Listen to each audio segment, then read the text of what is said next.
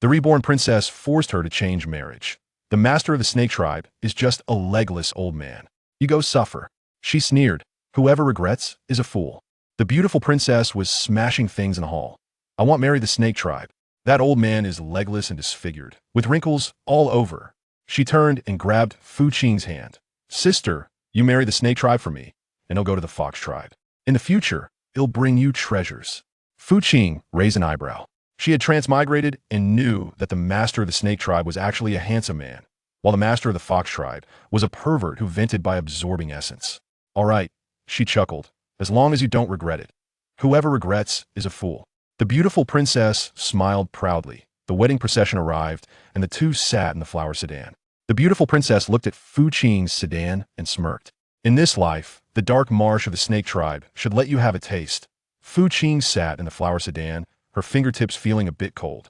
The master of the snake tribe had a cold and strange personality, but it was still better than being tormented by the master of the fox tribe. As long as she didn't provoke him, she should be able to survive, right?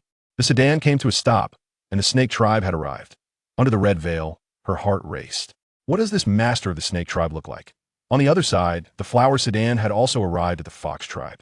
She lifted the curtain, only to see not the gentle master of the fox tribe from her memories, but a pair of cold, bloodthirsty eyes. She lifted the veil and saw a face covered in snake scales, almost screaming in fright. He, however, sneered, for over 10,000 years, you're the first person to dare to speak the truth. That Fu Qing was pulled into the room, and under the red veil, she only saw a pair of old hands covered in wrinkles. The master of the snake tribe, GiantWolf, lifted the veil, and her pupils constricted. A face full of snake scales, white hair, and eyes as dark as the abyss. Scared? His tone was cold. Fu Qing felt a chill down her spine, but braced herself and said, I was indeed scared at first, but one shouldn't judge by appearances. Since I'm marrying you, I will be devoted. GiantWolf stared at her, an aura of coldness surrounding him. Her heart raced, but she feigned calmness. After a while, he withdrew his gaze. You're the first person who spoke the truth to me and didn't get killed. Fu Qing thought to herself, how honored I am. Can I eat? She was about to starve to death. A maid brought food, and Fu Qing gobbled it down. GiantWolf looked at her, a hint of surprise flashing in his eyes. No one had ever dared to be so reckless in front of him. On the other side, the beautiful princess was screaming in the fox tribe's bridal chamber, being whipped by the master. She finally understood that she had made the wrong choice in the marriage swap. Meanwhile, GiantWolf suddenly spoke. From now on, you are the snake queen. She was stunned. Wasn't it said that she would be neglected? She was pressed down by the master of the snake tribe on the bed, kissed until she couldn't breathe, and when she bit him, he kissed her even more fiercely. Fu Qing was stuffed full, like a hamster holding her belly. GiantWolf frowned. This woman didn't resemble a dragon princess at all. She looked like a starving ghost. He turned and lay on the bed, and Fu Qing hesitated, unsure whether to sleep on the floor or the bed. Get up here. He spoke, leaving no room for refusal. As soon as she lay down, she was pulled into his embrace, his big hand roaming over her body.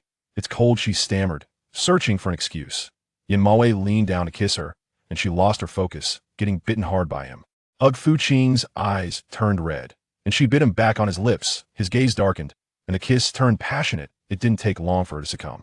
The next day, Fu Qing woke up, looking at the red marks all over her body, gasping for air. A maid with a snake tail approached, and she screamed in fright. Don't move. A human body with a snake tail, too terrifying. The maid helped her comb her hair, and the mirror reflected a beautiful, fair face. She was stunned. This is me? Footsteps could be heard outside, and GiantWolf walked in, his gaze deep as he fixed it on her. She instinctively pulled the blanket tighter, her cheeks flushing. Last night was too wild. The snake tribe's first beauty barged in. You look so ugly. Is the dragon tribe afraid of ruining their reputation by marrying my cousin? She sneered. Call the master here to judge. Fu Qing had just finished her meal when Hua Qiao stormed in, radiating hostility. You are the new wife my cousin just married? She looked down at Fu Qing with contempt. You don't look that great. Is the dragon tribe afraid of ruining their reputation? Fu Qing raised an eyebrow. Is this the vicious Hua Qiao from the original text? Is this all she has? The maid reminded Hua Qiao to bow, but she shouted angrily. Throw this cheap maid into the snake pit. Wait. Fu Qing stopped her. My people are you entitled to deal with. Go bring the master here and let him see how his good cousin is causing trouble in my palace. Hua Qiao panicked, her fierce demeanor faltering. It's just a small matter. Why bother disturbing my cousin? Small matter. Fu Qing laughed. You mocked me and want to deal with my people. Is that called small matter?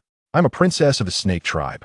Hua Qiao shouted, I am the legally married wife of the master. Fu Qing said lightly, in terms of status, you should bow to me. Footsteps approached, and Yin Maowei walked in, his gaze landing on Hua Qiao.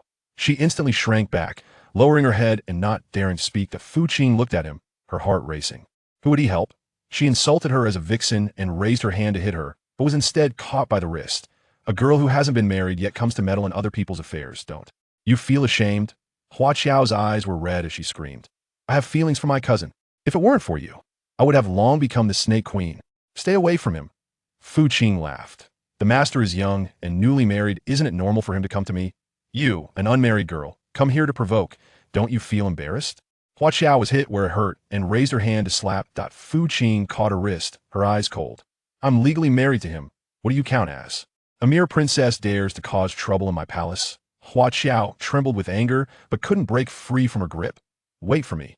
She threw down a harsh word and left in embarrassment. The maid knelt on the ground and cried. Madam, you shouldn't have offended her. She will take revenge. Fu Qing helped her up. What are you afraid of? I'm a master's wife. Do I still need to fear princess? Outside the door, Yin Maowei heard everything, his expression deep. The man in purple chuckled. Your new wife is quite impressive. He said nothing and turned to walk towards the Zichuan Hall. This little woman is indeed more interesting than he thought. I wonder what her reaction would be when she sees him. She nestled against the chest of the master of the snake tribe, acting cute. Hua Qiao is causing me trouble. You won't blame me, right? He pressed her down. You can handle it however you want. Fu Qing drew circles on his chest, her heart racing. She was betting on whether he would help her or Hua Qiao. Yin Maowei pinched her chin. Don't worry about others. You can do whatever you want. Just as she was about to feel happy, she was pressed down again, and a wild night ensued. The next day, a maid reported, Princess Hua Qiao has been put under house arrest. Fu Qing's eyes lit up. She wanted to make a scene with the elders, wanting to lock me in the dark place, and ended up being punished by the master. This dog snake man, though he doesn't say it, really protects me. Tomorrow we will return home. Yin Maowei walked in, holding a list of gifts. Fu Qing was sore all over and glared at him angrily. It's all because of you that I can't even move now. He seemed to see through her thoughts, leaning in closer. After we returned, his warm breath brushed against her ear as he whispered, I will definitely satisfy you. Fu Qing's cheeks turned crimson as she picked up a pillow and threw it at him. Pervert. He caught the pillow, his gaze deep. This little woman was becoming more and more interesting. Return home? Just right. Let the dragon clan see that his wife couldn't be bullied by anyone. But he didn't notice that Fu Qing sneezed, her complexion slightly pale. He touched her lips with his fingertip. After we return, I will definitely satisfy you. Her face turned blood red. Who wants you to satisfy me? Fu Qing woke up from her nightmare, drenched in sweat. Two snake heads the size of bowls almost scared her to death. The Lord slept in the side hall last night, the maid said. Fu Qing was stunned. Has this dog snake man changed his ways? He was insatiable just a few nights ago. In the carriage, Yin Mo Bai wore a black python robe with golden edges, a jade pendant swaying. Looking dazzlingly handsome, Fu Qing was mesmerized. Is this his true appearance? Even better looking than described in the book. He held her hand. Did you sleep well last night? I had a nightmare. She had barely finished when he interrupted her. He placed his fingertip on her lips, his gaze burning. After we return, I will definitely satisfy you. Fu Qing's cheeks turned crimson, wishing she could find a hole to hide in. Who wants you to satisfy me? I just want to ask why you slept in the side hall. He looked at her with a half smile. Why are you blushing? She turned her face away, her heart racing. This dog snake man is getting more and more inappropriate. As the carriage slowly drove towards the dragon clan, Fu Qing's heart was pounding. After we return, he wouldn't really want to satisfy me, would he? She looked at the handsome profile of the snake clan lord, her heart racing, but he pinched her chin. What are you so nervous about? The beautiful princess was crying in the dragon clan. The fox clan lord is a pervert. I want a divorce. The dragon lord scolded. Nonsense. This concerns the friendship between our two clans. As soon as he finished speaking, Fu Qing and Yin Mo Bai arrived. The beautiful princess was dumbfounded. How did Yu Huan live so well? Isn't the snake clan lord a disfigured old man? How'd he turn out like this? Is my sister doing well in the snake clan? The beautiful princess forced herself to stay calm. Fu Qing smiled. Pretty good. The lord takes good care of me. Yin Mo Bai wrapped his arm around her waist, his eyes coldly sweeping over the beautiful princess. She was so scared that she stepped back, only then seeing his face. Unparalleled beauty, powerful aura. How could he look like a disfigured old man? Elder sister must be doing well in the Fox clan too, right? Fu Qing asked deliberately. The beautiful prince's face went pale as she recalled the torment from the Fox Clan Lord, almost crying. The Dragon Lord mediated. Let's talk inside. Let's talk inside. Yin Mo Bai lowered his head and whispered in Fu Qing's ear. It seems she has some hostility towards you. Fu Qing raised her eyebrow. Not just hostility. She probably regrets the marriage exchange, right? Unfortunately, it's too late. She looked at the beautiful princess' ashen face and chuckled. Elder sister, are you regretting the marriage exchange? It's a pity it's too late. The beautiful princess stared at Fu Qing. Is the Snake Clan Lord really that person? Isn't he a disfigured old man? Fu Qing picked up a piece of food and said leisurely, just rumors, can't take them seriously. My husband is in his prime, very handsome. How about you, elder sister? How is life in the Fox Clan? The beautiful princess clenched her fists, her nails digging into her flesh. How could she have imagined that the Snake Clan Lord would be such a handsome man, while the Fox Clan she exchanged for was a hell? She hadn't finished speaking when Fu Qing interrupted her. If elder sister is not doing well, don't force yourself. Fu Qing said indifferently. After all, it's the path you chose. Inside the hall, Yin Mo Bai watched Fu Qing's irritating appearance, a smile flashing in his eyes. He leaned close to her ear. Your sister seems to be about to explode. Fu Qing raised her eyebrow. Who told her to insist on the marriage exchange back then? The beautiful princess outside heard everything clearly and trembled with rage. A maid advised her, go find the Dragon Lord. He will definitely help you. The beautiful princess gritted her teeth and turned to run towards the Dragon Lord's study. She must get him back. A handsome man like the Snake Clan Lord should have been hers. Fu Qing watched her retreating figure and said to Yin Mo Bai, the show is about to begin. He held her hand, his fingertips slightly warm. No matter what happens, I'm here. The Fox Clan Lord sneered at the Dragon Lord, but he walked over holding her. Are you dissatisfied with the Dragon Lord? Or dissatisfied with me?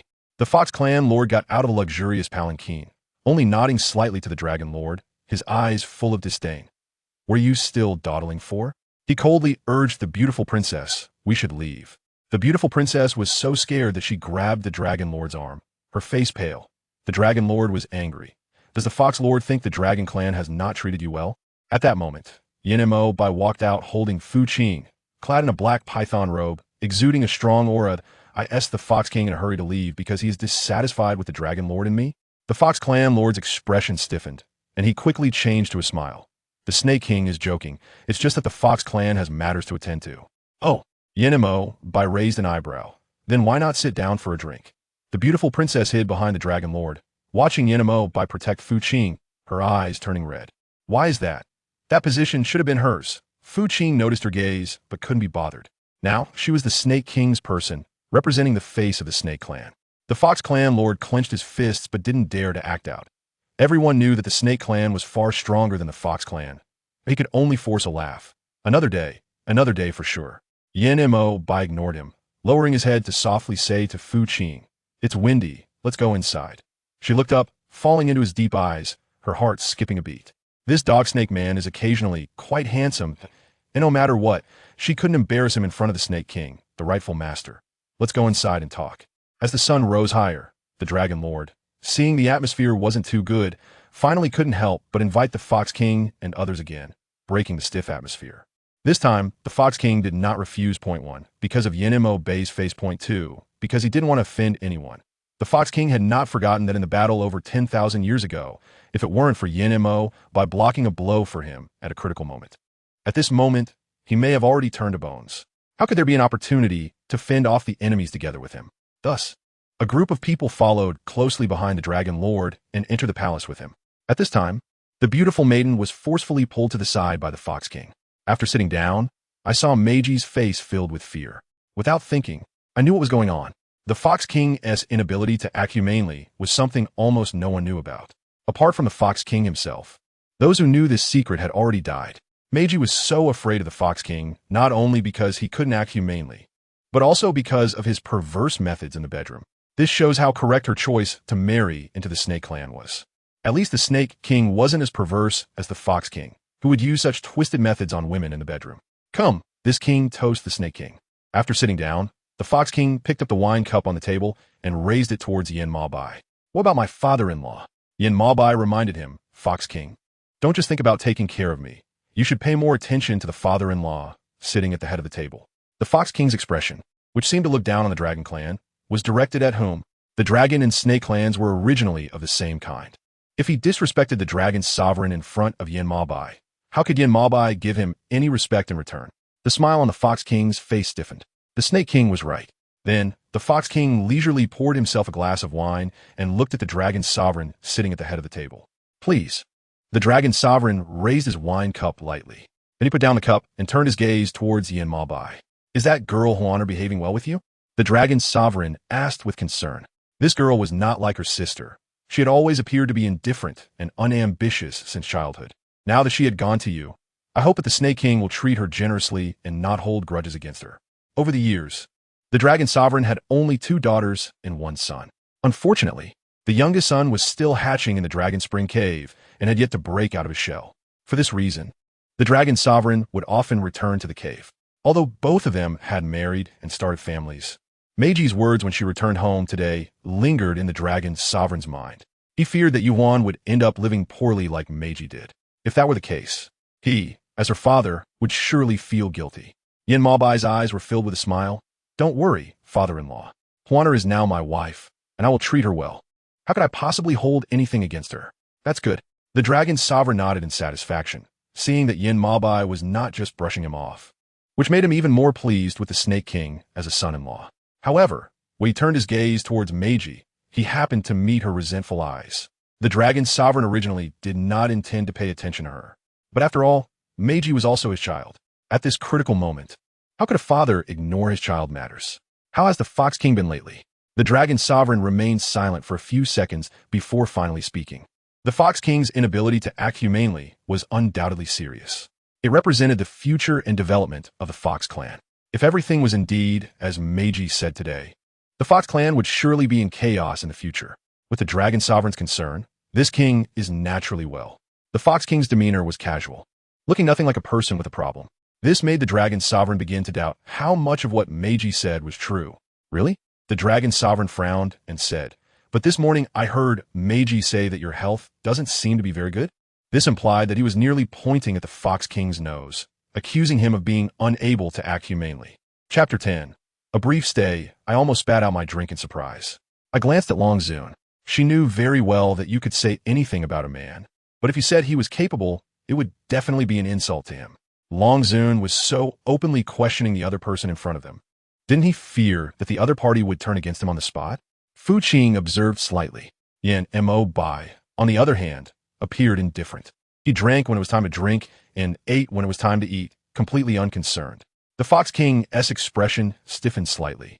Although he had long anticipated that the vixen would inform the dragon sovereign of his inhumane deeds, being suddenly questioned like this still made him feel a bit defensive.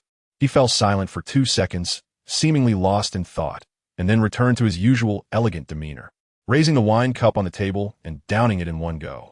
What aspect are you referring to, dragon sovereign? He asked meaningfully, yet his lightly smiling eyes concealed a hint of bloodthirst and murderous intent, making the vixen shiver involuntarily. The dragon sovereign froze. As a father, it was naturally inappropriate for him to inquire about the couple's intimate matters. The vixen, being a woman, could not possibly speak of such things in front of so many people. The Fox King seized upon this point, becoming increasingly eccentric and hostile in his subsequent words and actions. The vixen, having just arrived at the Fox clan and not being very familiar with their affairs, was asked to please not take to heart anything she might have said to the dragon sovereign. Once she returned to the Fox clan, this king would definitely handle it privately. The Fox King's words were somewhat to the point. Even if the dragon sovereign was dissatisfied and wanted to pursue the matter further, at this moment he could only give up. Father. The vixen, seeing the matter seemingly settling down, spoke reluctantly. The Fox King seized this opportunity to grasp the vixen's hand, revealing a row of white teeth as he smiled at her. Vixen, don't do anything that would worry the dragon sovereign again. His tone carried a hint of threat. The vixen looked to the dragon sovereign for help, but he turned his face away, unwilling to engage. At this point, any further words would be useless. The vixen's heart completely sank. She knew that at this moment, that lofty father had already given up on her. As she left the great hall, she clearly saw the flash of madness and revenge in the Fox King's eyes. She felt a wave of fear and trembling wash over her. She knew that if she returned to the Fox clan today, it would be very painful. So, at the moment she stepped out of the great hall, she decisively grasped Fu Qing's hand. Fu Qing didn't expect to be targeted by Meiji even while walking. She glanced at her and said, "Sister, didn't you just say you haven't seen me in a long time and wanted me to stay with you in the Dragon Clan for a couple of days?" Meiji said while winking at Fu Qing, hoping she could understand the meaning behind her words and come to her rescue. Pay off. She had a black line on her forehead. Is Meiji's brain malfunctioning? She actually wants her to save her. Doesn't she know how sharp the Fox King's gaze is on her right now? It's almost scaring her to death. You want to stay in the Dragon Tribe? Just as she was thinking about how to refuse, Yin Mabai spoke up. Huh? Fu Qing glanced at him, smiling a smile that looked worse than crying. At this moment, if she told the other party that she didn't plan to stay for long, would this beautiful princess immediately pounce on her and strangle her? Forget it. Let her be a saint once and save her this time. Yin Mabai glanced at the beautiful princess beside her and asked in a deep voice, "How long do you plan to stay?" Fu Qing couldn't discern whether Yin Mabai was angry or displeased. She closed her eyes and boldly extended a finger towards him. Just for one day. She couldn't imagine 3 days, but one day shouldn't delay him too much. If he wasn't willing to agree to this, then she would have no choice but to say she had tried her best. However, after pondering for a moment, Yin Mabai nodded and said just in time, "I have some matters to discuss with the Dragon Sovereign. Will the Fox King join?" The Fox King curled his lips, agreeing. He had initially planned to return to the Fox Clan right away to properly torment Meiji. But upon Yin Mabai's inquiry, he found himself in a dilemma. He was worried about Meiji, that wretched person, continuing to spout nonsense, yet also concerned that outright refusing would upset Yin Mabai. With no other option, he reluctantly nodded in agreement, feeling extremely gloomy inside, regretting letting that wretched Meiji return to the Dragon Clan. Otherwise, there wouldn't have been so much trouble in the hall.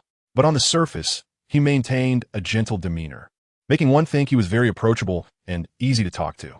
However, Fu Qing knew that beneath this hypocritical face lay a twisted heart. No wonder Meiji was afraid of her.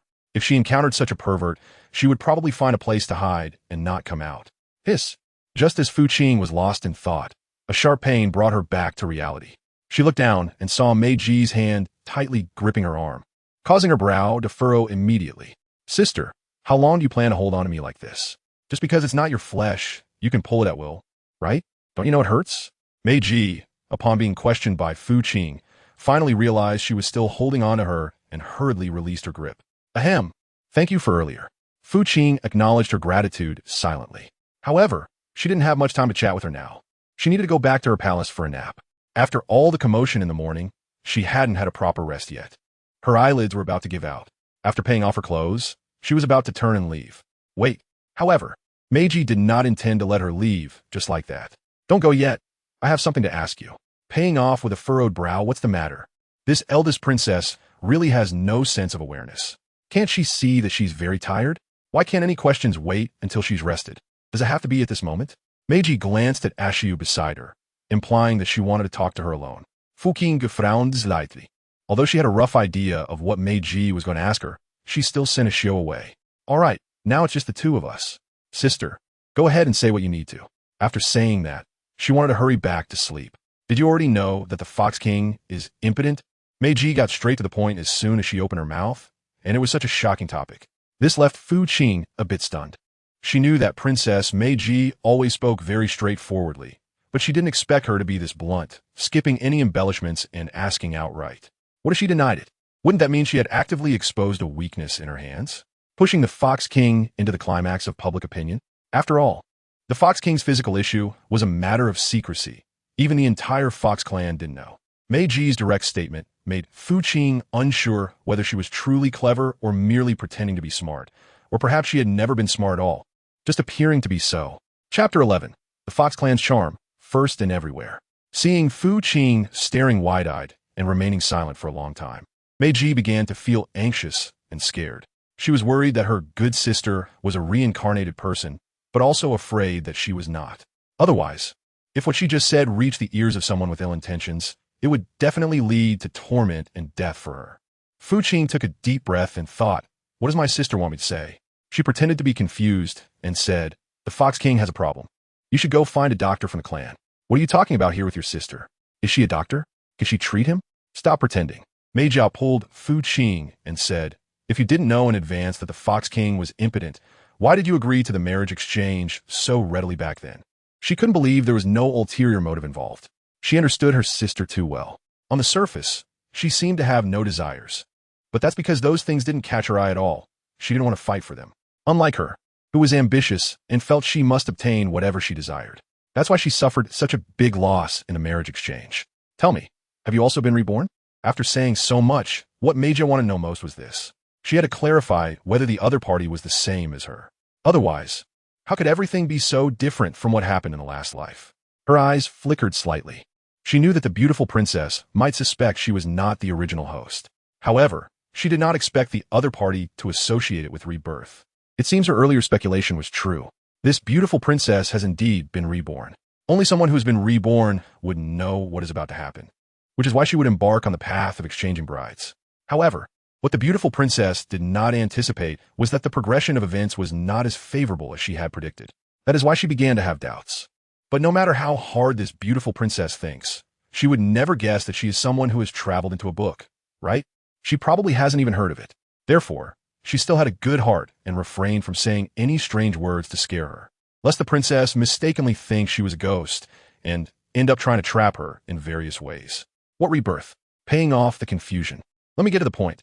Sister, what nonsense are you talking about? Why can't the younger sister understand anything? Is it the matter of the Fox King that has you so worried that you're starting to babble and hallucinate? Whether it's reincarnation or transmigration. Meiji asking this question clearly indicates she has no good intentions. She wouldn't fall for her tricks. You know what I'm saying? Meiji doesn't believe her sister doesn't know about the reincarnation. She definitely doesn't want to admit it. That's why she denies it, pretending to know nothing. In the past, she was too naive to see her sister as a rival. Little did she expect that her dear sister would actually play dirty.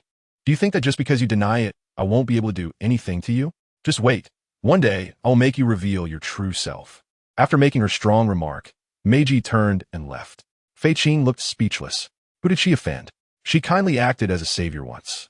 But instead of winning the favor of the beautiful princess, she was threatened by her. If she had known, she would have pretended not to know anything at all, letting the perverted Fox King deal with her, so she wouldn't be treated as a hypothetical enemy. Princess, are you really planning to do this? The close maid saw that the beautiful princess secretly added something to one of the cups of tea and asked worriedly, what if this matter is discovered by the Dragon Lord later? The princess gritted her teeth and twisted her face. Do you think I have any other choice at this moment? Go, have someone take this cup of poisoned tea to the council hall. The princess handed the prepared tea to the maid beside her, instructing her word by word. Remember, you must see him drink it with your own eyes. The maid looked worried, but she knew that whatever she said now, the princess would not listen. With no choice, she could only obey. At this moment, in the council hall, the three were discussing the case of the missing young women from the 36 clans. In the view of the Snake King, who is manipulating this matter behind the scenes, the Dragon Lord asked solemnly. Recently, there had been continuous reports from various clans about young women going missing. At first, everyone didn't pay much attention, thinking it was just a coincidence. It wasn't until recently that they noticed the missing young women had increased from 1 to 2 to 3, and only then did they start to take it seriously. Even the Dragon Clan could not escape this. The Dragon Lord was particularly troubled by this matter. The Dragon Clan had long since lost its former glory, with dwindling offspring and even fewer female dragons. If this continued, before their enemies even struck, they might go extinct first. It's hard to say, Yin Mabe said lazily, sitting there, every gesture revealing her nobility. But one thing is certain. These young women are all voluntary. There aren't many capable of such grand schemes. Besides the Fox Clan's charm technique, there's only the Wolf Clan's soul capture technique. However, the Fox Clan's charm is recognized as the strongest among the 36 clans, seducing everywhere. The Wolf Clan soul capture is comparatively weaker. The Dragon Lord's gaze immediately turned to the Fox King sitting to the side. The Fox King was taken aback for a moment, then set down his teacup, which he hadn't even had time to drink, and said, although the Fox Clan's charm technique is strong, it has always been stable under my management. If someone were to actually do such a thing, I would definitely not let them go. How could I allow them to be so carefree until now? The Snake King said this, but did he think the Fox Clan was the most suspicious? The Snake King had already been displeased with him for quite some time. At this moment, he would suspect the Fox Clan, and the Fox King was not surprised at all. However, he couldn't help but feel a bit unhappy, but it was difficult to express it. Yin Mabe glanced at the Fox King. What do you think? He retorted. You. The Fox King felt a lump of anger stuck in his heart. He had already tolerated a lot from the other party up to this point. Unexpectedly, the other party continued to push forward, thinking he, the Fox King, was easy to bully just because he didn't retaliate. All right, Seeing that the two were about to quarrel again, the Dragon Lord quickly waved his hand to interrupt. This matter should be thoroughly investigated. First of all, the Wolf clan is the most suspicious. Among the missing young women from various clans, aside from the Wolf clan being safe and sound, the other clans have missing young women that are not fewer than the Snake clan or Fox clan. If this continues, it will be a significant problem for the reproduction of young women in the clan. However, as soon as the Dragon Lord finished speaking, he felt a sudden suffocation and pain in his chest. The two sitting below immediately noticed something was wrong with the Dragon Lord. Before they could ask, the Dragon Lord suddenly spat out a mouthful of black blood. "Call the doctor! Call the doctor!" The trusted aide beside him shouted anxiously. The situation had occurred too suddenly. No one expected that the originally healthy Dragon Lord would suddenly vomit blood, and everyone became flustered. Yin Mabe and the Fox King were both stunned. They quickly stood up, looked around the hall, but did not find any suspicious person. Then Yin Mabe turned his gaze to the cup of tea on the table. The Fox King did the same. Just now, when they were in the middle of their discussion, a maid had suddenly brought in 3 cups of tea. The Fox King, being naturally suspicious, feared that someone had poisoned the tea, so he proposed to switch cups with the Dragon Lord. The Dragon Lord was somewhat displeased, thinking the Fox King's thinking was too narrow, but he agreed. Who would have thought that it was this cup of tea that poisoned the Dragon Lord? As for who the other party's target was, it was self-evident. The Dragon Lord was merely a scapegoat for the Fox King. Soon, the news of the Dragon Lord being poisoned spread throughout the Dragon Clan.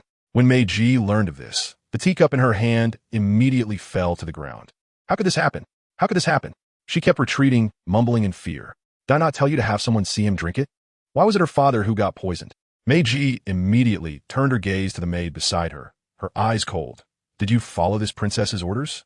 Princess, I indeed followed your orders to have someone deliver the poisoned tea to the Fox King's table, the maid said with a face of grievance and fear.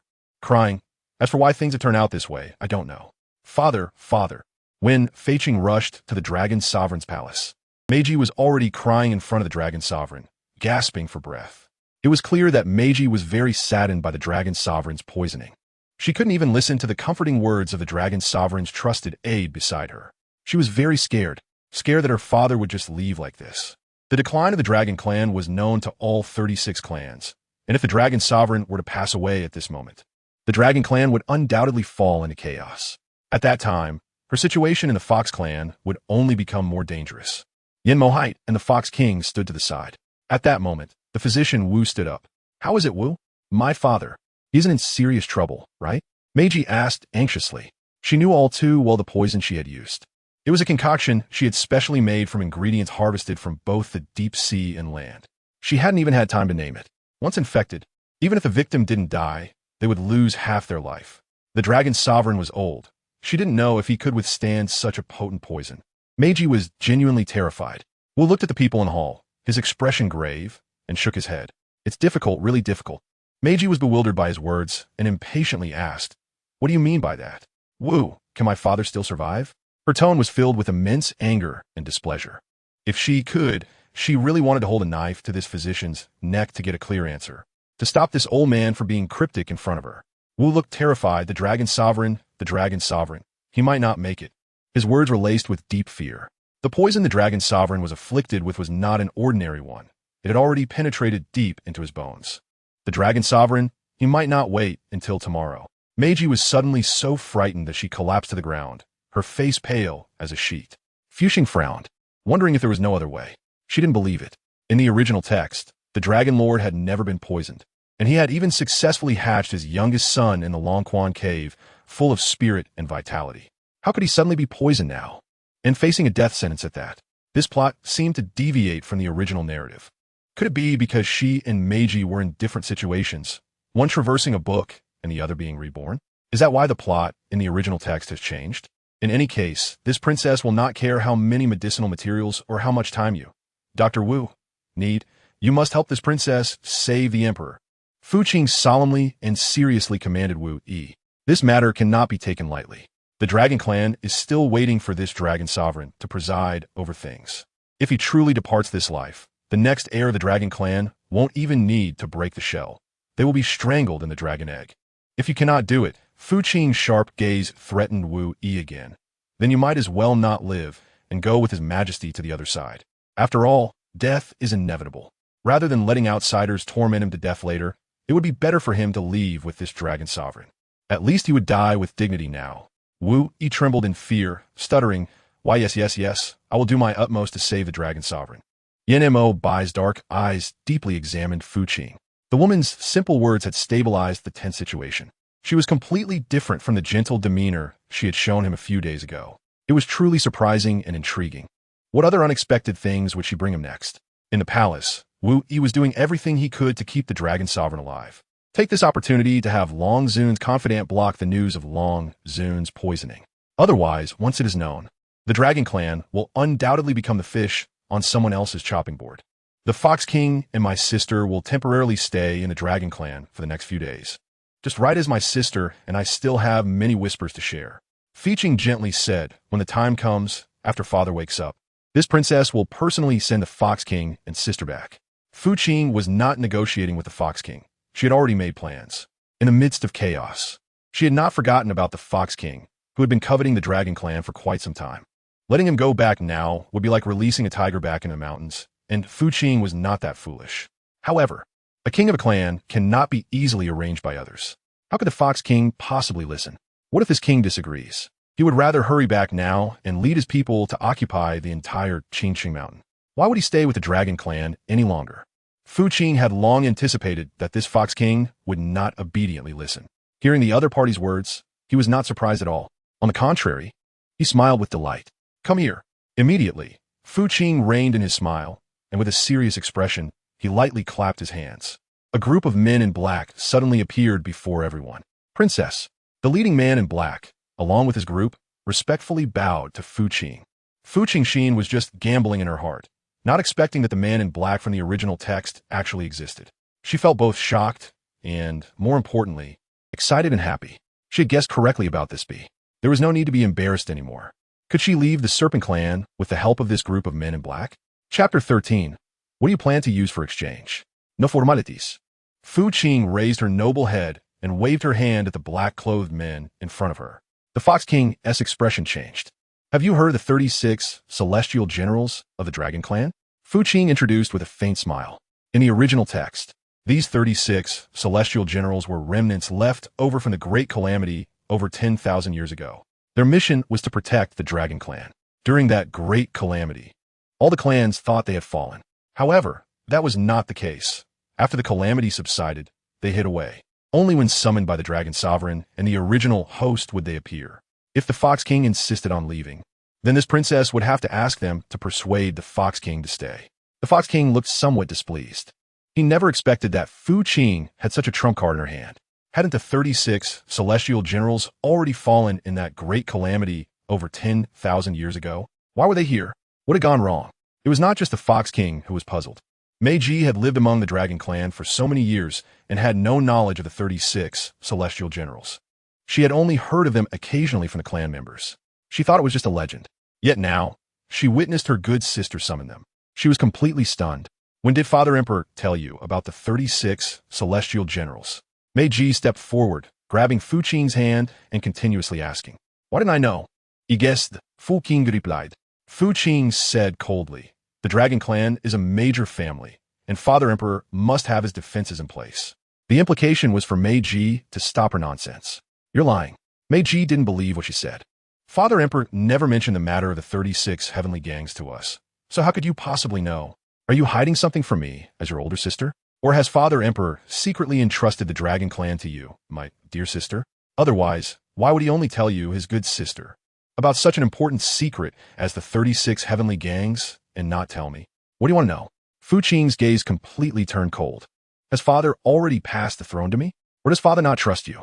Has this beauty's mind completely broken? In front of outsiders. She's actually bringing this up with her. Does she not see the current situation? Or does she think the Dragon Clan hasn't died fast enough?" The beauty twisted her face. "Wake up, my dear sister." Fu Qing couldn't help but retort. "As long as my little brother is alive, the throne of the Dragon Clan cannot fall to me. The matter of the 36 celestial generals was purely an accident, and the Prime Minister Turtle can attest to that." "Yes, Your Highness." The Prime Minister Turtle, seeing that the beauty was constantly causing trouble for Fu Qing because of this matter, hurriedly helped her cover up the lie. The second princess did not lie. The 36 celestial generals have always been hidden in the dark and only appear when the dragon clan is in danger. The second princess just accidentally called them out earlier. However, even with the Prime Minister Turtle standing up to vouch for Fu Qing, the beauty still did not believe it. Her suspicious gaze kept scanning Fu Qing. Paying off doesn't matter whether Meiji believes it or not. Just make it disappear quickly. Better not to add to her troubles. Someone, take the Fox King and the princess down to rest together. Even if Meiji wanted to ask more, she had no chance. The Fox King looked grim, but in the face of the threat from the 36 heavenly generals, he still reluctantly compromised. Well done. Yin Mo Bai sincerely praised as he watched the backs of the Fox King and Meiji leave, remaining calm and composed in the face of the situation, showing no signs of fear or panic. When his father-in-law wakes up, he will surely be very pleased. Fu Qing was taken aback. Does the master really think so? She was just suppressing the fear in her heart. It wasn't that she wasn't afraid at all. On the contrary, at the moment she heard the doctor say that Long Zun was not capable, her worry was no less than Meiji's. It's just that she understood the importance of restraint better than Meiji. She knew very well that if she lost her composure at this moment, everything would be over. The tens of thousands of Dragon Clan subjects would not only be killed by the foreign tribes, but even she, as a princess, would likely become a thorn in the side of all the foreign tribes. What she was doing was not only to save the entire Dragon Clan, but also to save herself. Once the Dragon Clan was annihilated, those foreign tribes would certainly root out all remnants and would never allow princesses like her, who married into their clan, to survive. She just didn't know how the Dog Snake Man would act when that time came, whether he would hand her over to appease the various tribes or forcefully keep her in the Snake Clan. But deep down, she was still very afraid. Paying off her debts, she revealed the most vulnerable side of herself in front of Yin Ma Bai. On one hand, she wanted to evoke his protective instincts, hoping he would cherish and protect her more. On the other hand, she was also showing weakness. She didn't want Yin Ma Bai to misunderstand her as a strong and scheming woman. While she was still unable to stand on her own, she hoped to be well protected under his wings, rather than having to worry about everything herself. Otherwise, wouldn't that be exhausting for her? Are you seeking help from me? Yin Ma Bai suddenly lifted her chin, staring at her intently. The woman had a delicate, fair face, appearing quiet and gentle. But once someone touched her sore spot, she would lash out like she did earlier, showing no mercy to her enemies. This side of her was both vibrant and intriguing, making one want to continue exploring just how many sides she had that he didn't know about. So, what do you plan to use to exchange with me? Yin Ma Bai's deep-set brows and eyes kept probing into the woman's fair face, wanting to know how she would persuade him next, or what kind of conditions she would use to entice him and make him satisfied. Yin Ma Bai was not one to make a losing deal. To put it simply, Fei Qing is just a woman he married less than 3 days ago. Saying love is still too early. At most, it's just curiosity and interest. He hasn't lost his mind to the point of giving up the interests of the Serpent Clan for a woman. So what if the other party is from the Dragon Clan? Without a strong backbone to support everything, in the end, he will surely be annihilated by the other clans. Pay off. What does the Lord want? She has figured it out. The other party neither intends to help nor to take advantage of her situation. Instead, they're standing in the middle with a watching attitude. Indeed, the dragon race has long been a thorn in the side of other races, and many kings want to take a share of the pie. So how could they allow anyone to disrupt their common interests? Why would Yin Mo Bai take such a great risk to help her? He is not foolish. All of this was just her overly optimistic thinking. She thought that because dragons and snakes share the same root, the other party might stand up and say a few words out of humanitarianism. It now seems that without any benefits on the table, who would stand up to help you for no reason? Even if the other party is your husband, what does it matter? In the end, you still have to rely on yourself to exchange various benefits. Sigh. Chapter 14, Soul Cleansing Pill. Yin Mo Bai retracted his index finger somewhat dejectedly and stood tall. I haven't thought it through yet. How about I find you once I've made up my mind? King's eyes sparkled with excitement. Does this mean that the Lord has agreed? Is the Dog Snake Man really so easy to talk to? The Lord must not go back on his word. In contrast to the negotiations between Yin Mo and Qing, the situation with the Fox King and the beautiful princess was about to turn bloody. As soon as they entered the palace, the Fox King slapped the beautiful princess hard across the face without any hesitation, causing her to stumble and fall to the side. You wretched girl. Who allowed you to sneak back? The Fox King gripped the beautiful princess's neck tightly, his eyes bloodshot as he questioned her. What if you're a princess of the Dragon Clan? Since you married into the Fox Clan, you should listen to me. I did not agree to your return, so you can only obediently stay in the Fox Clan. Who gave you the guts and power to hurt those guards. The beautiful princess was already dazed from the slap. But when she saw the murderous intent in the Fox King's eyes, she immediately came to her senses, trembling uncontrollably. I didn't.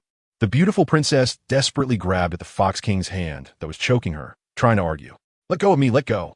She struggled hysterically, making her beautiful face appear somewhat grotesque. Unfortunately, her strength was nothing more than a trapped beast struggling in vain in the eyes of the Fox King. It posed no threat to him at all. Do you think I would believe that?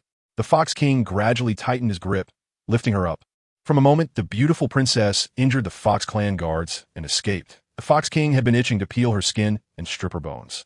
However, he had never found the opportunity, so he had endured. Now that no one was around, how could the Fox King continue to endure? I'm not a fool.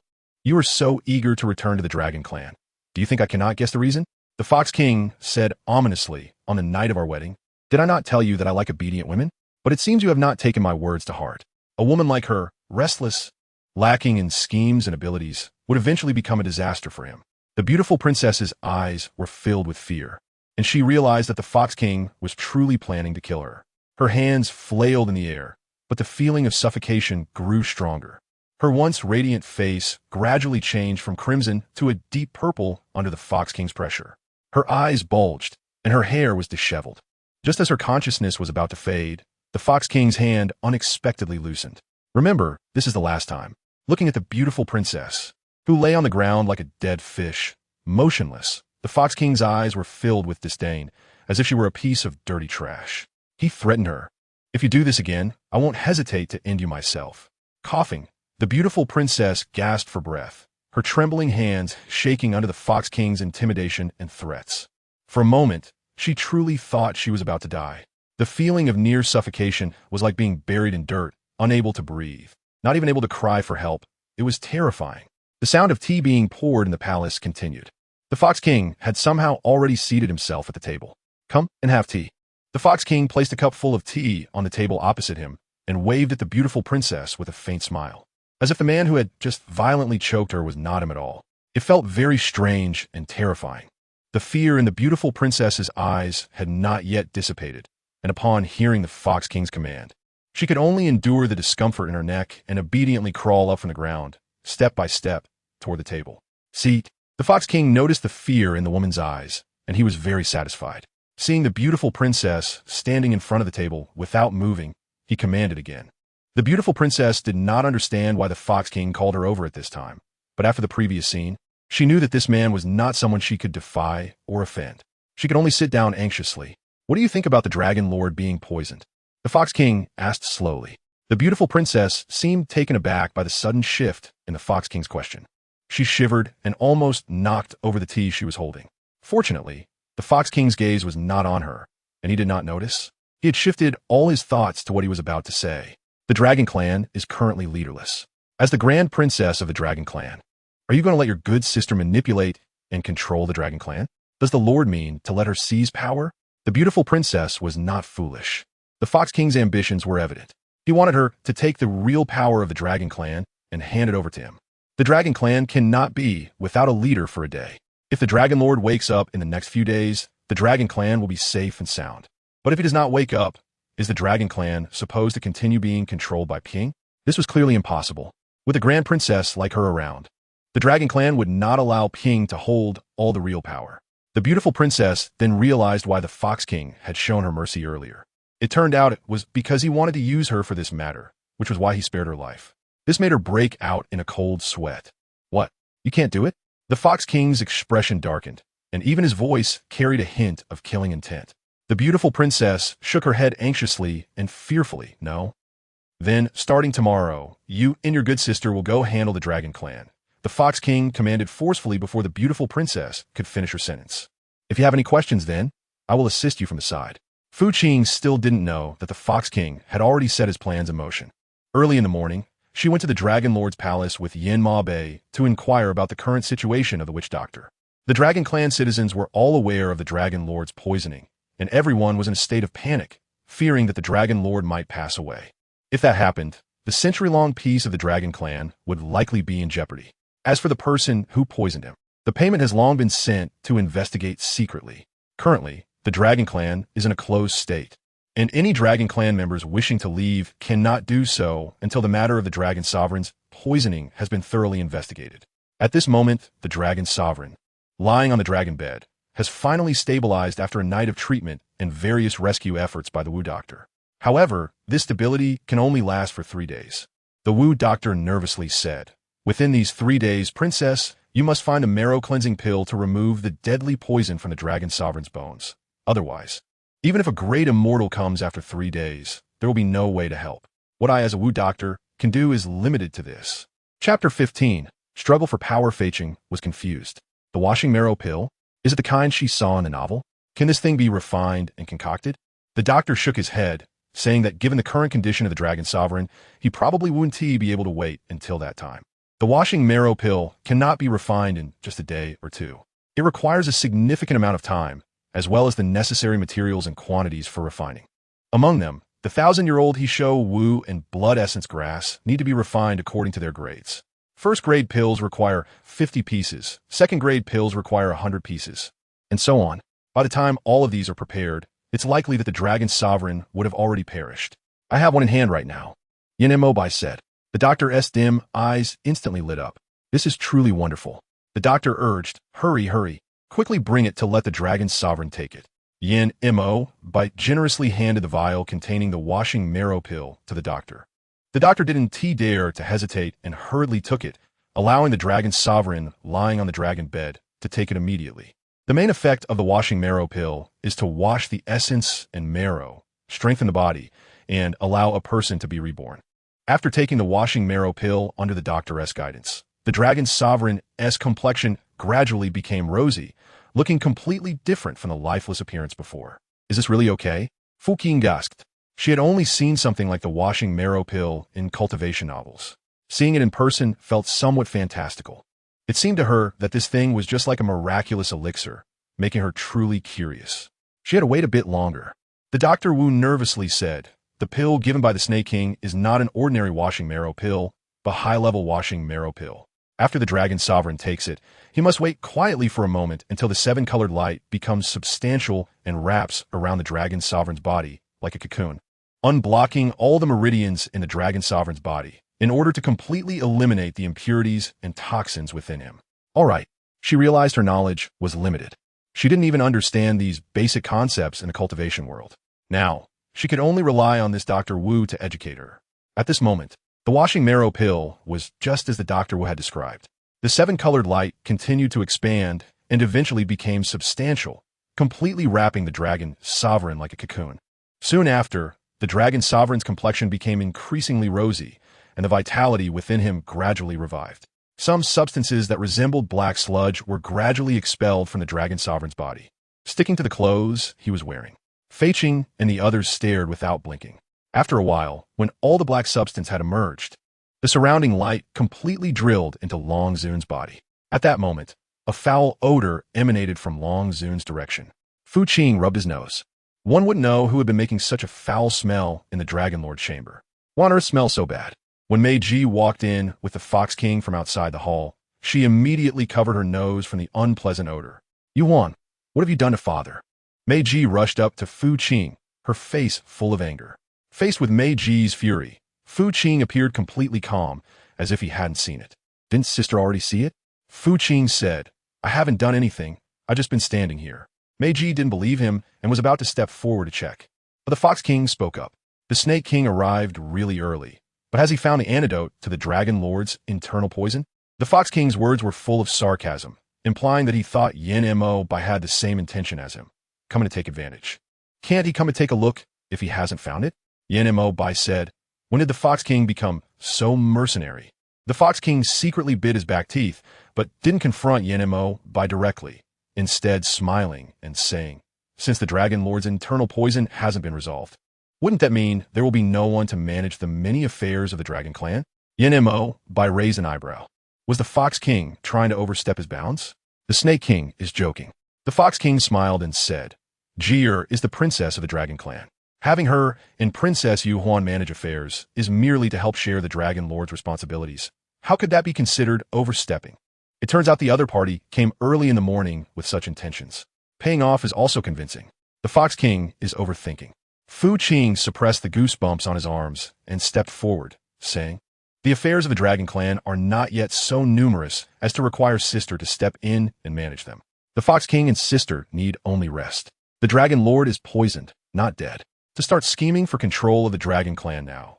If the Dragon Lord were to die, wouldn't he, the Fox King, and Mei Ji turn the Dragon Clan upside down? What do you mean by that, little sister?" Mei Ji asked unhappily. "Are you trying to monopolize the authority of the Dragon Clan? Do you not even regard me, your elder sister?" Fu Qing, if possible, she really wants to knock on this beautiful princess's head to see what's inside. Can't she see the Fox King's watchful eyes? Does she really have to confront her on this issue at this moment? With the Turtle Prime Minister managing things for their father in the clan, what great power does she have? Fu Qing said coldly, "Sister, don't make a scene. I see you just quibbling." The beautiful princess has long been displeased with her younger sister Fu Qing, and hearing her say that only made her more vehement. "Don't think I don't know what you're planning. As long as father doesn't wake up, do you intend to stay away from the Snake Clan? If this goes on, won't the Dragon Clan be under your control alone?"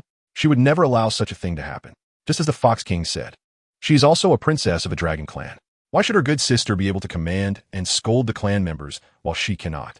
She deserves her share of the power in the Dragon Clan. Why should she allow her good sister to control everything alone? Fu Qing frowned. A person with a dirty heart sees everything as dirty. This description perfectly fits Mei Ji's crazy and twisted demeanor.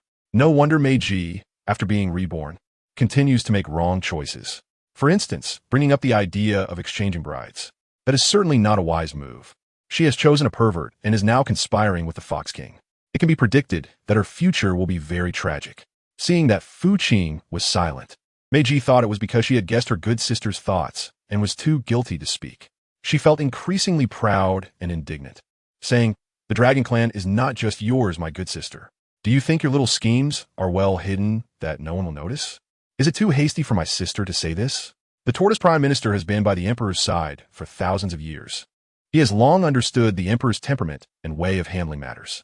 Before Mei Ji could continue her rant, Fu Qing interrupted her to prevent her from getting more worked up, thinking she was truly the savior of the Dragon Clan and a great contributor. The matters of the Dragon Clan are nothing significant to the Tortoise Prime Minister.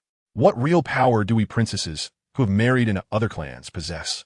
Implicitly, we both lack the qualifications, so there is no need to worry about it here. The Dragon Clan is currently managed by the Tortoise Prime Minister. It's not as simple as saying that power lies in whose hands. That is completely fabricated. Who would admit to that? Chapter 16. Those from the same clan look down on their own. How could those from other clans take us seriously? My sister is truly sharp-tongued. Mei Ji's words were somewhat gritted, which her sister had never noticed before. No wonder even the Emperor praised her sister for being obedient and sensible since childhood. It must have all been an act, right? She always thought her sister was not as obedient as the Emperor described. Now, she realizes that her obedience was only in front of her good father. In reality, she is just as wicked at heart. But what if the Emperor never wakes up? Does the Dragon Clan have to rely on the Tortoise Prime Minister forever? After all, the Tortoise Prime Minister is just a lackey by the Emperor's side. What right does he have to manage the Dragon Clan? He isn't even half a dragon. Serving the Emperor is already his greatest honor. What qualifications does he have to manage the Dragon Clan? What does my sister mean by that? Fu Qingdao, are you cursing the Emperor, or do you not wish for him to wake up? This Dragon Sovereign has truly raised an unfilial daughter. Instead of hoping for him to wake up soon, you are here fighting over this and that. If the Dragon Sovereign wakes up and learns of this, he might just be furious with you. The Emperor is currently only suffering from a bit of poison. Fu Qing reminded, it's not like he can't wake up. Why are you so anxious, sister? Or is it that the one truly anxious is someone else? Fu Qing noticed the Fox King's eyes spinning in their sockets. Clearly not up to any good. Sure enough, the Fox King then stopped the beautiful maiden who was about to speak and took the initiative to speak for her. "Second princess, don't be angry." The Fox King waved the dark-colored fan in his hand leisurely and said, "Jier is worried that those with ulterior motives might take advantage of the Dragon Sovereign's poisoning to cause chaos in the Dragon Clan. Don't bicker with her. But there's one thing Jier said that is very correct. Given the current situation of the Dragon Sovereign, what if he can't wake up?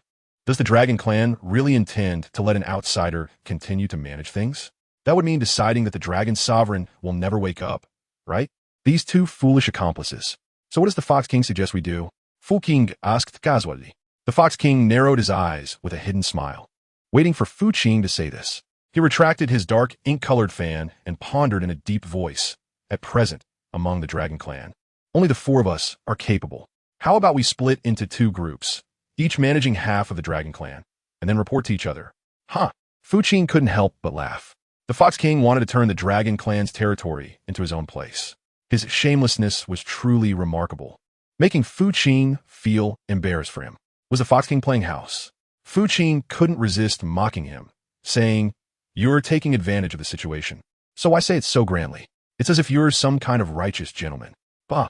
The Fox King was not angry. Instead, he turned his gaze to Fu Qing, his eyes filled with a smile as he said, "Considering the current state of the Dragon Sovereign's poisoning, does the second princess have a better solution?" With the words out in the open, the Fox King no longer concealed his intentions.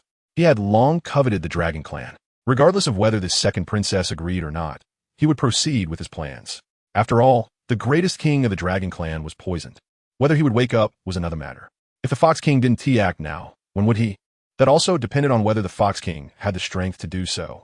Suddenly, a powerful, resonant voice of an elder sounded from behind the 4. "Father." Meiji looked up. The Dragon Sovereign had somehow already sat on the dragon couch. His expression was heavy, and it seemed he had been sitting there for a while, staring intently at them. "Shut your mouth."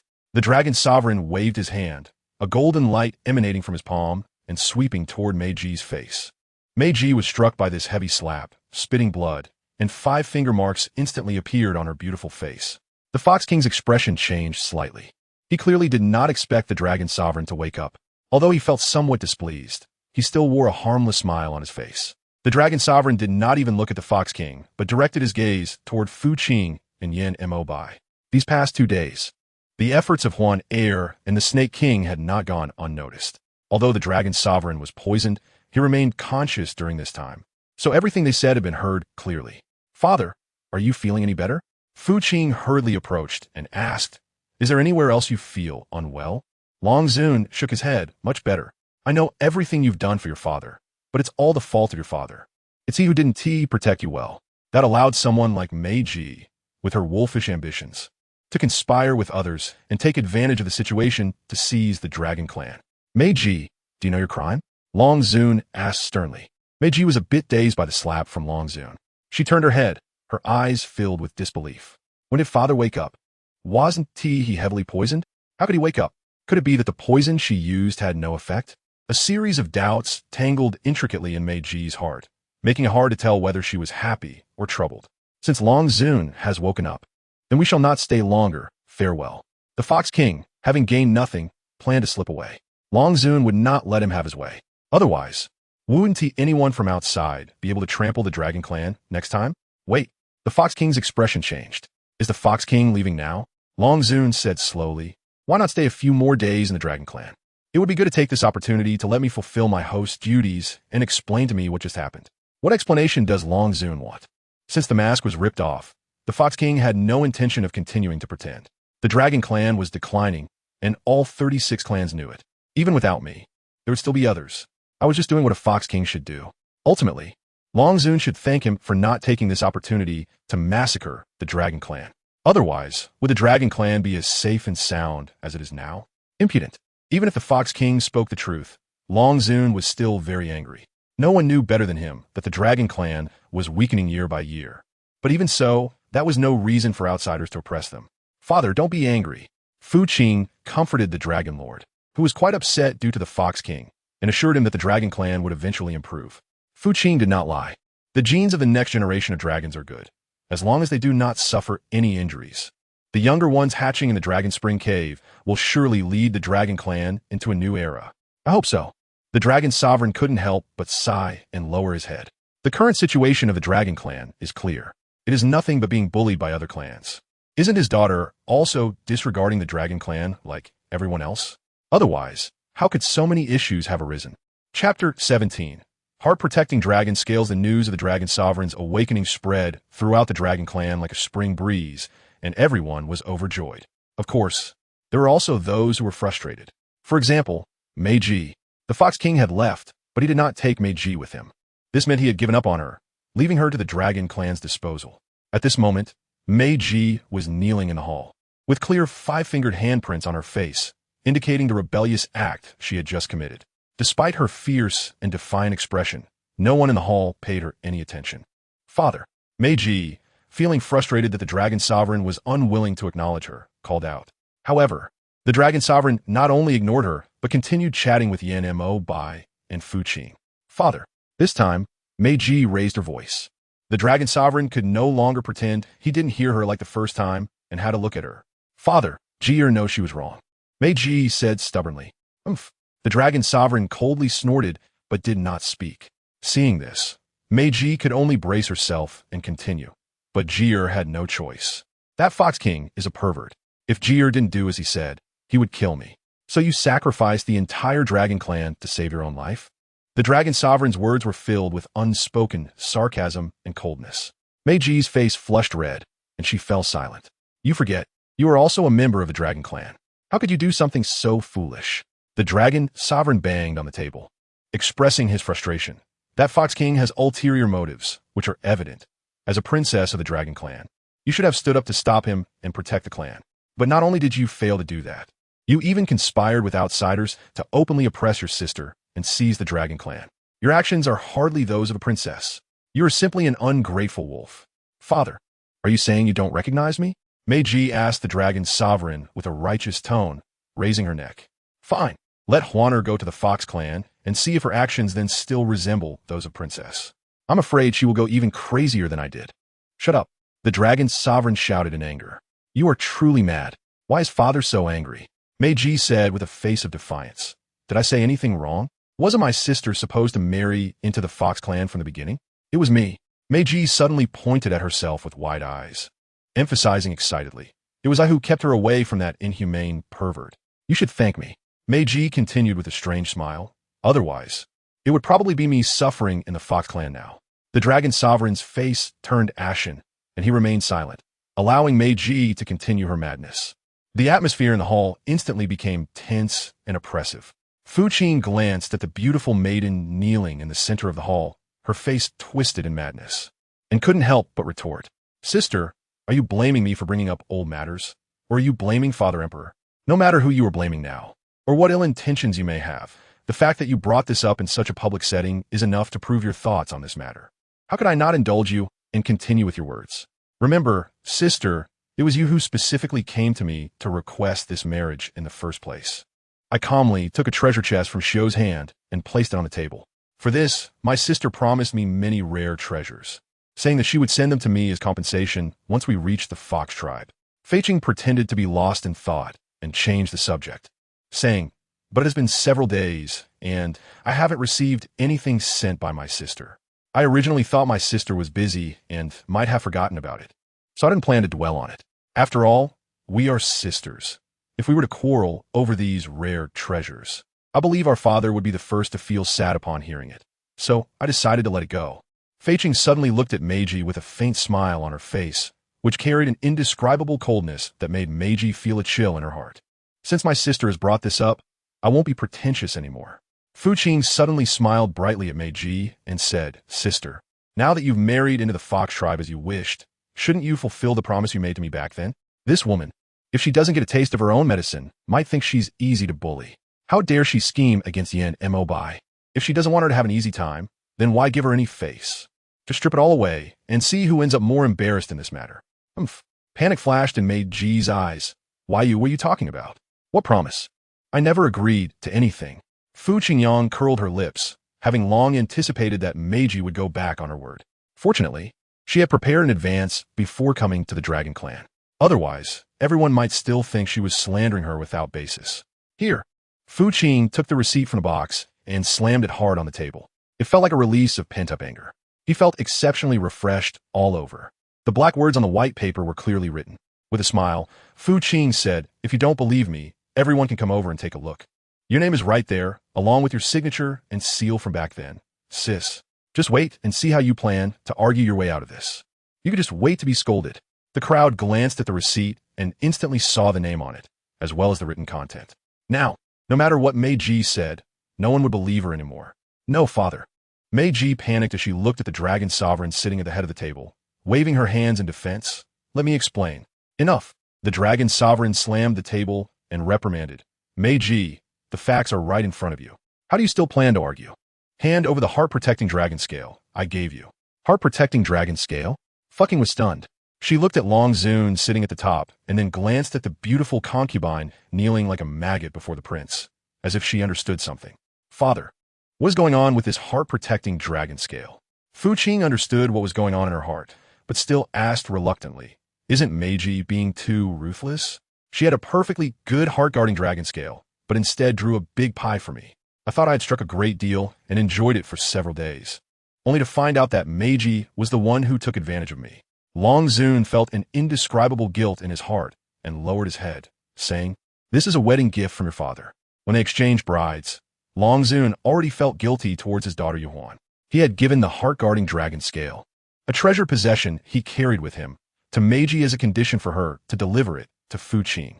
Unexpectedly, Meiji was so ruthless that she didn't follow his instructions at all, but instead kept the heart-guarding dragon scale for herself. Had he known this would happen, Long Zun would never have entrusted the heart-guarding dragon scale to Meiji for her to pass on. Chapter 18. The Cunning Spirit. Haha. Meiji burst into laughter. Father wants me to hand it over because he wants to give the heart-guarding dragon scale to Yuan, right? Meiji's expression suddenly turned sinister. Dream on. I've already hidden this thing away, and no one can find it except for me.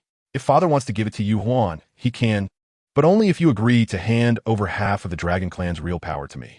Otherwise, even if I die, I won't give the heart-guarding dragon scale to you. Bang! Long Zun slammed his hand down on the table, breaking it in anger. You brat! Do you believe I could kill you with a single palm strike right now? Meiji raised her head and puffed out her chest, showing no sign of fear. Go ahead. Kill me. I don't believe Father can really bring himself to do that. You! Long Zun was infuriated by Meiji's fearless demeanor. He never imagined that his most beloved daughter would stab him in the heart like this. What was the difference between this and killing him? Seeing this, Prime Minister Ge hurriedly spoke to calm the situation. Long Zun, please calm down. You just woke up. Don't let this matter upset your health. It's not worth it. The heart-guarding dragon scale is indeed important, but if you let Meiji's scheme succeed because of this, wouldn't that be a loss for us? Fu Qing glanced at Meiji's proud face and immediately guessed her inner thoughts. She was convinced that they wouldn't be able to find the heart-guarding dragon scale and wouldn't dare to do anything to her. Unfortunately for her, this little thought was destined to fail. Father can send someone to the Dragon Palace to take a look, Fu Qing suggested seriously. Although the catastrophe from 10,000 years ago had severely damaged the Dragon Palace, the basic structures were still intact, and with the restoration by the clan members, the Dragon Palace had already been mostly repaired. The heart-guarding dragon scale might be hidden in some corner of the Dragon Palace or even in the Queen Mother's tomb. In the original text, Meiji's favorite place was the Dragon Palace, and her reason for going there was because the Dragon Mother was buried there. Every time she visited, she would spend half a day in front of the Dragon Mother's tomb. If she wasn't mistaken, Meiji must have gone to the Dragon Palace the day before her wedding. Such an important matter, she couldn't possibly not inform the deceased Dragon Mother. Hence, it could be inferred that the heart-guarding dragon scale was likely hidden by her in the Dragon Palace. Meiji's eyes widened. You're talking nonsense. How could the heart-guarding dragon scale be in the Dragon Palace? Father, don't believe her. Seeing Meiji's increasingly nervous and evasive demeanor, the Dragon Sovereign understood everything. He immediately sent someone to search the Dragon Palace. Indeed, heaven does not disappoint those who are earnest. The heart-guarding dragon scale was found beneath the altar dedicated to the Dragon Mother. Upon learning this, the Dragon Sovereign felt a mix of emotions. The moment Meiji saw the heart-guarding dragon scale presented to the court by the Dragon Clan guards, she knew her last trump card was gone. She glared at Fu Qing with some resentment. How did you know the heart-guarding dragon scale was in the Dragon Palace? Did you have someone follow me? After the catastrophe 10,000 years ago, the Dragon Sovereign rarely took them back to the Dragon Palace, and they have been living on land. Only during festivals would the Dragon Sovereign take them back to the Dragon Palace for worship. Over the years, whenever Meiji had something troubling her, she would secretly return to the Dragon Palace to confide in the Dragon Mother, and even her most trusted maid didn't know. How could her good sister know? If she wasn't following her, what else could it be? Meiji couldn't think of any other reason. You're overthinking it, Fu Qing lied without even blinking. The day before your wedding, I happened to pass by when you came out of the altar. Fu Qing didn't need to continue. Meiji guessed the rest. She suddenly burst into laughter. So that's how it is. No wonder things turn out this way. I thought it was just a coincidence. It turns out I had already exposed myself. Divine will, it really is divine will. Someone, lock Meiji in the dungeon. The Dragon Sovereign, seeing Meiji completely losing her mind, hurriedly ordered her to be taken away. Although this farce ended with the heart-guarding dragon scale, the dragon sovereign felt exhausted both physically and mentally after this incident. It was clear that Mei Ji's madness had dealt him quite a blow. "My lady, when are we going back?" A Xiao, who was serving nearby, asked with concern. They had been in the dragon clan for 4 or 5 days. Although the sovereign had not said much during this time, continuing to stay would inevitably cause displeasure. Fu Qing thought for a moment and decided it would be in 2 days. Soon, this lady will go and ask the esteemed master. "Want to go back?" Meanwhile, Yin Mo Bai lay down on the bed after taking a bath. Seeing this, Fu Qing hurriedly stepped forward with small strides to serve. I have been in the dragon clan for so long, I really do miss the days in the snake clan. No man in the world would dislike hearing that his woman loves his family. Yin Mo Bai was no exception. He raised Fu Qing's round chin with his long fingers, his gaze fixed on her without blinking. Little ghost. Before Fu Qing could ask what this meant, she was forcefully pressed into the man's embrace. The next day, when Fu Qing woke up, she learned from Xiao that Yin Mo Bai had gone to bid farewell to the dragon sovereign. She was not surprised at all. She just didn't expect the man's decisiveness to be so strong. He had only spoken about it last night, and by this morning, it was already done. It seemed that the dog snake man had grown tired of staying in the dragon clan these past few days. This was good, as it saved her from having a tearful farewell with the dragon sovereign. Before leaving, the dragon sovereign, citing discomfort, did not come to see her off, but instead sent Prime Minister Gui to deliver the heart-protecting dragon scale. "Your Highness, this is the dragon sovereign's heartfelt gesture. Please accept it," Prime Minister Gui said with a faint smile. Among the 2 princesses, he held the second princess in the highest regard. Unfortunately, she was a woman. If she were a man, the dragon clan would surely thrive. Fu Qing glanced at the heart-protecting dragon scales, which sparkled like a glowing star. They looked incredibly dazzling and flawless. No wonder Mei Ji was reluctant to give it away. If she had seen such a precious item, she probably wouldn't have parted with it either. However, Fu Qing said, "You should return it to Father Emperor." To be honest, before seeing the item, she was indeed curious about what kind of treasure it was. But after seeing it, she felt it was just so. Although many people desired this thing, it didn't mean she was one of them. Moreover, this item was taken from Mei Ji's hands. Everyone was clear about the circumstances at that time. Long Zun still had feelings for his daughter Mei Ji. If she had accepted it, Long Zun would inevitably have some negative thoughts about her because of this matter. Why would she ruin that beautiful relationship for such a small heart-protecting dragon scale? Chapter 19. The 4 great ladies was Huan heir confiscated? Long Zun was surprised to learn from Prime Minister Gui that Fu Qing had not accepted the heart-protecting dragon scale. Prime Minister Gui nodded. "Yes, Your Excellency. The princess also asked this old servant to convey a message to you, saying to rest assured and recuperate. After some time, she will come back to visit you in the dragon clan." Upon hearing this, Long Zun felt a bit ashamed of his petty suspicions. After staying in the dragon clan for so many days, Fu Qing felt a bit uncomfortable upon her return. Now, seeing a Xiao and the others immediately revealing half of their snake tails upon returning, she was terrified. Having stayed in the dragon clan for so long and becoming comfortable, she had forgotten that the snake clan disliked suppressing their true forms. Therefore, upon returning, these maids and guards seemed to have been liberated, all revealing their human bodies and snake tails. The scene was quite spectacular. If it weren't for her strong inner self, she might not have been able to remain calm. Fu Qing was so startled by this scene that she screamed like a rabbit with her ears perked up. "Madam, come, have a sip of tea to soothe your throat." A Xiao noticed that Fu Qing's face appeared somewhat pale and thought she was exhausted from the recent travel. So she hurriedly poured her a cup of tea and handed it over. "What about the Lord?" Fu Qing pressed his trembling hand and greeted her. "Recently, the snake clan has been busy." A Xiao replied softly. "The Lord has already gone to the study with the 8 elders." "All right. The dog snake man hasn't had time to deal with the affairs of the snake clan during these few days with her in the dragon clan. Right now, the pile of matters must be quite substantial. It's really exhausting. Come over and give this lady a back rub." After putting down the teacup, Fu Qing crawled back onto the couch. These past few days, her waist had been sore and painful, feeling like it was about to break. She really needed to rest well. Otherwise, if this continued, she would surely exhaust herself to death. "Madam, would you like to go soak in a hot spring?" Xiao, seeing her so tired, couldn't help but suggest, "There's a hot spring not far from Zixia Hall, specially built by the Lord for the ladies to use. If Madam is really exhausted, you can go there to soak and relieve your fatigue." The sleepy bug that was paid off disappeared in a flash. Why didn't you mention such a good thing earlier? She exclaimed with wide eyes. Let's go. Hurry up and take this lady there.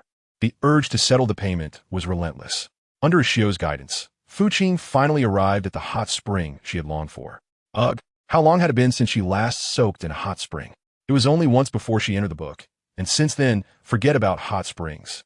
It was already fortunate that she hadn't been scared to death by those snake tails all day long. Madam, would you like to drink some Xiongwang wine? Ashio asked with concern. Qing was taken aback. Is there really Huangzhou in the snake clan? Isn't it said that snakes fear Huangzhou the most? Could it all be fake? Ashio smiled faintly, saying it was specially prepared by the Lord for the lady. The implication was that there was originally none in the snake clan. In the dragon clan, Huangzhou represents the highest level of etiquette and treatment, signifying that they are sacred and inviolable. Yanmo Bai's actions were clearly testing Qing. Unfortunately, Qing, who was naturally indifferent to alcohol, showed visible disdain on her face. She frowned and said to pour it out. In her previous life, her biological parents died because of alcohol. She hated it so much that she wouldn't even consider drinking it. Ashio's smile became increasingly radiant. Yes, my lady. After the incident with Huangzhou, Qing lost interest in taking a bath. She quickly washed up and left the hot spring in her clothes. However, before the master and servant could leave, they heard a whispering conversation from outside. This new lady is really putting on airs, bringing so many people to accompany her just to return a visit. Who is she trying to irritate? Does she really think she's in the dragon clan or a dragon princess? The speaker's voice was crisp but carried a hint of jealousy. From the tone, it was clear that the other party was a spoiled and unruly person. Shoo, keep your voice down. One of the women accompanying her quickly interrupted. Not long ago, our flower princess was confined by the Lord because of this new lady. Don't act foolishly now. What are you afraid of? She's just a lowly woman seducing the Lord, a little prostitute. Without the Lord, what is she? Another woman said angrily. Exactly, we're just talking here. No one else is around. What are you afraid of? Through the dappled shade of the trees, Qing vaguely saw a few graceful figures. She turned to Ashio beside her and asked, who are those for? They don't seem like they're from the snake clan, especially two of the women, whose ears were furry and had long gray tails behind them. They looked like foxes, but also like wolves. As for the other two, it was easy to guess. The thickness of their tails indicated they were from the mouse clan. But how did these people end up in the snake clan? Aren't mice the natural enemies of snakes? Were they not afraid of being eaten by the snake clan? Ashio's face showed some difficulty. They're the four ladies that the Lord of the Wolf clan and the Mouse clan brought to the Lord some time ago. This is well known throughout the snake clan, but no one has spoken of it. As soon as these four ladies arrived, they were arranged in the Zixia Palace and rarely came out. Finally, Ashio did not forget to clear Yanmo Bai's name, saying, the Lord has never visited any of their chambers. Otherwise, with the temper of the snake clan's flower princess, how could they have lived to this day? It was just unexpected that Qing happened to encounter them today and overheard them speaking ill of her behind her back. Qing's face was dark. My goodness, one lady from the snake tribe is not enough, and the wolf tribe and mouse tribe actually sent four more. Can the dog snake man handle that? Ashio noticed Qing wasn't speaking and thought she was unhappy about this matter. Madam, what are you thinking? Ashio asked anxiously. She felt like she had done something terribly wrong today. Qing tidied up his clothes, ignored it, and smiled gently at Ashio, saying, let's go out and meet them. It would be good for her to get an early look at what this dog snake man's harem was like. The four ladies were laughing by the pool when they suddenly heard footsteps coming from next door. At the same time, they turned their heads to look, and Qing had already brought Ashio out from behind the rockery. The smiles on the faces of the four ladies all froze. The four ladies were quite interested. Qing stood by the edge of the pool, looking at the four bodies partially submerged in the water, greeting them. The four ladies were all anxiously covering their chests, hiding in the water while watching Qing, clearly not expecting her to appear here. The moment hung for a second, then two. The first to regain her composure was Li Shuang from the Wolf clan. She stood in the water, respectfully bowing to Qing. Madam, I hope you are well. Chapter 20. When will I have a body of my own? The other three ladies, seeing Li Shuang bow her head, had no choice but to bow in unison. Qing smiled and said, what are all these gifts for? Come on, get up. I'm not the old witch from Snow White. Why does everyone act like they're seeing a devil when they see me? Just a moment ago, weren't you all talking bad about me behind my back? What's wrong? Are you getting timid now that you see me in person? Go on. Isn't it nice to soak in this spring water? She asked meaningfully. It's fine. You don't need to worry about me. Just continue your conversation. I'll be listening from the side and won't disturb you at all. Saying this, Qing found an excellent spot to sit right in front of the four ladies. since they liked to gossip about others behind their backs. She would sit here today and listen to them talk as long as they could. Let us see how long they can hold out. The expressions of the four ladies changed drastically. What lady you mean by this? The first to lose her composure was Li Yin, who stood up and said, "Are you unhappy with the four of us?"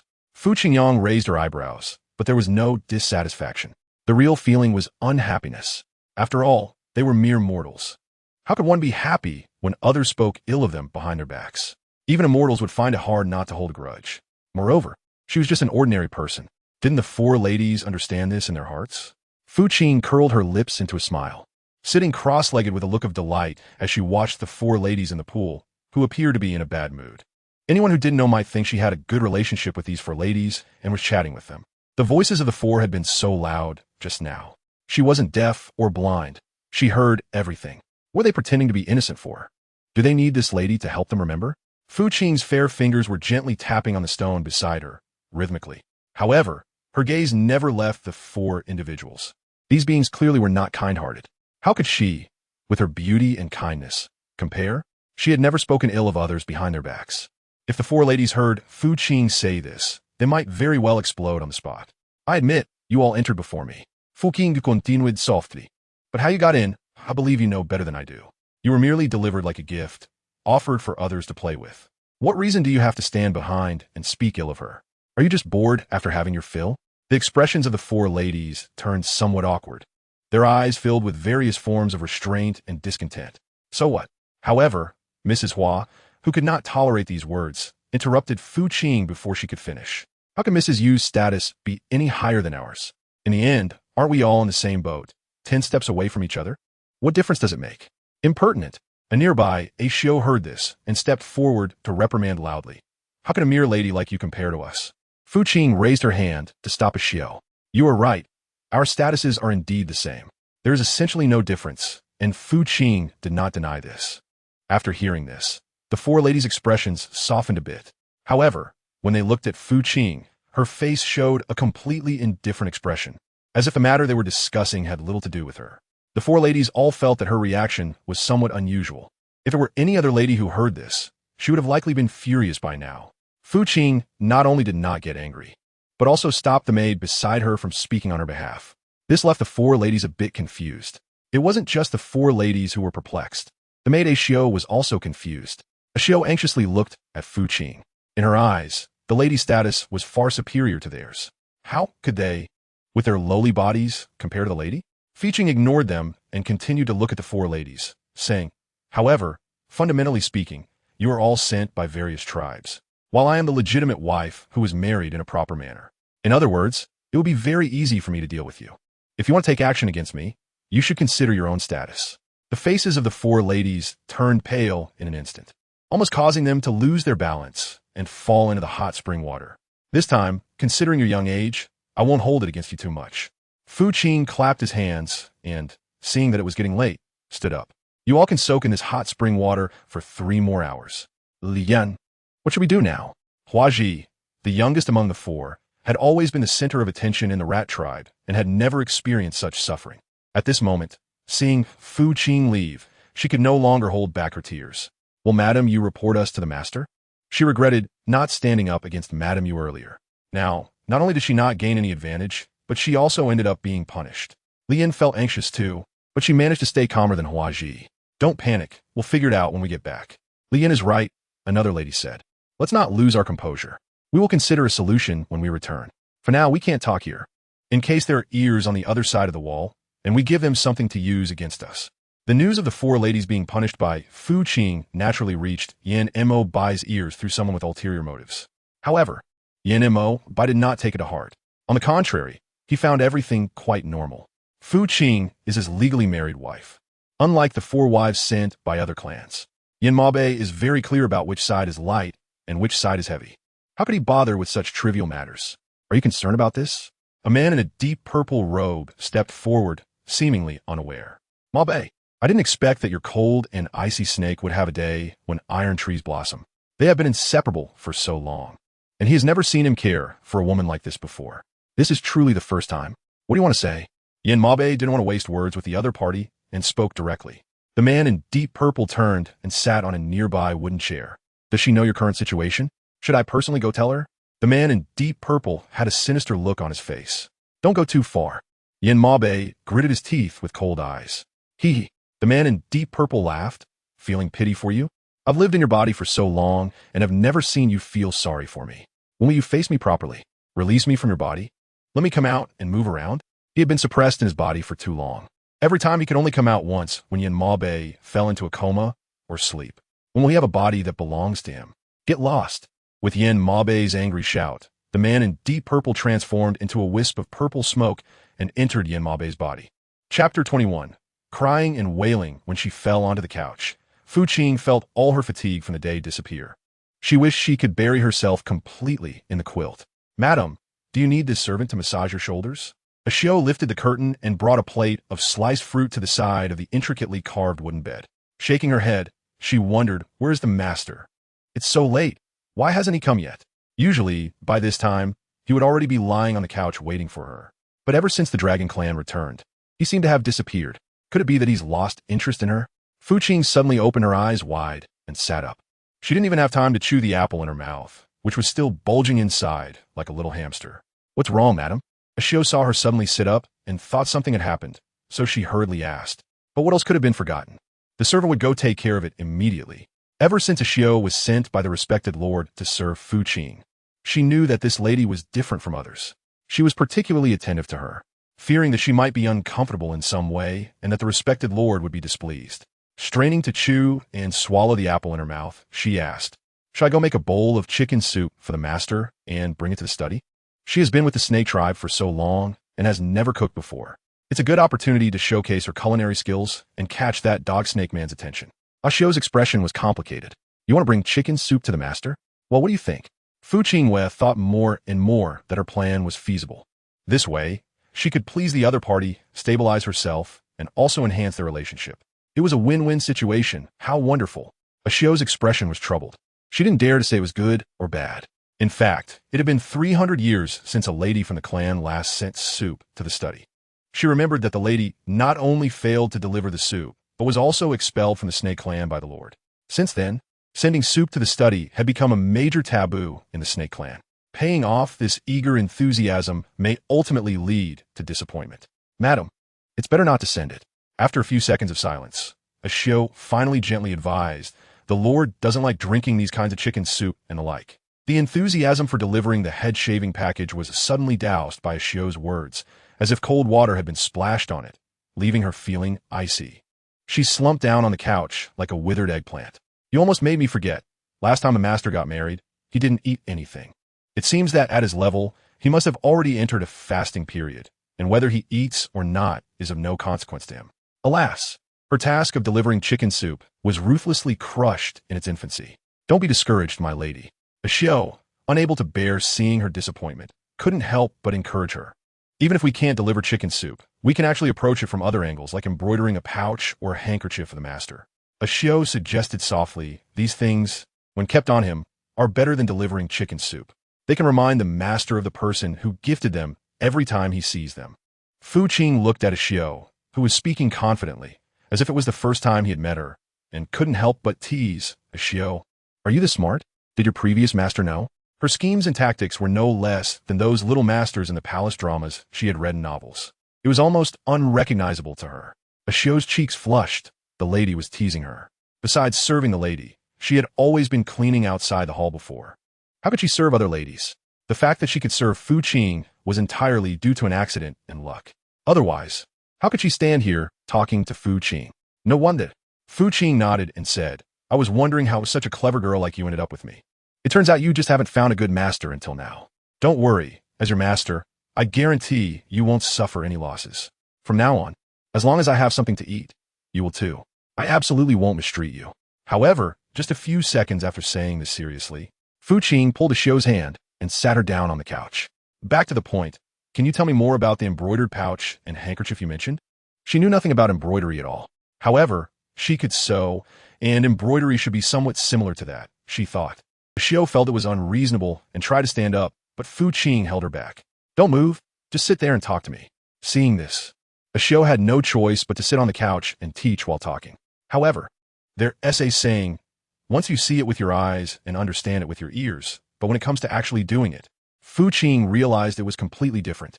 Embroidery not only requires specific stitching techniques, but also requires evenly spaced stitches and smooth, flat patterns. For someone like Fu Qing, who had never been exposed to embroidery since childhood, this was a significant challenge. After a while, she either made a mistake in the stitches or pricked her fingers.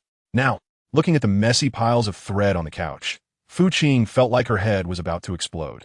When could she possibly sort this out and embroider well? Sigh, I might as well give up, Xiao. She clearly had no talent for embroidering pouches and handkerchiefs. The things she produced were simply unbearable to look at. Even she couldn't stand it.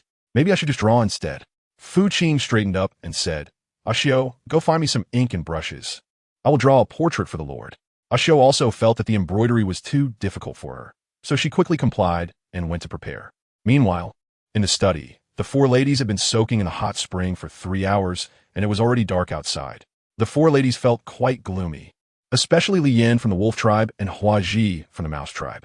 The two of them already held animosity towards Fu Qing. At first, they might have felt a bit guilty and scared after being caught by Fu Qing, but after soaking in the hot spring for 3 continuous hours, their fear and guilt had long been replaced by grievance and anger. Therefore, after some discussion, they decided to go to Yan to complain. Lord, look at my skin, it's all wrinkled from the water, Hua Ji said, crying. If I soak for any longer, my skin will definitely break. Lord, we have never suffered such grievances in our tribe before. Li Yan from the wolf tribe spoke next, wiping her face with her embroidered collar. The feather lady made us bow in the water and punished us to stay in there for 3 hours. This is so embarrassing. Lord, you must stand up for us. One would think they had suffered a great injustice. The other 2 ladies did not speak, only sobbing quietly. In a large study, the only sounds were crying and sniffles, along with the sound of breathing. Chapter 22. Have you seen my true form? What do you want me to do? Yan Bai raised his eyes to the 4 people kneeling in the middle of the study. Someone, go and invite the feather lady here. His voice was neither warm nor cold, making it hard to tell if he was happy or angry. It was clear he did not want to hear the 4 ladies continue to cry in front of him. Li Yan and the others lowered their heads, exchanging anxious glances. Is the Lord asking the feather lady to come over? Lu Shui asked nervously. Yan Bai glanced at Lu Shui with a hint of intimidation in his eyes, making it clear that he understood. Did you not say that the feather lady made you suffer grievances and asked me to stand up for you? But what does that have to do with inviting the feather lady here? Are you planning to confront her together? The 4 ladies suddenly felt a bit nervous for some reason. Madam, let me help you tidy your clothes at that moment. Fu Qing had just finished painting Yan Bai's portrait in the sleeping chamber and had not yet had time to dry the ink when a serpent tribe guard came to announce that Yan Bai invited her to the study. Fu Qingxin was filled with doubts. Does the dog snake man think that the bedroom, where she was stumbling around, is not enough, so he changed it to the study? Xiao, come, help me pack up the portrait first. Fulfill the order. Since the dog snake man is in the study, she will take it to him there. This way, she won't have to search for him everywhere tomorrow. Upon hearing this, Xiao hurriedly took the portrait from Fu Qing's hands. In no time, the master and servant were ready and, under the guidance of the guards, walked out of the Zhaohua Hall to the door of Yan Bai's study. Your Excellency, Madam Yu has arrived, the guard respectfully reported. We pay our respects to your Excellency. Fu Qing greeted Yan Bai with a xiao. Yan Bai put down the brush in his hand, raised his eyes slightly, and said, come in. Fu Qing straightened up and exchanged glances with Yan Mohite. Why hasn't the master rested yet? Are you thinking about something? Fu Qing asked with concern. The 4 ladies, including Li Yan, were kneeling beside Fu Qing in plain sight. She seemed to ignore them completely, which infuriated the 4 ladies. Yan Bai waved at Fu Qing to come over. Fucking frowned and asked, what are you doing? She didn't know how to show her respect for her.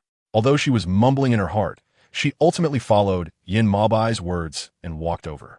Master, she called softly, fearing to disturb him. Yan Bai put down the pen. Why stand so far away? His deep voice carried a hint of chill, and then he reached out, grabbing her tender white hand and pulling her to sit in his embrace. Fu Qing was so startled that she almost cried out, but fortunately, in a moment of panic, she forcefully grabbed the man's arm, which helped her stabilize herself. The 4 people kneeling in the middle of the study all looked slightly changed upon witnessing this scene. Let's begin, Yan Bai said. Fu Qing was confused, wondering what was starting. She stared at the dog snake man, a bit unsure. Do you recognize the 4 people below? Yin Mabai's soft and warm voice slowly echoed in Fu Qing's ears, like a captivating melody that made her feel as if her ears were about to melt. Fucking nodded blankly, having met her once. What's wrong? Is this to vent for his concubines? Yin Mabai's deep and dark eyes fixed firmly on her. Did you make things difficult for them? Difficult? Fu Qing was confused by Yin Mobai's question. How had she made things difficult for them? Wasn't it just that she had them soak in the water for 3 hours? Is that considered difficult? Is this what they told you, master? Fu Qing said, while also glancing at the 4 people kneeling in the middle of the book hall. Did they tell the Lord that I was making things difficult for them for some reason? They slandered me behind my back with vile words. And I was so angry that I made them stay in the spring water for 3 hours. You are talking nonsense, Lady Li shouted as she stepped forward to argue. Lord, the situation is not as she says. It was clearly Lady Yu who learned from her maid that the 4 of us belonged to you. And, out of jealousy, she deliberately made things difficult for us. Yes, Lord, we were enjoying ourselves in the bath when Lady Yu arrived and immediately found us displeasing. Huh. Fu Qing couldn't help but laugh after hearing what the 2 ladies said. Where did these species come from? To be able to turn black and white upside down like this? Is she jealous? How long has she known that dog snake man? Is what she said true? Yin Mo tilted his head and asked. It's hard to say. Don't you have any idea about what's true and what's false? Why are you still asking me? Do you hope the Lord is real or not? Fu Qing thought for a moment and directly pushed the topic back to the other party. Yin Mo's pitch-black eyes stared at Fu Qing for a few seconds before he commanded, take them all away. The 4 ladies kneeling on the ground all looked up in shock. Take them away, master. With a single command from Yin Mo, the 4 ladies were gagged by the Serpent Clan guards and dragged out. Only a faint whimpering sound lingered outside the study. In the vast study, there were no others besides Yin Mo and Fu Qing. Weren't you quite eloquent that day in the Dragon Clan? Yin Mo lifted Fu Qing's chin and scrutinized her face closely. What's wrong today? Have you turned mute? They slandered you so much, and you don't want to refute? Paying off, she dodged the hand of the dog snake man that was gripping her jaw. Isn't this just a matter of a word from the Lord? If the Lord trusts them, then it's true. If he doesn't, then it's false. What good is it for her to say more? Are you complaining about this Lord? Yin Mo's index finger stroked. But do you think this Lord doesn't trust you? I, the servant, dare not. Paying off showed a respectful attitude, but the tone wasn't quite the same. There was a hint of resentment. Yin Mabai looked at her with his deep eyes for a few seconds and heard the person reporting say, You painted a portrait of me? Take it out and let me see. Yin Mabai let her go. Fu Qing's eyes flashed with surprise and astonishment. And then she realized that this was in the Snake Clan. The person was still the king of the Snake Clan, controlling the actions of many people, including possibly her. It wasn't strange at all to learn about this in advance. Reluctantly, she took out the painting. Yin Mabai glanced at it a couple of times and asked, Is this the true form you painted? Aside from the face looking somewhat like him, the body didn't seem to match. Overall, it appeared a bit small and felt somewhat out of place. Have you seen the true form? Yin Mabai asked suspiciously. His true form was that of a king cobra, primarily black with yellow patterns, resembling cauliflower.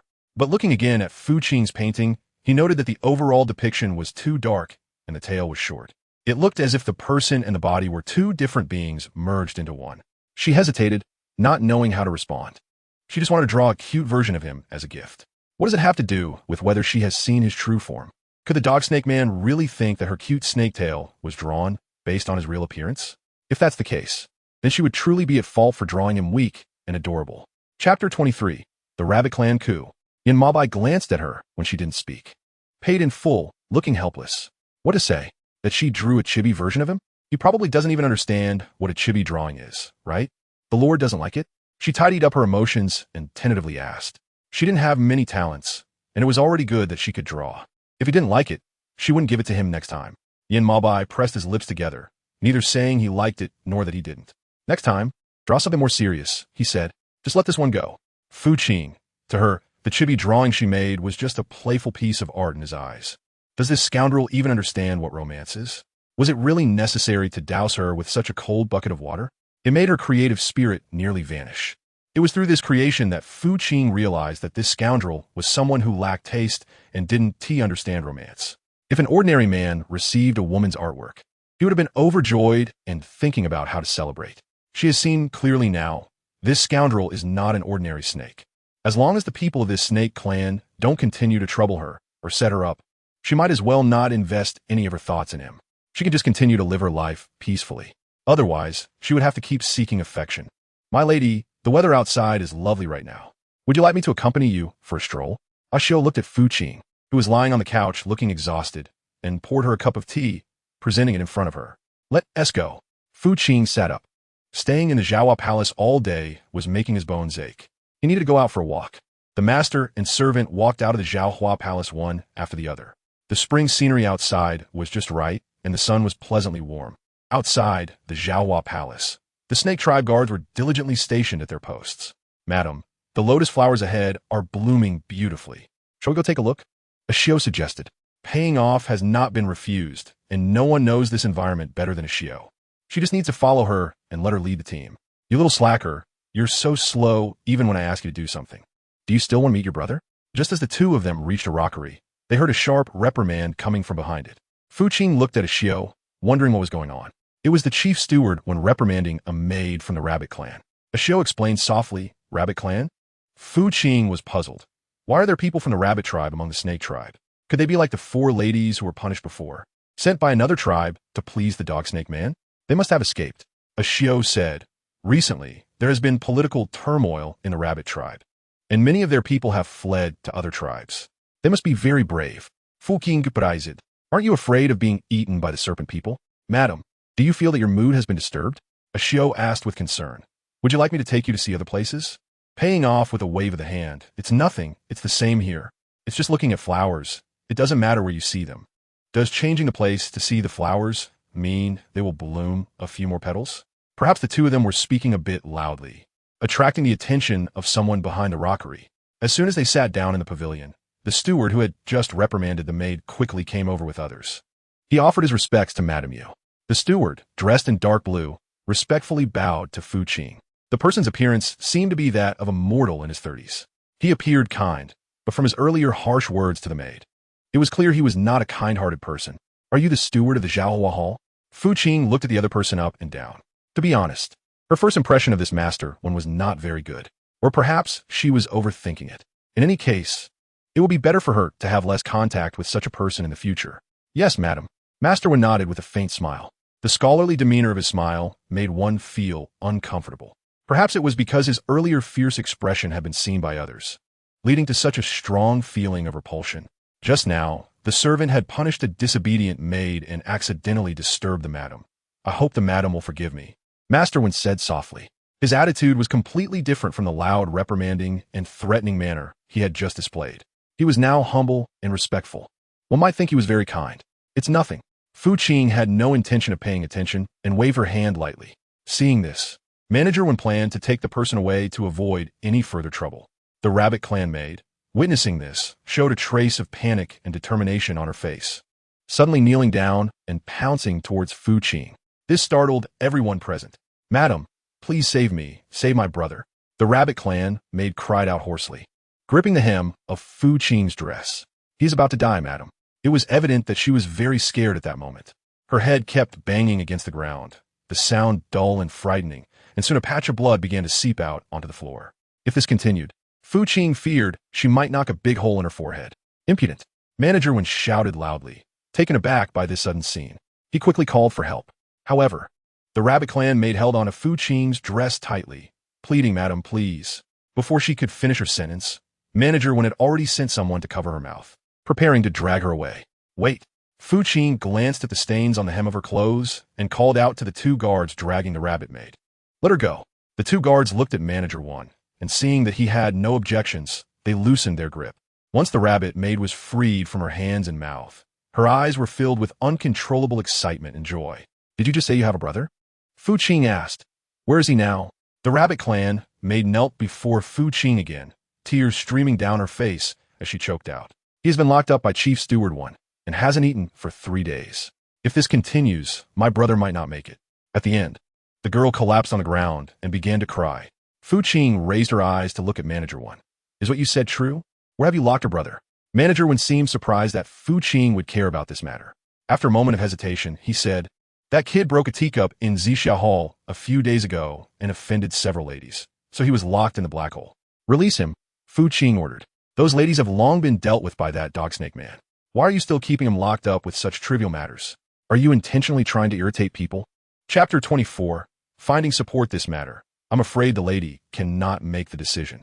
Manager when hesitated and said, that kid was locked up on the direct orders of the elders of the clan. Since this involves the elders, I cannot release him without permission. I hope the lady understands. Fu Qing frowned. My goodness, wasn't it just a broken teacup at the Zixia Hall? How did it end up involving the clan elders? It felt like this topic had escalated to more than one level. Was this chief steward when deliberately trying to fool her? Ashio gently tugged on Fu Qing's arm to remind her, Madam, let's just listen to Chief Steward One. This matter involving the clan's elders is definitely not trivial.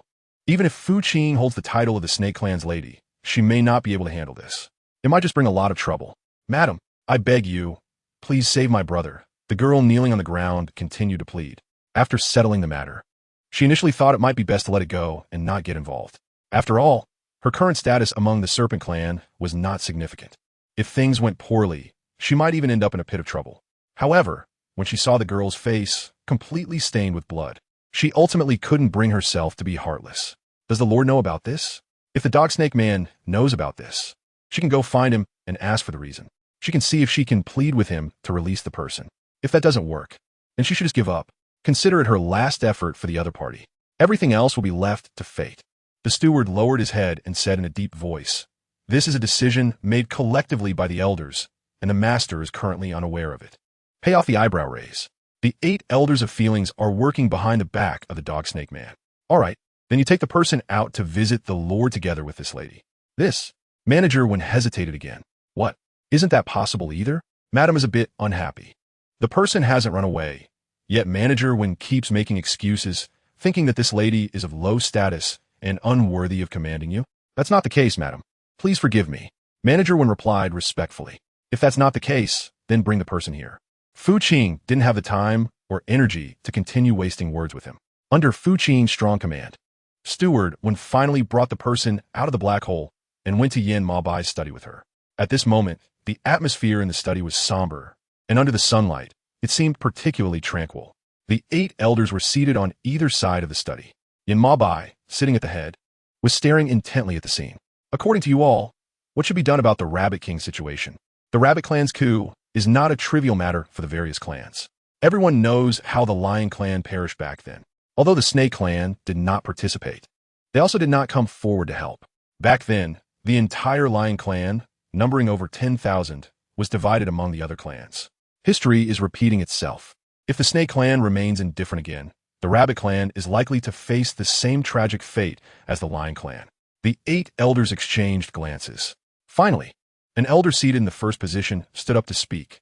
Lord, I fear we cannot prevent this matter. Although the Snake Clan is strong, we are ultimately outnumbered. The Rabbit Clan seems to be staging a coup, but in reality, it has long been corrupt and coveted by other clans. Even without this coup, the Rabbit Clan would eventually be taken over by others. It's just a matter of sooner or later. Another elder supported him, saying, what Elder Emo said makes sense. If the Lord rashly intervenes now, it will surely become a thorn in the eyes and flesh of the various clans. I hope the Lord will think twice. Yin Mabai lowered his gaze and remained silent. The atmosphere once again fell into silence. The study returned to quiet once more. At this moment, one of Yin Mabai's confidants walked in from outside the hall and reported to him. Yin Mabai glanced at the 8 elders seated below and finally fixed his gaze on another elder seated in the first position. Elder Emo, stay behind. The other elders may leave for now. Although Elder Emo, who was called out, felt a bit suspicious, he still followed Yin Mabai's orders and remained. When Fu Qing arrived at the study with Chief Steward One and the 2 rabbit siblings, the 7 elders happened to be coming out of the study. After greeting the elders, Chief Steward One, who was following her, quickly bowed when he saw the elders walking towards them. However, the 7 elders did not even glance at Chief Steward One. Instead, they stopped and fixed their gaze straight at Fu Qing. Lady Yu, they said. Fu Qing glanced at the door of the study and asked with a smile, Elders, have you just finished discussing matters with the master? No wonder the Dog Snake Man had been coming to find him so rarely lately. She didn't expect him to be so busy. Madam, are you here to see the master? The 7 elders naturally noticed the rabbit siblings behind Fu Qing, although they felt a bit heavy and surprised in their hearts. They did not show it on their faces, remaining composed and calm. Well, I encountered a bit of an issue and wanted to ask the master about it. There is no concealment in paying off. If the elders are busy, you can go ahead with your tasks. I won't disturb you. Manager Wen lowered his head and did not look at the sharp gazes of the 7 elders. Master, the lady has arrived. A trusted aide suddenly stepped forward to remind in the study. I pay my respects to the master. Fu Qing, along with Chief Steward 1 and others. Bowed to Yin Mabe. Didn't they go to see the lotus flowers? Why did they suddenly come here? Yin Mabe lowered his head, as if he didn't see the injured siblings behind her. He greeted them as usual. Fu Qing's eyes sparkled with joy as she said, "It's not that the sun outside is too bright. I thought that the esteemed lord was busy alone, so I came to take a look." Edda Montak, sitting to one side, immediately noticed the brother and sister duo who had followed Fu Qing in. "Madam, who are they?" Elder Mo asked, somewhat puzzled. Only then did I realize that there was actually another person sitting in the study. No wonder only 7 people had walked out earlier. It turned out this last one had been hiding here all along. Oh, earlier, when the lady encountered this chief steward teaching a maid a lesson while admiring the lotus flowers at Zhaohua Palace. She casually inquired about it and learned that the maid was from the rabbit tribe. The lady, feeling pity, wanted to let her go. Unfortunately, the maid had a brother who was said to be imprisoned by the chief steward. The lady thought that the bond between the siblings must be strong, so she suggested that the chief steward release both of them together. But the chief steward claimed that this matter was beyond her authority and was an order from the elders. Thus, the lady had no choice but to bring them to seek the Lord's help. Elder Mo's gaze turned icy as he looked at the chief steward. The chief steward was so frightened that he immediately bowed his head and knelt down, pleading for the Lord's forgiveness. Chapter 25 Princess Yushi, what is going on? Yin Mabe's question was clearly directed at Elder Mo sitting below. Elder Mo quickly stood up, my lord. These 2 are refugees who fled to the snake tribe a few days ago. We intended to report this, but during those days, you were worried about the rabbit tribe situation, so we didn't have the chance to inform you. You're talking nonsense. The girl kneeling on the ground suddenly stood up and rebutted loudly. We are not refugees who fled to the snake tribe. We came to seek help from the snake tribe. My lord, I am Princess Yushi of the rabbit tribe. The excited girl revealed her identity. This is my brother, Baha. A few days ago, there was chaos in the rabbit tribe, and we, as siblings, came to the snake tribe to seek assistance on the orders of our father, the emperor. But unexpectedly, as soon as we arrived at the snake tribe, we were imprisoned. It was you. It was the orders of several elders from your snake tribe. The purpose was to prevent the snake tribe from getting involved in this danger. However, the rabbit tribe is now in grave danger, and, as the princess, I must fulfill my father's mission. I beg the Lord to save the rabbit tribe this time, considering the long-standing friendship with my father. The study fell silent. Fu Qing never imagined that her casual act of help would assist 2 princesses and a prince of the rabbit tribe. She raised her eyes to glance at Yin Mo Bai's expression, which was calm and unruffled. He showed no signs of anger or frustration, making her feel as if she had created a big trouble for him. Your Excellency, we acted out of necessity. Elder Mo finally spoke up after a moment of silence. The rabbit tribe is in chaos now, and we were afraid of putting you in a difficult position, so we made this decision in private. We hope you can understand. Yin Mo by neither blamed Elder Mo nor expressed a desire to help the rabbit tribe. He waved his hand lightly and said, take them down first. Your Excellency. Yushi was unwilling. It was not easy for her to see the respected master of the snake tribe, so she couldn't just give up like that. Princess. Elder Mo called out to her. The implied threat was evident. The matter concerning the rabbit tribe was not trivial. It related to the safety of the entire snake tribe. Everyone understood the principle of an ant shaking a tree. This time, the tiger tribe, leopard tribe, and others were all eyeing the rabbit tribe. Once any of those tribes took action, the rabbit tribe would surely become the target of a collective assault. Naturally, the elders of the tribe would not allow their king to fall into this crisis. The princess should go down and rest well. Yin Mo Bai did not want to discuss this matter further. Before Princess She could speak again, he directly interrupted her, stating that Elder Mo and the others will be confined in Waya Cave for 3 days for not reporting the situation. Yes, Elder Mo accepted this outcome without any complaints, accepting it calmly. You come here. After everyone had left the study, Yin Mo Bai turned his gaze to Fu Qing. For some reason, Fu Qing felt that the way the dog snake man was looking at her was a bit impure, giving her the illusion that he wanted to strangle her. In fact, when Fu Qing walked up to Yin Mo Bai and was pulled onto his lap, she realized her illusion was not unfounded. Yin Mo Bai's large hand decisively landed a slap on her backside, without any mercy. The crisp sound still echoed throughout the study.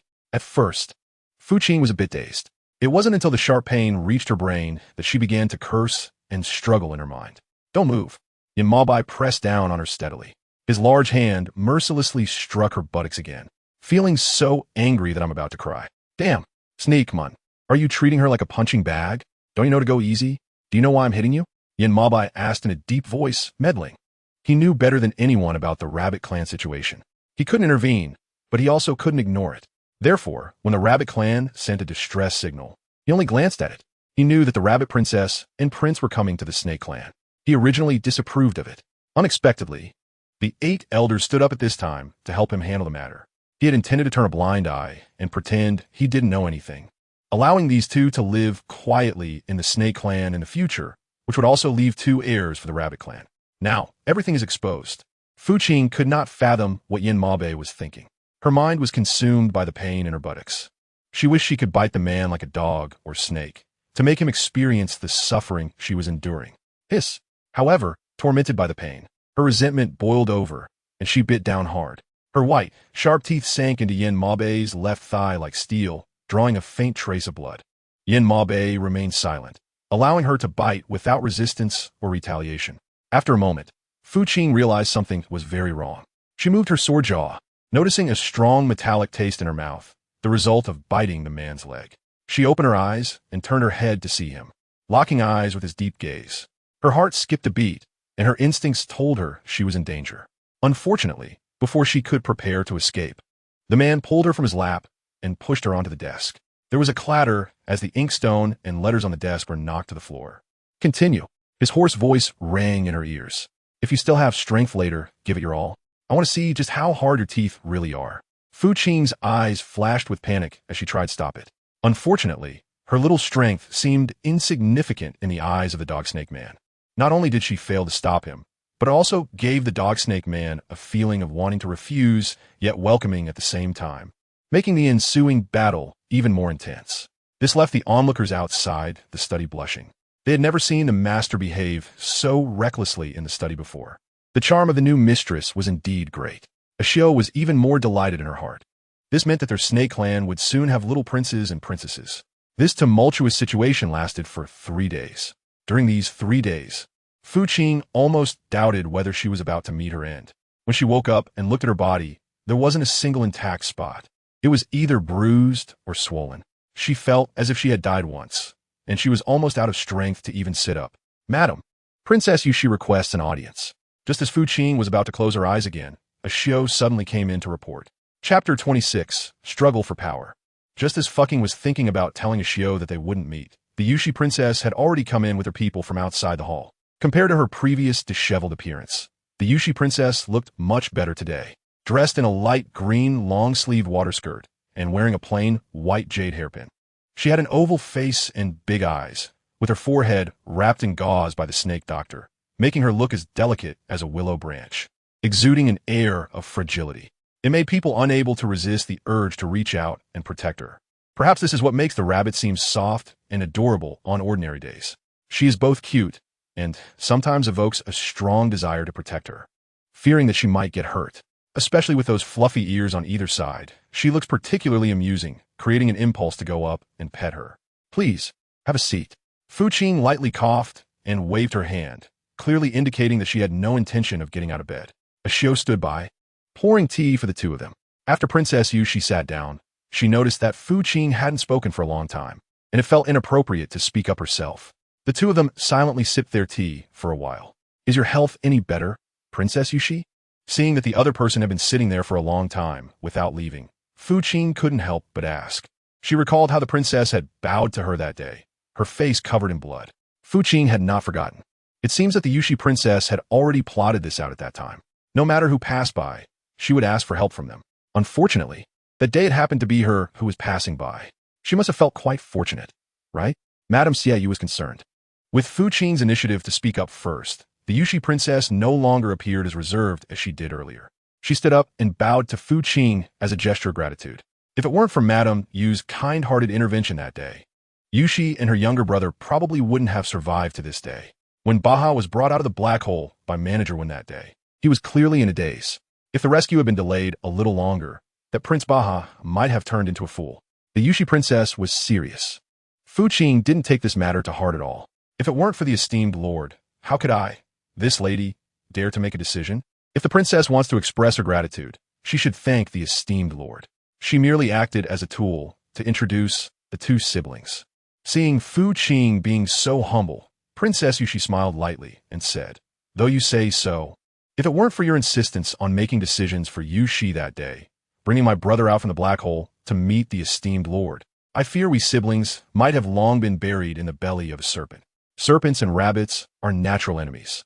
It was not a wise decision for the siblings to come to the serpent clan. But for the future of the rabbit clan, even if the path ahead is fraught with danger, we must charge forward. Therefore, Yushi has one more request and hopes lady you can assist." Yushi set aside her status as a princess and knelt before Fu Qing's carved bed. "What are you doing?" Fu Qing does not like being forced by Yushi. It is already a great blessing that she can help the two siblings escape from Master Wen's hands. For this, she was punished by the dog snake man for a full 3 days and nights. If she were to help her, would she still want to live? Does she have "I am a good person, I am a saint, feel free to come to me" for help written on her face? Princess Yushi wants this lady to help you plead with a master to save the rabbit tribe. She won't beat around the bush anymore and asks very straightforwardly, "I'm sorry, but this matter I can't help with. What is the current situation of the rabbit tribe?" Paying off probably also learned some news from Shio's mouth. They are on the verge of extinction. She naturally can't help with this, nor can she. Otherwise, it would bring her trouble. If Princess Yushi wants to continue living peacefully with her brother, she should not get involved in this matter. A suggestion was made. Otherwise, even if this lady saves you two siblings once, she won't be able to save you two a second time. Lady Yushi unwillingly raised her head. "Fine." Fu Qing directly interrupted her with a wave of her hand. "Princess, I'm a bit tired. If you don't have anything else, you can leave now." Yushi realized that Fu Qing had made up her mind not to help her, though she felt a bit unwilling and anxious. She also knew that asking for her help was indeed a bit of a burden, so she stood up and didn't linger any longer. "Madam, please rest well. I will take my leave now." After respectfully bowing to Fu Qing, Yushi turned and slowly walked out. Phew! Fu Qing took a deep breath. She was really afraid that the princess would kneel on the ground and refuse to leave. Fortunately, the princess was somewhat perceptive and didn't make things difficult for her. Otherwise, she would have almost regretted saving two troublemakers.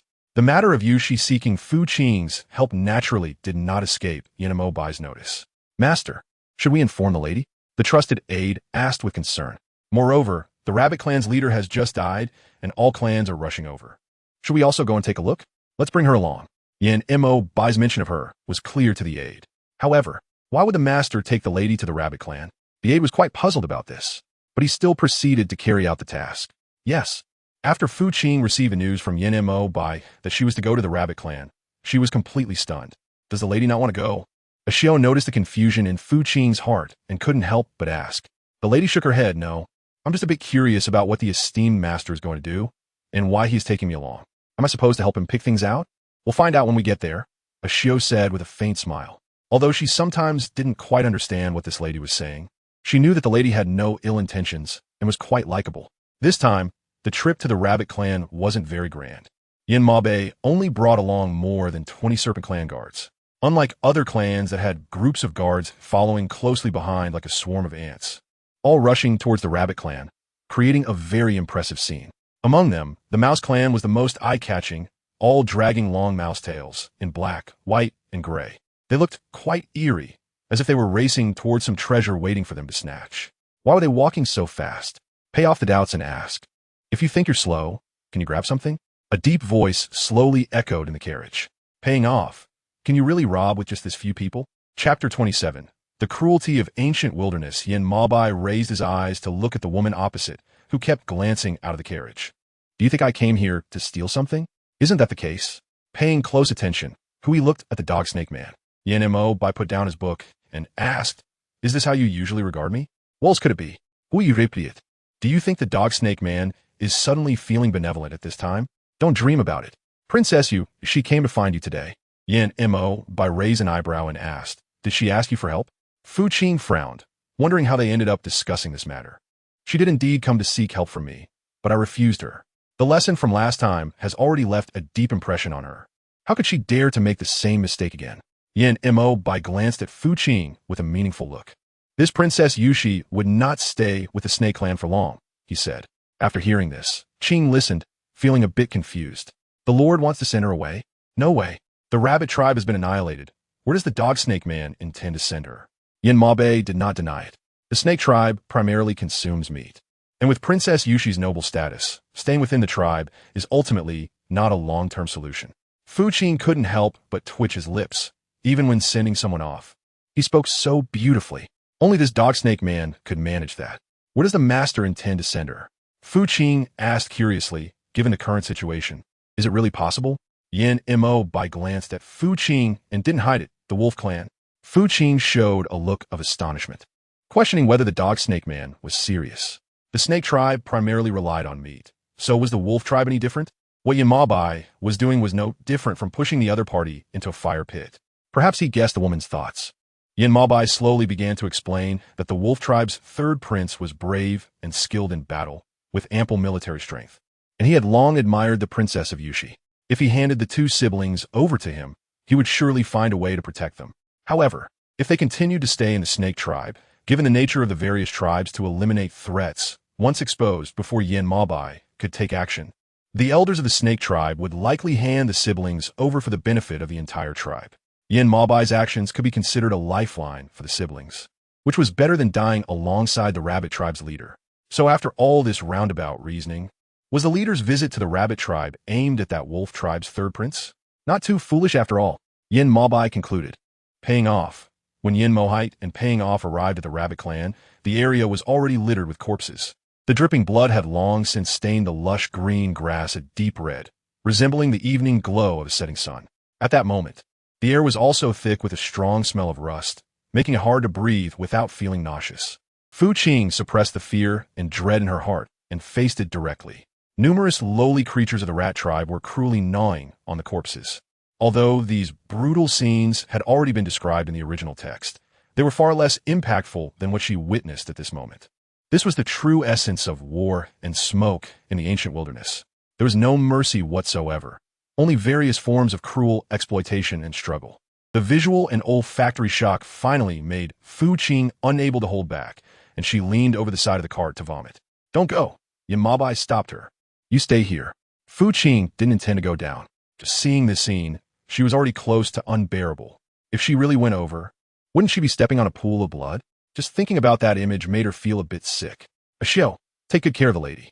Yin Mo Bai instructed before leaving a few people to protect Fu Qing.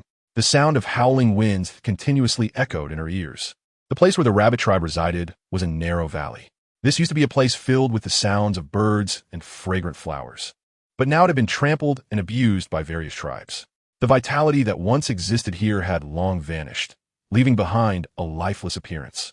Lady, let's go sit over there, Ashio said, noticing Fu Qing's discomfort as she lifted the curtain of the carriage and pointed to a large tree not far away. That tree was untouched by any filth, and compared to this place, it was indeed much better.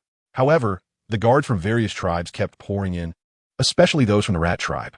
Although Fu Qing wasn't afraid of them, she didn't like them either. It would be better to stay in the carriage. In case something unexpected happened later, she could escape in the carriage. Oh, isn't this the carriage of the snake tribe? Just as Fu Qing was about to step into the carriage, a sharp voice approached from afar. Bringing so few people here, are you here to watch? There was an indescribable sarcasm and mockery in the tone.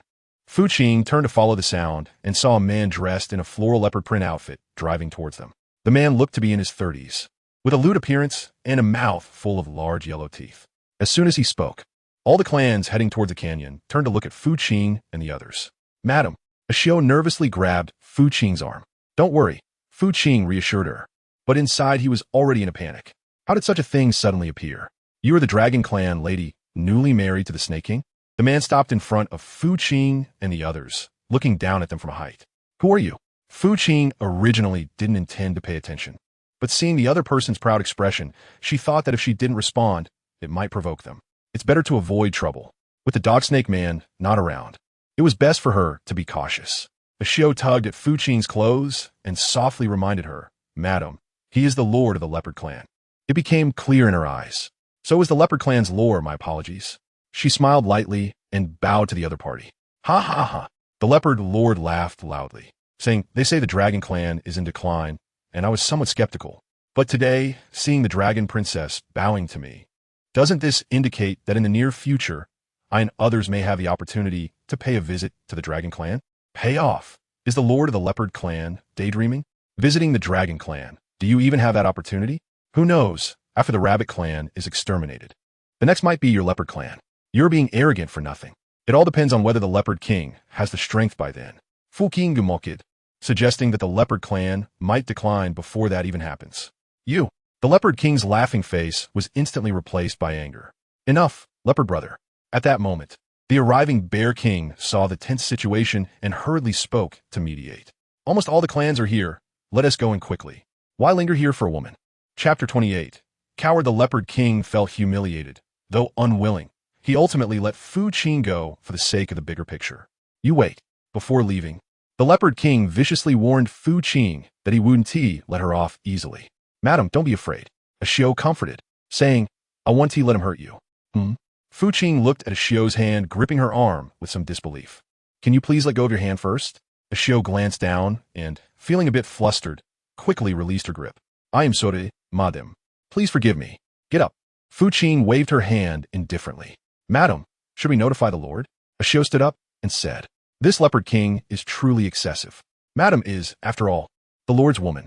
Isn't the Leopard King's humiliation of Madam also humiliating the Lord? This cannot be allowed. In my opinion, this matter should be reported to the Lord from start to finish. It would be good for the Lord to give him a proper lesson as a warning. Otherwise, wouldn't anyone be able to come and bully Madam? Fu Qing glanced towards the direction of the canyon and thought it was better not to distract the Lord at this time. The situation in the canyon might be chaotic.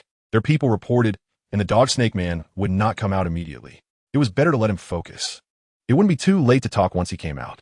The situation in the canyon was not much different from what Fu Qing had anticipated.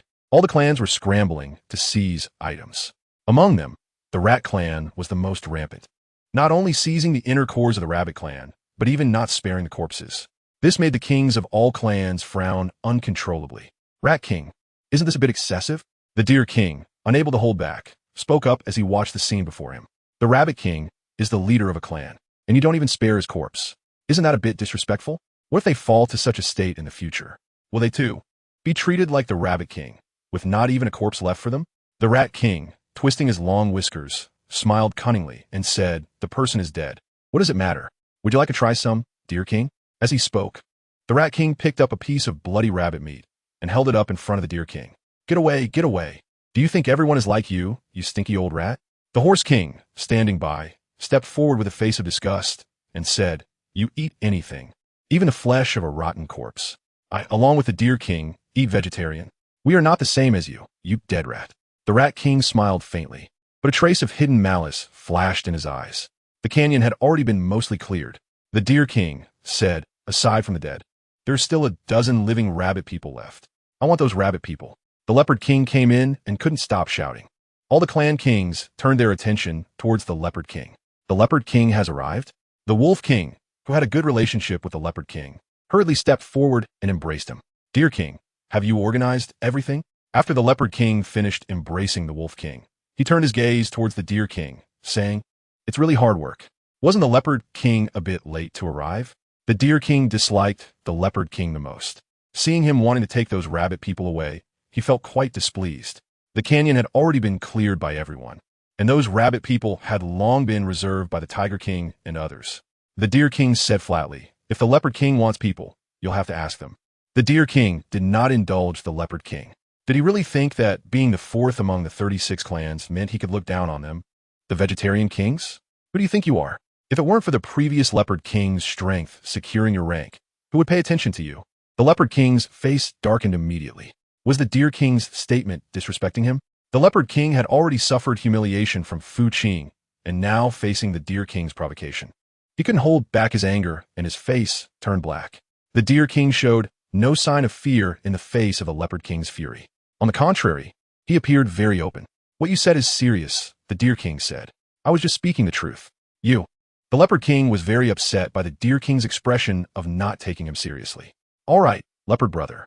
The Bear King, who had come along, couldn't help but act as a peacemaker and advised, This matter is indeed our fault. We came late. What Deer Brother said is right.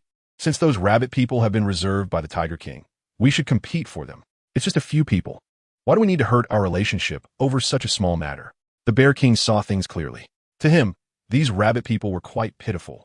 Unfortunately, being in a high position, even though he had a compassionate heart wanting to help them, he couldn't risk the lives of his entire clan. After all, no one was a pushover. If they really fought over a few rabbit people and ended up with injuries, what kind of reputation would that be? With the Bear King mediating, the Leopard King did not engage in violence with the Deer King. However, he secretly held a grudge against the Deer King for this matter and vowed to find a chance to retaliate against him. The Deer King didn't care whether the Leopard King held a grudge or not. After all, none of them were good people. He turned his gaze towards the Bear King and politely said, "Bear King, will you come visit the Deer Clan later?" The Deer King had not forgotten how the Bear King helped him protect his cousin in the Lion Clan last time. Otherwise, his cousin who married into the Lion Clan would have likely perished long ago.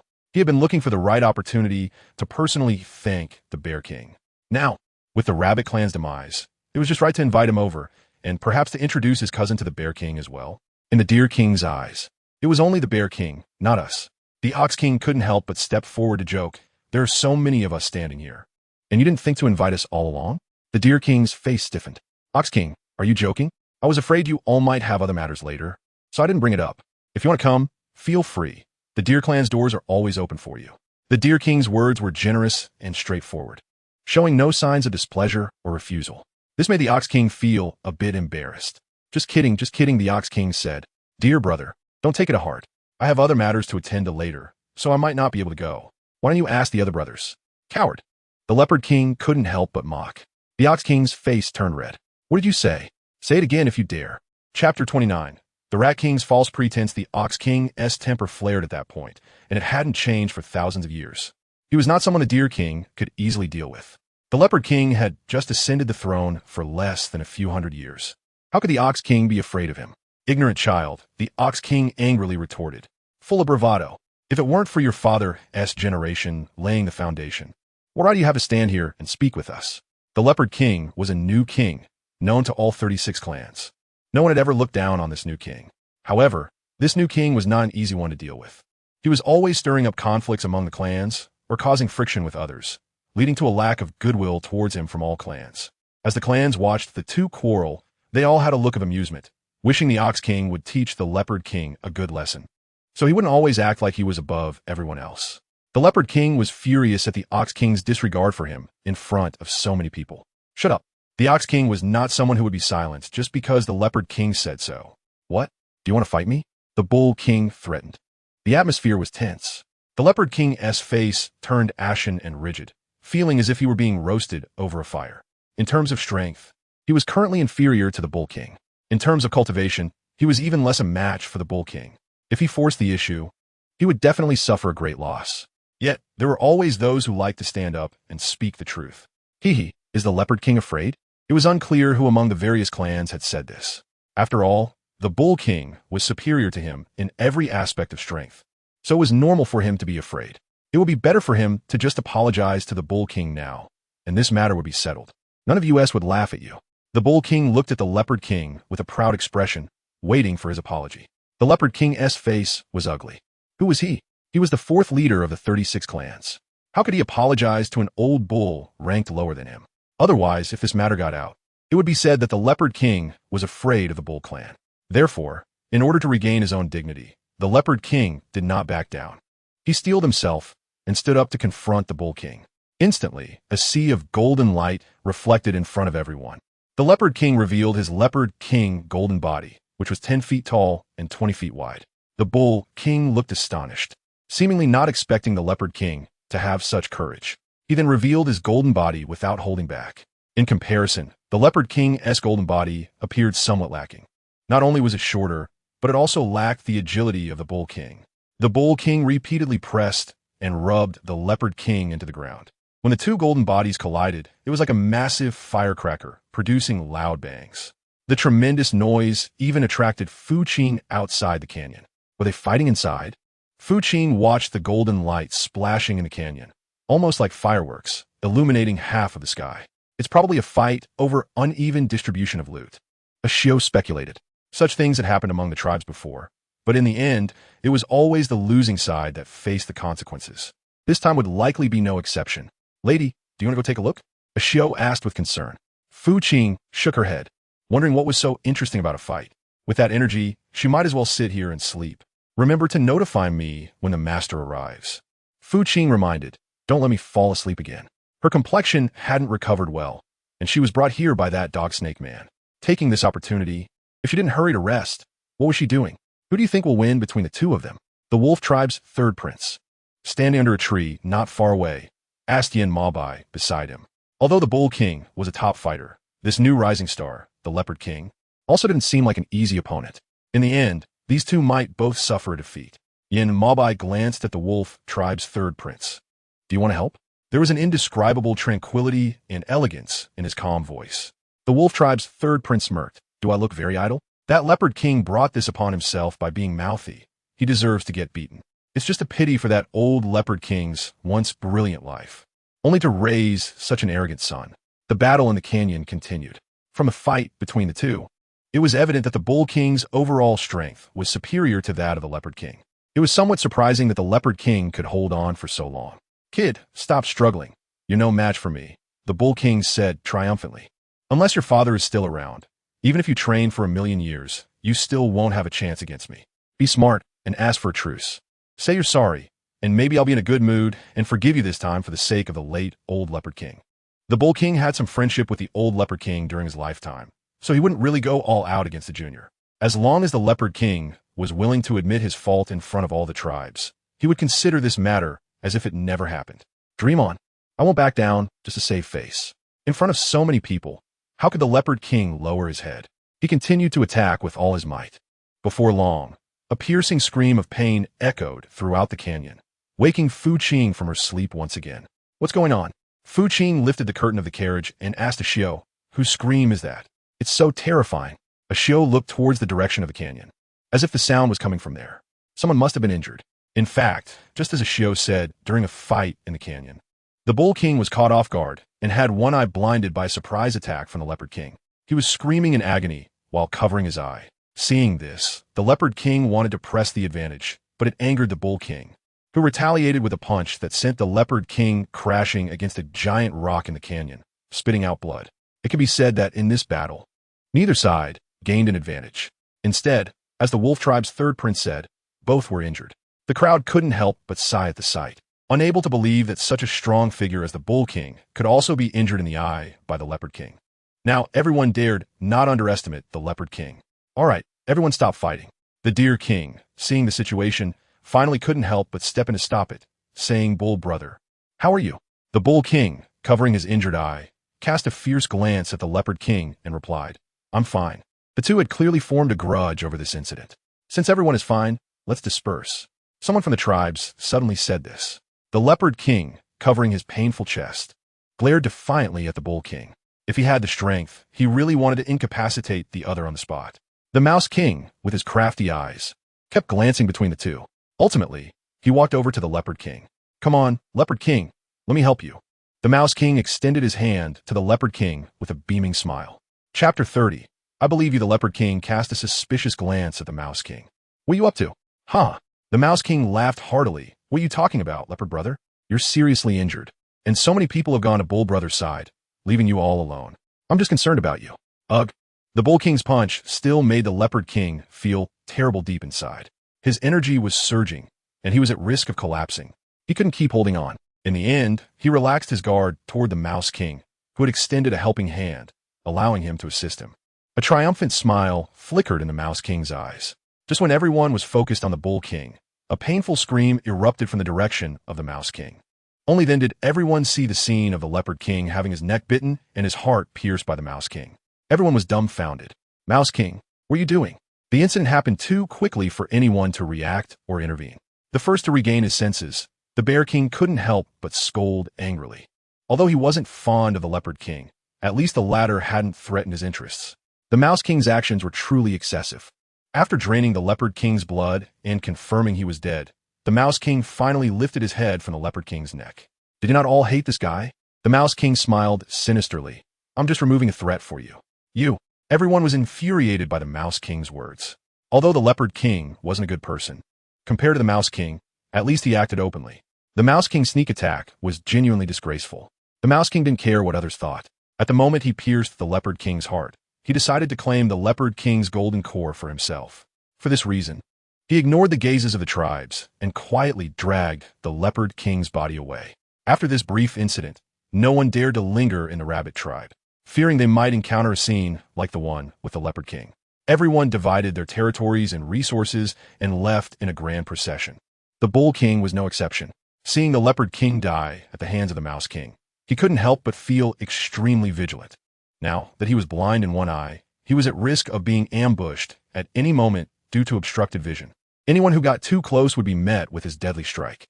To avoid being implicated, everyone kept their distance from the Bull King. That filthy rat is truly slippery. The Wolf King's third prince couldn't help but mock as he watched the scene. Last time, the Lion tribe was annihilated, and it seemed the Lion King was also stabbed in the heart and had his golden core stolen and blood drained in this way. It won't be long before this filthy rat looks down on everyone. Yan Mo Bai's expression darkened, and he ignored it. Instead, he headed toward the canyon. Seeing this, the Wolf King's third prince raised an eyebrow. Zunju, outside the canyon, Ashio saw Yan Mo Bai arrive and hurriedly bowed. Is the matter taken care of? Fu Qing also opened the curtain of the carriage and stepped down at this time. She did not greet the dog snake man. Yan Mo Bai did not pay attention to it either. He responded with a low sound and then led the people onto the carriage. The loud footsteps outside were deafening. Fu Qing took a glance and asked, "Did everyone come this time?" Yan Ma Bai shook her head. The Fox clan and the Elephant clan didn't come. Only some spectators are here. No wonder, she thought, with so many races. Why did she only see the Tiger clan and others? By the way, what happened in the canyon just now?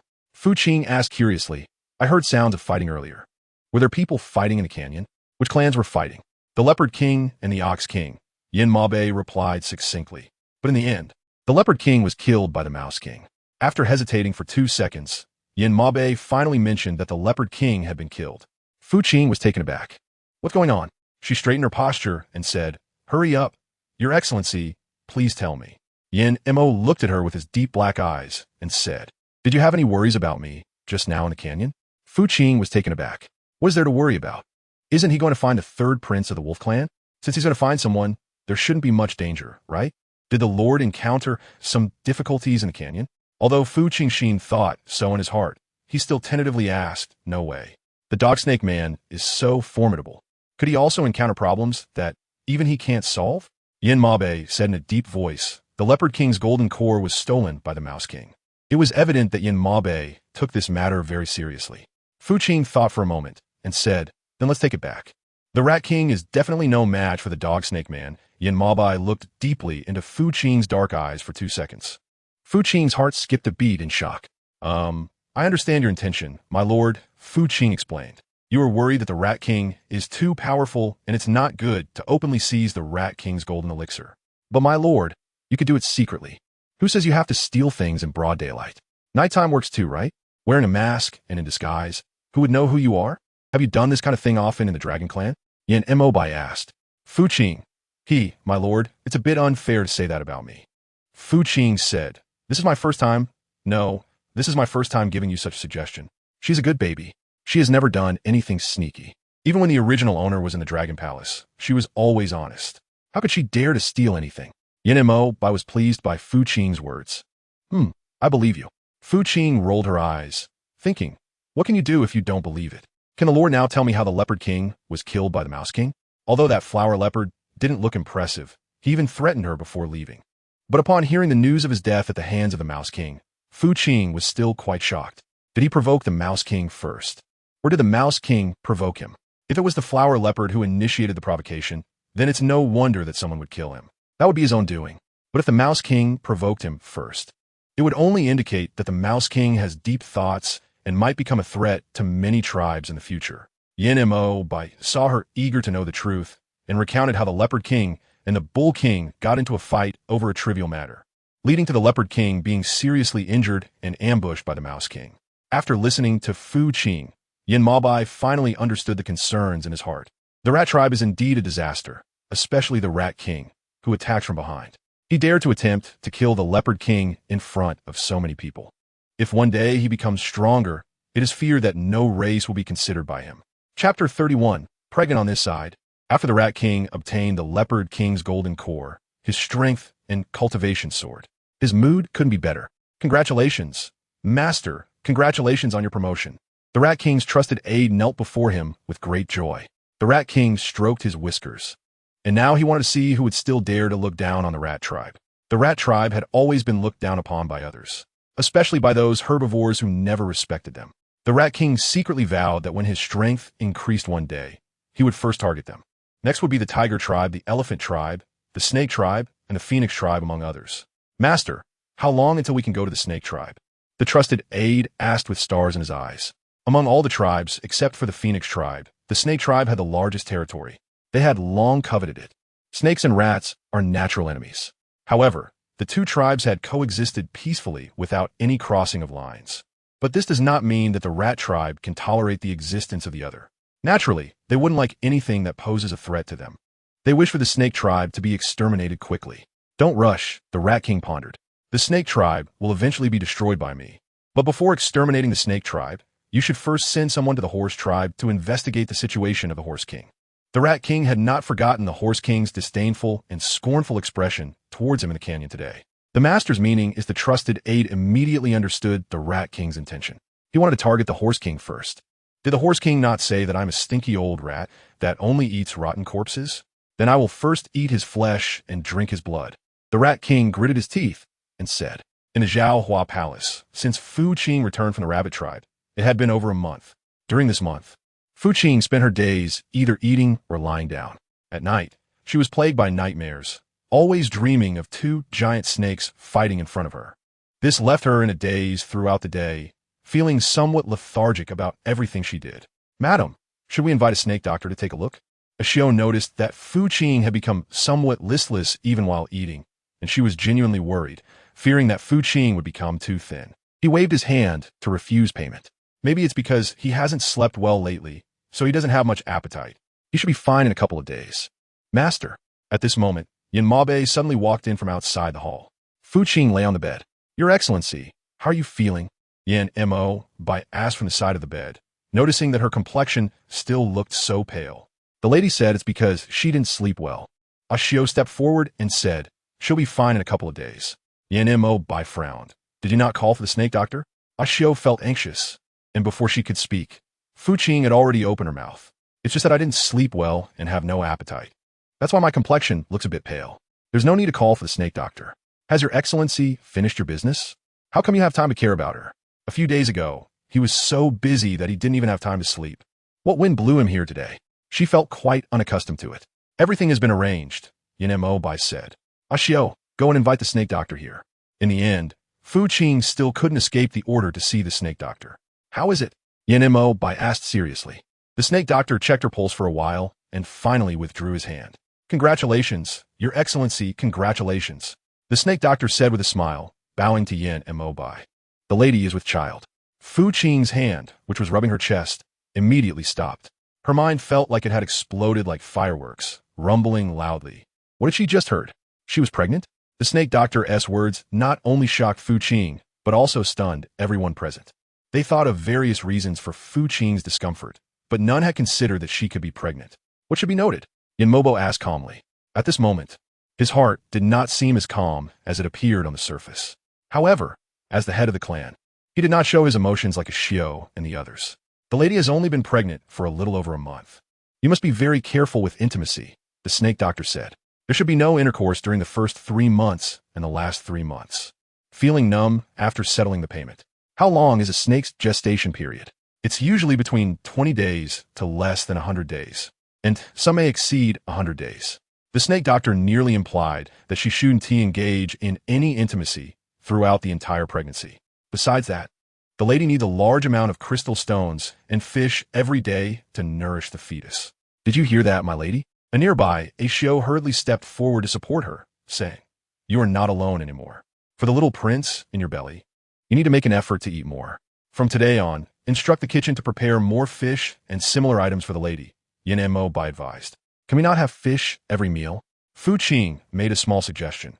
For example, have fish on Mondays, Wednesdays, and Fridays, and change to something else on Tuesdays, Thursdays, and Saturdays? Who can stand eating fish every day?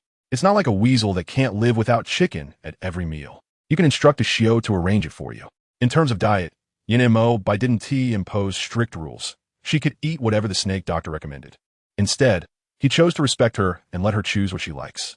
However, the impact of pregnancy was still quite significant for Fu Qing. Even though the snake doctor confirmed that she was pregnant, she still found it hard to believe. She couldn't believe that there was actually a little life inside her small belly. It felt magical, not happy. Yin Bai noticed that there was no sign of joy on her face and hesitated to ask. Shaking her head, she glanced at the serious expression on the dog snake man's face and slowly said, I just find it very strange. You mean I am really pregnant with your child? Why does it feel so mystical and magical? Yin Bai was left with a black line on his forehead. How about letting the snake doctor take another look at you? To prevent this woman from being suspicious and paranoid here. Fu Qing smiled awkwardly and said, let's take a break. Yin Bai stepped forward to support her, saying, I will send someone to deliver the crystal stone to you later. What did you say? That shameless woman is pregnant with a Lord's child? At this moment, Hua Qiao, who was locked in a confinement room, nearly destroyed everything inside out of anger upon hearing the news brought by her trusted maid. How is this possible? Wasn't it said that the Lord's body had been damaged for over 10,000 years, making it difficult to have offspring? Why is that shameless woman pregnant? Hua Qiao was not the only one shocked. Even the 8 elders of the snake clan nodded in astonishment at Fu Qing's pregnancy. It seemed that this dragon clan princess was indeed a perfect match for the Lord. Chapter 32. Good men and women of faith. The snake clan did not lack women sent to Yin Bai. Unfortunately, those women either went insane from his appearance or were unwilling for various reasons. Over time, the clan elders gave up on sending women to him. Now that Fu Qing was able to conceive Yin Bai's child, how could the elders not be pleased? The snake clan had not seen such a joyous event in over 10,000 years. It could be said that Fu Qing's pregnancy was a cause for celebration throughout the entire snake clan. The news spread across the entire race. Even the beautiful Ji from the dragon clan heard about it from her trusted maid. My good sister really is fortunate, she said with a sinister and venomous squint. She got pregnant just a few months after marrying into the snake clan. It's a pity this good fortune should have been mine. At the end, Mei Ji suddenly went mad, overturning all the tea sets and tablecloths on the table, shouting, It's her. She deliberately set me up. Her trusted maid, seeing her in this crazed state, trembled in fear. Mei Ji had been going mad in the confinement room for quite some time now. At first, the maid thought it was just a temporary phase and that she would be fine once they left the confinement room. However, over time, the maid realized that Mei Ji's behavior indicated a mental abnormality. She would see any slight inconvenience as a grudge against her, to the point that in the end, even when Mei Ji was going mad, her maid dared not approach her easily. Today was no exception. The trusted maid stood by, letting her continue her madness without speaking up to stop her or offering comfort, for fear of being seen as an enemy and having her neck tightly grabbed. After a while, Mei Ji finally regained her sanity. With a cold expression, she glanced at her trusted maid standing silently nearby. Go! Find a way to send a message to the Fox King, saying that I have urgent matters to discuss with him. Yes. The maid dared not disobey and could only comply. Meanwhile, since Fu Qing became pregnant, she spent her days eating and sleeping. Her mental state was noticeably better compared to the first few days of her pregnancy. She enjoyed her food and was no longer in that lethargic state from before. Perhaps it was due to the crystal stones that Yin Bai had brought. After taking them, she had not continued to experience nightmares at night. Her mood was exceptionally good. Madam, here are the invitation cards sent by the elder ladies today. Ashio picked up the stack of invitation cards from the table and handed them to Fu Qing. They said they wanted to come and see you. Paying off the tilted head, what's the reason for them to come see her when everything is fine? These ladies can't be wanting to check on her condition after pregnancy. Right? Fine. Let them in then. Fu Qing spoke up to avoid them being suspicious all day. After a while, several ladies slowly walked in from outside the Zhaohua Hall to greet Lady Yu. The ladies were dressed in various outfits, not overly bright, but rather subdued in color, appearing both dignified and elegant. It must be said that the several elders were indeed enjoying life, as even the ladies they found each had their own characteristics, primarily emphasizing grace and elegance, making each of them look exceptionally refined without evoking any sense of ridicule. Ashio, pour tea for the elder ladies, Fu Qing instructed. The ladies exchanged satisfied glances and then sat down nearby. Have the ladies had their meals? Seeing that they remained silent and kept staring at her belly, Fu Qing felt quite uncomfortable. One might think they were like grandmothers looking at their grandchildren. Thus, she finally greeted the ladies. At Fu Qing's greeting, the ladies withdrew their gazes, their expressions softening with a faint smile as they looked at her. How was your first pregnancy, Lady Yu?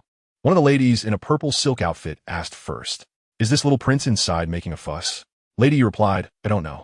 When I was pregnant with my first child, the reactions were quite strong, which scared his father terribly. Qing smiled lightly. She had just become pregnant. What was currently in her belly was at most just an embryo. A prince. How could these snake clan ladies be so gossipy, like modern rural Andes? Did they think they had a pair of discerning eyes that could tell the gender at a glance? This lady's pregnancy was still early, and she couldn't feel much yet. She said honestly, however, being so quiet might mean it's a princess. The smiles on the faces of several ladies instantly stiffened. How could Lady Yu think that way? The lady in the purple silk dress said with a serious face, in my opinion, there is definitely a little prince in your belly. Look at how pointed your belly is. It doesn't look like a belly that would bear princess. Indeed, with your slender waist and graceful figure. If it were a princess, she would definitely be robust and sturdy. Therefore, it can be concluded that Lady Yu is definitely carrying a prince. The smile on her face completely disappeared. Have these two ladies learned to read faces? If just a moment ago, when they were staring at her belly, she was still somewhat uncertain, then now, with these words from the two ladies, she could be sure of their guesses and thoughts. These elder ladies were not here to see her, but to see whether she was carrying a princess or a prince. But so what if it's a prince or a princess? It's not like in modern rural areas where having a son to inherit the family line is a must. Both the prince and the princess are her own flesh and blood. Are they really going to drown her child just because she gives birth to a princess? How can they be so sure that this child in her womb is a prince? Fucking Yo-Yo said, what if this lady is carrying a princess in her belly? Should she then listen to their advice and get rid of her? No way. What era is this? Still trying to impose the old male preference nonsense? Is this just to pass the time? Are they deliberately looking for trouble? I appreciate the good intentions of the several ladies. Qing said wearily, you ladies don't need to worry about whether this child in my womb is a boy or a girl. I'm tired now, so if you have no other matters, you may leave. Her good mood for the day was ruined by these ladies. Ashio, see them off. Please, ladies. Ashio respectfully gestured for the ladies to leave. The ladies initially wanted to say something else, but seeing Qing's forceful demeanor, they could only leave with a belly full of anger. Qing breathed a sigh of relief. Ashio, from now on, if anyone comes to send messages, just help me refuse them. Don't let it be like today.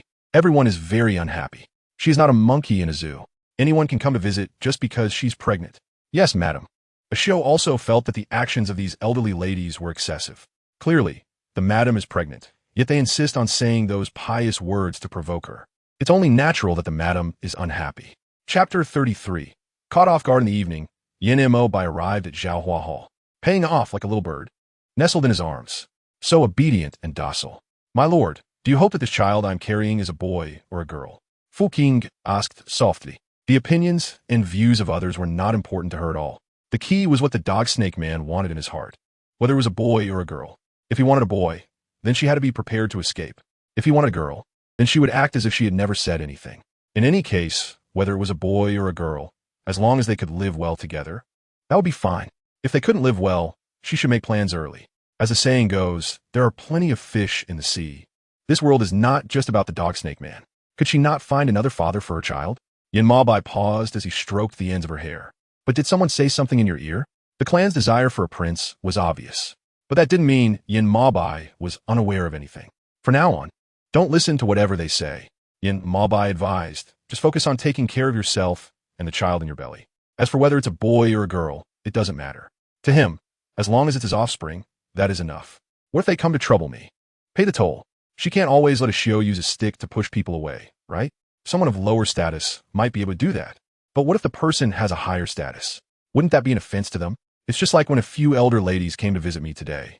Paying off the unbearable complaints. On the surface, it is said to visit the concubine, but in fact, it is to check on the concubine's belly, wanting to know whether the concubine is carrying a boy or a girl. This child is currently just an embryo. How can one know? Well, this matter the esteemed one has heard the mention before. Yin Mo Bai said, what the several elder ladies have done is indeed a bit reckless. Is that all? Qing looked at the dog snake man in disbelief. She had already become such a green tea bitch. Did the dog snake man have nothing else to say? Just as Qing was about to feel a sense of disappointment, Yin Mabai suddenly spoke up. How about I punish them to reflect on their actions? After pondering for a moment, Yin Mabai suddenly lowered his head to gaze at her rosy little face. Or perhaps we could set an example. so that no one would dare to offend you during your pregnancy. Fu Qing smiled gently. Your Grace, you can decide. She nestled back into the embrace of the dog snake man, looking completely satisfied, and said, I will follow your wishes. In that moment, Fu Qing felt a bit like Su Daji. Her tone was soft and seductive. Although the dog snake man's indifference towards whether the child in her womb was a boy or girl left her a bit disappointed, given their current friends with benefits relationship. It was already good enough that he stood by her side to help. She shouldn't push her luck further to avoid a fate worse than that of Meiji. The next day, several elder ladies were summoned to copy the heart-purifying mantra. It was obvious to everyone that this was related to the lady the Lord had married. Who didn't he know that the lady's pregnancy was a significant matter for the snake tribe? Yet, there were some dim-witted individuals who, under the guise of concern, went to inquire whether the lady was having a boy or a girl. It was no surprise that the Lord would punish them.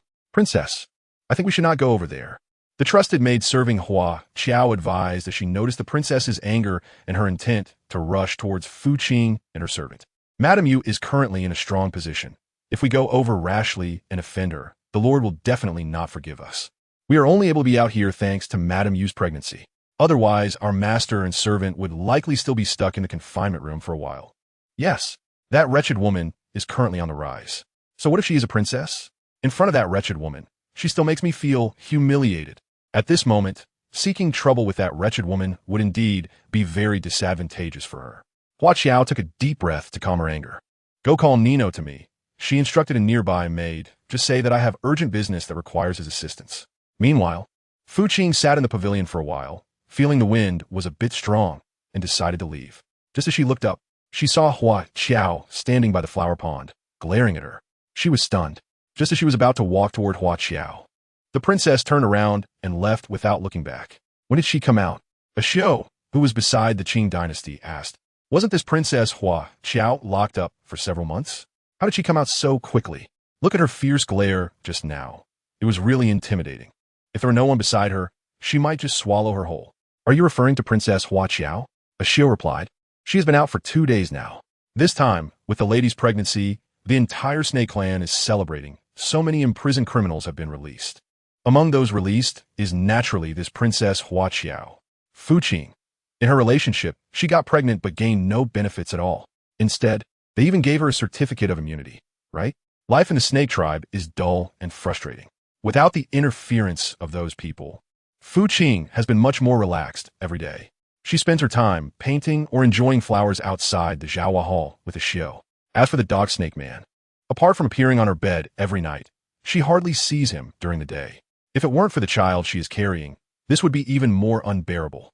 Fu Qing still thought that this child was conceived by her own efforts. Madam, the Lord invites you to the main hall urgently. Just as Fu Qing was lying on the couch, bored and enjoying the breeze, a guard from the snake tribe walked in from outside the hall. Fu Qing paused with the fruits in her hands. Everything was perfectly fine. Why was she suddenly invited to the main hall? Did the Lord mention what it was about? With a show support, Fu Qing sat up slowly and inquired. The dog snake man rarely sought her out during the day. Suddenly, sending someone at this time. Could it be that something difficult had arisen? The guard lowered his head and stammered. Madam will know once she arrives. Seeing the other party's evasive demeanor, Fu Qing couldn't shake off a bad feeling for some reason. All right, you can go down first. Paying off instructed. This lady will tidy up and come right away. Why doesn't the lady continue to ask? A Xiao said with confusion. Seeing the guard's hesitant demeanor doesn't seem like a good thing. It might be very unfavorable for the lady. What is there to be afraid of? Fu Qingdao said, when soldiers come, we block them.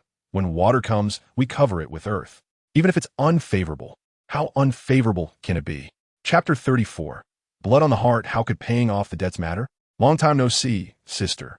In the magnificent hall of the Serpent Clan, the beautiful maiden sat gracefully on one side, dressed in a luxurious satin outfit adorned with vibrant colors. Her demeanor was elegant, and a gentle smile graced her face. A golden hairpin decorated her long, jet-black hair, making her stand out like a particularly striking flower blooming in the courtyard. As soon as she arrived, she saw her. Although she was surprised by Meiji's arrival, she did not forget that this was a public place. Necessary etiquette should still be observed. She paid her respects to the esteemed one. Fu Qing bent his body and bowed to Yin Maobei. He then got up and sat down to speak. Yin Maobei instructed. The beautiful maid twitched the corners of her mouth, obviously a bit displeased. Why did the master call this servant? Feeling puzzled, Meiji noticed that fucking had not given her, as an older sister, a single glance from beginning to end. She was extremely angry inside. However, being in the territory of the Serpent Clan, she did not dare to confront fucking directly and could only continue to endure.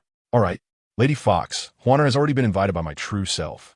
Yin Mabai turned his gaze to Meiji, who was sitting nearby. If you have anything to say, just speak directly. Fu Qing then shifted his gaze to Meiji. When did sister come out? It is said that Meiji is the apple of the Dragon Clan's eye. This is indeed true. How long has she been imprisoned to be released now? No wonder in the original text, she wasn't punished to death for stealing the Dragon Pearl from the Dragon Sovereign. Has Father Emperor forgiven you? Fu Qing deliberately asked. Why wasn't anyone sent to inform Huaner in advance? That way, sister can also visit you in the Dragon Clan. The smile at the corner of Meiji's mouth froze. Now that her sister is pregnant, how could she dare to trouble Father Emperor to send someone to notify her about such a trivial matter? Congratulations, sister. I heard that you are carrying the offspring of the Serpent Sovereign. It's truly enviable. Fu Qing's gaze was fixed on Meiji's belly, and she felt a wave of discomfort wash over her. Her sister didn't come to congratulate her for no reason, right? Fu Qing didn't want to continue this pretentious small talk, so she broke the facade of sisterly affection and said, just say what you need to say. The smile on Meiji's face instantly faded. Father is ill. She spoke very seriously. One might think that the Dragon Emperor had been sick for a long time and was already in critical condition. That's why Meiji specifically came to inform her of this issue. Wasn't Father just fine a few days ago? Fu Qing asked in confusion. How could I suddenly become ill? Fu Qing suspects that this might be another trap set by Meiji. When they left, everyone knew very well how healthy Long Zun was. How could he have fallen ill in just a little over 2 months? The reasons behind this are hard to ignore. Has sister gone to invite the witch doctor to take a look at Father Emperor? Fei Qing said slowly. What did the witch doctor say? It's impossible for Meiji to believe everything she says. If Long Zun is really sick, doesn't he know to use a messenger bird to communicate with her? Why would he trouble Meiji to come all this way? Meiji lowered her head, her voice heavy as she said. The witch doctor said that my father's illness requires the heart's blood of a close relative for treatment. Heart's blood? Fu Qing smiled. Sister, are you joking? I've only seen such plots in modern dramas. Those are calculations of people with intentions. Is Meiji playing this game with me a bit low? Meiji's big eyes instantly filled with tears, as if Fu Qing was deliberately slandering her. Why do you say that, sister? She sorrowfully accused Fu Qing. Such a serious matter as Father's illness. How could you joke about it with me? What my sister said is true. Father is really ill, and it's very serious. Right now, only your heart's blood and mine can save him. If that is the case, why did you come to me? Fu Qing replied indifferently. You were so close to Father. You could have let the doctor use your heart's blood to save him. What do you mean by coming here to find me? Are you afraid and unwilling to save Father? How could that be? Meiji quickly defended herself. This life was given to me by Father. If Father wanted a bit of my heart's blood, as his daughter, how could I refuse? It's just. At this point, Meiji suddenly paused, looked up at Fu Qing, and continued. It's just that Father kept saying he wanted to see you before he fell into a deep sleep, so I personally took the initiative to come find you. Meiji's pleading gaze looked at Fu Qing again, as if she truly came to invite her to meet the Dragon Sovereign, rather than harboring any other bad intentions. Considering Father's serious illness, I hope you can come back with me to see him. Fu Qing turned her gaze to Yemabai. Has the Lord agreed? Otherwise, why would that dog-snake man be so anxious to summon her? The Dragon Lord's illness is a major matter. Yemabai said solemnly, if you are really worried, I can personally accompany you to the Dragon Clan. Fu Qing pondered for a moment, then glanced at the beautiful girl sitting below. Her expression was sad, serious, and solemn, not like someone who was lying to her. But Fu Qing still felt that something was off. As for what exactly was wrong, she couldn't quite articulate it at the moment. In that case, the younger sister might as well accompany her elder sister back to the Dragon Clan to see their father. After all, he was the biological father of the original self. It would be somewhat unreasonable if she didn't visit the Dragon Clan. She could consider it an act of kindness for her own peace of mind. At the same time, she wanted to see if the beautiful girl had exaggerated the facts. What exactly was being sold in this gourd? The beautiful girl noticed Fu Qing's agreement, and a flash of malice crossed her eyes. That afternoon, Fu Qing and Yin Mabai discussed, and then set off with the beautiful girl towards the Dragon Clan. The atmosphere along the way was not very pleasant, somewhat stiff. However, the beautiful girl seemed completely unconcerned. The timing of the younger sister's pregnancy was truly perfect. The beautiful girl glanced at Fu Qing's belly and praised. The Serpent Clan hasn't had such good news in thousands of years. The Lord must have been very happy back then, right? Fu Qing lay lazily on the soft couch of the carriage, completely uninterested in engaging with Meiji. Sister, just say what you want to say directly. There's no need to beat around the bush. I don't have much time to listen to you now that I'm pregnant. A fleeting shadow crossed Meiji's face, but it was quickly replaced by a faint smile that seemed almost elusive. Sister, this is just a feeling you have. There's no need for you to think too much about it. If Fu Qing believes her words, then she is a fool. What kind of person Meiji is? She knows all too well from the original text. She is ruthless and never leaves any survivors in her actions. It really surprises Fu Qing that she can speak to her so calmly. So, can you give your sister a hint? Fu Qing seriously looked at Meiji and said. Meiji smiled. Sister, you tell me. At this moment, Meiji appeared to be in a good mood, free from her usual hostility. Has father really fallen ill? Chapter 35. Meiji's biggest trump card. Fu Qing suspected that Long Zun might not be ill, but rather encountered some other issue. Otherwise, how could Meiji be so leisurely coming to find her? With a strained smile in her eyes, Meiji asked, what do you think, sister? The look in Meiji's eyes was truly terrifying, making Fu Qing feel an inexplicable sense of unease. Indeed, Father Emperor was sick.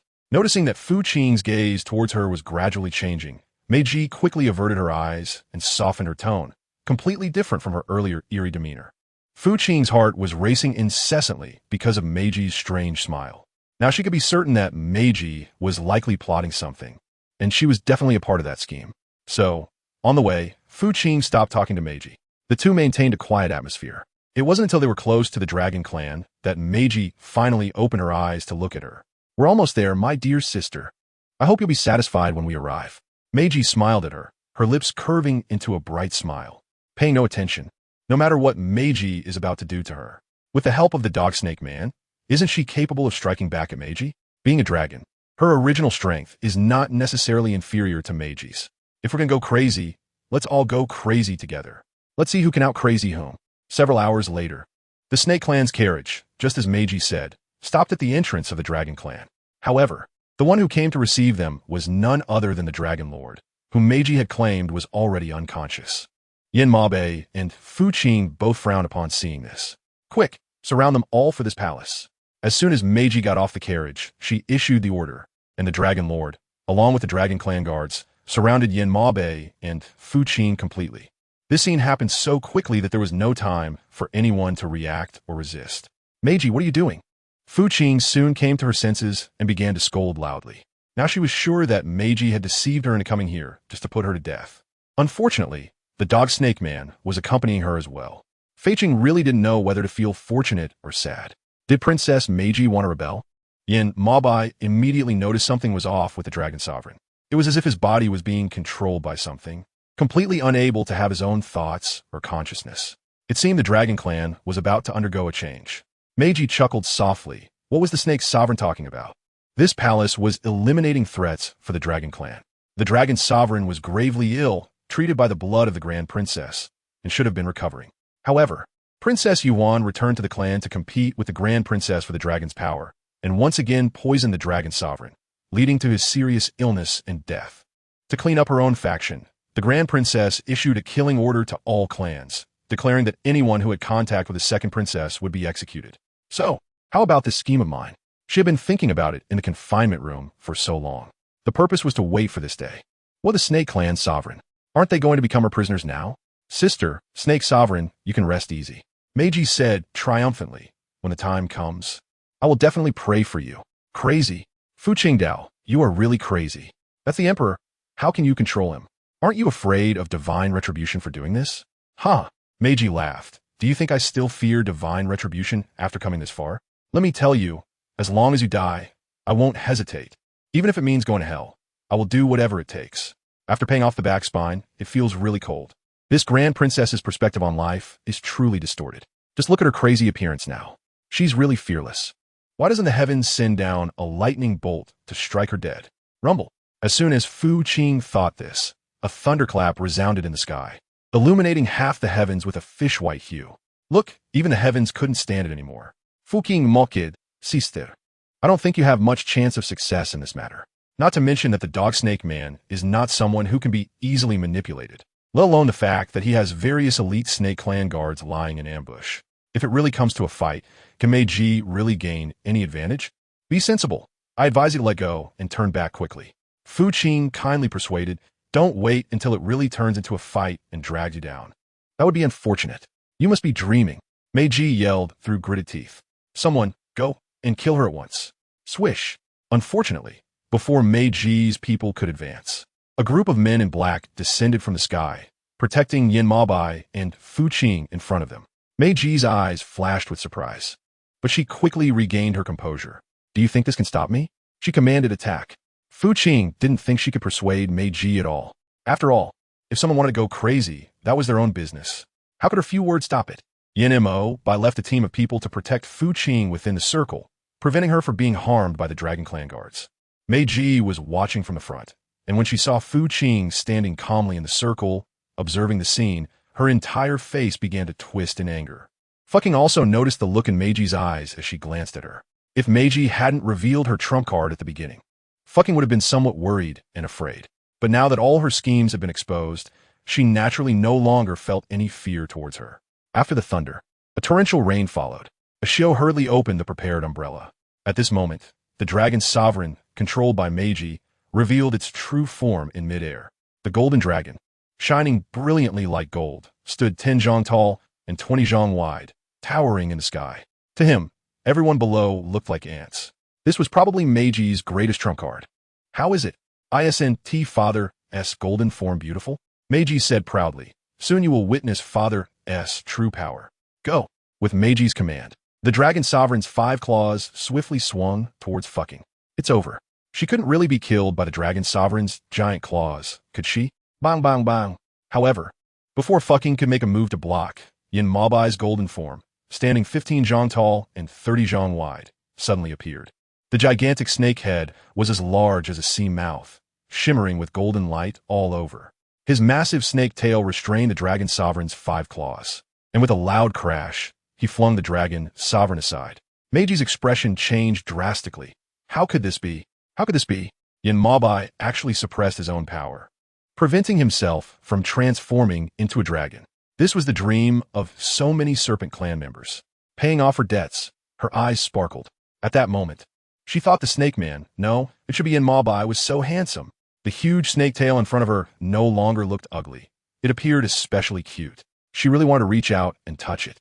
Chapter 36, Running Out of Oil and Dying Lights. Meiji's face twisted in a grimace. Crash! A thunderous explosion echoed in the air once again. Everyone's fighting looked so desperate and resistant under the illumination of this thunder.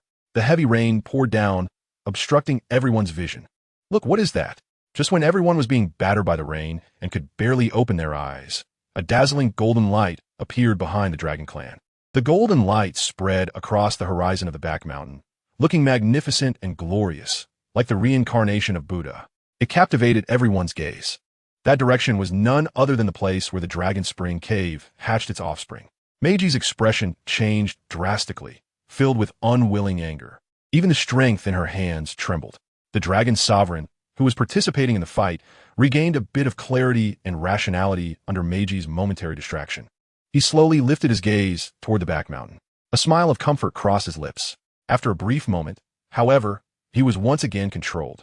The golden light continued to spread under everyone's watch, and everyone stopped fighting. It was as if they had been frozen. All of them showed fear. Break! Yin Maobai waved his hand to break the formation set by Meiji in the dark. Uft! Meiji spat out a mouthful of blood, stepping back continuously. The Dragon Sovereign, who had been controlled, regained his awareness after Meiji spat out this blood. He glanced around, but ignored it, ultimately fixing his gaze on the direction of the Dragon Spring Cave. Suddenly, he soared into the air. At this moment, Yin Maobai also returned to human form and stood by Fu Qing's side. The Dragon Sovereign hovered in the air, manipulating a powerful formation, constantly infusing vital energy toward the Dragon Spring Cave. Meiji watched this scene, clutching her chest, her eyes filled with not only unwillingness but also fear. Should I capture her? Seeing Meiji trying to escape, Yin Maobai quickly asked to the side. Yin Maobai shook her head. She was already severely injured, and even if she ran, she wouldn't get far. The power of the formation set up by Meiji was immense, and the backlash she suffered was equally severe. This punishment was already enough for her. The golden light from Long Quan Cave continued to spread, becoming even more dazzling under the infusion of the Dragon Sovereign's vital energy, almost making it difficult for people to open their eyes. What is Father doing? I don't understand the mysterious world at all, and I certainly don't understand why hatching offspring has to be so laborious. I can only cast a pleading glance at Yanmabai beside me. Is my little brother about to come out? Looking at the horizon that is almost complete, Yanmabai explained, when a dragon's offspring emerges, they must undergo the baptism of the thunder tribulation to become a dragon. The Dragon Sovereign is helping him enhance his magical power and physique. However, doing this in the current state of the Dragon Sovereign will inevitably lead to his exhaustion and downfall. Yanmabai didn't voice this last part. He just stood there quietly, watching. Huge sparks and lightning were indeed crashing down towards Long Quan Cave, just as Yanmabai had said. Some surrounding trees were directly struck and broken by the massive lightning, bursting into flames. The scalp that Fu Qing looked at felt a bit numb. If this were to fall on her, she feared she wouldn't even have a chance to stop it and would perish. However, such lightning strikes continued for more than 4 hours before finally coming to an end. Everyone turned to look at the Dragon Sovereign, who at this point had already exhausted all his energy. Once the thunder tribulation completely dissipated, the Dragon Sovereign finally lost control of his body and slowly fell from the air. Father! Before the Dragon Sovereign's body could land on the ground, Yanmabai had already flown up to catch him, bringing him back to Fu Qing's side. The Dragon Sovereign rested for a moment before slowly opening his eyes. You're here, Huaner. At this moment, the Dragon Sovereign's complexion was pale, with his white hair spread on the ground. He had long lost his former vitality, looking like an old man in his 80s. Even raising his hand, a simple action, was no longer possible. Father is getting old from now on.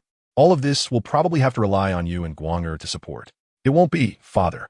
Fu Qing couldn't accept Long Zun's disappearance.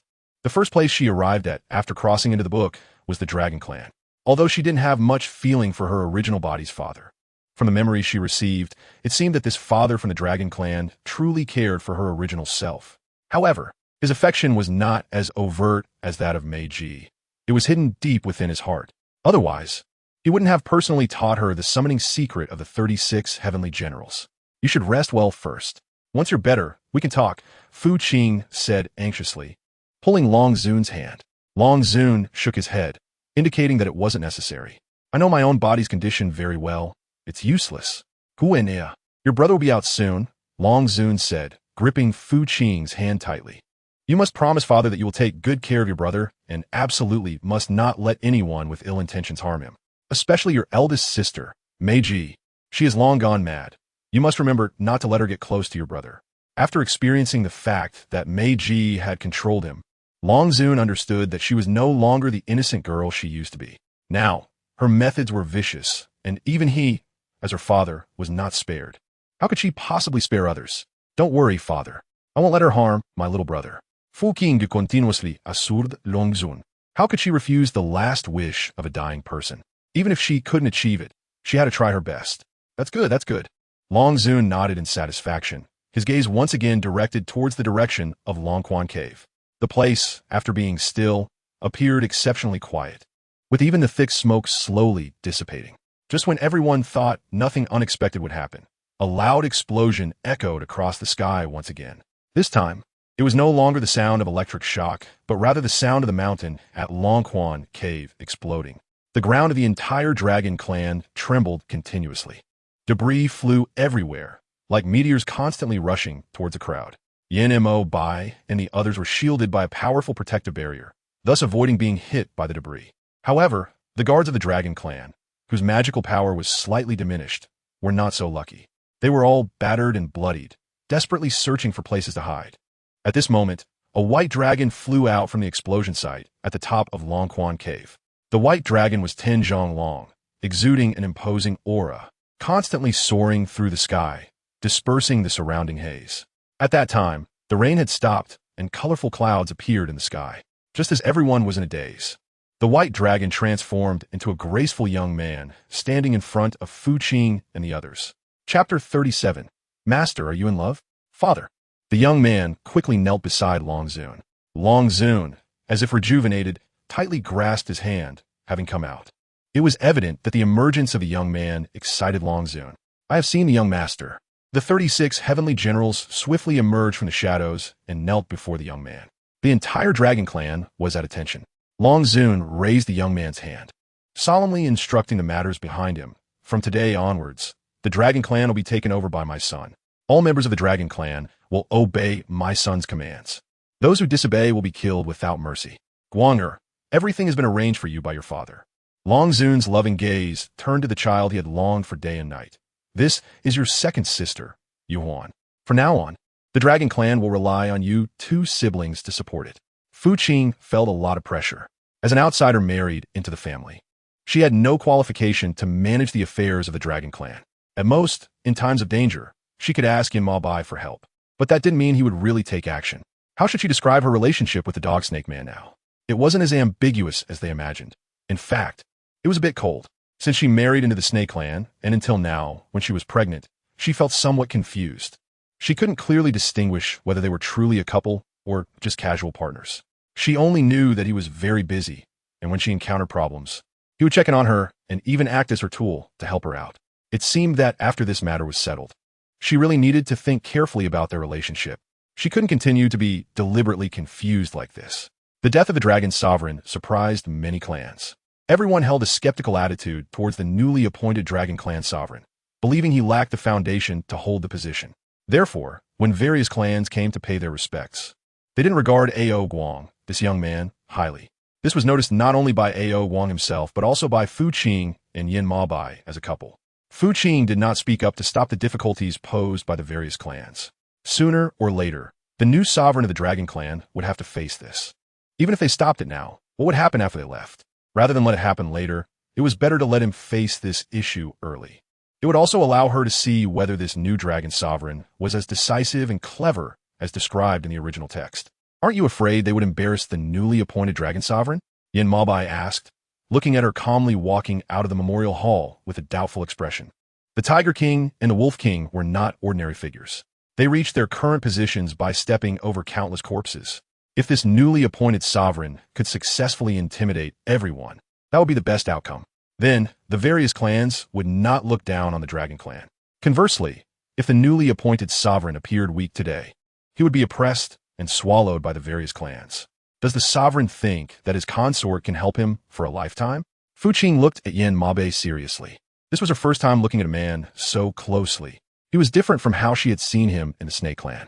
At this moment, the man had sharp eyebrows and eyes, a high nose, and his amber, clear gaze reflected her silhouette, yet it was tinged with a hint of wickedness. Standing by the pillar, the sunlight outlined his figure to perfection, graceful and enchanting, making it hard for people to look away. Ahem. Fu Qing cleared her throat twice and withdrew her gaze from the man. Otherwise, she was afraid that if she continued to look, she would really become infatuated. Are you uncomfortable? Yin Maobai asked, seeing her with her head down and furrowed brows. Put your hand down, my lord, let's date. She seriously observed Yin Maobai's expression. She thought this man was so good-looking. It felt like a loss to marry him without dating him at all. Date? Yin Maobai looked surprised. What does that mean? Fu Qing looked at his confused expression and suddenly grabbed his hand, saying just like this. Previously, their way of interacting had been too simplistic, not like a couple, not like lovers. It was a bit forced to say they were friends with benefits. The most they did together was in bed, but afterward, they would each go their own way. They hadn't sat down to have a proper chat, talk, or hold hands like they were doing now. Yin Maobai smiled. Is this called dating? What is this woman thinking all day? He really wanted to knock on her head to see. Not entirely. Fu Qing said. What we are doing is just like what lovers do. It has to be like this. As soon as she finished speaking, her soft pink lips kissed Yin Maobai's thin lips. The sound of the kiss was crisp. Yin Maobai's gaze deepened, and he immediately wrapped his arms around her waist. After a bout of entanglement, Fu Qing was breathless. However, she felt very satisfied. At least there was a taste of love in it. Unlike their usual way of jumping straight to the point, which felt very uncomfortable. Do you want more? Yin Maobai asked hoarsely, his fingertips constantly rubbing against her damp pink lips, creating an ambiguous atmosphere. Paying off with a shake of the head. Does the master like this? Kissing is a dream and beautiful for every man and woman, right? Jan Montag by Schadentrefuse. Is the lady dissatisfied with the fact that the master lacks comfort towards you on ordinary days? Yin Mo by asked seriously. For a man, the greatest intimacy in life is with a partner. If your other half shows dissatisfaction towards you, then it is definitely a problem with the man himself. paying off like this repeatedly hints in front of Yin Mabe, making Yin Mabe unable to help but doubt whether he has ever satisfied this little woman in front of him. Fu Qing was dumbfounded. Do they understand the same question? Did Yin Mohite misunderstand? Master, there's indeed a certain relationship between dating and this aspect. Fu Qing said seriously, but there is still a distinction between the two. Just as Fu Qing was about to explain further to Yin Mabai, a loud crashing sound came from inside the great hall. The two simultaneously saw a white shadow emerge from the hall, flying out under the assault of golden light. Yin Mabai quickly blocked Fu Qing behind him to shield him from the shattered door. Subsequently, a group of clansmen who had come to pay their respects rushed out from the great hall. Ao Guang, dressed in white, stood not far away. What's going on? Fu Qing grabbed a guard in the main hall and quietly asked. Reporting to the princess, the Tiger Clan's patriarch wants to compete with the young patriarch. The guard said tremulously, "Make your move, young patriarch." The Tiger Clan's patriarch provocatively smiled at Ao Guang, looking down on him. It wasn't that they looked down on this newly appointed young patriarch of the Dragon Clan. It was just that this kid seemed too thin-skinned. Just look at that rosy lips and white teeth. Where's the demeanor and appearance of a clan king? He looked just like a duck from the Ichuan courtyard. How could he be worthy of their clans coming to pay their respects? Chapter 38. Kidnapped. Who do you think will win this competition? The various clans discussed animatedly. The Wolf King glanced at the situation in the arena and arrogantly said, "Isn't it obvious? It must be the Tiger King. One is a fresh-faced young lad from the Dragon Clan, and the other has been ruling the Tiger Clan for thousands of years. How can they be compared? Without a doubt, the Tiger King will win this match. You stay here. I will go take a look," Yin Mobai instructed. "Xiao, you go find out as well." Fu Qing anxiously instructed, "Come over and report to me later." "Yes." Xiao nodded in compliance. The scene was bustling with excitement, as all the tribes focused their attention on the Tiger King and Ao Guang. What does the young master mean? The Tiger King looked at Ao Guang across from him with a puzzled expression. "But are you afraid?" Ao Guang, with his celestial demeanor, stood unmoved like an immortal in a painting. He seemingly did not take the Tiger King's provocation seriously. "Is the Tiger King really going to compete with me today?" The youthful, tender voice rang out clearly like the moon, causing everyone present to be taken aback. "If that's the case, then I will grant the Tiger King his wish." With a loud boom, a gigantic white dragon golden body appeared before everyone. The white dragon golden body was 15 zhang long and 20 zhang wide. But that wasn't what caught everyone's attention. What drew their focus was that the young man still stood there, poised and unmoving. His white dragon golden body enveloped him from behind. Such cultivation and strength were difficult for many tribes to achieve. Yet this young man accomplished it effortlessly. How could that not astonish everyone? Their instincts told them that this newly appointed young master was stronger than the Dragon Lord. The Tiger King was also stunned by this scene. To him, the opponent was not just a fledgling boy who had just hatched from an egg. He could hardly withstand a punch from him. He had intended to take this opportunity to teach him a lesson, to embarrass him, hoping that would lead the other party to submit. But now, looking at the opponent's 15 zhang white dragon golden body, the Tiger King realized how ridiculous his earlier thoughts were. With a stiffened old face under the gaze of everyone, he could only force himself to reveal his ridiculous 8 zhang Tiger King golden body. Roar! The moment the golden body was revealed, the Tiger King let out a roar that echoed throughout the entire Dragon Clan. Even Fu Qing, standing high above, felt a tremor in her heart from that tiger's roar. "Damn it, why are you shouting for no reason?" Paying off, she gently stroked her belly, nearly causing her heart condition to flare up. "I apologize, young lord." As soon as the Tiger King finished speaking, his massive golden body, towering 8 zhang high, quickly charged towards Ao Guang with a punch. Bang! However, the enormous fist did not land on Ao Guang. Instead, it was gently blocked by him with a raised hand outside the barrier. The Tiger King was filled with immense shock and fear. This was not something an ordinary person could achieve. Bang! Unfortunately, before the Tiger King could regain his senses, Ao Guang lightly pushed forward, and the Tiger King was violently slammed against a nearby stone pillar, spitting out a mouthful of blood. Everyone was stunned by Ao Guang's strength. From the moment Ao Guang unleashed the white dragon golden body, they knew he was powerful. However, they never expected his strength to be this formidable, easily wounding the Tiger King. He surpassed the previous dragon sovereign. This filled them with fear and trepidation. Look, what is that? Just as everyone was still immersed in this fear, a blazing fire suddenly erupted in the palm of Ao Guang's hand. The flames danced like a dragon, constantly swirling and expanding eventually soaring upwards. The Tiger King's eyebrows twitched, feeling a sense of impending doom. He wanted to get up and evade. But Ao Guang did not give him that time. The flames in his palm surged towards the Tiger King like a swift dragon. No, the Tiger King shouted. The roaring flames quickly surrounded him like a fierce wind. In contrast, Ao Guang's expression remained indifferent, as if this scene was of no importance to him. Everyone swallowed hard. If they had any thoughts of wanting something from this young man earlier, at this moment, they only wanted to distance themselves from the young lord of the Dragon Clan. The Samadhi true fire in his hand was no joke. Seeing the Tiger King spinning in circles while being burned, everyone understood just how decisive and ruthless this young man's schemes and methods were. He was not comparable to the previous Dragon Sovereign. Fellow seniors, do you still wish to come forward and compete with him? Ao Guang's cold gaze swept over the crowd. It must be said that Ao Guang's use of this tactic to warn others was quite clever. Now no one dared to move. Finally, his gaze settled on the Wolf King. Among the crowd earlier, the Wolf King had the loudest voice, making it hard not to notice. The young lord is truly accomplished at a young age. Under Ao Guang's intense gaze, the Wolf King felt the pressure and could no longer hold back, stepping forward to flatter him, saying, "Truly admirable." With the Wolf King leading, the other kings dared not shout. They all sincerely agreed. Yes. Now Brother Long can rest assured in the afterlife. Although Fu Qing was not present to observe the battle, she clearly saw everything from her elevated position. The Tiger King lost. He even lost his life to Ao Guang. If the old Dragon Lord is still alive, he would surely be very pleased to hear this. Just as Fu Qing was immersed in the joy of Ao Guang winning this contest, a man in black approached from behind and covered her mouth and nose with a white handkerchief. Fu Qing's eyes widened as she tried to call for help. Unfortunately, the handkerchief was soaked with a sedative, and within a few seconds, she completely fainted. When Fu Qing woke up again, she realized she was in a strange place. Awake?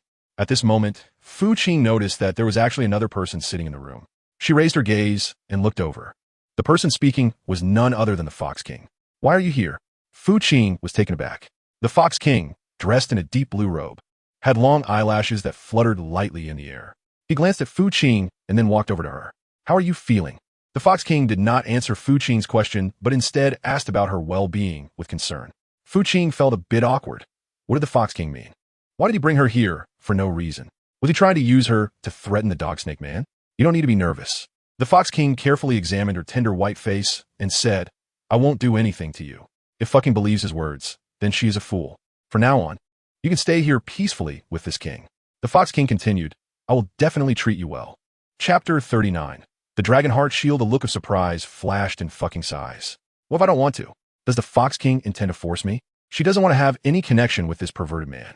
Fu Qing did not forget how this perverted man treated the original owner in the original text. If she stayed by his side, could she still survive? She certainly didn't want to become a tool for his venting. "Fox King, don't forget. I am now the woman of the Snake King." Fu Qing said, "I'm also carrying the Snake King's child. If I go missing, do you think the Snake King won't send someone to look for me? So what?" The Fox King did not take Fu Qing's threat seriously at all. As long as the original body hides you well, who would know you are here?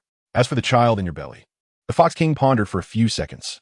"For now, I won't take your life. You can give birth. Once you have recovered, you must conceive a child that belongs to me. Are you sure?" Fu Qing's suspicious gaze swept over the Fox King. It wasn't that she doubted her own abilities or that she couldn't conceive. Rather, given the Fox King's current situation, could he even become aroused by a woman? The Fox King smirked, "You need not doubt me. In due time, I will let you know whether I can perform. Is there any news about the lady?" The Serpent Clan, since Fu Qing went missing from the Dragon Clan, GiantWolf had sent people out in droves to search. However, after searching for 4 or 5 days, there was still no clue. The trusted aide looked at GiantWolf's darkening expression and hesitantly said, "Lord, this matter seems suspicious." GiantWolf looked at his aide.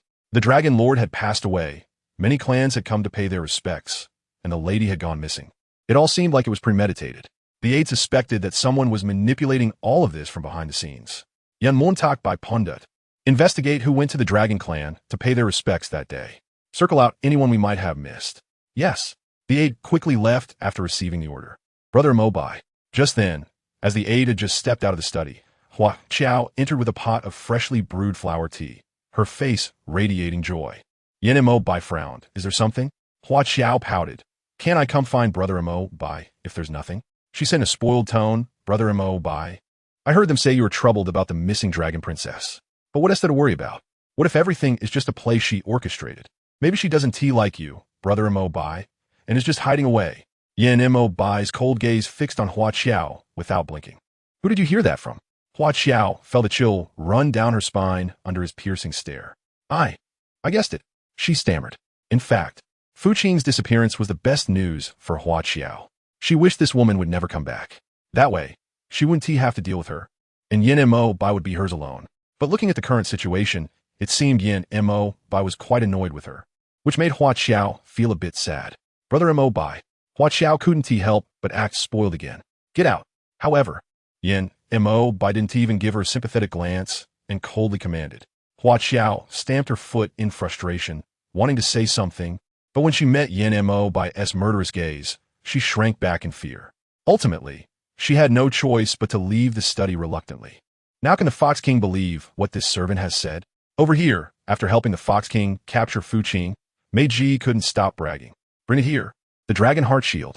This was a condition Mei Ji had exchanged with the Fox King. As long as the Fox King helped her out of the Dragon Clan's confinement and obtained the Dragon Heart Shield, she would help the Fox King capture Fu Qing. Now that Fu Qing was already in the Fox Clan, Mei Ji had fulfilled her promise to the Fox King. What does the Fox King mean? Seeing the Fox King gripping the Dragon Heart Shield tightly, Mei Ji couldn't help but frown. Is he planning to go back on his word? Mei Ji was no longer the naive young woman she once was. After going through a series of events, she had become much more clever. She never expected that even a dignified Fox King would consider breaking his promise. Mei Ji couldn't help but mock him. How despicable. Are you sure she can really bear my offspring? The Fox King ignored Mei Ji's mockery and insults. He wasn't a fool to believe Fu Qing could definitely conceive just based on Mei Ji's one-sided words in the letter. Unless what?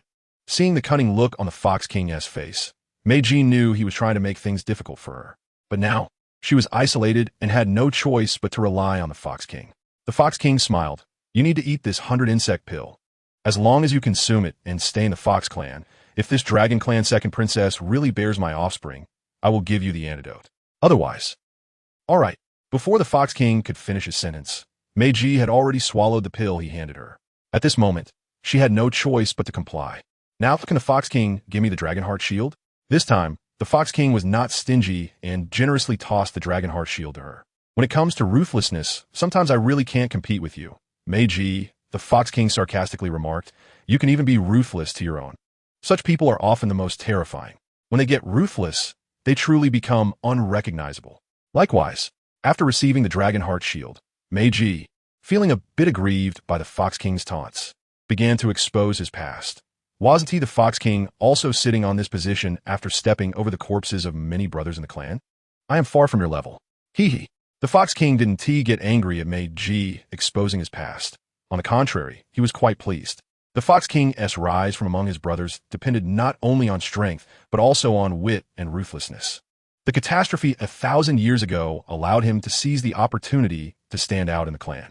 Thus, he soared high and killed many of his own brothers. Mei Ji was indeed not exaggerating. However, sometimes knowing too much isn't a good thing.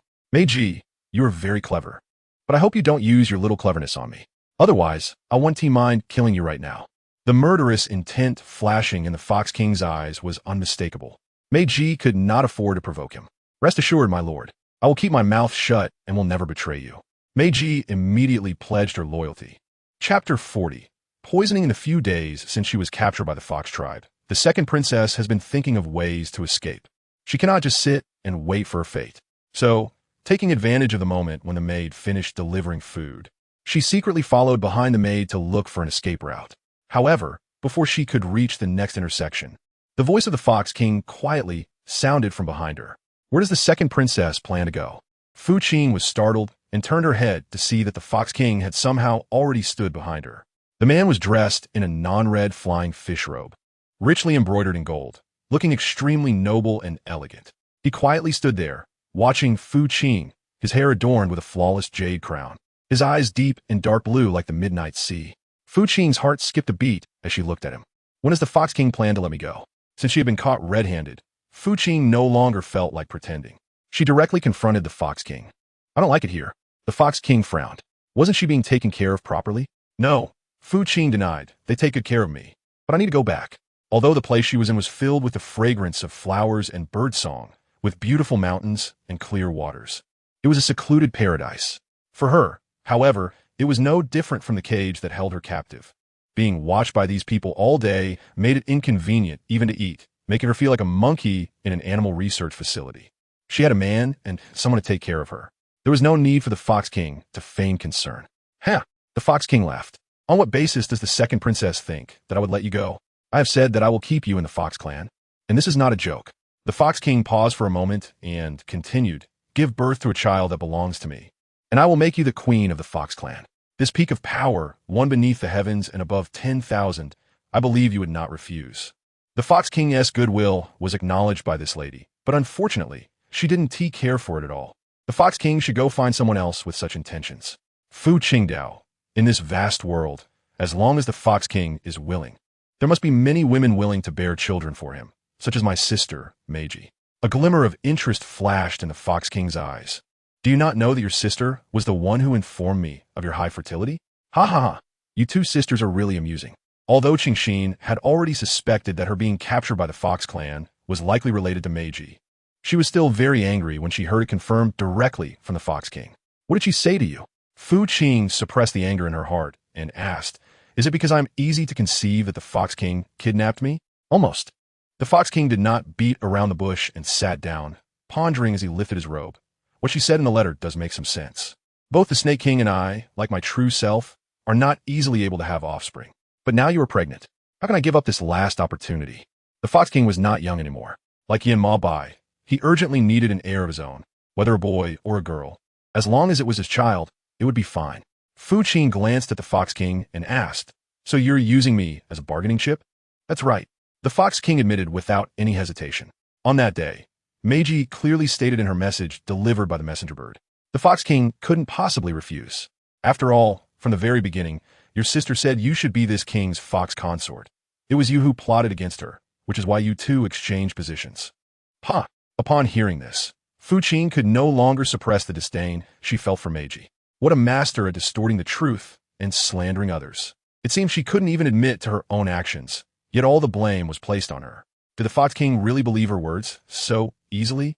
Fu Qing does not think that the Fox King is an easy person to fool. Otherwise, he wouldn't be so calm and relaxed sitting here talking to her. The Fox King smiled slightly and said, "There's no harm in trying. What if you really end up pregnant?" His gaze kept sweeping over her belly, as if he were looking at some kind of treasure. Fu Qing frowned. She now understood. Meiji was a madwoman, and this Fox King wasn't any better. With these two together, none of them would be normal. "All right, come over for a meal quickly," the Fox King urged soon. "I will have your sister come over to see you in person." The Fox King personally arranged the dishes for Fu Qing. Fu Qing took a glance and did not refuse. Her current strength was not even comparable to the Fox King. If she were to go on a hunger strike, both she and the child in her womb would truly be in danger. "Madam, are you really planning to do this?" The trusted maid looked at the dark bowl of soup in front of her, her voice trembling slightly. "What if the Lord asks about it later?" "Madam, it would be wise to think this through." Meiji smiled coldly. "What is there to be afraid of? With me backing you up, even if the Lord finds out? So what? He will only be grateful to me. Go, hurry and find someone to deliver this bowl of soup to her." After finishing the meal and drinks, the Fox King still hadn't left. It seemed that the other party wouldn't be leaving anytime soon. "Would you like to come and sit?" The Fox King patted the wooden chair beside him. Fu Qing glanced at him and ignored him. She was already full and didn't care about the other person at all. Right now, all she wanted was to lie down on the bed and rest. The Fox King saw her turn towards the bed and was not angry. On the contrary, he kindly poured her a cup of tea. Fu Qing turned over and faced away from the Fox King. The Fox King wasn't angry. After a faint smile, he placed the teacup on a nearby cabinet. At that moment, a maid walked in from outside. The Fox King immediately recognized that the medicine he had sent someone to prepare was ready and waved to the maid. "Bring it over." Fu Qing turned her back to the Fox King, and although she wasn't clear about what he was doing, she could tell from his tone and commands that the maid must have brought something in. But what did that have to do with her? She might as well just continue to sleep peacefully. The Fox King took the soup from the maid's hands and then looked over at Fu Qing, who was pretending to be asleep on the bed. "How long do you plan to keep pretending to sleep?" he asked softly while sitting on the edge of the bed. "Get up and drink this. This is a special spiritual fruit and ginseng medicine I went to the depths of Qingqiu to pick for you. Drinking it will be beneficial for both you and the child." Fu Qing glanced sideways. It was pitch dark, almost like poison. She was too lazy to drink it. The Fox King turned his back to her again, his hand holding the spoon frozen in midair. Are you really not going to drink it? He asked, suppressing his anger. This might be the first time in 10,000 years that he spoke so gently to a woman. Chapter 41. Useless efforts. She became a bit annoyed by his constant nagging and obstruction. Suddenly, she sat up from the couch and knocked the bowl of medicinal soup from the Fox King's hand onto the floor. With a loud crash, the bowl shattered on the ground, accompanied by a sharp, burning smell. Is this the medicinal soup the Fox King sent me? Qing originally felt a bit guilty, but upon seeing the scene on the ground, she couldn't help but let out a cold laugh. How much poison did they put in there? Were they afraid that one sip of poison wouldn't kill her, so they directly prepared a whole bowl? The Fox King was initially enraged by Qing's rejection. At that moment, seeing the sizzling ground, his expression instantly darkened. Come here. With the Fox King's command, the guards immediately walked in from outside the hall. Investigate. Who poisoned it? The Fox King ordered coldly. If I find out who it is, I will make them suffer a fate worse than death. On the other side, Meiji was furious when she learned that the poisoning had been exposed. My dear sister has such extraordinary luck. She gritted her teeth and said, how come she still didn't die? Princess, perhaps we should just let it go, her confidant advised. Otherwise, if this matter gets exposed, it will definitely be detrimental to you. Are you scared? Meiji looked at her confidant. Weren't you hoping I would defeat her back then? Now look how far we've come. She hasn't even used all her tricks yet. The confidant looked at the deranged Meiji and regretted her earlier support. If she had known the first princess would end up like this, she would never have helped her so much. But now it was too late for regrets. What about the Snake King? How's he doing now? Meiji calmed down and asked with concern. Have they found any clues? The Snake King is gradually investigating. The confidant replied. Aside from the Fox King and a few others who didn't attend the morning, everyone else has been excluded from the list. Meiji raised an eyebrow. So he has focused all his attention on the Fox King and the others? Haha, I never expected the Snake King would go to such lengths for a woman, especially that Vixen Yuan. In the last life, he didn't even look at her. He just had her thrown into the swamp. But in this life, he keeps making exceptions for that Vixen. Why? What makes her better than me? Go find someone to secretly send a message to the Mouse King and the others. Meiji instructed with a serious expression.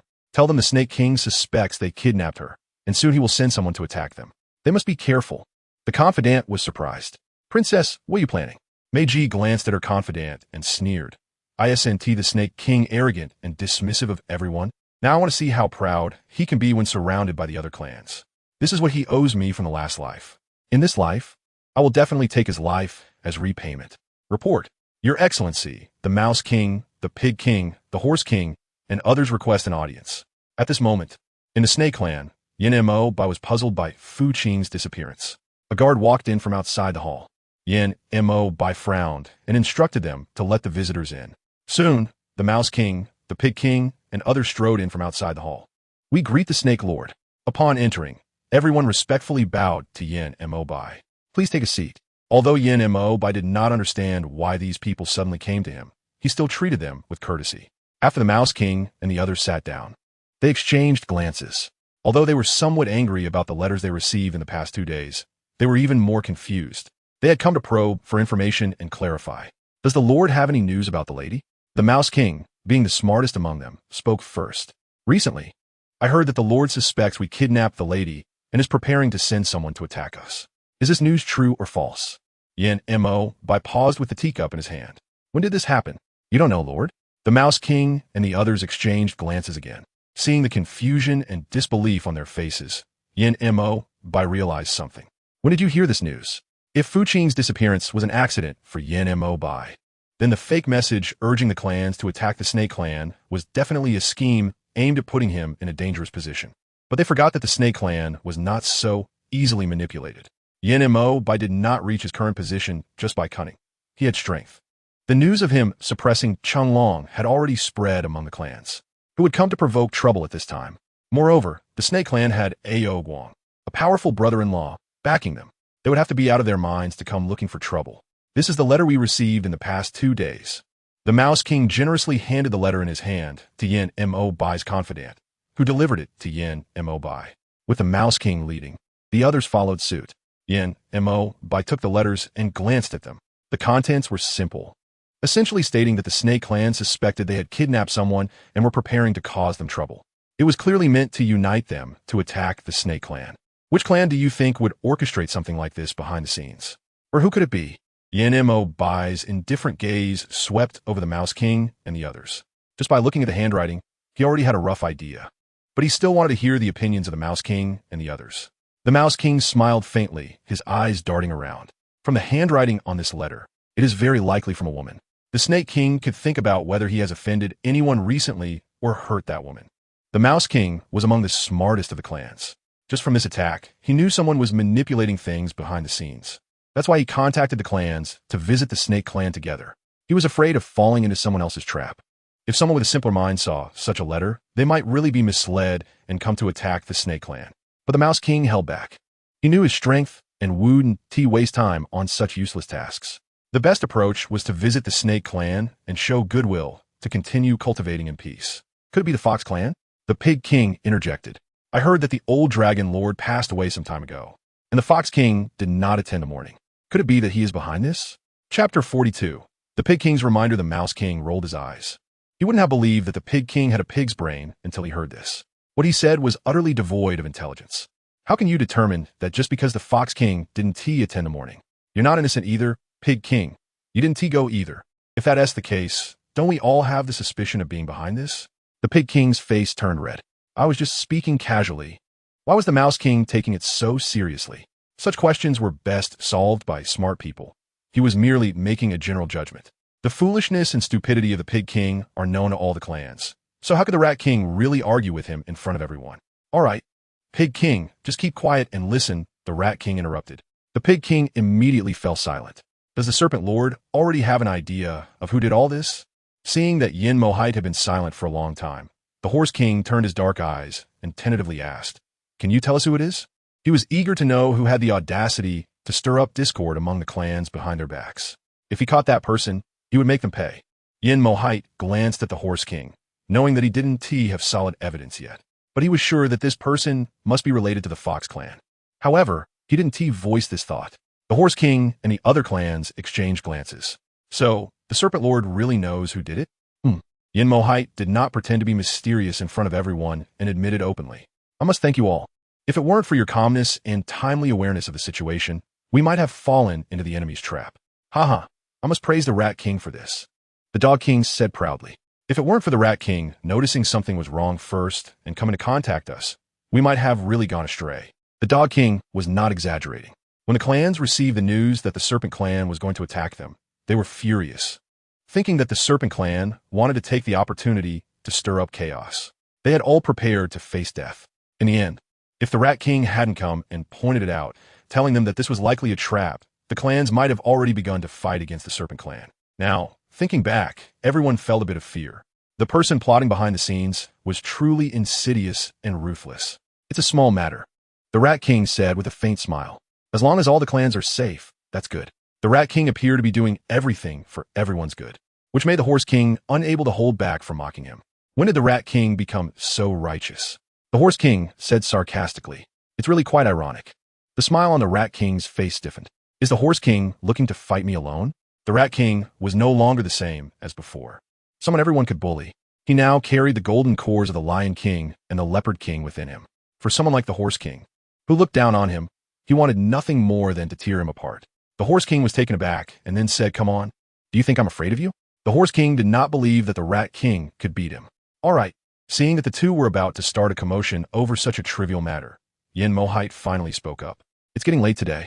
If you all have no other business, you should go back first. We'll take our leave. The Rat King stood up with a faint smile and bowed to Yenmo's.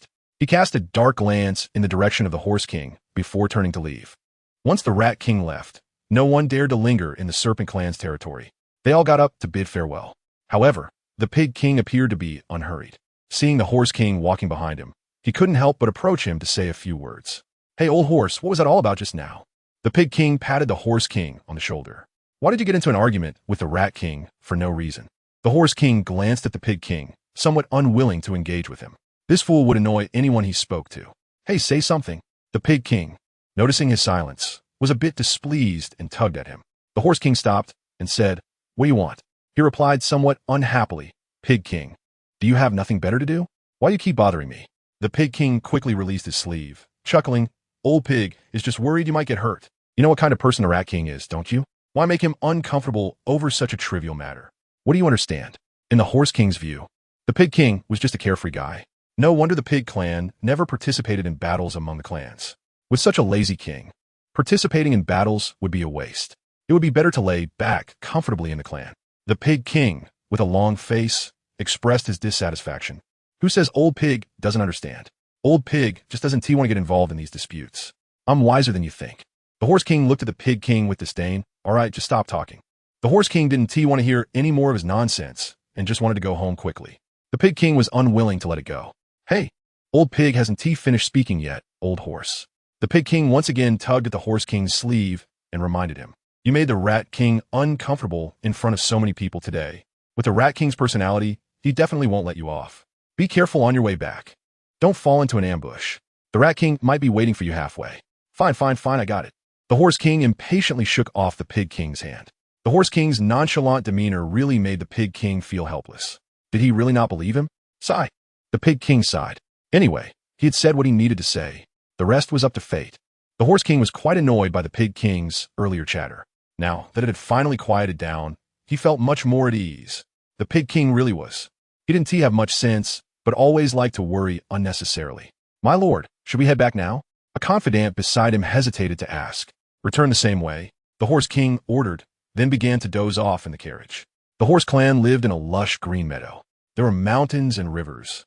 But the downside was that to return to their clan, they had to pass through a dense forest. The forest was overgrown with weeds and lush foliage.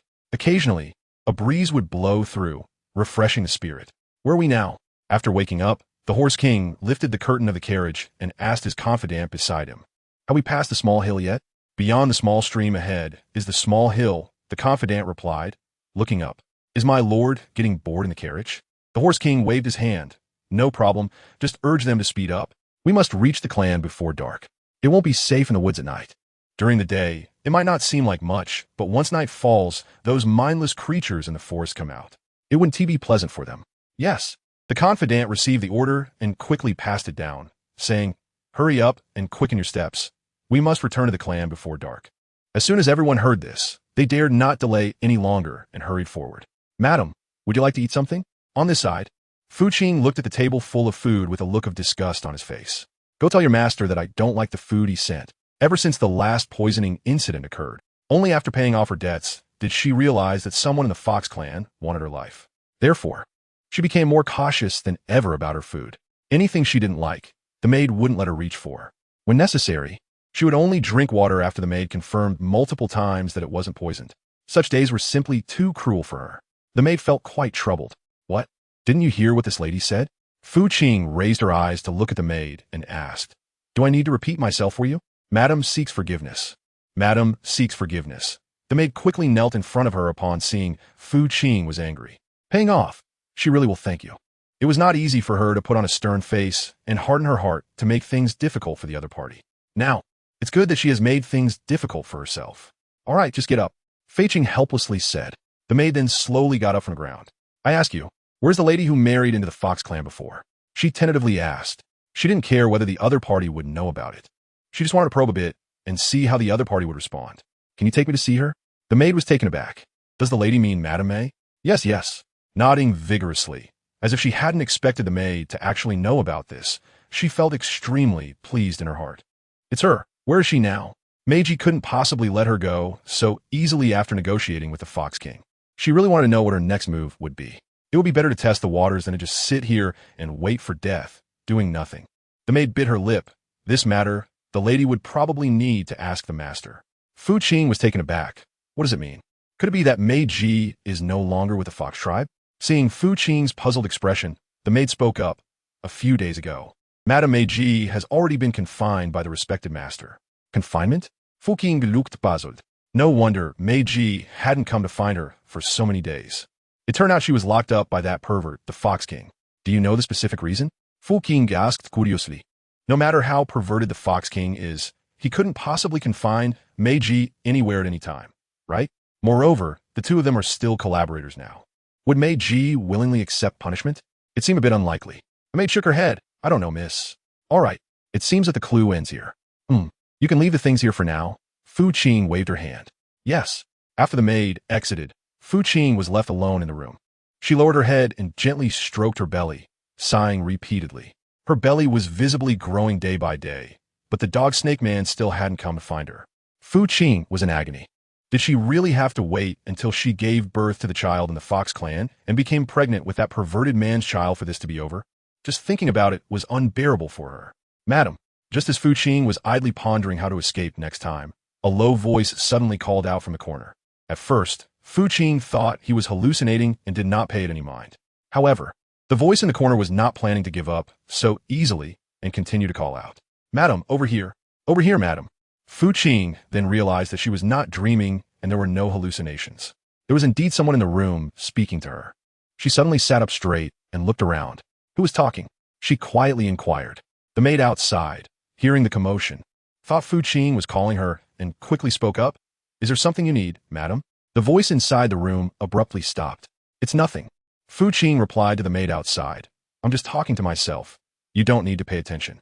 Upon hearing this, the maid standing outside did not continue to ask any further. Fu Qing let out a sigh of relief. At that moment, a faint rustling sound came from the corner. Fu Qing glanced at the maid outside the window and said in a lowered voice, You can come out now. She wanted to see who the other person was. From the voice, it sounded like a boy with a hint of crispness in it. Suddenly, with a thud, a large hole appeared in the corner. A tender white hand reached out from the hole, followed by a pair of gray furry ears. Are you Baha? Fu Qing's eyes widened. On that day, she saved the 2 rabbit siblings in the back garden of the Zhaohua Palace. Madam really has a good memory. Baha nodded in acknowledgement and said, I am indeed Baha, sent by the Serpent Lord to inquire about your whereabouts. Oh, with tears welling up in her eyes, she asked, Is the master doing well now? I thought the dog-snake man was going to give up on her. The master is currently doing well. Madam, don't worry, Bari assured her. Paying off wiped away her tears. So should we go out now, or... Madam, please don't worry. Baha said, The Lord has already brought people to the Fox clan to pick you up. Fu Qing was taken aback. She thought that this Baha was coming to rescue her, just like Sun Wukong's underground escape technique. After a long time, it turned out he was here to deliver a message. Baha seemed to see through Fu Qing's thoughts and explained, Madam, the rabbit tribe's caves are small and not enough to accommodate anyone. I must transform into my true form to be able to move. Fu Qing nodded. All right. She would just sit here and wait for Yin Mabai to come and pick her up. Meanwhile, Yin Mabai received the news confirming that Fu Qingrun was indeed in the Fox clan, and without delaying, quickly summoned the Serpent clan guards to rush over. At this moment, the Fox King was still in the main hall listening to his subordinate's report on the murder of the Horse King. He was suspecting whether it was the Rat King's doing. Suddenly, someone outside the hall walked in. Bang! However, before the subordinate could speak, the Fox clan's main hall was kicked open, shattering into pieces. The Fox King's brows furrowed. Long time no see, Fox King. Yin Mabai's cold voice came from outside the hall, carrying a murderous aura. Chapter 44. Unwillingness and shame. Yin Mabai's arrival surprised the Fox King, while making him think of something. Before the Fox King's confidant could rush down to notify and arrange things, Yin Mabai quickly moved forward and grabbed the other's neck with his own strength. The Fox King's expression darkened. What was the Serpent King doing? Without the notification and arrangements of his confidant, it was as if he had lost his arms to do anything else. How could the Fox King not be furious? With a thud, Yin Mabai slammed the person down hard onto the ground beside him. The Fox King's confidant spat out a mouthful of blood from the impact. At this moment, no one in the vast Fox clan main hall dared to move, fearing they would be attacked by Yin Mabai. They all stood stiffly, watching. The true body thought the Fox King should be very clear. Yin Mabai did not play dumb with the Fox King, hand over the person. Yet the Fox King remained unmoved. Yin Mabai quickly flew in front of the Fox King, lifted his foot, and stood on the table. He just quietly watched him. What? At this point, does the Fox King still want to play dumb? Bring the person in, Yin Mabai ordered sternly to his confidant. Upon receiving the order, the confidant did not dare to delay for even a moment and immediately had the Serpent Clan guards bring the person up. The Fox King wouldn't possibly not recognize this person, right? Yin Mabai said, the Fox Clan's Dark Guard 17. I heard that my wife was kidnapped here by him. Does the Fox King know about this matter? The Fox King's expression stiffened. He did not expect Yin Mabai's methods to be so fierce, able to easily capture even his own people. He steadied his mind and pretended to be confused. ISNT, the Serpent King's word a bit hasty. The disappearance of my lady deeply pains me. But that does not mean the Serpent King can act recklessly in my Fox clan and make a joke of my clan's lives. Kulme. With a command from the Fox King, the Fox clan general led the Fox clan guards from outside the hall, surrounding Yin Maobai and the others in an 8-shaped formation. Was the Fox King trying to confront him head-on? Yin Maobai frowned. The Fox King, with his hands behind his back, smiled wistfully. Why does the Serpent King say such things? I am merely acting in self-defense. With so many lives in the Fox clan, I dare not make a joke of them. If the Serpent King does not wish to end up in a situation where both sides suffer, I advise the Serpent King to refrain from acting recklessly. Yin Maobai's gaze deepened. Was the Fox King threatening him? The Fox King smirked. How could I dare? I am merely analyzing the pros and cons of this matter for the Serpent King. Don't let the matter of a woman spoil the harmony between our two clans. Lord, what should we do now? The confidant next to him, seeing that the Fox King did not intend to hand over the person, was also somewhat furious. Damn, he had seen shamelessness before, but never this level of shamelessness. Not only did they kidnap the Serpent Clan's lady and young prince, but now they even dared to provoke their lord. It was truly despicable. I'll give the Fox King one more chance. Compared to the confidant's exasperation, Yin Maobai's expression appeared much calmer, as if he were discussing a trivial matter unrelated to him. The Fox King must think this through carefully. Will you choose to release the person, or will you choose to fight me?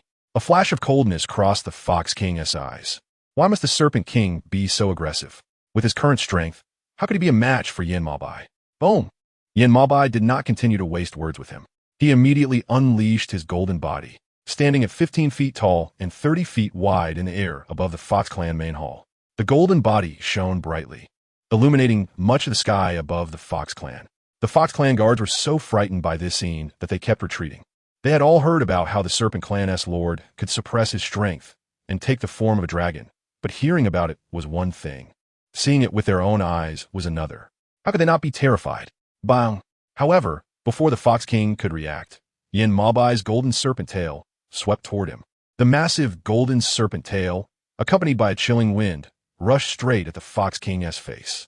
The Fox King's expression changed drastically, and he quickly dodged.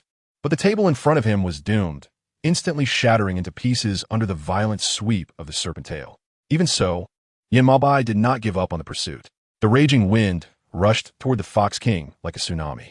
The Fox King could dodge once, but he could not evade Yin Maobai's attacks multiple times. Finally, under Yin Maobai's fierce onslaught, the Fox King was severely injured and unable to even unleash his golden body. Yin Maobai had knocked him down to the ground. The Serpent Clan guards watched this scene, feeling incredibly proud. Look, this is their king. Well, he does not strike, it is fine, but once he does, the opponent has no strength to fight back.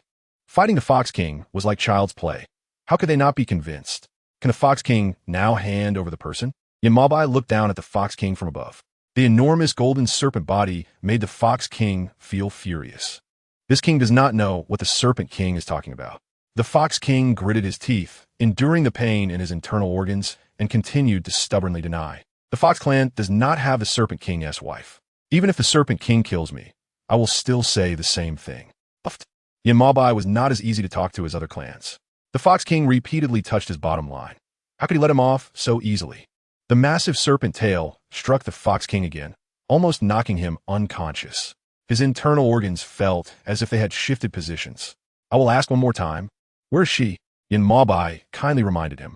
If the Fox King still planned to be stubborn this time, he would not mind personally executing him in front of all the Fox Clan people. It is clear that Yin Maobai is genuinely angry this time.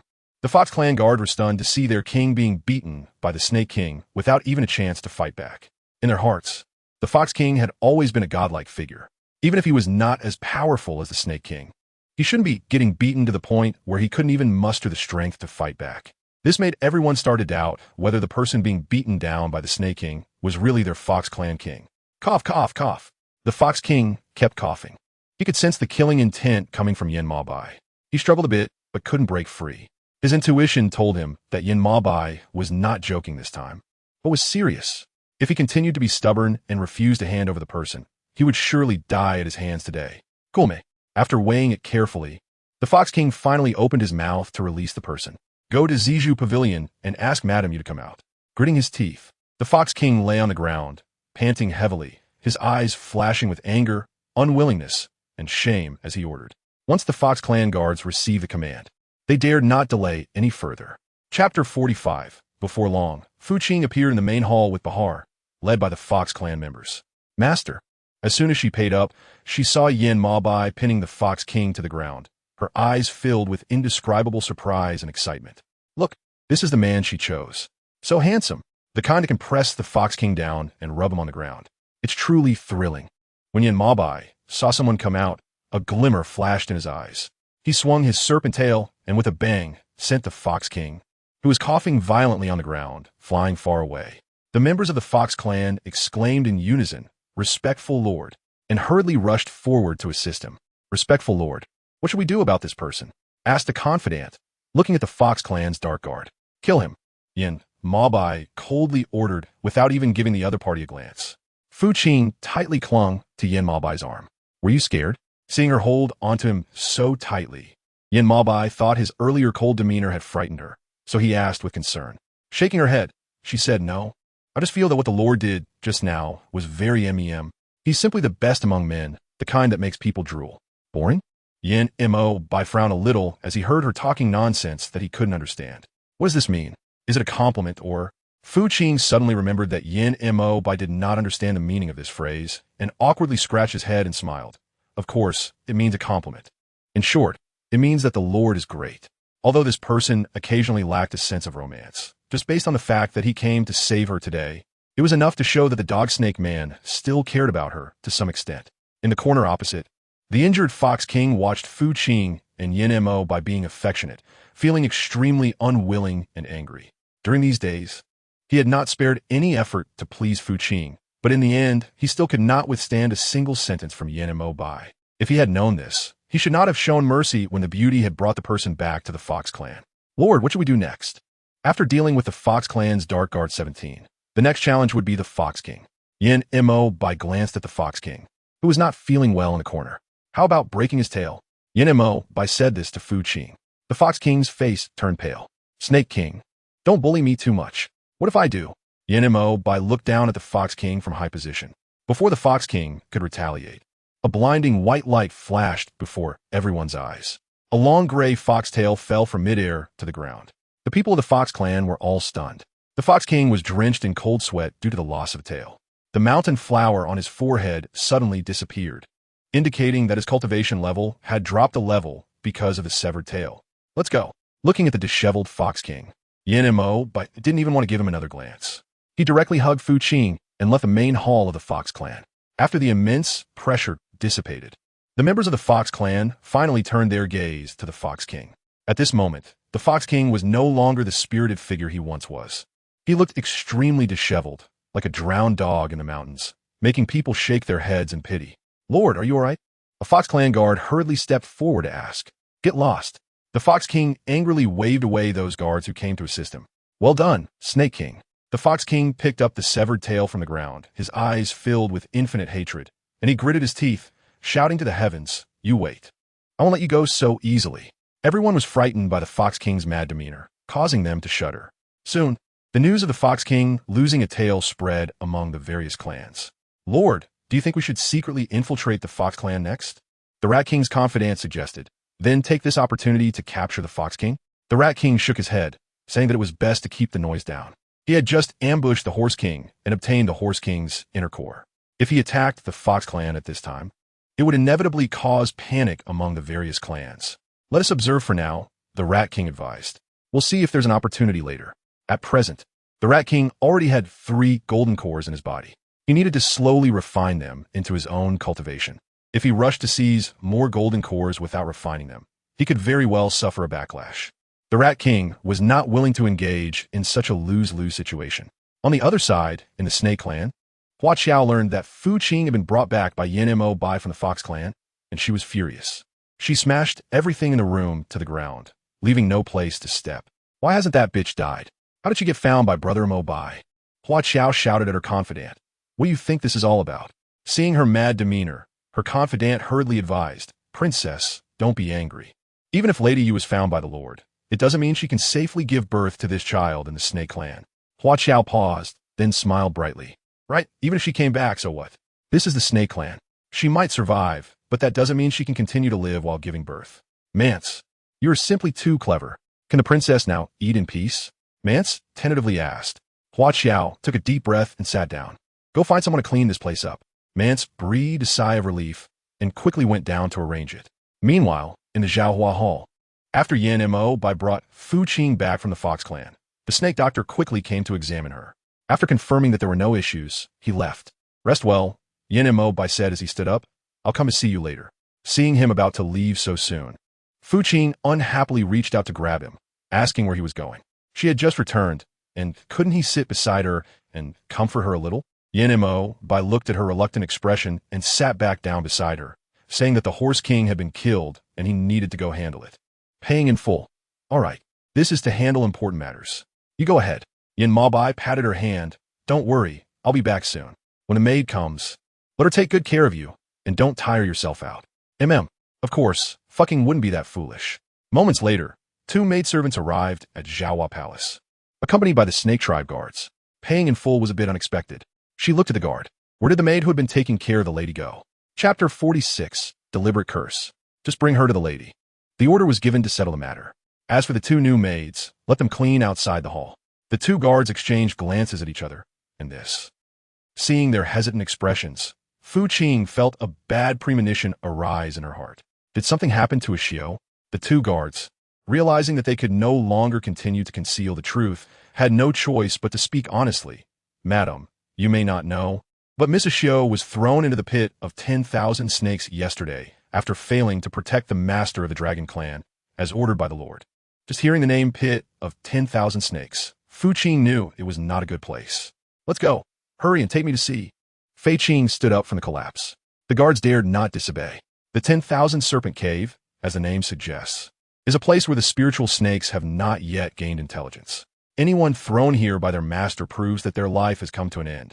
At first, you can resist, but if you continue to entangle like this for a long time, even the strongest person will not be able to endure it. On the day Ashio was thrown in, she showed no resistance at all. Now, her tail has already been devoured by the myriad snakes, leaving only a bone hanging there. Half of her face has been bitten to pieces. Her whole body, except for her hair, which is a messy tangle, has no good parts left. She looks extremely terrifying. Hiss. Seeing her in such a tormented state, Fu Qing couldn't help but gasp in shock. This was no punishment. It was simply hellish torment. Madam, Ashio called out softly, as if in a dream. Why was she seeing Madam you? What are you still dawdling for? Fu Qing urged. Hurry up and release her. Upon hearing that strong voice, Ashio's half-closed eyes instantly widened. Madam, tears of excitement welled up in her eyes. Not expecting Madam, you would really come to save her. Sure, don't speak yet. Seeing her rescued from the snake's den, Fu Qing quickly comforted, it'll be fine soon. Ashio nodded, but tears continued to flow uncontrollably from her eyes. How is she? Snake doctor? Is Ashio okay? In fact, Fu Qing was quite clear in her heart about Ashio's condition. The flesh on her tail had been eaten away, leaving only a bone. It must be very serious. However, she still wanted to hear something positive about Ashio from the snake doctor, so she could feel a little better. The snake doctor shook his head, saying the injuries were too severe and would be difficult to recover from in a short time. What should we do? Fu Qing asked anxiously. She had been in the snake clan for a long time, and it could be said that Ashio was like a younger sister to her. However, she never expected that she would end up in such a situation, and it was still because of her. Fu Qing felt a sense of guilt just thinking about it. Snake doctor, hurry up and think of a way, Fu Qing urged, hoping to find the best method to help her recover quickly. Axiu, in her current lifeless state, lay in bed, and it made her feel quite upset. Madam, why not ask the respected master? The snake doctor suggested. The respected master has profound cultivation and a solid foundation, and with the old minister's prescription, it shouldn't take long for Miss Axiu to be safe and sound. Good. Without thinking twice, Fu Qing nodded in agreement. Then you quickly write the prescription, and the rest will be left to me. With the snake doctor's prescription, Axiu's condition stabilized for the time being, but she was still very weak. It seemed that the dog snake man would still need to step in. Axiu, don't worry. Fu Qing promised, holding Axiu's hand. I will definitely heal you. Axiu weakly nodded and said, Thank you, madam. Everyone wants to live, and Axiu is no exception. Who would willingly choose death when they can live well? It's just like having the chance to win $1 million prize. Why would anyone give up that opportunity? Watching Axiu fall into unconsciousness again, Fu Qing began to ponder. What should she do to persuade the dog snake man to help her save Axiu? Use beauty tactics? Given her current situation, that seemed a bit degrading. She might even get scolded by the dog snake man. As for food tactics, the dog snake man was currently fasting, so that wouldn't work either. As for painting, she had already tried that last time, and the other party had no romantic or artistic sensibilities at all. What should she do? Madam, Princess Hua Qiao requests an audience. Just as Fu Qing was anxiously trying to find a solution, a guard suddenly entered from outside the hall. Fucking frowned, wondering what she was doing here. Let her in. Yes. The guard hurried out to let her in after receiving the order. Oh, madam, you really knows how to make an entrance. Just the thought that she had to have the guard announce her arrival at Zhaohua Palace made Hua Qiao feel infuriated. Unable to hold back, she sarcastically remarked, I have to have the guard announce my visit to see you. Is this to guard against assassins, or to prevent me from eating you? She had never seen such a pretentious woman. Does Princess Hua Qiao have something to discuss? Fu Qing ignored Hua Qiao's sarcasm and went straight to the point. The implication was clear. If you have nothing else to do, you can leave quickly. Hua Qiao didn't expect that she would come back as if she had been kidnapped, still with that sharp tone. Apparently, being kidnapped hadn't taught her to be any wiser. It was quite annoying. Is she about to die? Hua Qiao realized that attacking Fu Qing directly wouldn't yield any benefits. She then turned her attention to the unconscious A Xiao on the bed, a glimmer of gloating in her eyes as she said, I heard from the people below that she seems to have been thrown into the snake pit by brother Mo Bai for failing to protect her master. Fu Qing raised her eyes to look at Hua Qiao, wondering what the princess wanted to say.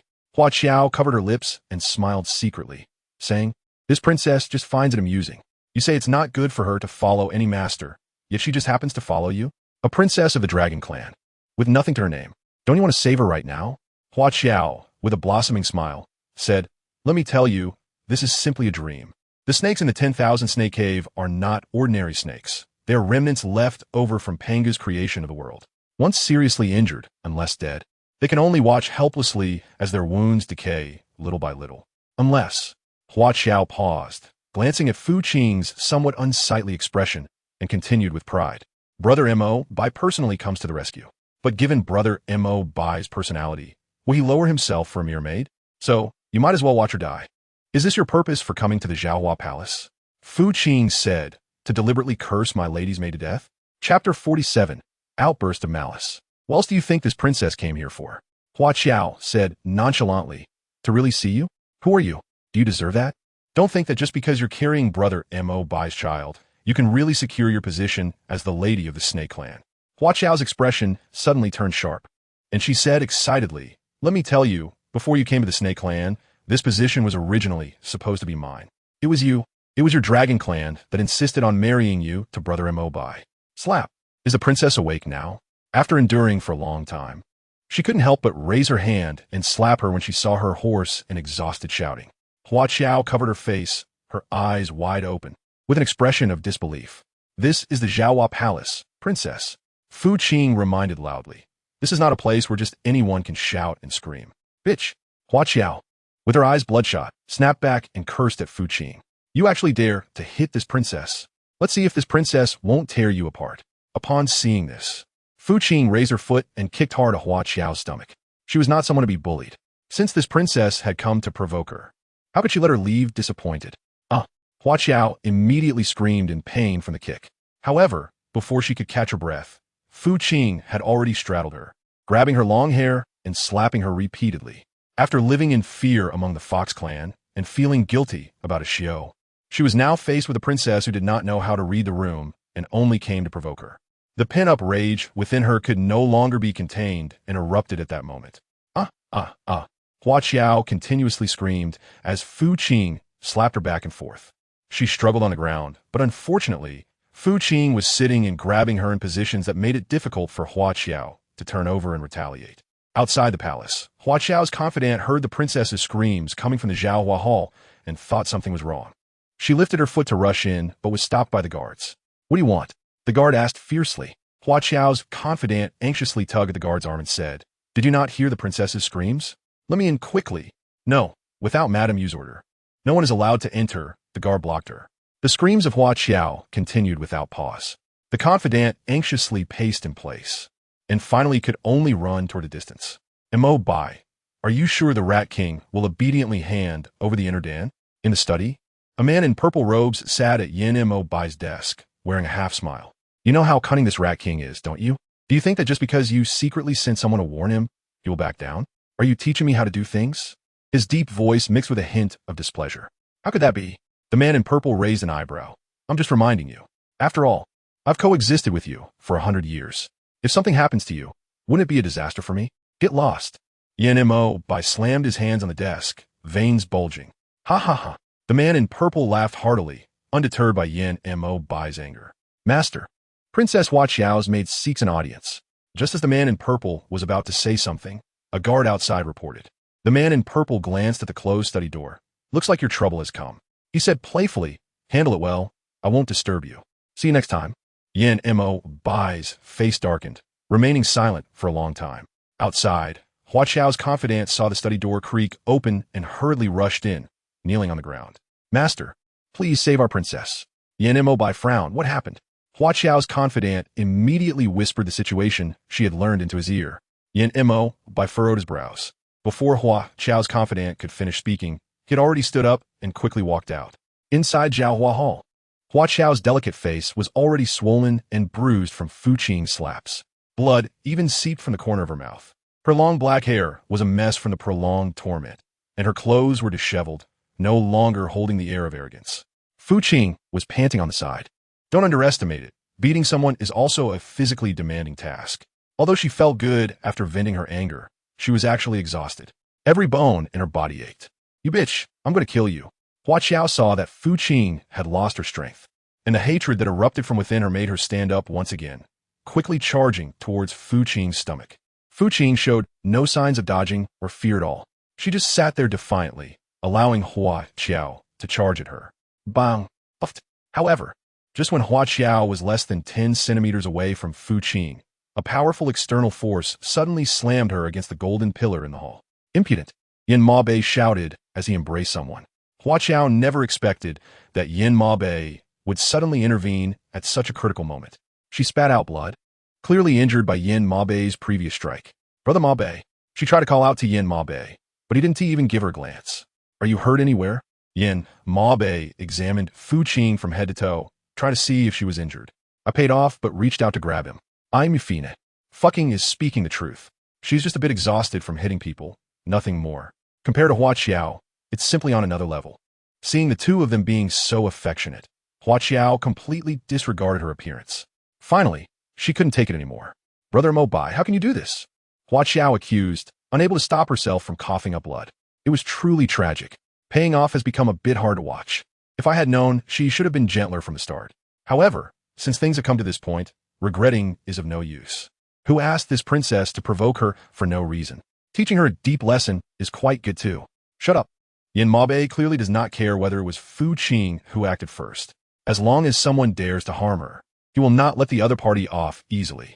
Hua Qiao widened her eyes, unable to believe that at this moment, Yin Ma Bei was still protecting that wretched person from the Dragon Clan.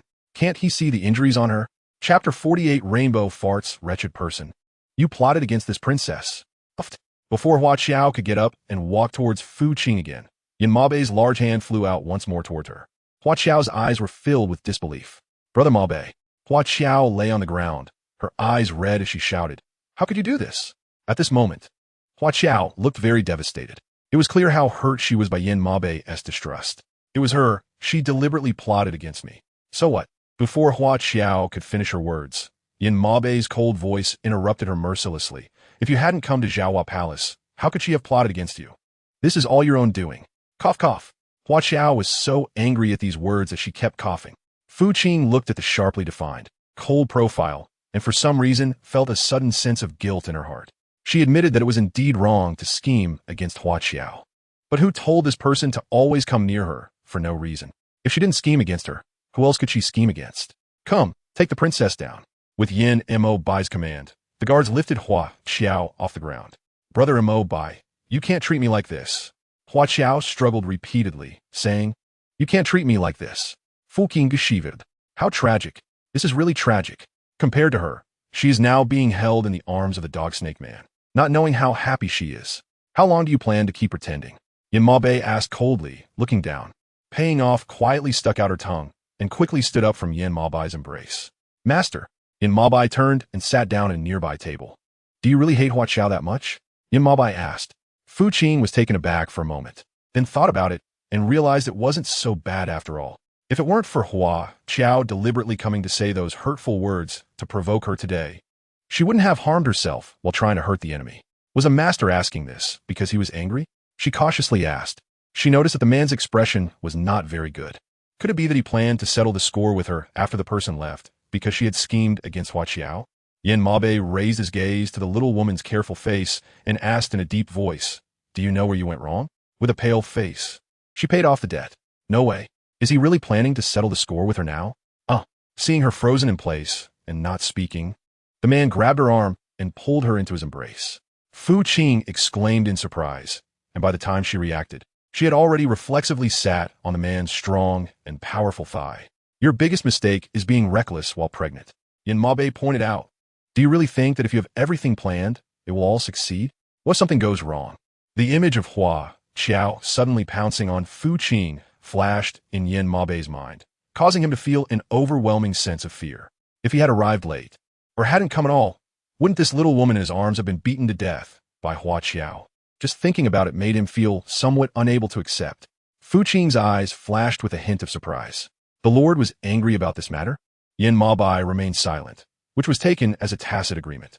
Fu Qing's heart, which had been hanging in the balance, suddenly relaxed. She had thought that the dog snake man was angry because she had plotted against Hua Qiao. It seemed she was overthinking it.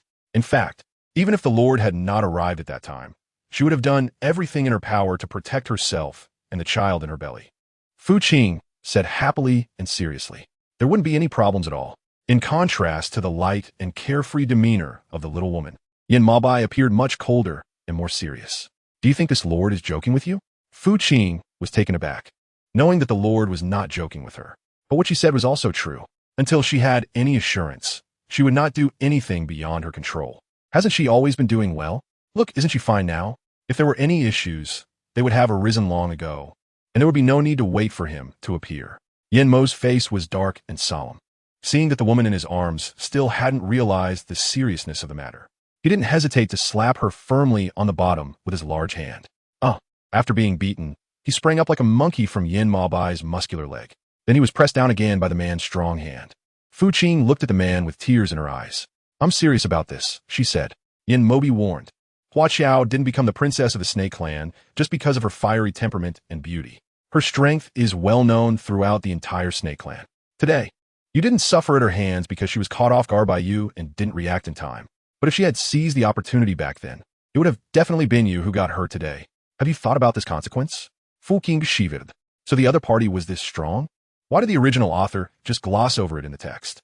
Wasn't this deliberately setting her up? Now she was scared? Yin Mo Bai reached out to play with her long black hair and said, when you made your move just now, why weren't you afraid? You're pregnant now, and the golden core inside you is bound by the child, which greatly weakens your magic. If you encounter something like this again in the future, you must not act rashly. This time, Fu Qing was just lucky, so she wasn't injured. But next time, there may not be such good luck. Can I ask the respected Lord for a favor? Since the conversation had come to this point, Fu Qing felt she would be remiss if she didn't take the opportunity to make a request to Yin Mo Bai. You want me to help you save a Xiao? The little woman's thoughts were all written on her face. Yin Mo Bai saw right through her. Can I take your nod as a yes, my lord? She had gone through so much effort to create all this chaos. Wasn't it just to ask him to help her save a Xiao? Why should she still be polite to him? Yin Mo Bai's black eyes stared at her without blinking. What if he didn't agree? Yin Mo Bai asked in a deep voice, are you planning to overturn the entire Snake Clan? So, does that mean you agree, my lord? Happiness came too quickly, and tears of excitement shimmered in Fu Qing's eyes as she hugged Yin Mo Bai affectionately. My lord, I knew you were the best. You could go out first. A sense of helplessness flashed in Yin Mo Bai's eyes, unable to withstand the little woman's flattery. The obedient Su stood up, saying, all right, then I will wait outside for your good news, M.U.M. Chapter 49. A word awakens the dreamer with Yin Mo Bai's intervention. Ashio's body seemed to have undergone a qualitative leap. Overnight, the areas that were originally rotting stopped spreading. Some places even grew new flesh. However, the tail looked somewhat unsightly. Though it was wrapped in gauze, it was clear from its shape that this should be the most difficult part for Ashio to recover. Don't worry, Ashio. Fu Qing comforted. Tender meat will grow here sooner or later. Ashio nodded. I'm already very lucky to have my life back. She said gratefully. It doesn't matter whether I grow meat or not. At worst, I won't use my legs in the future and will walk with a snake's bones instead. Hearing her words, Fu Qing couldn't help but feel a pang in her heart. Don't worry, you won't have to walk with snake bones. Fu Qing said seriously. I will do everything I can to heal you. Even if I can't heal you, I will find other ways to help Ashio. I won't just leave her like this. Madam, Ashio finally couldn't hold back and cried out as she threw herself into Fu Qing's arms. After all, she was just a girl who had just come of age, yet she had suffered such cruel treatment. Ultimately, it was still because of Fu Qing. If it weren't for her being suddenly kidnapped by Meiji to the Fox clan while in the Dragon clan, this little girl wouldn't have to endure so much suffering. Fu Qing couldn't help but feel guilty. After a long while, Ashio regained her composure from the tears. She looked up and saw that the clothes on Fu Qing had been soaked by her tears. I'm sorry, madam, it's all my fault. Ashio hurriedly tried to get up to apologize. But Fu Qing reached out to stop her. Your health is just beginning to improve. Why are you making a fuss? It's just a bit of tears, Fu Qing said nonchalantly. I'll have someone wash it out later. You just lie down and rest. Ashio wiped the tears from the corners of her eyes and choked out, Madam, you're so kind. When you disappeared before, I was really worried that I would never see you again. Ashio continued to murmur. Fortunately, heaven has eyes, and let the Lord bring you back. Otherwise, even if I died 1,000 times, I wouldn't be able to absolve myself of the guilt. All right, stop saying such gloomy things, Fu Qing said irritably. You look like this, and it's not much better than being dead. Just lie down and rest well. Once you're better, we can talk. Ashio nodded obediently. After comforting Ashio, Fu Qing suddenly remembered the matter of Meiji. Although Yin Mo Bai had cut off a tail from the Fox King as punishment, the biggest mastermind behind the scenes, Meiji, seemed to have suffered no consequences at all. Just thinking about it made her feel very uncomfortable. Still worrying about that maid's matter? Just as Fu Qing was feeling troubled, Yin Mo Bai's voice suddenly appeared behind her. Lord, after paying off the debt and looking up to see the person behind him clearly, he hurriedly stood up to pay his respects. Why is he so nervous? Yin Ma Bai said, could it be that you did something bad behind my back again? Fu Qing, in the eyes of the esteemed master, am I really such an unruly person? When did the dog snake man have such a poor impression of me? What were you thinking just now? Yin Mo Bai reached out to lift Fu Qing's chin, his dark eyes constantly assessing her small face. You don't even know when I walked up behind you? When did your vigilance become so weak? Huh? Fei Qing pulled away Yin Ma Bai's hand. Do you have any news about my sister, Your Excellency? Yin Ma Bai released her. What do you want to know? Furrowing her brows, she asked, why was I captured by the Fox tribe that day? Does the esteemed Lord not wish to know the reason behind it? Or is it that this scoundrel doesn't care at all? Do you want to say that all of this is the doing of the beautiful lady behind the scenes? Yin Ma Bai instantly guessed what she wanted to say. Just right. I also have a letter here. Help me see whose handwriting this resembles. Fu Qing looked at him with confusion. Whose handwriting is this? Yin Ma Bai handed over a letter that was left that day to Fu Qing. Does the master mean that my sister is scheming against all the clans behind the scenes? Fu Qing recognized at a glance that the handwriting was written by Meiji. Unlike the original owner, Meiji wrote in a reverse manner, so every character had an elongated stroke at the end. Such handwriting is hard not to attract attention. Previously, various clans came to the master, saying they had received a letter from a stranger. Yin Ma Bai said softly. It stated that the master intended to lead the Snake clan to attack them. Fortunately, the Rat King was clever and saw through the trick, uniting the clans to verify it, which averted chaos. The master sensed something was wrong that day. Yin Ma Bai continued. This style of writing and handwriting the master saw 100 years ago in the Dragon clan, and it happened to be from your sister S hand, which confirmed the master S suspicion. Then why didn't the master capture her? Fu Qing asked with confusion. Is there another reason behind this? Yin Ma Bai glanced at Fu Qing, realizing it was because of Ao Guang.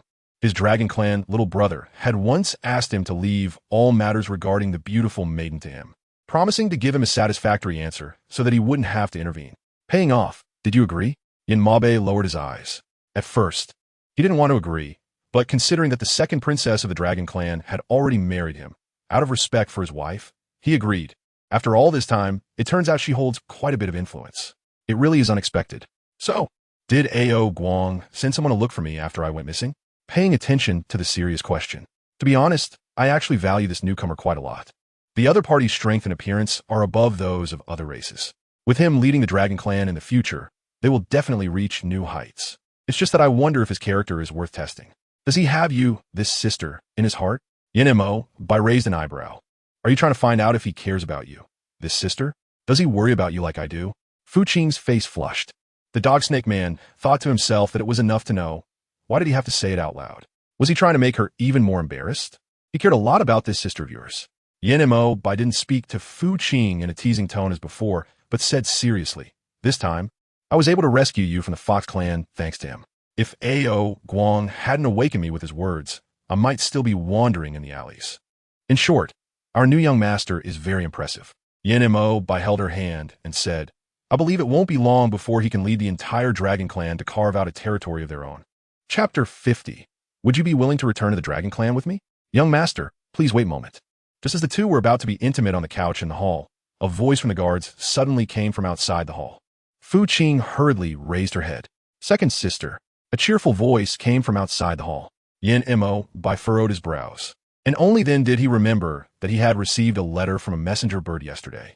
It said that his little brother-in-law from the dragon tribe was coming to visit the snake tribe today and would also stop by to see his sister Fu Qing.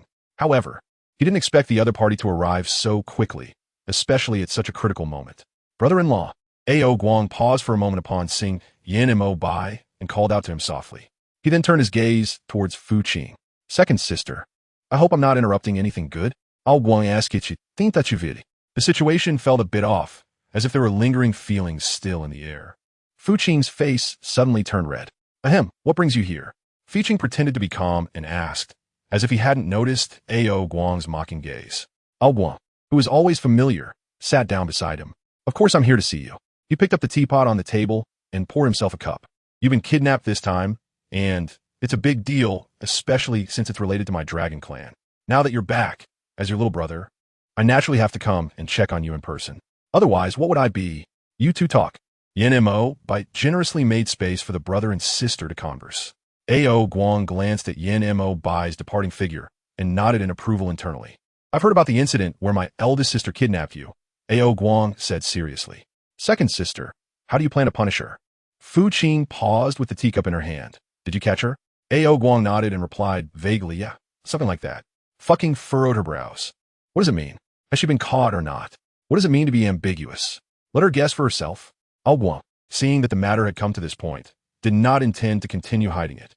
He set down the teacup and raised his eyes to look at fucking. The elder sister was seriously injured by the Fox King a few days ago, and now she has been brought back and locked in the confinement room by me. Ao Guang said slowly. Originally, I planned to capture her, extract her dragon tendons, and peel off her dragon skin to atone for her sins and take revenge for our father and the others. As Ao Guang spoke, he observed fucking's expression and, not surprisingly, saw her frowning. He paused for a moment and continued. But when I checked her pulse yesterday, I found that besides being seriously injured by the Fox King, she also had a deadly poison in her body. This poison torments her once a month until death. So you came to persuade me not to hold her accountable? Fucking said. If that's the case, she would rather this third brother of the dragon clan never visit her for the rest of her life. It's better than him saying these hurtful words now. Ao Guang narrowed his eyes and sneered. The little brother is not as merciful as you think, second sister. Ao Guang placed his hands behind his head and said, the elder sister poisoned our father and colluded with outsiders to harm the dragon clan's offspring. She should have died long ago. The fact that she has lived until now only means she is lucky. It doesn't count for much. The little brother not killing her on the spot that day in the Fox clan was already an act of kindness. How could he come to persuade you? Ao Guang hesitated and said, but her current condition is already beyond bearing. If we forcibly extract her dragon tendons, she will die immediately. What should we do? Fucking asked. Just leave her alone? Or act as if nothing happened? A glimmer of light flashed in Ao Guang's eyes. So my little brother thought of a better way. The Sea of Netherworld. Second sister should have heard of it, where no one goes for years, and everything is silent and dark. It's quite suitable for someone as cruel and ruthless as the elder sister to be imprisoned there. Fei Qing's eyes widened in surprise. Isn't this equivalent to wanting her to be unable to live or die? The Sea of Nether is, in modern terms, a dead sea. Where is it suitable for human habitation? Even a small shrimp might not be able to survive there. Where would you let Meiji live? Isn't that equivalent to sentencing her to death? This is something she should bear. Ao Guang said softly, otherwise, how will the dragon clan's offspring be able to mimic anyone freely in the future? They need to be given a warning in advance. Fei Qing twitched the corner of her mouth. She really didn't expect that this little brother of the Dragon Clan was such a tough character. Just look at what he said. None of it seemed ruthless, appearing calm on the surface. But every word was like a knife. No wonder the original text referred to him as the new representative of the Dragon Clan. Just look at his tactics, and you can tell how much he is hated. Hey, second sister. Ao Guang noticed that his second sister wasn't speaking and waved his hand in front of her. What are you looking at? Is there something dirty on his face? Fu Qing came to his senses, shook his head, and said, since you already have your own arrangements in mind, why ask me? Don't you think it's unnecessary? Ao Guang smirked and replied, isn't this to give my second sister and brother-in-law an explanation? I also want to hear your opinion, second sister, to see if you have a better punishment than this. Pay off. Do you think everyone is as abnormal as you? Fu Qing wanted to say this, but when faced with Ao Guang's delicate and handsome face, she ultimately held back. It was just fine this way. Fu Qing had to nod in agreement. If it were up to her, she wouldn't know what to do. Should she just kill him directly? Hee. I knew my second sister wouldn't come up with any better solutions. Ao Guang said, but it's okay, I can think of something. Have you had lunch? Fu Qing hurriedly changed the subject. Otherwise, if this continued, she would be driven crazy by this young dragon lord of the Dragon Clan. A sharp person like Ao Guang could easily see through Fu Qing's actions. He smiled slightly. Second sister is still so greedy. Even on a fasting regimen, you can't help but crave these worldly snacks. No wonder father says you are harder to raise than elder sister. However, I think we should skip the food today. Ao Guang suddenly became serious and said, little brother actually has something else to ask second sister. Fu Qing furrowed her brows, and you said, seeing Ao Guang suddenly turn from playful to serious and solemn. Her intuition told her that the question he was about to ask would not be pleasant. When their father was alive, the Dragon Clan was in decline, and you and your elder sister had to compromise your lives for a promise made 10,000 years ago, marrying into the Snake and Fox clans. Her younger brother was young at the time and could not help you much. Now that their father has passed away, the elder sister has also fallen out with the Fox clan. Ao Guang asked coldly, if one day I, along with my clan, become strong and come to take you back, would you be willing to return to the Dragon Clan with me? Chapter 51, Surprise Attack. What does that mean? Let her break up with Yin Mabai? Go back to being single again? The second sister doesn't need to rush to answer. As if sensing Fu Qing's worries, Ao Guang added, you can take your time to think it over, and when you have considered it clearly, you can slowly give me your answer. Is this leaving her away back home? Good. Fu Qing raised her eyebrows and answered seriously, if that day really comes, I will definitely think it over. After all, she now has the support of her family and isn't afraid of being bullied. The brother and sister talked for the whole morning, and it wasn't until Yin Mabei's appearance that their conversation came to an end. It was getting late. Did the young master plan to stay and rest for a night in the Snake Clan? Hee. Ao Guang laughed out loud, brother-in-law. In front of you and my second sister, please don't call me that. It sounds too formal. Just call me by my name. I have some things to attend to today, so I won't disturb my second sister and brother-in-law any longer. Second sister, take good care of your health. Before leaving, Ao Guang didn't forget to remind Fu Qing, I'll come to see you again another day. Wait. Yin Mabei suddenly called out to him as he stood up. Ao Guang glanced at him. Brother-in-law, do you have something to discuss? Yin Mabei looked towards Fu Qing. Yin Qing immediately understood that the two had something to discuss, and hurriedly waved her hand, saying, I have nothing urgent to attend to at the moment. Since the Lord has matters to discuss with Xiao Guang, you should go quickly and not delay here. It was just right. After chatting with Ao Guang all morning, she was a bit tired. The two left, and she could finally take a good rest. Well, you should rest well. After saying that, the two left the Zhao Hua Hall one after another and arrived at the study. If you have something to say, just say it directly, Ao Guang said, noticing his brother-in-law's hurried expression, evidently guessing what he was about to say. He lifted his robe and slowly took a seat beside him. Is it about the Horse King? Since you already know, I won't hide it, Yin Mobai said. Now the Rat King has 3 golden elixirs, including the Horse King's. The Rat King is ambitious, and all clans know this. Do you have any way to stop him? Sending people to sneak attack the Rat King is clearly not a good idea. However, openly demanding the Rat King to hand over the golden elixir would likely lead him to prefer mutual destruction rather than give it up. Continuing like this will definitely allow the Rat King to dominate. At that time, with the Rat Clan's breeding capabilities, it will pose a threat to all clans. Are you suggesting that my younger brother should take action? Ao Guang was not a naive young man. Although he had been in the Dragon Spring Cave for over 10,000 years, the Dragon Sovereign would mention the situations of various clans in front of him every time they spoke. He naturally knew about the Rat Clan. However, would this be a bit of overkill? Not to brag, but even if the Rat King had 3 golden elixirs, he might not be his match. In addition to his own magical power, he also had the magical cultivation bestowed by the Dragon Sovereign over these thousands of years. The Rat King was simply child's play in front of him. Sending him to steal the golden elixir is a deliberate test of him, isn't it? You can send others from your clan to try, GiantWolf suggested. However, the Rat King is cunning. If the person you send fails to steal the golden elixir this time, he will definitely be wary next time. Then why don't you go? With your current cultivation and strength, wouldn't the Rat King hand over the golden elixir upon seeing you? Have you heard of the Xianjing coffin? GiantWolf asked with a deep gaze. The East Sea Dragon Clan's treasure can bring the dead back to life, cure all diseases. And a corpse placed inside can remain uncorrupted forever. Ao Guang raised an eyebrow.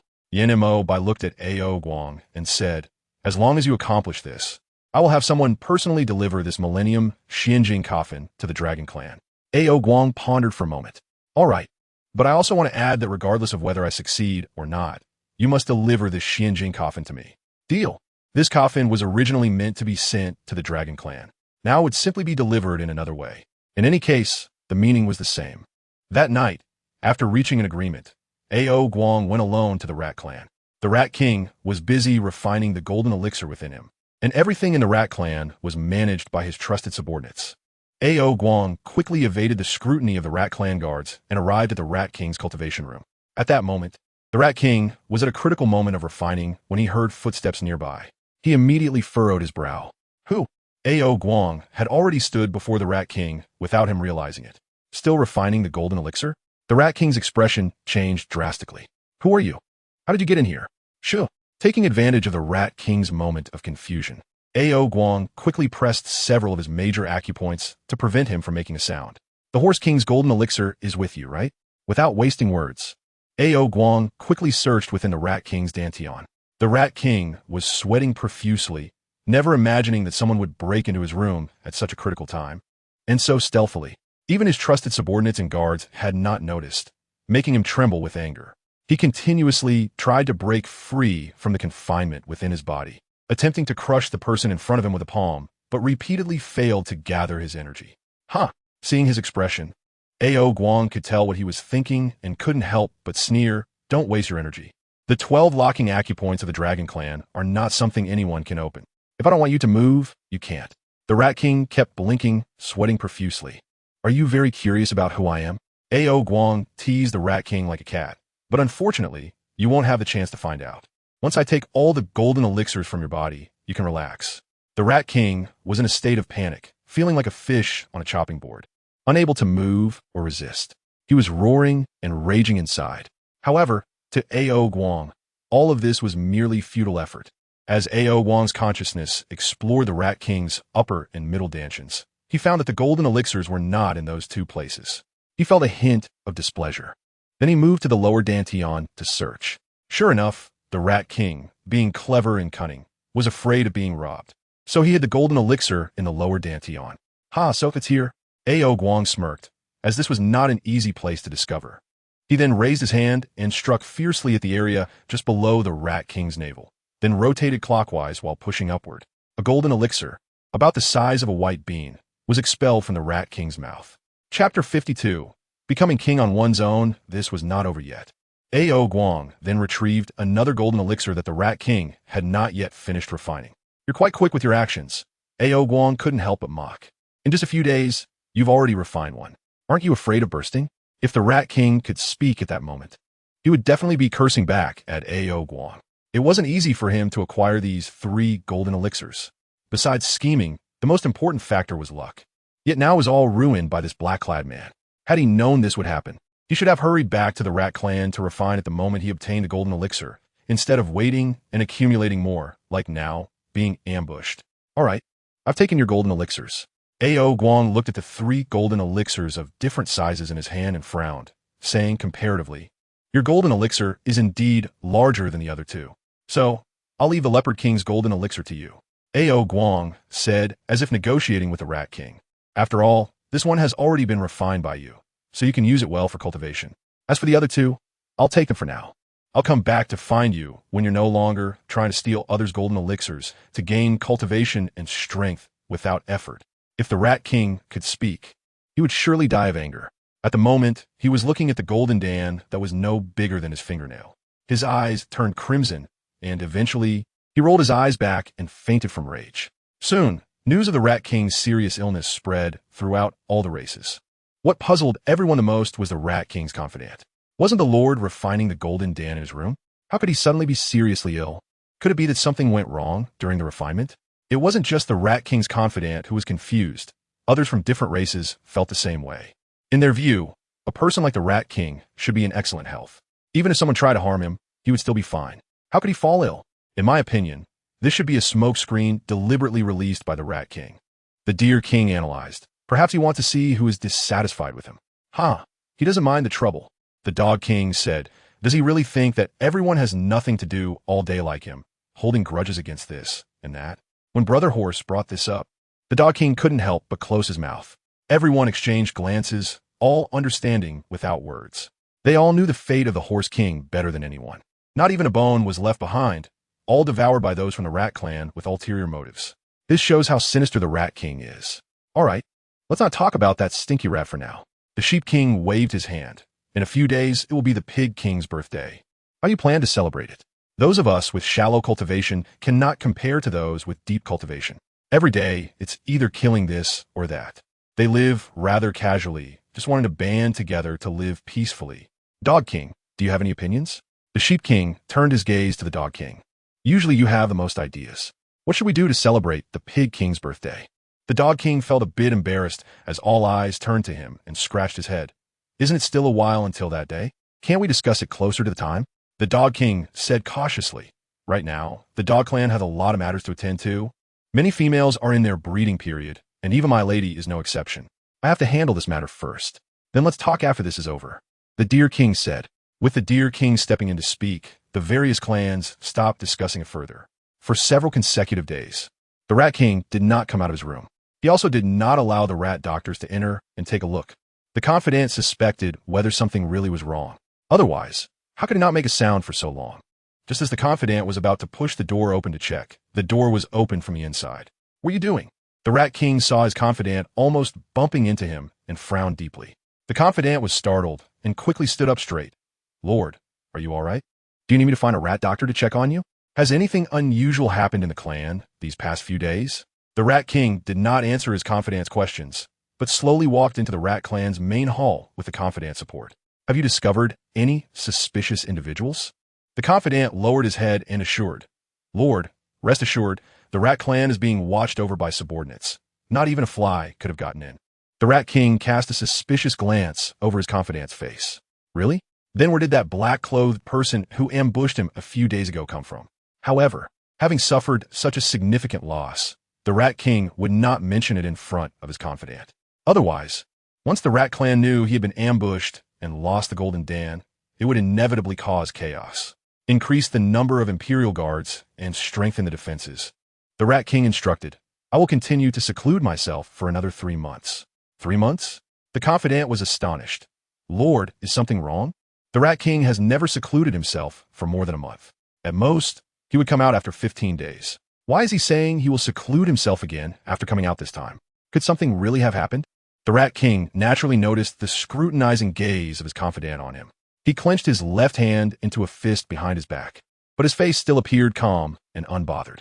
In a few days, it will be the Pig King's birthday, and the Deer King and others will definitely go. I need to take advantage of their moment of relaxation to rise to a higher level so that when I come out, I can compete with them in design to seize the Deer King's Golden Dan. So that's how it is. After hearing this, the confidant's doubts suddenly decreased. Then I wish the Lord success in your cultivation and that you can annihilate the Deer Clan when you come out. For now, the Rat King could enjoy a peaceful 3 months. A.O. Guang smiled and asked, what about the other 2 Golden Dawn? A.O. Guang did not have the habit of taking others' Golden Dawn for his own use. That would attract heavenly punishment. For him, his own cultivation was what mattered. I will give them to Baha, Yin Mobai said. Baha? A.O. Guang frowned. Are you referring to that little prince of the Rabbit Clan? Doesn't he already have a Golden Dan? What do you want to give it to him for? His cultivation is too weak. Yin Mobai said. Giving him the golden dawn of the Horse King and the Rat King will significantly enhance his strength. Ao Guang furrowed his brow.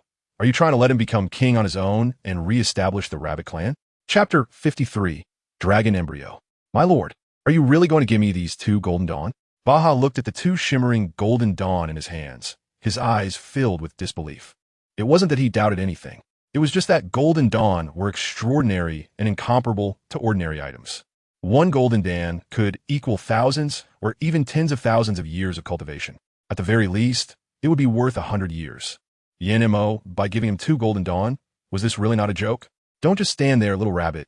Ao Guang urged with a half-smile. Hurry up and swallow them, or else the golden dawn will dissipate, and you'll lose them. Upon hearing this, Baha dared not hesitate, and quickly swallowed the two golden dawn. A burst of shining golden light overflowed from his body. Baha trembled as if he had been electrocuted, his eyes sparkling. His furry rabbit ears instantly transformed into human-like ears. His tail disappeared, and the white fur on his arms gradually faded, revealing a healthy, wheat-colored skin. I succeeded? Baha's words were filled with indescribable excitement. Although he was the little prince of the rabbit clan, he had a humble background and low cultivation, so he had always appeared before others in the form of a human face with rabbit ears. He had never imagined that one day he would have a complete body like the other princes. Thank you, my lord. Baha gratefully cupped his hands towards Yen-mo Bai. Don't get too excited yet. Ao Guang leisurely interrupted. Although we have given you this golden pill, it is not for free. Ao Guang is not the kind of person who does good deeds without leaving a name. He looked at Baha and said, you need to help this master with something. Although Baha is young, he knows that nothing in this world comes without effort. He frowned and looked up at Ao Guang.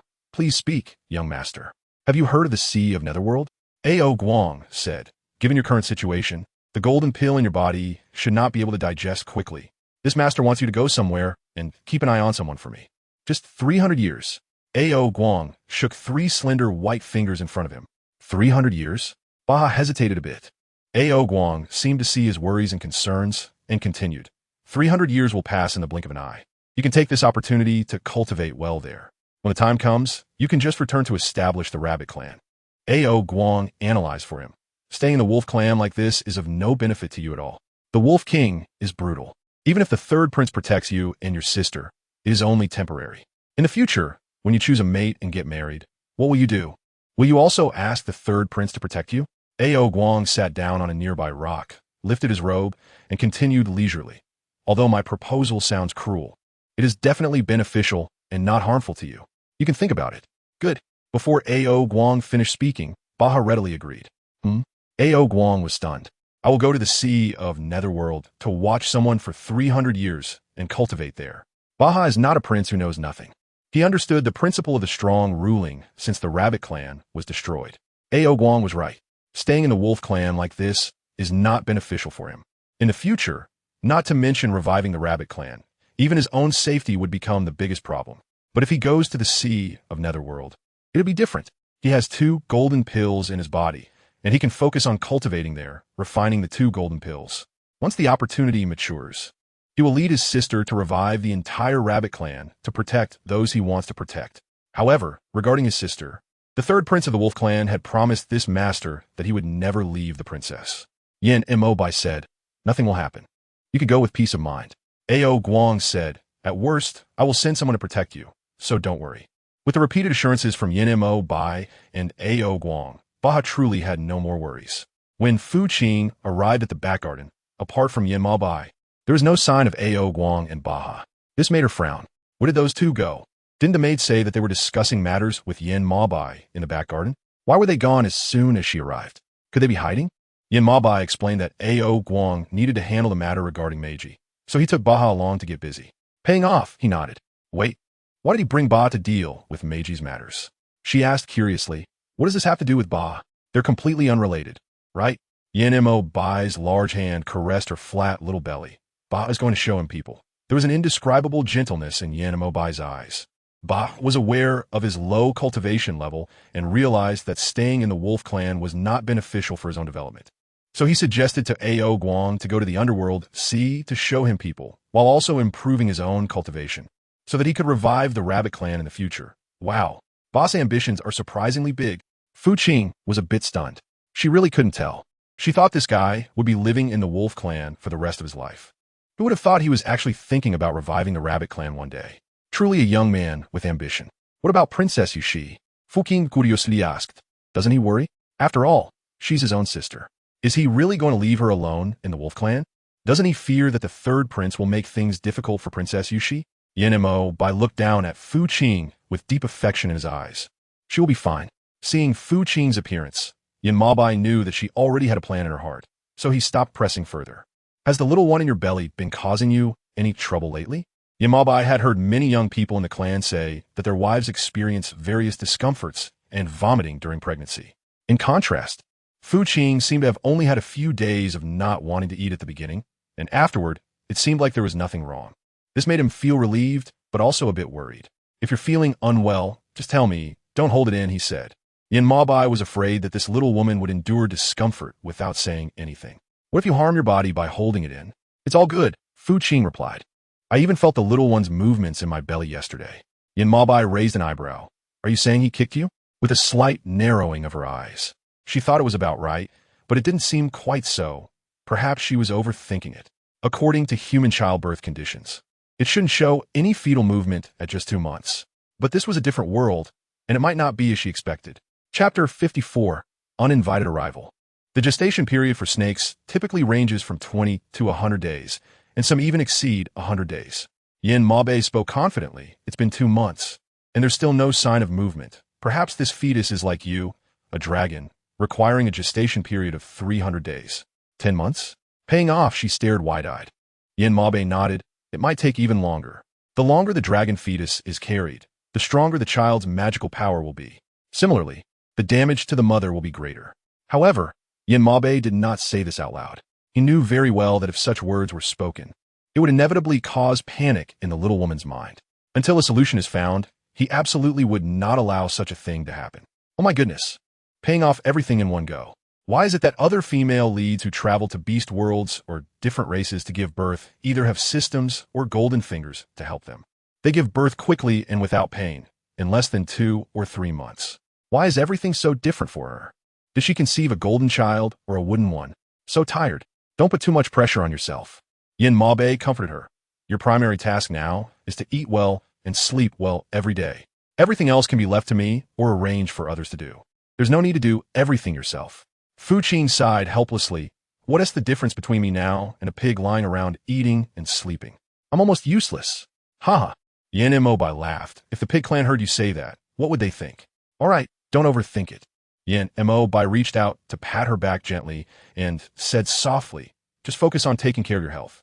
Under Yan Bai's soothing words, Fu Qing's panic finally found some comfort. So in the days that followed, she did what she was supposed to do every day. When there was nothing to do, she would go check on a xiao or paint in the Zhaohua Palace. If not, she would go to the pavilion to enjoy the flowers, eat some pastries, and drink tea. This life was even more comfortable than her modern life. There were no work pressures, no worries about making ends meet, and no landlord demanding rent. This was a life Fu Qing had never even dared to imagine in her previous modern life. But now was realized in the story she was in. She didn't know whether to be happy or disappointed. Perhaps people are never satisfied.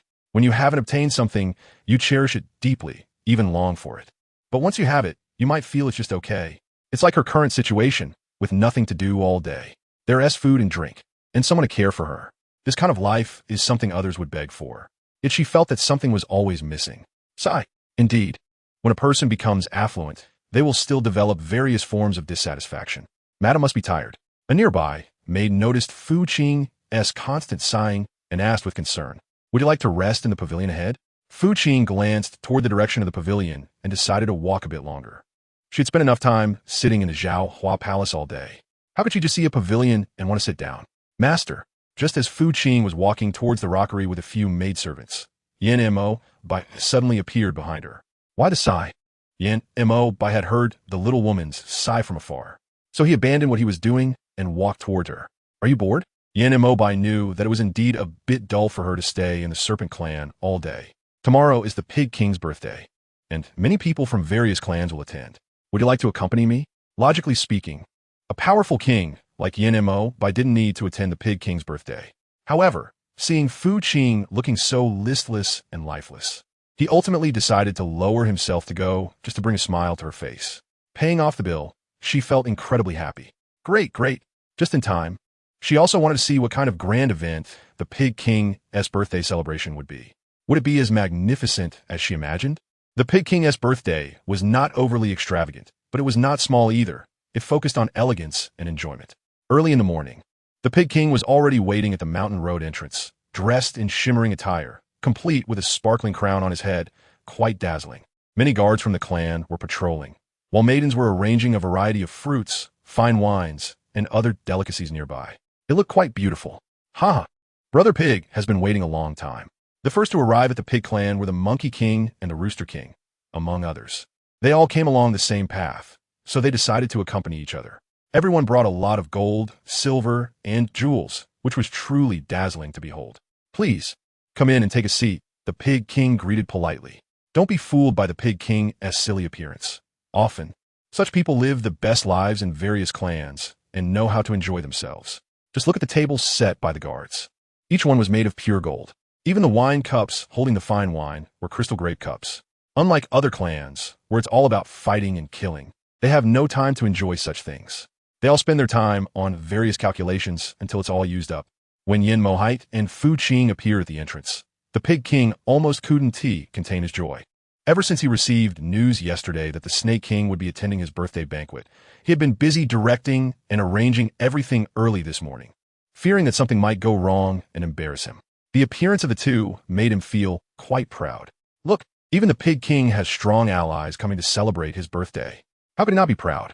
However, what the Pig King didn't expect was that not only Yin Mohite came, but also the Wolf King and the newly appointed Tiger King, among others.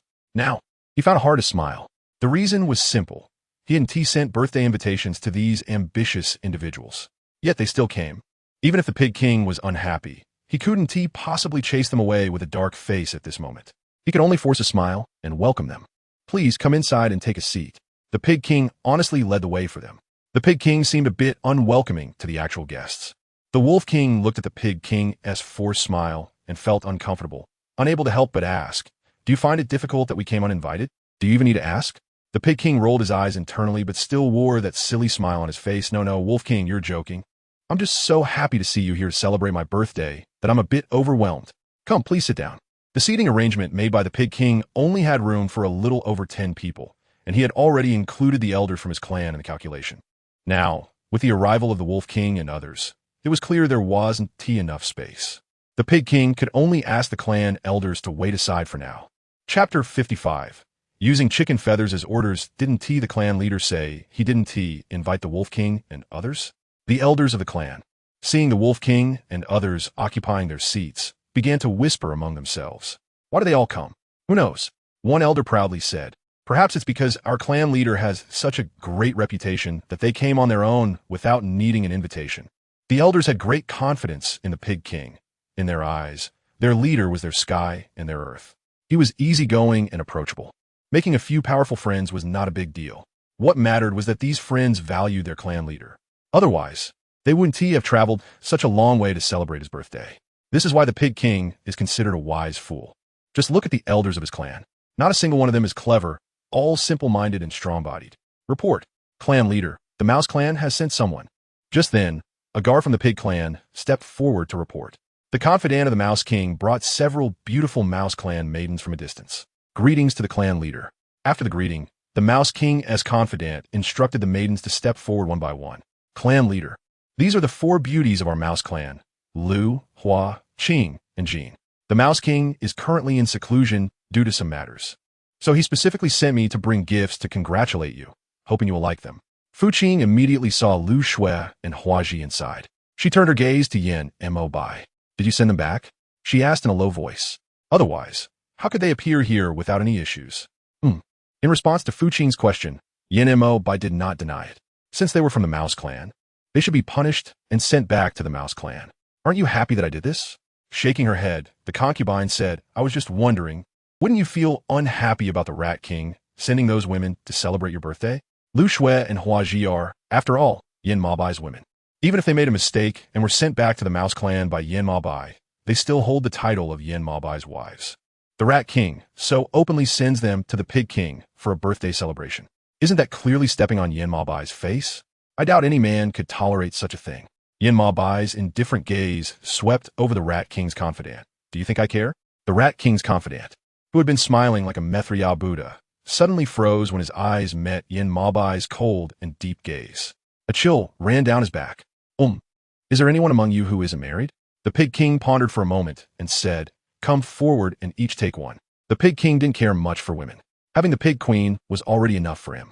Adding 4 women from outside the clan, would he even have a future? However, there were still many eligible young men in his clan who hadn't married. He didn't mind giving these women to them to continue the Pig clan's lineage. The elders looked at each other. "Your Honor, we all have wives." One elder stepped forward to refuse. "Our sons are already married, and soon, our grandsons will be born. We can't enjoy such blessings. Perhaps you should ask others in clan?" The Pig King glanced at the eldest elder. "What are you thinking?" "My esteemed elder, you look old enough to be their father. I was just afraid that your honor might act recklessly." The eldest elder and others whispered. The Rat King's confidant's face turned ugly. "Is your honor dissatisfied with the beauties sent by the Rat King?" The confidant forced a smile and said, "If you're not satisfied, I can take them back right now and send a message to the Rat King." The Rat King's confidant was clearly using the Rat King to pressure him, wanting him to accept the 4 beauties for the sake of the Rat King's face, without further humiliating the Mouse clan. Even if the Pig King were foolish, he could see through this. How could he really be afraid? Is it reasonable to take back something that has already been given? The Pig King's face showed anger. Isn't the Rat King being a bit too much? "Your Honor, please forgive me." The Rat King's confidant turned pale with fright and hurriedly knelt on the ground. He had thought the Pig King would hesitate because of his earlier words, but it turned out the other party wasn't buying it at all. He felt a surge of anger. "Enough, this is not the Mouse clan." The Pig King waved his hand. "Since the beauties have been sent, how to deal with them is my business. No need for you to arrange it." The implication was clear. You should leave quickly and stop flaunting your authority here with the Rat King's orders. Yes, I take my leave." The Rat King's confidant originally thought he was coming to congratulate the Pig clan under the Rat King's banner. Even if the Pig King didn't recognize him, he would still be treated kindly because of the Rat King's reputation. Unexpectedly, the Pig King showed no interest in the beauties he sent and even intimidated him with the aura of his authority. At the moment he turned to leave the Pig clan, the Rat King's confidant's eyes darkened, vowing to speak ill of the Pig King in the Rat King's ear when he returned. He hoped to see both the Pig King and the Rat King killed when the Rat King emerged from seclusion, thus relieving his resentment. Come. Everyone enjoy the food and drink." After this incident, the Pig King quickly raised his wine cup and greeted everyone. "Don't let what just happened dampen your spirits." Did the Pig King not fear the Rat King's confidant would go back and speak ill of him? The Wolf King teased, "As far as I know, the Rat King's confidant is no simple character. The Rat King thinks highly of him. The Pig King has offended him, and he might already be holding a grudge." "Is that true?" the Pig King said nonchalantly. Who told him to act like a big shot with a mere feather as his authority? The Rat King hasn't said anything, yet he's here flaunting his power. I'm not dead yet, and he's causing a ruckus. If I were dead, would he jump on my grave to cause trouble? He's spoiled. The Pig King was indeed not wrong. The Dog King agreed. It's one thing for the Rat King not to come personally, but sending a lackey to cause trouble is clearly slapping the Pig King in the face. "Yes, the Dog King makes a point," the Pig King agreed. "Your Honor, what about these 4 beauties?" an elder asked with concern. The Pig clan rarely had such beautiful girls. All of them were round and smooth. Unlike the girls sent from the Mouse clan, who all had pointed chins and big eyes, they looked somewhat out of place. It was quite refreshing. The Pig King frowned. "Didn't I just say? Give them to the unmarried young men in the clan." However, there were so many unmarried young men in the clan. The eldest elder said, "There are only 4. That's not enough to go around. Is it 1 arm per person or 1 leg?" The Pig King replied, "Moreover, 2 of these girls look somewhat familiar." The eldest elder said, "I feel like I've seen them somewhere." "Where have you seen them?" The Pig King squinted and asked. "In a dream?" "All right, eldest elder, you don't need to talk nonsense here." The Pig King was about to scold the eldest elder further when a rough voice interrupted him. "The eldest elder is not talking nonsense." The Wolf King carefully examined Lu Shui and Hua Ji. "I have seen these 2 girls before." The Pig King was stunned. "Where?" The Wolf King's gaze turned towards Yin Maobai, and the meaning was clear. Even the Pig King, no matter how dim-witted, understood. "What is the Rat King thinking?" the Pig King said angrily. "Is he trying to harm me? How dare he send Yin Maobai's women to me? Isn't he trying to make me the target of Yin Maobai's misunderstanding?" I'm sorry, Snake King. The Pig King hurriedly apologized to Yin Bai. Old Pig really didn't expect these two to be yours. If I had known, I definitely wouldn't have accepted them. Compared to the Pig King's nervousness and anxiety, Yin Bai appeared much calmer. He put down his wine cup and raised his eyes to look at the Pig King and the others. They're just goods being sent back and forth. Yin Bai said, if I don't like them, the Rat King naturally won't force me. The Pig King need not worry. The expression on the Wolf King's face was extremely unpleasant. He didn't say a word. The Snake King didn't mind, which was fine. The Pig King chuckled and said, how could I possibly take this to heart? After all, they are just a few women. To the Pig King, these women were not as appealing as the ones from his own clan. He would rather favor the women of his clan than show any good face to these sharp-faced, monkey-looking creatures. Master, what should we do now? The Grand Elder asked. Although he thought the four girls looked quite good, that didn't mean their master would accept any broken goods. The Mouse King was truly going too far. In his opinion, the Mouse King deserved a harsh lesson. That way, next time he would think twice before looking down on someone. The Pig King, with a scowl, said, throw them all into the stinky ditch. I'm not a garbage pit. Even if they are women that Yin Bai hasn't used. So what? As a dignified Pig King, how could I eat someone else's leftovers? If the Mouse King isn't disgusted, I certainly am. Master, save me. Lu Shui and Hua Ji's faces changed drastically upon hearing that the Pig King intended to throw them into the stinky ditch. Paying off was like pretending not to see the two of them. They continued to eat and drink as usual. No one expected the two to kneel down and beg for mercy in the direction of Yin Bai. In contrast, Yin Bai was happily using chopsticks to serve food to Fu Qing. The two looked like a couple in love. Seeing this, the Pig King dared not let these two disturb the enjoyment of others. Come here. The Pig King commanded coldly with a stern face, take them all away. In an instant, the noisy cries and wails disappeared. Why don't you save them? Curious asked. Yin Bai glanced at her. Do you want me to save them? Fu Qing shook her head. I don't want to. She's not the Virgin Mary. These two had just been driven out by Yin Bai with great difficulty. How could she kindly invite them back in? She's not sick. However, they're technically still under your command. Fu Qing hesitated and said, will this make others gossip? Isn't the barbaric foreign tribe most concerned about money, status, and women? Why is it different here with Yin Bai? Doesn't he care at all? Are you concerned about the true self? Yin Bai reached out and gently ruffled Fu Qing's hair, saying softly, having you is enough for me. Everything else is unimportant. Paying off, with his head hanging low, he didn't know how to respond. The sounds of celebration quickly rose within the Pig clan. The Wolf King and others all wore expressions that suggested they were not truly interested in the festivities. They had come to the Pig clan all because they had heard news that the Snake King would be attending. Initially, they thought everyone would sit down and have a good discussion about the power rankings of the various clans. With the Lion and Rabbit clans being wiped out in succession, the Leopard King killed, and the Tiger King just taking office, it was reasonable to revise the power rankings. However, to this day, no one had brought up the matter. The Wolf King, having no choice, thought to use the Pig King's birthday banquet to raise the issue. Unexpectedly, the matter of the Rat King sending someone happened. Now, seeing everyone looking so intoxicated, the Wolf King could no longer sit still. Come, Snake King, I respect you with a drink. Yin Bai gave the Wolf King a look, inviting him to speak. He did not act aloof or dismiss the Wolf King. From beginning to end, he maintained a calm demeanor. The Snake King truly has a great capacity for alcohol. The Wolf King laughed as he set down his cup in praise. Come, let's have another drink. If the Wolf King has something to say, just say it. Being in a high position, Yin Bai had seen all kinds of people. The Wolf King's actions were not lost on him. The Wolf King chuckled, seeing Yin Bai's straightforward question. He decided not to continue hiding or delaying. Since the Snake King has spoken, I won't keep you guessing, the Wolf King said as he set down his cup. Now, with the 36 clans, the Lion and Rabbit clans have been wiped out in succession, the Leopard King killed, and the Tiger King just appointed. We originally agreed that if any clan was destroyed, we would re-establish the power rankings. Yet no one has brought this up until now, and I find it difficult to mention. Hey, Wolf King, what do you mean by that? The Pig King, hearing this, was somewhat displeased. Today is my birthday banquet, and you and the Snake King are deliberately saying these things? Are you trying to ruin my celebration? The Wolf King didn't even glance at the Pig King, his gaze fixed on Yin Bai, clearly disregarding the Pig King's words.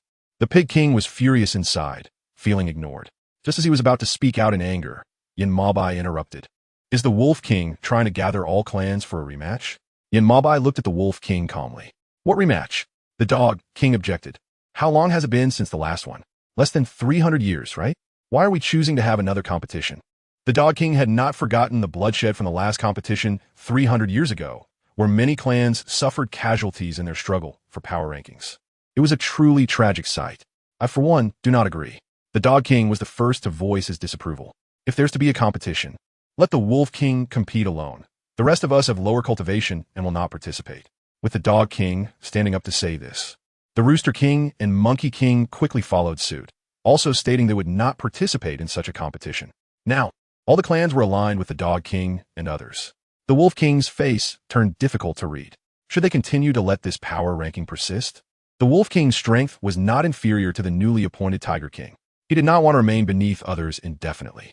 This power ranking, whether you compete or not, must be addressed. The Wolf King commanded forcefully. After all, this was agreed upon 300 years ago. Seeing the Wolf King's strong stance, the Dog King and others all turned their gazes towards Yanmabai, hoping he would speak up. Qing raised her eyebrows, surprised to find that the ranking among the alien races was based on strength in the arena rather than being arbitrarily arranged. She had thought it was all just their own arrangement. The words spoken by the Wolf King opened her eyes. Had the Wolf King consulted the Bear King and the Dragon King about this? No one knew better than Yanmabai what the Wolf King was really thinking. The Fox King was severely injured, and the newly appointed Tiger King was inexperienced. The Leopard clan, having lost their king, was already scattered, with only a few remaining in the tribe. Now, the Wolf King suggested a competition in the arena to re-establish the strength rankings, clearly aiming to take this opportunity to rise above the others and become the leader of the clans. The Wolf King's expression darkened. Was the Snake Sovereign unwilling to re-establish this strength ranking? Yanmabai glanced at the Wolf King, and neither agreed nor disagreed. He simply said calmly that if the Wolf King could persuade the two clans to participate, then they could hold the competition again. Otherwise, if either of the two clans disagreed, then it would be best not to hold the competition at all. The Wolf King, infuriated, put down his wine cup and got up to leave. The Tiger King and others quickly followed behind him. What was supposed to be a joyful birthday feast for the Pig King had turned dull due to the Wolf King's provocations. The Pig King was furious. This Wolf King was truly a troublemaker. The Pig King, filled with anger, said, "Look at what he's done to my birthday feast. It doesn't feel like a celebration anymore, but rather like a meeting for discussion among the clans. Why does he have to be such a nuisance?" "Pig King, don't be angry," the Dog King comforted. "The Wolf King can't say anything good. Let's not stoop to his level." With the Dog King's words of comfort, the Pig King's discomfort eased a bit. "Forget it. Everyone enjoy the food and drinks," the Pig King urged. "We shouldn't let one little rat ruin everyone's fun." After the Pig King's words, the atmosphere began to liven up again.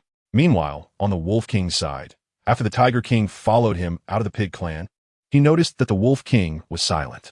Those who understood the Wolf King knew this was a sign of his anger. Sure enough, when they reached a dense forest at the foot of the mountain, the Wolf King could no longer hold back and unleashed his anger on the surrounding trees. Bang, bang, bang. With several strikes, the trees in the forest and the surface of the lake all made crisp cracking sounds under the Wolf King's blows, echoing throughout the mountains and reaching everyone's ears. After a while, the young Tiger King stepped forward to comfort him. "Uncle Wolf, don't be angry," he said. "Although the Snake Sovereign didn't agree to gather everyone for the competition, it doesn't mean we can't arrange it privately." In the young Tiger King's view, the competition was a situation that couldn't be openly declared against the enemy. But privately, it was different. "You can first try with the Bear Clan," the young Tiger King suggested. The Bear Clan had always viewed the Wolf Clan as a thorn in their side. If the Wolf could successfully attack the Bear Clan this time, it would surely boost their morale. At that point, all clans would likely panic, and they wouldn't be able to refuse a competition. The Wolf King looked at the young Tiger King with a smile in his eyes. "You have quite a few clever ideas, kid. Not bad." The Wolf King patted his shoulder and praised him. "The Tiger Clan is fortunate to have a leader like you." The young Tiger King smiled foolishly, thinking that meant Uncle Wolf agreed with his suggestion. He had just taken over the Tiger Clan not long ago, and many in the tribe had doubted his abilities due to his youth, often ignoring his orders. Therefore, he was eager to prove himself but feared that his proposal would be rebutted by the Wolf King, earning him a reputation as useless. Now that the Wolf King had endorsed his suggestion, didn't that prove he was a capable Tiger King? The Wolf King calmed down and said, "With this, the competition is a done deal. Yanmabai won't be able to disagree." Good. After fucking and Yanmabai returned from the Pig clan, the sky had already turned dark. The Lord seems to be in a bad mood today. After Qing left the Wolf King, he had been looking troubled. and she asked with concern. But was he still feeling bothered by what the Wolf King had said? Yin Maobai glanced at Fu Qing. It seemed that the day was about to change. He suddenly said to her with a meaningful tone. Fu Qing was taken aback. Did the Lord mean that the Wolf King had not given up? Yin Maobai's eyes darkened. The Wolf King's ambition was obvious. If he truly gave up, the position of the Wolf Clan would likely fall into someone else's hands. It seemed that chaos was about to break out among the clans. As Yin Maobai had predicted, it wasn't long before news spread that the Bear King of the Bear Clan had been quietly killed. In addition, there were also the Deer Clan and the Elephant Clan. Several clan leaders were assassinated in succession, a serious matter indeed. The other clan leaders began to feel restless, all rushing to Yin Maobai's side, fearing that the next beheading would be their own. Snake Lord, what should we do next? It was the Monkey King of the Monkey Clan speaking. Although the Monkey King was not very powerful, he was clever.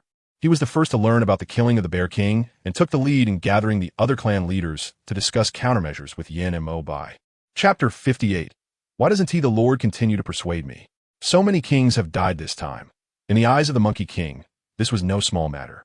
The most suspicious was undoubtedly the Wolf King. Previously, at the Pig King's birthday banquet, the Wolf King had proposed a challenge to change the strength rankings, which Yin Maobai had rejected. Everyone had heard it clearly at that time. Who would have thought that just a few days later, the Bear King, the Deer King, and the Elephant King would be successively murdered? The Monkey King would not believe that the Wolf King was not involved. Among the 36 clans, 3 had already perished in just a few days. The Lion, Leopard, and Horse clans were already gone. Now, only a little over 20 clans remained, and if this continued, even more clans would likely disappear. The Monkey King was not exaggerating. He was speaking seriously. If such incidents were not thoroughly investigated, it would undoubtedly boost the morale of the Wolf Clan. By then, even if they wanted to stop it, it might be too late. What good suggestions does the Monkey King have? Asked the Dog King from aside. Why not share them with everyone? The Monkey King glanced at the silent Yin Maobai and said solemnly, a challenge arena. This was a request made by the Wolf King a few days ago. Now that the enemy is in the dark and we're in the light, we might as well lure the enemy out through a challenge arena. It is better than letting everyone continue in fear. Upon hearing this, the others exchanged glances, all feeling disappointed that they could not avoid the challenge arena. Are we really going to compete? The Dog King said reluctantly. My ancestors lost their lives in that very competition. Why can't anyone stop such a challenge? Everyone fell silent. They had reached their current positions thanks to the foundations laid by their predecessors. For 300 years, they had cherished every day, not daring to provoke the clans easily. They just wanted to live a stable life. Yet such a life had been shattered by the ambitions of other kings. Don't be angry, Dog King. Although the Pig King also felt sad and disheartened by this matter, he believed that some things had to be faced after living for so long. Avoiding it was not a solution. Just like this challenge arena, if they disagreed, what could they do? The enemy would always find a way to force them to participate. At worst, when you face me, I'll let you have a hand, the Pig King added, trying to lighten the atmosphere. He didn't want to see everyone looking so lifeless, as it would only make their feelings heavier and sadder. The Dog King, who had been feeling somewhat down, was successfully amused by the Pig King's words. Who said you'd let me? He replied defiantly. All right. Seeing that they were all in a state of extreme joy and sorrow, Yin Maobai finally spoke up. It's not as serious as you think. You all go back for now. What about the challenge arena? Everyone looked at Yin Maobai, wanting to know whether there would be a competition or not. Without a clear answer from Yin Maobai, how could they feel at ease? Compete. Yin Maobai's one word made everyone's hearts sink. 3 days later, all clans would gather at Fengtai Mountain for the competition. Will the Snake Lord also go? The Pig King asked blankly. Everyone looked at the Pig King. Was he confused, or did he not understand what the Snake Lord had said? How could he ask such a foolish question? Yes. The Dog King initially wanted to pull the Pig King away, but Yin Maobai answered, I will personally oversee it. Upon hearing this, everyone's anxious hearts finally eased. Soon, the news about the challenge arena and the need to change the strength rankings spread among the clans. The Wolf King was not surprised upon hearing this news. Lord, are we also going to participate in 3 days? Asked a confidant beside him.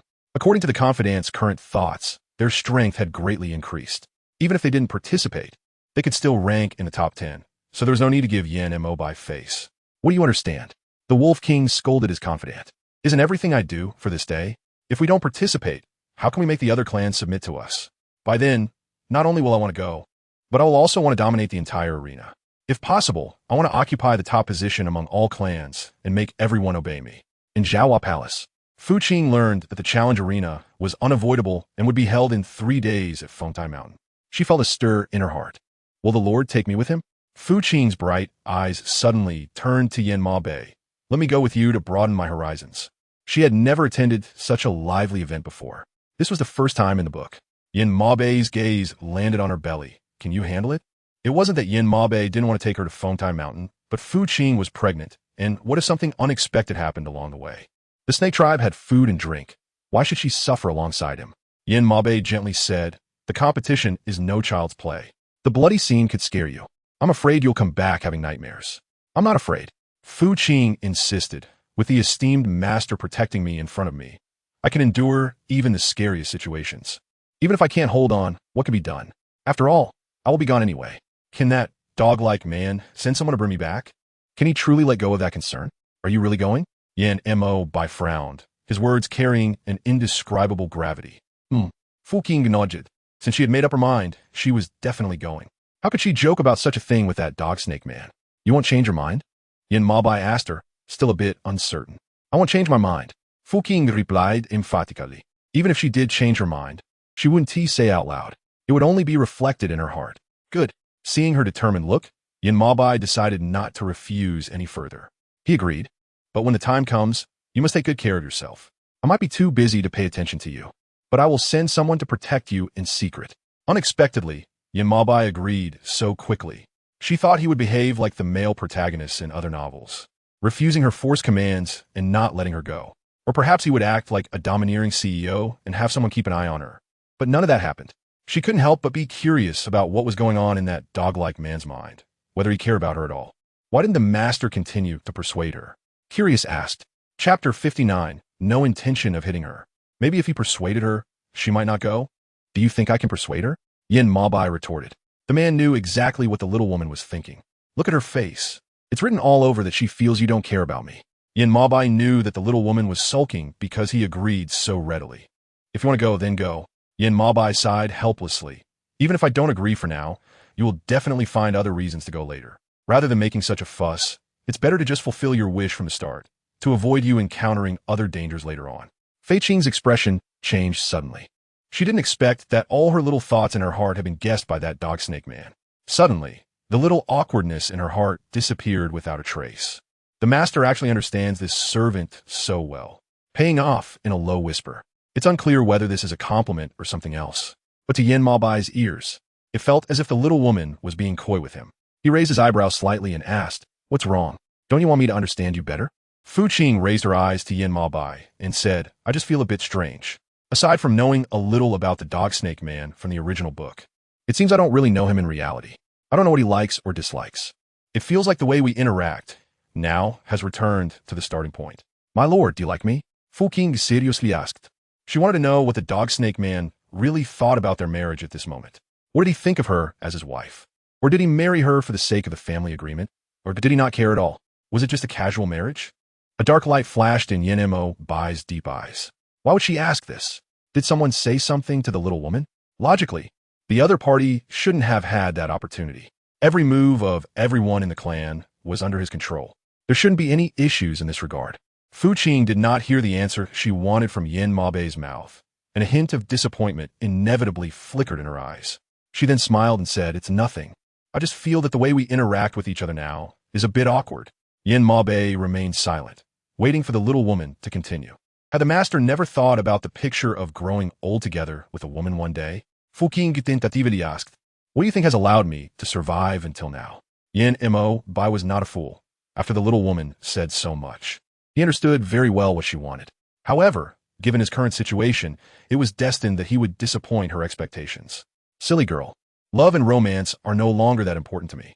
Yin Mo Bai looked at Fu Qing seriously and said, "What matters is that I have you by my side. The child in your womb, and the entire snake clan. That's enough." The implication was that although he did not love her, she was now the lady of the snake clan and the mother of his child. He would not abandon her. At that moment, Fu Qing finally woke up from her confusion. Yes, from the beginning, she and Yin Mo Bai were from two different worlds. If she hadn't transmigrated, how could she have married him? How could she start to have desires for further development in their relationship after marrying him? Even expecting him to fall in love with her? Had her brain gone fuzzy because she was pregnant? Did you deliberately push her away? In the study, the man in purple looked at Yin Mo Bai's silent demeanor, unable to help but walk past him and stand in front of him, scrutinizing him closely. TSK, TSK, TSK. How did the dignified snake king end up like this? The man in purple couldn't help but mock him. You clearly have feelings for that woman, yet you refuse to admit it. Haha, you really are something. Yin Mo Bai slightly raised his eyelids and said, "Have you said enough?" His deep voice carried a heavy killing intent. Do you think I wouldn't dare to kill you for repeatedly coming out to compete for my body? The man in purple raised an eyebrow. Are you angry? Facing Yin Mo Bai's threat, the man in purple seemed to not take it seriously at all. Instead, he continued to laugh casually. I just want to help you. Who told you to keep a cold face? That little woman was clearly so proactive, and you, on the other hand, pushed her into an abyss with just one sentence. The man in purple had a look of exasperation. I'm just afraid you'll scare her away. Yin Mo Bai ignored him. Seeing that he wouldn't respond, the man in purple found it boring. He left from Yin Mo Bai's desk and sat down on a nearby wooden chair to continue their discussion. To be honest, this second princess of the Dragon Clan is really quite good, the man in purple praised. Although she may not be extraordinarily beautiful, the fact that she can bear our child is enough to prove she is a good one. Don't even think about laying a hand on her. Yin Mo Bai's voice was light, but carried an invisible killing intent. All right. The man in purple finally softened. I'm just kindly reminding you to be careful. Once you miss this opportunity, there won't be another. Get lost. Seeing that Yin Mo Bai refused his good intentions, the man in purple had no choice but to leave. The competition at Fengtai Mountain was significant, and it could be said that it affected everything. People from all races hurriedly prepared to head to Fengtai Mountain within 3 days. The Snake Clan was no exception. As the leader of the clans, Yin Mo Bai naturally had to arrive ahead of them. Fu Qing had everything arranged by the maids except for herself. On the way, Fu Qing saw everything flying in the sky and running on the ground, all heading to the same location. The scene was truly grand, even more shocking than what she had seen on her way to the rabbit tribe. One could say that the journey to the rabbit tribe now seemed trivial in comparison. Madam, would you like some fruit? A nearby maid asked with concern as Fu Qing continuously gazed out of the carriage. It's very dusty outside. You should be careful not to get dust in your eyes. Do you think anything unexpected will happen during this competition? Fu Qing asked curiously. What if something goes wrong midway? Will the competition still continue? The maid frowned. Is Madam worried that the competition won't go on? In fact, regardless of any accidents that might occur during such contests, they would ultimately be held perfectly and would not be paused due to any unexpected events. All right then. Although Fu Qing had already guessed this result, it still felt quite cruel to hear. Yin Mo Bai was riding on a gray steed, and many of the passing insect tribes greeted him continuously. Chapter 60, taking the place. The butterfly tribe was no exception, especially when the princess of the butterfly tribe saw Yin Mo Bai wearing a black and gold python robe on his steed, with a silver mask on his face. He exuded a natural aura of a king, which made her unable to resist leaning toward him. Long time no see, Snake King. The butterfly princess greeted him with a smile while flying in the air beside him. That person behind you must be your wife, right? The butterfly princess said, glancing toward the carriage behind them. She's really beautiful, a perfect match for you. Yin Mo Bai smiled gently. Princess, she ran. Are you also going to participate in the competition this time? Yes. The butterfly princess admitted generously. I hope the Snake King can show mercy when the time comes. The butterfly tribe rarely participated in such competitions. This time, Princess Shiran was on a mission. Regardless of success or failure, the butterfly tribe must establish their name among the various tribes. Does that woman know the Lord? The scene of the conversation between the butterfly princess and Yin Mo Bai was naturally noticed by Fu Qing in the carriage. She asked the maid beside her, which tribe is she from? The butterfly tribe? The maid looked in the direction Fu Qing was pointing and replied, Are you referring to Princess Shiran? She has known the Lord for a long time. How long is a long time? Fu Qing, feeling curious, couldn't help but let her imagination run wild. Princess Shiran was still talking to Yin Mo Bai. She naturally sensed the intense gaze coming from the carriage behind her. Ha! Look, Snake King, your lady's watching us. Yin Mo Bai turned around and happened to meet Fu Qing's inquisitive gaze. Feeling extremely nervous, she quickly lowered her head. Is she sick or what? What does the dog snake man's conversation with that woman have to do with her? He had already made it very clear before. He wouldn't love her. Why does she have to cling to him so shamelessly? To pay attention to him? Halfway through their journey, the butterfly princess left to attend to matters in her tribe, and didn't continue her deep conversation with Yin Mabe. She turned and flew back towards the butterfly tribe. Yin Mabe also took the opportunity to ride back to the carriage. Were you just looking at the real me? Fu Qing did not expect the dog snake man to suddenly walk in her direction. A wave of nervousness swept through her heart. However, she deliberately maintained her composure and said, "If the Lord did not notice me, how would he know that I am watching him?" Hearing these words from the little woman, Yin Majuan knew she was angry. A hint of helplessness flashed in his eyes. The woman he had just spoken to was a princess of the Bai tribe, whom he had inadvertently saved 300 years ago. She had come over to greet him after seeing him and told him he was very handsome and that they were well matched. Therefore, he had chatted with her for a few more moments. Fu Qing frowned. Is that so? The more she listened, the more she felt something was off. Was the dog snake man explaining things to her? Didn't he not love her? Why was he explaining so much? Also, when they arrived at Fengtai Mountain, this Princess Shiran would send someone to protect you. Yin Mabai continued, saying, "If you have any questions at that time, just ask her." Fu Qing frowned. Is the master not planning to take me along? Do you find me troublesome? Or do you think I will drag you down? Looking at the little woman who was lost in thought again, Yin Mo Bai could only explain again, "I have other matters to attend to, and it might be inconvenient to bring you along. You can stay with Princess Shiran for half a day, and once I have sorted out everything, I will come to pick you up personally." All right. It seemed he indeed found her troublesome. What could she say? She couldn't just follow him into danger, right? It was better not to create so many troubles. She would obediently follow his instructions. Fengtai Mountain was reached quickly, and Fu Qing followed Princess. She ran as Yin Mo Bai instructed. Even so, Yin Mo Bai still felt uneasy, secretly sending several experts from the Snake Clan to follow them. However, no one expected that the first to arrive at Fengtai Mountain would be the Wolf King. It seemed he had been there for some time. Many Wolf Clan guards had already occupied advantageous positions, diligently performing their duties. The Snake King has come? The Wolf King was not surprised at all to see Yin Mo Bai appear at Fengtai Mountain. On the contrary, he felt a sense of pride and happiness. In past competitions, Yin Mo Bai always took the lead. This time, however, the Wolf King had seized the initiative. The meaning behind this was self-evident. The Wolf King intended to take the place of the Snake King. How long had the Wolf King been residing at Fengtai Mountain? Seeing this, Princess Shiran couldn't help but mockingly say, "How could we not know about the Wolf King's presence?" The Wolf King's gaze had originally been fixed solely on Yin Mo Bai. Now, hearing the voice beside him, he turned to look. Princess Shiran was dressed in a colorful gown, with silver bells on her feet, her skin as fair as snow, looking extremely beautiful. Who is this? The Wolf King feigned ignorance of her identity. Although the Butterfly clan was not a powerful clan, they still had their ranking among the 36 clans. The Wolf King's act of pretending not to recognize Shiran only infuriated her further. "You, the Wolf King intended to replace me in managing all affairs?" Before Shiran could speak, Yin Mo Bai had already interrupted her. The Wolf King smiled faintly. How could I dare? While he claimed to be humble, his actions suggested otherwise. It is better for the Snake King to handle such matters. I am just a rough man and wouldn't dare to concern myself with such things. After saying this, the Wolf King paused, observing Yin Mo Bai's expression. Seeing his usual icy demeanor, he couldn't help but add, "Moreover, the reason I arrived early was simply because some matters arose in my clan a few days ago, and I wanted to come to Fengtai Mountain to discuss them with the Phoenix King. As soon as I arrived, you all came." If Princess Shiran believed his words, she would be a fool. The Wolf Clan guards had already set up camp around them. It would take more than 2 days to accomplish that. The Wolf King's statement was clearly an attempt to treat them as fools. Let's go. Since the Wolf King had arrived at Fengtai Mountain before him, it was likely that the Phoenix King already knew about the upcoming competition. There was no need for him to greet the Phoenix King. Why doesn't the Snake Lord give him a lesson? Princess Shiran asked. The Wolf King is being too arrogant. In her view, such a person should not even participate in the competition.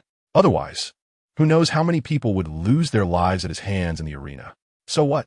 Yin Montak Bai replied indifferently. Princess Shiran was momentarily speechless. Such people usually don't make it to the end. Yin Mo Bai said lightly. Why should Princess Shiran care? Chapter 61, Rivals Meet. The previous Lion King, Tiger King, and Leopard King, weren't they all ambitious wolves? But what happened to them when they stepped down? The Wolf King would be the same. He was just luckier than them, having lived longer and come after them. Fengtai Mountain was picturesque. After separating from Fu Qing and Princess, she ran. Yin and Mo Bai arrived at a thatched cottage with a relatively good location. For now, we will stay here. Yin and Mo Bai took off Fu Qing's white cloak and handed it to a maid beside him. Isn't the master supposed to be busy? Why did you come to accompany me? Fu Qing asked in confusion. Yin and Mo Bai paused while taking off his cloak. Doesn't the master want to take you for a stroll? This Fengtai mountain is beautiful and scenic. I want to take you to get familiar with it. Fu Qing raised her eyebrows. The moment she arrived at Fengtai mountain, she noticed its beautiful scenery, surrounded by peaks and the sight of hundreds of birds flocking to the phoenix. She thought she wouldn't have a chance to appreciate it. Feeling a bit regretful, she found that the suggestion from the dog snake man was just what she wanted. Fengtai mountain was the highest point among all races, equivalent to a modern-day central location. Amidst the surrounding peaks, layers of white mist lingered at the summit, and not far away was Buzhou Mountain. From here, one could see the pristine white snow on Buzhou Mountain. It was rumored that Buzhou Mountain was the only path from the human realm to the heavenly realm. It was a place where snow fell year-round and was perpetually cold, inaccessible to ordinary mortals. Had the Lord ever been to Buzhou Mountain? Thinking of this, Fu Qing turned to Yin Maobai and asked if there really were immortals living there. In reality, Buzhou Mountain was located in the Pamir Plateau in the northwest of Kunlun Mountain, where the geological conditions were complex, with a powerful magnetic field and wild beasts, making it a military-restricted area. The country prohibited ordinary people from entering Kunlun Mountain to protect their lives and property. She wondered if the novels in this other world were like the real world. Do you want to go? Yin Mabai's indirect response clearly denied the existence of immortals. Thousands of years ago, a great disaster had occurred there, making it unsuitable for those with low cultivation to approach. Moreover, you're still with child. Yin Maobai said, if you really want to go, wait until you give birth, and once your cultivation is restored, I will arrange it for you. His answer made the last trace of curiosity in Fu Qing's heart vanish. All right, everything was just her imagination. Where would there be immortals in the primitive era? She should stop worrying unnecessarily. Snake Lord, just as the two were walking out of the woods, a beautiful woman suddenly approached them from a distance. Princess Qing Feng. Yin Maobai greeted her with Fu Qing. Princess Qing Feng smiled gently, asking when the Snake Lord became so polite.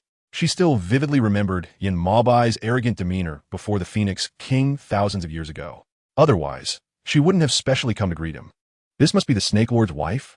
Saying this, Princess Qing Feng turned her gaze to Fu Qing, saying, I have long admired you. Princess Qing Feng smiled faintly. Her intuition told her that this Princess Qing Feng did not like her. The way she looked at her, although accompanied by a smile, did not reach her eyes. It carried a hint of insincerity that made people feel quite uncomfortable. Snake Lord, can we have a word? Princess Qing Feng asked gently. I would like to discuss some other matters regarding this competition. Yin Maobai lowered his eyes. These were not matters for the Phoenix King to worry about. So when did it become the princess's place to talk with him? Yin Maobai was not going to indulge this Princess Qing Feng. He spoke very frankly. He knew exactly what the other party was thinking. So how could he give her time alone with him? Princess Qing Feng smiled brightly. Although she had long anticipated that Yin Maobai would not give her face, she still felt somewhat embarrassed when he rejected her in front of so many people. My father is getting old, Princess Qing Feng said with a calm smile. As his daughter, how could I let him continue to worry about such trivial matters?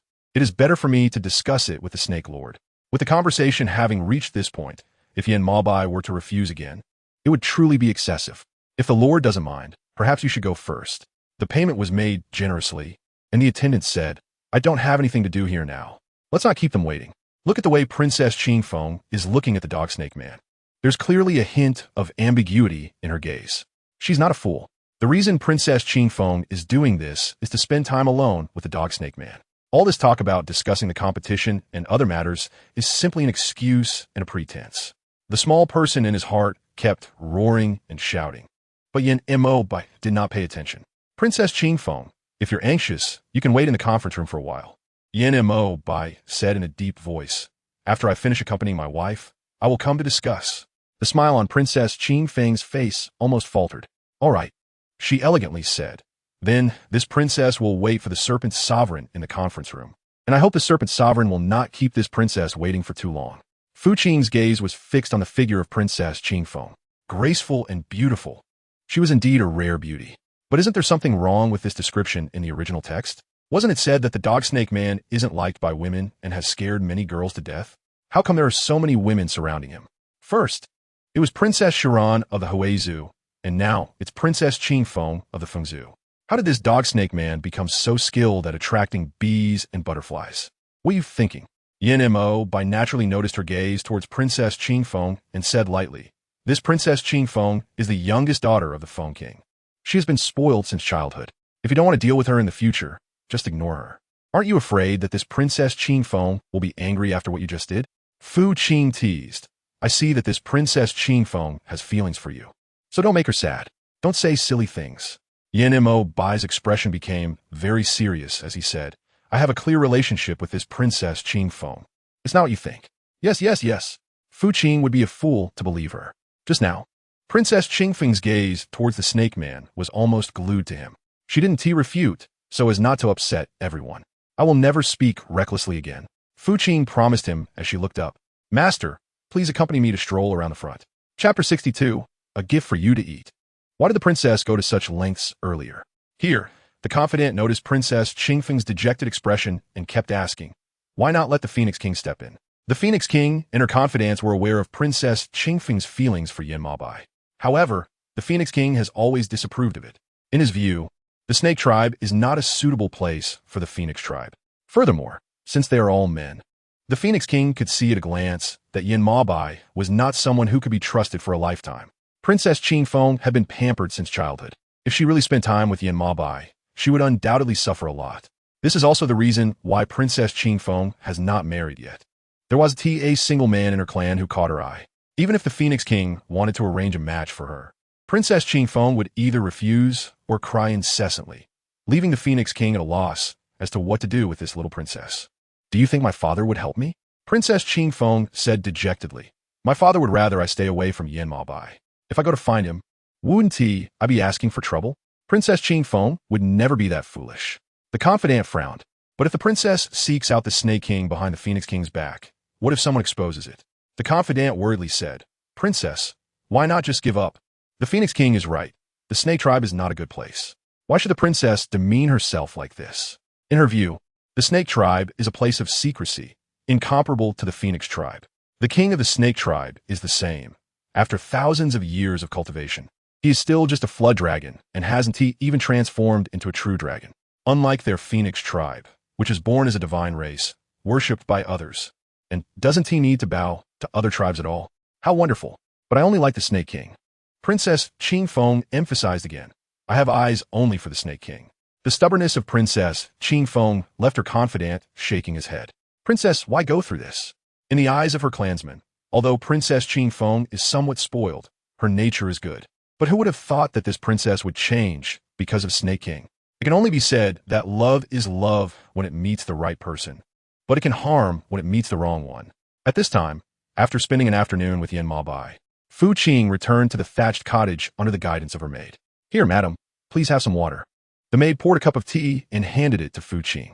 She didn't hold back and finished it all at once, just right after she had been shopping all afternoon and felt a bit thirsty. "Pour me some more." Fu Qing handed the teacup to the maid, but one cup was a bit insufficient. "Yes." The maid hurriedly stepped forward to refill the cup after hearing this. After drinking 5 or 6 cups in a row, Fu Qing finally felt the thirst in his heart fade away. "Go ask them if there's anything to eat now. The drink is sorted, but the food is still not there. My stomach feels empty, just filled with water." Fu Qing is particularly craving food right now, especially spicy dishes. The master has already arranged everything. The maid said, "Madam, please follow me." Fu Qing was taken aback. Do we really have to change places just to eat? Doesn't that seem troublesome? However, the grumbling sound in her stomach did make her feel a bit uncomfortable. Sigh. If we have to change, then let us change. With a sigh, she thought to herself that as long as she could eat enough, it would be fine. After a while, the maid brought her to a relatively grand palace. "Are you sure you want to eat here?" Fu Qing asked uncertainly to the maid leading the way beside her. This palace looked even more magnificent than the Forbidden City. Surrounded by gold decorations, one might think she had arrived at the heavenly palace in the sky. Fu Qing's eyes widened in amazement. The maid chuckled softly, saying, "Madam, there's no need to be surprised. This is the dining hall for all the clans." All right. Paying the bill, she realized how naive she was. Even a place to eat was so luxurious. She thought this dining place was just like the thatched cottage they lived in, made entirely of straw and wood. But now, seeing it, She really felt like she had opened her eyes. The treatment here was no worse than the peach banquet depicted in TV dramas. As soon as Fu Qing sat down, a row of maidservants dressed in pink dresses gathered from all directions. Soon, the table was filled with all kinds of delicious food. The speed was astonishing. Leaving Fu Qing dazzled. Madam, please enjoy your meal. The maidservants presented the chopsticks with both hands. Feeling a bit dazed after settling the bill, she took the chopsticks, glanced around, and noticed that the other clan seemed unfazed by the scene. It seemed they had grown accustomed to such arrangements. No wonder all the clans envied the Phoenix clan. With such treatment, who wouldn't be envious? Paying off. She picked up a piece of meat with her chopsticks and started to eat. The meat was fragrant and had a hint of freshness, making her feel very satisfied. Do you know what this is? Curious, fucking quietly asked the maid beside her, why does it taste so good and not greasy at all? The maid leaned down and replied, Madam, this is pork slices. Fu Qing's eyes widened in surprise. Pork slices? The maid, fearing she might misunderstand, hurriedly explained. These pork slices come from a type of meat plant animal raised by the Phoenix clan on Clear Spring Mountain. They look like pigs, but the texture is more like fresh fish from the deep sea, which is why they are called pork slices. I see, she said. I didn't expect the Phoenix clan actually eats pork. How could the pig king let that go? After all that, it turns out it's just a type of meat plant animal. She had been nervous for nothing. And what about this? Fu Qing asked, what is this? It looks like both grass and fish. It can't be something from the deep sea, right? This is Phoenix fin, the maid replied. It's selected from an underwater creature found on Mount Buzhou. It resembles grass, but is arranged to look silky like fish with a crispy and sweet taste. And this dish. As they finished paying, they ate while the maid introduced each dish one by one. To be honest, she had not only never heard of these dish names in a modern world, but she had also never seen them. The taste was indeed quite good, giving a feeling of being so enchanted that one forgets home. The only downside was that there was only a little of each dish. She had already been cleaned out twice. Madam, are you still not full? The maid asked with concern as she saw her constantly rubbing her stomach. Why not eat from my princess's plate? However, before she could say anything, a crisp voice came from the side of the two.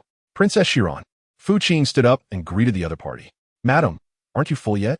Chiron walked over, glanced at Fu Qing's empty plate, and said with a faint smile, Just right, I don't have much of an appetite today, so I'll let you have these dishes. Chapter 63. Marrying this prince's daughter and making her the consort. As soon as Princess Chiron said this, many people present turned their attention toward her. Just now, everyone was focused on eating and didn't notice who else was around. At this moment, seeing Princess Chiron smiling and talking to Fu Qing, everyone finally shifted their gaze to Fu Qing. Oh, isn't this the wife of the Serpent Lord?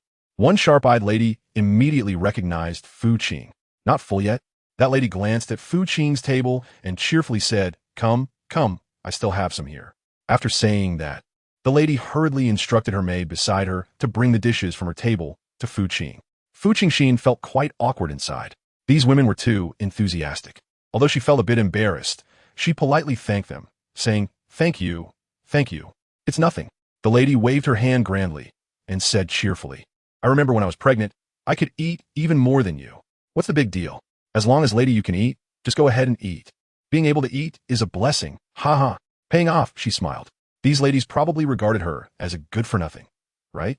Madam, hurry and eat. The maid beside her whispered, urging her, otherwise it will get cold and won't taste good. Fu Qing nodded. Princess Chiron then sat down beside Fu Qing. Lady, you need not feel embarrassed, she explained with a faint smile. Although this person, Zhu Ho, is not particular about small matters, he is quite a good person. Why does Princess Chiron want to tell me this? Fu Qing asked. Is it because you are afraid I might misunderstand? Chiron was taken aback. I'm not someone who doesn't know what's good for me. Fu Qing smiled at Princess Chiron, saying, I can sense the goodwill from both the princess and Zhu Ho. I am grateful to you both. And how could I harbor resentment over such a trivial matter? Is she really that ungrateful? That's good. Chiron did not expect that the wife of the Snake Lord would be so easy to get along with. She grew fonder of her. However, the news that Fu Qing did not eat enough in the dining hall soon reached Princess Qingfeng's ears. This wife of the Snake Lord truly does not know what's good for her. One of Princess Qingfeng's confidants complained unhappily. Does she think the food of the Feng clan is like plain rice from the human world? Does she expect us to fill her up? In my opinion, the Snake Lord brought her here specifically to tarnish the reputation of the Snake clan. Who doesn't know that the things of the Feng clan are unique in the world? Eating once can sustain a person for 100 years. If we really have to supply her until she is full, wouldn't she just end up depleting the Feng clan? Enough. Princess Qing Feng did not want to hear her confidant complain in front of her. She said lightly, "It's just some food, isn't it? That lady Yu is pregnant, so it's only right that she eats a bit more. Therefore, you'll follow my orders and have the kitchen prepare 2 more portions of food to send to that lady Yu's cottage immediately. We wouldn't want others to think our Feng clan is stingy and unwilling to spare this little food." Princess. The confidant maid was unhappy. "Go quickly." Princess Qing Feng ordered coldly. After receiving the order, the confidant maid had no choice but to obediently go arrange it. Meanwhile, after Fu Qing finished her meal, she still felt empty in her stomach. She was starting to doubt whether there was something wrong with her body. She had eaten everything on that table, yet just a few steps later, she was already hungry again. She was about to collapse. Seeing her face full of despair, a maid asked with concern, "Madam, are you still not full?" Fu Qing glanced at the maid and nodded. "I clearly ate so much just now. Why am I still hungry? What exactly is the problem? Can this in my belly eat so much?" The maid looked at Fu Qing's belly, noting that she was nearly 3 months along, which was the time when she needed various nutrients, so it was normal for her to feel hungry quickly. "Once we return to the thatched cottage, you can eat more of the beast crystals that the Lord sent you, and that will be fine. Can't the kitchen staff prepare more food to send over?" Fu Qing said unhappily. "What kind of ridiculous rule is this? Even eating requires a set quantity. The key is that the quantity is very small and cannot be repeated. This is not eating, it's simply torturing people." The maid had a troubled expression. The rules of the Feng clan have been like this for thousands of years. As a mere maid, how could I dare to break them? "All right, let's hurry back." Seeing the maid's difficult expression, Fu Qing didn't want to trouble her any further and just wanted to return to the thatched cottage to eat the beast crystals to fill her empty stomach.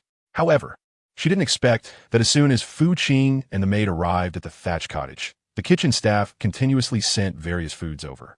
This was. Fu Qing looked at the person leading the meal delivery. The head servant smiled and said, "Madam Yu, there's no need to panic. This is all arranged by Princess Qing Feng. Upon hearing that you have a good appetite in the dining hall, the princess specifically instructed us to prepare 2 extra meals for you. We hope you can enjoy them in a timely manner." Madam's eyes flickered with understanding, so she thanked the princess in advance. "Madam, what does the princess mean by this?" After the people from the kitchen left, a nearby maid asked aloud, "Madam, will you eat or not?" Fu Qing sat down with a thud. Eating. Of course she wanted to eat. With so much delicious food, why wouldn't she eat? She wasn't a fool. Soon, the news that Princess Qing Feng had sent meals to Fu Qing spread throughout the Feng clan, to the point that even the Feng King learned of it. He chuckled, not expecting the lady to have such a good appetite. The Feng King praised, "The Serpent King is truly fortunate this time. With Huaner pregnant, she naturally needs to eat more." Yin Mo casually replied, "What's so strange about that?" The Feng King raised an eyebrow. "Are you serious?" They had known each other for thousands of years, if not tens of thousands. The Feng King was well aware of Yin Mo Bai's temperament. "Does she know your situation?" The Feng King asked. Yin Mo Bai's cold eyes turned towards the Feng King. "What do you want to say?" The Feng King frowned. "Over 10,000 years ago, although you sealed the candle dragon in the no-return mountain with your own strength alongside others, it seems you didn't gain any benefits yourself. Your body has not been well these past 10,000 years, right? So what?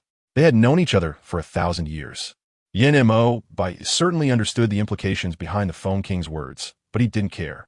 "I can help you," the Feng King said, no longer playing riddles with Yin Mo Bai. "The premise is that you agree to one condition." Yin Mo Bai frowned. "Speak." "Marry my daughter," the Feng King stated clearly, "and make her the queen." Chapter 64. Don't you care about this sovereign? Where has the sovereign been these past few days? Do you know? In the thatched cottage. Fu Qing noticed that Yin Mo Bai had not returned, just like the previous 2 days. She felt a bit curious if he had left her behind and returned alone. After all, it had been almost 3 days. How could he still not be back? The maid's eyes flashed with a hint of nervousness. The sovereign might have been delayed by other matters. "Madam need not worry. Tomorrow is the time for the arena competition, and the sovereign will definitely come to take Madam to the competition venue." With the maid saying this, Fu Qing naturally felt it inappropriate to continue asking. "Let's go." Fu Qing lightly patted her knees, stood up, and accompanied the lady out for a stroll. She had been cooped up in this thatched cottage all day, doing nothing but eating and sleeping, and her body was feeling weak. "Let's go out for a walk and breathe some fresh air." The maid quickly stepped forward to help her put on a coat. "Hey, have you heard? After this arena competition, the Phoenix clan is going to marry into the Serpent clan. Fu Qing had just arrived at a clear spring behind the mountain with her maid when she saw several Phoenix clan maids discussing something. Madam, the maid worriedly wanted to step forward to stop them, but was interrupted by Fu Qing. The Phoenix clan maid seemed unaware of anyone approaching and continued their lively discussion. Is it about Princess Qing Feng and the Snake King? One of the maids from the Phoenix clan curiously asked. Didn't the Phoenix King disagree with the princess marrying into the Snake clan? Why is there suddenly a marriage alliance? Well, you don't understand. Just because the Phoenix King disagrees doesn't mean our princess will refuse, another maid replied. Our princess has waited so long for this day. What can the Phoenix King do? It's not like he can keep the princess in the Phoenix clan forever without marrying her off. But what about the wife of that Snake Lord? What if she doesn't agree? She's a princess of a dragon clan. Another maid questioned. So what if she's a princess of a dragon clan? The maid opposite her retorted. She's been married to the Snake Lord for so long. Have you ever seen the Snake Lord make of the Snake Queen? What right does she have to disagree? Are they really saying the truth? Fu Qing looked at the maid beside her. In her light and airy tone, it was hard to discern whether she was happy or angry, but it inexplicably filled people's hearts with a sense of panic. Is Yin Maobai really going to marry Princess Qing Feng? The maid was so frightened that she hurriedly knelt on the ground. Madam, please don't be angry. There might be some misunderstanding in this. Fu Qing didn't want to listen to the maid's explanation at all. She turned around and left. The maid, seeing this, quickly got up and chased after her. Madam, not far away, a few maids who were discussing saw Fu Qing and the maid chasing after her, and their faces changed drastically as they realized they had gotten into big trouble. They quickly grabbed their baskets and turned to leave. Fu Qing did not immediately confront Yin Maobai. Instead, she returned to the thatched cottage. The maid, seeing her lying on the bed fully dressed, was worried that she might have dark thoughts and hurt herself, so she had someone notify Yin Maobai before coming. Madam, you shouldn't believe what those Phoenix clan maidservants said. The maid cautiously advised. The Lord will not marry Princess Feng Qing. There must be some misunderstanding in this. Did Yin Maobai teach you to say this? Fu Qing slowly opened his eyes and said, How much benefit did he give you for you to cover for him? No, madam. The maid wanted to explain, but was interrupted by Fu Qing. All right, you don't need to explain. Hurry and go out. I want to be alone for a while. When Yin Maobai returned to the thatched cottage, he happened to see Fu Qing lying on the bed asleep. The maid was just about to get up and bow, but was stopped by Yin Maobai. The maid quickly got up and retreated outside. Fu Qing had his back to the maid and was completely unaware that she had already left. Hearing the footsteps behind him, he thought the maid had not gone away and couldn't help but speak again to persuade her to leave. Did you not hear what I just said? Fu Qing turned her body sideways in anger, and when she saw Yin Maobai standing at the foot of her bed, she was completely stunned. Yin Maobai sat down beside her. What are you dazing for? When did the master arrive? After a moment of being dazed, Fu Qing immediately came to her senses and wanted to get up. Just stay lying down, Yin Maobai said, pressing her back down onto the bed. I heard from the maid that you were very angry today. Is it because of the matter between me and Princess Qing Feng? Fu Qing did not reply immediately. She was not a person without a temper. On the contrary, her temper varied from person to person. When her bottom line was not crossed, she could be indifferent. Clearly, what Yin Maobai did behind her back was somewhat unethical. He didn't even bother to give her a heads up. It made her feel like a fool, only finding out everything through others. How ironic. Yin Maobai reached out and gently brushed the side of her nose, asking, Aren't you happy? Fu Qing, should she be happy about this? It's Yin Mohite who is marrying a wife, not her. What does she have to be happy about? Is she stupid? Does the Lord think that this servant should feel happy? Fu Qing retorted. Yin Mohite's obscure gaze swept over Fu Qing's face for a few seconds. Things are not as you think. Yin Mohite ultimately couldn't hold his temper and said, I will not marry Princess Qing Feng. Fu Qing's eyes flashed with surprise. Why was the master explaining so much to her? What did it have to do with her? Who Yin Maobai married or didn't marry was his own business. At worst, she could just pretend she didn't know. Wasn't that good? After all, their relationship had always been about sleeping together. It was quite normal for him to marry someone else now, as long as he didn't treat her like a fool. Don't you care about me? Yin Maobai asked tentatively. Fu Qing was taken aback. Didn't she care? It seemed that from the moment she heard those ladies of the Phoenix clan say that Yin Maobai was going to marry the Qing Feng princess, she felt that Yin Maobai was deceiving her. He didn't inform her in advance, leaving her in the dark like a fool. Now that she thought about it, it seemed she really didn't care who he was marrying. Speak. Yin Maobai noticed her silence, and his expression grew somewhat cold and serious. Awakening, she looked at Yin Maobai's not-so-pleasant face. It was the first time she had seen such a serious expression on a man's face, and she was startled enough to swallow. Does the Lord think I should care? She asked cautiously. She hadn't forgotten who this man was, nor had she forgotten how he had taken everything from her the first time they married. He was nothing but a complete lecher. Chapter 65. The Bull King and the Chicken King. Yin Mabei's face was dark, and he had an impulse to strangle the little woman. Come here. What could the little woman be thinking? Yin Mabei could see clearly that she hadn't taken this matter to heart at all. Instead, she was angry about something else. My lord, can I not go over? With a somewhat lacking confidence, she said, I feel weak in my waist, and I'm quite comfortable lying here. In the past, it wasn't necessarily the case. Watching the small woman continuously move towards the bed, Yin Mabei could no longer hold his patience and decisively pounced on the small woman on the bed. Fu Qing thought Yin Mabei was going to hit her, and she was so scared that she closed her eyes. However, the expected pain did not come. What was wrong with this dog snake man? Had he changed his ways? With past experiences as a lesson, Fu Qing didn't believe that the dog snake man would really let her go. She frowned and slowly opened her eyes, only to find herself staring directly into Yin Mabei's deep, captivating gaze. Her heart raced as if she had been electrocuted. If I really intended to marry Princess Qing, what would you do? Yin Mabei asked, looking at the small woman's clear eyes that were fixed on him, his cold fingertip suddenly brushing against her fair cheek. As delicate as an eggshell, Fu Qing blinked. What should I do? Cold mixed scrambled eggs? Will the Lord really marry Princess Qing? Fu Qing asked extremely seriously and solemnly. No, Yin Mabei replied very quickly, without the slightest hesitation. The question raised by that lord was not valid. Fu Qing said lightly, I could choose not to answer. Hearing this from the little woman, Yin Mabei was almost amused to the point of anger. He no longer suppressed himself and leaned down to kiss her fiercely. Qing Feng stared wide-eyed, wanting to refuse. However, the man's powerful physique suppressed her, leaving her with no room to resist. Before long, low moans and gasps of both men and women filled the thatched hut. Father, is what they're saying outside true? The news of the Phoenix clan's marriage alliance with the Serpent clan had naturally reached Princess Qing Feng's ears. She learned from a trusted confidant that the Phoenix King had personally proposed to the Serpent King on her behalf. Excited, she rushed to the grand hall of the Phoenix clan to ask the Phoenix King, do you really agree to let your daughter marry into the Serpent clan? The Phoenix King looked at his daughter, who was acting clumsily and showed no signs of being a princess of the Phoenix clan, and frowned in anger. Did you come to the grand hall just for this? The thought of his daughter being infatuated with a man all day made him feel frustrated. Do you have no sense of shame? Today, the Phoenix King seemed to be in a bad mood, speaking to Princess Qing Feng with a harsh tone, losing the gentle fatherly image he usually had. You are the third princess of the Phoenix clan. What kind of man you want to marry in the future is up to you. How can you be so unstable just because of a man? Princess Qing Feng was momentarily stunned. The Phoenix King had never spoken to her in such a tone before. Now, being scolded so sharply, she felt completely dazed. Father, what's wrong with you? She timidly asked. You knew I liked Yin Mabei a long time ago. Why are you saying this about your daughter? Princess Qing Feng felt wronged. Thinking the Phoenix King looked very unfamiliar at this moment, almost unrecognizable. Seeing the bewildered look in her eyes, the Phoenix King realized he had spoken too harshly and sighed deeply. Father is not angry, the Phoenix King said calmly. Why do you have to like that snake? What's so good about him? He doesn't even look good, and his figure is average. Any random man from the Phoenix clan is better than him. What exactly do you see in him? What does father mean by this?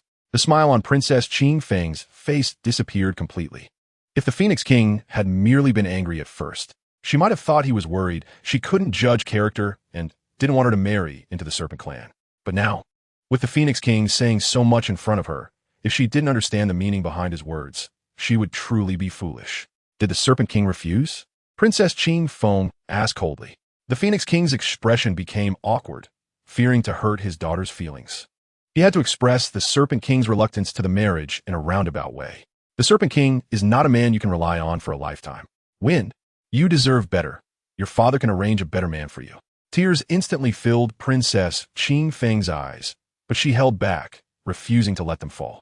As a princess of the Phoenix clan, she had her own pride and dignity. How could she easily shed tears? I want tea, Princess Qing Feng said stubbornly. I want to marry him. Aside from him, I will not choose any other man. You. The Phoenix King was furious. Father, please don't advise me. Before the Phoenix King could finish his sentence, Princess Qing Feng interrupted him again. My mind is made up. Even if the Serpent King is unwilling to marry me, I am willing. The Phoenix King glared, nearly driven to anger by Princess Qing Feng's words. The next day was the grand competition for the rankings of various clans. The event was very grand and formal, and basically everyone had arrived except for the Rat King. Fu Qing, with Yin Mabei's support, sat down on the upper left side. The Princess Qing Feng, sitting above, could see it clearly. A flash of jealousy and unwillingness crossed her eyes. The Feng Wang naturally noticed his daughter's gaze. A hint of helplessness crossed his features. After helping Fu Qing sit down, Yin Mabei turned his attention to everyone present. To everyone's surprise, the Fox King was also present, sitting right beside them on the right. Yin Mabei, however, was not surprised at all. Instead, Fu Qing was quite frightened. She clearly sensed the Fox King's gaze directed at her belly, filled with evident unwillingness and malice, as if he wanted to devour her. "What are you looking at?" Seeing the little woman constantly glancing to the right, Yin Mabei furrowed his brows. "Don't worry, he wouldn't dare to do anything to you." The one who temporarily believed nodded. Since everyone was present, let's begin. The Phoenix King, sitting above, noticed that all the clans were almost ready and said to Yin Mabei, as per the old rules, "The Snake King will oversee, and I will judge," stopping at the right moment. The kings of various clans on both sides below were whispering to each other. "Please, Bull King." The first to take the stage were the Bull King and the Chicken King. Chapter 66. I feel I can hold on a bit longer. The massive bodies of the two clearly indicated that the Chicken King was no match for the Bull King.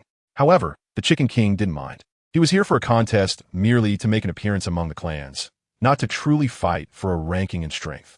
What use would that be to him? It was optional. He was happy to be on the list, and not being on it wouldn't be a loss for him, as long as everyone could live happily. That was enough. The moment they revealed their golden bodies, the arena fell silent. For everyone, the contest of lower-tier cultivators lacked a bit of spectacle. The Bull King did not go all out against the Chicken King. Both took it easy, not shedding blood. This relieved the Dog King and the Pig King, among others. What they feared most was bloodshed on the arena. No matter who it was, for them, the arena contest was a cruel means. With good luck, everyone could leave with their lives. But with bad luck, it could be a one-way trip. I concede. The Bull King and the Chicken King warmed up for everyone present. With this amicable scene, the subsequent contests went much smoother and friendlier, until the appearance of the Insect King broke this atmosphere. This contest was divided into 3 categories: life, segment, and flesh. The life category represented the Bull King and others. The segment category represented the Spider King and Insect King, while the flesh category included the Wolf King and Fox King. Each category would first compete on the arena, and then the strongest would be chosen to compete with the strongest from the other 2 categories. This way, time could be saved and fairness maintained. At this moment, Princess Shiran was being forcibly suppressed by the Insect King's golden body, unable to move an inch. Not only that, her golden butterfly wings had already been almost completely devoured by the Insect King the moment she revealed her golden body. She looked pale at this time, with hardly a trace of color. She appeared on the verge of collapse, looking like she could fall off the arena at any moment. Fu Qing's heart tightened as she watched. She didn't even notice when her hand grabbed Yin Mabei's sleeve. Yin Mabei glanced sideways at the little woman, then turned his attention back to the arena.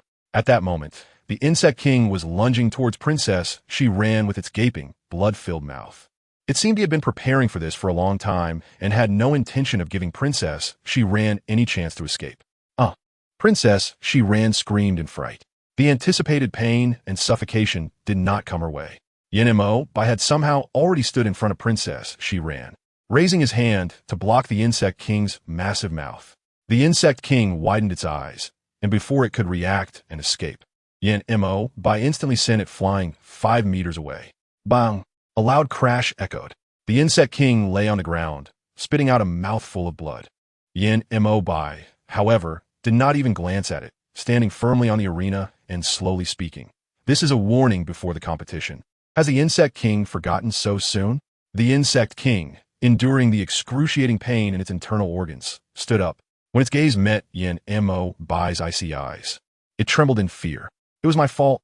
I hope the Snake Sovereign will not hold it against me." The Insect King grinned and bowed its head to admit its mistake to Yin Mabei. What could it do, even if it was unwilling? In front of a powerful figure like Yin Mabei, the Insect King dared not truly oppose him. It could only grit its teeth and endure. The Butterfly Clan's maidservants, seeing Yin Mabei take action, hurriedly rushed onto the arena to assist Princess. She ran down. The competition continued once more, this time between the Spider King and the Insect King. It could be said that the Spider King faced no pressure in this match. The Insect King had already been injured by Yin Mo Bai's previous strike. How could it truly be a match for the Spider King? After just a few exchanges, it was violently knocked off the arena by the Spider King. This brought a sense of relief to many spectators. Where would it go?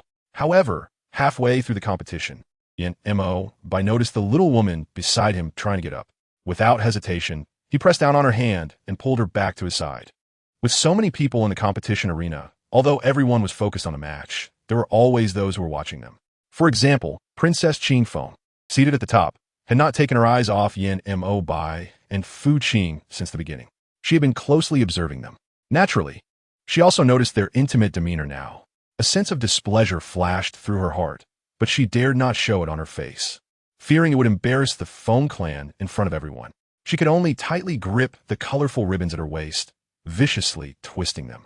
"You can't run around during the competition." Yin Mo Bai leaned down and whispered in her ear, "If you want to see Princess," she ran, "I'll accompany you after the match." Fu Qing looked at the dog snake man in surprise. After thinking for a moment, she nodded in agreement. The sword have no eyes. If she were to get up and leave at this moment, it would undoubtedly attract attention.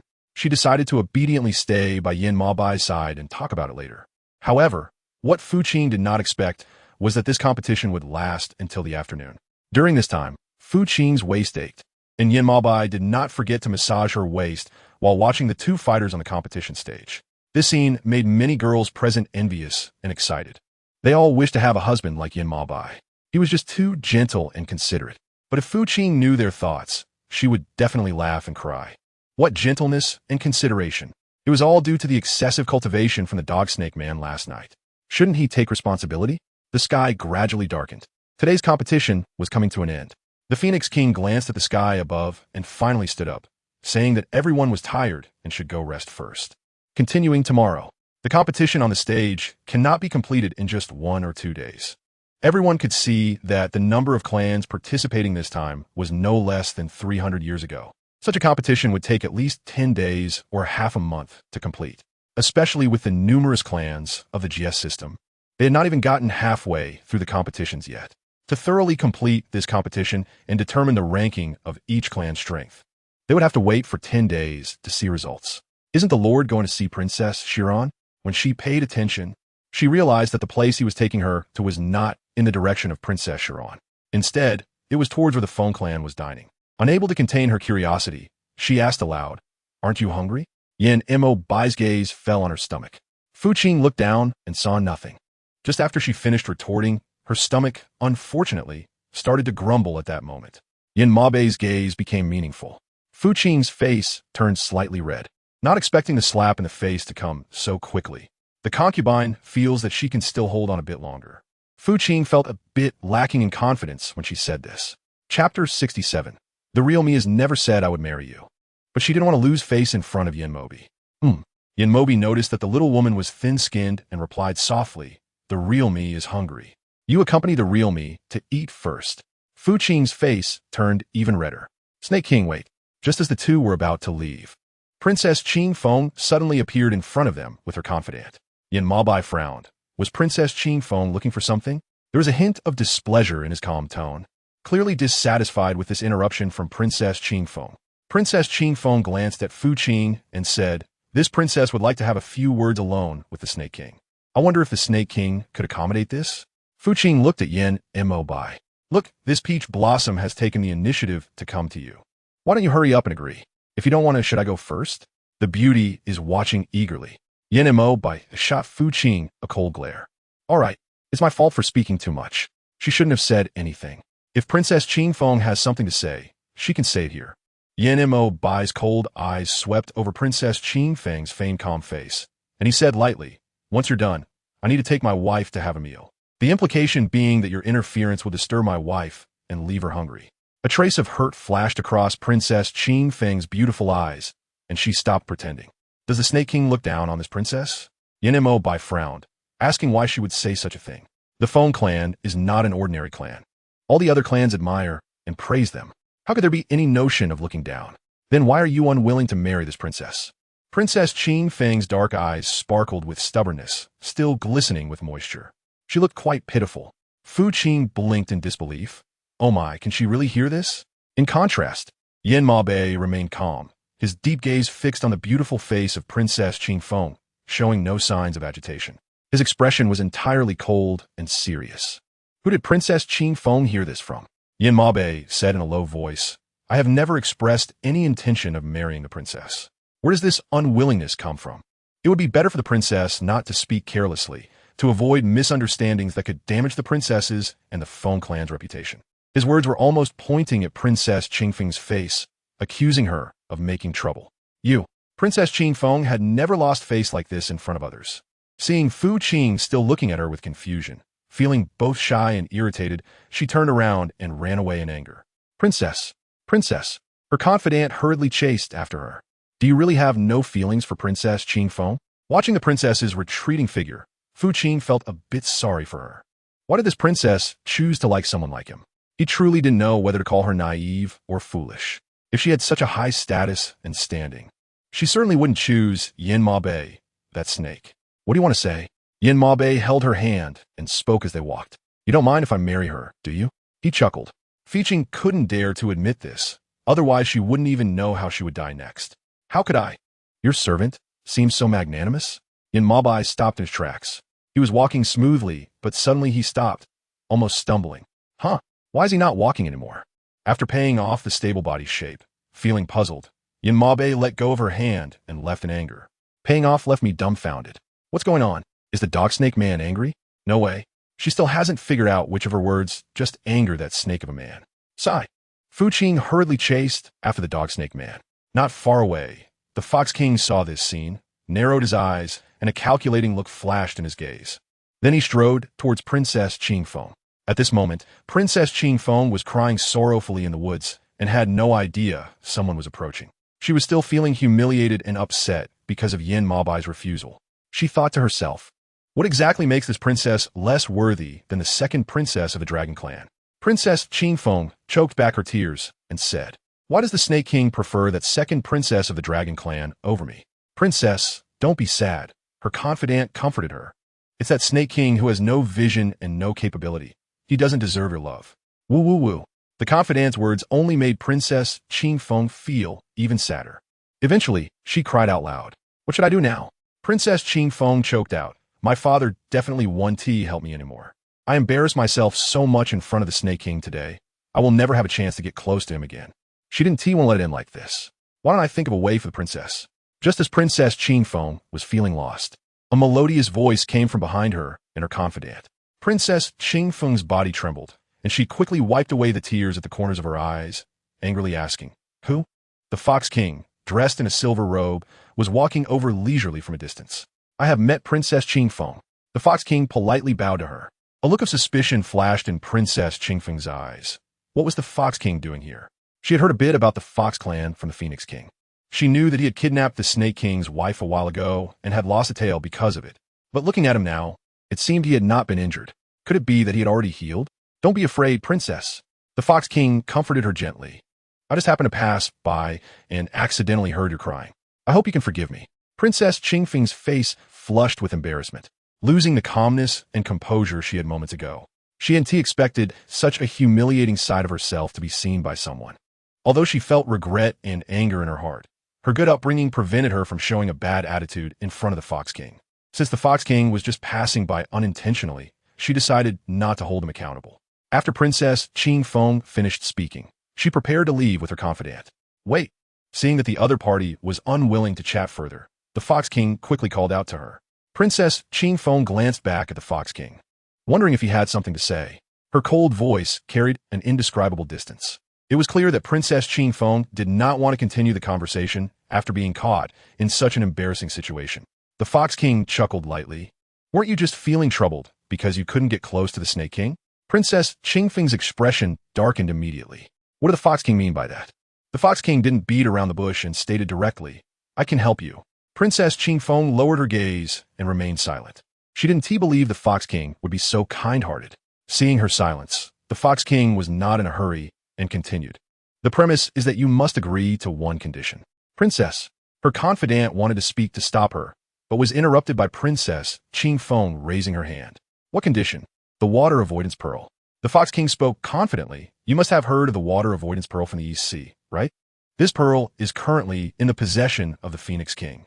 As long as you agree to help me get this water avoidance pearl and deliver it to me, I will have a way to get the Snake King to marry you. Princess, you must not believe the Fox King slander, her confidant whispered. This water avoidance pearl is a treasure from the East Sea, entrusted to the Phoenix King by the former Dragon King at his deathbed for safekeeping. It cannot be given to outsiders. The Fox King appeared refined on the surface and seemed not to be angered by the confidant's words. However, those who knew the Fox King understood that the more he smiled gently, the angrier he was. The confidant had successfully provoked him with her words. Princess, you can take your time to consider. There's no need to rush your answer, the Fox King said thoughtfully. You can have your maid reply to me once you've thought it through. All right. Princess Qing Feng agreed readily. Although she didn't know what the Fox King wanted the water avoidance pearl for, this matter was indeed significant. She had to think carefully before deciding whether to agree. Her confidant let out a sigh of relief. The Fox King watched Princess Qing Feng leave, and the smile on his face finally faded. Master, should I deal with the princess's maid? The confidant asked. The Fox King shook his head. Leave her for now. If she dies, it will definitely draw the princess's attention. We shouldn't cause any trouble at this critical moment. Yes. After the confidant replied, he immediately disappeared. Over at the thatched cottage, Fu Qing finished eating and came to visit Princess Chiron with Yen Mabai. At this moment, Princess Chiron did not look well, having lost half of her wings. She lacked her usual spirit. Her entire face was as pale as a sheet of paper. Even when Fu Qing and Yen Mabai arrived, she couldn't get up and could only lean against the bed. It was clear that she had suffered severe injuries. Princess, don't get up yet, Fu Qing said, pressing her back down onto the bed. You need to rest well. Don't let your wounds open up again. Why have the Snake King and Lady you come? Princess Chiron asked weakly. Today, after she was injured, many people from various clans saw her and kept their distance. Not to mention coming to visit. Even a simple greeting was absent. She thought that after this injury, no one would come to see her. Feeling an indescribable sense of loss, the arrival of Yen Mabai and Fu Qing did surprise Princess Chiron and evoke complex feelings. Isn't it normal for the Snake King and his wife to come visit when the princess is this injured? Fu Qing said with a faint smile. To be honest, she quite liked Princess Chiron, but it was a pity that she was now severely injured. Princess Chiron smiled and said, It's really trouble for the Snake King and his wife. This is just a small injury for me. There is no need for such a fuss. She felt a bit embarrassed. Small injury? You shouldn't think so. In front of this lady and your lord, Princess Chiron, there's no need to show off. Fu Qing looked at her shoulder, half drenched in blood from the gauze, and said, That insect king has gnawed at half of your wing today. This is not something trivial that can be summed up in a few words. Princess Chiron will likely never be able to fly freely in the sky with her wings again. Chiron's face turned pale. What could she do when her skills were inferior? Even though she had already prepared for the worst, this outcome was not entirely a bad thing. It was better than losing her life. Yen Mabai was silent for a while. The Butterfly clan had always been indifferent to fame and fortune. Yen Mabai said, not valuing rankings and such. Why does Princess Chiron want to compete this time? Princess Chiron glanced at Yen Mabai and sighed. Although the Butterfly clan is indifferent to fame and fortune and does not value rankings. Now that there is this opportunity to prove ourselves, why shouldn't I strive for it? Moreover, the current situation of the Butterfly clan is not as the Snake King thinks. Since the Butterfly clan has gone through changes over the past century, each generation has been weaker than the last. By the time of Princess Chiron's generation, there were hardly any powerful members left in the Butterfly clan. Surrounding the Butterfly clan were people with wolfish ambitions. As soon as there was a hint of decline, they would be devoured by those ambitious wolves, taking over the Butterfly clan. To prevent such an accident from happening, Princess Chiron had no choice but to participate in the competition. Her goal was to take this opportunity to raise the name of the Butterfly clan, so that those ambitious wolves would know that the Butterfly clan was not the weak clan they thought. She wanted them to give up on their ideas of targeting the Butterfly clan. However, what she did not expect was that after winning the opening match, she would ultimately lose due to an insect king. It would be a lie to say she wasn't angry, but she had no regrets. Even if she had to choose again, she would still participate in this arena competition. Just then, while Princess Chiron was immersed in her sadness, a black pill suddenly appeared before her. Princess Chiron curiously raised her head. Detoxification pill, Yen Mabai said. Today you are seriously injured, although it looks like a bloody mess. It is actually due to poison. Take this detoxification pill, and your wounds will heal quickly. So that's how it is, Princess Chiron nodded. No wonder her maid had made no progress in healing her wounds today. Now, Princess Chiron dared not hesitate any longer. She quickly took the pill from Yin Maobai's hand and swallowed it. The pain in her back indeed became less intense, just as Yin Maobai had said. How did the Snake King know that the Insect King had poisoned her? After taking the detoxification pill, Princess Chiron felt much better all over, especially at the wound on her back, which no longer had that fiery sting. She continued to curiously ask, "Isn't the black blood from my wound a good proof?" Fu Qing took the initiative to step forward and help Yin Maobei continue the conversation, explaining to Princess Chiron, "I think the Bug King itself is not poisonous. Its saliva, when it sticks to the princess's wound, can produce venom. Otherwise, why did Princess Chiron's scapula look so terrifying at that time? It is clearly corroded by the venom in the saliva." Princess Chiron felt a chill in her heart. "First, you need to take care of your injuries," Yin Maobei said in a low voice. "Once your condition improves in the next couple of days, the Feng clan will send someone to personally escort you back. This is the rule of the arena competition. If someone is injured or suffers casualties, the Feng clan responsible for the competition will personally escort them back to their clan to avoid any unexpected harm along the way. I don't want to go back." Princess Chiron looked at Yin Maobei with pleading eyes. "Can the Snake King speak to the Feng King for me?" Princess Chiron did not refer to herself as a princess, but simply as I, clearly showing her humility towards Yin Maobei. Chapter 69. Show your dragon tail in front of me? No. Yin Maobei rejected without any hesitation. This is the rule that no one can change, not even me. A hint of disappointment crossed Princess Chiron's eyes. Although she knew she would be rejected, hearing it from a Snake King's mouth made her feel somewhat sad. Is what the Lord just said true? After leaving Princess Chiron's hut, Fu Qing could no longer hold back and asked Yin Maobei, "Princess Chiron really can't stay in the Feng clan anymore?" Yin Maobei stopped in his tracks. "Do you think I'm joking with you?" He said slowly. Did this little woman think that just because he was the Snake King, he could cover the sky with one hand? He looked at the not-so-pleasant face of the dog snake man. Upon settling the payment, she realized that her question was a bit excessive and quickly changed her tone. No, that's not what I meant. What I meant was, since Princess Chiron has already suffered serious injuries, why not let her stay with the Feng clan for a couple more days? After all, it wouldn't be a loss for the Feng clan. Fu Qing is speaking the truth. Princess Chiron is not a bad person, and just like that, she leaves. Doesn't that mean she will lose a talkative young lady? Yin Maobei stared fixedly at Fu Qing and said, "You should tell this to the Phoenix King." He spoke with a heavy tone. "Let's see how the Phoenix King will respond to you." Paying off. She is nervous just mentioning this matter in front of the dog snake man. How could she dare to bring it up in front of the Phoenix King? She's not a fool. Is the Lord still angry with this humble servant? Just asking tentatively. A dog snake man wouldn't be so stingy, right? How could he not be appeased? How did she not notice this before? Yin Maobei furrowed his brows, remaining silent, just looking at her without saying a word. This servant was wrong. Fu Qing tugged at Yin Maobai's sleeve, her face twisted in sorrow as she said, "I shouldn't have hurt your true feelings for the sake of an outsider, right? I must be right saying this. I won't do it again in the future. Do you think I'm angry because of this matter?" Yin Maobei spoke in a deep voice, seeing that the little woman still hadn't realized where she was wrong. He decided to lay it out clearly. "You won. Do you even have a heart?" Yin Maobai's slender fingers pointed at the little woman's chest, expressing a sense of frustration. "Do you really wish for me to get close to other women?" Fu Qing shrank back in fear. She was truly afraid that if this snake-like man became displeased, he would turn his long fingers into weapons and pierce her heart. She was still young, didn't want to die yet, and wanted to continue living well. "Where are you hiding from?" Yin Maobei felt extremely dissatisfied with Fu Qing's act of shrinking away, and his expression darkened. "Afraid that I would take your life? No way. No way." Fu Qing, whose thoughts had been seen through, quickly denied it, saying, "I know that the Lord favors me. How could you really want my life?" Hee. If Yin Maobei believed her words, then his position as the snake sovereign for thousands of years would have been for nothing. Only this once. Yin Maobei warned in the end, "If there's a next time, I wouldn't mind swallowing you alive." Fu Qing shivered. "Look, she's still pregnant. How can this snake-like man say such cruel words to intimidate her? Is he even human? No, he's not a person. He's a snake, a very bad snake."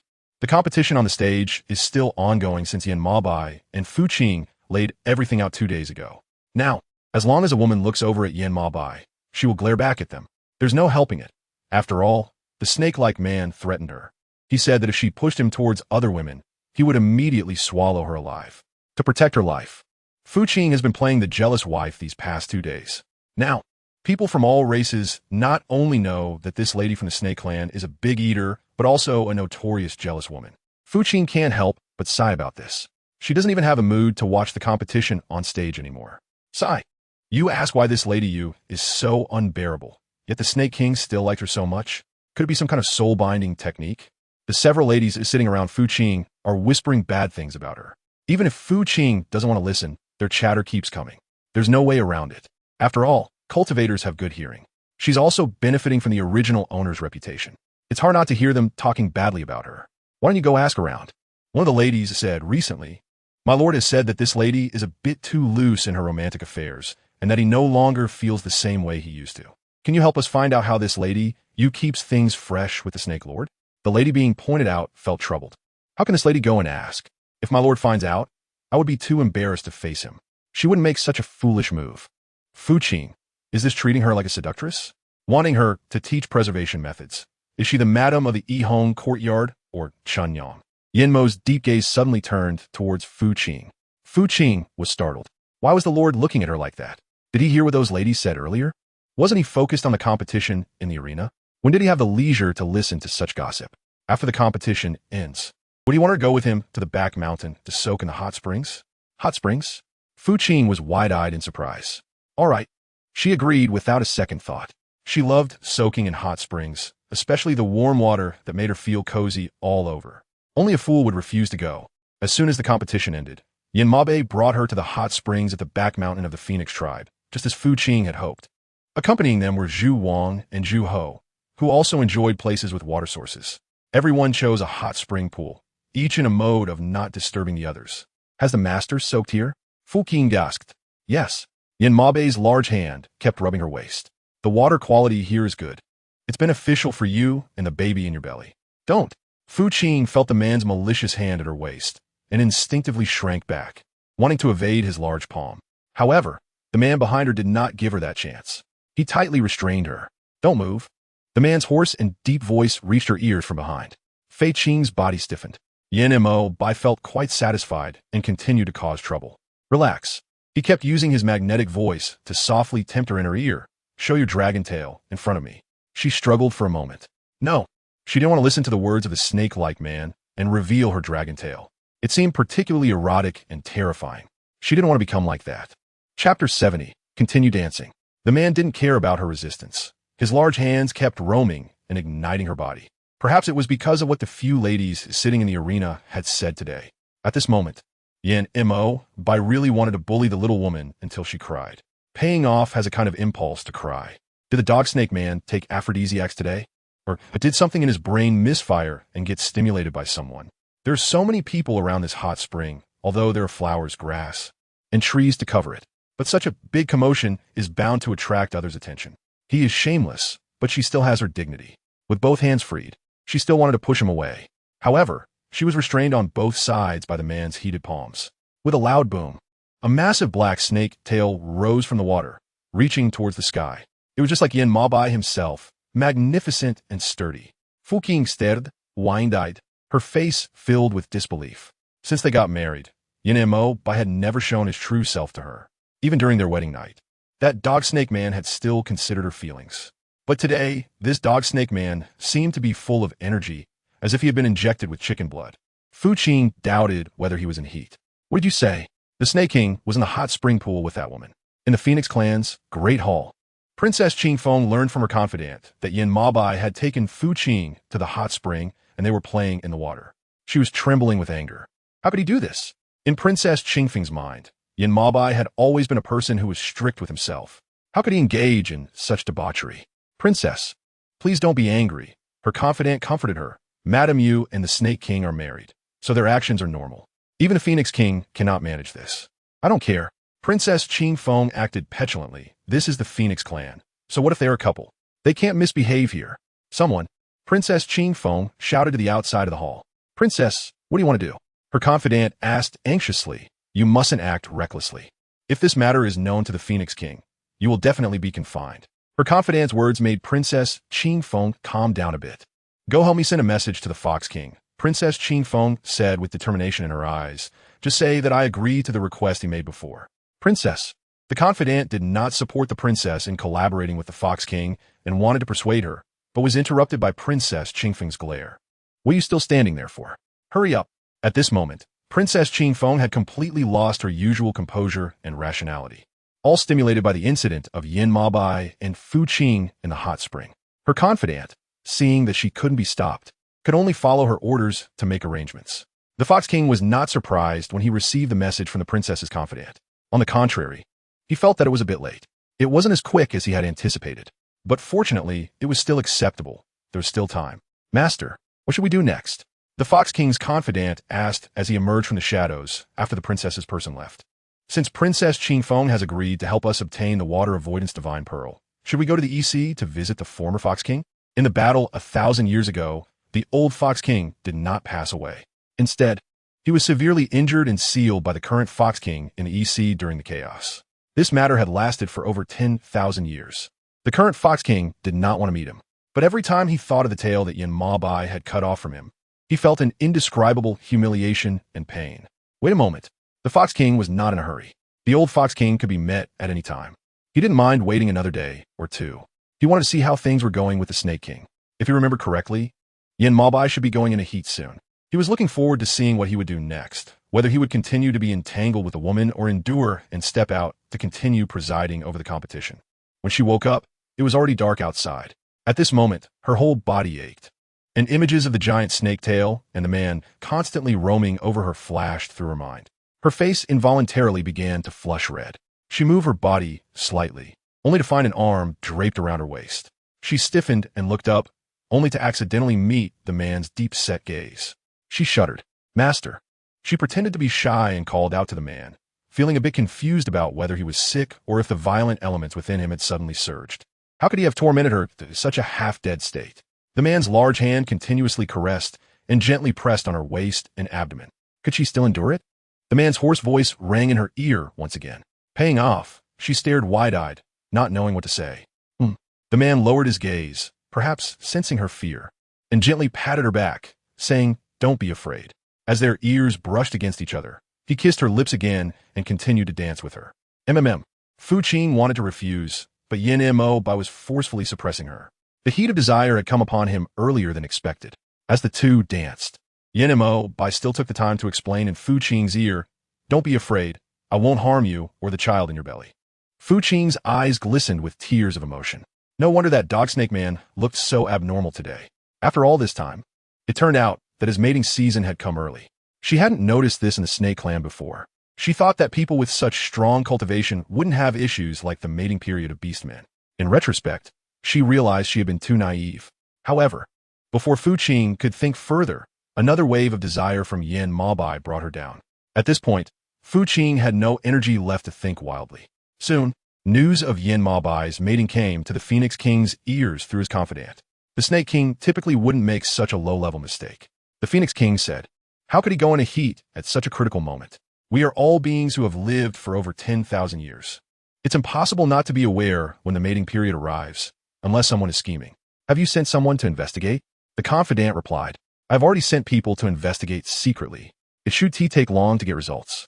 As clever as Yin Mabai was, the fact that his mating came so quickly and fiercely meant he wouldn't have noticed anything amiss. Therefore, before he left the arena with the little woman for the hot springs, he had already sent someone to start investigating. However, with the Phoenix clan's complexity and large numbers, it took more effort and time to investigate Yin Mabai's people than before. Fortunately, they finally found a clue from a maid. Chapter 71. A failed scheme, please spare me. Spare me. I won't dare again. The maid knelt on the ground, repeatedly bowing her head in plea. Yin Mabai glanced at her with half-open eyes. "Who is your master behind you?" Freshly bathed, Yin Mabai, draped in a black and gold python robe, sat wickedly on the couch. His well-defined chest muscles were slightly exposed, emanating a lazy aura after indulgence. It was clear that he was not in a good mood at that moment. The maid was too nervous to answer. "Not going to speak?" Yin Mabai asked in a deep voice. "Gumin." At his command, 2 guards walked in from outside the hall. "Snake Lord, take her to the Phoenix King." With every word Yin Mabai spoke, the heat within him surged and rolled again, indicating the severity of his current mating condition. Let the Phoenix King interrogate her properly. After dealing with this matter, when Yin Mabai returned to the thatched cottage, The little woman was still fast asleep. This time, he didn't act recklessly but held her, continuously caressing and kissing her, trying to alleviate the heat within him. However, with his constant disturbances and contact, Qing, who had fallen into a deep sleep, was still awakened by him. Master. This time, Qing truly cried. She felt that there wasn't a single good spot left on her body. She had been bitten by that dog snake man until she was bruised all over. And if this continued, she wouldn't just struggle to get out of bed. She feared she wouldn't even know how she would die on the couch. Don't be afraid. Yin Maobai gently wiped the tears from the corners of her eyes with his warm fingertips, soothing her. I won't do anything to you. Yin Maobai was not a reckless person. Regaining some rationality, he understood the difficulty of the little woman. From yesterday until this morning, he hadn't let her rest much. He indeed felt he had put her through some hardship. Moreover, she was now carrying their child. Even if he were a beast, he would repeatedly ignore the child in her belly. Sleep. Yin Maobai gently stroked the little woman's back, though his large hand never stopped moving on her body. It's hard to sleep anywhere. It feels like there's a furnace beside her, making her tremble all over. How much longer will this go on? Qing asked with a choked voice. Her hands were almost numb. The body was no longer being tormented, but now her hands were starting to be tormented, right? Does the dog snake man still have any humanity left? Soon. Yin Maobai kissed his little daughter's ear and said in a low voice, if you're tired, just sleep first. Don't worry about me. This time, Yin Maobai did not use the title of Lord, but instead used I. Paying off is no longer something she can pay attention to. She just wants to sleep. Unfortunately, the dog snake man keeps stirring things up again and again, making it truly endless. She's really afraid her hands will become useless. In stark contrast to the fiery scene between Qing and Yin Maobai, the situation with the Phoenix King seems much more serious and cold. When the Wolf King and the Tiger King learned about Yin Maobai's heat, they rushed to the Phoenix King to confirm. Phoenix King, we can't wait for the Snake King to finish his heat before continuing our competition. Can we? The Wolf King said. How about the Phoenix King selects someone else to preside over it? The Wolf King's words made a lot of sense. The Tiger King agreed, saying, the Snake Tribe's heat lasts long. Even if I and the Wolf King are willing to wait, the other kings probably don't have that much time. There are many matters in the tribe that still need their attention. They can't just leave things unattended. They all want to hurry back to manage things after the competition. What if something happens in the tribe because of the Snake King's delay? The competition won't stop because of the Snake King. The Phoenix King knows what the Wolf King is plotting in his heart. How could he let someone with such wolfish ambition succeed? The Wolf King frowned. What did the Phoenix King mean? Does this mean there won't be anyone else to preside over it now that Yin Maobai is absent? The Phoenix King's gaze swept over the Wolf King. He knew exactly what the Wolf King meant. The Wolf King's eyes flashed with unwillingness. Over the past 10,000 years, he and the Snake King had already established a good tacit understanding. The Phoenix King's gaze turned to the other tribal kings, implying that this competition is not yet something they need to worry about. The competition will continue. The Phoenix King leisurely continued. However, the person presiding over it has just changed from the Snake King to me. Hearing this, the tribal kings finally relaxed. Father, aren't you feeling better now? How can you handle such a big matter? Princess Qing Feng said worriedly. The Phoenix King glanced at Princess Qing Feng. Are you my daughter or a spy sent by them? The Phoenix King said angrily, don't think I don't know what you're thinking. I made it very clear last time about your relationship with the Snake King. You two cannot be together. Why are you still so obsessed? Father. Princess Qing Feng stomped her foot unhappily. All right, I'm tired. The Phoenix King raised his hand to stop her, not giving her a chance to speak more. If you have nothing else, go down like the others. However, Princess Qing Feng did not leave. She stood there pouting. Father. You haven't agreed to give me the water avoidance pearl yet. How could she leave? The Phoenix King's face darkened. What do you want the water avoidance pearl for? He said impatiently, this is a treasure of the dragon tribe, left here by the previous dragon king for me to keep. Do you think it's something that can just be given away? This thing cannot be given to you. Father. Princess Qing Feng ignored him and insisted on clinging to the Phoenix King's arm and acting cute. The Phoenix King's eyes narrowed. Did you not hear what I said? Princess Qing Feng trembled in fear. She had never seen the Phoenix King look at her with such a terrifying gaze. Someone. Father. Princess Qing Feng stared wide-eyed at the Phoenix King. What are you shouting for? The Phoenix King was furious. I see you like this because I usually pamper you too much, which has made you increasingly unruly. For now, you should reflect in the thinking cave. Come out when you've thought it through. The Phoenix King is sick, not foolish. The matter of the water avoidance pearl had never been mentioned by Princess Qing Feng before him. Yet, this time she kept coming to ask for it. If there was no one instigating her, the Phoenix King wouldn't believe it. He knows very well what kind of character his daughter has. If she wants the water avoidance pearl, it's likely to give it to someone to do her bidding. How could he let her act recklessly at such a critical moment? Chapter 72. Sleep soundly, Master. What should we do next? The Fox King's confidant asked seriously. Princess Qing has been locked in the thinking cave by the Phoenix King. It seems we won't be able to get the water avoidance pearl easily.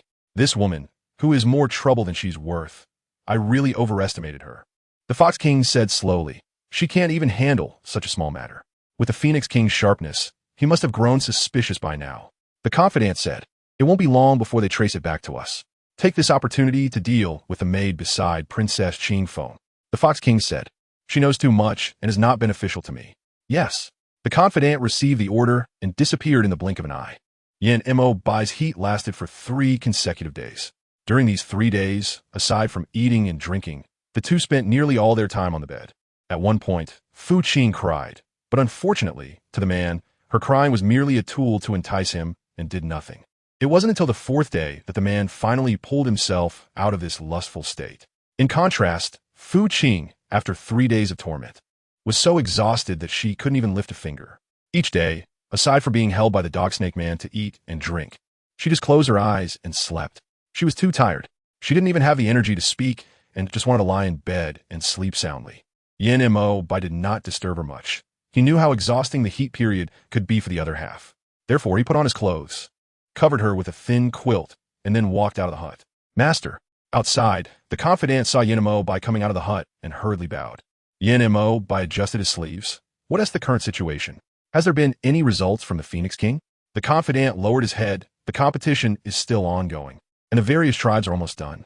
However, during your heat period a few days ago, the Wolf King brought people to the Phoenix King to cause a scene, but they were ultimately suppressed by the Phoenix King.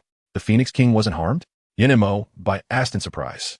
The Wolf King made such a fuss. Didn't he want to gain something from the Phoenix King? Would he just give up? Let's go. Follow me to the Phoenix King. Wolf Uncle, tomorrow will be our turn to compete. The Wolf King was unable to sleep at night and came to chat with the Wolf King. Please be merciful to me tomorrow. The Tiger King knew his own strength. He had just taken office not long ago, and he certainly wouldn't be a match for this Wolf King. Therefore, he specially came to greet him, hoping the other party would go easy on him tomorrow. Ha ha ha. The Tiger King's decline greatly satisfied the Wolf King's ego. Sure. The Wolf King patted the Tiger King's arm and said, tomorrow, Uncle Wolf will definitely not be harsh on you. You can rest assured about this. The Wolf King's target is not this young Tiger King. His ambitions are aimed at the Fox King, the Snake King, and others. A young man like the Tiger King poses no challenge to him. If he truly wanted to take him down, he could have devoured him the moment he visited the Wolf Clan. Why wait until today? Tomorrow. You could just spar a bit up there, the Wolf King advised. As for the rest, leave it to me. With the Wolf King's words, the Tiger King's worries finally eased. The next day during the competition, the Wolf King and the Fox King took the lead. When GiantWolf arrived, the two had already activated their golden bodies and started fighting. To be honest, the battles of high-level cultivators are indeed more impressive than those of low-level cultivators. Although the Wolf King is old, his performance in the arena is so agile that few young rulers can withstand it. Before long, the Fox King was being forced to retreat continuously. Even so, the Fox King refused to show weakness.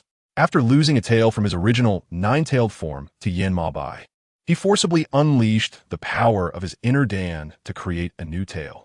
This stunned everyone. What was the Fox King doing? The Spider King exclaimed in shock. Is he forcibly ascending? Isn't he afraid of attracting a thunder tribulation? All the clans knew that each time they ascended, they would be subjected to a baptism of lightning in order to greatly increase their strength. But after just half an hour, their internal energy would be completely depleted, requiring a half-month retreat to recover. Was the Fox King trying to engage in a mutually destructive fight with the Wolf King? Many low-level cultivators speculated in their hearts. Even the Wolf King in the fight was frustrated by the Fox King's actions. Are you crazy?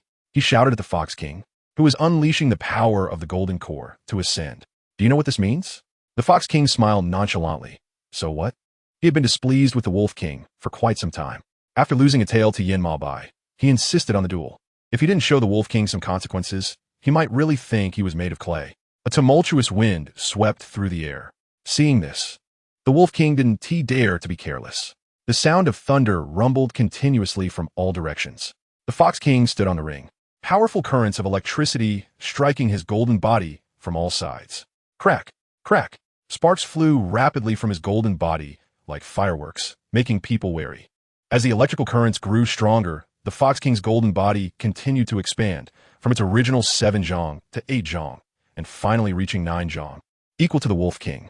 Yet, even so, everyone could feel the powerful aura emanating from the Fox King. This was not something the Wolf King could compare to. Then, the crowd saw the Fox King thrusting his long sword towards the Wolf King. Bang! The current from the sword struck hard against the Wolf King's defensive golden body. The Wolf King could feel the strength of the electricity. Sweat beaded on his forehead as he pressed his palms together to resist the long sword. However, with a spin from the Fox King, the long sword quickly rotated in his grip. The Wolf King hurriedly withdrew, but the Fox King did not let up, chasing after him.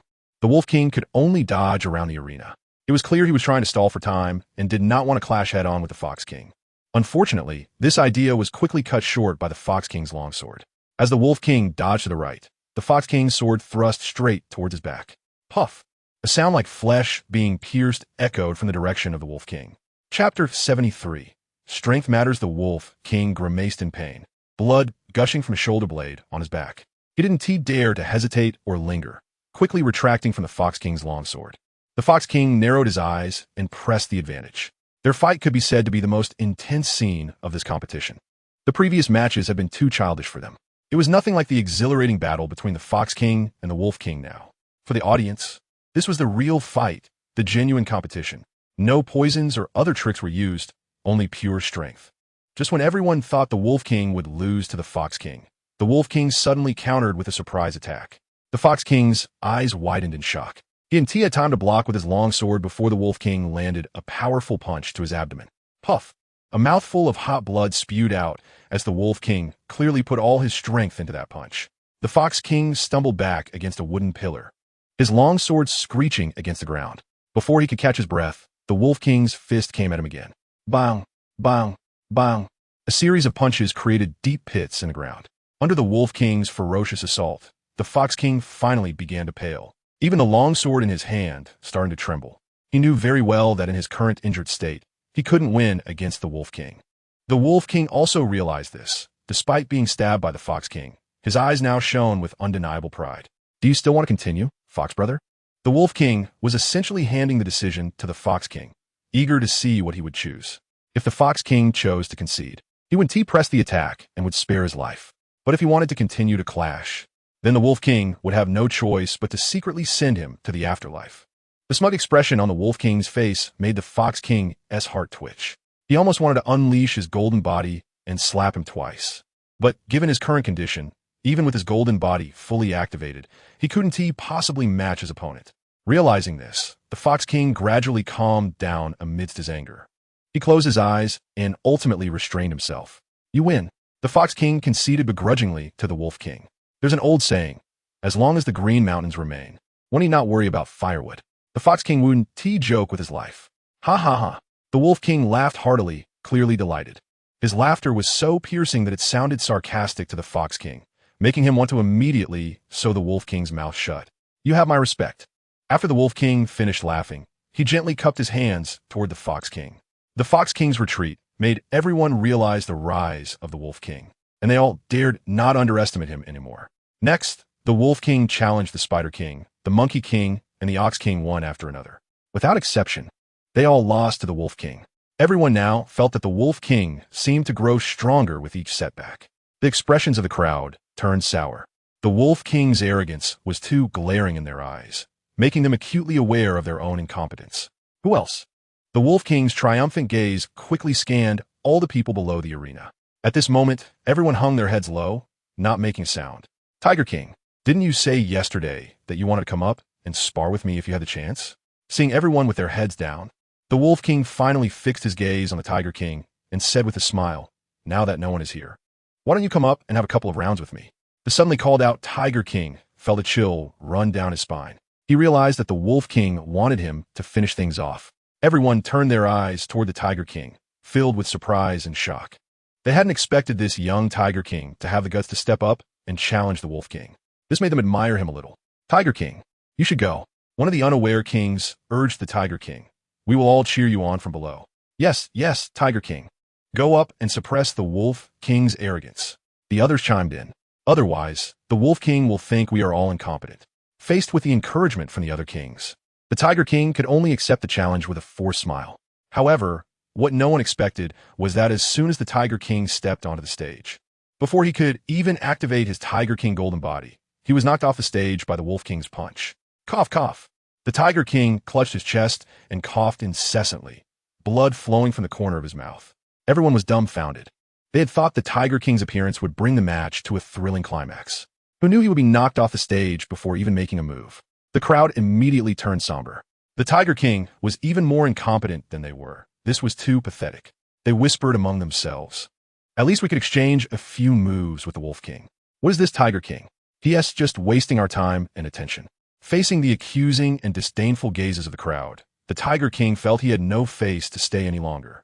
So he stood up, covering his injured chest, and left with his people in disgrace. Can we announce the result of the match now? The Tiger King's departure made the Wolf King even prouder, and he didn't even regard the Phoenix King sitting at the top or Yin Ma-Bai sitting to his right. His condescending demeanor felt like he was looking down on ants. It made people grit their teeth in frustration. Has the Wolf King forgotten about me? Just as the Wolf King was feeling confident, Yin Ma-Bai's deep voice resonated among the kings. The crowd's eyes brightened, realizing that the second-ranked Serpent King among the many kings had yet to make a move. Everyone felt a surge of anticipation for him. Yin Ma-Bai's strength was well known. Even the Phoenix King had to show him respect. What could the Wolf King possibly do in front of him? The Wolf King's expression darkened. Although he had prepared to fight Yin Ma-Bai, he still felt a wave of pressure when Yin Ma-Bai stepped onto the stage. With a loud bang, before the Wolf King could say anything, Yin Ma-Bai's golden body, towering 15 zhang high and 30 zhang wide, stood before everyone. In comparison, the Wolf King's earlier form, which was only 9 or 10 zhang, seemed insignificant. The Wolf King's face turned slightly awkward. He had anticipated that Yin Ma-Bai's strength was superior. But when the opponent's true form appeared before him, he felt a twinge of fear. Let's begin. With Yin Ma-Bai's words, the Wolf King's golden body was struck repeatedly, creating loud thuds. It was clear to everyone that the Wolf King was no match for Yin Ma-Bai. The Wolf King knew this too, but at this critical moment, he could not retreat. Otherwise, everything he had done would be in vain. Yin Ma-Bai didn't care what the Wolf King was thinking. He simply struck without holding back. The Wolf King found himself dodging and retreating continuously. Good.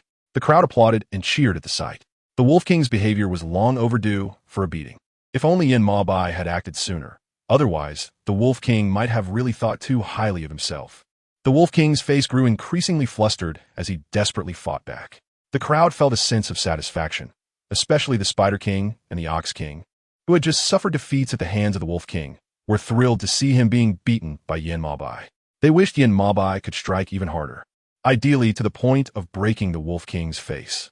They wanted to see how he would act then. After plotting so much, why didn't he also improve his own strength? As Yin Ma-Bai continued to strike, each hit made the Wolf King's cheeks sting, leaving him no opportunity to evade.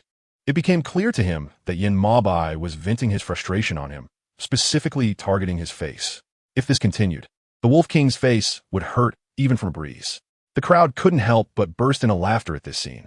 The Serpent King really is unique. He isn't hitting anywhere else, just focusing on the Wolf King's face, one king remarked. Isn't it just as we thought? That the Wolf King's face is particularly deserving of a beating? Another king immediately replied. We all saw how arrogant the Wolf King was earlier. He practically had "I am very proud" written all over his face. He deserves this outcome. We can't blame anyone else. Exactly, exactly. The other kings chimed in. That smug look of his should have been dealt with long ago. What the Serpent King is doing is just giving us all a chance to vent our anger. It's brilliant, truly brilliant. The Wolf King listened to the crowd below, exchanging words back and forth, and couldn't help but feel the urge to rush forward and slap each of them. However, at that moment, he was powerless against Yin Ma-Bai, who had beaten him to the point of exhaustion. No matter what the people below said or did, he had no time or energy to stop them. Yin Ma-Bai's strength was too formidable. He was simply not a match for him. He had underestimated his opponent, and that had led to his overconfidence and arrogance. Now, even if he wanted to stop the competition, he couldn't bring himself to do it. The reason was simple. His face hurt. The Wolf King's old face was swollen from Yin Ma-Bai's various punches, larger than that of the Pig King. Looking bright and shiny with a bluish tinge, What a miserable sight it was. From the beginning, Yin Mabe had no intention of giving the Wolf King a chance to admit defeat. He wanted to beat him to death. The Wolf King felt a wave of anxiety and crisis. Every time he raised his hand to try to stop it, he was pressed down by Yin Mabe. It was clear that he was not going to be given a chance to plead for mercy. The Wolf King began to feel afraid, constantly glancing at the Phoenix King seated above, hoping he would step in to stop it. The Phoenix King smiled faintly. Even if he noticed the plea for help in the Wolf King's eyes, what did it matter? Just based on the disdainful look the Wolf King had shown to everyone earlier, even if he saw it, he still maintained his calm demeanor. To put it bluntly, he simply didn't want to intervene. He let Yin Mabe handle it. The Wolf King was furious but could not escape. Just as he was about to burn his energy to fly off the stage to save himself, Yin Mabe unleashed all his power and struck him hard on his golden body. Crack! The crowd heard a crisp sound like breaking glass. Then they saw the Wolf King fall heavily onto the stage, convulsing and bleeding. The crowd's eyes widened. Had the Snake King crippled the Wolf King's golden body? Someone, get the Wolf King off the stage. Yin Mabe ignored the crowd's gaze and retracted his golden body, looking down at the convulsing Wolf King, commanding them. Only then did the crowd come to their senses and swallowed hard. Who would dare to act tough in front of Yin Mabe now? Just look at the Wolf King's fate to understand. The Snake Lord truly deserved to be a model for all races. Look at his demeanor, so composed. The races praised. Now the Wolf King could no longer threaten them. They had all seen the Wolf King's arrogant stance earlier. If it weren't for Yin Mabe's intervention today, they would have all faced the Wolf King's wrath. Who wouldn't want to dominate and make everyone submit? The Wolf King was no exception. But he never imagined he would end up defeated by Yin Mabe. The crowd secretly rejoiced. Yin Mabe did not pay attention to their praises and simply said, "The competition continues," before walking off the stage. The scene of Yin Mabe competing with the Wolf King naturally caught the Fox King's eye. Besides shock, he felt more fear. Breaking the Wolf King's golden body with one punch. Few in the 36 races could achieve that. Yin Mabe's strength had become this formidable.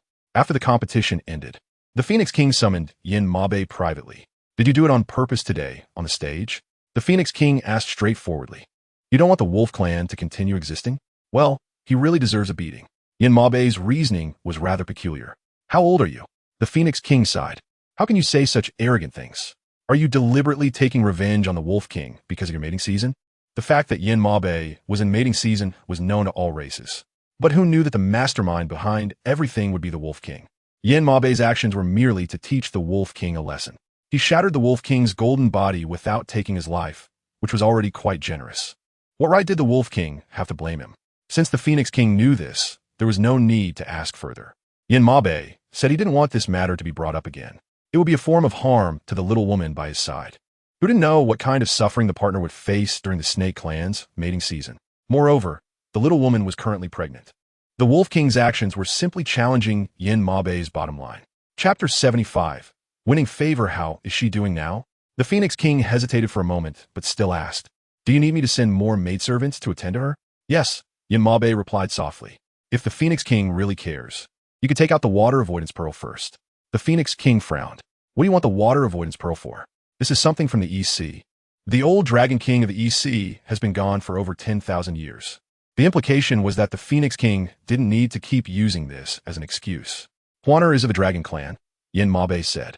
"If the Phoenix King doesn't mind, you can give her this water avoidance pearl." The Phoenix King frowned. "What should I tell Ao Guang about this?" The Phoenix King had always known that Yin Mabe wanted the water avoidance pearl, but this pearl couldn't be given to just anyone. It belonged to the Dragon Clan, and it must be handed over to the descendants of the Dragon Clan. It cannot be given halfway. "Huaner is my sister," Yin Mabe interrupted. "Once Ao Guang understands the cause and effect of this matter, he will definitely understand." Is the Snake King that confident?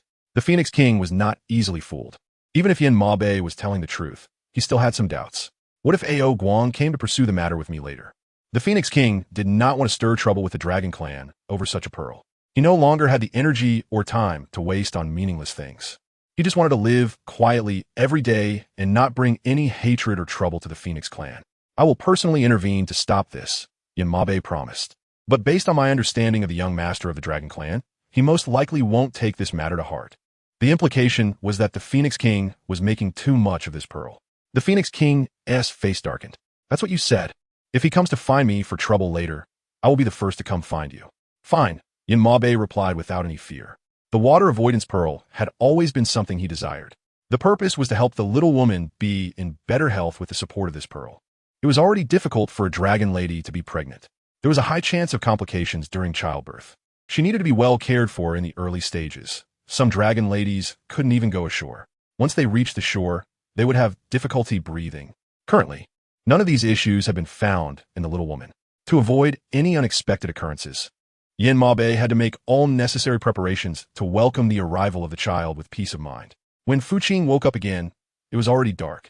At this moment, her mind finally cleared up a bit, and when she saw that the person sitting by the bed was Yin Mabai, her eyes widened. The Lord! Fu Qing was startled and sat up. To be honest, seeing Yin Mabai now really gave Fu Qing a terrifying psychological shadow. She was afraid that he would grab her hand again and continue his nonsense. She hadn't forgotten what she had experienced in bed these past few days. This dog-snake man, during his mating season, could be described as a beast. Just thinking about it made her unable to hold back her tears. Are you feeling better? Yin Mabe wanted to reach out to hold her hand and check on her, but Fu Qing dodged him. Don't be afraid. I'm just here to take a look. If Fu Qing believed his words, then she would be a fool. In the past few days, Yin Mabai hadn't said anything like that. But in the end, wasn't she the one who got hurt? I have already recovered a lot. Fu Qing tried to keep her hands behind her back, leaning against the bed, saying the master need not worry. Yin Mabai fell silent. He knew that the heat of the past few days had frightened the little woman. But desire is something that cannot be controlled by humans. Are you afraid of me? Yin Mabai's deep gaze fixed intently on the anxious, intense face of the little woman. Fu Qing glanced at Yin Mabai, but didn't say anything. If she were to say she wasn't afraid, that would be a lie, especially when the dog-snake man made her reveal her dragon tail to merge with him. Her mind was completely blank during those moments. Moreover, she was always being controlled by him, to the point where she lacked her own thoughts. How could she not be afraid? Everything the little woman was thinking was written all over her face, and Yin Mabai certainly noticed. Taking advantage of the moment when the little woman was in a daze, Yin Mabai reached out and pulled her into his embrace. The true self realized that it was too reckless in the past few days, which caused her suffering. Yin Mabai tried to control his strength to prevent her from struggling and slowly spoke. Don't be afraid. In the future, I will try my best to control it. And what about the future? Paying off with a mournful face. She didn't want to have a future at all. Just this one time was enough to frighten her for a lifetime. Has the master always been with this servant? Fu Qing didn't believe it, looking at his dusty appearance. He must have just come back from outside and ran here to see her, right? Yin Mabai looked down at her. He had just returned from the Phoenix King. At that moment, he appeared to be in a good mood, gently stroking Fu Qing's back with the hand he had around her, and softly said, "The Phoenix King has a water avoidance divine pearl from the East Sea. I just want to ask him for it." A look of surprise flashed in Fu Qing's eyes. Why would a perfectly fine dog-snake man go to the Phoenix King to seek the water avoidance pearl? Could it be that he wants to go to sea? Could that master show it to me? This thing she had only seen in TV dramas or novels before. As for what the pearl looks like, she really didn't know. Out of curiosity, Fu Qing asked Yin Mabai about it.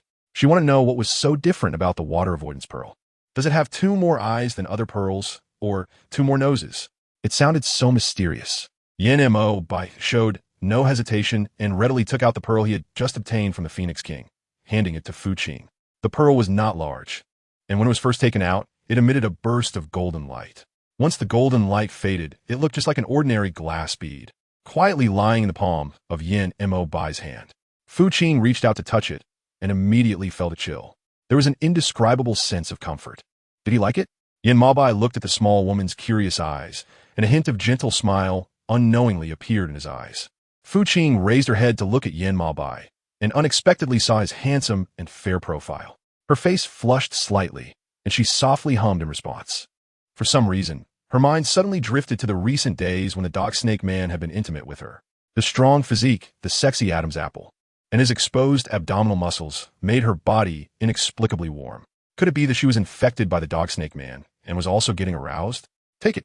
Yin Mabai placed the water avoidance pearl in her palm. This thing is a gift for you. The Lord wants to give this to me? Fu Qing exclaimed in surprise. Isn't this the treasure of the East Sea? Is it really appropriate for Yin Mabai to just give it to her?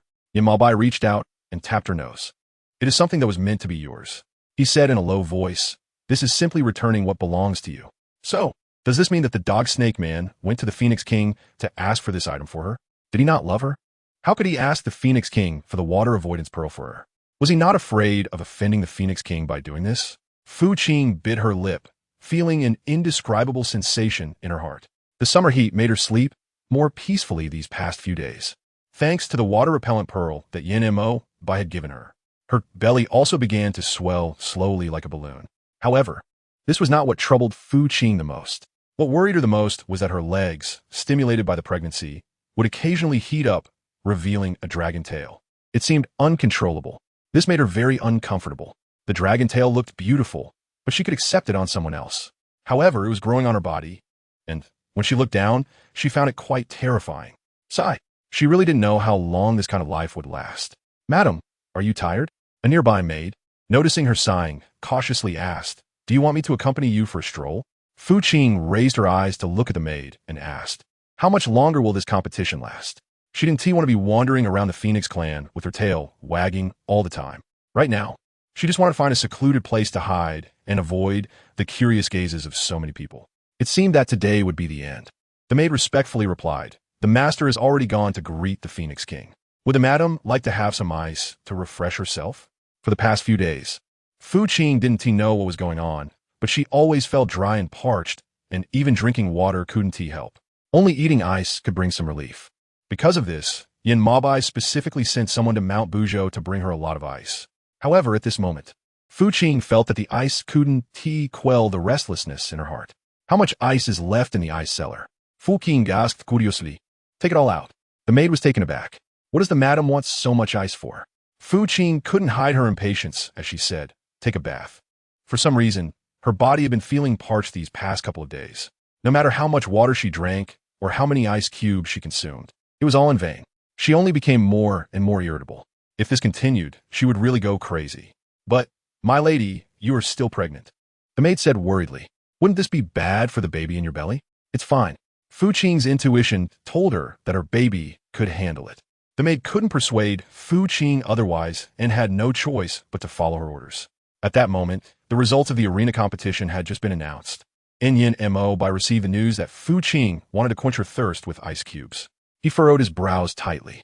Without waiting for the Phoenix King to speak, he stood up and left alone.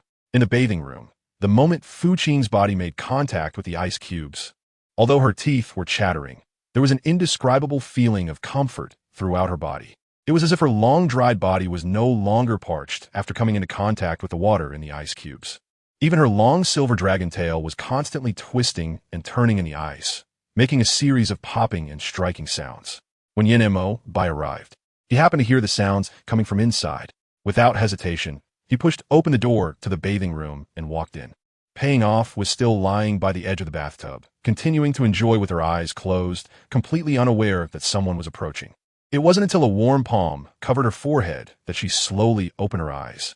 "Your Excellency."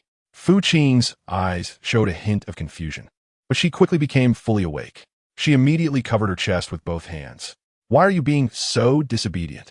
GiantWolf, with a hint of helplessness in his eyes, said, "Didn't I tell you that your body isn't well and you shouldn't touch cold things? How did you learn to use ice cubes to bathe?" "I'm hot." Paying off the spoiled behavior. She was speaking the truth. She didn't know what was wrong with her these past 2 days. Her tail would suddenly move as if it were being scorched by fire, making her feel particularly uncomfortable. GiantWolf's gaze immediately shifted to her silver dragon tail. The dragon tail of Qing is very beautiful. The silver dragon scales shimmer under the light, looking particularly enticing. The moment GiantWolf's hand touched it, Qing couldn't help but tremble all over. She quickly curled the dragon tail up in the bathtub, fearing that the dog snake man might lose control. "Get up first," GiantWolf said, retracting his large hand and staring at the little woman's flushed face, somewhat flustered. Although ice can relieve heat, it is only temporary. It is now clear that it is necessary to return to the sea. Qing shook her head repeatedly, avoiding GiantWolf and saying, "I won't." The current Qing was like a disobedient child. She didn't want to get up from the bath. She was afraid that getting up would cause her legs to continue to feel hot and painful. That sensation was truly unbearable for her. She would rather stay in the bath forever than continue to endure such torment. GiantWolf was not going to indulge her. He directly stepped into the bath and pulled her into his embrace. Qing was unhappy and kept struggling and slapping his arm. Unfortunately, her little strength was not even enough to tickle GiantWolf. The moment she was placed on the bed, GiantWolf could clearly feel the restlessness inside the little woman. He reached out and gently patted her body, trying to comfort her. Having paid off the debt, she still didn't appreciate his kindness. She curled up with her dragon tail, constantly rolling on the bed. Seeing the little woman so upset, Yin Mabe didn't give her a chance to refuse. He forcibly hugged her tightly in his arms. Calm your mind, gather your energy, Yin Mabe whispered in her ear. It will be fine in a little while. Only when the payment is settled will I believe his nonsense. Her legs are so hot right now, they're about to melt. How can she calm down? Let go. Fu Qing stared at him with angry eyes. Yin Mabai, however, did not heed her advice at all. Not only did he not let go, but he also held her tightly and closed his eyes to rest. Feeling agitated, she was frustrated that she couldn't break free.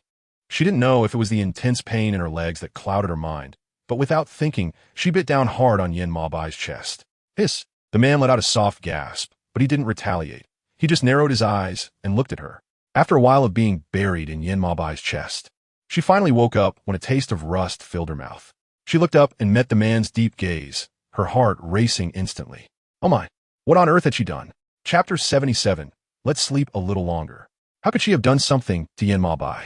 Was she trying to throw her life away? Was she happy? The man ignored the terror in the little woman's eyes and reached out to wipe away the bloodstains still lingering at the corner of her mouth. His tone carried an indescribable sense of helplessness and affection. Fu Qing swallowed hard, feeling quite spineless. I didn't mean to. She really didn't mean it. She just felt very irritated inside, with the phantom dragon tail burning and aching. She couldn't hold back for a moment, which was why she snapped at the dog snake man. I know, the man replied. He didn't seem to intend to blame Fu Qing. Instead, he gently lifted her chin with 2 fingers, gazing into her eyes and saying, Does the dragon tail hurt? Yin Mo Bai spoke while his index finger continuously rubbed against her soft, pink lips, as if caressing white jade cream. Fu Qing hesitated and nodded. Am I suffering from some kind of illness? Otherwise, why would my dragon tail hurt so much for no reason? Moreover, the frequency of its transformation has increased from twice a day to 5 or 6 times a day. Each time, it feels like being burned by fierce flames, extremely unbearable. You're not sick, Yin Mo Bai answered very quickly. Not sick? Paying off is not believable. Since she is not sick, what is the reason for her current condition?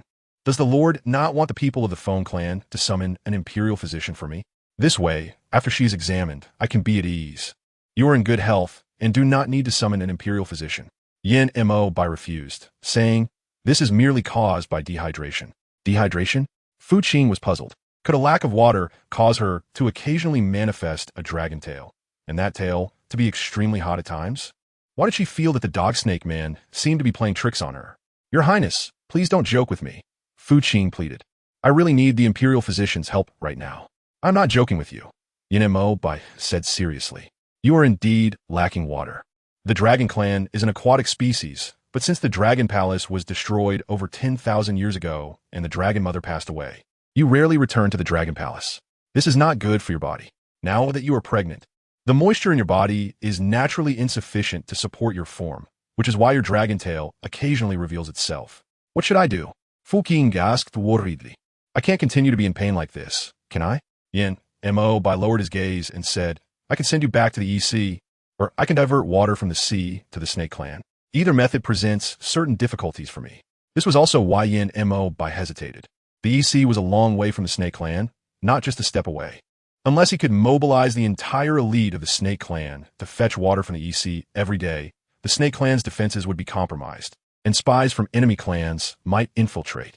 However, if he personally took the little woman to the EC, it would only solve the immediate problem. He couldn't stay by the sea all the time.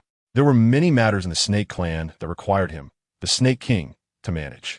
Even if Yin Mo Bai took Fu Qing away from the sea, she would return to her original state or perhaps even worsen.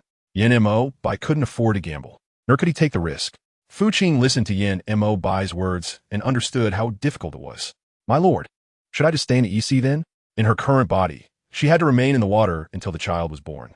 Once she left the seawater, she would definitely feel various discomforts and even more serious problems could arise. Just thinking about it made Fu Qing feel extremely fearful and scared. Yin Mo Bai remained silent, quietly holding her to comfort her. After a while, he finally spoke. Sleep. I won't let anything happen to you and the child. Fu Qing gently twisted her body, trying to escape from the embrace of the dog snake man. However, the dog snake man showed no intention of letting her go, so she stopped struggling and obediently closed her eyes, falling asleep in his arms. But this tranquility was shattered in the later part of the night. In the latter part of the night, the scorching pain from her dragon tail woke Fu Qing from her slumber. Yin Maobai immediately sensed something was wrong. As soon as he opened his eyes, he saw the small woman's face twisted in pain. Someone, without a moment's hesitation, Yin Maobai picked her up and headed outside the thatched cottage. At this moment, Fu Qing's dragon tail was abnormal. It slowly changed from silver to pink, and then gradually to a color resembling that of red-hot coals. It looked extremely terrifying, as if it were about to be cremated. She could no longer hold back and let out a hissing sound. Master, the confidant, hearing Yin Maobai's call, hurried forward. Send someone to Mount Buzhou to fetch some ice. Yin Maobai ordered. Make sure to be quick. Yes. The confidant disappeared in an instant after receiving the command. The matter of Fu Qing's turmoil at the dragon tail naturally reached the ears of the Phoenix King. Although it was late at night and the Phoenix King couldn't come in person, he sent a trusted aide to inquire about the situation. However, Yin Maobai did not pay any attention to him. Everyone was currently concerned about the safety of the madam. There was no time or mood to deal with others. Seeing this, the Phoenix King's aide was not angry. Realizing they were too preoccupied to care about him, he could only leave first. At that time, Fu Qing was already drenched in sweat from the turmoil at the dragon tail. The feeling was worse than death. At least death could bring relief. But she had no chance for that. Boo-hoo. She felt so heartbroken. Perhaps she was the unluckiest female protagonist in the history of the book world? Don't cry. The ice block will come soon. The man could see the little woman's distress, but he couldn't stop it. All he could do was comfort her and wipe away the tears at the corners of her eyes. Fu Qing is now tormented by the burning pain, unable to listen to anything, only able to whimper continuously. If she had known that having a child would be so painful, she would have never agreed to enter the bridal chamber with that scoundrel. Now, not only has she tortured herself and endured suffering, but she has also allowed that scoundrel to happily become a father. Where confidant brought the ice cubes, it was already half an hour later. At the moment when a large amount of ice was poured into the bathtub, Fu Qing only felt the coolness coming from the dragon's tail after paying off her debts. She stopped whimpering and leaned weakly against the man's embrace, closing her eyes. It was clear that she felt better than before. Let us sleep a little longer. Yin Maobai brushed her hair, noticing her head drooping continuously. He gently supported her head and turned her over so that her face and body rested on his chest. This scene looked both dreamy and beautiful. Chapter 78. Help the Snake Lord, now preoccupied with Madame Yu's affairs, likely had no time to concern himself with the ranking issue. All the clans had learned about Fu Qing's unusual dragon tail incident last night and rushed to the Phoenix King to express their grievances. Why not continue to handle this matter? Although the arena competition had ended, the ranking issue remained unresolved. Everyone had traveled a long way to compete, some even sustaining serious injuries. All for what?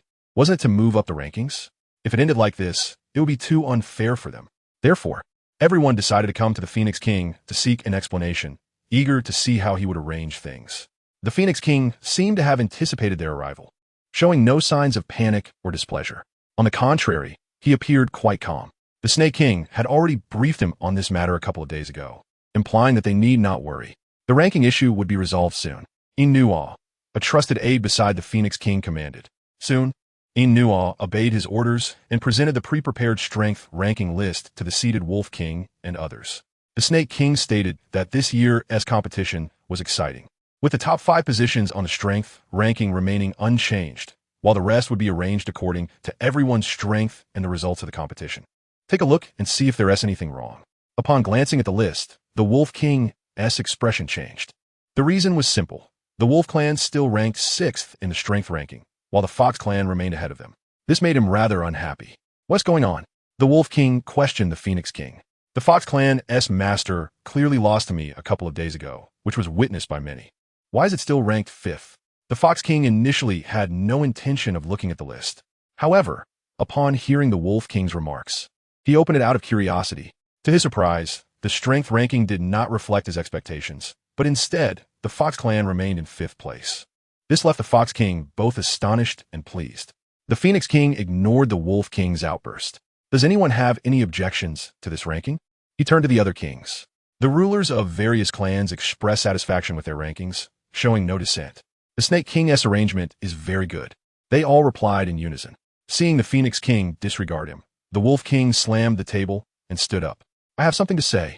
The Phoenix King finally turned his attention to the Wolf King. This ranking list cannot be valid, the Wolf King argued. The Snake King is clearly being dishonest. Impudent. The Phoenix King rebuked loudly. This ranking list was painstakingly created by me and the Snake King day and night. How can it be overturned by your single word? However, the Wolf King's voice had noticeably lowered, but it was clear how uncomfortable his expression was. What? Before the Wolf King could finish, the Phoenix King interjected. Is it because the ranking does not align with your wishes? The Wolf King fell silent, tacitly admitting it. What was the point of all that effort? He had worked hard to push the Wolf Clan's ranking higher. Now, nothing had changed. What was the meaning of all his actions? The Wolf King should have been clear about what he had done. The Phoenix King coldly stated, just because I and the Snake King do not pursue this matter does not mean we are unaware. The ranking is correct. The Phoenix King emphasized that the Fox Clan, residing in Qing was indeed part of the Divine Clan. Even without the Fox King, their ranking would not fall behind. Implicitly, he was saying that the Wolf King's previous actions were all for naught. As long as there is one member of the Fox Clan, the Wolf Clan would have no say. The Wolf King's face turned sour. Without saying another word, he angrily turned and left. The vast hall of the Phoenix Clan fell silent in an instant. Everyone was surprised at how the Wolf King had shown such disrespect to the Phoenix King. Phoenix King, please don't be angry. Someone began to comfort him.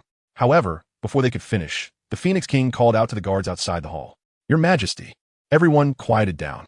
Send someone to the Wolf Clan, the Phoenix King ordered. The Wolf King has defied the law and disrespected the Phoenix Clan. He is to be confined within his clan for 3 months. Yes. The guard accepted the order and turned to leave. Seeing the atmosphere become so awkward and tense, everyone felt it was inappropriate to stay any longer and began to bid farewell to the Phoenix King as they set off for home. Meanwhile, the Wolf King, who was halfway back, received the Phoenix King's decree punishing him. He was furious, wishing he could kill the Phoenix guard who delivered the message on the spot. Fortunately, he managed to restrain himself. Your Majesty, what should we do now? His trusted aide asked, looking at the Wolf King's grim expression with concern. The Phoenix King and the Snake King are clearly biased towards the Fox Clan. Are we really that inferior to them? Just because the Fox Clan resides in Qing, we should be overshadowed by them in everything? Why is that? Let us go back, the Wolf King said. He could clearly see the Phoenix King and GiantWolf's favoritism towards the Fox Clan. However, he was currently seriously injured, and what could he do? When the Mouse King emerges from seclusion, I'll discuss it with him. In the Wolf King's view, the Mouse King was crafty. This time, he did not participate in the competition. It was said he was in seclusion and only sent an ordinary guard to report. It seemed the Mouse King must be brewing something significant. Is the Snake King really going to take her to the East Sea? After dealing with the Wolf King, the Phoenix King learned that GiantWolf planned to take Qing to the East Sea and strongly opposed it. Do you know the East Sea is no longer what it used to be? Even if you go, you might not be able to stay there. Are you still going? Yes. GiantWolf replied softly. Given her current condition, she can no longer wait for me to find the second dragon pearl for her. I can only try my luck at the East Sea. The Phoenix King pondered. When do you intend to leave? Now, GiantWolf said. So soon? The Phoenix King frowned. Have you prepared everything? It's not that Feng Wang is suspicious, but what can be prepared in such a short time of just 1 day? Going to the East Sea would at least require 4 or 5 days of preparation, right? It's only been a day, and he is already in such a panic. Feng Wang is genuinely worried that they might not even reach the East Sea, and this person is already in trouble. So I would like to ask Feng Wang for a favor. GiantWolf continued to speak. Chapter 79. Prosperity in Qing. Feng Wang immediately had a bad premonition. What favor? I need the Xinjing coffin of the Feng clan. GiantWolf spoke without any concealment or hesitation. Currently, the only way to safely reach the East Sea is to rely on the Phoenix clan's Xinjing coffin. Otherwise, one can only stay in a bath. Slap. No way. Although the Phoenix King had suspected this earlier, when Yin Mabai actually asked him for it, he refused without any hesitation. This Xinjing coffin is rare in 1,000 years. The Phoenix King said slowly, if I give it to you, what will happen when I pass away in the future? Yin Mabai knew that this request was a bit excessive, but life is at stake. The Phoenix King could consider it. No need to consider. The Phoenix King waved his hand to refuse. There was no room for negotiation on this matter. He would be foolish to agree when it came to his own coffin. Seeing the Phoenix King's resolute expression, Yin Mabai was not in a hurry. What if I agree to marry Princess Qing? Yin Mabai said calmly. The Phoenix King was stunned. What do you mean by that? Didn't the Phoenix King want me to marry Princess Qing before? Yin Mabai said in a deep voice. As long as the Phoenix King agrees to lend me the Qian gold coffin, I will marry her. The corners of the Phoenix King's mouth twitched violently. No way. The Phoenix King still refused, saying, marriage should not be taken lightly. Previously, I did not recognize the seriousness of this issue, which is why I proposed such ridiculous terms. Now that my daughter has been confined by me, the Snake King should not have any thoughts in this regard, since it was futile to reason with the Phoenix King. Yin Mabai simply stopped talking and took his people directly to the place where the Phoenix clan kept the Xianjing coffin and took it away. By the time the Phoenix King learned that the coffin had been stolen by Yin Mabai, it was already night. My lord, should I send someone to retrieve the coffin? Seeing the Phoenix King's silent demeanor, his trusted aide thought he was stunned with anger over this matter. He quickly knelt in front of him and expressed his loyalty, based on my understanding of the Snake King and the others. They should not have gone far with that, Madam Yu. We can still catch up if we go now, but if we delay any longer, it might be too late. No need. The Phoenix King sighed and stopped him. What the Snake King wants to do cannot be stopped by anyone. Even if you chase after them, you won't be his match. So this matter will just end here? The trusted aide hesitated. Is there no other way to remedy this? Oomph. The Phoenix King snorted coldly. Who said it's over? The Snake King stole our clan's treasure. It cannot be taken lightly. Someone. The Phoenix King called out to the outside of the hall. My lord. Soon, a guard walked in from outside the hall. Send someone to the Snake clan to inform them that the Snake King should come to the Phoenix clan immediately after returning from the EC. The trusted aide immediately understood the purpose of the Phoenix King's arrangement. Is my lord planning to have the Snake King personally come to the Phoenix clan to apologize? What else? The Phoenix King said. How can the Snake King act so unethically? Should he be allowed to just steal something and then come to greet us with a shameless face? There is no such good thing in this world. My lord, we will reach the EC in 5 days. Here, Yin Mabai's trusted aide looked at the road ahead and reported to Yin Mabai. I just received a message from the Snake Clan's messenger bird, saying that the Phoenix Clan has requested that my lord go to the Phoenix Clan immediately after returning from the EC. Yin Mabai had no objections to this request from the Phoenix Clan. On the contrary, he appeared very calm and indifferent, as if he had anticipated that the Phoenix King would do this. Have our people found any leads on the Water Dragon Pearl in the EC? The aide shook his head, saying that his people had searched the entire Dragon Palace but still found nothing. My lord, could it be that the Water Dragon Pearl disappeared along with the catastrophe 10,000 years ago? It won't. Yin Mabai looked at the road ahead and said, the Water Dragon Pearl is the second spring of the Dragon Clan. If it disappeared, the entire EC, South Sea, and North Sea would all vanish. There wouldn't be a second water source. So, this means that the East Sea hasn't disappeared because there is still a spring supporting it? The aide frowned and said, but why haven't our people found it? Yin Mabai glanced at the aide, saying, if you go and take a look, you will understand. Fu Qing stayed in the mysterious crystal coffin, completely unaware of everything outside. She only knew that the dog snake man wanted to take her to the East Sea to restrain her dragon tail, which could heat up and burn at any moment. At this moment, her legs, which were soaked in ice, had not transformed into a dragon tail again. There was also no continuation of the heating and burning sensation. She just felt very bored staying in the coffin like this. Knock, knock, knock. At this moment, a series of knocking sounds came from outside the coffin. Yin Mabai looked at the little woman inside the coffin, who appeared to be disinterested in everything, and opened the coffin lid. Do you want to come out? Fu Qing nodded slightly, but then thought of her current situation and lowered her face in despair. How long will this take? She can't possibly stay in this coffin forever. Never seeing the light of day, right? Yin Mabai reached out to stroke the top of the little woman's head and comforted her, saying it won't be long. Once we get over this mountain and past those clouds, you'll be free. But that's still going to take a few days, Fu Qing said helplessly. Can it be any faster? She didn't want to stay in this coffin for even a moment longer. Just hang in there, Yin Mabai gently coaxed. Given your current situation, even if I want to hurry, there has to be a process. The feeling in my heart was one of deep sorrow. Before I had a chance to speak, Yin Mabai had already laid in the coffin, holding her tightly. Sleep, he said, gently patting the woman's back. By the time you wake up, we should almost be at the East Sea. Fucking frowned. In this situation, how could she still sleep? Does the Lord intend to leave her in the East Sea, or will he take her away after a few days? Yin Mabai was silent for a few seconds, asking why she wanted to know. He said in a hoarse voice, do you not want to come back with me?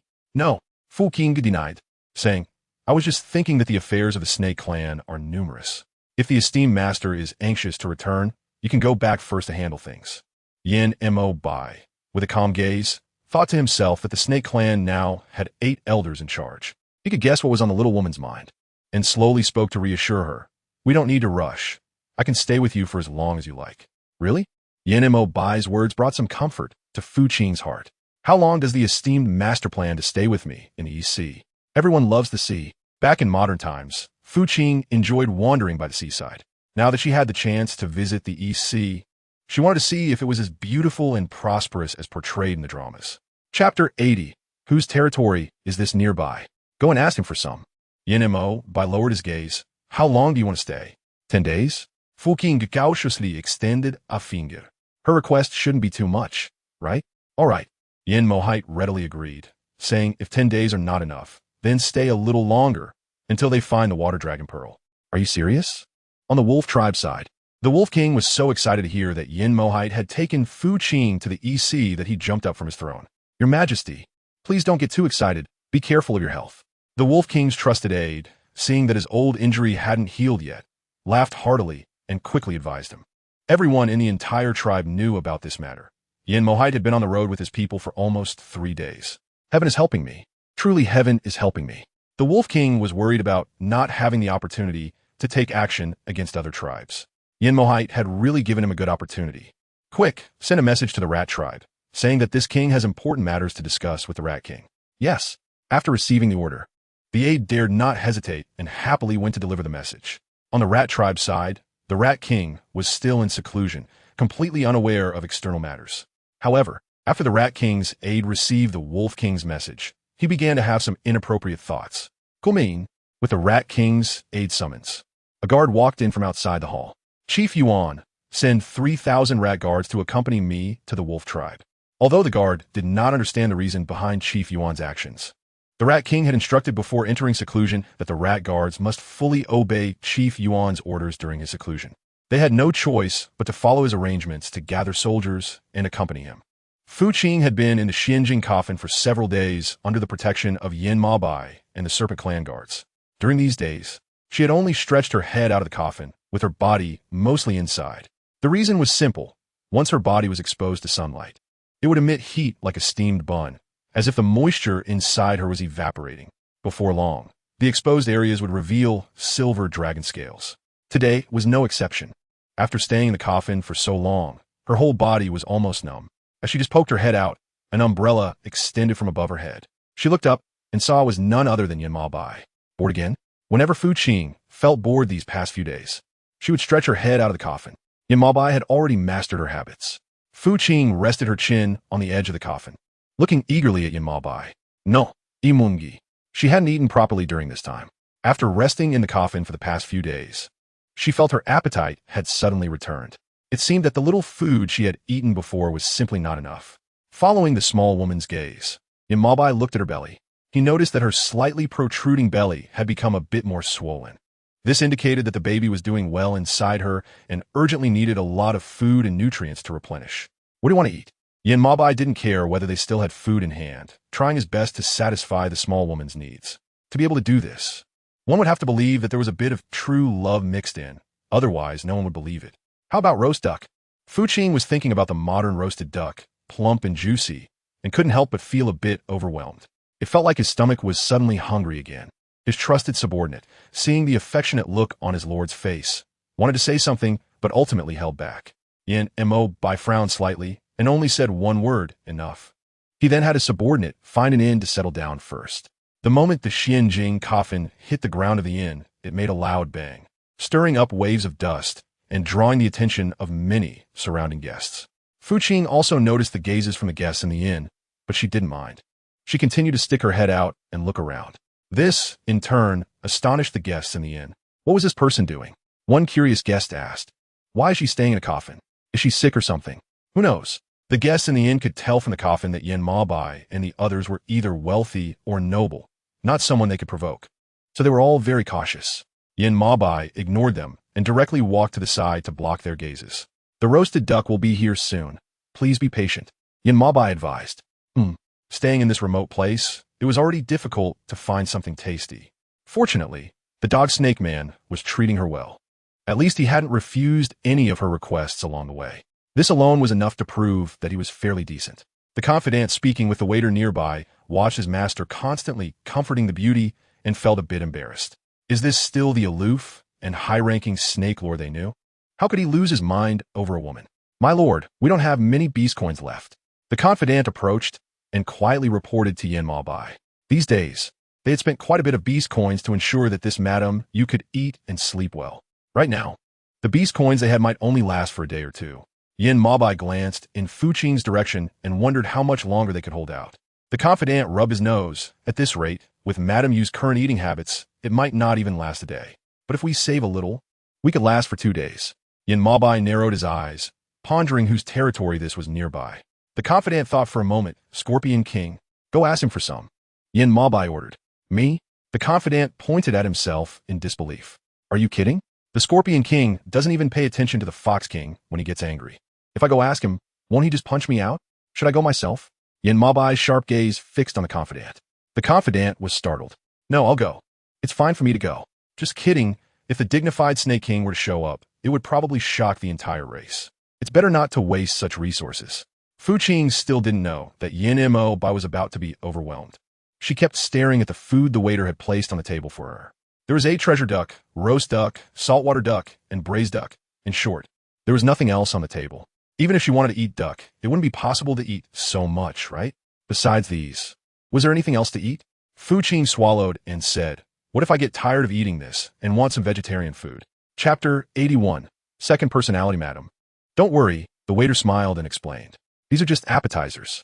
The real main dishes will be served shortly. To be honest, the waiter was also quite puzzled. Could such a beautiful lady really eat so much? However, he didn't dare to ask. Since the guest had paid with beast coins, they as the restaurant had to do their best to meet the guest's requests. Other concerns were not for them to worry about. Would you like to order anything else? It can now be said that one person eats while 2 people benefit, and most of the food is absorbed by the child in her womb. The nutrition that reaches her body will not be much. Yin Mabai is worried that if this continues, her body won't be able to handle it. Put your hand down. Let's eat first. Her appetite now is even more impressive than that of an adult man. No, it's more like that of a monster. Look at the table of food she's eating. No one could finish that much. Yet somehow, all of it ended up in her stomach, and she doesn't feel any discomfort. It's possible she could fall into hunger again. This feeling is really not pleasant. Your Grace, a group of men in black has just appeared in the inn. Just then, a guard quietly came forward to report. Yin Mabai frowned. Protect the lady. It's impossible for things to stay calm after these past few days. What Yin Mabai didn't expect was that there were indeed some who dared to trip him up on the road. What's wrong? Fu Qing also noticed that Yin Mabai was acting strangely and curiously asked. Could it be that she took too long to eat, delaying their journey? Yin Mabai glanced at her and asked, are you done eating? Fu Qing looked at the table and thought it was almost done. Although she could still eat a bit more. Seeing Yin Mabai's expression, it seemed like something significant was about to happen. She thought it was better to stop eating. If something unexpected happens later, or if anyone suddenly shows up, you stay put and stay well in the Xuanjin coffin, all right? Yin Mabai instructed seriously. Fu Qing's heart suddenly tightened. What happened?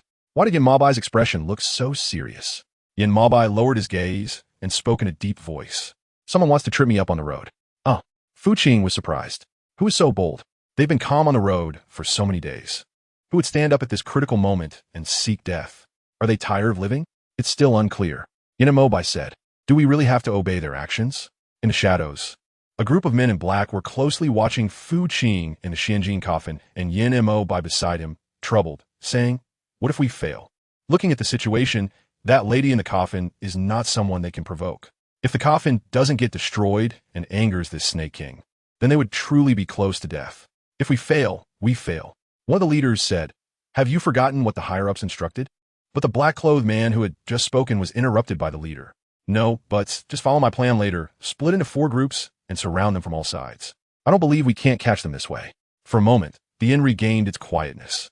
Master, those people have started to take action. A guard reported continuously. Yin Mabai tapped his fingers on the table, responding softly. Everyone stay here to protect the lady. The rest will fight fiercely for me. Yes. The guard quickly retreated after receiving the order. Does the master not plan to leave any survivors?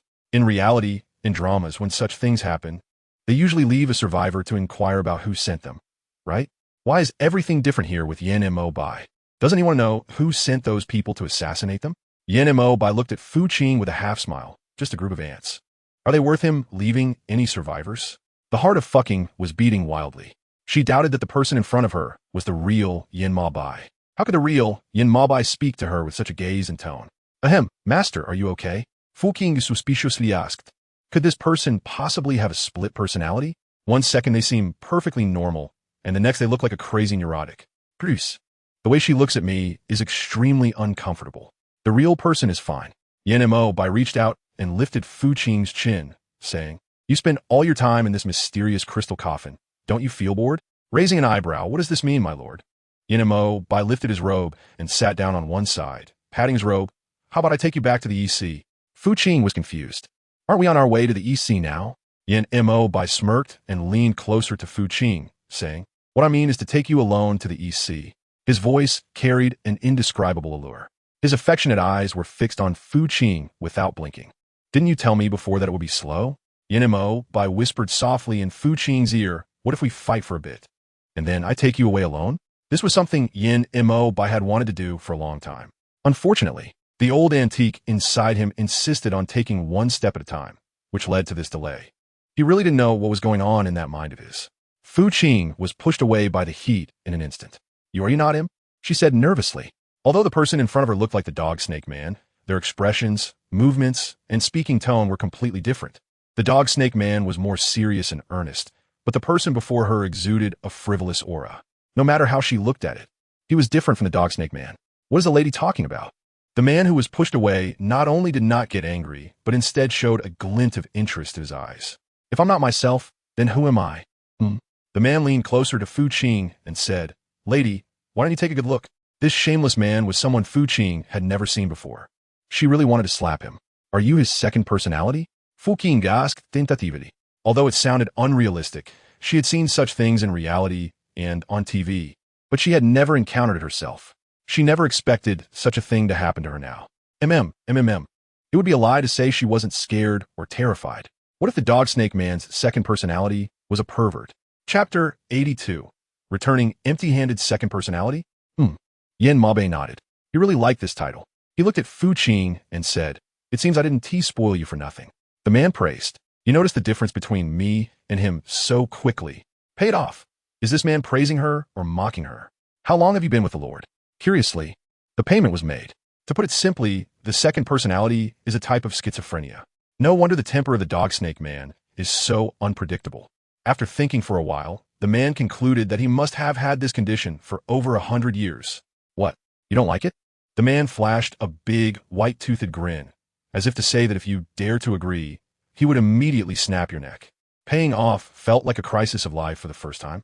No, she said it reluctantly. The woman's denial greatly satisfied the man's psychology. That's the way to be obedient.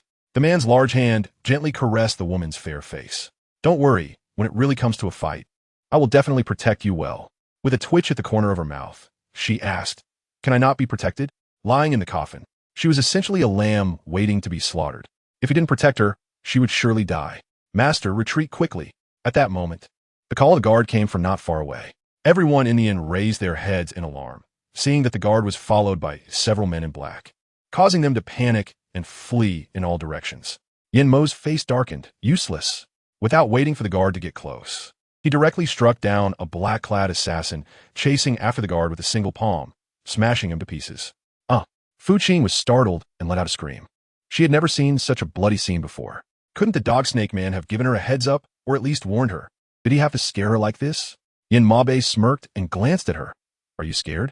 If you are, just hide inside and don't come out. Paying off. How dare one disobey? The sounds of swords, guns, and halberds quickly came from outside. Fu Qing was extremely tense, fearing that something unexpected would happen. Seeing the little woman obediently hiding in the coffin, the man couldn't help but smirk with satisfaction. However, just as Fu Qing's heart was racing in the coffin, the Xianjing coffin was suddenly struck violently. This caused her to be shaken violently from side to side within the coffin. Aren't you supposed to protect the lady? What are you all doing? The little woman's scream naturally reached Yin Mo Bai's ears. He turned his head and immediately spotted the black-clad individuals soaring out of the air once again. These black-clad figures seemed to be from a different group than the ones they were currently fighting. The opponents were faster, more ruthless, and their intent was clear. They wanted Fu Qing's life from within the Xianjing coffin. Realizing this, Yin Mo Bai swiftly flew to the front of the coffin. There were several loud bangs, and the group of black-clad individuals attacking the Xianjing coffin was quickly dealt with by Yin Mo Bai. At this moment, Fu Qing lay in the coffin feeling as if she could hardly breathe. She was in a state of tension, her stomach tightening and aching a little, seemingly startled by the earlier impact. Don't be afraid. Seeing the little woman's pale face, Yin Mo Bai knew she was experiencing a fright during her pregnancy. He dared not be careless any longer. Chanting a spell, he quickly cut his finger and set up a barrier around the Xianjing coffin. As long as any black-clad individual approached, they would be repelled by the barrier's power. Your Excellency, there are too many of them. The guard standing behind Yin Mo Bai analyzed, I have already arranged for people to cover us. You should take Madame Yu and leave first. It's not a problem for just a few of us to deal with these people. But it's different when carrying someone in the Xianjing coffin. We need to protect the person inside while fighting the enemy, which can easily lead to divided attention and give the enemy an opportunity. All right. In order to avoid adding more trouble for the elite guards of the Serpent Clan, Yin Mo Bai did not hesitate and quickly ordered someone to take Fu Qing from inside the Xianjing coffin away. However, what no one expected was that the opponent seemed to have anticipated their escape. At the moment they left the inn, a massive black net suddenly descended from the sky. Following that were various sharp swords attacking their vital points from all directions. Bang! Just when those swords were within a meter of Yin Mo Bai and the others, they were shattered by a powerful force. Even the black net that fell upon them was not spared. Kill, without any extra words. The simple command to kill revealed just how intense the killing intent was. Even if she didn't stand up from the coffin to see with her own eyes, Fu Qing could feel the tension in the air at that moment. She tightly gripped the sides of her clothing, trying her best to remain calm.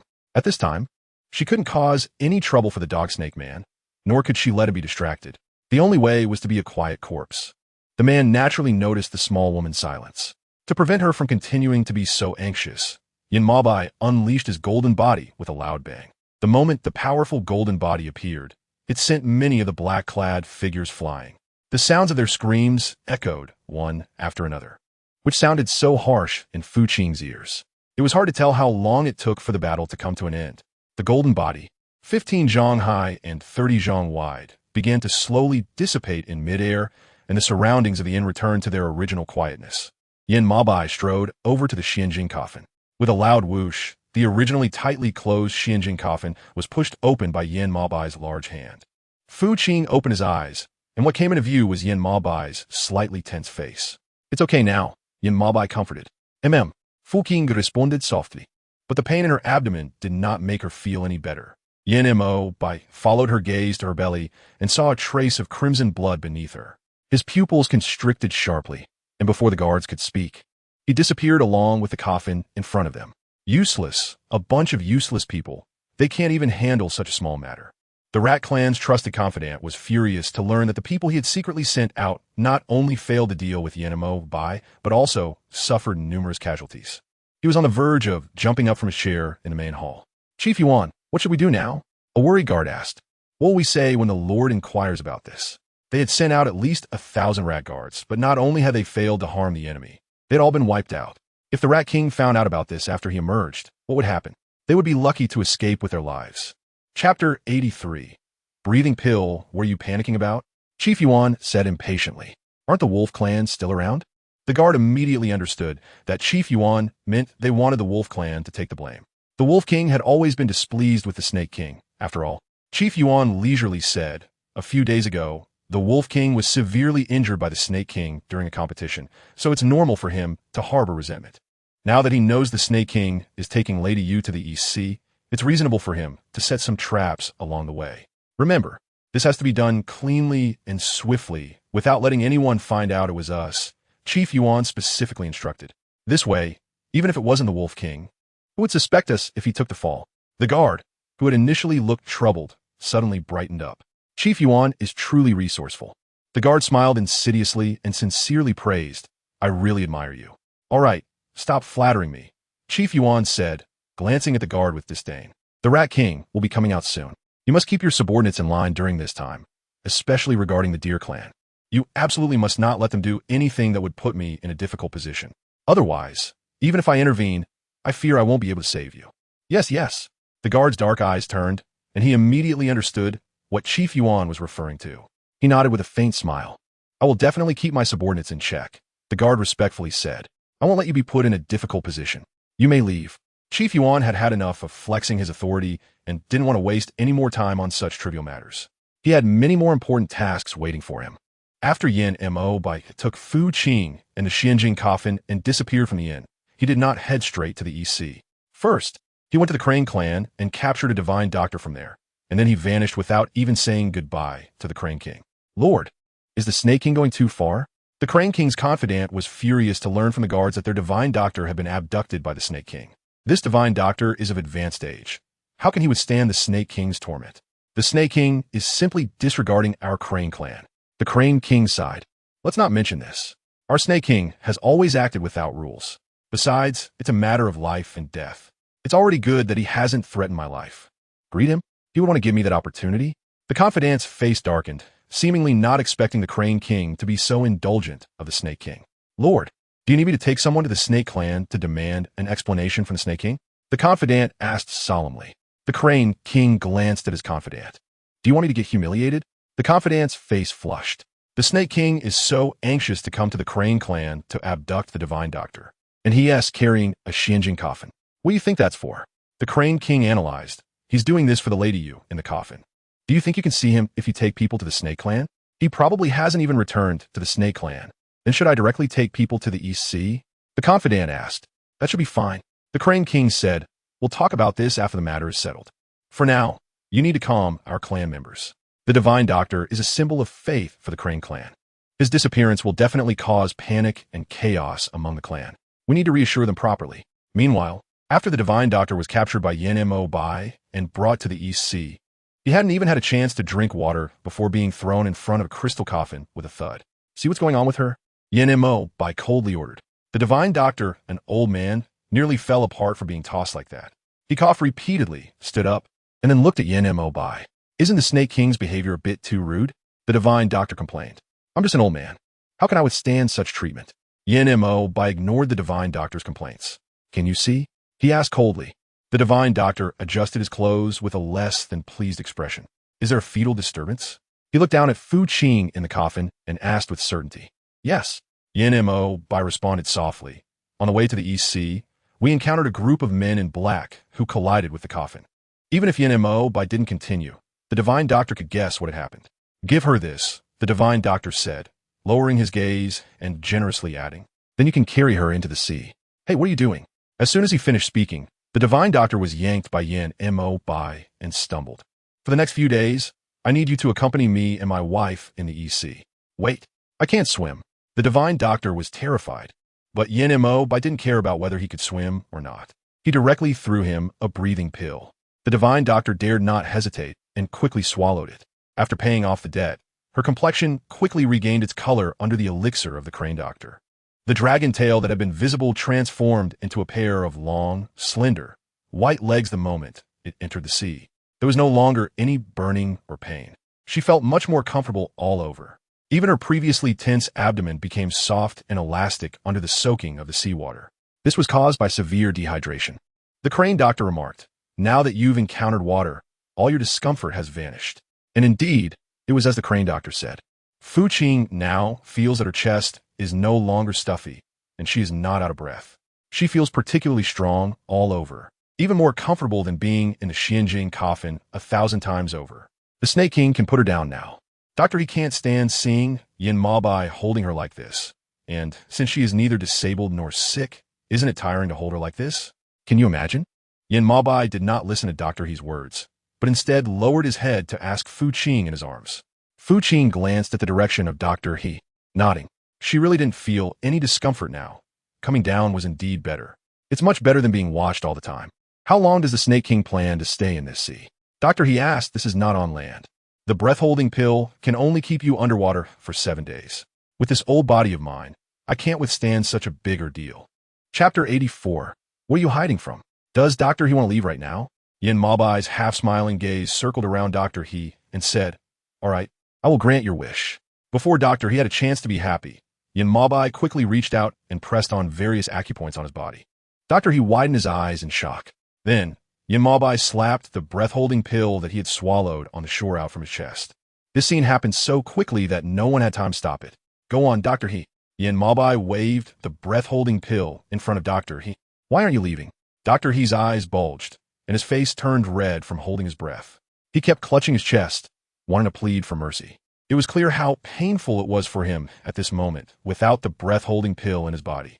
Yet, Yin Maobai appeared as if he didn't see it. Fei Qing was so scared that he didn't dare to speak. This second personality, the snake-like man, was clearly not someone to be trifled with. There was no reasoning with him. It was best to just do as he said. When had Dr. He ever been insulted like this? He was so anxious that he was about to faint, just as he was about to lose consciousness from holding his breath. Yin Maobai finally showed some mercy and let him go, tossing him a breath-holding pill. Dr. He didn't dare to hesitate, and quickly cupped his hands to take it. After taking the breath-holding pill, Dr. He finally managed to catch his breath amidst the suffocation. He gasped for air, with sweat soaking his forehead and neck, looking somewhat disheveled. This is just a small punishment from the true self, Yin Maobai said slowly. If they're essay next time, Dr. He felt a cold sweat running down his spine, not daring to act like a great physician in front of this Snake King. The East China Sea may seem small, but it actually contains many hidden treasures and opportunities. Fu Qing was seeing it for the first time. It was different from what was portrayed in the TV dramas. The Dragon Palace in the East Sea was surrounded by crumbling walls. It lacked the grandeur depicted in the shows. With every step she took, Fu Qing felt a chill run down her spine. What had happened to this East Sea? It felt lifeless all around, accompanied by a dimness within. If it weren't for Yin Maobai and He Shini being by her side, she was afraid she would lose her mind being here alone. They would stay here for the night. Yin Maobai chose a seemingly cleaner spot and instructed He Shini. He Shini, please come over and tidy up. He Shini stiffened his neck and replied yes. He understood that one must bow their head when under a roof. He could only obediently follow his instructions. Komisit. Seeing the little woman still standing there in a daze, Yin Maobai gently patted the clean spot beside him. Paying off. How dare I disobey? The good example of the Crane Divine Doctor is right before her eyes. I have already sent a message to A.O. Guang using a messenger bird. Yin Maobai slowly spoke. I believe that in a few days, several maidservants will come to take care of you. How about it? Are you moved? Yan Montakbai, with his beautiful and affectionate eyes, stared at Fu Qing without blinking. If you have any other requests, feel free to mention them, and I will try my best to satisfy you. That's enough. No need for that, she said with a dry laugh. Yin Maobai noticed the little woman's resistance towards him but didn't get angry. Are you still not used to it? He reached out and pulled the little woman into his arms. We are the same in essence, just with different personalities. You don't have to be so scared. Paying off. Dr. He's like a maid, constantly tidying up here and there. Occasionally, when he sees Yin Maobai's intimate actions towards Fu Qing, he wishes he could find a crack in the ground to hide in. It's really uncomfortable to be intimate with that dog snake man in front of others.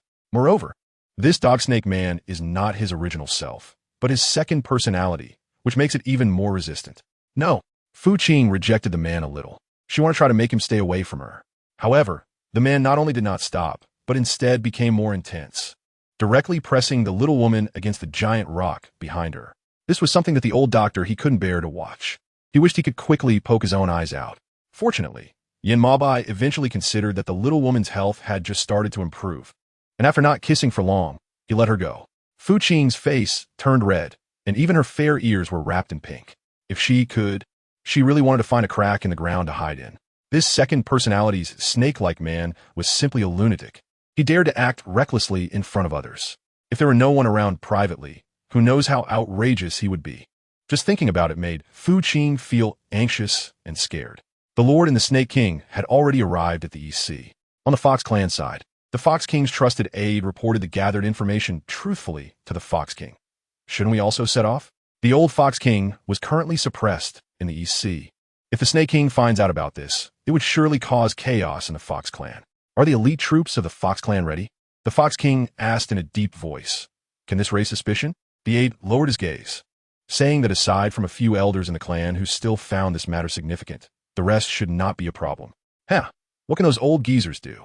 The Fox King dismissed them, saying, find an opportunity to keep them restrained. Don't let them cause any trouble at this critical moment. The old Fox King must be eliminated, and the grudge of the severed tail must be avenged. The premise is that these old geezers cannot stand up to stop it.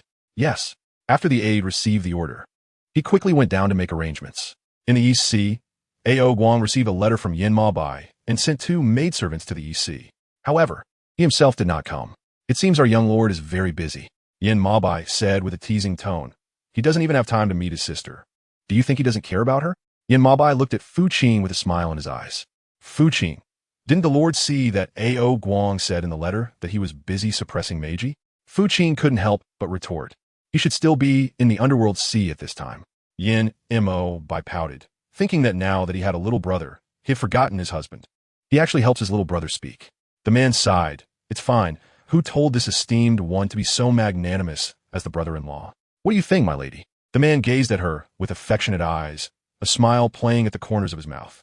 She tilted her head away. The thing she hated the most was how men looked at her like that. Like a rogue, not dignified at all. What are you hiding from? The man was dissatisfied with the woman's evasiveness and gripped her jaw, turning her around. Does seeing you really make me feel disgusted? There was a hint of obsession and sinister intent in the man's affectionate gaze. It made one's heart tremble involuntarily. Chapter 85. You are in my arms.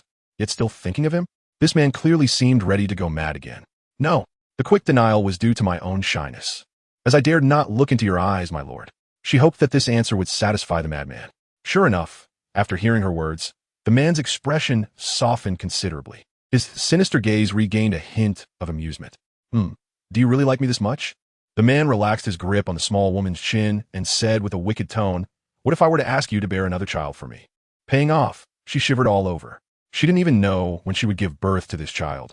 And this crazy person had already set his sights on her next one. Did he think she was a pig? So capable of giving birth? Why wasn't she speaking? Seeing the little woman's silent expression, the man became unhappy and suddenly leaned down to bite her earlobe. Hiss! The small face, which was already in pain, scrunched up even more. Who did she offend? Why is she getting hurt every few days? Is she really this unlucky? Speak. The man slightly raised his voice. Yet, his teasing hands didn't leave her waist. You hurt me, Fu Qing shouted. The man's stubbornness made her feel very uncomfortable. She didn't come to the EC to solve the problem of the Dragon Tail's transformation. It was simply sending her to the East Sea to be tormented. She was utterly annoyed. The crane doctor beside her pretended not to see anything, standing like a wooden post, motionless. The man did not relent because of this. He only slightly relaxed his grip, keeping the woman trapped in his embrace. Then you tell me. The man leaned closer to the woman's ear, blowing hot breath. Who is better, me or him? This him. Fu Qing didn't need to guess. She already knew who this lunatic was referring to. I don't know, she said. Her thoughts a bit chaotic. Whether it was the dog snake man or the second personality in front of her, to her, these two were the same person. What difference was there between good and bad? They were just two sides of the same coin. She didn't want to offend either. The man seemed to have guessed her thoughts and did not let her go easily. He slightly shifted his gaze, raised his hand to lift the woman's chin, and asked, what if I insist that you choose one? Paying off her trembling body, she looked at the increasingly close wicked smile on the madman's face, and for some reason, her spine felt a chill. Damn, where did this crazy person come from? How can he be so stubborn? She swallowed hard. You? She said uncertainly. In front of a madman, did she really have any other choice? Ha ha ha. The man suddenly laughed out loud at the woman's answer. The laughter was terrifying, yet contained a hint of exhilaration. What do you think would happen if he knew you chose the real one? Fu Qing tightened her body. Does he already know? She asked cautiously. Are these two people really the same person? It's possible that the dog snake man also heard her previous answer. The man raised an eyebrow. Are you afraid? You're in the arms of your true self, yet you think of him? The man's expression did not look good, with hints of darkness and anger. What do you take me for? Let go. The man's tightening grip made Fu Qing feel as if she was about to suffocate. The two maids nearby and the crane doctor all lowered their heads. They knew very well that this was not something they should be watching. If they didn't quickly bury their eyes, they would be the next unfortunate ones. Master, however, just as the two were immersed in this ambiguous and entangled atmosphere, a familiar voice quietly came from outside the hall. Yin Mabai straightened up for a second, glanced at the trembling woman beneath him, and sat up from the couch. Have you borrowed the beast currency? Yin Mabai's tone carried an indescribable sarcasm and disdain as he looked at the kneeling confidant. The confidant was taken aback, and his face suddenly turned red. He hadn't expected Yin Mabai to ask this in front of others. He nodded slightly. The Scorpion King said that when one side is in trouble, help comes from all sides. Since the master is in difficulty now, I should provide strong support and not let the master take such a trivial matter to heart. In fact, when the confidant went to borrow beast currency from the Scorpion clan, he He was almost treated as a fraud and kicked out. Fortunately, the confidant quickly produced the Snake Clan token and explained the situation to the Scorpion King, which is why he wasn't publicly expelled from the Scorpion Clan. Otherwise, he would probably never be able to show his face again. At least you have some sense. Yin Mabai commented with a hint of gloom, but he advised that such foolishness should be done less in the future to avoid losing the Snake Clan's face. Only someone as old-fashioned as Yin Mabai could come up with such a foolish idea. However, Yin Mabai did not say this in front of the confidant and others. The confidant's expression twitched slightly. Wasn't this foolishness ordered by the master?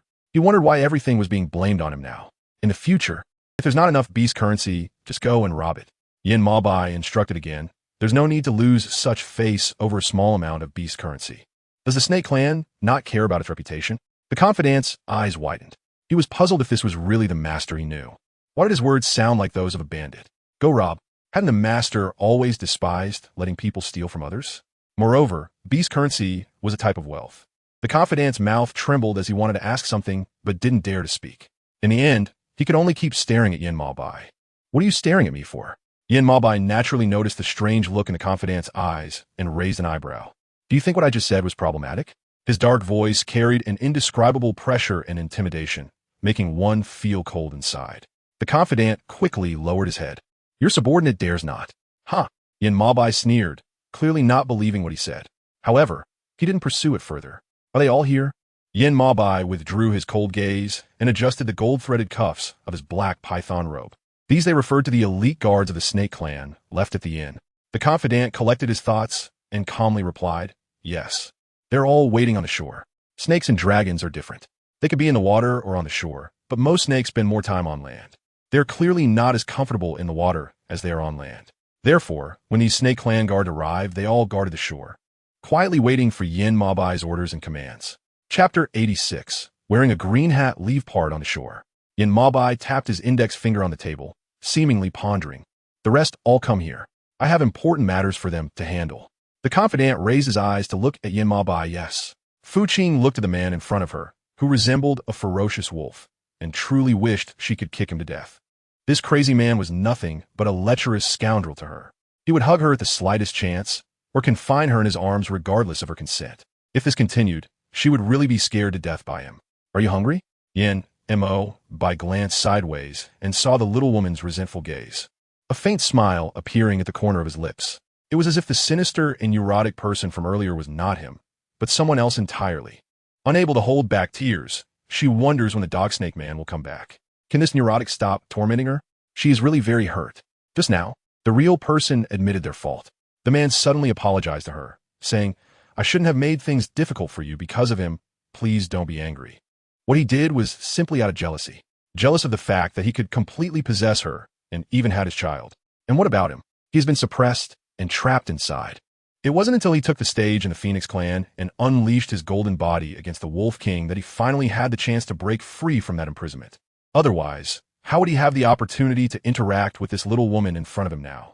Fu Qing blinked, uncertain about what play the sinister man in front of her was performing. Just a moment ago, he had been aggressive, demanding her to make a choice.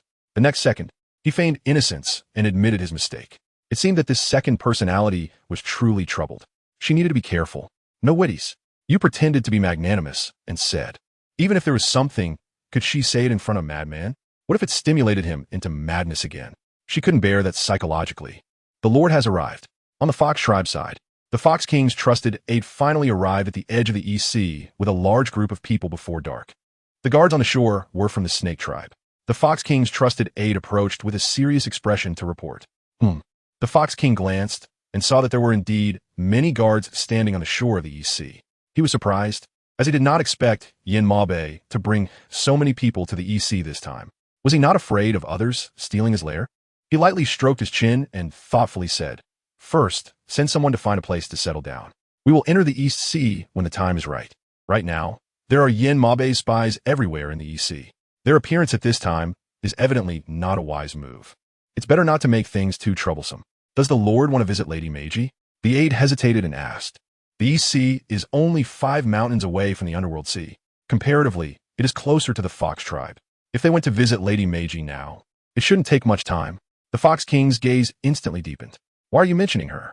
His melodious voice carried an indescribable chill and murderous intent. The aide was frightened and quickly knelt down to explain, Subordinate just thought that Lady Meiji, being a woman, if the Lord rescued her, she would definitely be at the Lord's service. The Fox King remained silent, quietly watching his trusted aide. His eyes were filled with indescribable complexity. He had not forgotten who had caused him to lose a tail to Yin Ma Bei. If it weren't for that incompetent woman, Meiji, he wouldn't have ended up like this. It was already quite good that he hadn't killed her himself. Visit her? The Fox King sneered inwardly. It would probably only make him want to enter even more. Time passed second by second. The aide was covered in cold sweat on his forehead and back. He knew that his suggestion had already angered his master. Not daring to continue to argue, he could only quietly prostrate on the ground, trembling with fear. Do you like Meiji? After a long while, the Fox King finally suppressed the anger in his heart and slowly spoke to the aide. The aide's face turned pale, and he repeatedly knocked his head on the ground. Subordinate dares not. Subordinate dares not. The Fox King ignored him, asking, when did this happen? The Fox King's aide had followed him for at least 1,000 years. He had done many things for him and had killed many people. The Fox King had a high regard for him. However, in terms of emotions, this aide was completely blank. He never expected that in the end, he would be so infatuated because of that wretched woman, Meiji. This truly surprised the Fox King. The aide was desperately suppressing his feelings, and when he could no longer hide it, he had no choice but to honestly explain. Lord, when you fed Lady Meiji the 100-worm pill, and she was imprisoned in the dungeon. No wonder. The Fox King took a deep breath. She seduced you? The Fox Tribe's charm technique is the best in the world. If Fox Tribe men and women do not wish, who can climb onto their bed? If it weren't for that wretched woman, Meiji, using some dirty tricks on his aide, how could he have fallen for her? Did he not fear death? The aide's face turned red, and he felt embarrassed. To him, love between men and women was quite normal. There was no talk of one seducing the other. But when these words came from the Fox King's mouth, it made the aide feel extremely embarrassed. No, he desperately defended Meiji. It was subordinate. The aide lowered his head, feeling that this matter was a bit difficult to explain, trying hard to push the responsibility onto himself. In short, this matter has nothing to do with Lady Meiji. If the Lord wants to blame someone, blame subordinate, the aide said somewhat resignedly. He knew that this matter was his fault, but when feelings run deep, who can control or stop it? He and Lady Meiji were the same. The Fox King was holding back his anger. All right. He said the word all right 3 times in succession. Anyone could hear how angry he was at this moment. He was not only wearing a green hat because of his aide, but also being played by that wretched woman, Meiji. Before the aide could continue speaking, he slammed his palm against the stone wall behind him. The fragments of stone fell like meteors from the wall. Some fell to the ground, and some fell into the spring behind him. The aide was so frightened that he trembled. He had never seen the Fox King so angry. His face turned pale, and he knew he was not far from death. The Fox King would not let him off so easily. Just when the aide thought the Fox King would kill him with one blow, the Fox King calmly told him to stand up. Get up. Chapter 87. Abortion. The Fox King's deep gaze fell on the aide. The aide's eyes flashed with surprise. He did not expect the Fox King to let him off so easily. Thank you, Lord. He hunched over and nervously stood up from the ground. The Fox King's gaze turned towards the distance. I'm giving you a chance to turn over a new leaf, he said loudly. The aide felt something was wrong in his heart. Go kill Meiji. The Fox King's cold gaze suddenly turned to the aide's clear black eyes, causing the aide's pupils to widen and his heart to race. Lord, he stammered. The Fox King ignored the aide's shocked and hard-to-accept expression and continued. As long as you kill her, I will forgive you. Between a woman and the aide, the Fox King naturally favored the aide. To him, Meiji was just a dispensable person. But this aide was different. He had followed him for 1,000 years, understood everything around him, and had helped him deal with many people. He was not willing to just kill him like that. The aide hung his head, his pupils filled with struggle and sadness. The Fox King did not continue to pressure him, loosening his tone. I will give you a day to think about it. If this aide is still unwilling to turn back, then he cannot blame this master for being ruthless. The aide trembled, lowering his head. Yes. Dr. Crane, how is my situation now? Over on the East Sea, Fu Qing woke up early in the morning and felt that her belly seemed to have grown a bit larger. Her condition was obviously a bit off. Therefore, she had the maid summon Dr. Crane to take a look at her, seeking peace of mind. Dr. Crane frowned and looked at her belly, which was twice the size of a normal pregnant woman's, and said softly, Madam, this pregnancy should be for 9 children. What? Fu Qing was shocked. 9 children? Doctor, he ignored Fu Qing's stunned expression and said seriously, Therefore, madam, Your belly appears to be more than twice the size of an ordinary pregnant woman. If I have so many children in my belly, will it be dangerous? Isn't it said that having twins carries great risks? She thought that having 9 children in her belly would mean her risk factor would be thousands of times higher than that of a woman pregnant with twins. Dr. He pondered, acknowledging that there was indeed some risk. He analyzed seriously. Ordinary pregnant women experience discomfort when carrying 3 or more children. But I have observed that you have not shown any such issues in the past few days. After a pause, Dr. He continued, it seems that your constitution is different from that of ordinary pregnant women. You just need to be extra careful during the delivery. Paid off, is it true? Has her physique improved to this extent? Can she even hold 9 children? And it poses no harm to her as the mother? It sounds so fantastical, doesn't it? The news of Fu Qing summoning the divine doctor, he naturally did not escape Yin Maobai's ears. He did not personally go to inquire, but waited for the divine doctor he to come out from Fu Qing before directly having his trusted aide bring him over. So, how is she doing now? Yin Maobai flicked the robe on his body and sat carelessly in the upper seat. Paying off seems good now. But the child in her belly is constantly consuming the nutrients from her body. If this continues for a long time, it will inevitably cause great harm to her health. Yin Maobai, that old antique, can't possibly be unaware of this. Otherwise, he wouldn't be thinking of taking her to the East Sea to alleviate her discomfort. Madam is in great danger. In front of Yin Maobai, Dr. He did not continue to hide it. He knew very well that this esteemed lord was not as reasonable as the rumors suggested. If he was unhappy, he could make you die. How could he dare to act like a divine doctor in front of this snake lord? That would be courting death. Dr. He bent down and respectfully reported. As the child in her belly grows day by day, the nutrients in the mother's body become insufficient, and the child may resort to killing each other for survival. The more Yin Maobai listened, the tighter his brows furrowed. Is there any way to stop this? He did not want the little woman to be harmed because of the child in her belly. How about an abortion? A crazy thought suddenly popped into Yin Maobai's mind. Wouldn't all problems be solved if he just got rid of the child in the little woman's belly? Dr. He trembled, his mouth agape, unable to speak for a long time. He clearly did not expect Yin Maobai to say such a crazy thing. Isn't this child his? Has he gone mute? Seeing that Dr. He was silent, Yin Maobai looked at him with a teasing expression. It seemed to imply that if he continued to pretend to be mute, he would personally render him mute with poison. Dr. He was so frightened that he knelt down with a thud, fearing that such an action would be even more detrimental to Madam's health. Please think again, Your Excellency. Madame Yu's body is already depleted. If the child is aborted, the harm to her would be no less than carrying the child. It could even lead to infertility in the future. A trace of disappointment crossed Yin Maobai's eyes. Is that so? He thought that getting rid of that old antique child would allow the little woman to conceive his child again. Then he could rest easy. He didn't expect this wouldn't work either. It truly disappointed him. Your Excellency, should we continue searching for the water dragon pearl? The confidant tentatively asked. The water dragon pearl is the second spring of the East Sea. However, considering Madam's health, even if it was hard to find, Yin Maobai had never let anyone give up. However, starting from yesterday afternoon, Yin Maobai suddenly abandoned the mission to search for the water dragon pearl. This left the confidant somewhat confused. Does the Lord intend to disregard Madame Yu's life or death? The thought frightened the confidant, making his heart race. Are you questioning me? Yin Maobai's wicked gaze turned to the confidant. Do you think my judgment is flawed? I dare not. The confidant lowered his head, not daring to question Yin Maobai. However, Madame Yu's current situation is far more serious than we imagined. If we really give up on finding the water dragon pearl, what will happen when we return to the snake clan? Should we just let Madame Yu continue to suffer from a burning pain? The Lord wouldn't be so heartless, right? Madame Yu is still carrying the Lord's child. Even if the Lord has grown to dislike Madame Yu now, he wouldn't let her live in such pain, would he? Then tell me, what should I do now? Yin Maobai's gaze darkened as he looked at the old antique's confidant. To be honest, he didn't like the old antique. And he didn't like this confidant either. He was too rigid and did not know how to adapt. He didn't understand what the old antique saw in this confidant. Stubborn? Or serious? Or perhaps both. Chapter 88. I am leaving the one-track-minded confidant didn't catch the displeasure in Yin Maobai's words. Just as he was about to speak again, he was interrupted. Since when did you, a guard, start caring about so many things? Yin Maobai leaned back on the couch, legs crossed. Do you think I'm useless? He questioned. Does the snake clan need more people to manage things? The confidant felt a chill and realized he had overstepped. He dared not continue. I know my mistake. The confidant bowed respectfully.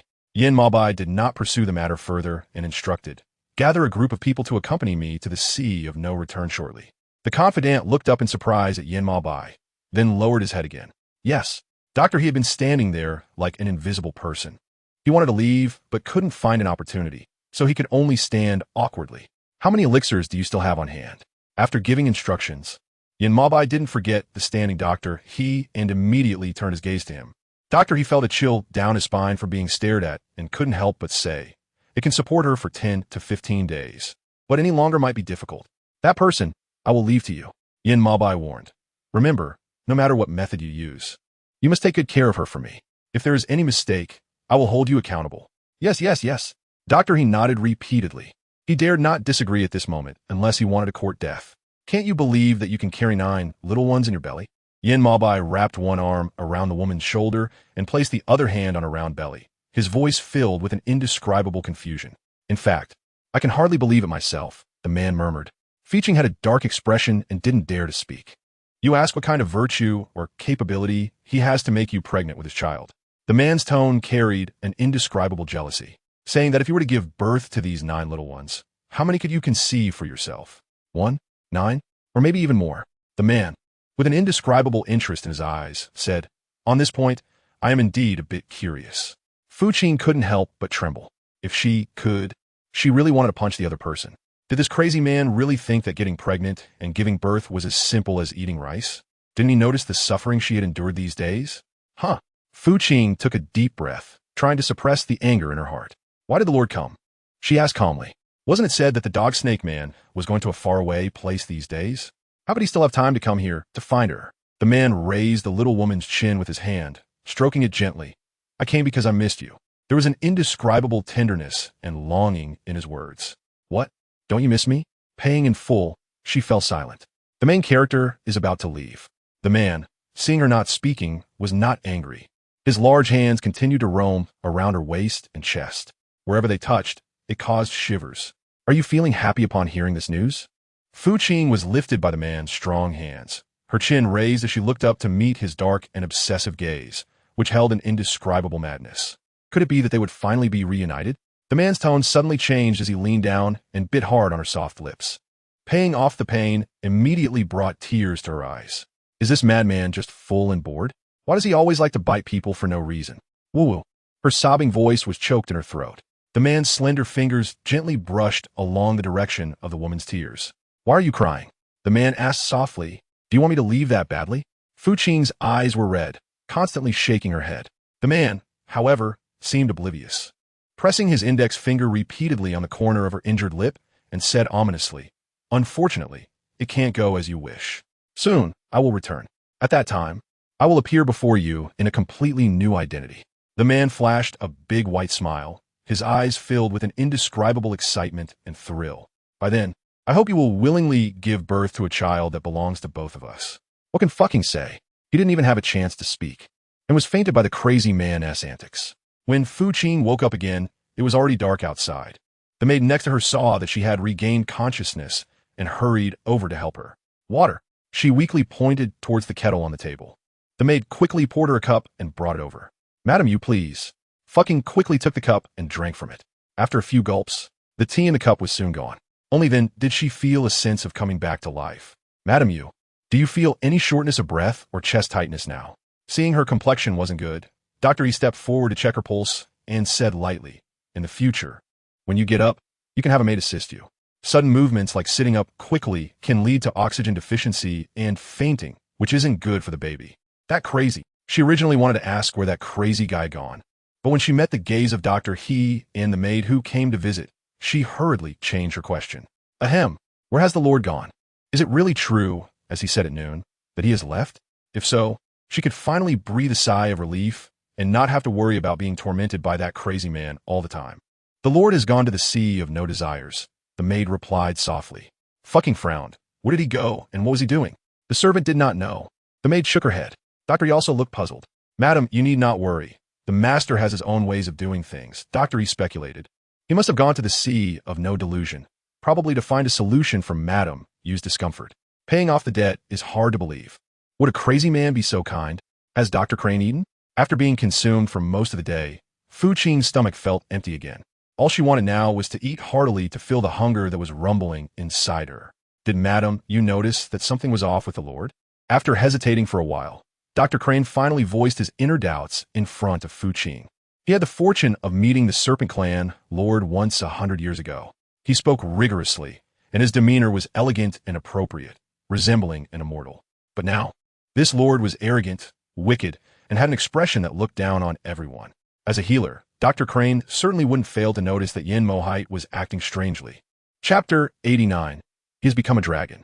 Fu Qing's body trembled, and he wondered what the words of the Crane doctor meant. Did he sense that the madman was not the original master? The Crane doctor looked at Fu Qing with confusion. The Lord shouldn't have been like this in the past. The Crane doctor confidently said, Madam Yu is the Lord's closest companion. Don't you think the Lord's recent behavior and words are very unusual? The Crane doctor didn't believe it. A person's oddity is most easily detected by those close to them. He couldn't believe that Madam Yu wouldn't notice the Snake King's abnormalities, unless she knew but couldn't stop it. The Crane doctor couldn't think of any other reason. As expected of the Crane doctor, he quickly sensed something was off. But did he know why? Separation syndrome. A look of realization flashed in the Crane doctor's eyes, and he decisively concluded. Only such a condition would reveal a different side of the other person. But is there any way to treat it? It can't be that when the other party has an episode, they just throw her onto the bed, right? What about her old back then? The Crane doctor lowered his gaze. There is currently no treatment for such a condition. He would need to find the cause of the Lord's episodes to treat it. What the Crane doctor said was as good as saying nothing. She wasn't a worm in Yin Ma-Bei's stomach. How could she know the reason for his episodes? So, does that mean the Crane doctor also doesn't know the treatment method? Fu Qing said lightly. The Crane doctor's old face flushed, and with a hint of shame, he replied, Yes, but after a while, I should be able to find a treatment method. Fu Qing was skeptical. All right, if doctor he has nothing else to do, he can go ahead and get busy. Just don't disturb her while she's eating. Yes. Doctor he raised his eyes and saw Fu Qing's disbelief. His determination to cure Yin Ma-Bei separation syndrome grew even stronger. Master, we're approaching the sea of no return. Here, a confidant, along with over 100 people, accompanied Yin Ma-Bei to the edge of the sea of no return, worriedly asking, Are you really going down? The sea of no return is not like the East Sea. It hides in the depths of the ocean and is a place for the remains of the Dragon Clan and martyrs. Only members of the Dragon Clan can enter. Yin Ma-Bei has not yet become a dragon, so he shouldn't be able to enter this place. But if he were to ascend and become a dragon at this moment, that would be a different story. Master, you should think this through. The confidant was concerned that if he ascended at this time, it could harm his body. The water dragon pearl is right below. Yin Ma-Bei disclosed an explosive piece of news in front of his confidants. They all widened their eyes in shock. Now do you understand why this master doesn't want you to go looking for it? Yin Ma-Bei looked at the confidant with a half smile. This place is not something you can just go and take. Even if you went, it would only be a waste of life. Master, however, before the confidant could speak, Yin Ma-Bei transformed with a loud boom into the golden form of the Serpent Clan. The golden body illuminated half of the sky over the East Sea, resembling the golden sunset on the horizon. It was extraordinarily dazzling. Master, what is that? A confidant of the Fox Clan, hidden at the edge of the East Sea, immediately spotted the golden light surging from the deep sea and pointed it out to the Fox King. It seemed someone had activated their golden form. The Fox King naturally noticed this unusual phenomenon as well. Sent someone to investigate and find out what is going on. The Fox King calmly ordered, Boom! Boom! Boom! Yin Ma-Bei's golden serpent body continued to expand. The raging winds stirred up the seawater, forming a giant wave like a tornado that swept through the surrounding area. The confidants were all tossed around by the massive wave, struggling to find something to stabilize themselves. Unfortunately, a few unlucky guards were swept directly into the torrent. Cries of despair filled the air. In the sky, what was once bright and sunny was now completely engulfed in clouds and wind beneath the towering giant wave. All the surrounding weeds and living creatures were swept into the wave. Quick, into the cave. The Fox King sensed something was wrong and quickly issued a command to the guard around him. However, some guards were caught off guard and unable to escape into the cave in time, getting swept away. The Fox King's confidants had never seen such a scene and were filled with fear. If they had hesitated for even a second earlier, they might not have safely stood in the cave now. The booming thunder continuously echoed from all directions, forming a trend of encirclement, all heading toward the sea of no return. The surface of the sea was immediately erupted by the thunder, creating layers of splashing water. Fu Qing had just finished eating when she noticed the surroundings were shaking continuously. Just as she was about to ask what was going on, A muffled banging sound began to echo in her ears. "Madam, you, please be careful." The maid hurriedly stepped forward to support her, fearing she might fall. However, Fu Qing's body continued to sway. What was happening? The maid beside Fu Qing asked, "Why is there such great turmoil in the EC? Perhaps someone has ascended." The maid speculated. As thunder clouds gathered, Yin Ma Bai, enveloped in a golden body and mixed with giant waves, soared into the sky. Crack! Boom! The massive thunder seemed to have been brewing for a long time. The moment Yin Ma Bai flew out from the sea of unwarranted, all the thunder struck towards him. Bang! Bang! Bang! With each strike, sparks flew from Yin Ma Bai's golden body. This was a necessary step to ascend and become a dragon.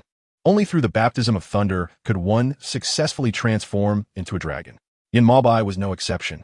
Under the relentless strikes of thunder, his body scattered in the air. After a whole hour, a rainbow-colored twilight finally rose in the sky.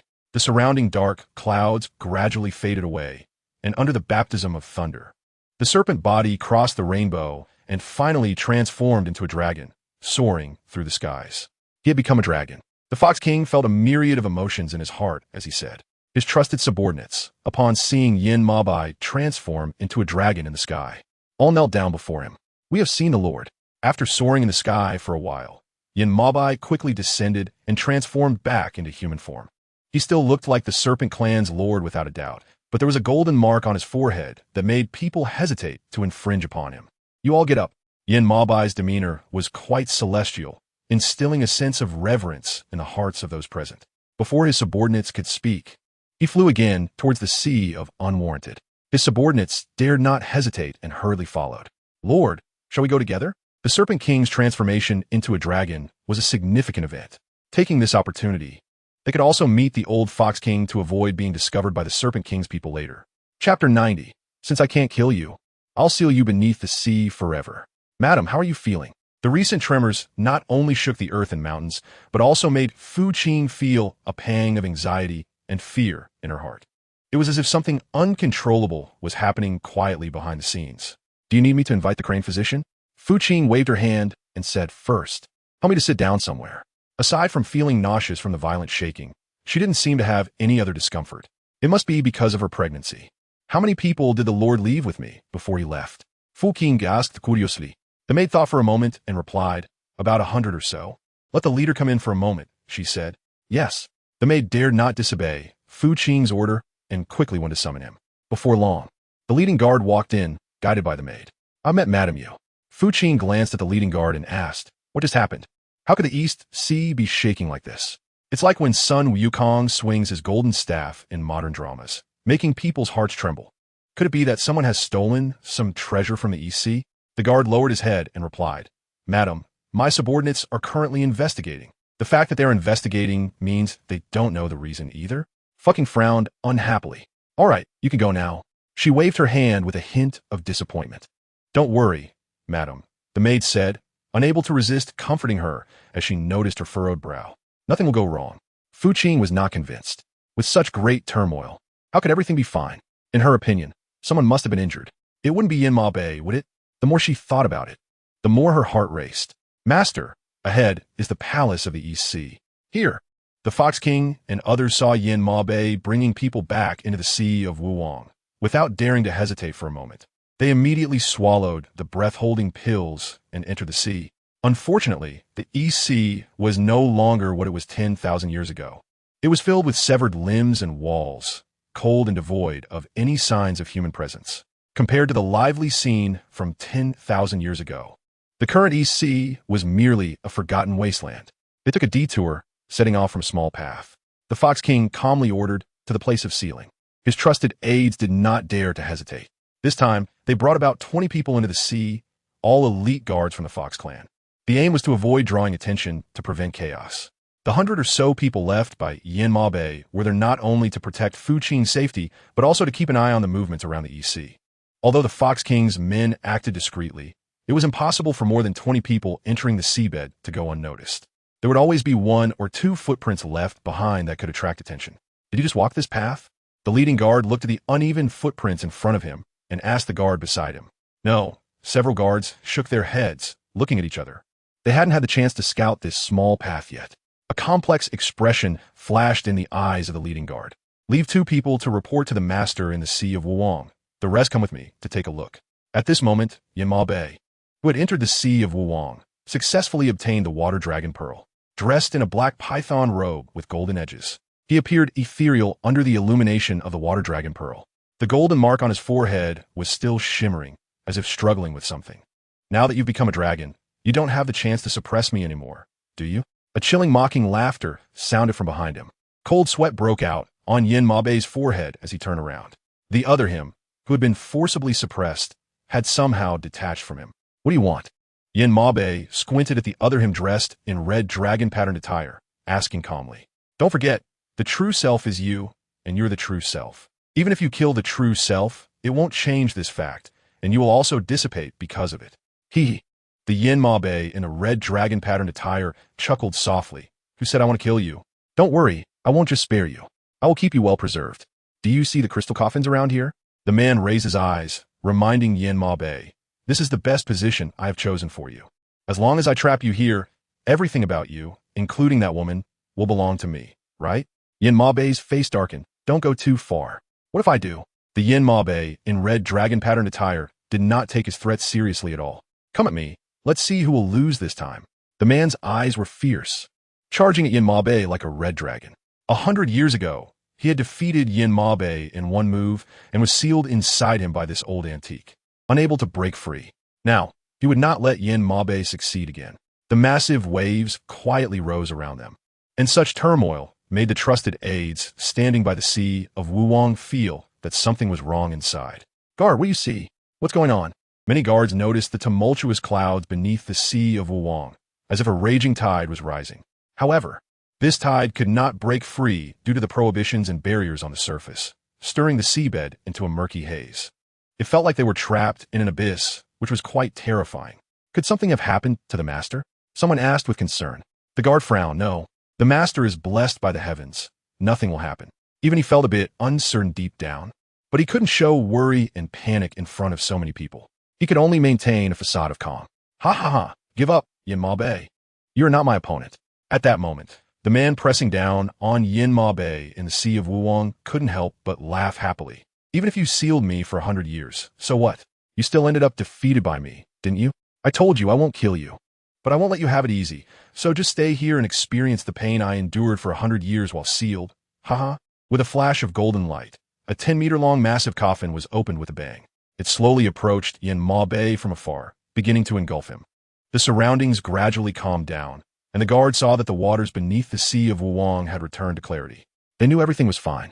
Just as they were wondering when Yin Bei would emerge from the Sea of Wuong, 2 guards suddenly rushed over, bowing to the trusted aides. Guard, it's bad. Suspicious individuals have intruded into the East Sea. Chapter 91. Why has the Fox King come here today to seek the true self? What should we do? The guard asked anxiously. The master is still in the Sea of Wuong. The nearby guard asked worriedly.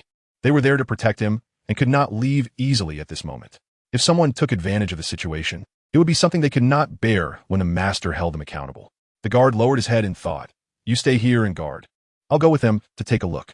Just as the guard was about to leave, a red shadow quietly emerged from the depths of the Sea of Wuong and stood in front of everyone. The guard was taken aback and quickly bowed in respect.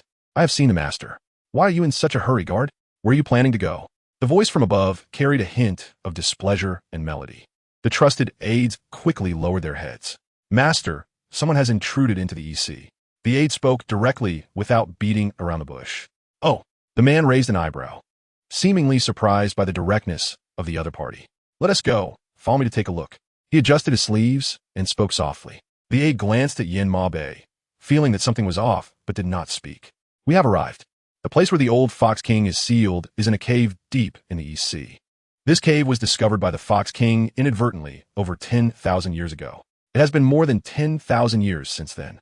I wonder how the father he sealed inside is doing. Is he still alive? The Fox King felt both nervous and a bit expectant. You all stay outside. I'll go in alone. Yes.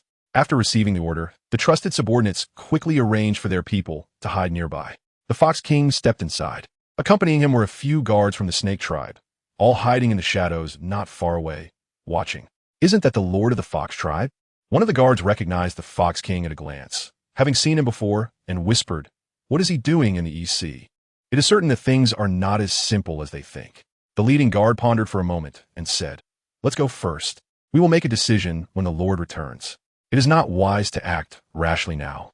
As the Fox King stepped into the cave again, he felt an otherworldly sensation. He still remembered how over 10,000 years ago, his good father had pushed him forward to block the blade for his good second brother. Fortunately, he was determined and survived. Otherwise, how could he have reached his current position? Talp, talp, talp. The Fox King continued to walk forward. The dark cave was eerily quiet, occasionally accompanied by the sound of dripping water, evoking a sense of dread and fear. At some point, a firecracker ignited in the Fox King's hand, adding a touch of warmth to the damp and dark cave. The old Fox King had been pierced through the peeper bone, making it impossible for him to use his powers, and he was forcibly sealed underground by the Fox King. At this moment, the Fox King used the firecracker to light the candles on the surrounding walls. The moment the candlelight illuminated the cave, it seemed to restore the brightness of daytime. Blindingly bright. "You have come." A hoarse voice filled with anger echoed from a golden rune iron frame at the bottom of the cave. The Fox King looked down from above, remaining silent. The old Fox King appeared much weaker than he did 10,000 years ago. His once half-black, half-white hair had completely turned white due to the passage of time. The authority on his face remained, but the sharpness in his eyes no longer held the same warmth. Instead, they were filled with murderous intent towards the Fox King. After enduring thousands of years of torment, it would be strange if the old Fox King could still treat others kindly like a normal person. "Do you realize your mistake, father?" When the Fox King said this, there was still a hint of expectation in his heart. If the old Fox King truly felt even a shred of guilt towards him, perhaps he would feel pleased and spare him a complete corpse. But who was the old Fox King? The former ruler of Qing.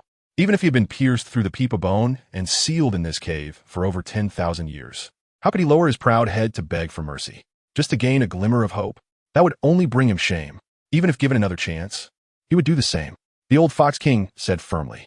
The Wolf King clicked his sharp teeth, clearly displeased. He wanted to say something, but was interrupted. "You think you hide well, and I won't discover it? I have long known your wolfish ambitions," the old Fox King said coldly. The moment his trusted subordinate was assassinated, the old Fox King had figured out that everything was orchestrated by him. How could he let him live happily? "You killed Lao Si and Lao Lu, didn't you?" The old Fox King's voice was filled with an indescribable chill, tinged with uncontainable regret. "And what about Lao Chi? They were all your brothers. How could you tolerate this?" The old Fox King's greatest regret in life was probably not killing him the moment the Fox King was born. Otherwise, how could his 9 sons die or disappear? Even his most beloved daughter could not escape the hands of this demon. How could he not hate? Yes. At this point, what else could the Fox King hide? He directly admitted everything in front of the old Fox King. "I killed them all," the Fox King said excitedly. "I just couldn't tolerate it." "You." The old Fox King was so infuriated by the Fox King's words that he could only widen his sharp eyes to look at him. Since father already guessed the truth in his heart, why pretend to be surprised? The Fox King said softly, "Didn't you just want me to admit it? Now that I have admitted it, what is the meaning of your heartbroken expression? Didn't expect it? Or do you still not believe I would kill them? Infidèle son. You unfilial son." Even though the old Fox King had long known that the deaths of several children were related to the Fox King. When the Fox King stood before him and admitted it in person, the old Fox King still found it hard to accept this fact. "They were all your brothers," the old Fox King said with bloodshot eyes. "How could you do this?" "Huh." The Fox King disdainfully spat on the ground. "Who among them is a brother?" "Father, have you forgotten? It was you who said that whoever stands out among the brothers would inherit the throne. You just wanted us to kill each other and leave the most outstanding one, right? Now I have done it. Father, you should be happy, not here blaming me." The old Fox King was so furious that he could hardly speak. He finally understood that the brotherly affection the Fox King had displayed before him was all fake. He had overestimated their brotherhood. He took a deep breath, calmly looking at the Fox King, and said, "Speak. What is your purpose in coming to see me?" Chapter 92. Golden Goo Lock. The old Fox King did not believe that his son, who killed his brothers, came to see him for any good reason. For over 10,000 years, he had been like a solitary person, suffering alone in this place. He almost forgot how he had been plotted against and sealed here by his good son. "The Fox tribe is failing?" The old Fox King sarcastically said. "For over 10,000 years, I have been thinking about you." The old Fox King changed his tone, his gaze piercing the Fox King like 1,000 arrows. He looked as if he wanted to peel off the fox skin from him. thinking about how you would die. The old Fox King's last words were almost a roar. It was clear that being sealed in this iron cage in the cave for 10,000 years had driven him slightly mad. Huh. The Fox King chuckled lightly. Unfortunately, it cannot fulfill Father's wish. The child has been living well all this time. The Fox King said lightly. The old Fox King was speechless with anger. Father, let's not talk about the grudges of 10,000 years ago today. The Fox King didn't want to come all the way here just to waste time on useless chatter. He indeed had a matter to ask his father for help. The old Fox King raised an eyebrow, surprised. The Fox King had something to seek help from the true self? The old Fox King mocked. This is truly a rare occurrence. The old Fox King should be quite familiar with GiantWolf, right? Facing the old Fox King's repeated ridicule, the Fox King didn't mind. Anyone who was sealed in this cave and tortured for 10,000 years would have a bit of a temper, especially someone like the Lord of Qing. A hint of confusion flashed in the old Fox King's eyes. Why are you bringing him up? He said in a rough voice. If it weren't for my scheming back then that sealed you here, you would have long married your little sister to him, the Fox King replied. Now he has married the second princess of the Dragon Clan and is expecting a child. The old Fox King remained silent, quietly waiting for him to continue. A few days ago, the Fox King learned from the Dragon Clan that this second princess is very fertile. The Fox King slowly said, You know my situation. It's not easy for me to have offspring. GiantWolf, like me, also finds it difficult to have children, yet he now has his own. The Fox King once thought, what if this second princess of a Dragon Clan ends up with me and becomes pregnant with my child? The Fox King fantasized. So I thought of a way to abduct her to the Fox Clan. Unfortunately, in the end, GiantWolf discovered it. At this point, the Fox King paused.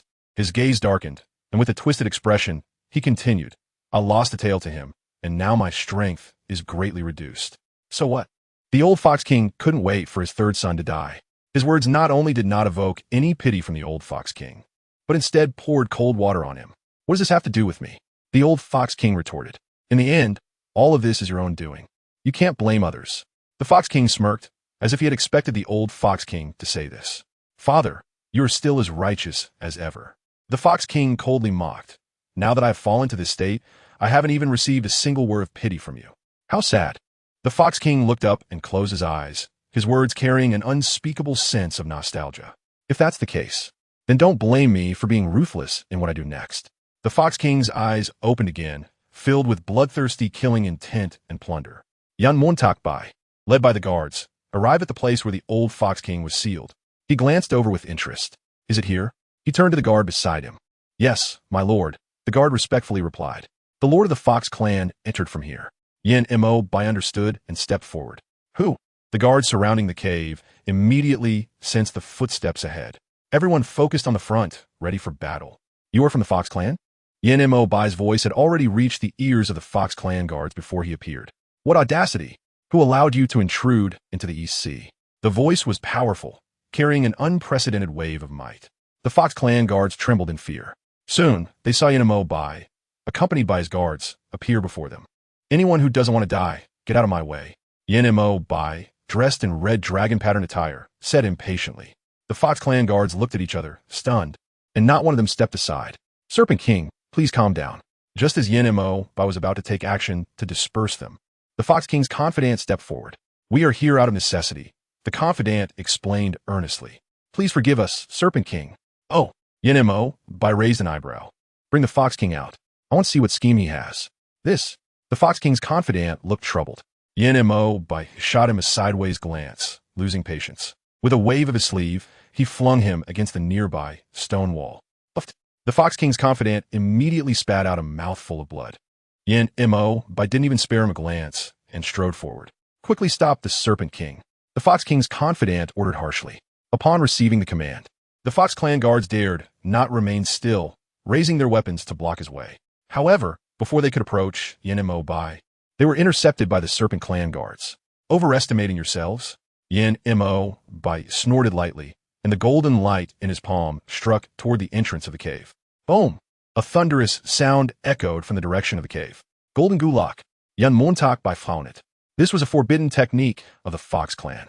No wonder it looked ordinary. It had been set up with a forbidden technique long ago. The rumbling noise naturally reached the old Fox King's ears. At this moment, the old Fox King had already lost all his powers, appearing as if on the brink of death. The Fox King ignored him. directly throwing him to the ground and striding out. After a puff of smoke cleared, a long opening appeared at the cave's entrance. The huge rocks above shook and teetered, ultimately crashing down with a loud bang. At that moment, the Fox King stepped out from the cave's entrance. Chapter 93. You've taken everything you wanted. What else do you want? The Fox King's complexion looked quite good. The mountain flower that had previously lost a tail reappeared on his forehead, showing a hint of a golden hue. You have recovered? Yin Mo Bai immediately noticed the Fox King's surge in strength, feeling suspicious. Not only that, but he also sensed a familiar aura within the Fox King. It felt very familiar, as if he had seen it somewhere before. The Fox King smiled. Thanks to the Serpent King. Does the Serpent King have business here? Yin Mo Bai chuckled lightly. This should be a question for the Fox King to answer. He slowly spoke. Fox King, why are you not staying your Fox clan and running to the East Sea? This golden gulak is your Fox clan's forbidden technique, right? Yin Mo Bai looked toward the glowing seal in the direction of the cave. Why did you come to the East Sea to seal someone? Who offended you? Yin Mo Bai's continuous questioning made the Fox King feel quite displeased, and even his tone became a bit impatient. Does the Serpent King not think he is asking too many questions? The Fox King frowned and replied, the East Sea is currently a lawless sea, and all clans can come freely. What is strange about me being here? Does the Snake King think that the East Sea is already in your pocket? Is everyone unworthy to come here? Huh? Yin Mo Bai sneered, saying nothing, and walked straight towards the cave. How could the Fox King let him have his way? What does the Snake King want to do? Looking at the Fox King blocking his path, Yin Mo Bai furrowed his brows. Why is the Fox King so nervous? He only wants to see what's inside the cave. After speaking, without waiting for the Fox King to respond, Yin Mo Bai pushed his hand away and strode forward. Be careful, Your Excellency. However, just as Yin Mo Bai was about to step into the cave, the reminder from his trusted aide behind him made him immediately turn and dodge. Bang! A massive palm suddenly slammed down on the boulder behind him. What is the Fox King doing? Yin Mo Bai questioned the Fox King with displeasure. This cave is a restriction created by my Fox clan. If the Snake King doesn't want to bring disaster upon himself, I advise him to leave here quickly. The Fox King coldly warned. Having just obtained the golden pill and unlimited cultivation, he didn't want to become enemies with Yin Mo Bai at this critical moment. But if he continued to act so stubbornly, he couldn't be blamed for being ruthless. Yin Mo Bai narrowed his sharp, snake-like eyes. Is the Fox King threatening him? The atmosphere instantly became tense. Do you know when was the last time someone threatened me? Yin Mo Bai said unhurriedly. I estimate that the grass on his grave is probably already covering him. The Fox King was taken aback. Seizing the opportunity, Yin Mo Bai shoved the Fox King aside and continued to step forward. You must not go. The Fox King stepped forward again to block him. If the Fox King hadn't obstructed him at first, Yin Mo Bai might not have been so interested in exploring the cave. But now, his repeated attempts to stop him only made him more curious about what treasures were hidden in the cave that made the Fox King so anxious. Thus, the Fox King's interference displeased him. The two immediately began to fight in front of their guards. Golden light and waves surged around them. Some guards with weaker cultivation were directly pushed away by the golden light radiating from the two.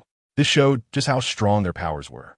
As an exceptional practitioner, Yin Mo Bai naturally felt the Fox King's sudden surge in cultivation during the fight. It felt like the opponent had suddenly ascended from a weakling to a strong one. If it weren't for the use of forbidden techniques or the absorption of others' cultivation and golden pill, Yin Mo Bai wouldn't have thought of how the Fox King's power could increase to such an extent. Why does the Snake King need to be so aggressive? Even if the Fox King had absorbed the cultivation and golden pill of the old Fox King, he hadn't fully refined it yet. Naturally, his power wasn't as strong as Yin Mo Bai's explosive strength. He often encountered setbacks. Thus, he could only engage in combat with Yin Mo Bai while verbally maneuvering around him. How could Yin Mo Bai, who has lived for over 10,000 years, not see through the Fox King's little schemes? He wouldn't let the Fox King have his way. Don't waste your effort, Fox King, Yin Mo Bai chuckled. Although I don't know why your strength has surged, just based on every move you use against me now, it is clear that it is all superficial. You are simply not my match. The Fox King's face turned pale. Yin Mo Bai's words made him somewhat flustered. Consequently, the speed of his strikes was nowhere near as quick as before. A flash of golden light flickered in Yin Mo Bai's eyes. This was the effect he wanted. Without waiting for the next moment, he directly struck the Fox King's chest with a palm. Poof! The Fox King was knocked back repeatedly. It was evident that he was hit hard by Yin Mo Bai's palm, making it very difficult for him to stabilize himself. Your Excellency! The Fox King's subordinates were worried when they saw him get injured. Go! While the Snake Clan guards Haven T reacted yet, the Fox King quickly ordered. He disregarded his injuries and hurriedly led his subordinates to disappear swiftly. He didn't even think about managing the old Fox King he had abandoned in the cave.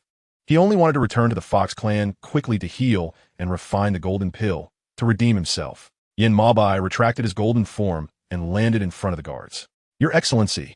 Yin Mabai ignored them and stepped back. The Fox King kept trying to stop him from entering. He wanted to see what treasures were hidden in this cave. Could it be that the Fox King's cultivation and strength were related to this cave? Bang! With a loud noise. The golden runes at the cave entrance were shattered by Yin Mabai's palm, causing a violent tremor. The guards were shaken left and right by this shock. In contrast, Yin Mabai appeared unaffected. He waved his red-golden dragon-patterned sleeves to dust off the debris in front of him, then stepped into the cave. The cave was dark and cold, but the faint glimmer of light ahead made it seem somewhat dim. Cough, cough, cough. Yin Mabai heard the continuous coughing sounds ahead and frowned immediately. Who? With a whoosh. A fierce fire ignited in his hand. The blue-yellow flames looked very eerie in the cave, illuminating the entire space brightly. Ahead, the old Fox King, having lost his golden pill and cultivation, could only lie on the ground like a useless person. A head of white hair spread on the ground like straw, looking very lonely and desolate. You've taken everything I wanted, so what do you want now? Chapter 94. How much you want, prove it to me. The old, hoarse voice sounded so cold. At the moment he lifted his gaze, the hatred in the old Fox King's eyes did not escape Yin Mabai's sight. You are. Upon seeing that the visitor was not the Fox King, the old Fox King paused for a moment and hesitantly asked. Yin Mabai's eyes sparkled with a hint of a smile. Long time no see, old fellow. His voice was light and cheerful, filled with an indescribable joy. The old Fox King was taken aback. Snake King? Hee. Yin Mabai squatted down in front of the old Fox King, surprised that after so many years, the old Fox King still remembered him. Do you need me to help you up? Yin Mabai extended his hand to the old Fox King, signaling his intention to help. At this moment, the old Fox King could no longer refuse. The seals and tortures of over 10,000 years had long since worn down his pride. Thus, when Yin Mabai extended his hand to him, he easily accepted it. Thank you. With Yin Mabai's assistance, the old Fox King finally managed to sit up. Yin Mabai curled his hand slightly. How did you end up like this? He was just asking out of curiosity and did not mean to mock the other party. The old Fox King is a righteous person. He also contributed significantly during the battle at Bujo Mountain back in the day. This is something everyone knows in their hearts. It was indeed surprising for Yin Mabai to see him end up in such a situation. Was it done by Fox Old 3? This Fox Old 3 naturally refers to the current Fox King. In the battle at Bujo Mountain, among the old Fox King's many offspring, only he survived. This is truly unexpected. Fox Old 3 is actually the weakest among the old Fox King's many children, and he was the least favored. Who would have thought that the position of the Fox King would ultimately fall into his hands? No one could doubt it. Alas, the old Fox King sighed, causing the Snake King to chuckle. As long as you know, Yin Mabai said lightly. When I helped you up just now, I noticed that your cultivation and inner Dan were missing. Were they drained by Fox Old 3? This explains why his opponent's cultivation suddenly surged during their earlier confrontation. It seems he used the Fox Clan's forbidden technique to absorb this old man's golden Dan and cultivation, causing his power to skyrocket. The old Fox King neither denied nor confirmed it. How did the Snake King end up here? He changed the subject. Yin Mabai raised an eyebrow, not exposing him. What do you think? When Fox Old 3 took advantage of my ascension to intrude into the East Sea, I naturally had to come and check what he intended to do behind my back. Who would have thought that at this moment? Yin Mabai suddenly looked at the old Fox King and said, Fox Old 3 contributed quite a bit in that battle 1,000,000 years ago, right? I remember that in that battle, the old man's 10 sons had very few survivors. Among them was Fox Old 3. The others were sent back to the Fox Clan due to severe injuries, and soon after, they all died. Whether they genuinely died from injuries or were harmed by Fox Old 3, it remains unknown. After all, the battle was chaotic, even with a great victory. There were countless casualties, and not many paid attention to this matter. But now, looking at this old man's miserable state, it's very likely that the deaths of several Fox Clan princes back then were not accidents, but caused by Fox Old 3. Since the Snake King already knew in his heart, there was no need to ask further. The old Fox King did not want to mention the matter of Fox Old 3 harming the offspring of the Fox Clan too much. This would only prove his incompetence, leading to the situation today. Yin Mabai scoffed. Who would have thought? Who would have thought? He shook his head and sighed. One day you, who are now so high and mighty, will also end up in such a situation. Do you remember how the old Fox King in green looked so unattainable on Qing Mountain back then? It's truly lamentable how things have turned out now. The old Fox King did not take in Mabai's mockery to heart. Instead, his spirit became somewhat lethargic. Can you do me a favor? The old Fox King, gasping for breath, grabbed Yin Mabai's sleeve. He did not refer to himself as this lord, but spoke in a normal tone to make a request to Yin Mabai. Yin Mabai raised an eyebrow. What is it? Looking at the old Fox King's almost departing appearance, Yin Mabai did not show any unusual impatience. Patiently listening to him express his request. Find Shi for me, and then hand over Qingqiu to her. It was clear that the old Fox King was using all his strength to say this. As soon as he finished speaking and handed the communication shell to Yin Mabai, he did not wait for a response before he completely breathed his last. There was not much tragic or unwilling sentiment. There was no excessive confession, just a passing like an ordinary person's departure. After making his arrangements, he departed from this world. Yin Mabai looked at the item in his hand with a complex expression. Did he just get himself into trouble? Madam, the master has returned. At that moment, in the Dragon Clan's palace that had been vacated, Fu Qing was just about to lie down to rest for a moment when a maid suddenly came in from outside the hall to report. She was stunned. Wasn't it said that he wouldn't be back so soon? Why did he suddenly return? Does Huaner not wish for me to come back? Before Yin Mabai arrived, his voice had already come from outside the hall. Mo Bai, dressed in a red dragon pattern outfit, rushed in from outside the hall. The man stood tall, with sword-like eyebrows and starry eyes, and a hint of an ambiguous smile at the corner of his lips. With a raised brow, she hurriedly tried to lift the thin blanket and get out of bed to pay her respects, but was pulled back by the man's long arm, firmly settling her on the couch. Have you missed me? The man's large hand caressed her belly, which was twice the size of a basketball, with strange sparks flickering inside. The maid, seeing this, quickly retreated. Master, is everything taken care of? Fei Qing frowned and tentatively said, Could you not hold me so tightly? Is she going to run away or fly?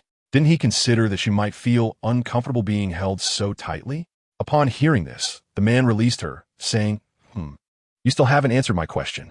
He raised his gaze to meet the little woman's eyes and asked, In the 2 days I was away, did you miss me? Fu Qing didn't want to answer, but she knew that if she didn't, the man would definitely not let her go. Sigh, this is really frustrating, she thought. Reluctantly, she said something. Whether she truly wanted to or was just pretending, it was hard to tell what Fu Qing was really thinking. Perhaps it was because she wanted to stay alive that she had to utter such falsehoods. The woman's answer pleased the man's psyche very well.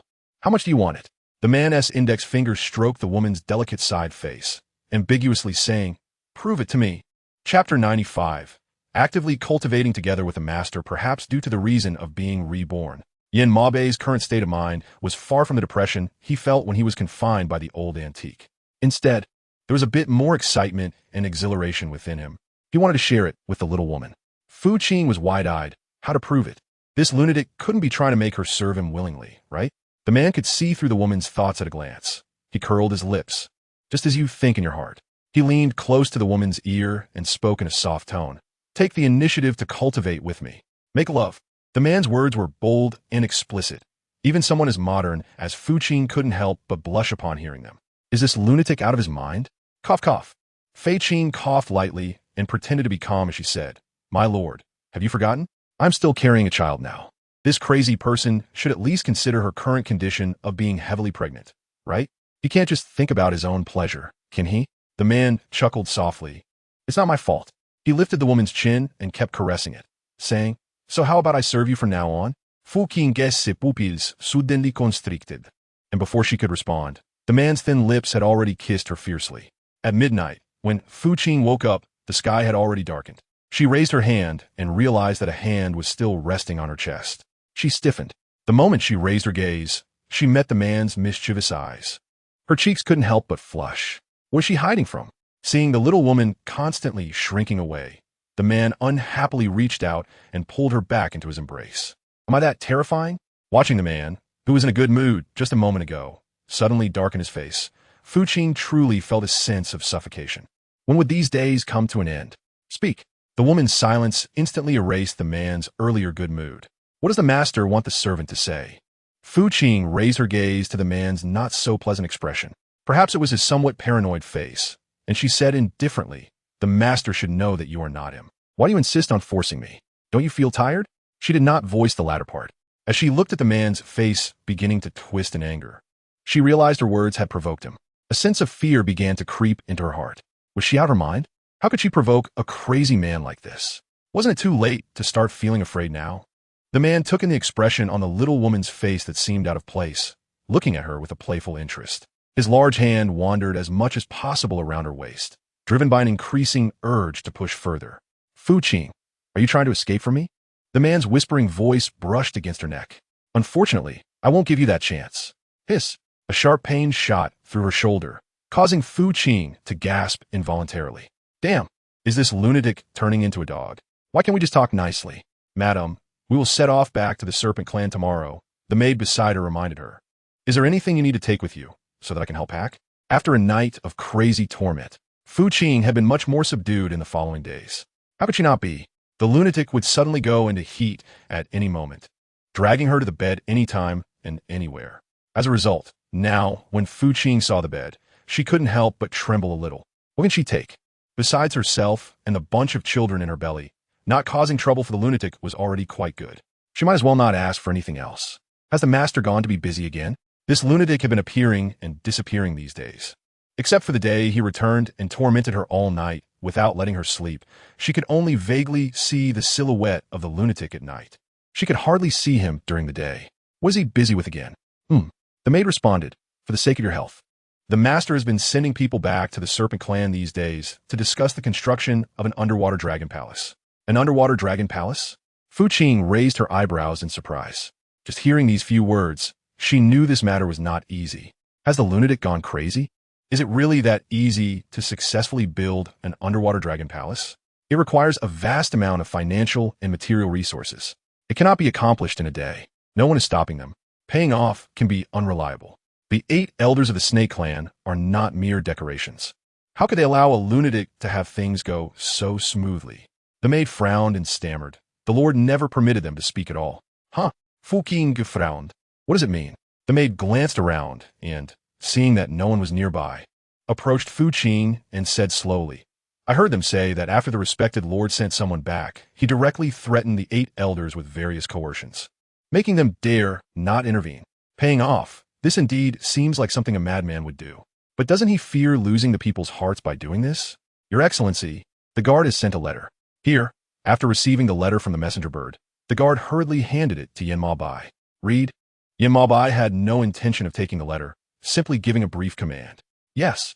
After receiving the order, the guard immediately opened the letter and began to read. As expected by the Lord, the 8 elders are now discussing how to stop the construction of the Water Dragon Palace. Princess Wachio is particularly active in rallying the Serpent Clan to protest together. Your Excellency, the construction of the Water Dragon Palace is not a matter of a day or two. The elder suggestions are not without reason. I hope you will consider this carefully. It was clear that even the guard was not in favor of constructing the Water Dragon Palace. However, after hearing this, Yin Ma Bai felt no surprise at all, as if he had anticipated that things would turn out this way. The plan remains unchanged. The guard will send a message to the others. Yin Ma Bai said leisurely, if anyone dares to speak against it, let them come to me. Who would dare to say anything now? Naturally, the news of Yin Ma Bai wanting to build the Water Dragon Palace spread among various clans. Upon hearing it, everyone exclaimed that Yin Ma Bai had gone mad. Building the Water Dragon Palace is not something that can be done just like that. The Boar King frowned and said, does the Serpent King not fear causing great chaos by doing this? Many clans are keeping an eye on the Serpent Clan. If the Serpent Clan spends a lot of financial and human resources to build the Water Dragon Palace at this time, it would certainly be a waste. For those with ulterior motives, this is a golden opportunity. They could easily attack the Serpent Clan. Chapter 96. Then let them not come to pay their respects in the future. Who knows? The Goat King sighed along with the others. They are still seeking the protection of the Serpent King. If even the Serpent King cannot be relied upon, what should these low-level kings do? Why don't we go to the Serpent Clan and persuade them? Someone in the clan suddenly suggested. Yes, if so many of us go to persuade, the Serpent King should listen to us. Let's go now. The more everyone thought about it, the more they felt it was a good idea, and they all rushed towards the Serpent Clan. Elder Amo, what should we do now? The sudden arrival of so many esteemed guests truly puzzled the elders of the Serpent Clan. They had never hosted so many people before. It felt like the guest rooms were about to run out. If it really doesn't work, let them sleep on the floor. Elder Lu suggested. Wait for the Lord to return and report. Is that okay, second brother? Elder 7 said in surprise, if this gets out. One of B said that our serpent clan lacks hospitality. Then do you have a good idea? Let's hear it. Elder Lu said irritably. Elder 7 fell silent. Given the current situation, he couldn't think of a better solution either. Then let's listen to the second one.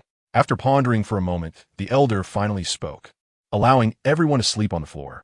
The Lord will return the day after tomorrow, Elder 4 said. Then let the Lord decide. These elders only manage the internal affairs of the Serpent Clan. Matters like external relations are the tasks of the leaders. They have no authority to intervene. Can I not stay in this coffin anymore? On the way back to the Serpent Clan, Fu Qing kept emphasizing in Yin Maobai's ear. She had been in the coffin when she arrived. Who would have thought she would have to stay in the coffin upon returning? Is she dead? Or is she not allowed to see the light? Why is she always locked in the coffin? Do you want to keep hurting? Yin Maobai raised an eyebrow and asked her, just bear with it a little longer. It will be fine once we return to the Serpent Clan. Paying off. Haven't you already gotten the Dragon Balls? Why do you still want her to stay in this coffin? Is this intentional torture? Yin Maobai nodded and said, getting them is one thing. Being able to use them is another. He knows very well what the little woman is thinking. The Dragon Balls can only work in areas with vast waters. As he spoke, he looked down at the coffin. You can't even bear to stay inside. And putting the Dragon Balls in there can only temporarily alleviate your pain. But if the little woman insists on coming out of the coffin, then it's not certain what will happen. Qing lowered her head. Okay, don't be discouraged. Yin Maobai reached out to touch the woman's hair tips as a gesture of comfort. Your situation is much better now, so there's no need to worry about shortness of breath anymore. He had seen the little woman's condition through the eyes of the old antique, and she would often turn pale. Now, under the protection of the water dragon pearl, she no longer experiences these issues. That's already quite good. Do you need me to accompany you? Yin Maobai gave the little woman a mischievous smile. Paying off, without a second thought, she shrank her head into the coffin. She didn't want that pervert to accompany her. You might as well stay wherever it's cool. The little woman's resistance was all seen by Yin Maobai. He lightly tapped his chin with his tongue, feeling an impulse to drag her out of the coffin and give her a beating. However, considering that the little woman was still pregnant, he ultimately suppressed that impulse. Master, we are approaching the Scorpion clan. A guard suddenly stepped forward to report. Yin Maobai took a glance and recalled how many beast coins the guards borrowed from the Scorpion clan last time. He instructed, when you pass by later, remember to hunt 2 fierce beasts to send to them. The guards were somewhat puzzled, but still obeyed the order. Since when did the master become so polite? The hunting guards were confused. Didn't the master say last time to let them rob? Why this time he asked them to capture fierce beasts to send to the Scorpion clan? Has he changed his nature? Who knows? One of the guards urged. He is the master. Following his words to do things is definitely not wrong. The road back to the Snake clan was always so lonely and boring. Fortunately, it was only boring for 3 days, unlike the journey there which took nearly half a month. They either flew carrying the coffin or stopped at inns to rest before continuing. Now back at the Snake clan, Fu Qing felt an indescribable sense of stability. Master, the elders said they want to come out to greet you. A guard nervously stepped forward to speak. They said the master has worked hard on the way. And after returning, you should rest well. Once you have rested, they will come to pay their respects. Is this a protest against the master? Yin Maobai curved his lips. In that case, let them not come to pay their respects from now on. A look of astonishment crossed the guard's eyes. Did the master really say that? Hearing this from the guard, the elders all frowned. Brother, what should we do next? The 4th elder said worriedly. The master is determined to build an underwater dragon palace for that woman. We are afraid we cannot stop it. In my opinion, we should find that woman to persuade her. The 2nd elder suggested, building an underwater dragon palace is not a task that can be accomplished in a day. As long as we explain the reasons and the necessity, I believe, madam, you should be able to understand and perhaps help us persuade the master. Will this work? The 7th elder was not optimistic. What if the idea of building the underwater dragon palace was proposed by her? The elders fell silent. Let us not worry about that for now. The 1st elder spoke, let us go with the 2nd S method and give it a try. Even if it doesn't succeed, we must explain the pros and cons to her, so she knows how much impact this matter will have on their Snake clan. Madam, the 1st elder requests an audience. In the Jiawa Palace, just as Fu Qing lay down in the mysterious crystal coffin, a maid hurriedly walked in from outside the hall. Fu Qing was taken aback for a moment, and before he could call for anyone, several elders had already rushed up to him. Lady, you as well. Fu Qing only then came to her senses, half sitting inside the Xianjing coffin. Do the elders have something to discuss? It wasn't that Fu Qing didn't want to talk to them. It was just that her current situation was quite inconvenient. Her large belly pressed against the inner wall of the coffin. She could manage to say a few words for a short time, but after a while, Sitting like this made her very uncomfortable, as if a storm were raging inside her. Chapter 97. Habitat. The elders were solely focused on stopping the construction of the Water Dragon Palace, completely disregarding Fu Qing's comfort. Does lady you know about the Master's plan to build an underwater dragon palace? The first to speak was the Grand Elder. It was clear that he strongly opposed this matter, as his two white brows were almost knitted together when discussing it. Although Fu Qing had a faint suspicion, she still couldn't help but remain silent for a few seconds when the elder spoke up. Did the elders want her to persuade the Lord? Given Fu Qing's current situation, would she do that? Since Madame Yu is aware, you should also know what to do next, right? The second elder said, building an underwater dragon palace is no small matter. It could easily provide an opportunity for outside clans to take advantage. In the 1,000 years since the formation of the Snake Clan, there has never been a major disturbance. If we were to be invaded by outside clans because of the construction of the underwater dragon palace, then we would truly be at fault. Frowning, she asked, moral coercion? Have any of the elders thought to ask the master for her opinion? She spoke slowly. What if this matter is not as you all think it is? The elders were all taken aback. What did Madame mean by this? The Grand Elder asked, do you not want to persuade the master with us? Fu Qing glanced at the leading elder. Why should this lady persuade? She quietly retorted to the elder, since this matter was decided by the respected master. She naturally follows her husband as her sky. Whatever he says is what it is. What is there to persuade? Moreover, the crazy things he does are all for her own good. Why should she be ungrateful and join others in opposing him? Does she have to be so saintly? You. Although the elder and others had long anticipated being rejected by Fu Qing, they couldn't help but feel a bit angry upon hearing her words. Someone, see them off. Fu Qing didn't care whether the elders were angry or not. All she wanted to do was rest.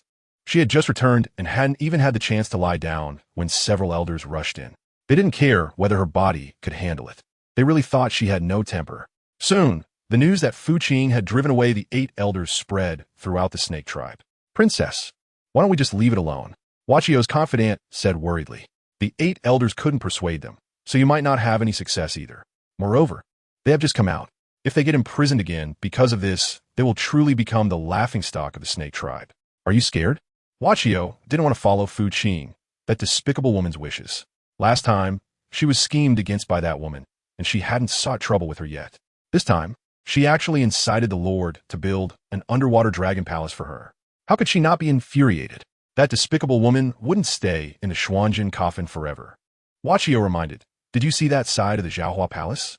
That's where Mo Bai has been building a hot spring for that woman recently. Princess, do you mean? The maid seemed to realize something and trembled in fear. Hee. Wachio sneered. That despicable woman will spend the days in that hot spring until she gives birth to a snake child. Take this opportunity to have Nino prepare some things. The maid frowned in worry. What if the Lord finds out? The whole snake tribe will surely be in a panic. Can you make our people do it more discreetly?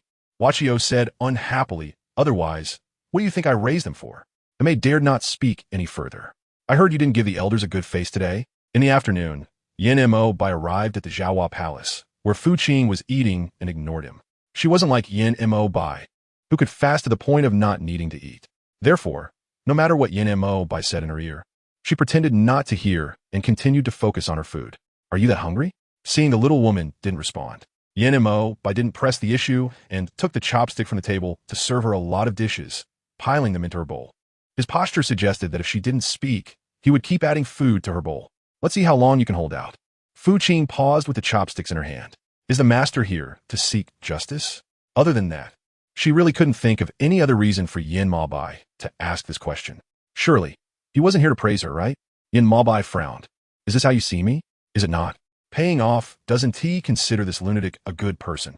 Just because he is not crazy right now, doesn't he mean he won't go insane in the next second? Hee, you really have no heart, woman. Yin Ma Bai sneered. No wonder that old antique hasn't managed to take you down after so long. I think you're just asking for a beating. What does the master want to take this servant? Fu Qing looked at him with some fear.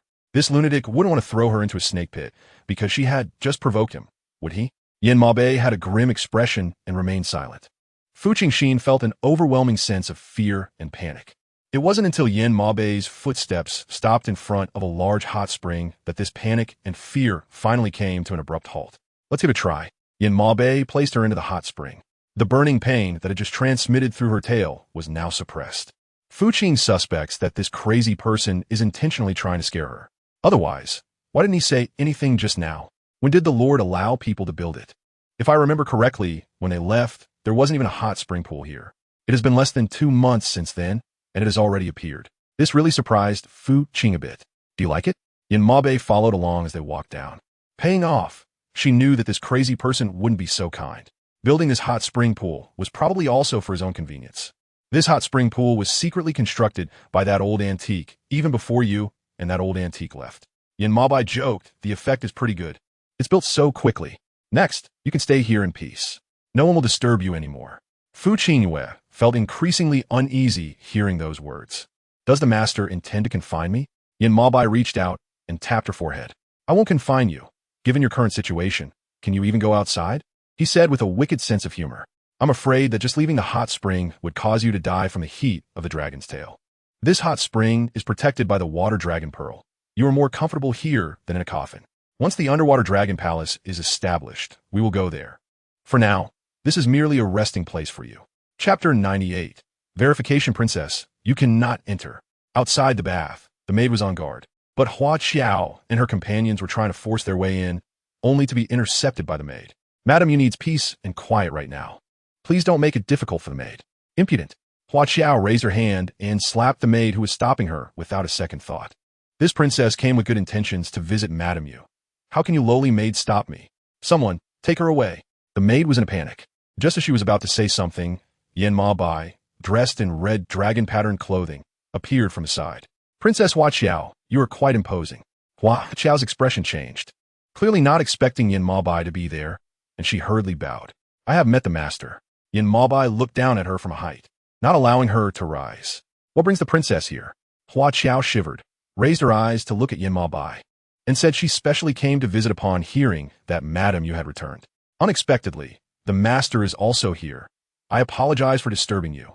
The commotion outside the hot spring naturally reached Fu Qing's ears. She looked up and saw nothing but a dense thicket of flowers. Indeed, she couldn't see any figures outside. She simply gave up and quietly listened by the edge of the hot spring. Madam Yu is not well and should not receive visitors. Yin Mabai said on Fu Qing's behalf. If Princess Hua Qiao has nothing important, please return. Hua Qiao's face nearly twisted with anger. Brother Mabai. She stamped her foot. Yin Mabai's gaze sharpened. Is there something else? His calm tone carried a hint of cold, murderous intent. Hua Qiao shivered and didn't dare to say anything. Hua Qiao retreated. Madam, don't worry. With the master protecting you outside, Princess Hua Qiao wouldn't dare do anything to you. The maid saw Fu Qing lazily lying at the edge of the hot spring and thought she was feeling down for not being able to go out. So she kindly tried to comfort her. In fact, Fu Qing didn't care about this matter at all. What does Hua Qiao or the 8 elders have to do with her? She was struggling to protect herself, spending her days in this hot spring. Aside from that, she didn't dare to go anywhere else. This kind of life was no better than death. She had no mood to care about so much. Princess, please don't be angry. Even after Hua Qiao left, she still felt a lingering anger within her. Why? What gives that wench the right to receive Brother Mabai's love? Hua Qiao expressed her dissatisfaction. I'm of the same kind as Brother Mabai. Why would he prefer that wench over me? Someone of his own kind? What makes me inferior to that wench? Even now, Hua Qiao still couldn't figure out. In terms of cultivation and beauty, she believed she was no less than that wench. In terms of status, she was the last princess of the Snake Clan. Why would Brother Mabai rather accept that wench than get closer to her? She was unwilling, truly unwilling. You go tell Nino. Hua Qiao's eyes glinted with a venomous, murderous intent, saying, let him find an opportunity to act quickly.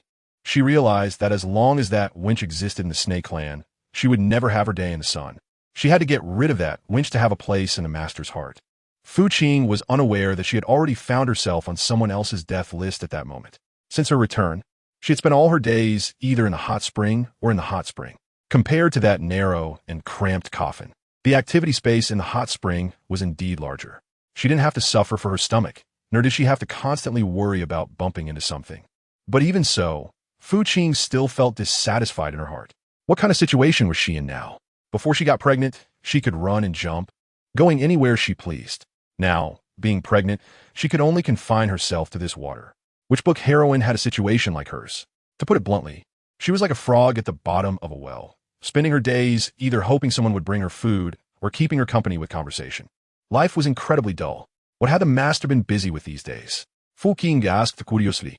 This lunatic hadn't shown his face after bringing her to the hot spring, except for the initial time. Could it be that something significant had happened in the clan? Had those people been arranged by the master? When Fu Qing returned with Yin Mabe that day, she had seen many clan masters eagerly waiting at the entrance of the snake tribe. It seemed there was something to discuss with Yin Mabe. However, at that time, they had not paid her any attention because of her presence. Now that several days had passed, Fu Qing suspected that the reason he hadn't appeared was that he was busy with this matter. Everything has been arranged, the maid said while rinsing her hair and massaging her shoulders. The master has been occupied with this matter these days, so he hasn't been able to come to see you in time. Madam, you need not panic. Once the master finishes with his business, he will come to visit you. Paying off. Is that what she meant to express? Why does this maid always like to misinterpret her meaning? Never mind. It's better if she doesn't explain. At that time, the Snake Clan's great hall was filled with a dense crowd of people. Yin Maoai's red, dragon-patterned attire stood out the most among them. Everyone looked at him in silence, exchanging glances, unable to figure out what the Snake Clan's lord was really up to. They could only wait quietly. Suddenly, the atmosphere in the hall became strange. The 8 elders were sitting on one side, as if on needles. After a long while, Yin Maoai finally spoke up. Are you all here to persuade me? Everyone fell silent, seemingly tacitly agreeing. Yin Maoai was not angry. He smiled slightly and said, Do you know that I have already transformed into a dragon? His words detonated in everyone's minds like a time bomb. What did they just hear? The Snake Clan's lord said he had transformed into a dragon? The 8 elders were equally shocked. Why had they received no news about such a significant matter? Was the Snake Lord serious? Suddenly, someone in the crowd stood up and asked, Is that true? Yin Maoai raised an eyebrow and looked at everyone present. Do you think I'm joking with you? He emphasized, This is true. The Fox King witnessed it himself that day. If you don't believe me, you can go ask the Fox King yourself to find out whether what I said is true. Chapter 99. Goo worms everyone. Who would dare to ask? They weren't idle and had nothing better to do. The Snake King could find many ways to prove it. Did they really have to go to the Fox tribe to ask the Fox King? So, does that mean the Lord is building an underwater dragon palace for himself? The crowd asked with skepticism. Lord, please think carefully. Whether the Snake King is building the underwater dragon palace for himself or for that Madam Yu. It is not conducive to the future development of the Snake Clan. We, the lower-level practitioners, will still rely on the Snake King in the future. If the Snake Clan is taken advantage of by other tribes at this time, we be facing death? Did you come here just for this? Yin Maoai said indifferently. Do you think you have handled your own matters well? The faces of the clan lords all turned red. Someone, see them off. Facing the doubts of the various clans, Yin Maoai not only had no intention of explaining, but instead issued an order to dismiss them. The 8 elders all turned pale. They thought that they could persuade him, and the clans would surely be able to earn some face from the Lord. They never expected Yin Maoai to play by his own rules. This left the clans in a difficult position. Was the Snake Clan's lord enchanted by that, Madam Yu? One of the lords murmured, We came here with good intentions to persuade, but instead, he not only refused to listen, but also gave the order to dismiss us. Is he out his mind? Who knows? Another lord chimed in my opinion, this Snake Clan lord is like a dog biting El Dongbin, unable to recognize a good person's heart. When the Snake Clan encounters great trouble, he'll know. But before that happens, we should take care of ourselves and not let others take advantage. Yes, we can't be as muddled as the Snake King, or it will be too late to regret. The news of the Snake King issuing an order to see off the clans spread swiftly to the Fox tribe. Lord, should we be on guard? A trusted aide asked. Since the Fox King returned from the East Sea, he had been in seclusion. Now that he had finally recovered some vitality, he heard about Yin Maoai's plans to build the underwater dragon palace and the order to see off the clans, and couldn't he help but sneer inwardly. Is this Snake King overly confident? He mocked. The underwater dragon palace can't just be built by him, saying a few words. Is there any news from the Mouse King? With a person as cunning as the Mouse King, would he let such a good opportunity slip away? The Mouse King is still in seclusion, the aide replied hesitantly, but his trusted aide has been handling some matters within the Mouse tribe. Recently, I heard that the Deer tribe, Elephant tribe, and Leopard tribe have all been wiped out by the Mouse King's aide. Oh, a glint flashed in the Fox King's eyes. This Mouse King's aide is quite capable? The aide glanced at the Fox King, unsure of what he meant. How was the matter you were tasked with? The Fox King didn't have time for the aide to understand the question and asked, Have you executed the beautiful princess yet? After the Fox King last gave his aide time to think in the East Sea, the aide, after much contemplation and torment, ultimately followed the Fox King's orders and sent someone to deal with the beautiful princess. However, The Fox King had never paid much attention to this matter. Today, he suddenly thought of it for some reason. The aide's expression changed, unsure how to speak. Seeing this, the Fox King's eyes flashed with a fierce light. Did you fail? The aide lowered his head. The messenger said that there is a guard beside Princess May who is said to be very powerful. All the people I sent out returned without a single survivor. The Fox King's face darkened. When did such a powerful figure appear beside Princess May? Have you found out their identity? We are investigating. The aide replied seriously. The Fox King took a deep breath, clearly dissatisfied with this outcome. Next, no matter what method you use, under no circumstances must you let this wretched person survive. It was clear that the Fox King truly did not intend to let Princess May live. The aide turned pale. Yes, Lord, this is a letter from the Mouse tribe. On the Wolf tribe's side, the Wolf King's aide, after receiving the letter from the Mouse King, hurriedly brought the letter to the Wolf King. Read it. The Wolf King didn't even open his eyes, sitting cross-legged on the mat. Ever since he was severely injured by Yen Ma Bai during the last encounter with the Phoenix tribe, he had not left his clan, remaining in seclusion. Aside from occasionally contacting the Mouse King's aide, he spent most of his time in his meditation room without coming out. Wolf Lord, I have already done everything according to your orders.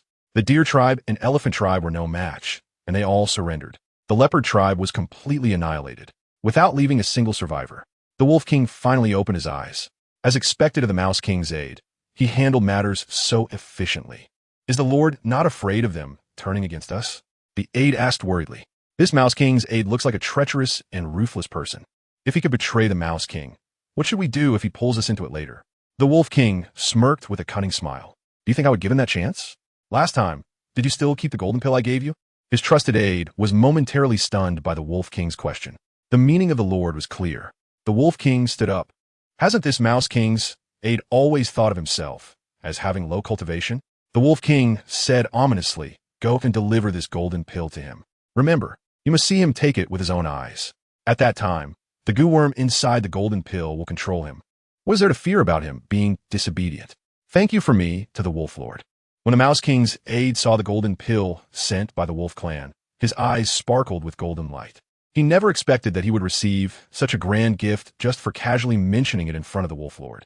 This left him both surprised and delighted. A hint of disdain flashed in the Wolf King's aide's eyes. Quickly take it, Chief Yuan, otherwise the golden pill will lose its potency. The Mouse King's aide dared not hesitate. This was something he had dreamed of obtaining, and now it was within reach. So how could he easily give it up? Chief Yuan hurriedly bowed and accepted it. The moment the golden pill was consumed, a golden light flashed in Chief Yuan's eyes. Before he could feel delighted, his brows furrowed tightly. You. Chief Yuan widened his eyes, incredulous, clutching his throat as he looked at the Wolf King's aide. Did you poison it? Chapter 100. Hearing that various clans sent many beauties to the Lord yesterday. The Wolf King's aide casually glanced at him. This golden pill was originally bestowed upon me by the Lord. Now it's given to you. What is the big deal about poisoning or using goo? Isn't this all due to your greed? The Wolf King's aide said impatiently, Chief Yuan, don't act aggrieved after benefiting. If I were you, I would quickly thank the person while clutching the mouse's tail. Who cares if there are goo or poison inside? Chief Yuan's face turned ashen. He had been shrewd all his life, never expecting to fall into the hands of the Wolf King. It was also his fault for not being cautious enough, which allowed the other party to take advantage of him. If he had been wary from the start, things might not have turned out this way. Chief Yuan took a deep breath, trying to suppress the anger boiling within him. Is the Wolf Lord trying to control me? He asked faintly. Even if he wasn't clever, he understood the key point at this moment. This was meant to have the goo worm control him to do things for the Wolf clan. Why do you have to speak so harshly? The Wolf King's aide raised an eyebrow, unable to bear seeing the Wolf King being embarrassed and offended. This is merely a matter of mutual consent. Chief Yuan wants the golden pill, and the Wolf Lord has fulfilled this wish. Now it's just about consuming a goo worm. Why make such a fuss? If possible, Chief Yuan truly wanted to slap the Wolf King's aide to death. What does it mean to say he only let him consume a goo worm? Does he know that this goo worm could take his life? Chief Yuan clenched his fists, trembling with anger. The aide really has a way with words. Chief Yuan couldn't help but sneer in sarcasm. It's a pity you're not telling stories instead. The aide completely ignored Chief Yuan's sarcastic remarks. Since the matter was already done, there was no need to waste more time here. The Lord had other matters waiting for him to handle. Wait. When Chief Yuan saw the other party about to leave, he called out without thinking. The aide turned to glance at Chief Yuan. Do you still have something to say? Chief Yuan's twisted face made it clear how furious he was about being schemed against by the Wolf Lord this time. Please send my regards to the Wolf Lord and ask when he will give me the antidote to the goo poison. Chief Yuan thought for a moment. He couldn't be controlled by the Wolf Lord forever. The vast mouse clan still needed him to manage. If he was always under the others' control, wouldn't that mean the mouse clan had fallen into someone else's hands? He had worked hard for over 100 years. How could he let others take advantage of it? All right, the aide said without any excuses. I will ask the Lord for you when I return and relay the message to you. Lord, should I go to the mouse clan on your behalf? Here. The Mouse King's aide had already wiped out the Deer clan, Elephant clan, and Leopard clan, a fact that the aide was well aware of. I suspect this Mouse King might have encountered an unexpected event with his trusted aide. Hearing this news, Yin Maobai felt no surprise. On the contrary, he had a sense of delight about it. These were internal affairs of the Mouse clan. What did it have to do with them? If they want to create chaos, let them. Yin Maobai didn't care, as long as it didn't threaten his interests. Lord, the aide had never thought that the Lord he admired would say such things. His eyes filled with disbelief. Yin Maobai glanced at the aide with a calm gaze. Why are you so surprised? The clans will eventually be in chaos. Even if I intervene, how long can I manage it? A year? 100 years? Or even longer? But what if I'm no longer here? Yin Maobai questioned. The world is vast. Tides rise and fall. What is meant to come will come, and it won't change anything because of my presence. From today on, aide, you need not manage these matters anymore. Yin Maobai instructed. Just do your job according to my upcoming orders. Yes. The aide lowered his head, though he still wanted to say something. Seeing Yin Maobai's expression of not wanting to discuss further, he refrained from speaking. How has Madam you been lately? These past few days, Yin Maobai had been busy with the construction of the underwater dragon palace, and hadn't gone to Zhaohua Palace to check on Fu Qing. He didn't know if this little woman was eating well, sleeping well, or if she missed him. The aide respectfully lowered his head and continued. The madam has a Xiao attending to her now, and she has become much more talkative than before. It turned out that after Fu Qing returned from the EC, the Xiao felt that her injuries were almost healed, so she specially requested Yin Maobai to let her return to Zhaohua Palace to continue taking care of Fu Qing. With the thought of making the little woman feel good, Yin Maobai agreed. It seems this little woman still likes to be nostalgic, Yin Maobai murmured. Due to his soft voice, the aide only saw the Lord's lips moving but couldn't hear what he was saying. Does the Lord miss Madam you? The aide tentatively asked. Only then did Yin Maobai raise his gaze to look at the aide, indeed feeling a bit of longing. He candidly admitted, however, there is still a more important matter waiting for me to handle. The aide was taken aback and hadn't had the chance to speak before Yin Maobai interrupted him again. I heard that various clans sent many beauties to me yesterday. Yin Maobai asked softly, let's go, follow me take a look. He adjusted his sleeves and then walked down from the throne. The guard had a twisted expression on his face. He thought the master would be like before, ignoring these women now that he had Madam Yu. Who would have thought he would take the initiative to bring it up? He hurriedly followed behind. Madam, your belly looks really big. In the soup pool of Zhaohua Palace, a Xiao was helping to pour water while staring at her round belly, saying, I bet they must be very healthy. Fu Qing looked down at her belly, which was indeed quite large. As for whether the baby inside was healthy, that was unknown. Anyway, the least healthy one now was her. She had been cooped up in this pool of water all day long. Are your injuries all healed? Fu Qing reached out to stroke a Xiao's snake tail, which still looked a bit pink. It was clear that this was all new, tender flesh, and just a slight touch would cause it to flush. After touching it a couple of times, Fu Qing withdrew her hand. A Xiao smiled and said, Madam, there is no need to worry. The wounds on my body have all healed. Otherwise, the master would not have agreed to let me come and take care of you. Chapter 101. Promissory note, this is true. Although the man can be a bit neurotic at times, he seems to be quite attentive when it comes to important matters, especially those concerning her. She had to admit that he was indeed doing very well in this regard. This kind of care was something she had never received from another Yin Maobai. It led her to question whether she had fallen in love with this neurotic man. Alas, it was almost driving her crazy. Why does Madam always have a frown? A Xiao felt that since she had come to take care of Madam, she seemed to have lost the joy she once had. Could it be a result of pregnancy? She had heard that women often feel unhappy during pregnancy, or that their mental state could become chaotic. She didn't know which category Madam currently belonged to. Madam, do you know that the master, in order to allow you to have a peaceful childbirth, went against everyone's objections to build an underwater dragon palace for you? With this alone, you should be happy. This is something many women dream of. Fu Qing, you little girl must have been enchanted by the Lord, right? Fu Qing teased. You keep coming here to speak well of him every few days. Ashio pursed her lips and smiled lightly. I'm just speaking the truth. Moreover, I can see that the Lord has feelings for the madam. Otherwise, he wouldn't do so much for her. Yes, even a little girl can see it. Fu Qing could certainly see the crazy person's kindness towards her. However, she always felt that such kindness was unreal, as if it would disappear in the next moment. Hiss! What is that? Just as Fu Qing was lost in thought, a sudden sharp pain shot through her legs. She looked down and saw that a dense group of snakes had suddenly emerged from the hot spring, all rushing towards her. Fu Qing had never seen such a scene before. She was almost scared to faint. A snake! She screamed and stood up from the hot spring. However, the snakes did not let her go and continued to charge at her. These snakes looked as if they were being controlled by someone, all with red eyes and hissing tongues. Madam, quickly hide behind me. Ashio, disregarding the master-servant etiquette, hurriedly protected Fu Qing behind her. At this moment, Fu Qing was feeling a bit dizzy due to being bitten by the snake. When Ashio pulled her, she fell back like a bundle of cotton. Too late to call for help. Madam. Ashio, seeing Fu Qing fainting, panicked and cried out. Someone, Madam Yu is injured. Master, it's bad. Madam Yu is injured. In the side hall, Yin Mo Bai was dealing with the beauties sent by various clans when a guard rushed in to report. He frowned. What happened? The guard looked up at Yin Mo Bai and said, the maid from Zhaohua Hall said that Madam Yu was fine in the hot spring, but for some unknown reason, a lot of wild snakes suddenly appeared and bit her. Yin Mo Bai's face immediately darkened. What are you all doing? He questioned the guards with a somewhat frenzied expression. The guards had never seen Yin Mo Bai like this before and were shaking in fear. Master, we should hurry to check. One guard wisely reminded, saving another guard from a dire fate. Yin Mo Bai's eyes regained some rationality as he glared at the guard, and then swept his sleeves, leaving. Madam, please don't scare me.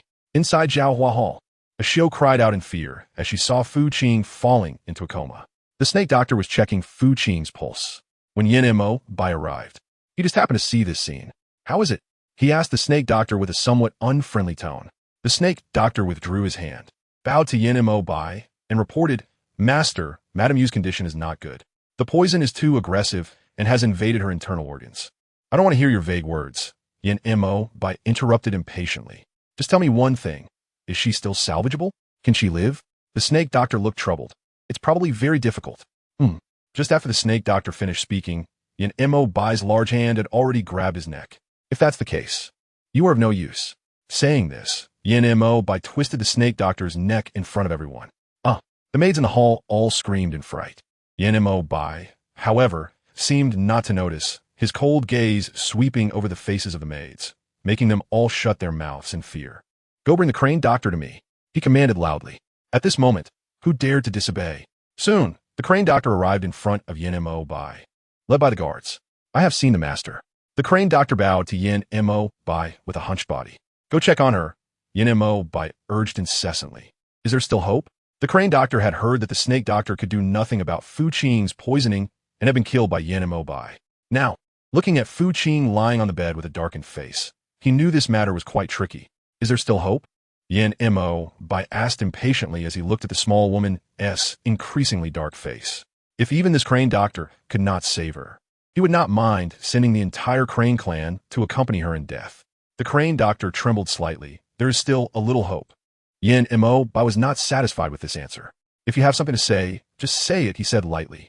Don't worry, as long as you can save her. I will immediately relieve your poison and send you back. The crane doctor seemed to see the golden light of freedom in Yin Mo Bai's eyes. Is the master serious? Since the threat in the East Sea, the crane doctor had not dared to rebel, as Yin Mo Bai had warned him that if he dared to escape, he would personally kill everyone in the crane clan. Even if he did not care about himself, he had to think for the thousands of clansmen. He did not want to provoke this madman's wrath. Yin Mo Bai glanced at the crane doctor. When have I ever lied to someone? If the crane doctor did not believe him, he could write a letter as proof. But he feared that if he did, he would not have the life to claim it. The coldness in Yin Mo Bai's eyes flashed by. The crane doctor understood clearly and did not dare to let the mighty Snake King write him a letter. He could only laugh awkwardly with the Snake Lord's word. That's enough. There's no need for a written agreement. I believe the Snake Lord. Chapter 102. Mother, please wake up. The crane doctor's understanding made Yin Mo Bai very satisfied. Next, to save Fu Qing's life, the crane doctor gave his all for a glimmer of freedom. Of course, this also involved Yin Mo Bai's intervention. To prevent the poison from spreading further, he continuously used his powers to control it. Fortunately, effort did not betray the diligent.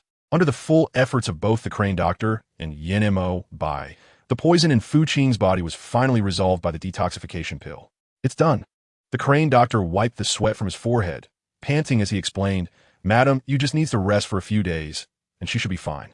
Yin Mo Bai glanced at the small woman still in a coma on the bed. "Thank you, Crane Doctor." Yin Mo Bai's gratitude was sincere. The Crane Doctor did not care whether Yin Mo Bai's thanks was heartfelt. He looked up at Yin Mo Bai and hesitantly asked, "Then about what the master promised me before?" "Don't worry, I won't forget what I promised you," Yin Mo Bai replied, returning to his wicked demeanor with a smile. "As long as she wakes up safely, I will let you leave immediately." "You." The Crane Doctor did not expect Yin Mo Bai to go back on his word. Wait until she wakes up. Was he joking? Who knew when she would wake up? Wasn't this deliberately stalling for time? What? You don't want to? Yin Mo Bai ignored the Crane Doctor's furious face, looking at him coldly. The meaning was clear. If he dared to say no, Yin Mo Bai would immediately take his life. The Crane Doctor, being cunning, understood this. He swallowed nervously and said, "In that case, I'll stay in the Snake Clan for a few more days."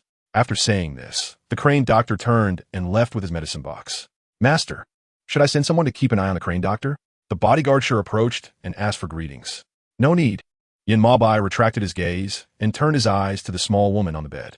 He couldn't escape. Even if he did, the real body would have the ability to bring him back. Go investigate how the unawakened spiritual snake appeared in the hot spring. Yin Mo Bai glanced at his trusted subordinate and coldly ordered, "Bring the person to me." He wanted to see who dared to harm the people he cared about right under his nose. Yes, the bodyguard sure, receiving the order, dared not hesitate. "Princess, the matter you instructed has been handled by Nino." In the princess's secret chamber, a man dressed in gray was kneeling before Hua Qiao, reporting seriously, "Currently, the master has begun sending people to find clues. If the princess has nothing else, I request that Nino be allowed to return to the river of Nuo." That was originally Nino's home. Unfortunately, Nino followed Princess Hua Qiao to the Snake Tribe to repay her life-saving grace from years ago. Now that the task was completed, he had no reason to stay here. His parents and siblings were still waiting for him in the river of Nuo. He could not sell his life for this Princess Hua Qiao forever. "You want to leave?" A look of surprise flashed in Hua Qiao's eyes. She did not expect Nino, who had followed her for hundreds of years, to make such a request at this time. She felt a bit unhappy and said, "Do you know that once you leave the Snake Tribe, no one will protect you anymore, and your enemies will come after you immediately? Even so, you still want to leave?" Nino looked up at Hua Qiao with a firm gaze. Yes. Over the past 100 years, he had done many things against his will for this Princess Hua Qiao. Now he was tired of it. He just wanted to return to the river of Nuo and be with his family. "Fine, I will grant your wish," Hua Qiao said with a hint of sulkiness. Nino saw the princess relent, and a look of relief crossed his face. "Thank you, princess." Then Nino stood up and vanished in a flash from the secret chamber. Hua Qiao's eyes widened. She did not expect Nino to really leave, and to leave so decisively. Angrily, she waved her sleeve and swept everything off the table to the ground. The sound of the kettle shattering echoed in the secret chamber. This Nino really doesn't know what's good for him. Hua Qiao was furious. For hundreds of years, this princess has provided for him and protected him from his enemies. And he just leaves like this. A typical ungrateful wolf raised in a house. "Princess, don't be angry." Mance, seeing Princess Hua Qiao with a dark expression, hurriedly stepped forward to comfort her. "If Nino wants to leave, let him go. He harmed Madame Yu, and if the master finds out, he will definitely not let him go. Rather than letting him implicate the princess, it's better to let him bear this alone. Just right. We're lacking a scapegoat now. With Nino in front blocking for them, they don't need to panic so much." Being reminded by Mance, Hua Qiao suddenly came to a realization. Right, this matter was done by Nino. Even if the master finds out it's related to me, as long as I don't admit it and push all the responsibility onto Nino, the master won't do anything to me. Hee hee. Mance, you are really clever.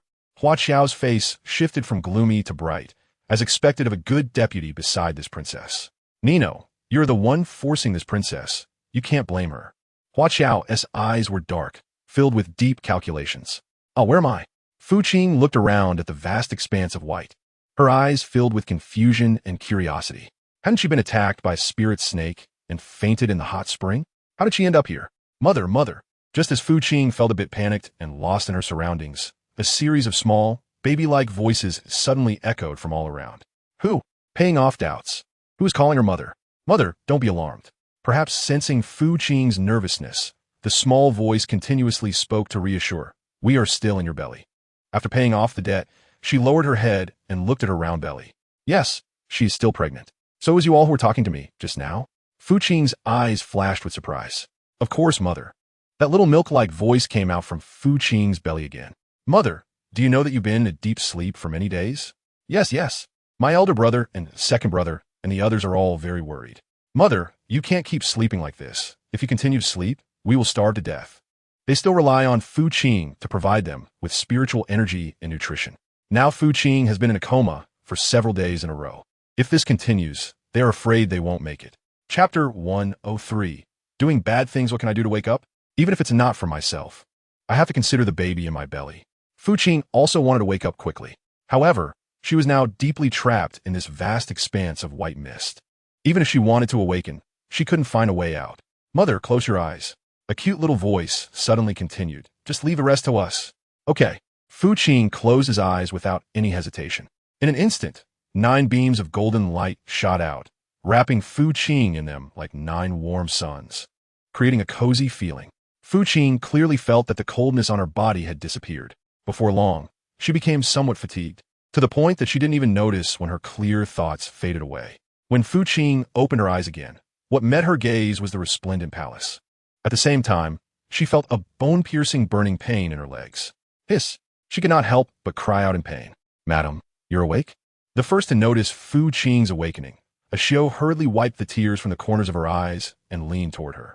Fu Qing rubbed his still dizzy head and asked, Have you been here the whole time? Ashio nodded repeatedly, madam. Do you know that you've been unconscious for almost half a month? Fu Qing's eyes flashed with surprise. So long? She thought it had only been a few days. No wonder those little guys in her belly couldn't sit still.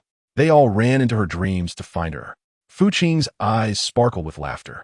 She propped herself up using her hands, trying to sit up, but having been in a deep sleep for so long, her body was weak, and her trembling arms nearly gave way beneath her. Ashio, seeing this, quickly reached out to support her, preventing Fu Qing from falling back onto the bed. Madam must be hungry after sleeping for so long, right?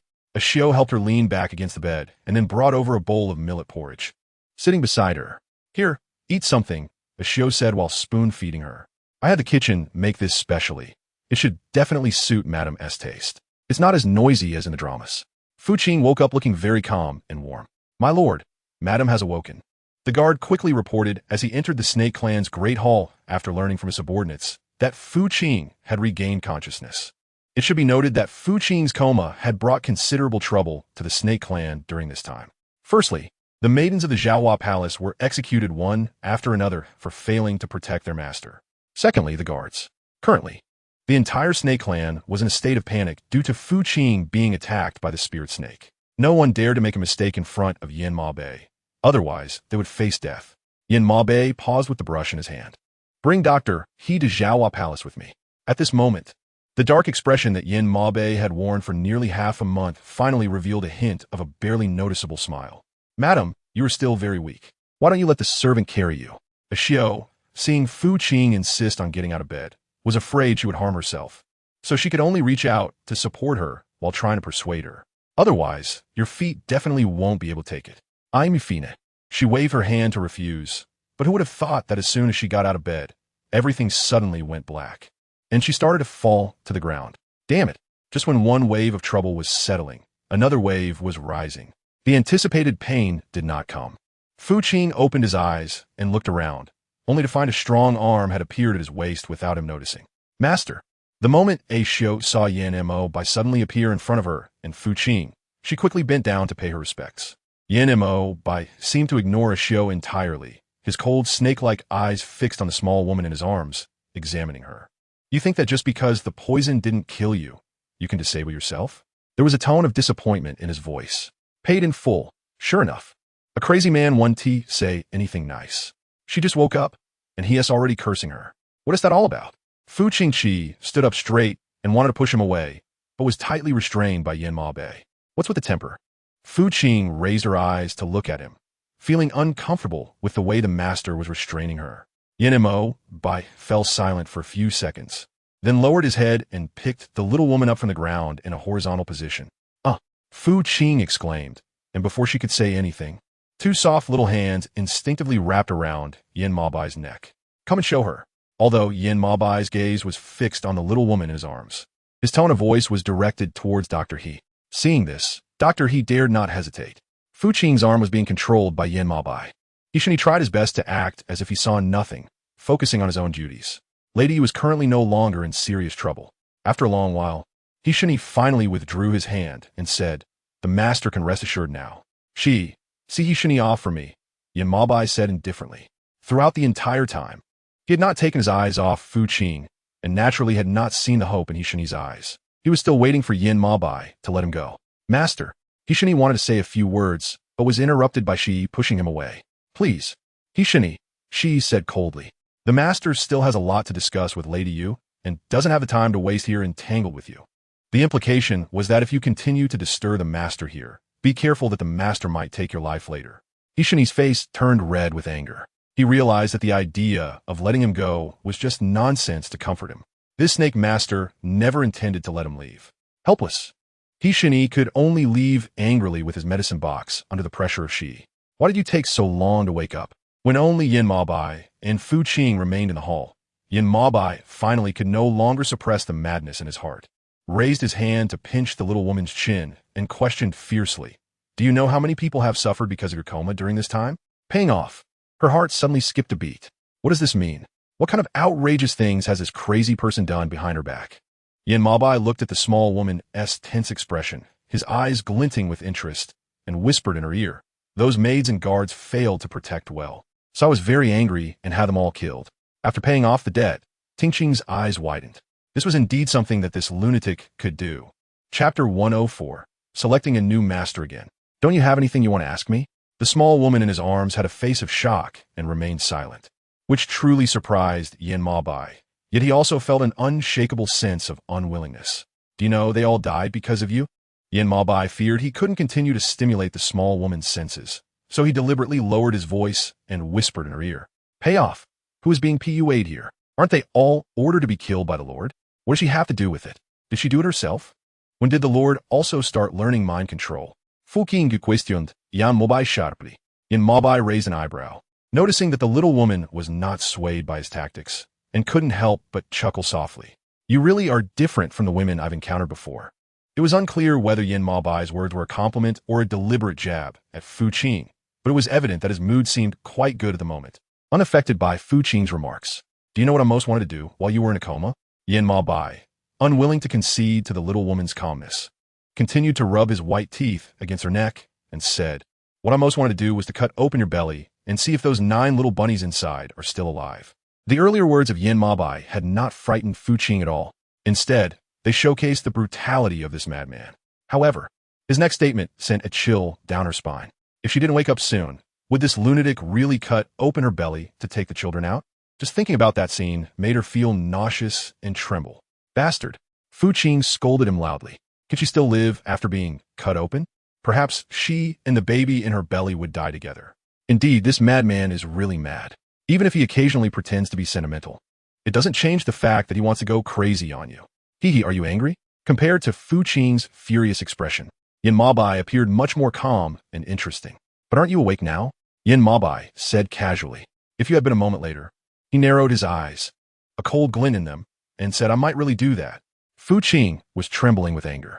Crazy, this is really a damn lunatic.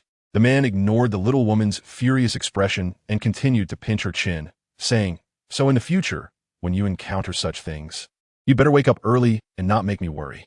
Otherwise, I might really dig them out to keep you company." "What did you say? She's awake?" Hua Qiao was completely taken aback by the news that Fu Qing was not dead and had actually regained consciousness. Didn't Nino guarantee that it was foolproof? Hua Qiao said in a fit of anger, "How could that bitch still wake up?" "Man, sir," seeing the princess so angry, timidly spoke up.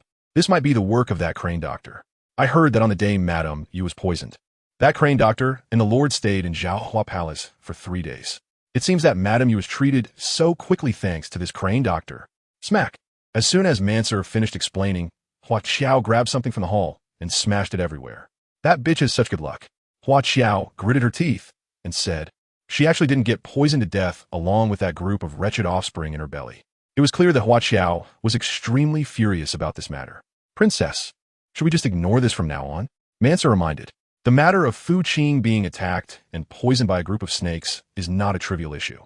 The entire snake tribe is now on high alert. Once it is discovered, there will be no way to escape the consequences. If they do not rein in their actions at this time, it will surely lead to disaster. Yes, Hua Qiao understands this principle well. Although she is reckless, having suffered so many losses and been deceived multiple times, she has learned quite a few lessons. For now, let us act as if nothing has happened. Hua Qiao commanded. You just stay by this princess's side and accompany me to pray for the snake tribe. Everyone knows that since Fu Qing was attacked and poisoned by the group of snakes, GiantWolf has been wreaking havoc within the tribe. Many low-level cultivators have almost all met their fate at his hands. This has caused great anxiety throughout the snake tribe. Even the 8 elders of the snake tribe have no way to persuade him. In their view, this respected lord has changed significantly since his return from the EC. Is this really the price of becoming a dragon? It seems excessively high. Big brother, it's really not sustainable to continue like this. Recently, several elders have witnessed the way this respected lord operates after becoming a dragon. He kills at the slightest disagreement, unlike before when he would reason with people. No matter how many people the snake tribe has, with GiantWolf's killing methods, even if they do not face extinction, it will certainly lead to internal strife within the snake tribe. By then, they won't need other tribes to attack them. They will destroy themselves. Why don't we select a new respected lord? The bold 3rd elder suggested. Let us focus on the most outstanding young people in the tribe. Whoever has good cultivation, we will nurture. No. The 2nd elder immediately rejected the 3rd elder's proposal without a second thought. This matter is too serious to be treated lightly. 2nd brother is right. The 7th elder agreed. The respected lord is always a person destined by heaven. How can it be decided by us? 3rd brother, you better not say such things in the future to avoid leaks. The 3rd elder was silenced by the consecutive denials from the 2nd and 7th elders. However, the 1st elder has recently been irritated by GiantWolf's reckless killings. If the respected lord continues like this, the 3rd elder's suggestion might indeed be worth considering. After pondering for a moment, the 1st elder finally spoke up. Big brother, the 2nd elder, 4th elder, and others all turned their gaze towards him, unable to believe that he would actually support the 3rd elder's suggestion. Did he know what he was doing? Facing the surprised and doubtful looks from the 2nd elder and others, the 1st elder remained calm. The snake tribe is nowhere near as solid as it appeared 100 years ago. The 1st elder objectively analyzed. Everyone is living cautiously for stability. Especially since the respected lord returned from the EC, the atmosphere has become even more oppressive. If this continues, we might not even wait for other tribes to attack. We may perish from internal strife. Unless. The 1st elder's words suddenly paused as he glanced at the eyes of the 2nd elder and others looking at him, and continued, unless the respected lord can restore his previous way of acting. Otherwise, the matter of selecting a new respected lord will absolutely not change. Chapter 105. Rampant plunder. Hearing the 1st elder's words, while the 2nd elder and others found it reasonable, they still felt something was off. However, they couldn't pinpoint what was wrong until half a month later when the wolf tribe and mouse tribe came to provoke them. These old fellows really have some ideas. GiantWolf learned from his confidants about the 8 elders wanting to change the respected lord, and instead of getting angry, he happily leaned back against the edge of the hot spring. They don't consider that besides the current respected lord, who else in the snake tribe can bear this position? Probably no one in the entire snake tribe dares to take on this role. The guard lowered his head and said nothing. For him, the respected lord's recent behavior, although unusual, does not mean he will join forces with the 8 elders to resist the respected lord. He knows very well that in the current snake tribe, besides GiantWolf, no one else can handle the position of respected lord. Anyone else who sits in that position will be pulled down. So, who came up with this idea? GiantWolf's gaze turned to the little woman hiding to the side, and he spoke softly. Should I shave him or not? Paying off. My lord, please think twice. The guard does not want GiantWolf to continue the massacre at this time. If this happens, the 8 elders will not only fail to awaken, but will also become more convinced that their decision to replace the lord is correct. The elders genuinely care for the serpent clan. The guard pondered his words and said, there is no other ill intent. I hope my lord can show mercy. Oh, GiantWolf's playful gaze swept over his confidant. So you think I am unworthy of being the lord of the serpent clan? I dare not. The guard quickly knelt down. Huh. GiantWolf sneered. I see you are not afraid, but rather know that there are no other choices at the moment. Otherwise, you would have long distanced yourself from me. The guard, whose thoughts were seen through, lowered his head and said nothing, but trembled uncontrollably in his heart.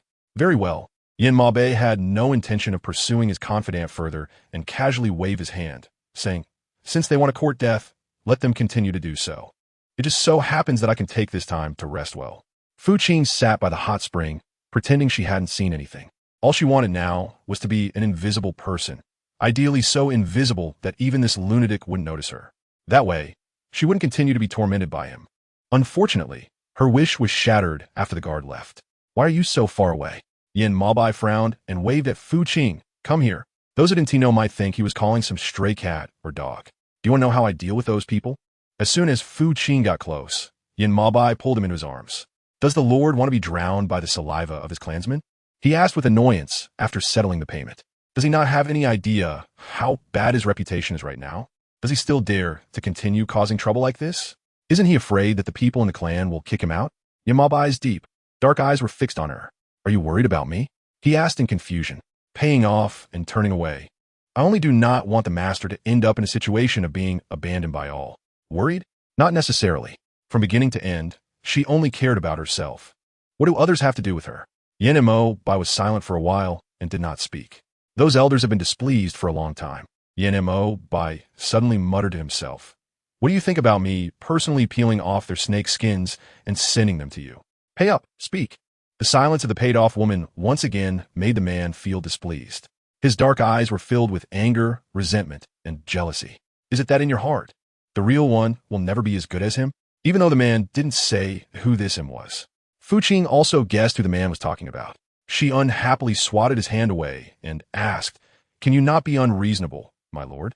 Isn't it you who is accompanying me now? Why was he getting jealous? Was she making him feel annoyed?" The man had a sullen face, and in his tone was an indescribable grievance as he said, "Then why didn't you find me annoying when you were just with me?" Slap. Fu Qing, angered, raised her hand and gave the man in front of her a slap. After the crisp sound faded, she suddenly came to her senses. Had she just done something outrageous?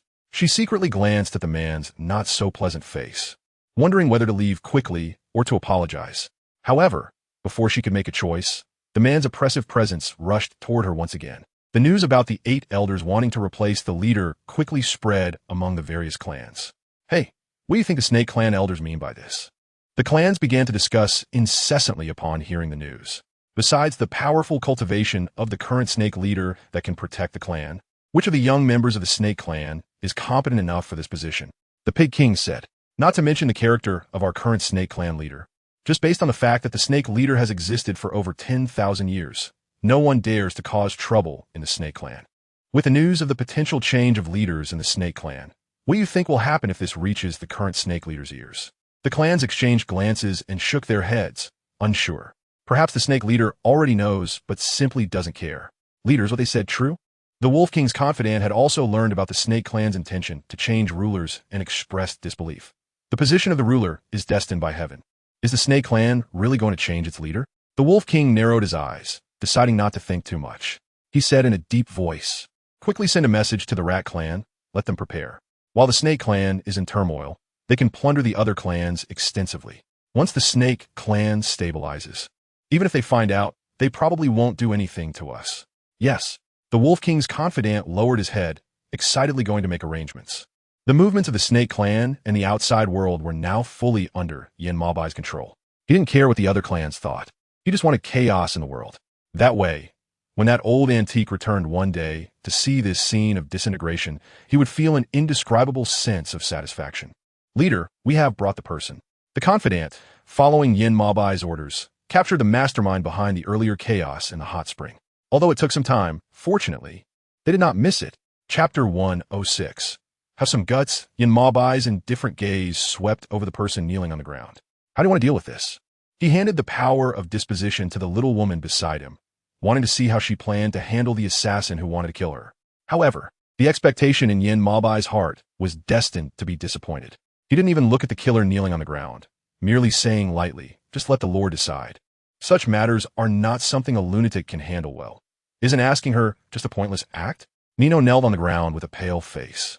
He hadn't expected to be captured so quickly by the trusted aid of the Snake Lord. He was just one step away from the river. Unfortunately, in the end, he was still caught. It would be a lie to say he wasn't disappointed. Hee hee. Yin Mo Bai was taken aback and laughed. Have you heard of the 10,000 Snake Cave? His tone was light, but it carried a chilling undertone.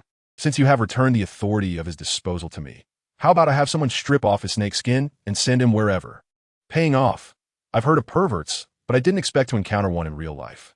Can't the master give the other party a quick end? Fu Qing is not a saint.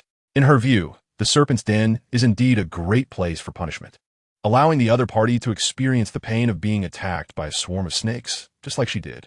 However, seeing the other person's defiant demeanor, such torment feels like an indescribable insult to him. Yin Mabe squinted his eyes. Are you feeling sorry for him? The man was not pleased. Did this woman lose her mind? Did she know what she was saying?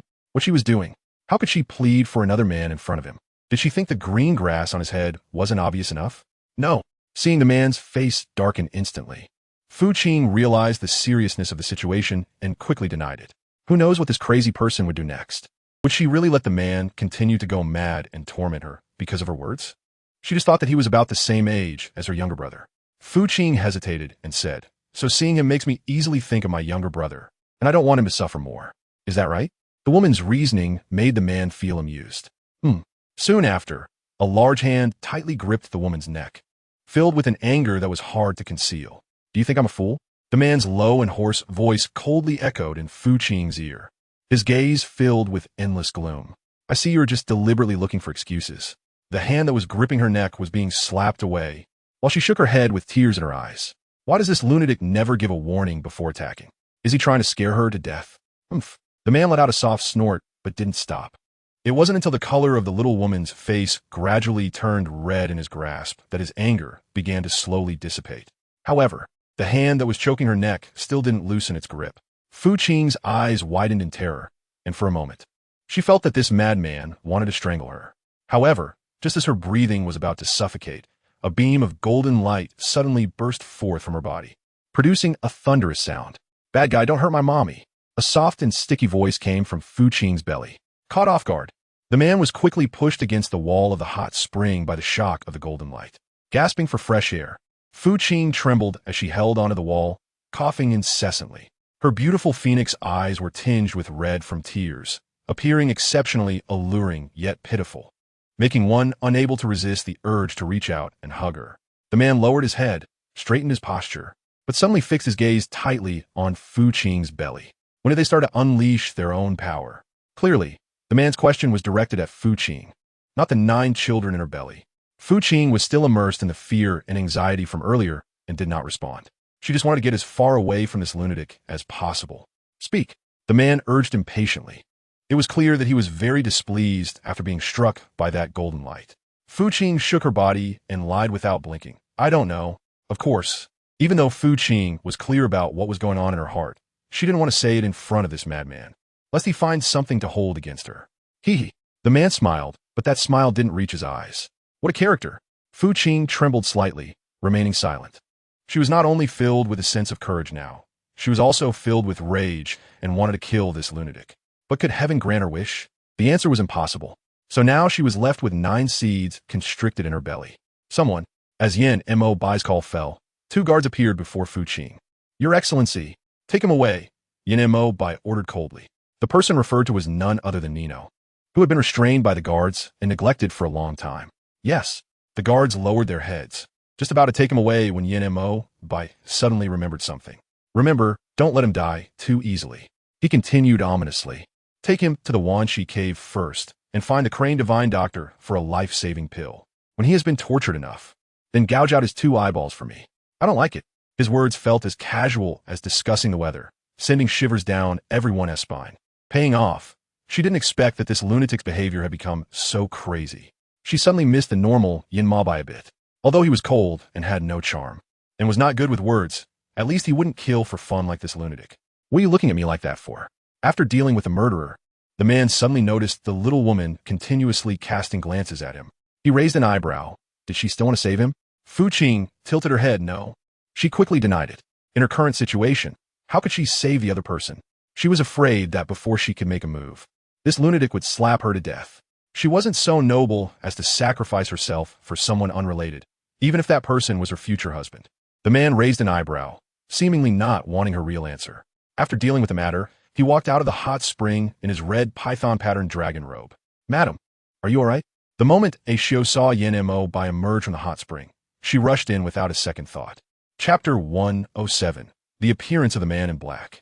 Did the master lose his temper with you again? Ashio said while checking Fu Qing's injuries from head to toe. Things turned out to be just as Ashio had imagined.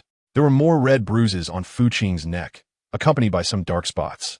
Ashio was in tears, feeling that the master was too cruel, knowing that the lady was still pregnant, and yet being so harsh. Mother, who is this crying person? Why are they crying so sadly? A small, childish voice suddenly rang out in Fu Qing's mind. She looked at Ashio, who was immersed in sadness, and saw nothing unusual. She was puzzled, wondering if Ashio had not heard this small voice, but then the small voice appeared again. Mother, what are you looking at? The small voice giggled. They can't hear us. Can't hear? Fu Qing asked suspiciously. That's right, the small voice replied proudly. We are your children, mother. So only you can hear our thoughts. Others won't notice. So that's how it is. Fu Qing nodded and asked, what about your daddy? Can he hear us? The little baby voice suddenly fell silent for a few seconds. This surprised Fu Qing a bit. Could it be that the crazy person couldn't hear? Just when Fu Qing thought that the 9 little babies in her belly wouldn't respond, the voices of the little babies appeared in her mind again. Daddy is the one who gives us life. He is as important as Mommy. As long as he's close to Mommy, he can hear our voices. However, when it came to this point, the little baby voice suddenly paused for a moment, then continued slowly. Does Daddy really like us? A voice filled with confusion spoke up. We can feel that Father does not wish for us to be born. The small, tender voice sounded a bit lost and somewhat sad. Yes, Father even wanted someone to abandon us before. Frowning, she was well aware of this in her heart.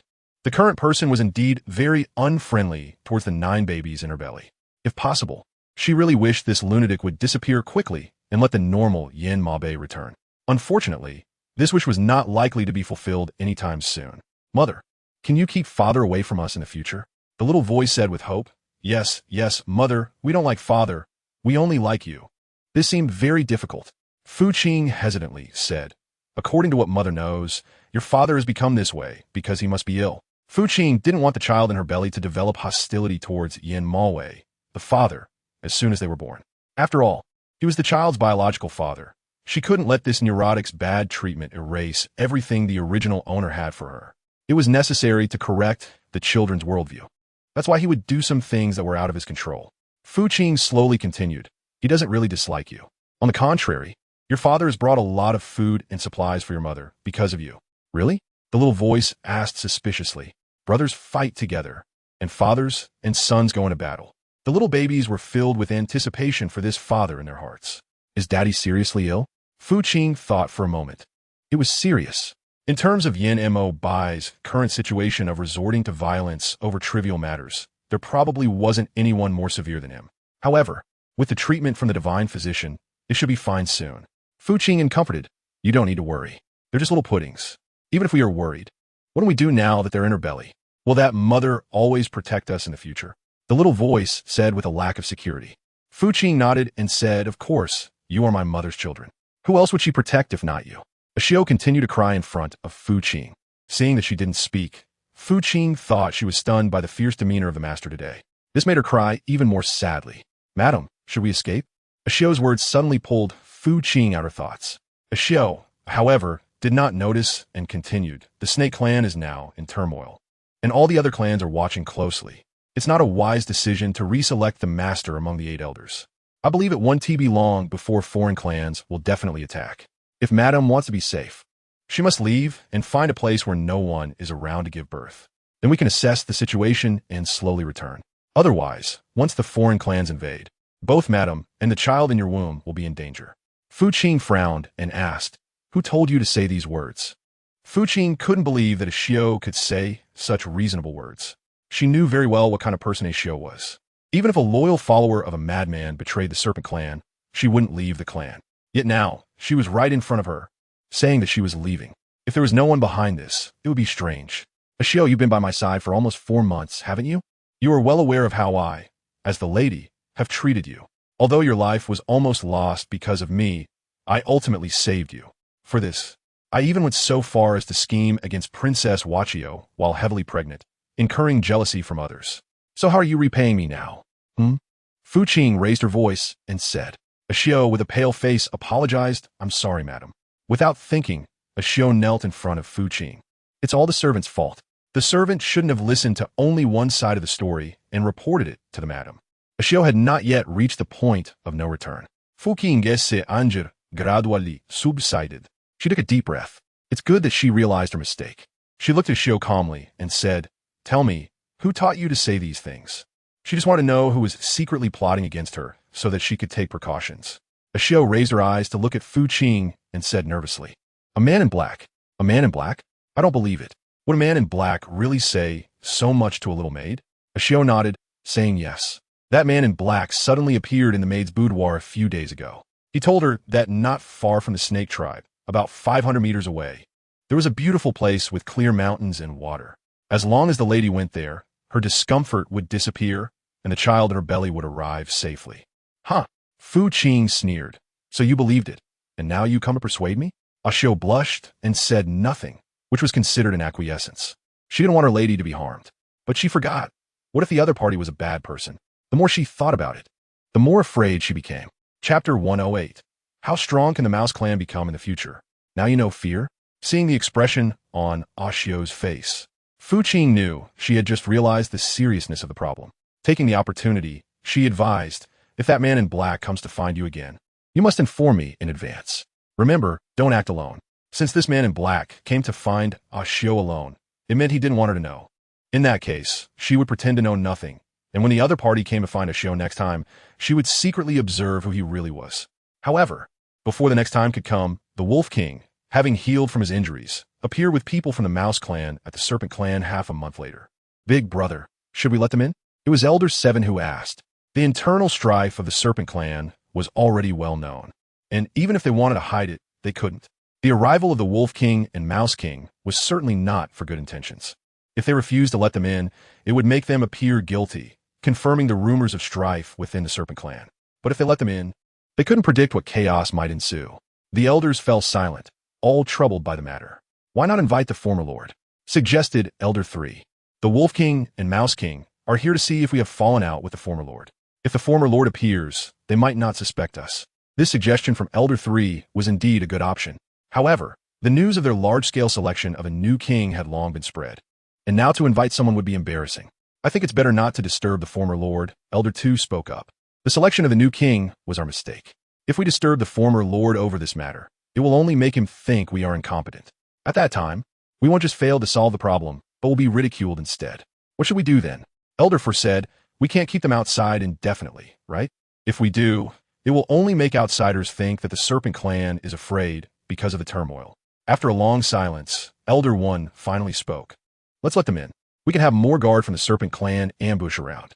If they make any moves, we will strike directly, not giving them a chance to retaliate. With Elder 1's order, the other elders ceased to speak. Why are the people of the Serpent Clan so slow? The steward Yuan, who had been waiting outside for a long time, began to feel dissatisfied when no one from the Serpent Clan came out to welcome them. They can't be planning not to let us in, right? If so, I must send someone to rush in and see what tricks the Serpent Clan is playing. The Wolf King glanced at Steward Yuan and said calmly, Be patient, Steward Yuan. The Serpent Clan has always been methodical. Perhaps the time hasn't come yet. Waiting a little longer won't hurt. In fact, the Wolf King also felt somewhat displeased that the Serpent Clan hadn't opened the door to welcome them. However, compared to Steward Yuan, as an upper-class figure, the Wolf King maintained his regal demeanor and wouldn't act as impatiently as Steward Yuan did over trivial matters. With a creak, just as Steward Yuan was about to turn around and sit back on the bench, the tightly shut door of the Serpent Clan suddenly opened. 2 rows of Serpent Clan guards swiftly emerged from the door like a dragon. Soon, the 8 elders appear before the Wolf King and Steward Yuan, flanked by the guards. Seeing this scene, the Wolf King couldn't help but raise an eyebrow. Greetings, elders. The 8 elders saw the Wolf King raise his hand in a gesture of greeting. But when it came to Steward Yuan, they seemed to ignore him entirely. This infuriated Steward Yuan. Doesn't the Serpent Clan value rules? Here I am, alongside the Wolf King, waiting outside for so long. Are you elders not welcoming us? Upon hearing the voice from the side, the elders finally shifted their gaze to Steward Yuan. Who is this? It was clear that the elders did not recognize him. They had seen the Mouse King, but not Steward Yuan in this form. He was pot-bellied with fierce eyes, looking very much like someone from the Mouse clan. In contrast, Steward Yuan, though not particularly handsome, appeared much leaner than the round-bellied Mouse King. The 8 elders found it difficult to associate him with the Mouse King. When Steward Yuan heard the elders' question, the anger he had just suppressed surged back up. He was about to speak, but was interrupted by the Wolf King. Mouse King, the Wolf King explained lightly, as if to imply that Steward Yuan was not worth mentioning. He just assumed the position recently. Upon hearing this, the 8 elders immediately understood. They took turns scrutinizing Steward Yuan from top to bottom, as if he were some kind of lucky charm. Steward Yuan's face turned pale with anger, but he could only stand there sulking. The Mouse clan has really declined. Finally, Elder 2 couldn't help but sigh. Even a trusted aide can sit on the Lord's throne. How much stronger can the Mouse clan become in the future? What does Elder 2 mean by that? Steward Yuan could not tolerate being disparaged like this and couldn't help but question. Do you think I'm inferior to the former Mouse King? However, Elder 2 didn't even spare him a glance. In his eyes, a person who could betray their master didn't deserve to speak to someone like him, a high-ranking elder. Steward Yuan hated the condescending attitudes of those in power. He felt like he was about to crush his teeth in frustration. Are you looking down on me? He asked coldly. He believed he was no worse than the Mouse King. Why was it that everyone treated the Mouse King with respect, but when it came to him, they always looked down on him? In that case, how about we have a fight? He doesn't believe that this second elder can be his opponent. The chief steward has recently absorbed a lot of people's golden elixirs and cultivation levels. Plus, he has the help of the Wolf King. His current strength can be said to be no less than that of the former Rat King, and perhaps even surpassing it. Chapter 109. Insult, as long as he shows off a bit in front of everyone, proving that he is no worse than the former Rat King. He believes they will stop underestimating him. The second elder is not as leisurely as the chief steward appears. His mind is currently focused on the Wolf King, and he does not take this Rat King's provocation seriously, no matter how dissatisfied this Rat King is with him. He doesn't want to bother with it, because he considers the other party unworthy. The chief steward's face was dark, and just as he wanted to say something more, he was suddenly interrupted. Is the Wolf Sovereign here for something? The first elder and others did not intend to invite him in to sit, but casually greeted him at the doorway. The Wolf King glanced inside the Snake Clan's gate. Why hasn't the Snake Sovereign come? The Wolf King asked with a smile, but does he not wish to see the true self?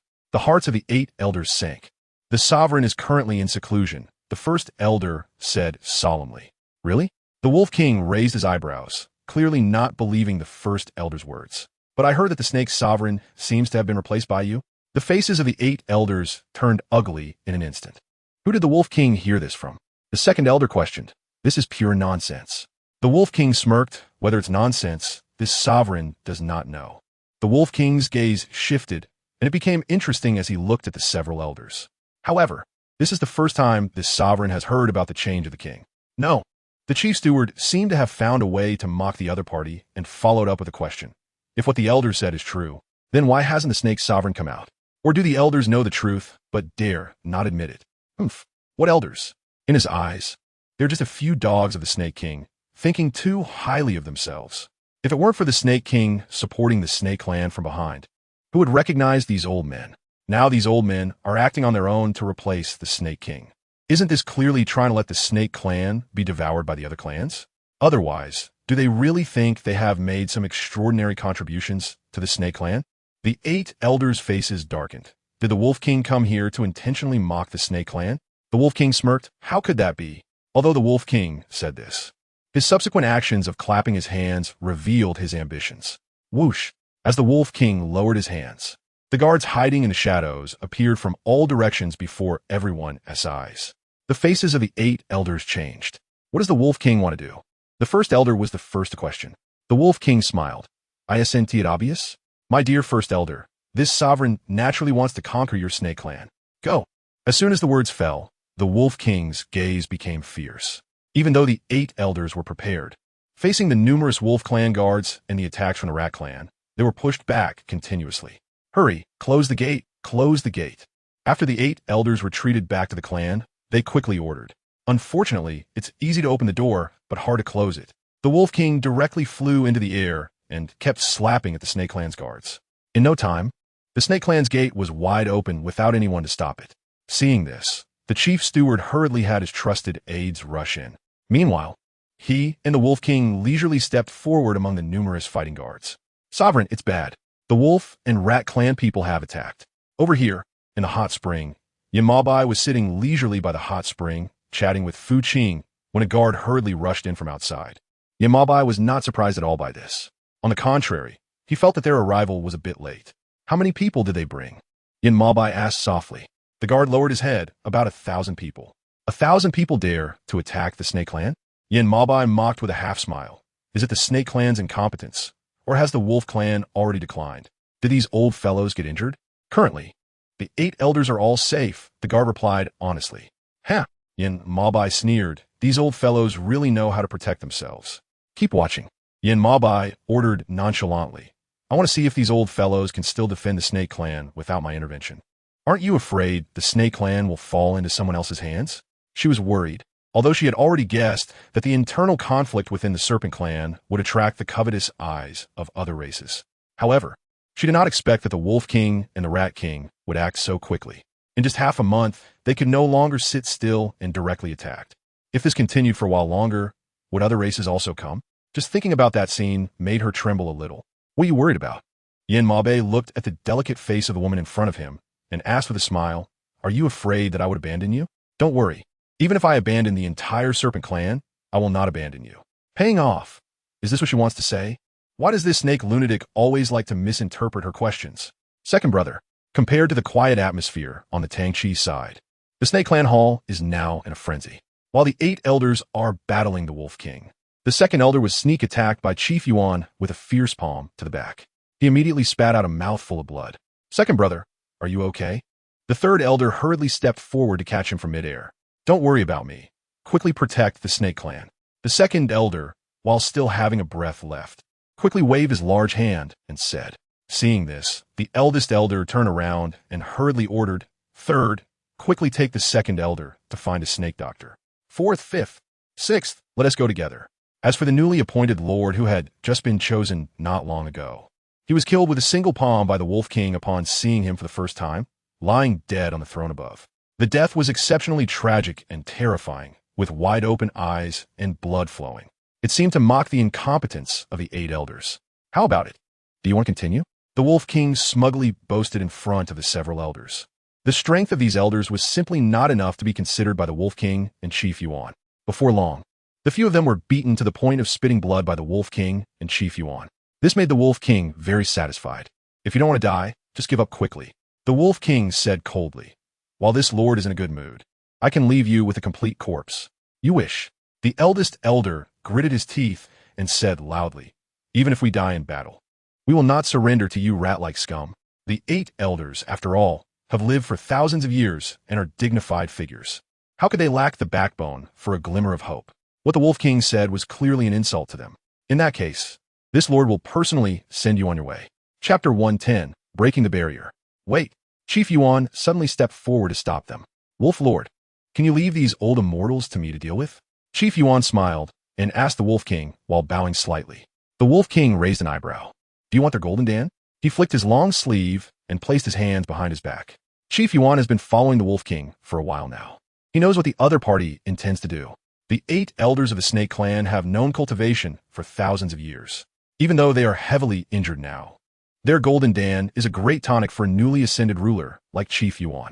If he can swallow and refine them all, it won't be long before he can stand on equal footing with the other rulers, no longer subjected to the abnormal gazes and ridicule of others.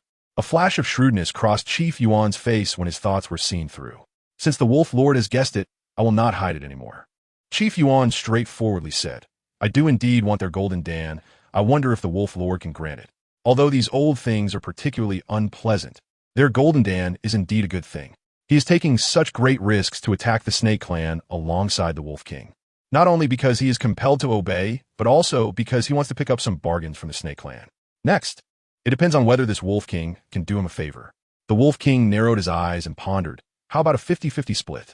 He said, The golden Dan from the 1st to 4th elders will be given to you, and the 4th to 8th will be kept for me. If he gives all of them to the other party, the Wolf King worries that the other's strength might surpass his own, making it harder to control. Deal. Chief Yuan readily agreed. The strength of the Wolf King is evident. Even if he is unwilling to give him a single golden Dan, there is nothing he can do. Now that he is actively negotiating to give him 4 golden dawn, That is certainly better than giving none. What else could he be dissatisfied with? The injured elders are now like fish on a chopping board, filled with rage. They can only watch helplessly as Chief Yuan and others continuously approach them. Beasts! The seventh elder covered his injured chest and cursed repeatedly. You will die a terrible death. Hee hee. The Wolf King sneered, whether you die a good death. This lord does not know, but soon you will find out if you will die a terrible death. Since you old thing are shouting so fiercely, shall we start with you? Chief Yuan said with a smile. Bring it on. Chief Yuan suddenly reined in his smile, his expression turning stern. Many unawakened rats rushed towards the seventh elder at his command. The elder saw this and quickly activated the Snake Clan's Great Formation. Thousands of rats crashed against the Great Formation like bullets, banging against it. Before long, they were all annihilated. Chief Yuan's eyes widened. He clearly did not expect things to develop this way. He did not anticipate that these old things still had a backup plan. He twisted his face, gritting his teeth, and said, no wonder they can continue to shout. Wolf Lord, what should we do next? Chief Yuan asked worriedly. The Snake Clan's Great Formation is probably not so easy to break. Looking at the severed limbs around the formation, one can tell that the more strength you use against this formation, the more it will rebound back at you. It cannot be easily broken unless they can go all out. The Wolf King raised his eyes to glance at the elders opposite the formation, noticing that their expressions were not good. He immediately understood something. He smirked and raised his hand lightly, continuing, these old things cannot hold on for long. Once the barrier is broken, their time of death will come. Although Chief Yuan still had some doubts in his heart, when he met the Wolf King's cold and sharp gaze, he ultimately backed down. All right, I will go down and continue to arrange things. What should we do, big brother? In the formation, the fourth elder began to worry as more and more unawakened rats kept rushing in. The formation was becoming weaker and weaker. If this continues, our injuries are likely to worsen. We might even lose our lives. Hold on, the eldest elder commanded. Even if we die today, we cannot allow these wolf-hearted scoundrels to continue wreaking havoc in the Snake Clan. Just as both sides were at a stalemate, the third elder, carrying the severely injured second elder, came directly to Yin Mabai's front. Lord, I beg you for help. For the first time, the third elder did not act like an elder, but knelt before Yin Mabai and pleaded bitterly. The Wolf Clan and the Rat Clan have invaded, and now the only one who can stop them is you, Lord. Yin Mabai looked down and said, now you remember this, Lord? He said lightly, where have you been all this time? And didn't you already have a new Lord selected? Yin Mabai mocked. Why hasn't Tiki come out to protect you? These old folks only realize the importance of their Lord after seeing blood. Otherwise, they still think they are something special as elders. It was only when that old antique was around that they were spoiled, which made them unable to see their own position and led them to do some nonsensical things. When it came to him, he wasn't so lucky. The third elder's face turned red as he admitted, it was our fault before. But now the Snake Clan is in dire straits. I asked the Lord to overlook our past relations and not hold it against us. Lord, although the second elder was severely injured, he also understood the seriousness of the matter. However, as soon as he spoke, blood kept gushing from his mouth. It was clear that his injuries were serious. Yin Mabei's eyes flickered with disdain, and he ordered someone to fetch the crane physician. The guards quickly went to arrange it. Lord, the third elder, seeing Yin Mabei speak, thought he was planning to help and looked at him with hope. Yin Mabei sneered. Having someone treat his injuries was one thing, because he didn't want him to continue bleeding in front of him and disgrace his eyes. But that didn't mean he agreed to help. Paid in full. She knew that the snake spirit was not so kind-hearted. As expected, it was because he was afraid of dirtying his eyes that he kindly invited the crane god to stop the bleeding for the other party. Otherwise, even if the other party died right in front of him, he probably wouldn't even blink. The third elder's face turned ashen. Was the master really going to be so heartless? The Snake Clan is still your family after all. The third elder shouted angrily. Are you really going to let it go unpunished, allowing other clans to continue to oppress and abuse it? Yin Mabai narrowed his eyes, a dangerous glint in his gaze. Are you accusing me? Chapter 111. Plenty of insight. Oh. The third elder stared wide-eyed at Yin Mabai. His hands kept tugging at his neck, but he couldn't break free from Yin Mabai's powerful hand that was shackled around his neck. His whole face suddenly turned red, as if he were about to suffocate at any moment. The second elder, seeing this, quickly tried to intervene, but before he could get close, Yin Mabai mercilessly kicked him away. This caused him, already severely injured, to faint from the kick. Master, seeing him like this, it's clear that he is having an episode. I quickly called out to him, hoping he could regain a bit of sanity at this moment, and avoid making a big mistake. After all, the Snake Clan is currently facing enemies on all sides, and if we were to lose a third elder, I really can't imagine the consequences. Stay calm. Pay the peacekeeper. Are you afraid that I will kill him? Yin Maobai glanced sideways at the anxious little woman in the soup pot and said softly, "Don't worry at this critical moment. I will not take his life. The whole incident started because of them, so it should be resolved by them. Kill him?" Yin Maobai raised an eyebrow. "There's no need for me to take action myself." He sneered. "The Wolf King and his ambitious wolves will definitely not allow these old ones to continue living." Cough, cough, cough. The released third elder lay on the ground, coughing incessantly like a drowned dog. He no longer had the demeanor of an elder, looking just like an ordinary old man with gray hair. "Lord, Dr. Crane is here." At this moment, the attendant led someone in. "Lord." Dr. Crane respectfully bowed to Yin Maobai. "Where is he?" Yin Maobai glanced toward the corner and said coldly, "Go take a look." Dr. Crane thought to himself, this is truly the first time in his life encountering a patient collapsed in a corner instead of on a bed. He could only carry his medical kit and walk over slowly. At this time, the unconscious second elder lay motionless on the ground, curled up in a ball. Even as Dr. Crane checked his eyelids and wrist, there was no sign of him waking up. "How is it, Dr. Crane?"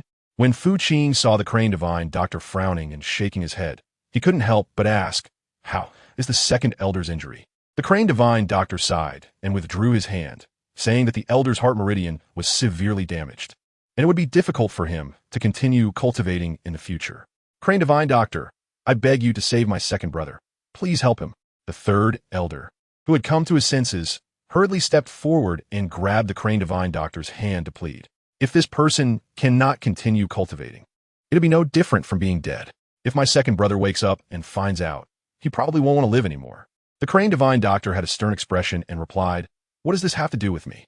He said impatiently, "I may be a divine doctor, but that doesn't mean I can do anything. There's still the King of Hell and various difficult diseases beneath a divine doctor. Do you expect me to compete with the King of Hell and those difficult diseases for lives? Do you think I'm a ginseng fruit or a miraculous medicine?" The Crane Divine Doctor was not going to indulge this elder. He had already endured enough from that madman, Yin Maobai, recently. Did he really need to let an elder bully him too? He didn't have that kind of good temper. The third elder was silenced by the Crane Divine Doctor's retort. He knew his request was a bit excessive. However, he also understood his second brother's temperament very well. Without his cultivation, he would undoubtedly suffer a fate worse than death. Was there really no other way? The third elder asked, still unwilling to give up. "No." The Crane Divine Doctor replied in a rather unfriendly tone. "If there were, I would have said so long ago. Do you think I need you here begging me?" The third elder's face turned red with frustration. "Then it's troubling the Crane Divine Doctor." Fu Qing did not expect that this Crane Divine Doctor would speak so rudely to the third elder. One might think they were enemies from the way he spoke, so sharp and sarcastic. "Let's first get him on the couch," the Crane Divine Doctor said, tempering his tone. "I'll give him 2 needles to protect his heart." The guards quickly brought over a bed and laid the unconscious second elder on it. The Crane Divine Doctor first fed a pill to the second elder and then took out silver needles from his medicine box to start needling at the heart area. As soon as he inserted the first needle, Fu Qing heard the unconscious second elder let out a muffled groan. However, when the Crane Divine Doctor inserted the second needle, the second elder suddenly coughed up a mouthful of fresh blood. This startled the third elder. "Divine Doctor, my second brother." The Crane Divine Doctor shot him a look. "What are you panicking about? He won't die. He has blood stasis in his chest. Getting it out is all that matters. It's a shame you're a cultivator and still couldn't figure this out." The third elder replied, "All right." After inserting a few more needles, the Crane Divine Doctor finally stood up. The man's life was saved. He instructed, "Next, he just needs to rest well. Master, I will take my leave now." After all, for the time being, the Master of the Snake Clan wouldn't let him leave. Fortunately, he decided not to hide his proud temper any longer to avoid feeling stifled. Yin Maobai gave a subtle signal to the guards. "See off the Crane Divine Doctor for me," he ordered. "Yes." The guard, upon receiving Yin Maobai's command, stepped forward. "Please, Divine Doctor." The Crane Divine Doctor was quite shrewd. He understood everything. They were worried he might take the opportunity to escape, which is why they had someone monitoring him. This master certainly has a lot of tricks up his sleeve. Is the master really not planning to take action? Fu Qing glanced at the weathered face of the third elder and felt a twinge of compassion. After all, it was the common people of the Snake Clan who suffered in the end. If the original owner were still around, he would never allow such a situation to occur. But now, The snake clan was under the control of this snake lunatic, and that was another story. You pity them? Yen Bai could easily see the worries in the little woman's heart. But do you know that this is precisely their deserved retribution? These old folks have long been on his mind to deal with. Before the little woman could say anything else, Yen Bai took the initiative to speak. They had grown too accustomed to a peaceful and prosperous life, almost forgetting who had provided them with such good days. Yen Bai calmly reminded them, now, this master is merely restoring everything to how it was in the beginning. What is wrong with that? Chapter 112, The Snake King truly lived up to his role as a leader guiding others forward. His awareness was surprisingly high. With a loud crash, the figures of the Wolf King and others slowly appeared before Yen Bai and Fu Qing. Following closely behind were several elders who had been personally escorted in by the Wolf Clan guards. The expressions on their faces were as pale as paper, having been tossed onto the ground by the Wolf guards, looking disheveled. They were surprisingly fast, having found this place so quickly. Yen Bai's words carried an inexplicable strangeness, as if lamenting the Snake Clan's fragility, while also suggesting that the Wolf King's speed was slow, not achieving the effect he had anticipated. Paying off. Does this snake spirit know what he is doing? The opponent has already attacked his lair, yet he still looks so nonchalant. Is he not afraid that the opponent will join forces to besiege him? Bold. The chief steward Yuan, unafraid of death, coldly sneered at Yen Bai. Who allowed you to speak to the Wolf Lord like that? Yen Bai's gaze suddenly shifted to the chief steward Yuan. Who are you? Oh, I remember now. Yen Bai nodded in realization. You are the confidant next to the Mouse King. Who gave you permission to speak to me like that? Yen Bai's tone changed, his eyes sharp. Then, without waiting for the other party to react, he struck a powerful palm towards him. Bang! The chief steward Yuan's eyes widened, never dreaming that he would be killed by this palm, even though he currently had 4 or 5 golden cores in his body. The moment he raised his hand to confront Yen Bai, it was destined that he would be reduced to dust. Isn't it much quieter now? Yen Bai raised an eyebrow and mocked. The Wolf King should remember to choose someone quieter next time. Don't pick someone who doesn't know how to recognize their own strength. The Wolf King's face darkened. Doesn't the Snake King think it's a bit late to act now? Yen Bai raised an eyebrow. The Snake Clan is already in my pocket. The Wolf King threatened. If the Snake King wants to ensure their safety, it's best to surrender. Otherwise, what do you want? Yen Bai played by his own rules. Kill them? He smirked. Then you go ahead and kill them. And after you kill them, I'll kill you to avenge them. Wouldn't that be beautiful? Wolf King. Paying off. The time attendant. Crazy. Yen Bai is really crazy. How could he disregard the lives of the Snake Tribe's people? The Wolf King also did not expect the Snake King to make such a choice. His entire face became extremely awkward. In that case, don't blame me for being rude to them. The Wolf Clan has wanted to dominate the Snake Tribe for more than a day or two. Now that there is such a good opportunity, how could the Wolf King give it up? After receiving the Wolf King's order, the Wolf Clan's guards grabbed the elders, who were as fragile as paper dolls. The Wolf King took a deep breath. I will give you one more chance. The Wolf King said reluctantly. Will you choose to save them or surrender? He did not believe that Yen Bai would really be so cruel as to not care about the elders of his tribe. After all, these are the pillars of the Snake Tribe. Even if they have no merit, they have worked hard. Does he not fear being criticized for this? Yen Bai lifted his robe and sat by the hot spring, lazily saying, Did the Wolf King not hear what I just said? Or what does the Wolf King want me to take action personally? As soon as he finished speaking, no one could see how Yen Bai made his move. The elder who was grabbed had already been killed by Yen Bai with a fierce palm strike to the ground. The speed was too fast, catching everyone off guard.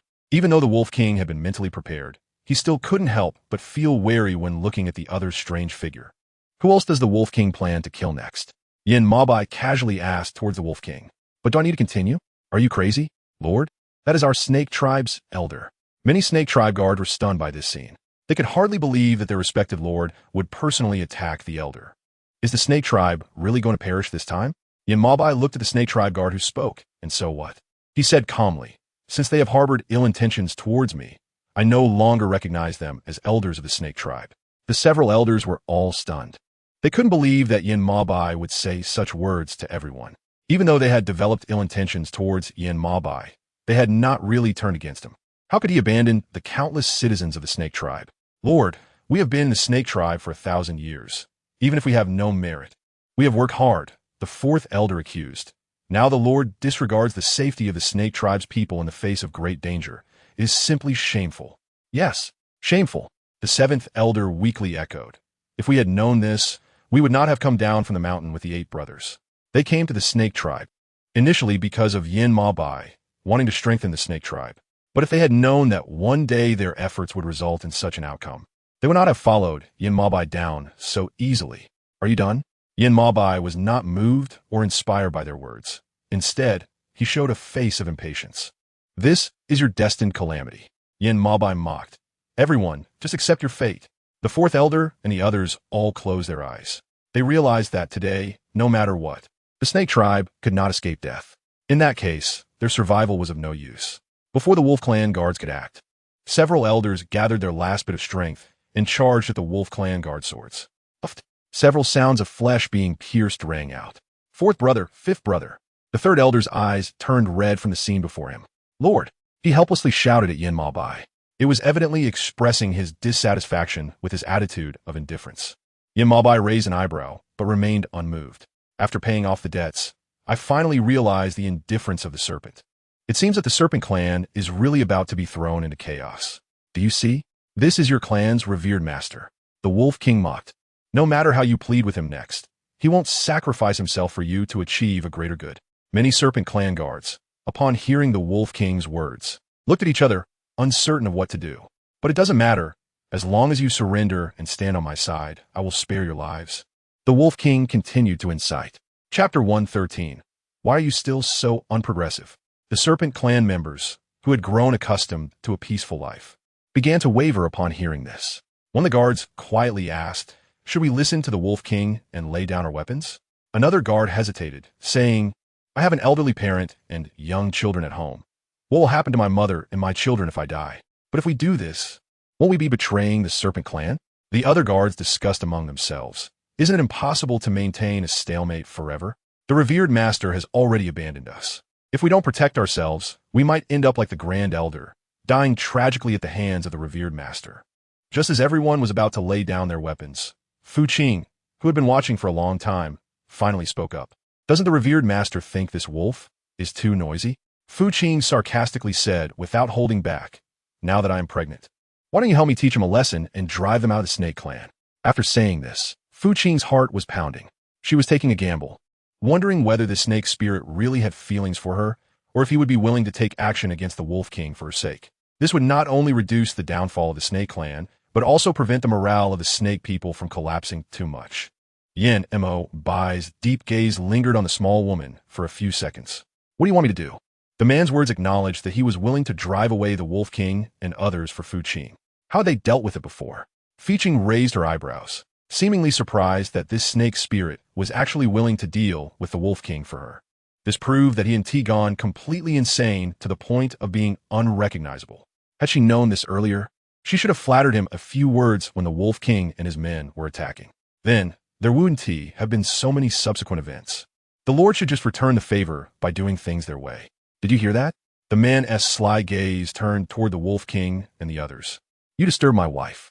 So, let's start by taking your lives as compensation. Before the Wolf King could react, the man's shadow quickly flashed toward him. By the time he regained his senses, the Wolf King's chest had already been struck hard by the man's palm. The Wolf King looked up to the sky and spat out a mouthful of blood, just as he was about to raise his hand to defend himself. Yin Ma Bai had already seized his neck. Don't move. The guards of the Wolf Clan all entered a state of alert upon witnessing this scene. Paying off gave the snake-obsessed one an admiring look. Look, this is the demeanor of a king. If only the master had acted sooner. The snake tribe's guards expressed their relief, saying, with this, the Grand Elder won't die a tragic death. Indeed, at present, only the 3rd elder and the 2nd elder remain among the 8 Grand Elders. The other guards echoed, we've already lost so many guards from the snake tribe. Yes. If we had known earlier that Lady Yu could persuade the master to act, we wouldn't have wasted so much time. The relief was not just felt by these snake tribe guards, but also by the guards and the 2 elders. They had previously tried everything to stop this tragedy. However, in the end, not only did they fail to prevent it, but it also escalated further. Now, just a few words from Lady Yu prompted the Snake King to act against the Wolf King. How could they not be amazed? Be careful, master. Just as everyone relaxed, a massive net suddenly rushed toward Yin Ma Bai and the Wolf King. Taking this opportunity, the Wolf King escaped from Yin Mabai's large hand and stood opposite the net, striking a palm toward Yin Mabai. But the latter quickly dodged. Quick, lock him with the dragon chains. Just as Yin Mabai was about to break free from the net, the Wolf King quickly instructed the Wolf Tribe guards. Yes, master. The guards, seeing this, did not dare to delay. They had come to the Snake Tribe with ample preparations. The dragon chains were their greatest assurance. The Wolf King had waited for this day for nearly a month. How could he not be excited? 6 golden chains flew toward Yin Mabai's hands, feet, head, and waist like magnets, wielded by the Wolf Tribe guards. At first, Yin Mabai could dodge, but with the Wolf King causing chaos outside the net, he was soon restrained in midair by the chains. Despicable. Yin Mabai gritted his teeth towards the Wolf King. Hee. The Wolf King chuckled delightfully, thinking that to subdue a figure like the Snake Sovereign, one must resort to some despicable means. Lift him up. The Wolf King ordered coldly to the Wolf Tribe guards. At that moment, Qing was so worried that he nearly jumped out of the hot spring. Wasn't this snake-obsessed one supposed to be formidable? How could he be restrained by these ambitious wolves in just a few moves? Quick, guards, hurry and help. During the Qing dynasty, the guards and others commanded. Madam, your safety is the most important. Ashio reminded. The esteemed master keeps them by your side because he doesn't want you to be harmed. You must not make the esteemed master worry. Qing couldn't take in what Ashio was saying right now. Her biggest concern was still the safety of the snake spirit. If she couldn't handle even him, how could she ensure her own safety? Don't worry about me. Qing ordered anxiously. Hurry up. She realized that the dragon lock chains were specifically targeted at the snake spirit by the Wolf King. No matter how powerful he was, his abilities would definitely be greatly diminished under the pull of these chains. Once he had no opponents to resist, the Wolf Tribe would surely wreak havoc on the Snake Tribe. Is there no way out? Looking at Yin Mabai, who was clawing and flailing in midair, the Wolf King felt an indescribable satisfaction. Even though his chest hurt, it couldn't stop the joy in his heart. Do you think this way? The true body has no way to deal with it? Yin Mabai sneered. Wolf King, how is it that after thousands of years, you still haven't made any progress? Roar. A dragon's roar shattered the sky, causing countless flowers, plants, and trees around to tremble in this seismic event. The Wolf King's expression changed drastically. Quick, find something solid to stabilize yourself. The Snake Tribe guards, including Qing, who was still standing in the hot spring, were also swaying back and forth in the tremor. The Wolf Tribe guards, entangled by the dragon lock chains, were even more shaken by Yin Mabai's roar, eventually being tightly grabbed by Yin Mabai as he swung the dragon lock chains, smashing them into a bloody pulp. The scene was chaotic and bloody, with the air still thick with the smell of blood. Although the chains wrapped around Yin Mabai's body weren't broken by this roar, fortunately, they were no longer controlled by the wolf guards and fell into his hands. Chapter 114. You dirty thing that can't be seen in light next. It was time for the true body to make a move. Yin Mabai's strange face twisted unnaturally. He removed the dragon lock chains from his neck and waist and hurled them towards the group of wolf guards not far away with a loud bang. The group of wolf guards was struck by the dragon lock chains and crashed into the tall wall behind them, causing the wall to collapse with a resounding crash. What are you all dawdling for? The Wolf King, seeing this, ordered in a pale voice, quickly attack. At this moment, if they missed the opportunity, fighting alone would only make them even less likely to be Yin Mabai's opponent. The densely packed wolf guards swarmed towards Yin Mabai like bees under the Wolf King's command. Just in time, Yin Mabai grinned wickedly. The 4 dragon lock chains wrapping around his limbs acted like octopus tentacles, tightly binding the wolf guards in the chains so they couldn't move. In no time, those wolf guards looked like they had been drained of their essence, turning into shriveled corpses. You're not the Snake King. Even the Wolf King, no matter how foolish, understood something upon seeing this scene. How could the real Snake King use evil cultivation to drain others' essence like this? What was the difference from demons? The man curled his lips, realizing it was too late to understand now. The Snake Tribe guards all turned their gazes toward Qing. The 3rd elder and the 2 guards did the same. Although they noticed that the Snake King's current style of doing things was vastly different from before, they never imagined that the other party was actually not the Snake Sovereign. Madam, what is going on? The 3rd elder questioned. They had sacrificed so much and wasted so much time, only to discover in the end that the other party was not the lord of the Snake Tribe. How could they accept this psychologically? Faced with the questioning gazes of the crowd, Qing felt very irritated inside. This matter is not something you should ask me, Qing said coldly. Doctor, he knows this best. You can ask him later to find out what is going on. Simply put, she was also a victim. What did their fierce questioning of her mean? Did they think that she, a weak woman, could hide their lord? Take this, Wolf King. The dragon lock chains had no restraining effect on Yin Mabai. Instead, they made him more courageous. The Wolf King twisted his face, never dreaming that the person he wanted to eliminate was not the Snake King himself. It was like being told that something easily within reach was actually belonging to the wrong master. His heart was filled with immense anger. Madam, do you need me to help you up? After the ground shook and the mountain swayed, although the surroundings stabilized, cracks appeared in the hot spring where Fu Qing was. A lot of water was flowing out from the small gaps. Mother, hurry and run to the water dragon pearl. Just when Fu Qing didn't know how to respond, a small voice suddenly appeared in her mind. Yes, the water in this hot spring is about to dry up. Only the water dragon pearl can save you from the burning pain. Seeing this, Fu Qing didn't dare to hesitate and hurriedly had a Xiao support her to the side of the water dragon pearl. Madam, should we take the water dragon pearl out from here? The place where the water dragon pearl was located had a barrier set by Yin Mabai. Anyone except Fu Qing who got close would easily be repelled. No, mother, the small voice stopped her. Once the water dragon pearl is taken out, it will be dangerous. Big brother is right. Mother, just stay by the water dragon pearl.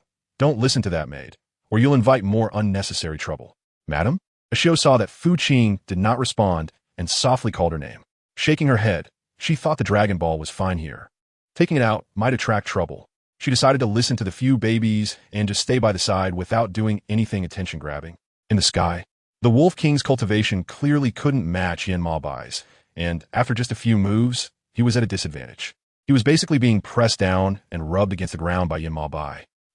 Not long after, the Wolf King was once again struck by Yin Mabai and began to bleed. On the ground, without the Wolf King's help, the Wolf Tribe guards quickly fell back under the attacks of the Snake Tribe guards, suffering countless casualties. So how is it? Are you satisfied? Yin Mabai asked the Wolf King, his tone infuriating. Do you need me to give you a different way to die? The Wolf King clutched his injured chest, choking on his words, and before he could speak, blood poured out from the corners of his mouth. He had a dark expression, knowing that today he might not be able to leave the Snake Tribe. Since that was the case, he saw no need to maintain any kingly demeanor. Do you think this will make me afraid? The Wolf King, suppressing the blood gushing from his mouth, gritted his teeth and said, You, a shady and despicable being, are not worthy to stand before me. Yin Mabai's previously smiling face instantly darkened. He raised his palm and slapped it fiercely in the direction of the Wolf King. Lord! Just when everyone thought the Wolf King was doomed today, a shadow suddenly darted out from the darkness and saved the Wolf King. This scene happened too quickly, catching everyone off guard. Yin Mabai's face turned cold as he pursued. His hands clenched into heavy fists at his sides, clearly angered by the Wolf King's words. Some Wolf Tribe guards panicked upon seeing the Wolf King being rescued. What should we do? The Lord has left. Should we run away too? Someone among the Wolf Tribe guards voiced this concern. Everyone looked at each other, and in the end, they scattered and fled. Lord, what should we do with these people? After repelling the Wolf King, the Snake Tribe calmed down. The guards looked up at Yin Mabai, who was hovering in mid-air, seeking instructions. Yin Mabai took a moment to calm down, opened his eyes, and said, Kill them. The guards did not dare hesitate and quickly went after the fleeing Wolf Tribe guards. Was it you questioning my lady just now? After landing, Yin Mabai directed his gaze straight at the third elder and the others beside him. Who exactly are you? Facing Yin Mabai's questioning, the third elder showed no fear. Instead, he questioned back with confidence. Where's the Lord? Where have you hidden him? Yin Mabai raised his lips. The third elder really was getting old and had a poor memory. Chapter 115. The Death of Hua Qiao. The third elder frowned. What do you mean by that? There has only ever been one Lord in the Snake Tribe. Yin Mabai warned. That is me. Was the third elder's previous statement questioning or denying my authority? A flash of killing intent crossed the man's eyes. It was clear that he had developed a killing intent toward the other party, having lived for over 1,000 years. How could the third elder not perceive it? But he was not the type to fear death. Just as he was about to speak, a clear voice interrupted him. Not good, my lord, the water in the soup pool is almost dried up. Ashio, seeing the atmosphere was off, hurriedly spoke up. Only then did the man shift his gaze from the third elder to Ashio. Ashio's spine trembled involuntarily, but her face was tense. Just when she thought she was about to fall into a situation where she would surely die, Yin Mabai turned his gaze away.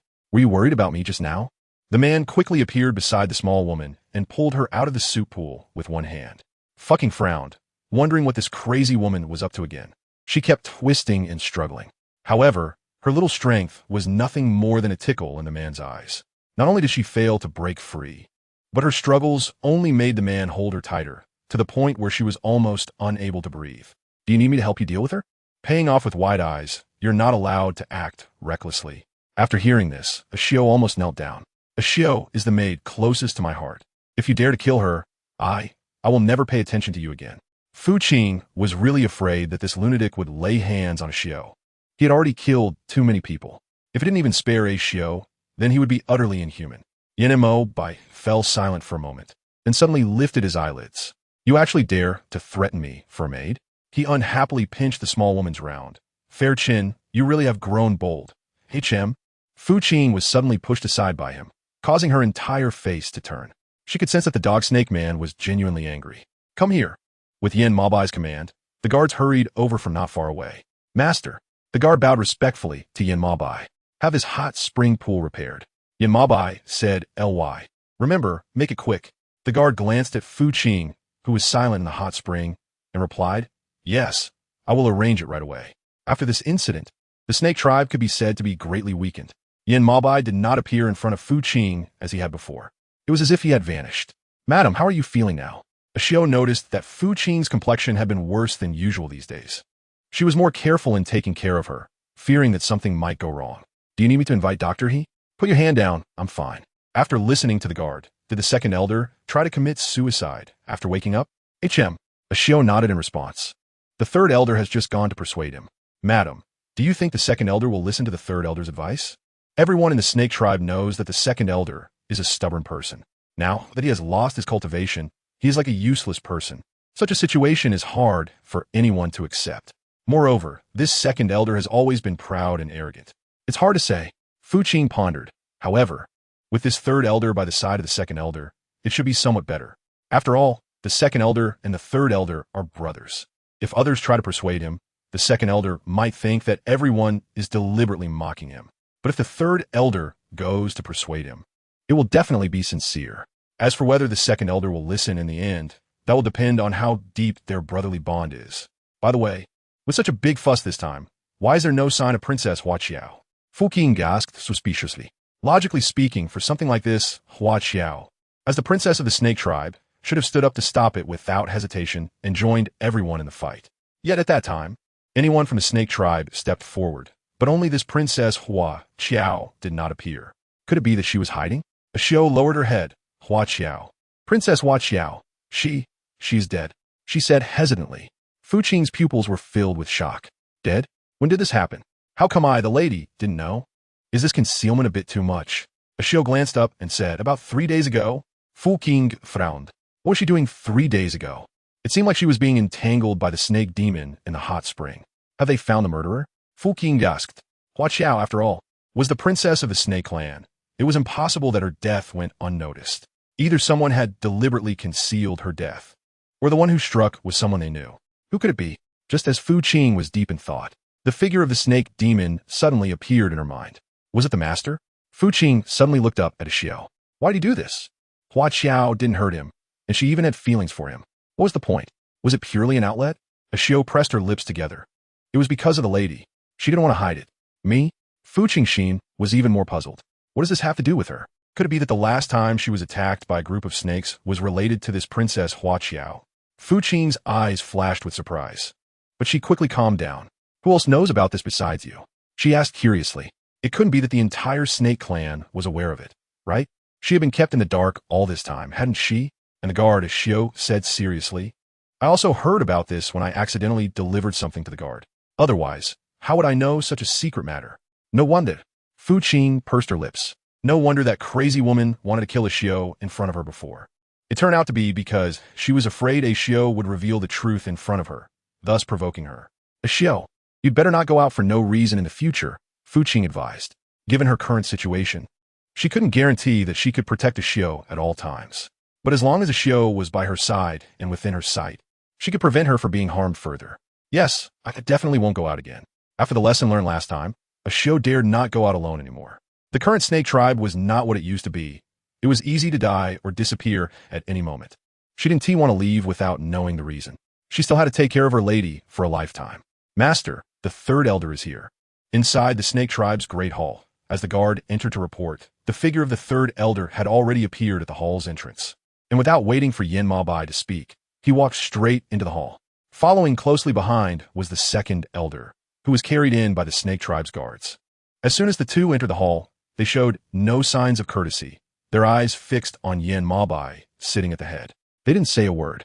"Why aren't you two bowing?" Yin Mabai raised an eyebrow and asked the second and third elders, his tone carrying an indescribable calmness. But it seemed he didn't think they were worthy of worship. "Umph." The third elder coldly snorted. "Since the young master is already aware, why bother asking? We are here to bid farewell to the young master." The second elder slowly spoke. "The snake tribe no longer has a place for the two of us brothers. It's time for us to leave." After several days of turmoil, the second elder finally came to his senses. Since the true master had disappeared, there was no need for them to continue staying in the snake tribe. They would return to where they came from and no longer concern themselves with worldly matters. Yin Mabai lowered his gaze. "When do you plan to leave?" he asked softly, making it hard to tell whether he was happy or unhappy. "Now," the third elder replied stiffly. "Hee." Yin Mabai chuckled softly, neither agreeing nor disagreeing, but his eyes held a cold light. "What do you think the snake tribe is? You think you could just come and go as you please?" The second elder, the third elder, "When that old relic invited you out of the mountain, what did you say?" Yin Mabai leisurely asked, "What's wrong? Now that the person has changed, you want to go back on your word?" He rubbed his fingertips, glancing at the two men's awkward expressions, and continued, "Do you think this master cannot persuade you with reason and is unworthy of your support? Or do you think this master is easier to talk to than that old relic, which is why you dare to show your displeasure?" The hall fell silent for a moment. Even the sound of breathing in the air was suppressed. "What does the young master want?" After a few seconds of silence, the second elder finally broke the quiet. "We brothers are now either dead or wounded. Staying here is of no help to you or the snake tribe." The second elder spoke the truth. Their brotherhood of 8 was almost wiped out under Yin Mabai's schemes. Now, leaving just him and the third elder was of no benefit to him. On the contrary, it would only increase their hatred towards him. After all, if the deaths of the first elder and the others were not due to Yin Mabai's neglect, they wouldn't have ended up in such a dire situation. How could he have the face to ask them to stay?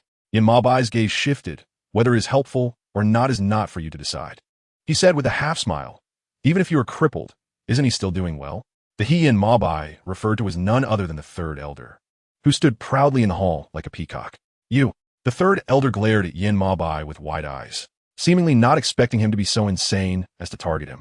Yin Mabai ignored the third elder's furious gaze and clapped his hands towards the guards outside the hall.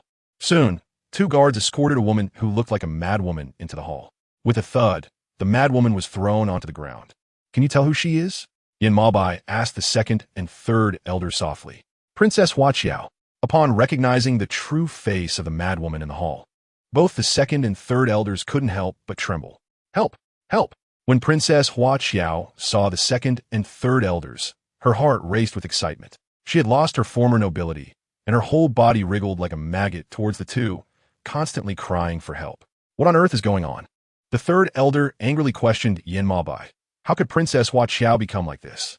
Yin Mabai smiled slightly. "You should ask her." The second elder, the third elder, "Come, my princess, tell the 2 elders what you have done behind my back." Yin Mabai slowly tempted. "No, it should be what you have done to my lady behind my back. Remember to explain everything clearly, all the ins and outs of the matter." Yin Mabai said with an innocent smile, "Otherwise, I can't guarantee what will happen to you next." Princess Hua Qiao trembled all over.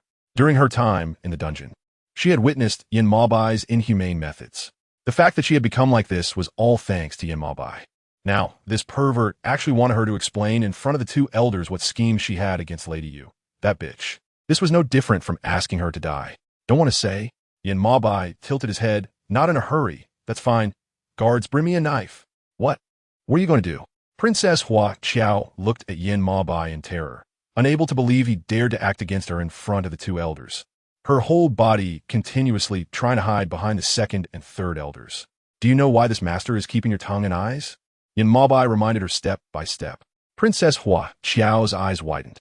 "Since you're unwilling to speak, then I think keeping your tongue and eyes is no longer useful." The woman's scream echoed loudly in the great hall.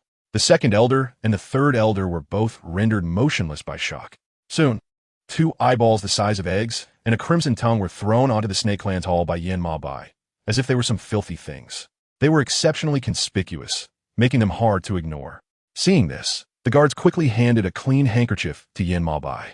He took the handkerchief and calmly wiped his bloodied fingers, appearing very composed and indifferent. Meanwhile, the princess, Hua Qiao, whose eyes had been gouged out and tongue cut off, was writhing on the ground like a pitiful creature on the brink of death, clearly in immense pain. "Do you see this? This is how I torment people," Yin Maobai said with a sinister smile, looking at the second elder and the third elder, who were already numb and shocked. If the two elders did not want to meet the same fate as this princess, it was best they listened to him and stayed in the Snake Clan, no longer thinking about leaving. Otherwise, he could not guarantee that the outcome for this princess today would not extend to them in the future. Chapter 117. Who else did you kill? Despicable. After receiving a profound lesson from Yin Maobai, the second elder and the third elder returned to their residence. "Brother, should we discuss this with Madame Yu?" the third elder suggested. In his view, the current lord was indeed insane, but he still cared about Madame Yu. Otherwise, he wouldn't have listened to her and acted against the Wolf King. They had all witnessed the devastation caused by the Wolf King's attack on the Snake Clan, and they could have been annihilated at any moment. If it weren't for Madame Yu's intervention, this person who looked exactly like the Lord would not have stepped in to stop it. This shows that Madame Yu held a certain weight in the Lord's heart. It's better not to act rashly at this time, the second elder pondered. For their safety, he did not recommend doing so. Who knew if the Lord had already sent someone to monitor the Zhaohua Hall? If they approached now, wouldn't they be falling right into the Lord's trap? At that point, they might not even need the Lord to take action.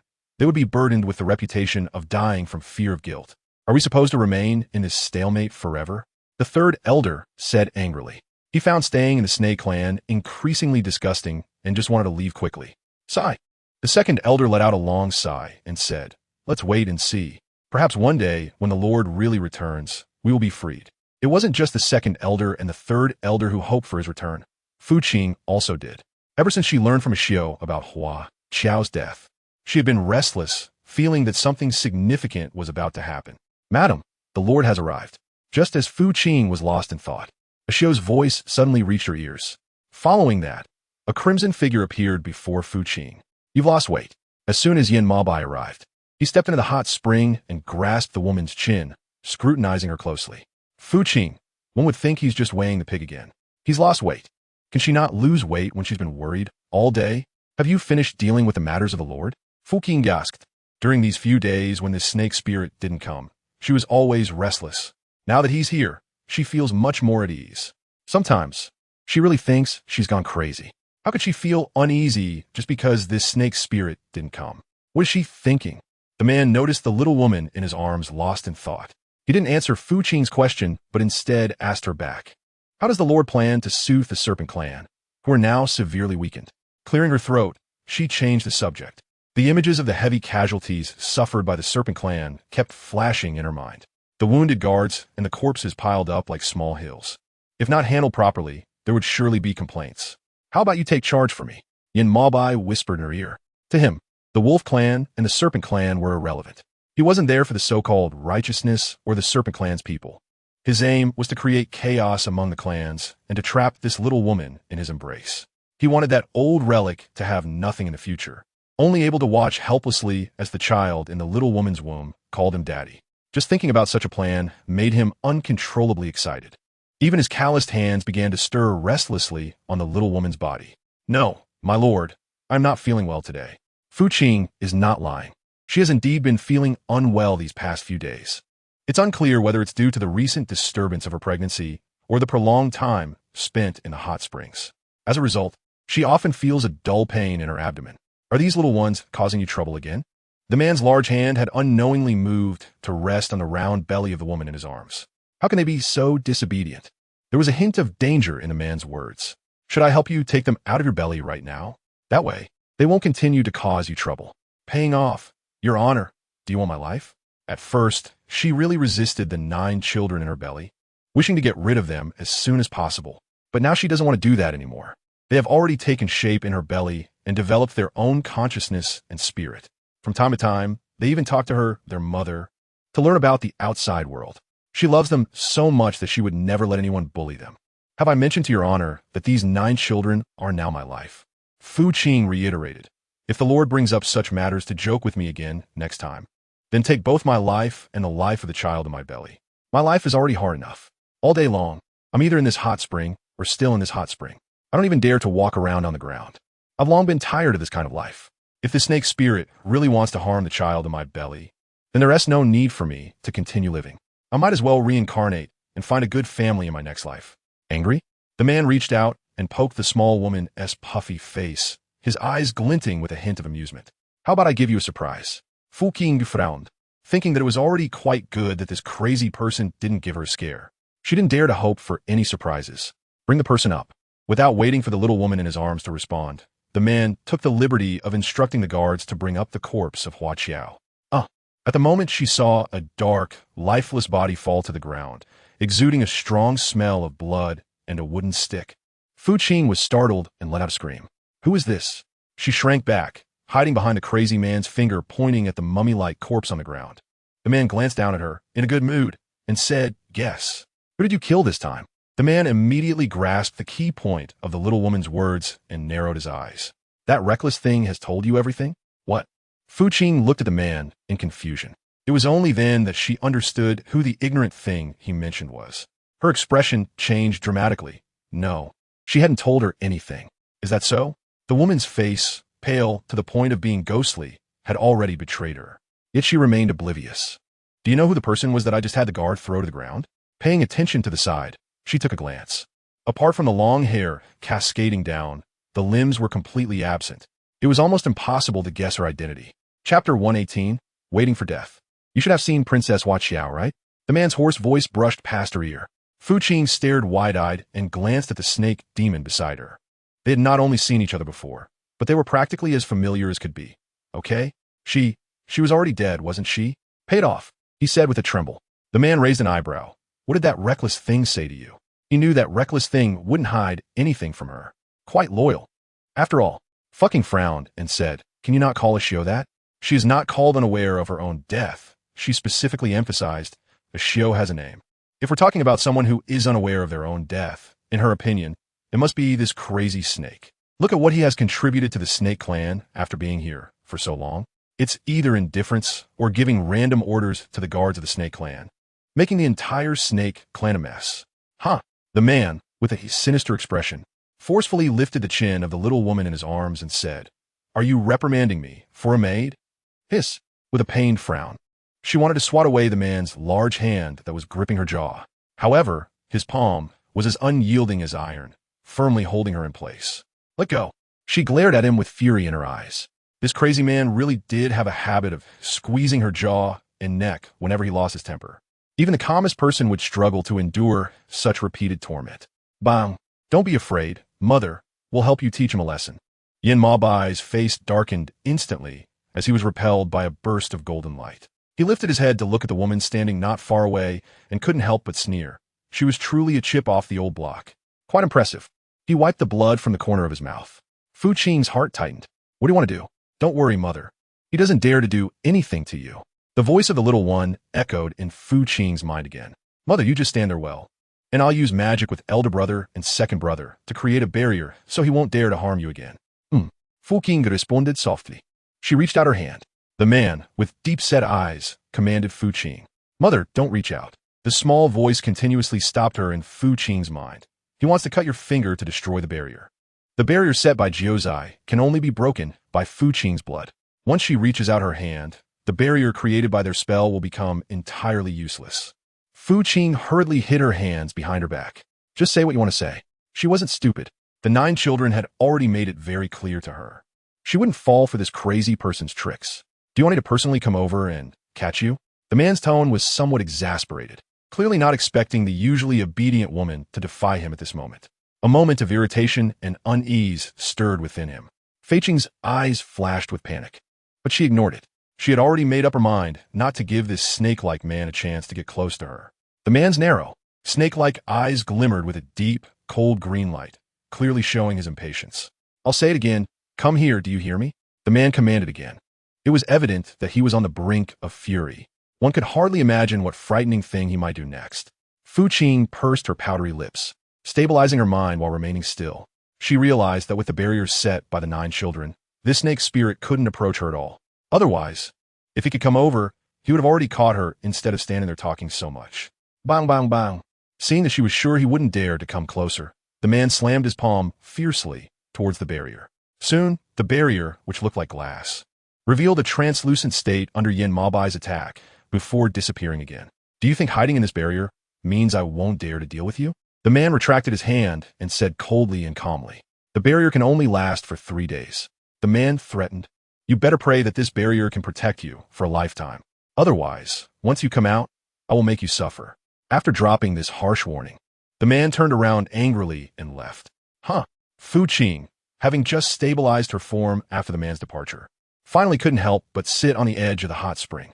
She was trembling all over, feeling a sense of fear after surviving a disaster. For a moment, she really worried that the man would forcibly break through the barrier to capture her. Fortunately, the barrier was strong enough that it didn't shatter under the man's 3 strikes. Otherwise, she would have truly been in grave danger today. Mom, big brothers are tired. The small, soft voice appeared in Fu Qing's mind again. They need a rest now, so you just stay in this barrier and don't go out. We'll come to help you again when big brothers wake up in 3 days. Are you all okay? Ask with concern. Did your father's 3 slaps just now have any effect on you? She clearly noticed that every time that snake's spirit struck, her stomach would subtly tighten and ache. It hurt 3 times in total. She couldn't tell if it was just her illusion or if it was real. In any case, she felt a lingering sense of unease in her heart. She was very worried about the safety of the 9 little treasures in her belly. Speak. Fu Qing waited anxiously for the little voice's response, unable to hold back his worry. Could it be that her guess was true? Did they really get hurt to protect her? Mother, my brothers are just tired. To prevent Fu Qing from making wild guesses, the little voice hurriedly reassured her. Although those 3 strikes were strong, my brothers are not pushovers.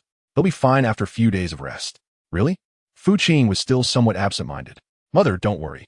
I'm going to rest now, so I won't chat with you for a while, the little voice said earnestly. When Ashio entered, she noticed Fu Qing's distracted look. Madam, has the Lord done something to you again? Ashio asked with concern. Fu Qing came back to her senses and glanced at Ashio's worried expression, shaking her head. Ashio, how long do you think this lady has to stay in this hot spring? At that moment, Fu Qing felt lost. She really wanted to leave and never wanted to stay here again. Her current situation was even worse than when she was with the Dragon Clan. She was constantly facing the coercion and threats of that snake-like lunatic. More importantly, she had no ability to resist at all. She didn't want to continue sitting here waiting for death. Ashio, has that man in black come to find you again? Fu Qing gasped. If he comes to find you next time, you must pay attention for this lady. Chapter 119. A gentleman can be killed but not insulted. Didn't you say that the other party is very likely to be a bad person? Ashio hesitated and said, so in recent days, that man in black hasn't contacted me. He might have sensed something was off. With her eyes narrowed, she asked, do you have any way to help me find him? After being stagnant for so long, she realized the truth. As long as that crazy person was around, she wouldn't have a moment of peace. She had to find a way to protect herself and the 9 children in her womb. Ashio furrowed her brow and replied, I can only try my best.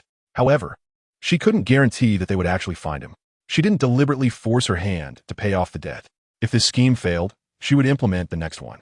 In any case, now that she had children, she had a plan for them. My lord, the Tiger Tribe and the Wolf Tribe are fighting. On the Fox Tribe side, a trusted spy reported that the Wolf King was controlling the Rat Tribe to attack the Snake Tribe. Unexpectedly, they not only failed, but were also defeated miserably. Now, the Wolf King's whereabouts were unknown, and the Rat Tribe was fleeing in all directions. The Tiger Tribe seized the opportunity and started a fight with the Wolf Tribe's 3rd prince. The scene was truly shocking. No one could have imagined that the newly appointed Tiger King would hide his strength. Ultimately, while the Wolf Tribe was attacking another tribe, he stabbed the Wolf Tribe in the back. Who won? The Fox King didn't care about the reasons for their fight. He simply wanted to know who among the two was stronger, the Tiger King or the Wolf Tribe's 3rd prince. His voice was calm, devoid of any anger or joy, as if he were casually inquiring. At present, it seemed that the Wolf Tribe's 3rd prince had the upper hand. A trusted aide hesitated and said, however, the Tiger King has captured the Wolf Tribe's 2nd prince as a threat. The Fox King laughed coldly. What a fool. He doesn't think the Wolf Tribe's 3rd prince would surrender for a half-brother, does he? Since ancient times, royal families have never had any familial affection. This has been true 1,000 years ago and will be true 1,000 years later. If he wants to seek death, he will inevitably become someone else's dish. On the Wolf Tribe side, everything unfolded just as the Fox King had said. The wolf tribe's third prince not only was not threatened by the Tiger King, but instead charged directly toward the Tiger King, completely disregarding the life or death of the wolf tribe's second prince. In his view, the future survival plans of the wolf tribe were worth much more than his own life. If the wolf tribe were to be defeated by the tiger tribe now, it would mean the end for the wolf tribe. How could the wolf tribe's third prince allow such a thing to happen? Third brother. The wolf tribe's second prince widened his eyes in disbelief, not expecting that at such a critical moment, the other party would abandon his life. He was so anxious that he was almost jumping. However, before he could finish his words, the Tiger King, furious, directly slashed the wolf tribe's second prince's neck with a sword. He then quickly charged forward with his men. The scene was filled with the glint of blades and the sound of swords clashing, filling half the sky above the wolf tribe. The air was thick with the scent of blood and the cries of the guards. The wolf tribe's third prince showed no mercy to his enemies, killing one with each stroke as if he were skewering meat. The wolf tribe's guards following him were equally formidable, quickly slaughtering hundreds of tiger tribe guards in a short time. This made the Tiger King extremely furious. He gripped the sword hilt and activated the Tiger King's golden body. The golden body was about 8 zhang high and looked exceptionally conspicuous. When the Tiger Tribe guards saw the Tiger King's golden body, their morale surged, and they all charged toward the Wolf Tribe. It was clear that the other side had been waiting for this day for a long time. "My lord, if this continues, we might lose." The third prince's trusted aide said worriedly, "The Tiger Tribe has many people and is clearly well prepared. No matter how strong we are, in front of so many Tiger Tribe members, we will eventually exhaust ourselves." Moreover, the old Wolf King took many people with him to the Snake Tribe when he left, and the guards left in the Wolf Tribe are less than a third. Otherwise, how would the Tiger King dare to come and offend us so boldly? "Is the princess and the child safe?" the third prince asked seriously. Long before the Tiger King attacked, the third prince had already sent his trusted aide to take them out of the Wolf Tribe and hide them in a safe place. Otherwise, he wouldn't be so focused on dealing with everything in the tribe. "Rest assured, my lord," the aide said seriously, "the princess and the young master have already been arranged by my subordinates, and there won't be any problems." With these words from his aide, the third prince felt completely at ease. When he raised his sword and activated the wolf tribe's golden body in front of everyone, it indeed stunned many of the Tiger Tribe members. They saw that the wolf tribe's third prince's golden body was 2 zhang taller and 4 zhang wider than the Tiger King's golden body. They all began to tremble. Even so, it could not stop the Tiger King's ambition and desire to exterminate the wolf tribe and claim the throne. "Give it to me," the Tiger King commanded again. He did not confront the third prince head-on at first, but chose to have others delay him, hoping to exhaust the Tiger Tribe guard's energy and strength. How could the third prince not see through such cunning thoughts? "My lord, just charge forward," the aide said as he led the charge. "We will clear the way for you ahead." With his aide blocking the way ahead, the third prince quickly appeared in front of the Tiger King. "Do you think this will make me lose?" the Tiger King said defiantly. "Dream on." When the two clashed, it produced a sound like thunder. The Tiger King had a hint of blood at the corner of his mouth, while the Wolf Tribe's third prince appeared pale in comparison. It was clear that both of them were very powerful. However, the third prince had already exhausted a lot of strength earlier, so when he fought against the Tiger King, he began to feel somewhat powerless. But this did not mean that the Wolf Tribe's third prince would show weakness in front of the Tiger King. "Give it up, third prince," the Tiger King said triumphantly. "Look at the Wolf Tribe now. There is no place for you. They have all been invaded by the Tiger Tribe. If you don't want them to die too tragically, stop this pointless struggle." "Exactly. While our lord is still in a good mood, we can spare you from severe punishment," the Tiger King's aide advised. "But if you continue to be so ungrateful, don't blame our lord for being ruthless." "Huh!"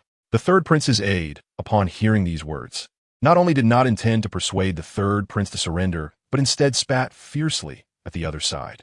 "A soldier can be killed, but cannot be humiliated. Even if we all perish today, not a single Wolf Tribe member will step forward to surrender." Chapter 120. Longxi is still waiting for us to return. Are they fighting? This conversation was naturally spoken by Yin Ma Bai to the attendant. Now, he could say that he had complete control over the movements of all tribes. "Who do you think will win between the two?" the man asked casually. Also, he paused, continuing, "Have you found that little rabbit?" This little rabbit referred to none other than the rabbit princess that Yin Ma Bai had personally handed to the Wolf Tribe's third prince. "I only found a younger one." The attendant hesitated and said, "When I arrived, the third prince's consort was already missing." "Missing?" The man pressed his tongue against the back of his teeth, repeatedly savoring this information. He then scoffed, Is she afraid her man will die in battle? So she is preparing to die with him? At this moment, the wolf tribe was in chaos, surrounded by the Tiger King and his men, with the third prince and others trapped within. Around them, bodies lay sprawled on the ground like winter melons. Princess Yushi could have lived a good life with her child and the third prince, but she couldn't let go of him. Thus, after setting up a barrier for their child, she quickly returned to the wolf tribe, only to encounter a scene she couldn't forget. This was no better than the destruction of the rabbit tribe. Shillong, Princess Yushi shouted towards the front. The third prince, who was fighting, heard her voice, looked up, and saw Princess Yushi, dressed in a splendid blue royal gown, running towards him.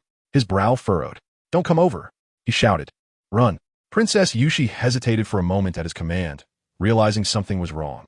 She turned to look around and noticed many tiger guards staring at her with hostile eyes because of her presence.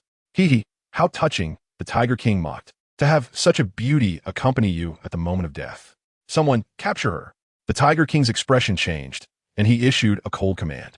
"Run. Do you hear me?" More and more tiger guards rushed towards Princess Yushi. The third prince was thrown into a panic. Unexpectedly, instead of leaving, Princess Yushi conjured her sword and charged towards the third prince. The current Princess Yushi was no longer the delicate person she once was. After meeting the third prince, she was no longer a flower in a greenhouse. Over the past few months, she had followed him into battle, witnessing plenty of bloody scenes. How could she retreat just because of the third prince's scolding and leave him to face everything alone? "Quick, protect the third prince and princess." The third prince's trusted aide ordered urgently. All the wolf guards quickly broke through the encirclement and rushed towards Princess Yushi. At the moment, the third prince embraced her. His hands couldn't stop trembling. He buried his head in the little woman's neck for a few seconds, then looked up at her worried face and yelled, "Who told you to come? Do you know how dangerous it is here?" Princess Yushi could only cry without speaking. The third prince thought his fierce expression had frightened her, so he gently stroked her cheek and kissed her forehead. "Don't be foolish like this again." He glanced around and whispered in her ear in a moment, "I'll cover for you, and you hurry and escape from the west side." Before he finished speaking, Princess Yushi grabbed his solid arm. The third prince looked at her in surprise. "I want to stay with you," Princess Yushi said seriously. She was not someone who feared for her life. She knew very well how the third prince treated her. Perhaps at first she couldn't accept it, but after 6 or 7 months together, even if she had a heart of ice and snow, it began to melt under his meticulous care. The third prince's expression became complicated. You don't hate me anymore?" "How could I?" Princess Yushi replied lightly. "You're right. It's the survival of the fittest. The rabbit tribe's downfall was largely due to their weakness. Moreover, the wolf lord is now missing, and the wolf tribe is on the brink of extinction. What else is there for me to hate? Let's fight our way out." Princess Yushi said earnestly. "Right now, living is more important than anything else. Longshi is still waiting for us in the hut." "Okay," the third prince responded readily, filled with strength. "TSK, what a touching scene," the Tiger King said as he walked out from among the tiger guards, praising them. "It's a pity you won't be able to escape today. Attack!" With the Tiger King's command, thousands of tiger guards quickly approached the third prince and the others. "Master, while there's still a gap, you should quickly take the third princess and leave." The trusted aide saw the situation was dire and decisively made the decision. "Let me hold them off." "No need," the third prince flatly refused. "With just you guys, you won't be their match." The tiger guards were numerous, with hundreds of untrained tigers, not to mention the many guards surrounding them. "Listen to this prince's command," the third prince ordered. "Prepare to defend, and don't let the enemy break in." Given the current situation, even though the enemy had many, they wouldn't dare to attack lightly. They just needed to defend well. However, if their defense were breached, everything would be over. The Tiger King watched from a high point, narrowing his eyes. If possible, he really didn't want to wipe out the wolf tribe completely. But every time he thought of the time, he had to bow to the Wolf King. He wished he could uproot the entire wolf tribe. "Kill! Kill!" The thousands of tiger guards roared in unison. Although the third prince and his companions had a strong defense, they gradually fell under the continuous attacks of the tiger guards, and one of them was stabbed by a tiger guard. Shillong, seeing the third prince injured on the shoulder, Princess Yushi rushed forward to support him. However, unexpectedly, a tiger guard from behind slashed at her. Poof! Princess Yushi spat out a mouthful of blood and fell forward. The expected pain did not come. The third prince quickly reached out to catch her in his arms. "Yushi, wake up, open your eyes and look at me," he called her anxiously. Chapter 121. Forgetting Dust Pill, ha ha. The Tiger King laughed happily upon seeing this. He had waited a long time for this day. It's just a pity the Wolf King couldn't see this scene. Bang. However, the Tiger King's laughter lasted less than a few seconds before he was struck hard on the shoulder from behind. Poof! Lord, Lord! Everyone rushed towards him as they saw the Tiger King fall from a large tree after being ambushed. The figure in black landed in front of the third prince and Princess Yushi. Go! The third prince glanced up, but before he could speak, the figure in black raised their hand and struck at the attacking tiger guards. Boom! The tiger clan guards surrounding the third prince and the others were all sent flying to the sides by the black-clothed person's move, leaving a path open. The third prince did not dare to hesitate and hurriedly picked up the injured Yushi, commanding his trusted subordinates to follow the black-clothed person and leave. Lord, the Tiger King's trusted subordinate urgently called out to him. The Tiger King originally wanted him to lead the pursuit, but the black-clothed person's previous strike had caused his blood to surge violently. As soon as he opened his mouth, blood would flow from the corner of his lips. Therefore, he remained silent for a moment until he calmed the surging blood within him, and then he slowly spoke. The Wolf clan has been destroyed. The Tiger King gritted his teeth, emphasizing unwillingly, from now on, there will be no such beings as the Wolf clan among the various clans. The Tiger King's trusted subordinate immediately understood the meaning of the Tiger King's words. Yes, I will arrange it right away.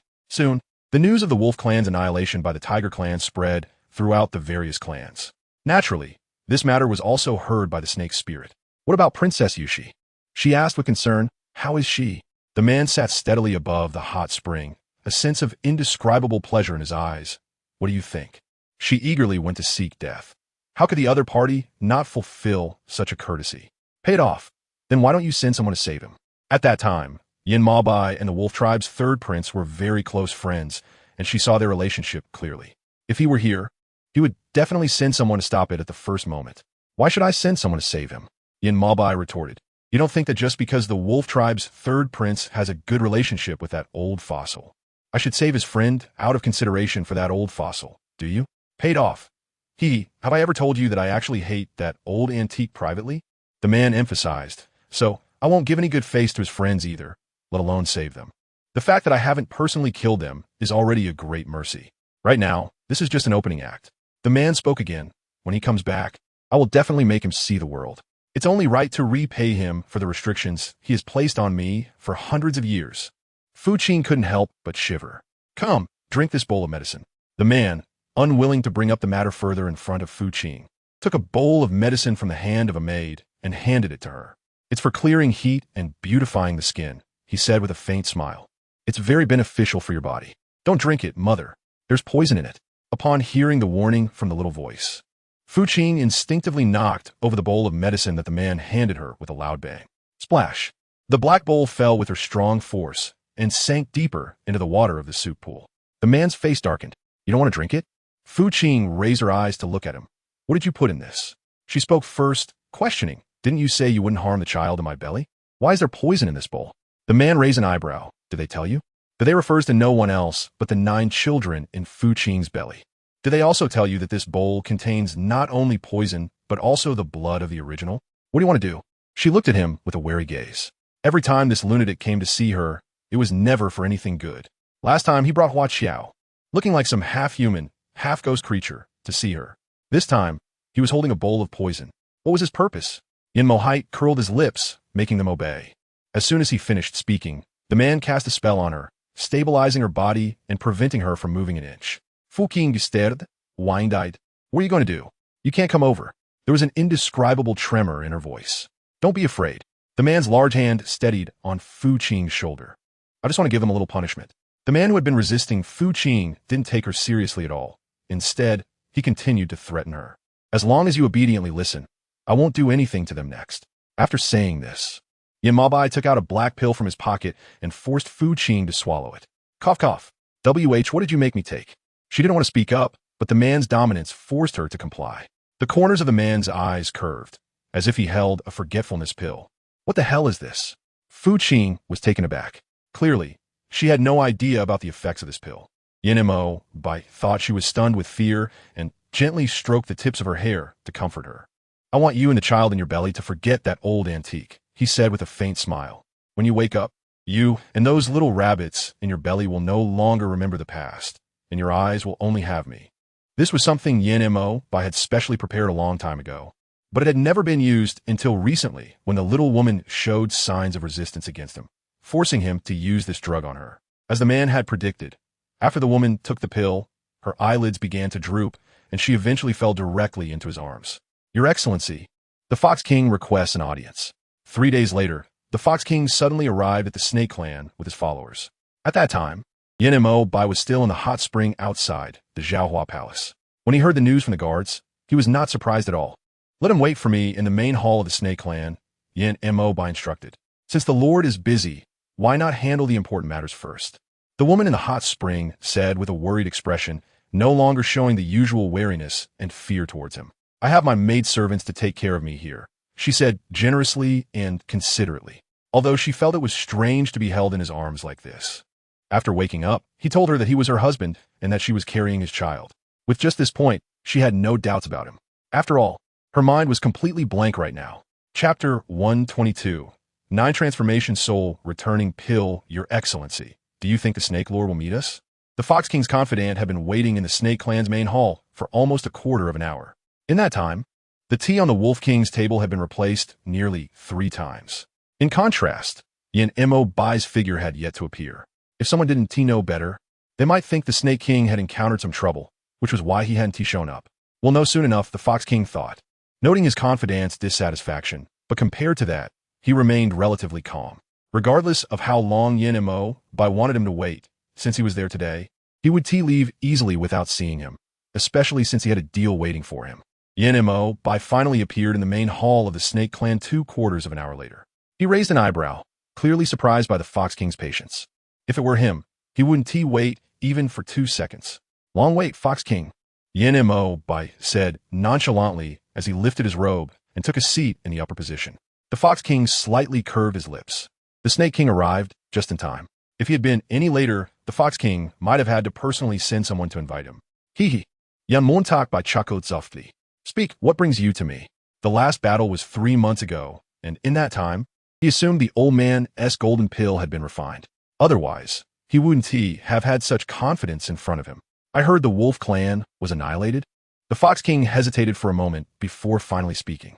Yin Mo Bai raised an eyebrow, but did not respond. The Snake King had a close relationship with the Wolf Clan's 3rd prince. The Fox King said with a half smile, to be able to watch someone die without saving them truly opened my eyes. Isn't it ridiculous that someone who could kill his father, brothers, and sisters would come here to mock me for not saving an unrelated wolf clan? Faced with the Fox King's mockery, Yin Mo Bai not only did not get angry, but instead retorted meaningfully. Bang, bang, bang. The Fox King was infuriated by Yin Mo Bai's unexpected words, causing all the teacups beside him to shatter. Both were individuals who would stab each other in the back, but unfortunately, the Fox King was still a bit inexperienced in front of Yin Mo Bai. Not only did he fail to provoke Yin Mo Bai's anger, but he was also left in a half-dead state from the backlash. Yin Mo Bai, having completely won this round, appeared to be in a good mood, even disregarding the Fox King's previous slight against him. Is that all it takes to break your defenses? Yan Montak by Mokit. It seems your thousands of years of cultivation haven tea amounted to much. The Fox King suppressed his anger. Does the Snake King know that the Wolf Clan's 3rd prince was rescued? He asked sternly. Yan Montak by Ismail Zudni Fadet.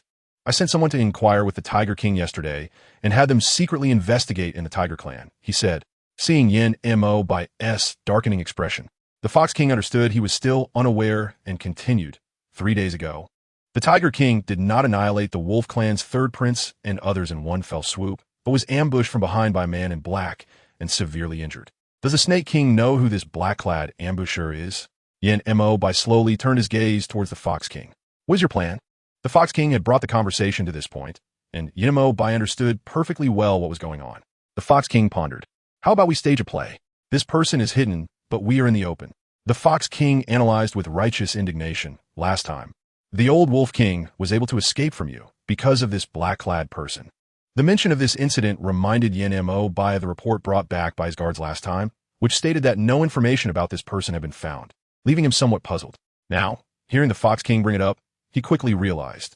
This black-clad person must be plotting something behind the scenes. The Fox King speculated. So they keep intervening to prevent the rescue of the Wolf King and the Wolf Clan's 3rd prince. What we need to do next is send people to incite battles among the clans, try to lure them out, and then annihilate them in one fell swoop. Are you sure this isn't your excuse to swallow the clans? Yin Mo had already realized the Fox King's ambitions back when they were in the East Sea. Otherwise, the old Fox King Wu Ti have met his tragic end at his hands. Fox Third, if you want to lure out the black-clad person, I want to stop you, Yin Mo said slowly, but that doesn't mean I will be the target. Yin Mo did not want to be led around by this Fox Third, because he still wasn't worthy of that. The Fox King, having seen through his thoughts, showed no embarrassment, as if he had already anticipated Yin Mo's refusal. He calmly patted his sleeves. The Snake King must have misunderstood, the Fox King explained lightly. I'm only trying to eliminate some tumors within the races. Besides the Dragon, Phoenix, Snake, and Fox clans, the other 36 clans have already been shattered. I'm doing this for their good, to help them rebuild their clans, and then send people to protect them. The Fox King's facade of doing this for their benefit was truly repulsive. Clap, clap, clap. Yin Mo continuously clapped his hands. Fox Third, your calculations are indeed not ordinary, but do you think I will agree? Let's not talk about how great Fox Old Three's ambition is. Just based on his desire to control the entire clan, Yin Mo would not fulfill him. He wants the various clans to kill each other. But if a strong leader emerges at this critical moment, he will definitely crush the opponent in the cradle. That's right. That old thing's golden core was refined and absorbed by you. Yin Mo said to him bluntly. But so what? You don't think that absorbing that old thing's golden core will allow you to compete with me, do you? The Fox King had a dark expression, clearly not expecting that Yin Mo would once again guess his little thoughts. He took a deep breath. How could the Snake King agree?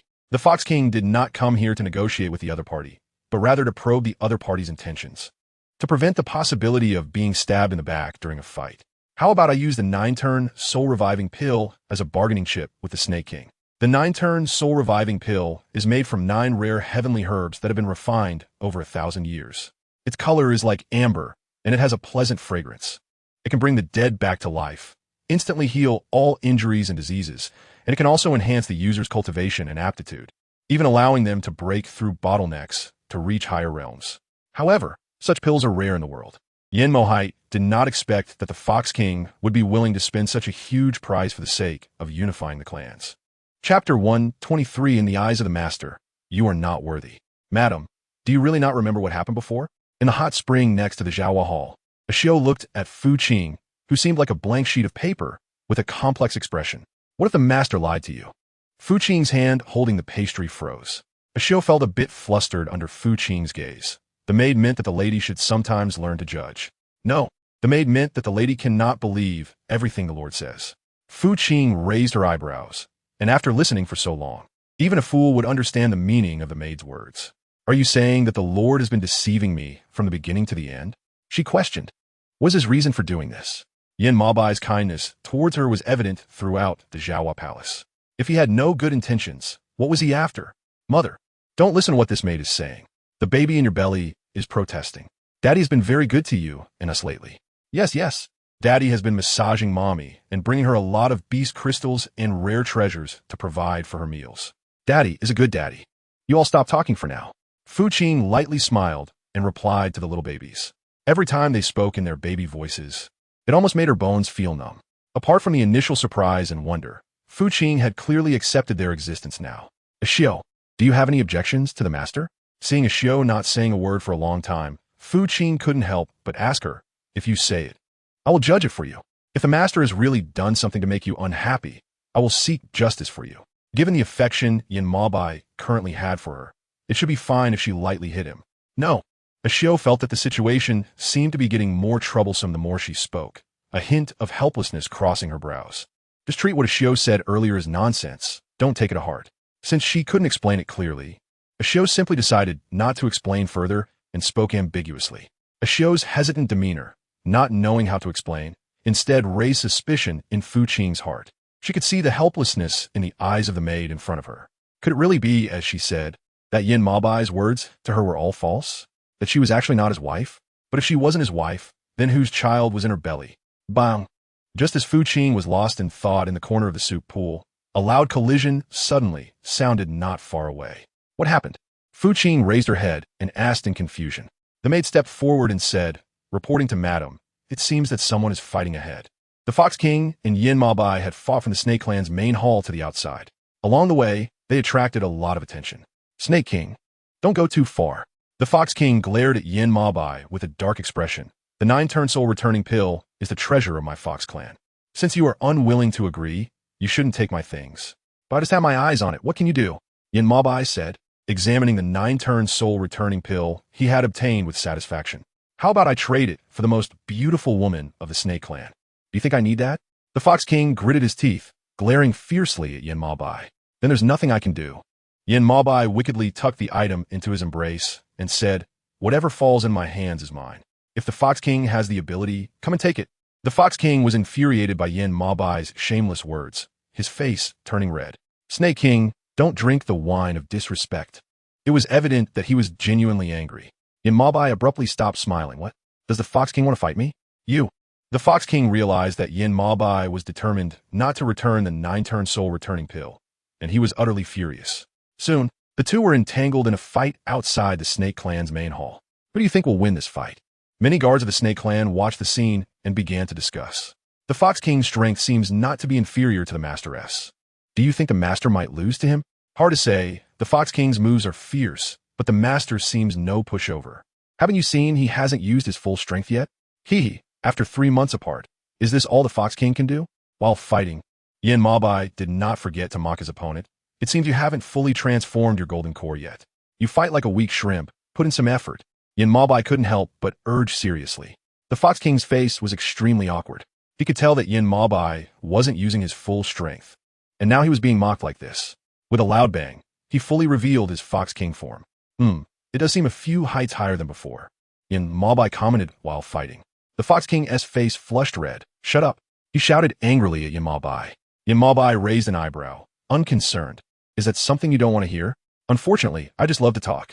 Why did you choose to provoke me instead of anyone else? Yin Mabai smirked. What are you after? Do you want me to steal your 9-turn soul returning pill? Or do you want me to beat you up in front of everyone? The Fox King's face was twisted with frustration as he kept throwing punches. Hee. If you ask me, you haven't figured out your own position. Changing the subject, Yin Mabai's attack speed became much more vicious and swift. Do you think anyone wants to dominate all clans like you? Yin Mabai said coldly, in my eyes, you aren't worthy.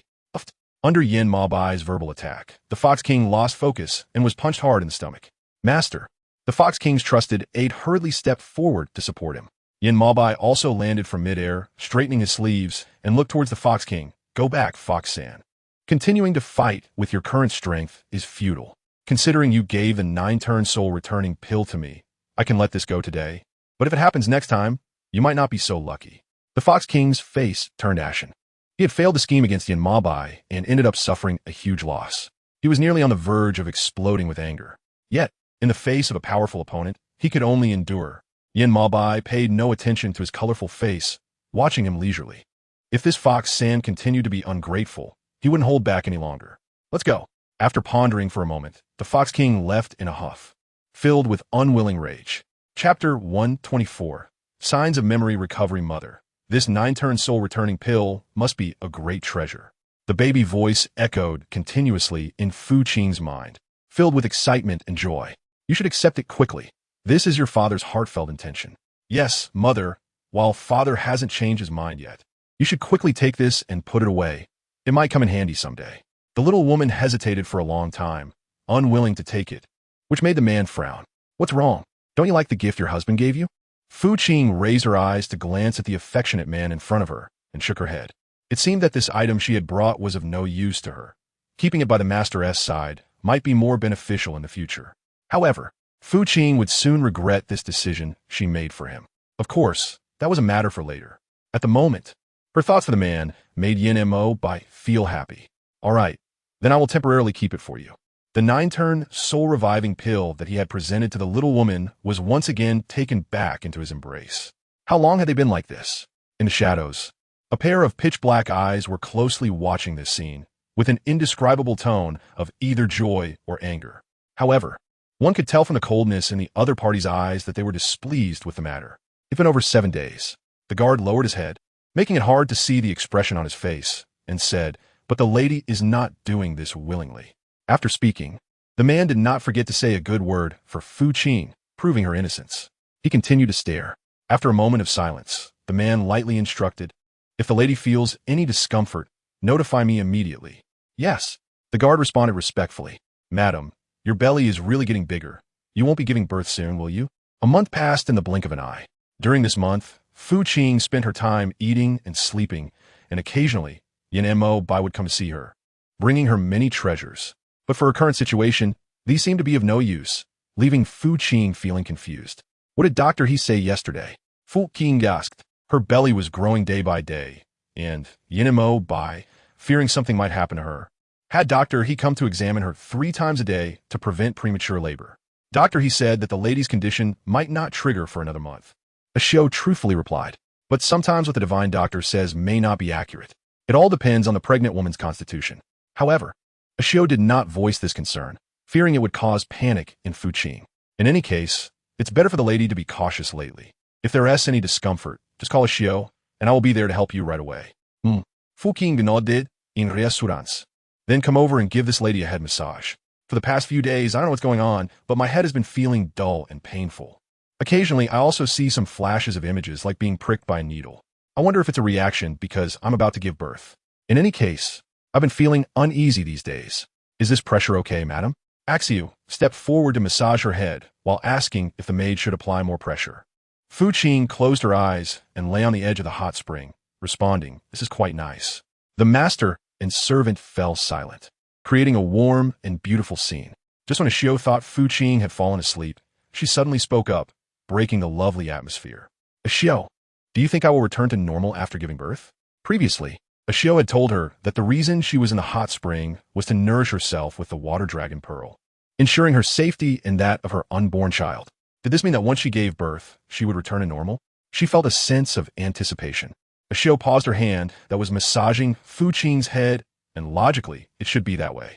She replied seriously, "But it will still depend on your physical condition at that time to make a decision. It's not something I can determine. The dragon clan and the snake clan are different. The dragon clan is an aquatic species. Staying on land for a long time is not good for them. This is also the reason why the offspring of the dragon clan struggle to survive. They do not have the conditions to survive on land, yet they're forced to stay on land. Naturally, their offspring will suffer significant losses. Fortunately, Fu Qing is the lady of the snake clan, with Yin Mo by supporting her from behind. Otherwise, she wouldn't have survived until now. What's wrong, madam?" Ashio saw her suddenly frown and hurriedly stopped to ask with concern, "Did the servant use too much strength and hurt you?" "No." Paying off the debt raised her hand to explain. "Just now, for some reason, some never-before-seen images suddenly flashed in my mind, which caused a sharp pain for me." Axiu's eyes widened in surprise. "Madam, how long have you been experiencing this?" she asked anxiously. Fu Qing raised her eyes to look at Ashio and thought carefully. "It had been about 4 or 5 days, right?"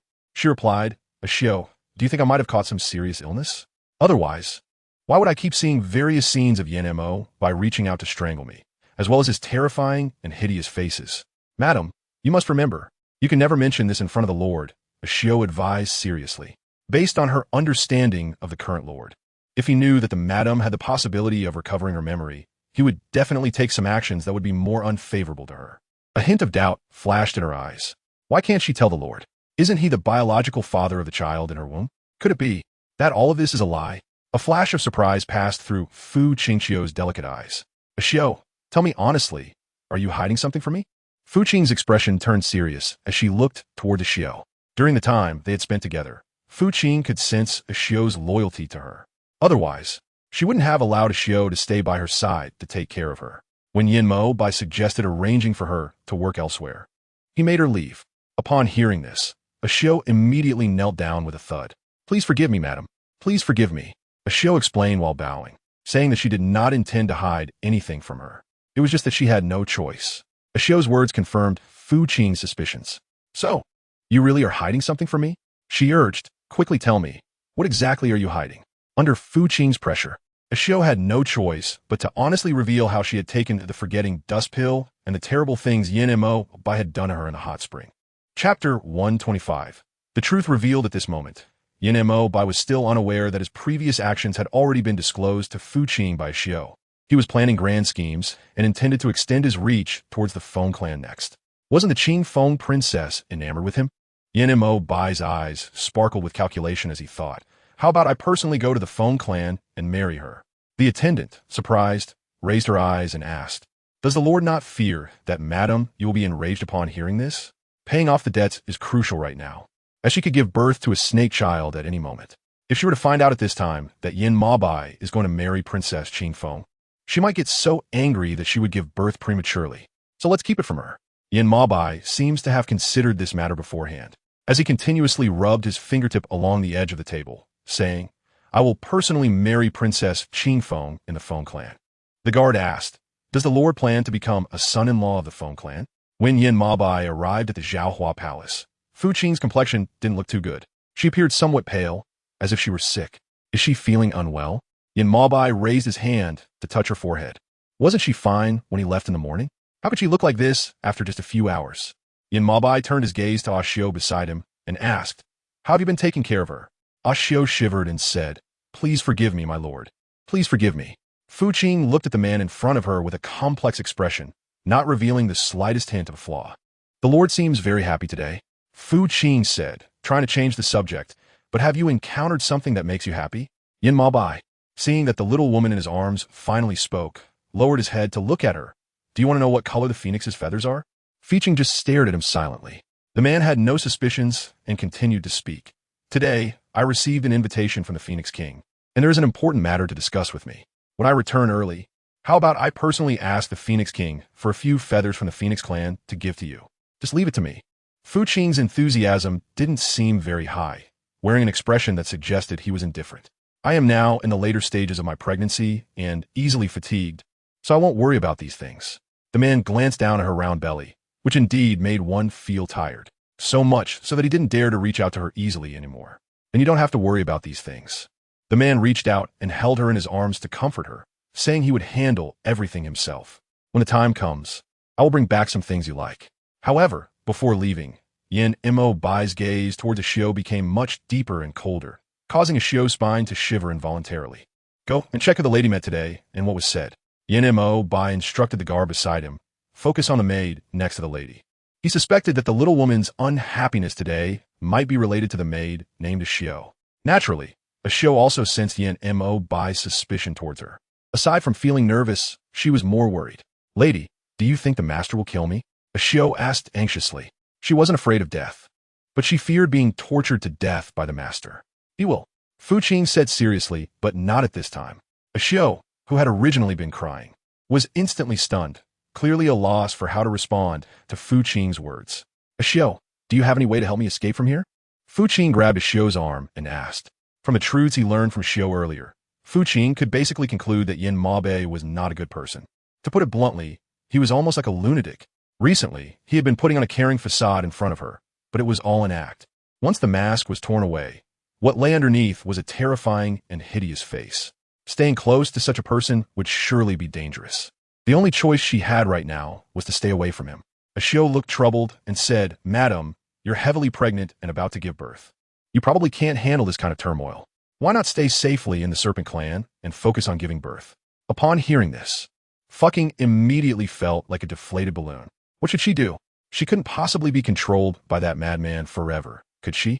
The lady could actually wait a bit. Axio, unable to bear seeing her downcast, kindly reminded her. Fu Qing raised her eyes.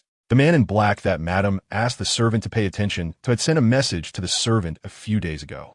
Ashio initially wanted to keep it a secret, but seeing Fu Qing's unwilling and distressed expression, she had no choice but to say it in front of her. He told madam to take good care of her pregnancy for now, and when the time is right, he will come to rescue her. Fu Qing frowned. Is this reliable? That man in black is not related to her. How could he kindly come to save her? I don't believe it. Did you and that man in black reach a consensus? What if the other party is just joking with her? Wouldn't that mean they would be happy for nothing? You shouldn't be lying to me. Axiu said seriously, otherwise, that man in black wouldn't have appeared in front of me so many times. The key point in Ashio's words is to pay off everything at once. Do you mean that he's been appearing in front of you every day recently? Fu Qing looked at Ashio with suspicion. Was this what she understood? Ashio didn't expect Fu Qing to guess this matter correctly, and with a face full of surprise said, just in the past 2 days. In fact, Ashio also didn't expect that the man in black would appear so frequently. She had kept Fu Qing's earlier reminder in her heart. Therefore, every time the other party appeared, she would be on high alert. Fortunately, the other party only asked some questions about Fu Qing's health and then left. He didn't do anything too excessive to her. What did he ask you? Or what kind of things did he inquire about? Fu Qing asked curiously. The other party couldn't possibly come to a Xiao just to chat like a lunatic, right? It seemed unlikely when she thought about it. A Xiao thought for a moment. It seemed he only asked some questions about the lady. About the lady? Fu Qing was surprised. Whether the other party was friend or foe. Why was he so concerned about her situation? Did you tell that man in black everything? A Xiao nodded, then felt something was off and began to shake her head repeatedly to explain. I only mentioned a few trivial matters to him. Nothing like what the other servants said. Chapter 126, Water Stream. Why doesn't the Snake Lord reveal his true face?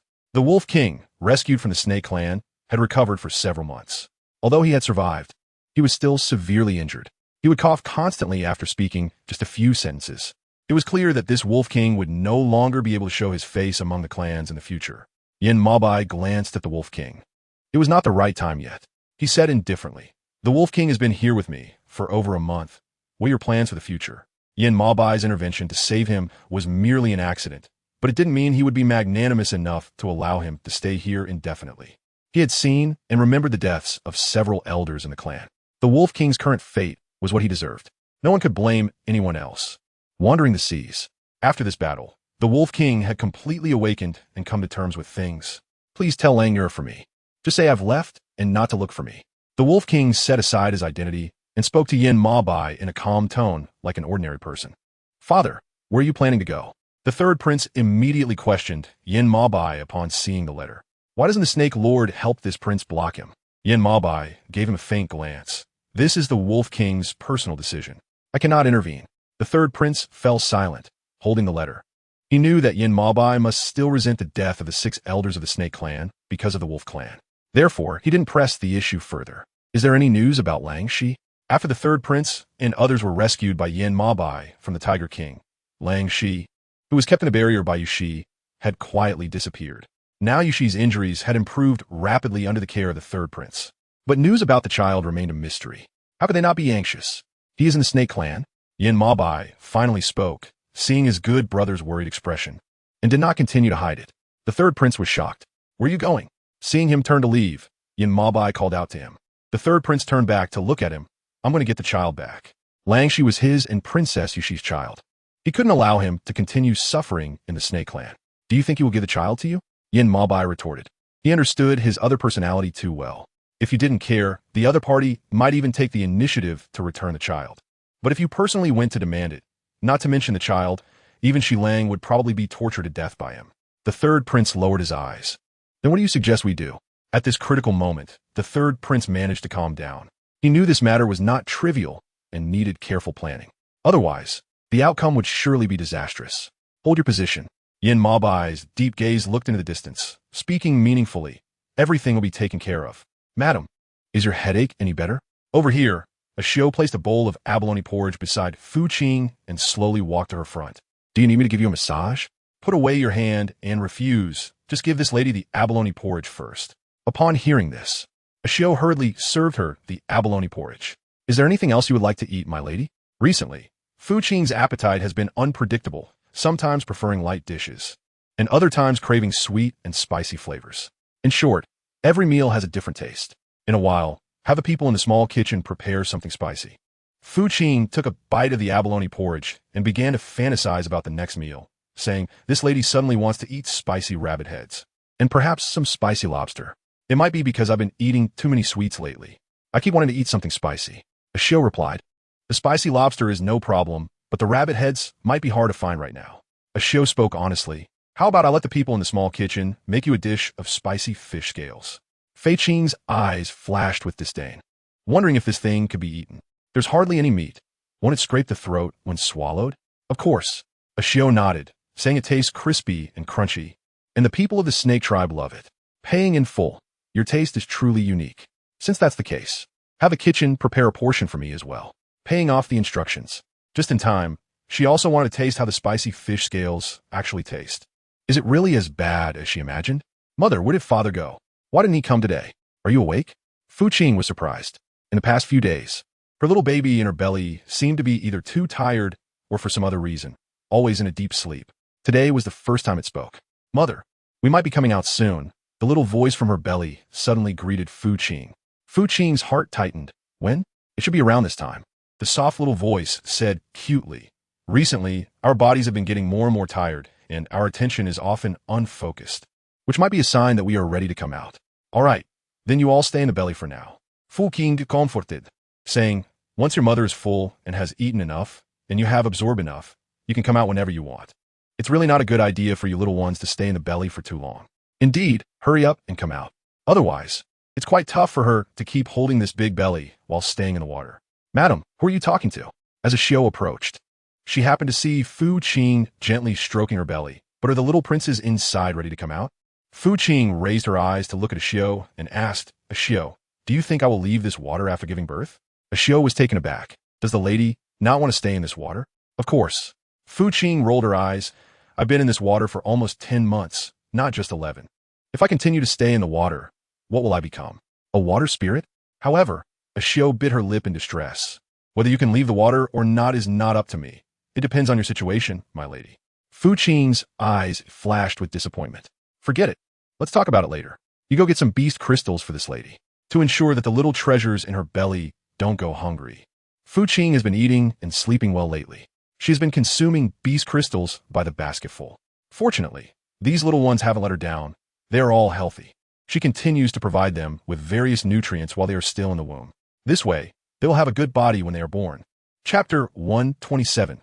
Give this lady a smile. Wow. Wow. Wow. Just as Fu Qing was immersed in the fantasy and joy of her little treasures about to be born, a crying sound from a nearby baby pulled her thoughts back. What's going on? A Xiao, who was beside the Qing dynasty, asked, why can we hear the sound of a baby crying here? A Xiao glanced in the direction not far away. It seemed to be a child that the Lord had the guard bring back from outside more than a month ago. Fu Qing was surprised and asked, why haven't you mentioned this to me, madam? Seeing the troubled expression on a Xiao's face, Fu Qing knew that this must be an order from Yan Bai, instructing them not to say anything to her. Forget it. Go and bring that child over for me to see. She wanted to see what this child was really like. Yes. A Xiao nodded obediently. Not far away, two female servants from the serpent clan were growing impatient as the child continued to cry. What does the master mean by handing this little brat over to us? One of the servants complained, we can't hit him, we can't scare him, and he cries at the slightest thing. It's driving me crazy. Hey, do you think he could be the master's illegitimate child? Don't say that. The servant was startled by her words and quickly covered her mouth. Even if the child is the master's illegitimate son, we lowly servants shouldn't gossip about it behind his back. If someone hears us, it would be disastrous. I know. The servant pulled away from her grip and said, I'm just talking to you here. As long as you don't tell anyone, who will know what we said? Are you all out of things to do? Just as the two servants were still whispering, a Xiao's appearance made them quickly kneel on the ground. We greet N.A. Xiao. The two servants holding the child hurriedly saluted her. A Xiao glanced at the child in one of the maid's arms and said, Madam, you want to see the child you are carrying. Hurry and come with me. The two servants exchanged looks, wondering if the aunt had overheard their earlier conversation. They had only recently come to the Serpent Clan and were still considered outsiders. If they were to be expelled or punished for such a minor issue, it would be terrible. Just as the two of them were feeling anxious, a Xiao's footsteps stopped at the edge of the hot spring. You two wait here for a moment, a Xiao instructed them and then walked inside. Madam, the child is here, a Xiao reminded Fu Qing, who was resting on the soft cushion. Fu Qing raised her eyes to glance towards the direction outside the screen and said, bring him in. Come in. After receiving Fu Qing's command, a Xiao finally let the two maids behind the screen carry the child inside. We have met Madam Yu. The two maids quickly bowed as soon as they saw Fu Qing, not having time to look at anything else. At this moment, the child was still crying loudly, though the sound was not as strong as before. However, it wasn't small either. Perhaps the child was tired from crying. The little face was all flushed. Whose child is this? The first sentence spoken after settling the account was to ask the maid holding the baby. From her appearance, she looked quite young, around 15 or 16 years old. How could Yan Bai feel at ease leaving a little baby in her care? The maid suddenly knelt down with a thud, saying, I didn't know. My lord only told me to feed him well when handing him over to me, and didn't say anything else. Is that so? Fu Qing raised her eyebrows and said, bring the child here, so I can have a good look. The maid, not daring to disobey, hurriedly handed the child over to a Xiao. A Xiao then walked up to Fu Qing, holding the child. Madam, take a look.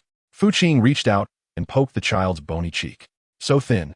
She suddenly said this, and then raised her gaze to the two trembling maids. Haven't you given him anything to eat? Otherwise, how could this child be so thin he's almost like a skeleton?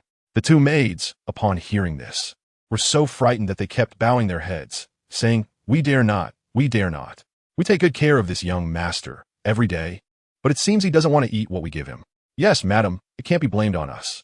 Ever since the master sent someone to hand this young master over to us, we have been taking good care of him every day. One of the maids kept explaining, but no matter what we feed this young master, he cries for a long time and then refuses to eat anymore. We really have no way with this young master. Otherwise, we wouldn't be complaining about him while holding him.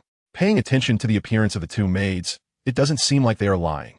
However, the child in the swaddle is indeed too thin. Ashio, go get some goat's milk or something. Fu Qing instructed Ashio beside her. It's best to warm the milk a little when it's ready. Not too cold and not too hot, just right. The two maids were still kneeling on the ground. Neither of them knew what Fu Qing was planning to do. The baby in the swaddle seemed to have stopped crying since being held by Fu Qing. A pair of pitch-black big eyes stared at Fu Qing, as if searching for something in her. Does it want to drink milk? Fu Qing gently traced the child's fair jawline with her index finger and teased. Then how about you give this lady a smile? Since their meeting, she hadn't seen the child smile at her yet. She wondered what he looked like when he smiled, and if it would be charming. Giggle. The baby in the swaddle seemed to understand Fu Qing's words, and before long, he squinted his big eyes and started to giggle. This took her by surprise. No way, such a small child already knew what she was saying. She had said that just to lighten the awkward atmosphere and to play with the baby. Who would have thought he would actually respond to her? He was really too smart. It wasn't just Fu Qing who was astonished. The two maids kneeling beside her were equally surprised. They had taken care of this child for so long and had never heard him laugh before. Today was the first time, and it was all thanks to this lady Yu. How could they not be amazed? Madam, the milk is here. After a while, Ashio walked in from behind the screen with a bowl of steaming white milk. Here, you hold it. Fu Qing, holding the child in one hand and a spoon in the other, said, This lady will try feeding him spoon by spoon. Chapter 128. Monitoring Madam, you're still pregnant. Why don't you let the maid do it? Ashio didn't want to see her struggle too much. Just as she reached out to take the child from Fu Qing's arms, Fu Qing dodged away. It's fine. Such a light, little baby won't cause any harm to this lady. Fu Qing insisted, just hold the milk well, and leave the rest to me. Seeing her so determined, Ashio stopped trying to dissuade her. The baby in the swaddle sparkled with little stars in his pitch-black eyes as he took the first sip of milk that Fu Qing fed him.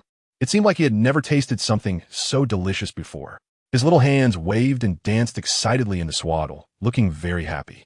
What kind of food do you usually feed this little one? He raised his eyes to look at the two maids kneeling on the ground. Is there any goat's milk or something like that for him to drink? The two maids looked at each other, their heads bowed. We servants are only allowed to feed the young master according to the normal diet. We are not qualified to touch things like goat's milk. No wonder the child was getting thinner the more he was fed. After all this time, such a small child was not given milk, but was fed directly with staple food. How could he not lose weight? Then let's keep this child here for now. Paying off is not out of the saintly heart. She just feels that such a young child should not have to endure so much suffering. It's really hard for her to bear. As someone who is about to become a mother, her greatest fear is that such things might happen. If her own child were to encounter such treatment and problems in the future, she fears she would go insane. The two maids had a troubled expression on their faces. What's the problem? The two maids' troubled expressions were all noticed by her.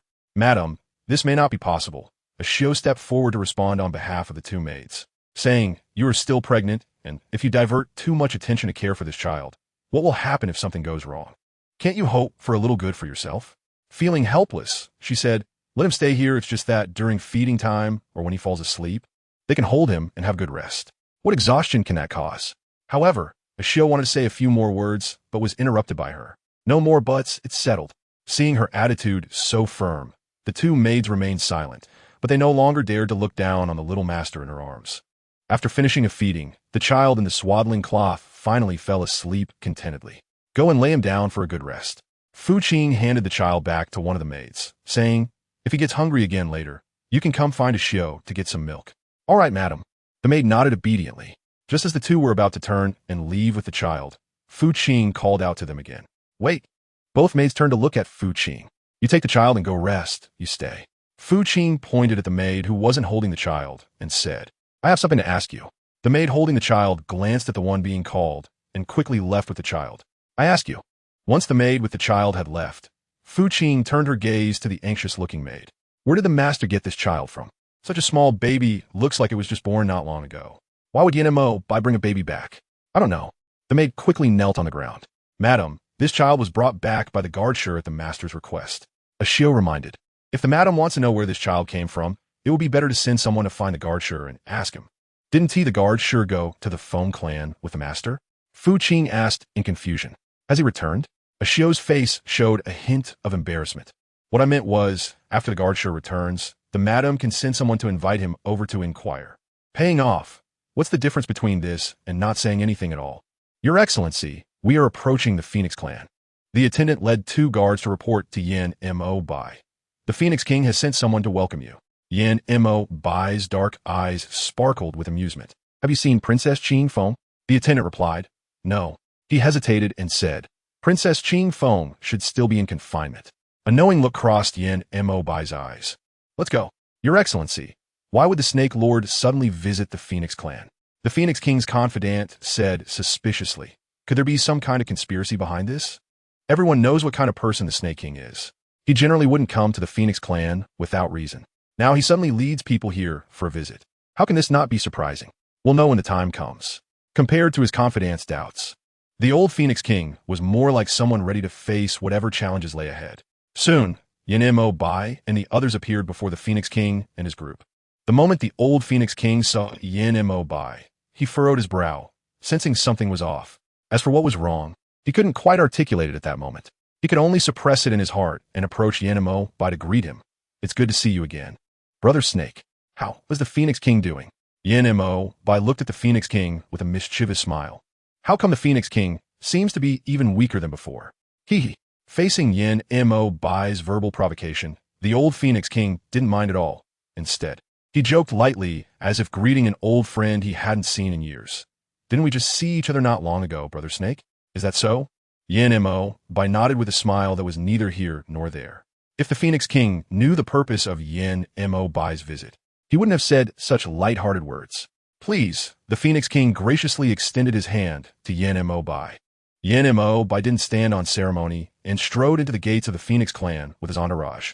This time, there were significantly more people than the first time he visited the Phoenix clan, for times as many, in fact. Your Excellency, what does the Snake King mean by this? The Phoenix King's confidant whispered in his ear. There are so many people this time. Could the Snake King have other intentions? A glimmer of concern flashed in the Phoenix King's eyes. He ordered someone to observe carefully and report back immediately if anything seemed wrong. Yes. The confidant nodded in agreement. Why is the Phoenix King still hesitating? Halfway through, Yin Bai noticed that the Phoenix King had not followed and stopped to look back at him. Is it that you are unwilling to step into the Phoenix clan? Chapter 129. Turbulent winds and flames. The Phoenix King raised his eyes to look in the direction of the Snake King and walked over to him. What the Snake Lord said is quite reasonable. The Phoenix King did not refer to him as brother, but used a respectful title instead.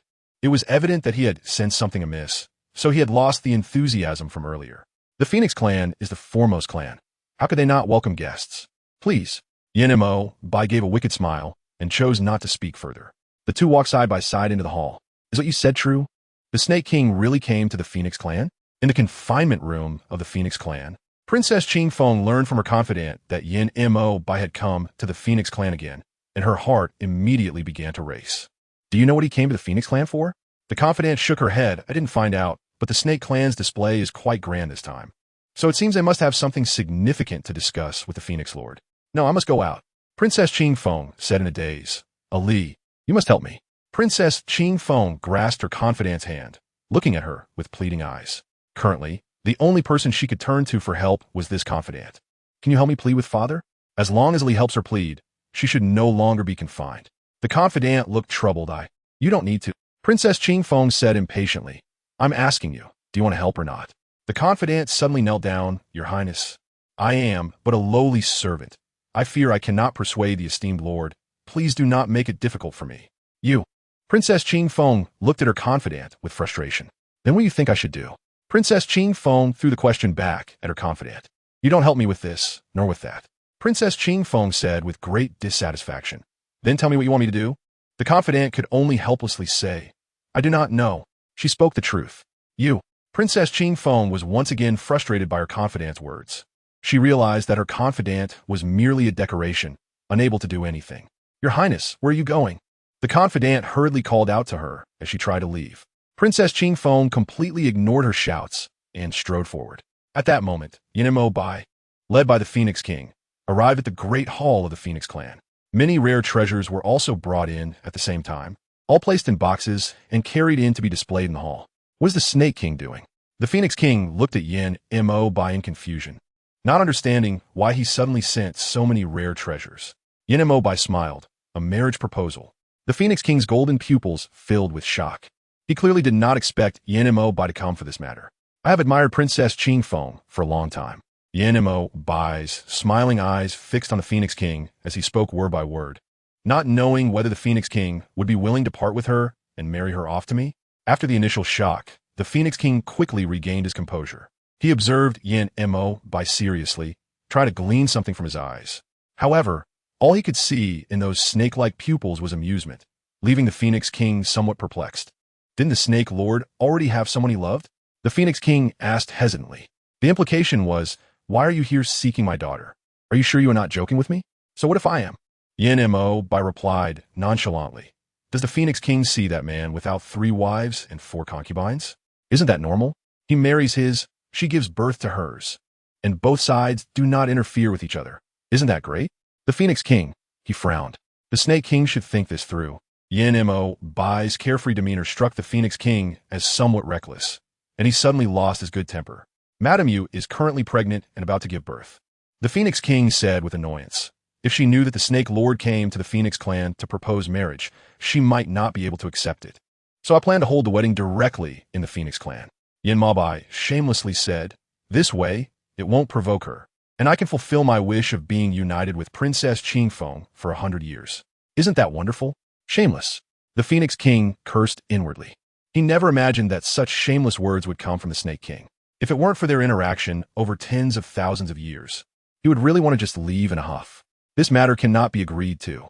After a long silence, the Phoenix King finally spoke. Setting aside the Snake King's intentions, he could not agree to such shameless words.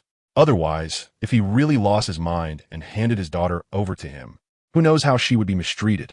Yanmo Bai seemed completely unfazed and showed no dissatisfaction. On the contrary, he wore a smile, though it didn't reach his eyes. Did the Phoenix King ask for the princess's opinion in such a hurried rejection? Everyone knows how infatuated Princess Qing Feng is with the Snake King. Yanmo Bai dared to say such shameless words precisely because of this point. "How about we invite the princess out and let her make a choice?" Yanmo Bai suggested with a half-smile. "No need." The Phoenix King waved his hand to refuse without thinking. Marriage is a matter of great importance, determined by parental commands and matchmaking. What he meant represented the princess's will. If the Snake King has no other important matters, please take these things and leave. The Phoenix King was in no mood to see Yanmo Bai's calculating smile. Yanmo Bai's smile instantly disappeared. Those who knew him would clearly realize that this was the prelude to his anger. "Your Excellency, Princess Qing Feng is here." Just as Yanmo Bai was about to speak and stand up, a guard beside him whispered in his ear. Yanmo Bai raised an eyebrow. Sure enough, the next second he saw Princess Qing Feng walking towards the main hall not far away. A faint calculation flashed in his eyes. "In that case, I shall take my leave first." Yanmo Bai stood up with a disappointed expression, saying that when the Phoenix King calmed down, he would come again to propose to Princess Qing Feng.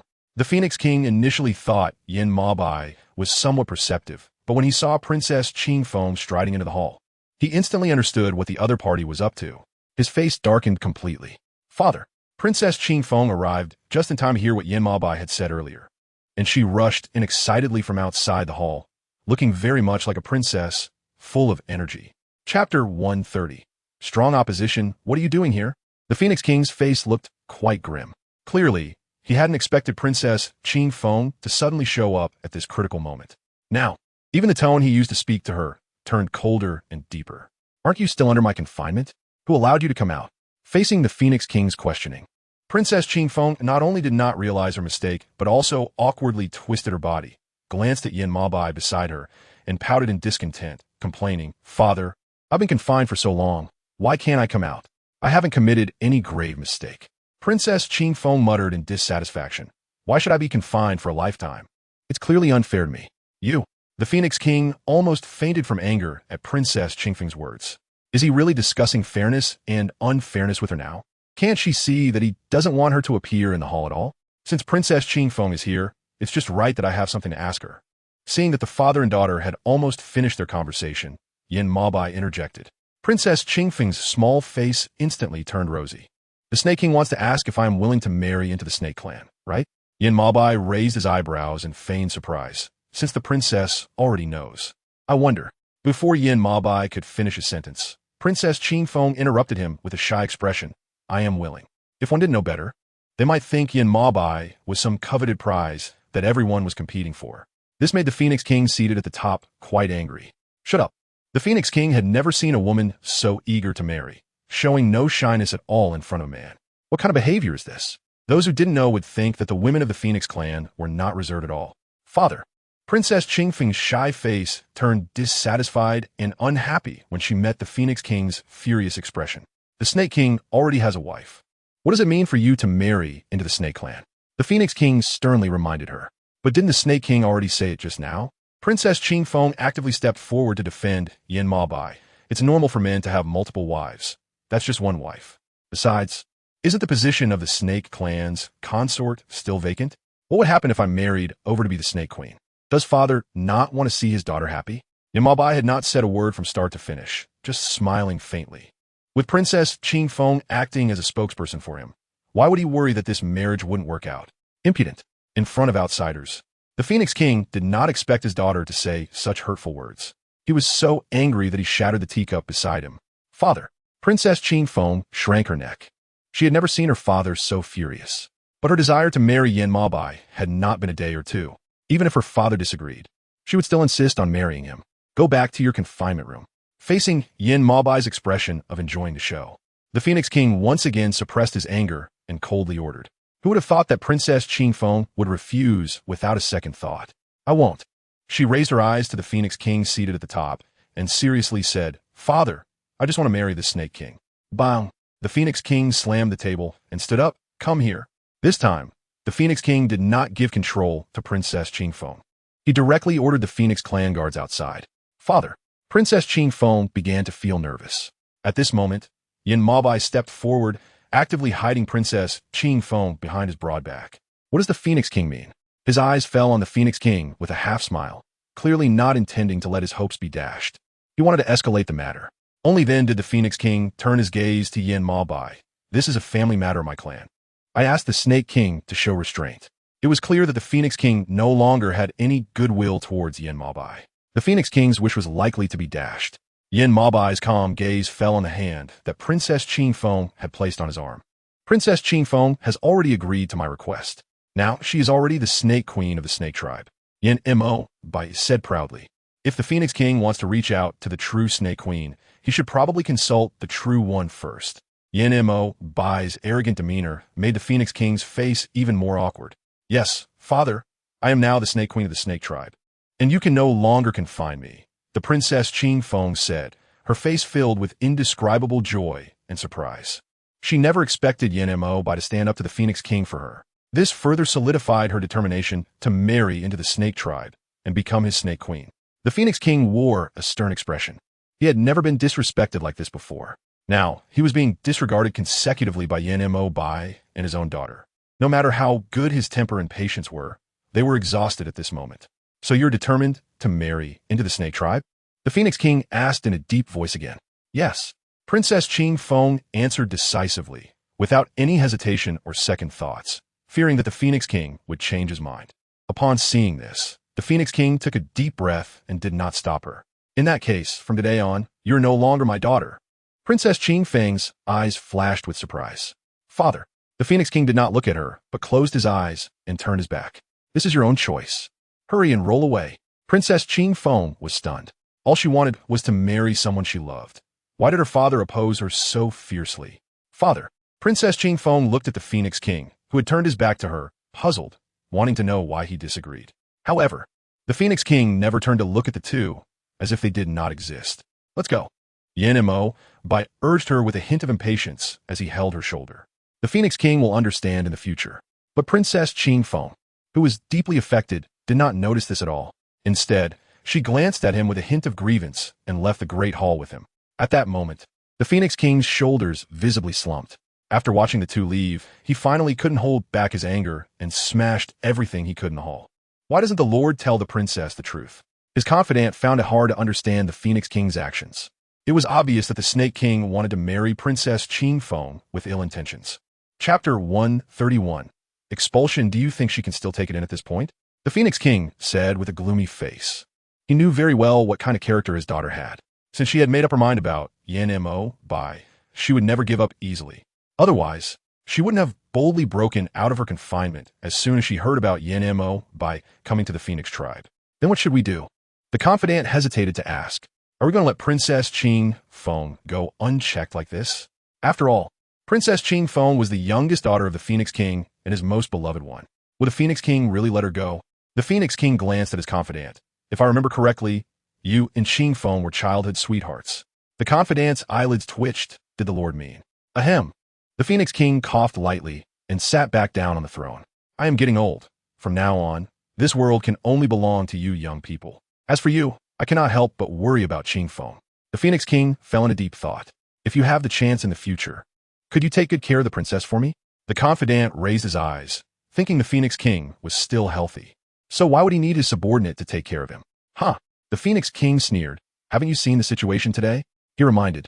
The Snake King has ulterior motives. This world will be chaotic sooner or later. How could this be? The confidant was still somewhat disbelieving, but he looked at the Phoenix King's determined eyes and felt a wave of panic rising in his heart. On the other side, after Princess Qing was taken out of the Great Hall by GiantWolf, she was in a daze.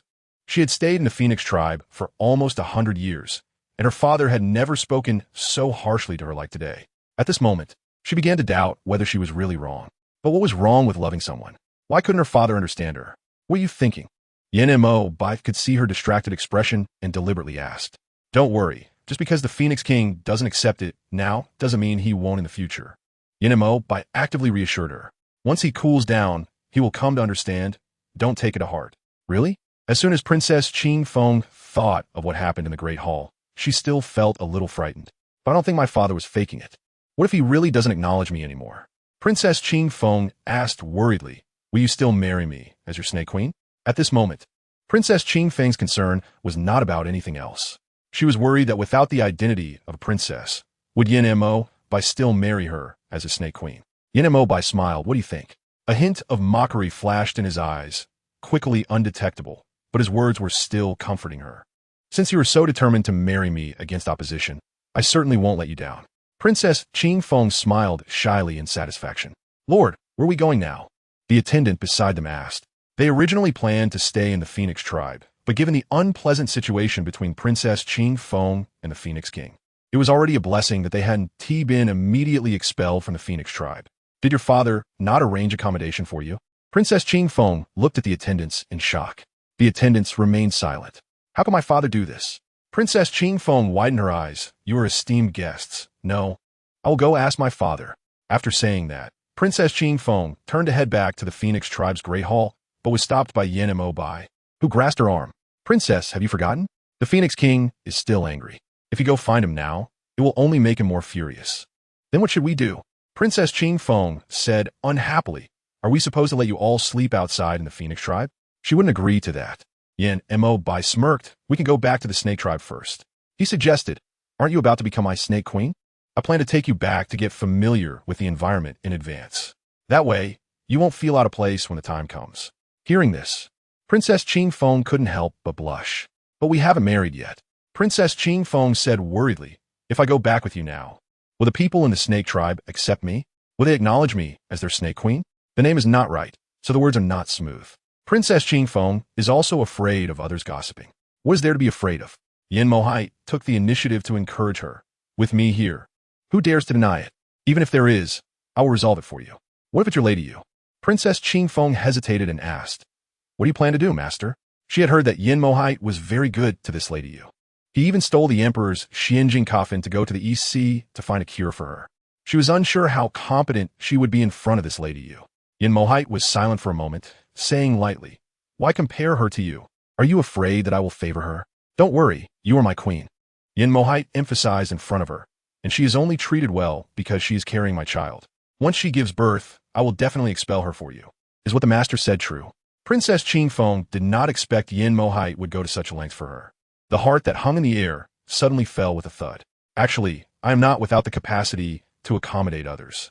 Princess Qing smiled pretentiously and said, "It's just that I heard my father say that the master is attentive to Lady Yu, which made me worry. Fortunately, now that the master has informed me of the reason behind it, I can feel at ease. If that Lady Yu has nowhere to go after giving birth, staying with the Snake Clan is also fine. I would mind her." He, the queen, is still thoughtful. Yin Mohite squinted his eyes, calculating. "However, since I have already made up my mind about this matter, I will not change it easily. You don't need to worry about it." Seeing his expression didn't seem like he was lying, Princess Qing stopped questioning further. She was afraid that the more she said, the more mistakes she would make, easily provoking dissatisfaction. It was hard for her to marry the one she loved. She couldn't ruin their hard-won relationship over an insignificant acknowledgement. Chapter 132. Are you trying to take action against me, my lady? My lady, the master has returned. By the hot spring on the side of the Zhaohua Palace, a Xiao was holding a baby doll and said to Qing, "Do you need me to find Guardshur? The origin of this baby doll is still a mystery. To know where it came from, Guardshur must be the one to tell the story. Let us not rush." Fu Qing raised her hand to stop and said, "Come over and help me first." As her pregnancy progressed, her belly became more and more bulky. Now, it was extremely difficult for her to even turn over.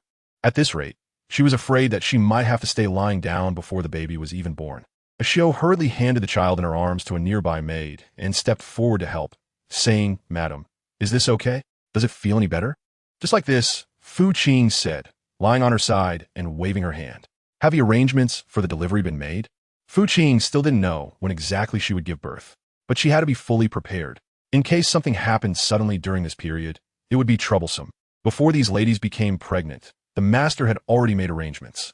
A Xiao said they would come as soon as the lady went into labor. Finally, a Xiao paused for a moment, looked at Fu Qing's expression, and continued to ask, "Lady, do you have any other arrangements you need to make?" Fu Qing shook her head. Since everything had already been arranged, there was nothing for her to worry about. All she needed to do now was eat well, drink well, and sleep well. A Xiao looked at her carefree expression and furrowed her brows. She hesitated, wondering whether she should tell Fu Qing that the master intended to marry a princess of the Feng tribe. After thinking it over, she ultimately decided against it, fearing it might upset her. However, just because a Xiao didn't say anything didn't mean that this princess of Qing Feng wouldn't take the initiative to inform her. The day after the princess of Qing Feng arrived at the snake tribe, she sent someone to inquire about Fu Qing's whereabouts. Upon learning that she was at the side of Zhaohua Hall, she appeared by the hot spring dressed in luxurious attire. At that moment, Fu Qing was lying on a bamboo couch, her silver dragon tail swaying gently in the water. The silk gauze on her body was sheer and translucent, barely concealing her figure. Her cheeks bore a faint blush. This scene was enough to evoke jealousy in the eyes of the princess of Qing Feng. A vixen. No wonder the master was enchanted by her. With such an alluring appearance, that man would never refuse. Having seen the princess of Qing Feng, a Xiao quickly turned and bowed to her. The princess cast a cold, haughty glance at a Xiao, ignoring her, and walked straight towards Fu Qing with her confidant beside her. "Long time no see, Madam Yu." After settling the payment, she finally raised her eyes to look in the direction of Princess Qing Feng. Who was this person? She felt suspicious. It seemed that the other party was quite familiar with her. Seeing that she remained silent, Princess Qing Feng thought she was too disdainful to speak to her. Feeling a bit angry, she said, "What's wrong? Don't you want to talk to me?" Princess Qing Feng refused to play along with her. "Don't think that just because you are carrying the child of the respected lord, I won't dare to do anything to you. To be honest, after you give birth, the respected lord will definitely kick you out of the Snake Clan and marry someone else at the first opportunity." Listening to what the other party said, Fucking should have been angry, but for some reason, she felt a sense of relief in her heart. Is that so? Fu Qing didn't even bother to look at the arrogant peacock in front of her. In her eyes, the other party was just trying to provoke her for some sense of existence. What use was that? The madam really was a bit hard to come by. Fu Qing, infuriating yet unyielding, said, "What I'm afraid of is that in the end, it's not me who gets kicked out, but you. That would be ridiculous. You." Princess Qing Feng saw her sharp tongue was the same as before in the Feng clan, and her face turned red with anger. "Do you have something to say?" Fu Qing stared directly into the furious eyes of the other party, her expression indifferent as she said, "It's fine. This lady will continue to rest." She didn't want her rest to be disturbed by some insignificant people. "Please, Princess." Ashio promptly gestured for Princess Qing Feng to proceed. How could Princess Qing Feng ever endure such humiliation? Angered, she raised her hand and slapped Ashio. Slap! The crisp sound echoed in everyone's ears. Ashio's mouth was bleeding from the force of the slap, indicating just how hard it was. "What are you doing?" This scene unfolded too quickly for anyone to intervene. By the time Fu Qing regained her senses, Ashio had already suffered at the hands of this flowery peacock. How could this not infuriate her? At this moment, Fu Qing's gaze towards this flowery peacock turned noticeably harsher. After Princess Qingfeng's slap, she felt completely refreshed. Seeing Fu Qing's angry expression brought her immense joy. "Are you still hitting people? Can't you see?" Princess Qingfeng said slowly. "What? Do you need me to do it again?" After saying that, Princess Qingfeng raised her hand once more. However, before her hand could fall, Fu Qing had already spoken. "Stop!" Fu Qing shouted towards the direction of the flower peacock. Princess Qingfeng curled the corner of her mouth into a smug smile, glancing sideways at Fu Qing on the bamboo couch. "Now you know to be anxious? Why didn't you do this earlier?" Fu Qing's face turned pale. "Don't go too far," he said. "Hee hee." Princess Qingfeng laughed, seemingly not taking Fu Qing's threat seriously. "Do you think this princess will be afraid of you?" Princess Qingfeng said with a sharp gaze. Then, with a loud slap, she struck Ashio's right cheek again. If looks could kill, Princess Qingfeng might have already died under Fu Qing's gaze. "What exactly do you want to do?" Fu Qing asked calmly. She realized that if the flower peacock didn't come to vent her anger today, she wouldn't leave. "What do you think?" Princess Qingfeng looked much better than her previous furious state, with an unprecedented smile on her face. "Originally, she came to make things difficult for you." Princess Qingfeng had somehow walked in front of Fu Qing, looking down at her. "Madam," Ashio, in fear, wanted to step forward to stop her, but was blocked by Princess Qingfeng's confidant. "What are you afraid of? The Snake Empress is just here to catch up with this Madam Yu. So you, as a servant, just wait here properly." Princess Qingfeng's confidant said fiercely. Fu Qing glanced at Ashio's direction, then looked at the high and mighty flower peacock in front of him, feeling an inexplicable sense of panic in his heart. "Are you trying to make a move on this lady?" Fu Qingqing clearly saw the jealousy in the eyes of the flower peacock before her. Chapter 133, Nestled like a pool of water. "I'm not as malicious as you think." Princess Qingfeng reached out and pinched Fu Qing's round chin, her eyes filled with various forms of disdain as she said, "Are you about to give birth with that belly of yours?" Paying off, she glanced at her round belly and then looked at the gorgeous peacock in front of her. "What does this have to do with you?" Slap. Princess Qingfeng raised her hand and gave her a slap on the face. This was something she had wanted to do for a long time. Now it had finally come true. "In front of this empress, you dare to address me as you should refer to me as the Serpent Empress." Fu Qing wanted to retaliate reflexively after being slapped by the other party, but was caught by them. "What? You still want to hit me back?" Princess Qingfeng raised an eyebrow and looked at Fu Qing. "You should consider your own identity. Do you think you're worthy?" Fu Qing was nearly pushed off the bamboo couch and into the hot spring by the other party. Fortunately, another hand supported him, preventing such a situation. "Do you think you would be left in the Serpent Clan for any reason?" Even so, Princess Qingfeng still had no intention of letting Fu Qing go, continuously whispering in his ear, "Don't think that just because you carry the Lord's child, you can do as you please." Princess Qingfeng warned harshly in the past. The Lord was magnanimous and didn't hold it against you because there were no other women by his side. But now it's different. The Lord has a consort. If you know what's good for you, don't use your tricks to seduce the Lord. Otherwise, be careful, as I will make you regret it later. Fu Qing looked up at the flower peacock in front of her and said, "You came here just to say this to me?" Slap. Princess Qingfeng's hand struck Fu Qing's face once again. "Please refer to me as the Serpent Empress. None of this you and my. I am not someone of your lowly status who could be addressed casually." Having paid in full, she still stubbornly did not believe in this evil. Her cold eyes stared unblinkingly at the peacock before her. "Has your identity as the Serpent Queen been acknowledged by the master?"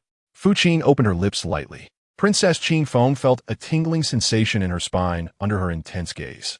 However, she still mustered the courage to meet Fu Qing's strong stare. "What do you think?" Speaking of this matter, Princess Qingfeng couldn't help but feel a wave of happiness. The respected lord announced this matter to the entire clan on the first day he arrived in the snake tribe. Princess Qingfeng seemed to enjoy stirring the pot even more, continuing to provoke Fu Qing. Otherwise, Why do you think I would appear here? It's a pity that you're pregnant and can't witness it in person. Princess Qing Feng looked regretful. Otherwise, you wouldn't have been kept in the dark all this time. Is she telling the truth? Fu Qing turned her gaze toward the Xiao. Was it really true that only she was unaware of this matter? Faced with Fu Qing's inquiry, Xiao's eyes quickly began to dodge. Madam, it's enough. Xiao's evasive eyes left Fu Qing with no doubt. Since Yin Mo Bai had already established you as the Snake Queen, did he mention when he would let me go? Princess Qing Feng did not expect that this madam you could remain so calm in the face of the situation. She suddenly found it hard to understand her. Aren't you concerned? She didn't believe it. Fu Qing's eyes looked at the Serpent Queen in front of her. What does she care? Aren't you his legitimate wife? She should understand this correctly, right? She is just a concubine. What does it matter to her? In the end, she is still a concubine. What is there about such a man that is worth her concern? She is quite perceptive. Princess Qing Feng felt pleased by what Fu Qing said. However, don't think that this queen will let you off for that. Princess Qing Feng changed her tone and said, the tricks you used on the lord before, this queen has not settled the score with you yet. What kind of score? Fu Qing raised her eyes to look at the Serpent Empress.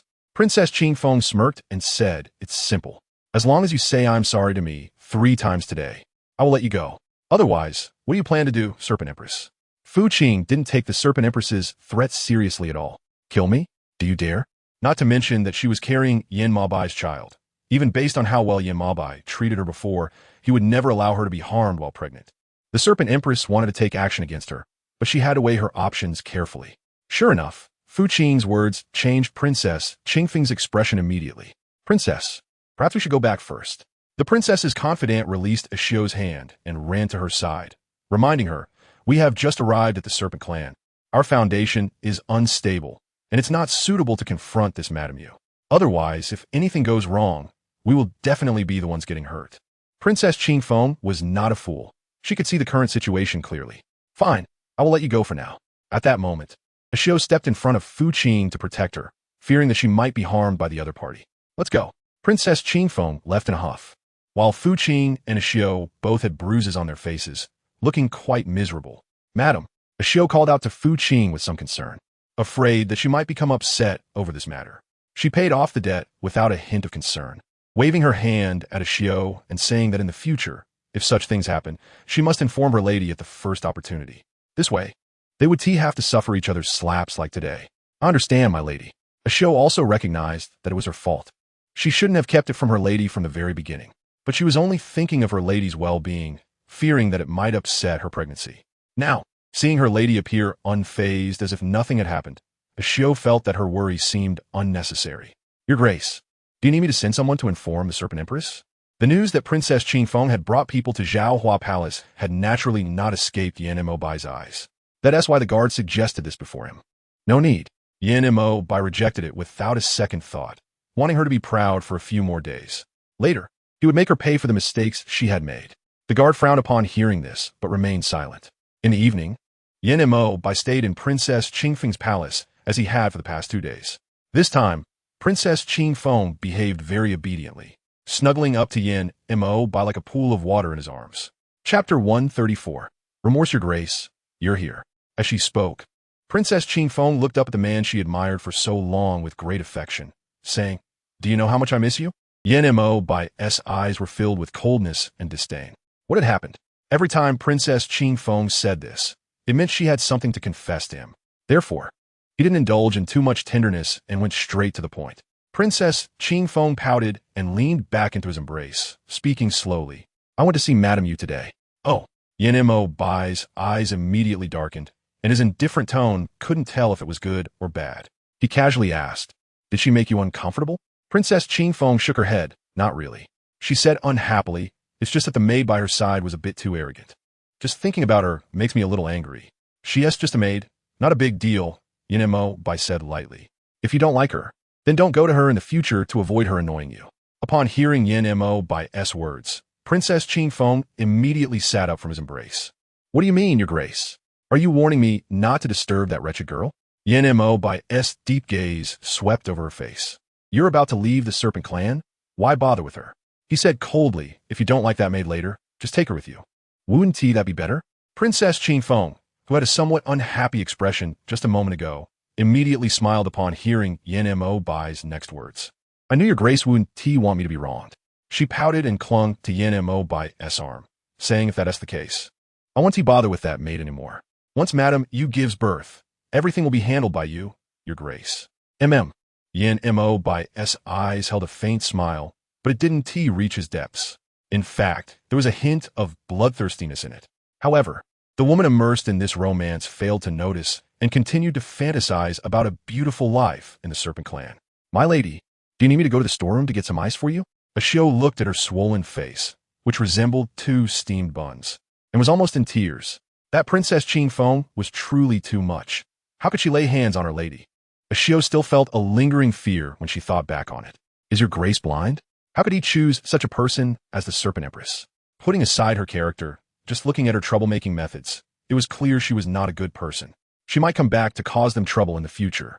Stop complaining. Fu Qing is quite open-minded about it. Her current situation is already quite good. At least that snake lady didn't strike her down on the spot. Otherwise, her swelling wouldn't just be limited to her face. She could have lost her life. There may be many similar incidents in the future. Today is just a reminder for them to prevent them from getting too comfortable in these peaceful days. How can this be allowed? Ashio said with tears streaming down her face. The Lord can give us justice. Ashio seemed to grasp a lifeline as she reminded Fu Qing. Yes, the Lord can definitely give us justice. Madam, you are still carrying the Lord child. The Lord cannot allow that snake lady to keep attacking us. We can seek the Lord's protection. Paying off looked at Ashio like a fool, thinking that the snake would later come here without the master's influence. Ashio was stunned. The master should have known that the snake would come here long ago. Fu Qing Dan said lightly, but have you seen the master come to look at me even once since the incident? No. Ashio's face instantly turned pale. Fu Qing continued without responding, saying, what does this indicate? The Lord has already lost interest in me. Although there was a hint of disappointment in Fu Qing's heart when she spoke these words, there was more of a sense of relief. Perhaps it wouldn't be long before she was driven out of the Snake Clan by Yin Mo Bai. How could this be possible? Ashio couldn't accept the fact that Fu Qing mentioned. She shook her head vigorously in denial. Everyone in the Snake Clan had seen how much the Lord cared for his wife before. How could he possibly disdain her? Ashio said in a panic. If you didn't know better, you would think the one who has fallen out of favor is me. This left Fu Qing almost speechless. How could this be impossible? Fu Qing rolled her eyes helplessly and said, I'm not some prized possession. It's normal for the Lord to get bored with me, right? Can that man keep looking at the same face for 10 years? Even if she were a man, she might not be able to do it, let alone someone as high status as the Lord. Otherwise, how did those beautiful concubines come about in various clans? It's not because the original wife got tired of them and wanted something different. So what should we do next? Ashio was completely panicking now. My lady, you're about to give birth. What if the Snake Empress takes action against you at this critical moment? She felt that her life was not worth much.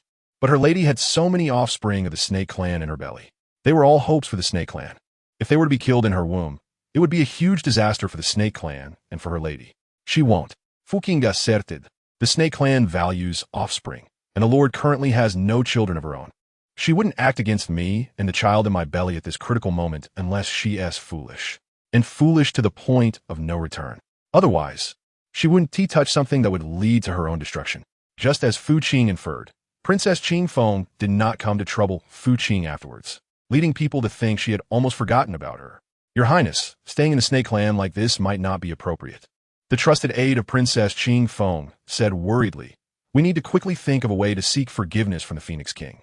It was better that the aide didn't mention this, but once she did, Princess Qing Feng couldn't help but start to feel anxious. Up to now, my father hasn't replied to a single letter. Princess Qing Feng said somewhat dejectedly, Ali, do you think my father really intends to ignore me? At this moment, Princess Qing Feng appeared very fragile. There was no longer the pride and nobility she had in front of the Snake Clan. The princess can think of other ways. The aide suggested thoughtfully. For example, personally sending someone to the Phoenix Clan to show the princess's repentance. Chapter 135. Then I'll try to let you give birth less often. Is that okay? Princess Qing Feng asked suspiciously. She knew how angry the Phoenix King was at the time. Was this something that could be resolved by personally sending someone to the Phoenix Clan? Does the princess have any better ideas? The aide countered. Your Highness, the reason we can stay safe in the Snake Clan now is all thanks to the Phoenix Clan. The aide kindly reminded. If the princess wants to firmly secure the position of a Snake Empress, she must rely on the strong support of the Phoenix Clan. That way, the Snake King wouldn't dare to take you lightly. Princess Qing Feng lowered her gaze and thought.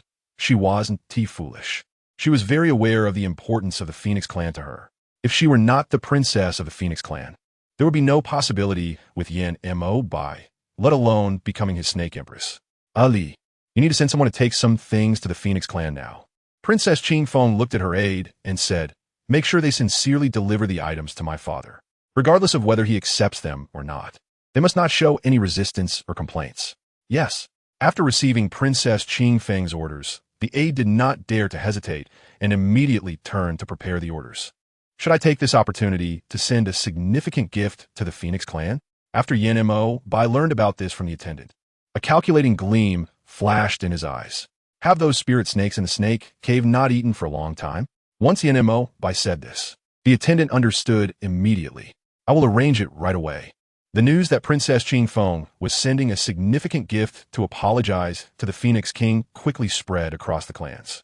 My lord, will you forgive the princess? The Phoenix King's aide asked tentatively, seeing his gloomy expression. He knew that this matter deeply hurt the Phoenix King. Otherwise, he wouldn't have been silent while looking at those letters. Do you think I should forgive her? The Phoenix King pushed the question back to his aide. This put the aide in a difficult position. I don't know. He hesitated for a moment and finally bowed his head to respond. Huh. The Phoenix King sneered, don't know, or dare not answer. The aide fell silent. Forget it. The Phoenix King did not intend to make things difficult for him and sighed. This is all the fault of that wicked girl. What does it have to do with you? So, does this mean the Phoenix King does not intend to forgive the princess? The aide asked tentatively. The Phoenix King turned to look at the aide and said, that wicked girl has never regarded me as her father. How can I talk about forgiveness? As for the third princess, the Phoenix King could now be said to have given up on her.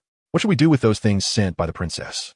Recently, Princess Qing Feng had been continuously sending letters and had also sent many good things to the Phoenix King. Unfortunately, they were all piled up at the entrance of the Phoenix clan. They couldn't even get through the door, having been intercepted by the guards outside. It was rather pathetic to think about. Whatever comes from where, just send it back. The Phoenix clan said impatiently. If it doesn't work, just throw it all away. Out of sight, out of mind. Did my father really say that? After Princess Qing Feng learned of the Phoenix King's words from the person she sent, it was false to say she didn't feel heartbroken. It's over, it's over. Princess Qing Feng sat on the wooden chair in a daze, as if her soul had left her body. My father really doesn't want me anymore, she murmured in confusion, looking at the distressed Princess Qing Feng. Her aide felt an unspeakable pain in her heart. Your Highness, don't lose heart. The aide encouraged her. The Lord is just still angry. Once he cools down, he might forgive you. Really? Princess Qing Feng looked at her aide with some disbelief. Ali, are you trying to trick me? In truth, whether the Phoenix King would forgive her, Princess Qing Feng knew better than anyone. But she always wanted to find a reason to lean on and cover up all of this. Of course it's true. Princess Qing Feng's helpless appearance was pitiful in the eyes of her trusted confidant, making her unable to refrain from wanting to comfort her. The servant certainly did not dare to lie to the princess. All right, after some time, the princess will personally send someone to visit the Feng tribe again. Princess Qing Feng thought to herself, I must make sure to earn Father Emperor's forgiveness by then. However, before Princess Qing Feng could make her next arrangement, news came from Fucking that she was about to give birth. This was a monumental event for the Serpent Tribe. As soon as Yin Mobi received the news that Fucking was going into labor, he immediately dispatched people to surround the Zhaohua Palace, ensuring that not even a fly could get through. At that moment, Fucking was lying on the couch, drenched in sweat and breathing heavily. Seeing this, the crane doctor quickly intervened, saying, what are you doing? Hurry and get her into the water. Dragon ladies never give birth on land, but in water, as only water can facilitate childbirth. Upon hearing this, Ashio and the others did not dare to hesitate. However, before they could help Fucking up, she suddenly recoiled in pain, almost falling into the hot spring. Fortunately, Yinmobi arrived just in time, swiftly catching her and holding her in his arms, saving her from a near-drowning disaster. The pain in my stomach came in waves, making me feel like I was about to faint. Damn it, I'm not going to give birth. Fu Qing clutched her belly, lowly growling in pain, feeling weak all over. This was damn near more painful than being killed. At least being killed would be over with a single stab. She had no idea how long she would have to endure giving birth. Ha! The man couldn't help but laugh at her words. At this moment, it seemed she had no choice. Dr. He, how is her condition now? Yin Mo Bai raised his eyes to the doctor standing on the shore and asked. Madame Yu is currently not in serious danger, Doctor, he replied, suppressing his dissatisfaction. You just need to support her well. The cries of echoed incessantly. Yan Mo Bai frowned and asked, Is there any method to relieve the pain? The small woman was sweating profusely, tears streaming down like rain, making Yan Mo Bai feel a shiver run through him. Is giving birth really this painful? No wonder the dragon race has so few offspring. If every woman experienced this, they would be in danger of dying from the pain. Doctor, he said, this is something every woman must endure. He added, You don't need to worry, my lord. Once this phase passes and the child is born, it will be fine. I see. Yan Montak Bai nodded. Then in the future, I will try to make you have fewer children. Chapter 136. The Dragon Mother's assistance. His serious demeanor made Fu Qing wish she could faint immediately. How could he still dare to discuss childbirth with her at this moment? Does he think she doesn't look miserable enough? The midwife dared not say a word, focusing solely on assisting with the delivery. Streams of blood continuously flowed from Fu Qing's lower body, soon turning the water in the basin a reddish brown. It looked truly shocking. Why hasn't she given birth yet? Yan Mo Bai could clearly feel the small woman in his arms losing strength and, with a hint of anger, asked Doctor hurry and think of a solution. Though giving birth is a significant matter, it doesn't mean it should be dragged out like this. What if the small woman in his arms can't hold on any longer? Give her this blood-replenishing pill. Doctor, he took out the prepared pill from his sleeve and handed it to a Xiao, who was beside him. After taking the medicine, her complexion gradually became rosy. The weakness from earlier was gone. However, the cries of pain from childbirth echoed in the man's ears, rising and falling. It was clear how much the woman was suffering at that moment. Boom! With the arrival of the baby, a series of thunderclaps continuously sounded in the sky. This caused the previously bright sun to suddenly darken. The man raised his eyes to look at the sky, then glanced at the small woman in his arms who was in so much pain, feeling a sense of anxiety and worry for the first time. It's coming out. Just as the man was about to lose his patience and explode in anger, the midwife excitedly shouted out loud. Fu Qing let out a piercing scream as she lay in the man's arms, and soon a snow-white egg emerged from her lower body. This was just the first child, and it had already caused Fu Qing such great suffering. The remaining 8 were yet to be born, and it was uncertain how much longer she would endure pain. However, with the first one already born, the subsequent ones were expected to be much easier. The divine physician, he was continuously feeding Fu Qing pills to replenish her energy and blood. The booming sounds in the sky continued to resonate. Before long, a torrential downpour began amidst the howling winds. To avoid disrupting the delivery process, Yan Mo Bai had already activated the protective barrier. At this moment, both the sounds of rain and thunder were completely isolated by the barrier. Fu Qing lay in the man's arms, tears streaming down her face. At that moment, she felt like she was really on the verge of death. When she laid her first egg, she felt completely exhausted. Yet the sharp pains in her abdomen reminded her that this was not over. She had to continue. Because of this, Fu Qing couldn't help but cry. Perhaps sensing the sadness in the little woman in his arms, the man continuously channeled his magical energy into her to help her maintain her strength. Don't cry. It will be over soon. He gently comforted her. Giving birth can't be rushed. With me here, I won't let anything happen to you or the baby. Fu Qing tilted her head slightly, unwilling to listen to the man's nonsense. She had remembered everything. Don't think that just because he helped her now, she would be grateful. She hadn't forgotten the scene where this crazy snake threatened her and choked her neck. Continue, madam. Keep pushing, the midwife urged Fu Qing continuously, fearing that she might lose heart. Crack! The dark sky was illuminated by a flash of lightning. Taking this opportunity, the man clearly saw the weak face of the little woman in his arms, covered in sweat, and her painful, soft cries. Snake Queen, you can't go in. Outside Jiawa Palace, Princess Qing Feng, dressed in a luxurious purple satin outfit, arrived at the gate but was stopped by the guards. The master has ordered that Madame Yu is giving birth and cannot see anyone. Princess Qing Feng frowned in dissatisfaction. Not even this queen? When did this woman become so important in the master's eyes? Didn't the master say that he only cared about the child in her belly? As the Snake Queen, did she not even have the right to go in and take a look? The guard lowered his head and remained silent, which was considered an acquiescence. This infuriated Princess Qing Feng. This woman really chose the worst time to give birth. Just when she was about to achieve something with Yan Mo Bai, she decided to have a child. Wasn't this deliberate? Seeing her displeased expression, her confidant quickly pulled her aside. Princess, don't be angry. Madame Yu giving birth is a significant event for the Snake Clan and the Master. We should avoid causing trouble at this critical moment to prevent the master's displeasure. Let's wait until she safely gives birth before discussing anything. If we want to settle scores or drive someone away later, we can. The confidant's words made Princess Qing feel a little better. She raised her eyes to look at the sky, frowning. What on earth was this woman giving birth to? She murmured, "Look, the sky has darkened." She hoped nothing monstrous would be born. However, she didn't say the latter part out loud. Zhaohua Palace was crowded and filled with eyes. It wasn't her own territory. Even if she wanted to complain, she had to be mindful of her identity. She couldn't leave a bad impression on Yin Maobai. The cries in the birthing pool continued, and with each egg Fu Qing laid, she grew weaker. By the end, she was completely drenched in sweat. How much longer would it take to give birth to all the children? Yin Maobai wiped the sweat from the little woman's forehead and asked the nearby Dr. He. Dr. He remained silent for a few seconds and then estimated about an hour. This was already the fastest.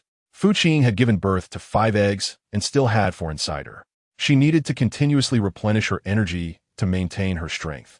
The master might as well give the madam some beast crystal, Dr. He suggested. That way, madam, you won't be so weak during the upcoming births. Is there a faster way? Looking at the little woman's pained expression, Yin Maobai really couldn't bear to let her suffer like this. He wanted to find an easier shortcut for her. Dr. He shook his head. Madam Yu is doing well as it is. The dragon clan can take as long as 7 days to give birth and as short as 3 days. Madam Yu has already given birth to 5 children in just 5 or 6 hours. This is already a miracle. The remaining 4 can only wait quietly. Unless what? Dr. He's hesitation made Yin Maobai very displeased. He should just say it. Dr. He straightened his body and looked at Yin Maobai. Unless the dragon mother is there to assist, then perhaps Madam Yu's childbirth could be faster. Chapter 137. Unusual Thunder. Dr. He's words were like saying nothing at all. The dragon mother had perished alongside the East Sea Dragon Palace in a battle over 10,000 years ago. If she could help, she would have done so long ago. How could it have taken this long? The piercing cries of pain began once again. The midwife continuously wiped the sweat from her forehead. We must find a way to help her. Yin Mobo, not wanting to hear the small woman in his arms cry out in agony, urged Dr. He. How can we reduce her suffering? Since we cannot deliver the baby quickly, we must at least alleviate the pain of the small woman in his arms. If they couldn't even do this, then there would be no reason to continue living in this world. Dr. He rolled up his sleeves and said, I have a pain relief pill here that can temporarily lessen Madam Yu's suffering. However, it will only last for about 3 hours. Yin Mobo's gaze towards Dr. He sharpened. How could this old man have such a good thing and not take it out sooner? He waited until the person was nearly driven to death before acting. Dr. He, feeling disgruntled, touched his nose and pretended not to see, handing the pain relief pill to the maid Xiao. It was clearly intentional. However, at this moment, the man knew it was not the time to argue with him, so he endured it silently. After taking the pain relief pill, Fu Qing clearly felt her body was much more relaxed than before. The hoarse cries gradually stopped until there were none left. The man let out a sigh of relief. Go get some beast crystals for Madam Yu. Yin Mobo instructed the maid beside him seriously. This was his first time witnessing a woman giving birth. He never expected it to be so painful. Had he known, he should have been more ruthless back then and just given her a bowl of medicine to abort the little ones in her belly. That way, she wouldn't have to suffer so much. Yes. The maid, upon hearing this, did not hesitate and quickly went to prepare. This production could be described as a protracted battle. Previously, she had given birth to 5 egg bodies in one go, but now she is clearly struggling midway. This is due to her physical exhaustion. Even though Yin Maobai continuously supplies her with magic power to keep her stamina up, her internal resources are still lacking, and she needs a large amount of crystal stones and nutrients to replenish them. The little woman in her arms is still gasping and breathing heavily. Her long black hair is soaked with sweat and the blood water from the soup pool. Now is not the worst time, so it's better to eat more. As Yin Maobai spoke, he brought the beast crystals and various food items from the maid to Fucking's mouth. Otherwise, I'm afraid you won't be able to hold on later. Fu Qing obediently complied.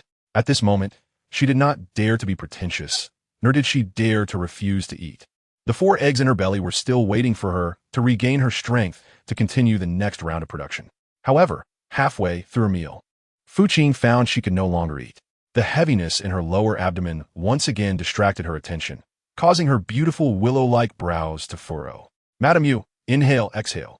The midwife, seeing her condition, quickly began to give instructions, fearing that she might exert herself incorrectly and increase her own suffering. Fu Qing was crying as she breathed in and out according to the midwife's instructions. However, the 4 remaining eggs in her belly showed no sign of coming out. This made everyone anxious.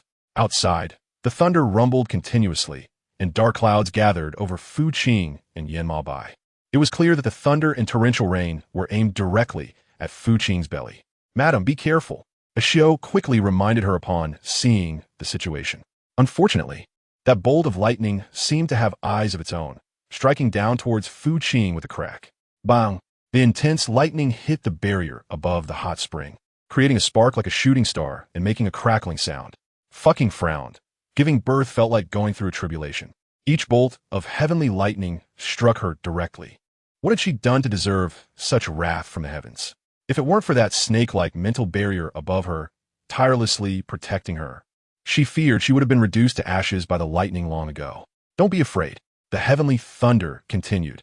And to prevent the woman in his arms from being disturbed by the strikes, Yanmabai tried hard to suppress his inner anger and struggle, comforting the little woman in his arms. "These lightning strikes can't harm you." Just as this snake-like mental barrier had said, with him protecting her, the thunder indeed hadn't done much to fucking. However, the trees, maidens, and guard around the Zhaohua palace weren't so lucky. The bolts of lightning, seeing that they couldn't harm fucking, turned and struck the trees, fake mountains, and those maidens and guards surrounding the Zhaohua palace. Amidst the darkened sky, the surroundings of the Zhaohua palace immediately turned chaotic, with the cries of the maidens and guards ringing in the air. The guard stationed outside the palace naturally could not escape unscathed either. Under the attack of the heavenly thunder, they could only step back defensively, wary of being struck. When the 3rd elder arrived with the 2nd elder and others, the plaque above the Zhaohua palace had already been knocked to the ground by the lightning, landing right in front of them, seemingly blocking their entrance. 2nd elder, 3rd elder, the guards quickly saluted as they saw the two approaching. "What is going on?" The 3rd elder asked. "Why is there thunder during Lady Yu's childbirth?" This was something they had never seen or heard before. It was the first time. It had disturbed quite a number of people in the Snake Clan. The guard raised his eyes to glance at the direction of the Zhaohua palace, and replied with his head lowered, "I don't know." He was just a low-level guard, and wasn't clear about these matters at all. His current duty was simply to guard the Zhaohua palace, and prevent anyone from entering. As for the rest, it was beyond what a guard could investigate. "Let the elders inside," the 2nd elder said calmly, seeing that the 3rd elder couldn't get any answers from the guard, and had to command the guards beside him. "Wait." The guard stretched out his hand to block the two, saying, "2nd elder, the Lord has ordered that during Lady Yu's childbirth, no one is allowed to step into the Zhaohua palace. Otherwise, they will be killed without mercy." The 2nd elder's face immediately darkened. Could there be no exceptions to this? This heavenly thunder was not something to be trifled with. The 2nd elder said sternly, "The fact that Lady Yu's childbirth has attracted so much thunder is clearly abnormal." The guard, however, did not respond, which only angered the 2nd elder further. If it were before he had become disabled, he would have already taken action against the guard, and it wouldn't have come to this. Chapter 138. "Are you doing well over there?" "Second brother, why don't we just wait outside the palace?" The 3rd elder glanced toward the Zhaohua palace, where the heavenly thunder continued to sweep around, as if it had eyes. For them to rashly enter now would not only bring no benefits, but would also leave them covered in wounds. "All right." After a moment of silence, the 2nd elder finally agreed. "Then let's wait outside for now." 2nd elder, 3rd elder, at that moment, Princess Qingfeng, who had been waiting outside the palace, stepped forward to greet them. "You are." The 2nd and 3rd elders had not seen guests for a long time due to the deaths of the Grand Elder and others. The reason they suddenly appeared today was due to the unusual celestial phenomena. Thus, they were not aware of what had happened within the Snake Clan and did not recognize Princess Qingfeng's current identity.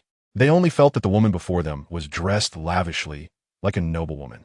Princess Qingfeng's expression stiffened. The 2 elders had been secluded for too long. One of Princess Qingfeng's trusted aides proactively stepped forward to explain, "Perhaps you are not aware that the Lord has already established the throne. The person greeting you now is the current Snake Queen of the Snake Clan." Shock flashed in the eyes of both the 2nd and 3rd elders. "How can this be?" The 3rd elder, the first to recover, questioned. Princess Qingfeng's aide frowned. "How can it not be? The princess of the Phone Clan is a dragon among humans, perfectly matched for the Lord of the Snake Clan. Or are you dissatisfied with the Lord's decision?" 3rd elder? Princess Qingfeng's expression darkened at that moment.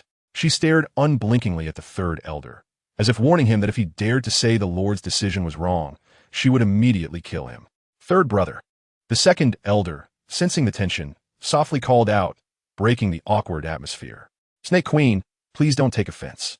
The second elder turned his gaze to Princess Qing, explaining in a deep voice, the third elder does not mean what you think. Since this matter was decided by the Lord, there must be a reason for it. Both of us elders would never dare to have any objections to the Lord's decision. We only hope that the Lord and the Snake Queen will find happiness in the future. What second elder said is true. It must be said that after going through so many hardships, the second elder's words struck a chord with Princess Qing. Her gaze toward the third elder softened a bit. Just as Princess Qing was about to say something more to the two elders, a piercing scream suddenly shattered the sky. The previously overcast and stormy sky abruptly cleared, revealing a seven-colored rainbow faintly appearing in the heavens. At this moment, Fucking, who had just given birth, had long since fallen into a deep sleep after enduring all this torment. Yin Ma Bai, holding the little woman, finally couldn't hold back any longer after the heavenly tribulation and coughed up a mouthful of blood.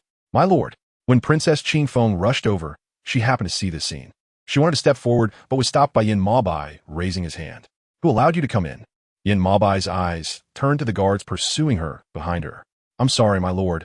I will go down to accept punishment. Princess Qing's eyes flashed with displeasure.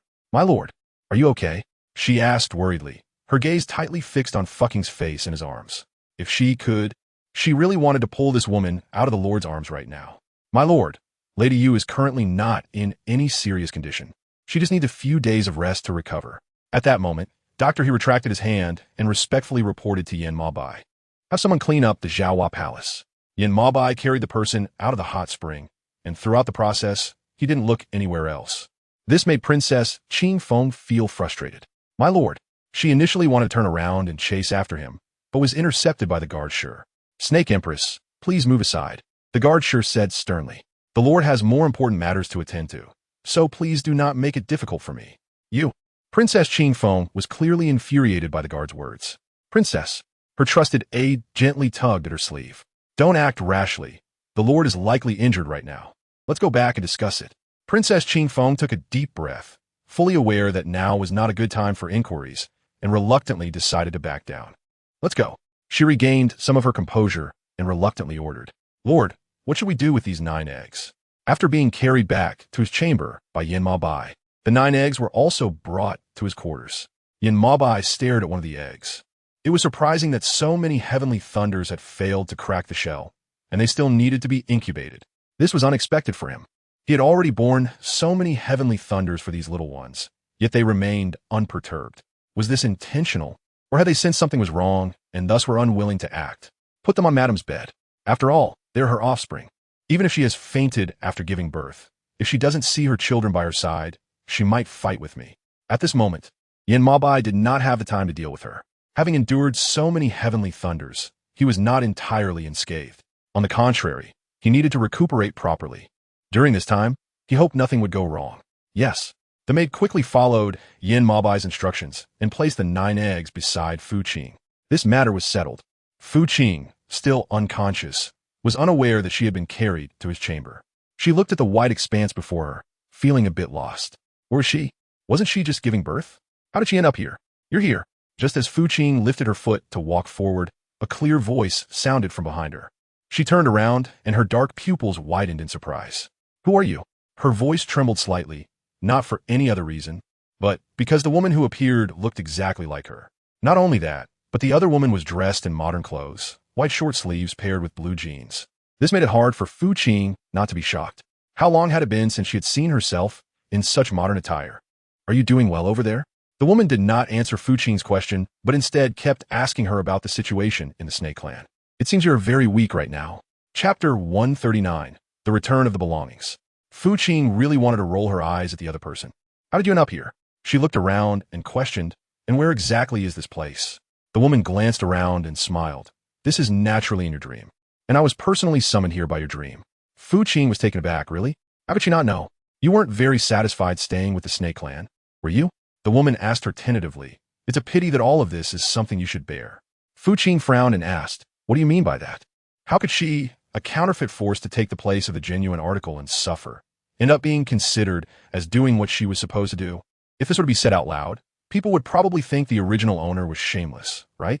In response to Fu Qing's questioning, the woman not only showed no signs of anger, but instead smiled gently. At this point, Madam Yu, do you still not understand? The woman reminded her.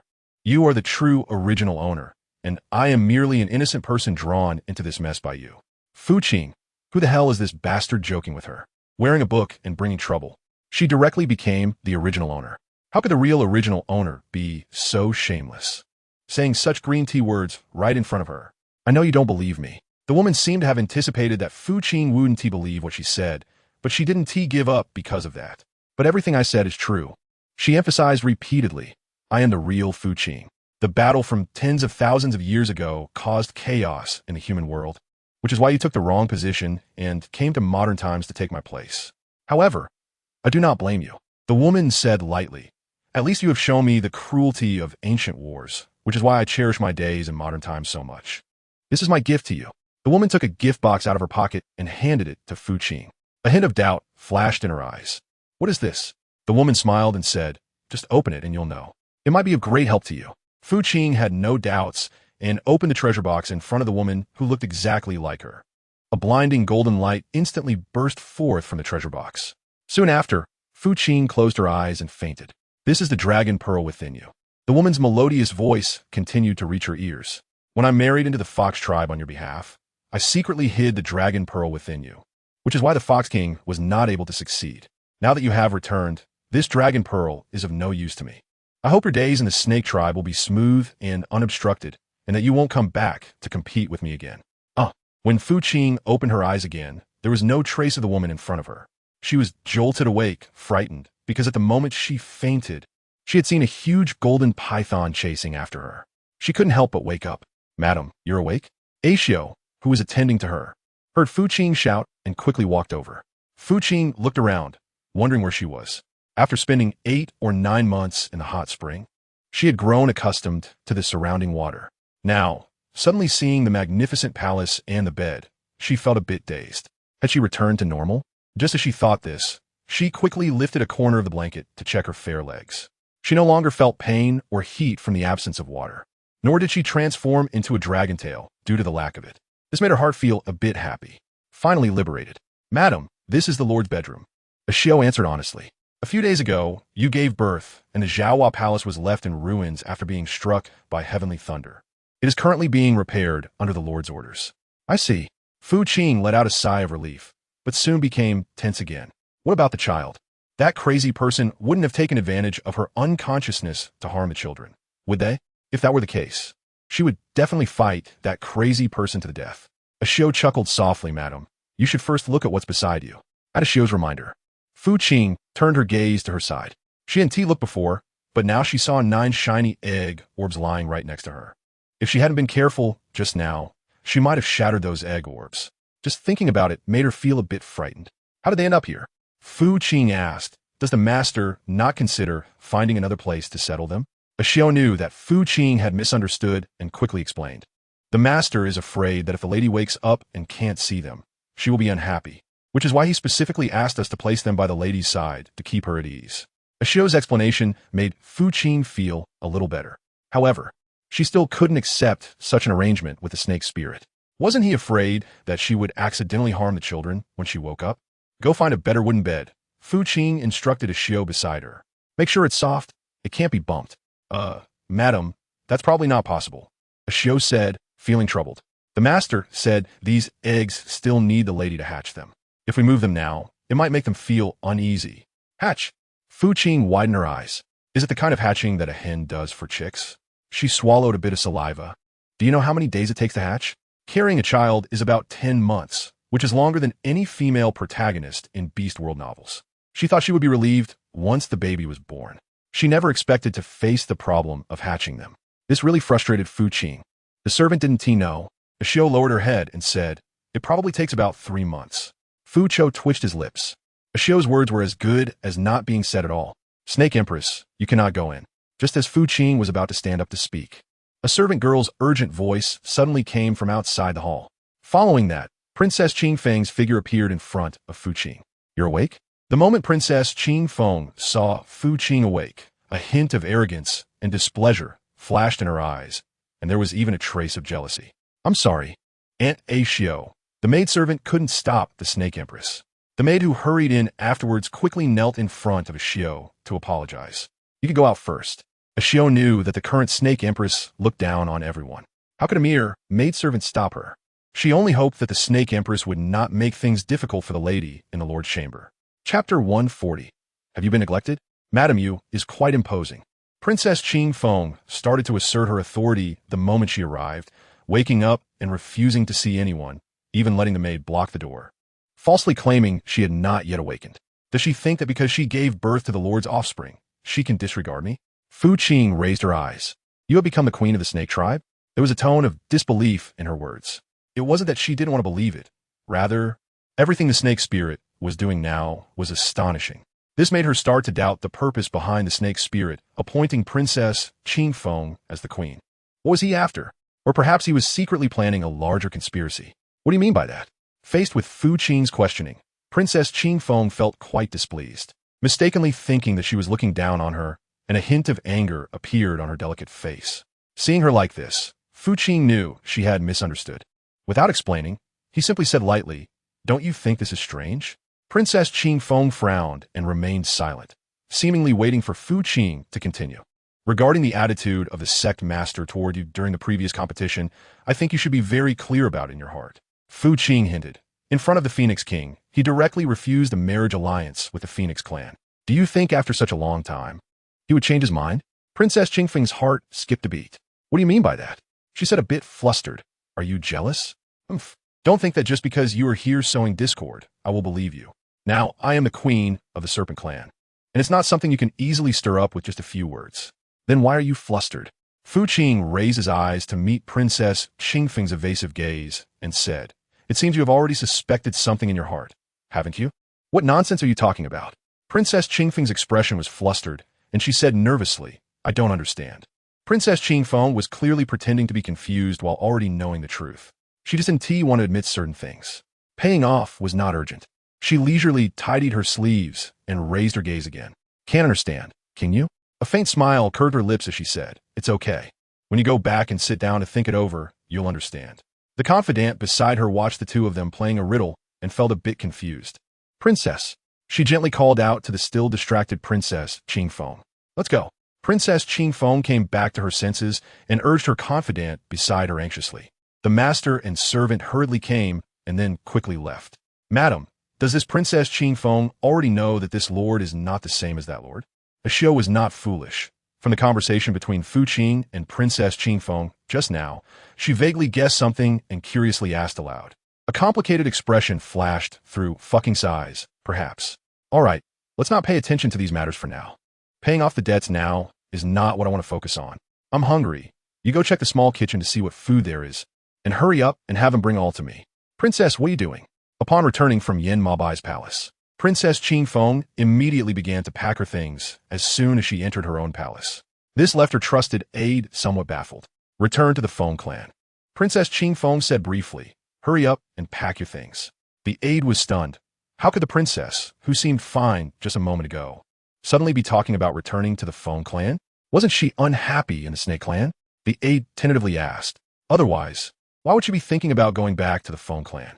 Princess Qing Feng paused in her packing and said, I'm doing just fine in the Snake clan. Then why princess? The aide was confused. Just don't ask so many questions. Princess Qing Feng urged impatiently, Hurry up and pack. Otherwise, I'm afraid if we delay, we won't be able to leave. But princess, you've finally become a pair with the Snake Lord. If you leave now, won't the position of Snake Queen fall into someone else's hands? The aide felt a bit resentful for her. So what? Princess Qing Feng didn't care at all about the position of Snake Queen now. She just wanted to escape quickly. Compared to her fate with the Feng clan, these things were nothing. The aide was shocked to hear this. What did it mean? I'll explain on the way when we leave, Princess Qing Feng said, seeing her aide still hesitating, and she had to comfort her with this. Oh, okay. At this moment, the aide dared not hesitate any longer and hurriedly began packing. By the afternoon, the master and servant left the Snake clan with their bundles and set off on their way back to the Feng clan. However, unexpectedly, just as they left the Snake clan, Yin Mabai appeared in front of them with people blocking their way. At the moment Princess Qing Feng saw Yin Mabai appear before her, Her heart suddenly sank, and the panic in her eyes could not escape the probing gaze from the other side. It was clear she looked guilty. Where does the Snake Queen plan to go? Yin Mabai's gaze, half smiling, scanned the two of them as if discussing the weather. Why didn't you bring me along? Princess Ailey, her aide, fearfully shrank closer to Princess Qingfeng. Not for any other reason, but because Yin Mabai's gaze was simply too terrifying at that moment. It was like a wolf eyeing a delicious meal, filled with an unspeakable excitement that made one feel scared. Don't panic. Princess Qingfeng patted her aide's hand and whispered comfortingly. Then she straightened up and looked toward Yin Mabai. I ascend the Lord still recuperating? Why are you out so soon? Yin Mabai narrowed his eyes. Aren't you unhappy? Did you think I disturbed your good plans to return to the Feng clan? How could I dare? Princess Qingfeng steadied her emotions and said, my father suddenly sent a message, saying he misses me. I thought the Lord was still recuperating and didn't want to disturb you. So I took the liberty of bringing Ailey back to see my father. Then the Snake Queen should have sent someone to notify me. Yin Mabai interrupted first, since the Snake Queen is so eager to return to the Feng clan. Do you feel that I have neglected you recently? Princess Qingfeng's smile froze at the corners of her mouth. Chapter 141. Temptation Lord. She looked up at the handsome man in front of her, wanting to say something to defend herself. But the next moment, the man's large hand was already gripping her neck. Do you think I'm a fool? The man's face, twisted in rage, quickly revealed itself before Princess Qingfeng. Ailey, standing nearby, screamed in fright. Princess Qingfeng's aide regained her senses and prepared to pry Yin Mabai's hand away, but was mercilessly kicked away by him, crashing into a tree. Poof! Ailey! Princess Qingfeng anxiously called out to her aide. Yin Mabai, however, remained unmoved. At this moment, you should be more worried about yourself. He sneered. I suppose no one is coming to help you escape now, right? What do you want? Princess Qingfeng regained her senses and looked at Yin Mabai, who wore a satisfied expression, her eyes filled with indescribable tension. The man smirked. This question should be asked by me to the princess. Why are you leaving the Snake Clan? Haven't you always wanted to be my Snake Queen? Now that I have fulfilled your wish, why do you still want to leave secretly? Why can't you just obediently stay in the Snake Clan? With each word he spoke, the pressure of his grip tightened. Eventually, Princess Qingfeng's eyes bulged out. For a moment, she felt as if she were about to die. However, just when she was about to suffocate and lose consciousness, for some reason, the man suddenly released his hand. Take the princess back to the Snake Clan, Yin Mabai coldly ordered. And her, one of the guards, pointed to Ailey, who had already fainted not far away. Kill her, Yin Mabai said without hesitation. No. Princess Qingfeng sprang up to stop him. Unfortunately, her speed was no match for the sword in the guard's hand. She barely stood up just as Ailey's head fell to the ground. Princess Qingfeng watched in horror as her aide was beheaded by Yin Mabai's man. Bright red blood gushed out like a waterfall from the severed neck. Ultimately, she could not withstand the shock and fainted. Fu Qing learned that Princess Qingfeng had been captured by Yin Mobo and taken back to the Serpent Clan the next day. Madam, do you think the Lord will come to trouble you? Axiu asked anxiously. The fact that Princess Qingfeng would leave the Serpent Clan was somewhat related to Fu Qing. If it weren't for Fu Qing's discreet reminder, the other party might still be unaware of Yin Mobo's true identity and would continue to live in their own fantasy world. They would find out eventually. She paid off the debt without thinking much of it. Even if the other party came to trouble her, given her current situation, she had no way to resist. So why did she need to act so alarmed and worried? Fu Qing was hatching 9 eggs while perched on the platform. It seemed that she was becoming more and more accustomed to her body. Could it really be as the woman in the dream said? Was she indeed Lady Yu herself? And was she the real Fu Qing? If so, did she gain or lose? Just as Fu Qing was lost in thought, a sound of footsteps came from outside the hall. Lady Yu. The visitor was none other than the guard. Fu Qing opened his eyes. Is there something you need? Guard Shi? Nowadays, Guard Shi could be said to be inseparable from that person with a snake-like mentality. Yet he suddenly appeared here. Fu Qing thought that apart from the orders from that person, there wouldn't be any other reason. This is the colorful cloud robe. Guard Shi instructed the attendant behind him to present the finished garment to Fu Qing. It was specially made overnight by someone appointed by the Lord from Madame Yu. Guard Shi explained. Fu Qing glanced at it, her pupils suddenly widening. What is this made of? She asked, trembling. For some reason, she always had a bad premonition in her heart. The guard seemed to have anticipated her question and replied without any surprise. Phoenix Clan wings. Did the Lord kill Princess Qingfeng? Fu Qing was shocked and asked, that lunatic shouldn't be that crazy, right? This Princess Qingfeng is still the 3rd princess of the Phoenix Clan. Even if he wants to take action against her, he should consider the consequences, right? Doesn't he still want to gain the Phoenix clan's favor? Lady was overly worried. The guard explained, the Lord just had someone pluck Princess Qingfeng's wings. For now, he doesn't intend to take her life. The corner of fucking's mouth couldn't help but twitch violently. How is this any different from taking someone's life? What did the Phoenix tribe cherish the most? Naturally, it was their golden feathers. This crazy snake spirit was good at saying to pluck the other party's feathers. And so it was done. It was easy to imagine that the plucked phoenix was probably worse off than a chicken. Princess Qingfeng was probably already crying to death in the little black room. Just leave it be. Fu Qing was determined. She needed to find an opportunity to personally return the colorful feathered robe to Princess Qingfeng to prevent the princess from becoming distressed over losing her feathers. Madam, are you really going to wear this robe? Ashio couldn't help but ask after the guards left. Setting aside whether the colorful feathered robe was made from Princess Qingfeng's own feathers. The bloodstains on the robe were enough to indicate the pain the princess must have felt when her feathers were plucked. If Fu Qing actually wore this robe, one could only imagine how uncomfortable it would make her feel. Fu Qing reached out and tapped Ashio's head, saying, "Are you stupid? Can't you see that the master is using Princess Qingfeng's plucking incident to specifically warn me? If I, like Princess Qingfeng, try to escape from the snake clan, next time the master won't be plucking Princess Qingfeng's feathers, but my dragon skin." After hearing this, Ashio felt a tingling sensation in her spine. Oh my god, the master can't be that perverted, right? However, Ashio only dared to think this in her heart. With so many maidservants in the chamber, she did not dare to act recklessly, or else the master might not know whose skin he would be peeling to vent his anger next time.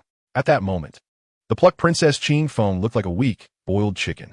If it weren't for the golden core in her body supporting her at this moment, she would have long revealed her phoenix form. Even so, the man still showed no intention of letting her go. His dark green snake eyes were fixed on her in the corner, unwavering. "Do you want to find someone to save you?" The man asked seductively. "As long as you write a letter for the Phone King to accept the things you send, I will personally send you back to the Phone Clan." "Really?" Princess Qingfeng gasped weakly, looking at Yin Mo by sitting in front. She then recalled the letters and various items she had sent to the Phone Clan recently, all of which had been returned, and her heart began to thump nervously. But would Father Emperor read it? The man raised his eyebrows. "You don't need to worry about that." He spoke lightly. "Come here. What are you going to do?"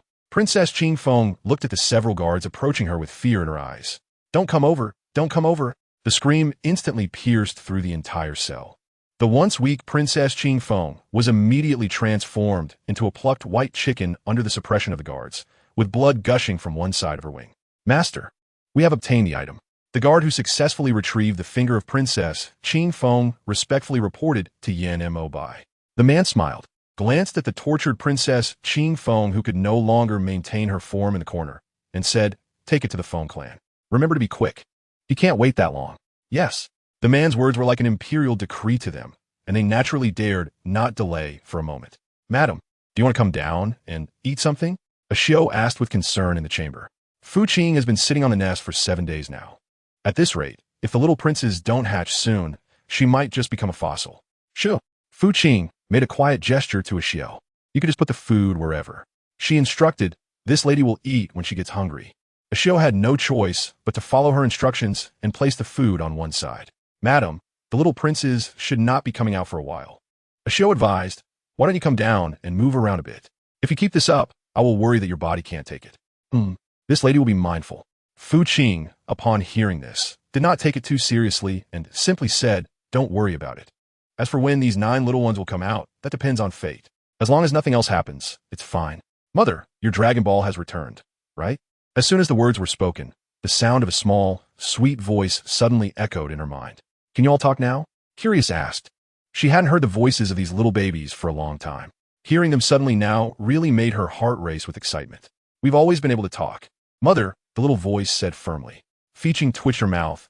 "Then why did you suddenly go silent before?" "It made me restless during childbirth," the little voice explained. "Even if we said something, you might not have been able to hear it. Mother, since there were no dragon pearls in your body and the thunder's influence." Frowning, she realized it was like this. "No, wait, but I could hear everything you said at the beginning." "Why is that?" The soft voice fell silent for a moment. "Mother, that's because Xiao Jio has spiritual powers, so he can communicate with you through telepathy. Isn't that amazing? Paying off the debt is shocking." "So are you speaking as the boss or the ninth?" "It's me, the ninth, mother." The little voice complained, I'm on your left side. After a close look, she really saw a glowing egg on her left side. There's no way around it. All these eggs look exactly the same, and she simply couldn't tell who was the eldest and who was the second. She could only keep asking them over and over again. So, that means you're the eldest, and the largest egg belongs to the ninth one. Yes. Mother, can you tell them apart now? Little Nine said happily. Fu Qing hesitated for a moment, thinking she should be able to do it, but she wasn't entirely sure. If it were a nest of eggs, even a mother hen might not be able to tell who the eldest or the second one was, right? She could only try her best. It's okay, Mother. Xiao Jio's voice quickly entered Fu Qing's mind. Even if you can't tell, we will remind you. Yes, Mother, the eldest also comforted her. So when can you all come out of the eggs? Clearing up the confusion, they asked, is it possible that they can stay in this shell forever? Even if they can hold on, she might not be able to endure it. The eldest and the second chuckled. Mom, we can come out of the egg at any time. Fu Qing was dumbfounded. What are you all doing now? Mother, we just landed and are still very weak. Old Gio explained. We want to rest and recover in the egg for a while. If you want to see us, we can reveal ourselves now. For a moment, Fu Qing seemed to see 9 little babies appearing from the egg. They were all adorable, chubby, and fair-skinned. Not only that, but they were all smiling at Fu Qing. It was simply irresistible. Did you see that, Mother? The little voice reminded, this is our true appearance. So cute. Fu Qing couldn't help but praise them. If she could, she really wanted to hug each one and kiss them. In fact, Fu Qing also kissed the 9 eggs in her arms. Hee, I knew Mother would like us. Xiao Jiu said proudly with a laugh. Mother, 5th sister is still a bit weak, so let's not chat for now. Mother, we will go protect 5th sister first. The eldest followed closely behind and said. Soon, all the little voices disappeared. Fu Qing opened her mouth, wanting to ask about their 5th member situation. However, seeing that the egg had returned to its original state, she had no choice but to give up. Well, next time they speak, she'll ask them what the situation with their 5th member is. Madam, what just happened? After being released from her frozen state, Ashio looked at Fu Qing with some suspicion. For that brief moment, it seemed like she couldn't move or hear anything at all. She could only immerse herself in her own world. Could it be that she encountered something unclean? Fu Qing finally raised her eyes to look at Ashio, wondering what was going on. Could it be that Ashio was shielded by a spell from Xiao Jio and the others when she was talking to them? Otherwise, why would she be looking at her with such a strange expression? Ashio couldn't find any flaw on Fu Qing's face, so she could only shake her head and say, It's nothing, madam. Please hurry up and have your meal, or it will get cold and won't taste good. This time, Fu Qing did not insist. Chapter 143. Unpleasant taste, Lord. Should we open the box and see what's inside? On the Phoenix side, the Phoenix King had been restless since the moment he received the gifts from his Serpent Clan. It was only when his trusted confidant reminded him that he put down the letter and looked at the dozens of treasure chests in the hall. No good deed goes unpunished, the Phoenix King assessed. Let's open them all. As soon as the Phoenix King's words fell, the dozens of treasure chests were all pried open with a sword.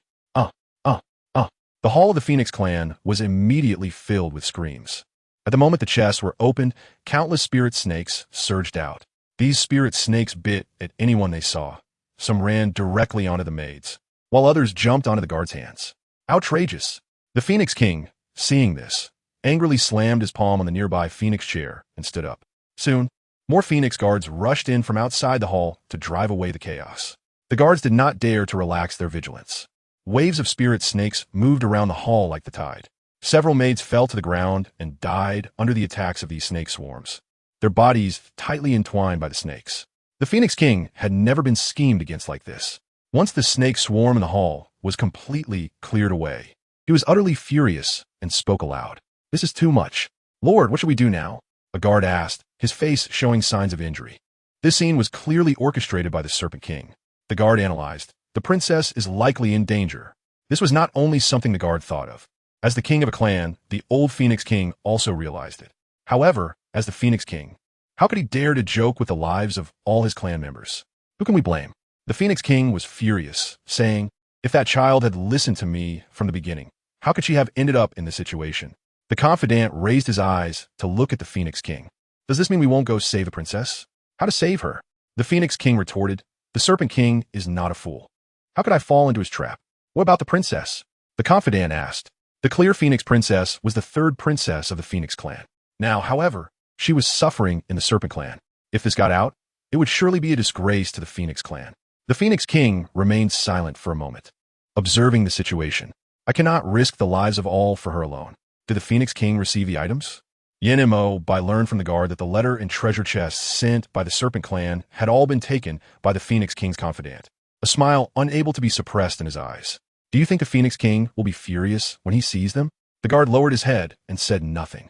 With so many unawakened spirit snakes sent to the Phoenix Clan, it would be surprising if the Phoenix King didn't get angry. Yin Mo's question was obviously a bit deliberate. Seeing that he didn't respond, Yin Mo raised an eyebrow at him. Do you think my actions are disgraceful? Subordinate dares not. The guard hurriedly knelt and replied. How's the matter? I asked you to investigate. Yin Mo didn't pursue the previous topic and instead asked about something else. Was the barrier of the Sea of Illusions breached? If so, he needed to be careful. Although he had escaped from that old antique's body, the barrier had indeed loosened for a moment. If it weren't for the urgency, he would have reinforced the barrier directly that day, and he wouldn't have to worry about it now. The guard lowered his eyes and replied, yes.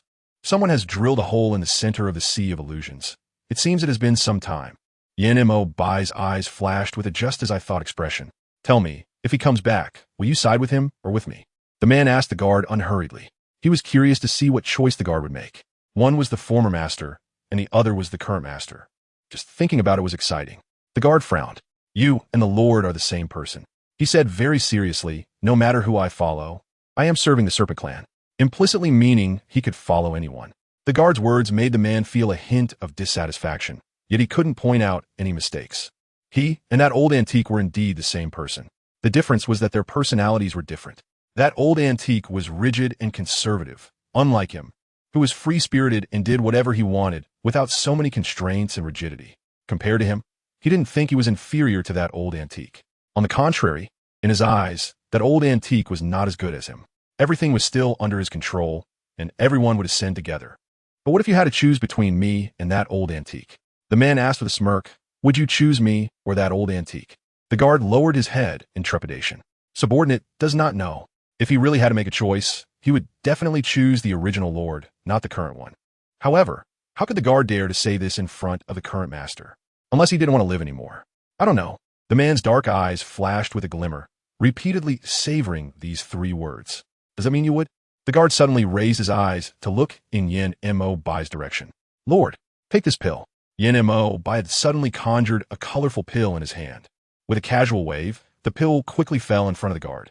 As long as you take this pill, I will believe that you will not betray me. At this moment, the guard hesitated. What's the matter? Afraid? The man asked, testing him. Or have you already betrayed me in your heart? No. The guard quickly denied. Then take it. Yin Mo ordered firmly. Yes. This time, the guard did not hesitate. He looked at the man sitting at the top and then at the colorful pill on the carpet in front of him. Finally, he reached out with a trembling hand to pick it up and swallow it. Hiss! A burning sensation surged from his stomach like the blazing sun. The guard immediately curled up on the ground, gritting his teeth to endure the pain. Yin Mo was very satisfied with what he saw. Not a pleasant taste, right? He asked softly, it's nothing, as long as you obediently listen, I will give you an antidote every half-month. On the contrary, if the guard is ever disloyal to me, don't even mention the antidote. My little life might just be gone, and no one would know. Chapter 144. He's coming back, do you know? Madam, the person in black you asked me to contact has already replied to me. Over here, after receiving the message from the person in black, Ashio hurriedly rushed to Fu Qing's side to report. Why is there nothing? Fucking opened the letter handed to him by Axiu and saw that it was blank. He raised his head in confusion. Axiu's expression stiffened, madam. You forgot that this letter requires magic to reveal its contents. You just need to wave your hand gently. Fu Qing frowned. Has the correspondence from another world become so advanced? Does reading a letter require the use of magical powers? However, Fu Qing didn't say anything and, following Ashio's instructions, lightly waved his hand. Instantly, a line of characters appeared on the originally blank piece of paper. Tonight at midnight, meet in the back garden of Zhaohua Palace. Is that it? After repeatedly looking at that piece of letter paper back and forth, she couldn't believe that the person in black, who had drawn her attention for so long, only wrote her this one sentence. Damn it. Fu Qing gritted her teeth. She was sure that the letter only contained that one sentence, and she had no choice but to give up. She handed the letter to Ashio beside her. Burn it. They weren't in their own quarters. If that snake-like lunatic discovered it and found some evidence, the other party might start going crazy on her again. Madam, are you going? After Xiao dealt with the letter, she looked at Fu Qing, who was curled up around the egg on the bed. Should we just forget it? The other party hasn't revealed their identity, and it's hard to tell if they are friend or foe. Xiao felt increasingly worried. What if they went, and the other party turned out to be an enemy? Wouldn't they be falling into the other party's trap? Fu Qing was silent for a moment, then said decisively, "Why not go?" She looked up at Xiao and added, "Remember to cover for me, okay? I want to see what this man in black looks like." The current Fu Qing was no longer the weak and helpless dragon who could only stay in the water all day. With the support of the dragon pearl inside her and the golden core beginning to operate, she had some magical power with just a wave of her hand. She only needed to act according to the original owner's memories. If things got really bad, she could just run away. After all, she wouldn't lose a piece of meat. By the way, what has the Lord been doing lately? She had woken up for quite some time after giving birth. But it seemed she hadn't seen that snake spirit in front of her. Could it be that he was tired of her? Xiao was taken aback, clearly not expecting Fu Qing to mention Yan Mo Bai at this time.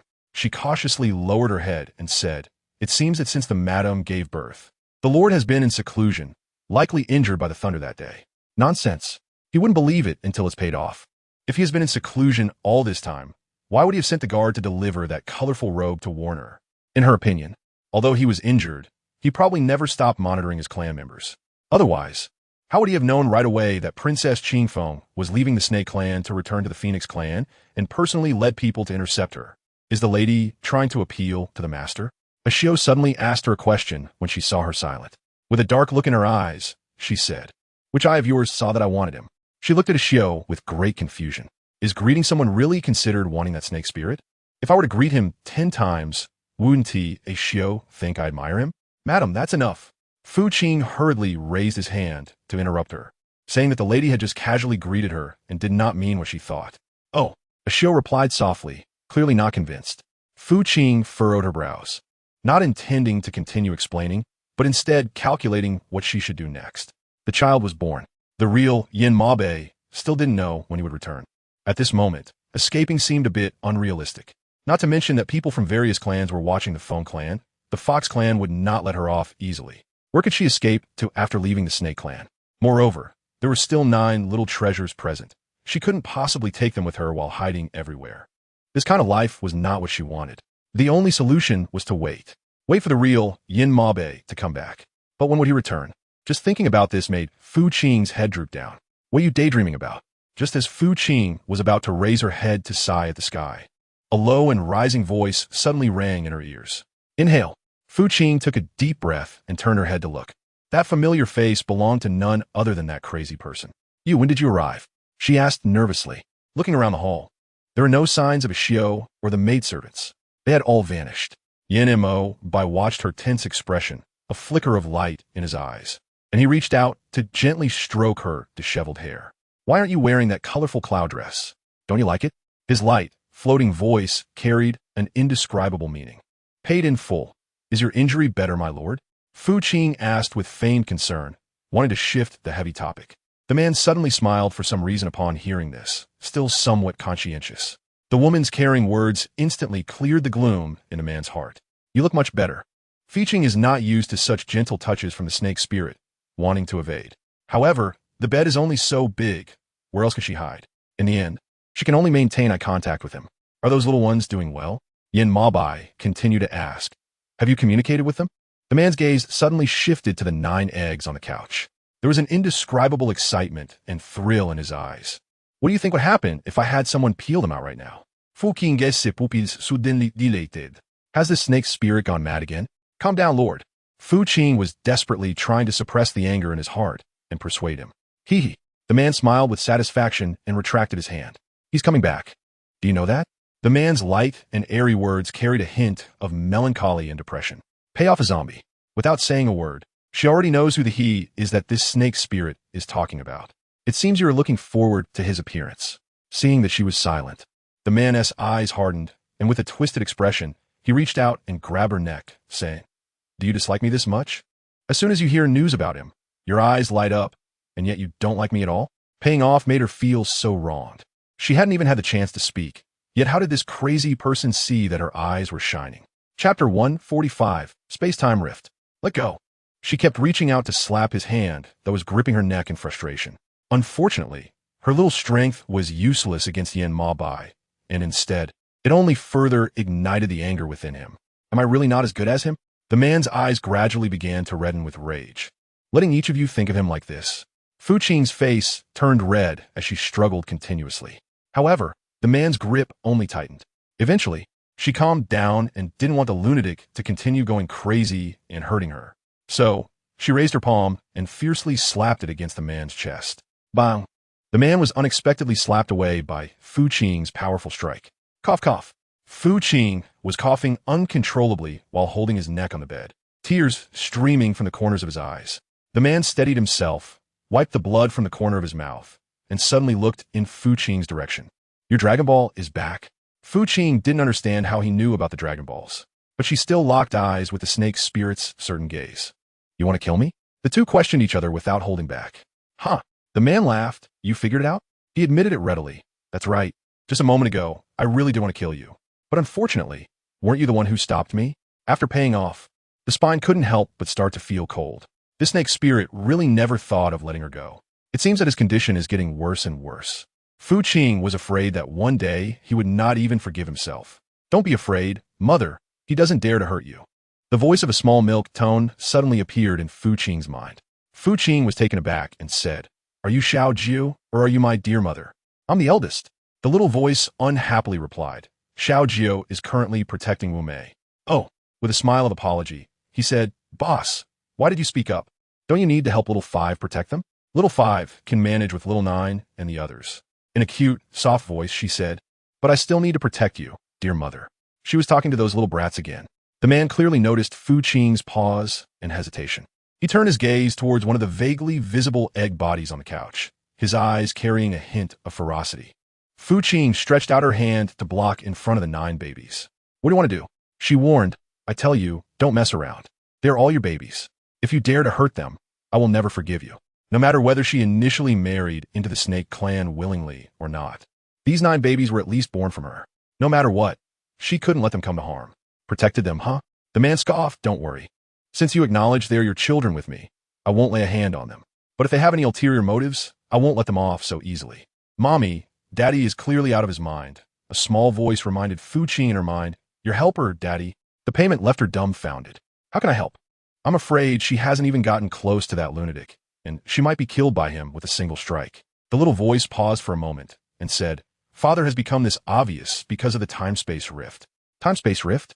Paying off doubts, what is this thing? Mother, the space-time rift is not a thing. The little voice emphasized. A space-time rift refers to an opening that leads to other times and spaces, allowing for cross-era communication and action. Is it really that powerful? She glanced over at the snake spirit disease. She really didn't notice it. Of course, it's impressive. The little milk voice exclaimed. However, activating such a formation will consume a tremendous amount of energy and also trigger spatial distortion, even causing time and space disorder. Among a series of unpredictable consequences, which will result in significant harm to both the mental and physical state of the caster. The way Father is now is clearly a backlash caused by the time-space rift. Does that mean there's no hope? How is that possible? The little voice retorted. As long as we find Daddy's true form and let the two of them clash and refine each other, this series of backlash will be eliminated. Paying off. What's the difference for not saying anything? If she could find that normal Yin-Mo by, would she still be tormented here by this crazy person? Mother, why aren't you speaking? The little voice asked. A complex expression flickered in her eyes. It wasn't that Mother didn't want to speak, but rather that she didn't know what to say. In fact, Mother hadn't seen your normal father for a long time either. Fu Qing hesitated for a moment, but ultimately expressed his true feelings. How could this be? The little milk voice couldn't believe it. The child clearly felt the presence of their father's true self along with Xiao Jiu and the others. Could it be that their mother was too careless? Which is why she didn't notice. Fu Qing stared wide-eyed. Is it real or fake? Then why hasn't he shown up? Or is it that he has actually been hidden away by that crazy snake? The child didn't know. The little voice said, but the child can say for sure that Daddy is right here with us now. Fu Qing had no doubt about what the little one said. She felt that the reason these little ones could sense their biological father's presence was likely related to that crazy person. The normal Yin Mabai might really have been trapped somewhere by that crazy person. In order to find out his true whereabouts, Fu Qing planned to send someone to investigate secretly after meeting the man in black tonight, to see if everything was as she suspected in her heart. However, at midnight, Fu Qing did not wait for the appearance of the man in black. Instead, she saw the royal guard in the back garden of GiantWolf Palace. The other party was holding a shovel, seemingly burying something. Madam Yu. The other party was not at all surprised to see Fu Qing in the garden at this late hour. On the contrary, they appeared very calm. Fu Qing wondered what the royal guard was doing here in the middle of the night instead of resting. Could it be that the crazy person discovered something? So they specifically sent the royal guard to intercept her? But looking at the royal guard's expression and demeanor, it didn't seem that way. Perhaps she was really overthinking it. Planting flowers. The royal guard said tersely, I drank too much tea tonight, so I specifically came to the garden to stretch my legs. If Fu Qing believed his words, then she would be a fool. Have you prepared the flowers? She asked seriously. The guard nodded, then turned and left with the shovel in hand, not even saying goodbye to Fu Qing. Chapter 146. Mixed emotions at this moment. The guard really was lacking in manners. Ashio stepped forward to scold him, saying, No wonder no girls in the clan like her. Don't say so much for now. Seeing the person leave, Fu Qing hurriedly instructed Ashio, Quickly go get a shovel for me. She suspected that the guard was not really here to plant flowers. Maybe he was here to bury some treasure. She wanted to see what he had just renovated. She was curious about what he was up to. Ashio did not hesitate and soon found a shovel to hand to Fu Qing. Fu Qing took the shovel and had Ashio stand guard nearby, while she began to dig in the garden. Before long, Fu Qing heard a thud as she hit something hard. Her eyes sparkled as she put down the shovel and reached down to clear away the dirt. She uncovered a wooden box of moderate size buried beneath the soil. The box looked a bit worn around the edges, but aside from the part that Fu Qing had dug into, it still held some commemorative value. What is it, madam? Ashio asked curiously. Don't ask, Fu Qing replied. Fu Qing quickly stuffed the items in her sleeve and said, Hurry up and fill that in. If we dig such a big hole and don't fill it properly, people will definitely be suspicious the next day. The master and servant worked in the back garden of the Zhaohua Palace for almost half an hour before returning one after the other to Yin Maobai's sleeping quarters. At this moment, Fu Qing's heart was still pounding. Ashio poured a cup of tea and handed it to her, saying, Come, madam, have a sip of tea to calm your nerves. Fu Qing glanced at Ashio, then took a sip and immediately noticed that there was no one else in the hall. Only then did he take out the wooden box from his sleeve, which had been damaged. Madam, could it be that there are letters from the guards to other women inside? Ashio speculated. If that's the case, then what they did is a bit excessive. Why not open it and see? Paying off is not as complicated as Ashio thought. At this time, the guard was sneaking around at night, which was obviously suspicious. She opened his things to see what was going on. Who told him to be so careless in his work? Why is there a map? Ashio exclaimed in shock. Fu Qing was also taken aback. She then picked up the blueprint in the box and took a look. It was indeed a map. It marked the current locations where various tribes resided. Why did the guards bury it in the ground? Madam, could it be that the guards are planning a rebellion? Ashio asked. Although the serpent tribe no longer has its former glory, there shouldn't be a reason for him to betray the serpent tribe, right? Fu Qing did not speak. In her view, no one from the snake clan would betray them, especially not the guards. But what did it mean that he buried this map in the back garden of the Zhaohua Palace? Was it a hint about something? Master, can the lady understand your painstaking efforts? In the shadows, a guard approached the figure in black and said, I observed the lady's expression at that time. She seemed unaware of the significance of that map. What if we expose our identities by doing this? She will find out. The figure in black did not appear flustered. On the contrary, he remained very calm and serious. It was just a matter of time. Indeed, things unfolded as the figure in black had said. At first, Fu Qing was somewhat unclear about the meaning of that map. It wasn't until she saw the red ink dot on that map that she suddenly realized something. Have you been to the master's study? Ashio, who was beside the Qing dynasty, asked. Ashio shook her head, saying that this place belonged to the Lord's private forbidden area, and unless there was a command from the Lord, no one could enter. I see. That explains everything. Madam, where are we going? Ashio hurriedly followed her as she suddenly stood up from the couch. To the study, Fu Qing said without any hesitation. Yin Maobai's palace was not far from the study, but not too close either. It took about half an hour to walk. Madam Yu. The guards outside the study all raised their hands to salute Fu Qing as soon as they saw her appear before them. Is the master in the study? Fu Qing raised her eyes to glance at the tightly closed study door and asked the two guards bowing in front of her. The two guards exchanged glances. The master hadn't visited the study in a long time. Previously, Yin Maobei had always spent most of his time in the study whenever he had a moment. But now, for Yin Maobei, the study was merely a decoration. Aside from a few guards stationed here every day, he hardly ever stepped inside. Lady Yu was planning to enter the study? Seeing Fu Qing about to walk towards the study, the two guards quickly reached out to stop her. She raised her eyes to look at the two guards and asked, "What? Is there a place in the Serpent Clan that this lady cannot go?" Fucking can now be said to be a big shot in the Serpent Clan. She has given birth to 9 offspring, which is well known among the people of the Serpent Clan. Just based on this, the people in the Serpent Clan cannot underestimate her, nor can they treat her casually. Step aside. No matter how the two guards viewed her, Fu Qing was determined to enter this study today. The two guards exchanged glances, but ultimately obeyed Fu Qing's words and made way for her. With a creak, the door to the study was opened. A layer of dust immediately spread out from within. Fu Qing covered her mouth and nose. Cough, cough. A Xiao, who was following her, was unprepared and kept coughing from the dust. It seemed that no one had cleaned this place for a long time, a Xiao said seriously. Of course, even without a Xiao saying it, Fu Qing had seen it for herself. She took out the blueprint from her sleeve and looked at it, finally focusing on the candle lamp in the corner of the study. Let's go. Fu Qing gurged.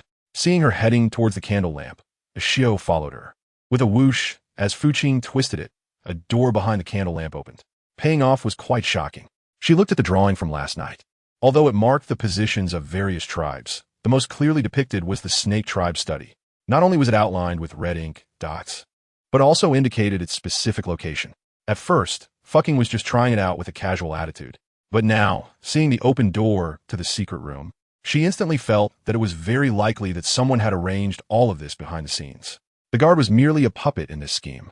The one who ultimately set this trap was very likely someone she knew. Who could it be? Could it be him? The feeling in fucking's heart suddenly became mixed. Madam, watch your step. A Xiao quickly reminded her when she saw her distracted appearance. Chapter 147, Ruined All of Us. Fu Qing took the candle flame from a Xiao and walked towards the secret room. The corridor of the secret room was small, only enough to accommodate 2 people side by side. As soon as the two entered the secret room, the large door behind them closed automatically with a loud bang. Surprisingly, even during the day, the secret room was so tranquil. If it were at night, Fu Qing was afraid she would really be scared to death. Madam, what could be in this secret room? A Xiao asked nervously. It was also her first time entering such a closed space. To say she wasn't scared would be a lie. What if she and her madam couldn't get out later? Don't speak. To be on the safe side. Fu Qing reached out and covered a Xiao's mouth, leaving only her eyes to roll around in their sockets. A Xiao could only obediently nod. Then the two continued to walk forward with the candlelight. They didn't know how long they had been walking until they finally stopped in front of a closed stone door. No way forward? A Xiao exclaimed in shock. What should we do? Madam, I'm afraid we can't open this stone door. Don't panic. Fu Qing took out the blueprint and looked at it repeatedly, then began to touch and press on both sides of the stone wall. With a loud rumbling sound, Paying Off didn't know which mechanism was triggered, but the originally closed stone door was instantly opened. A Xiao beside her was stunned. It's open, it's open. Paying Off naturally saw the scene of the stone door being opened. The master and servant exchanged a smile and then walked over. Ugh! As they went further in, a strong stench of blood unexpectedly emanated from the depths of the secret chamber. It was clear from the smell that it wasn't something that had developed in just a day. It was likely due to a long-standing issue. Sir, madam, should we just not go in? A Xiao said fearfully. Fu Qing stopped and thought for a moment. How about you go out first? Fu Qing did not force her. She had come this far, and if she backed down out of fear, wouldn't it be all for nothing? She handed over the few remaining candle holders in her hand to her. No. A Xiao tightly grasped Fu Qing's hand and said, Madam, I will go with you. I cannot bear to watch you fall into this danger. You know I will not back down, Fu Qing replied. Even if the road ahead is perilous, I must push forward. Then I will go with you, a Xiao said. She could not leave her master alone. Moreover, Fu Qing was now more important to her than her own life. She could never betray her. Have you thought it through? Fu Qing seriously asked a Xiao. Deep down, she hoped that a Xiao wouldn't take risks because of her. In fact, she also knew that a Xiao would not easily give up on her. Therefore, she felt a bit conflicted. If there really was danger ahead, this lady wouldn't be able to protect you. Fu Qing did not lie. She might not have a problem with ordinary people, but if she encounters powerful opponents like Yin Mabe and the Fox King, it would be a miracle if she could avoid being killed, let alone protect others. Not to mention protecting a low-level maid like a Xiao. I'm not afraid, a Xiao said with determination. All right. Seeing a Xiao's expression that seemed to say she was ready to face death, Fu Qing stopped trying to persuade her. She knew that trying to convince her would lead to the same result. There was no need to continue wasting her breath. Help, help! Just as the two of them turned a corner, they heard a trembling cry for help from inside. Xiao nervously grabbed Fu Qing's arm. At this moment, Fu Qing was no better off than Xiao. However, because she was the master's favored one, she appeared much calmer than Xiao. But if you look closely, you could see her hands, which were comforting Xiao, trembling in the air from time to time. "Madam, should we go in?" Xiao asked softly, glancing sideways at Fu Qing. It wasn't that she didn't want to go in. It was just that the wails from inside were too heartbreaking, making one's spine tingle with discomfort. "Sure." Fu Qing made a shushing gesture. Seeing this, Xiao dared not make another sound. However, as they moved forward, the screams grew increasingly tragic and ultimately under the dim light of the candles. Fu Qing and Xiao witnessed a scene they would never forget for the rest of their lives. They saw that the cells on both sides were filled with people from various ethnic groups, some of whom were already dead. The countless corpses were crammed like goods into several cells on either side, with some already decayed and oozing pus on the ground, resembling 5 or 6 small mountain peaks. Ugh! Fu Qing and Xiao could no longer hold back their vomiting. This was not a secret room. It was simply a hell on earth. No, it was even more terrifying than hell on earth. Help me. Madam, my lady, please save us." When the other living souls in the cell saw Fu Qing and Xiao appear, they all screamed excitedly. Some even reached out to tug at the skirts of Fu Qing and Xiao. What on earth was going on?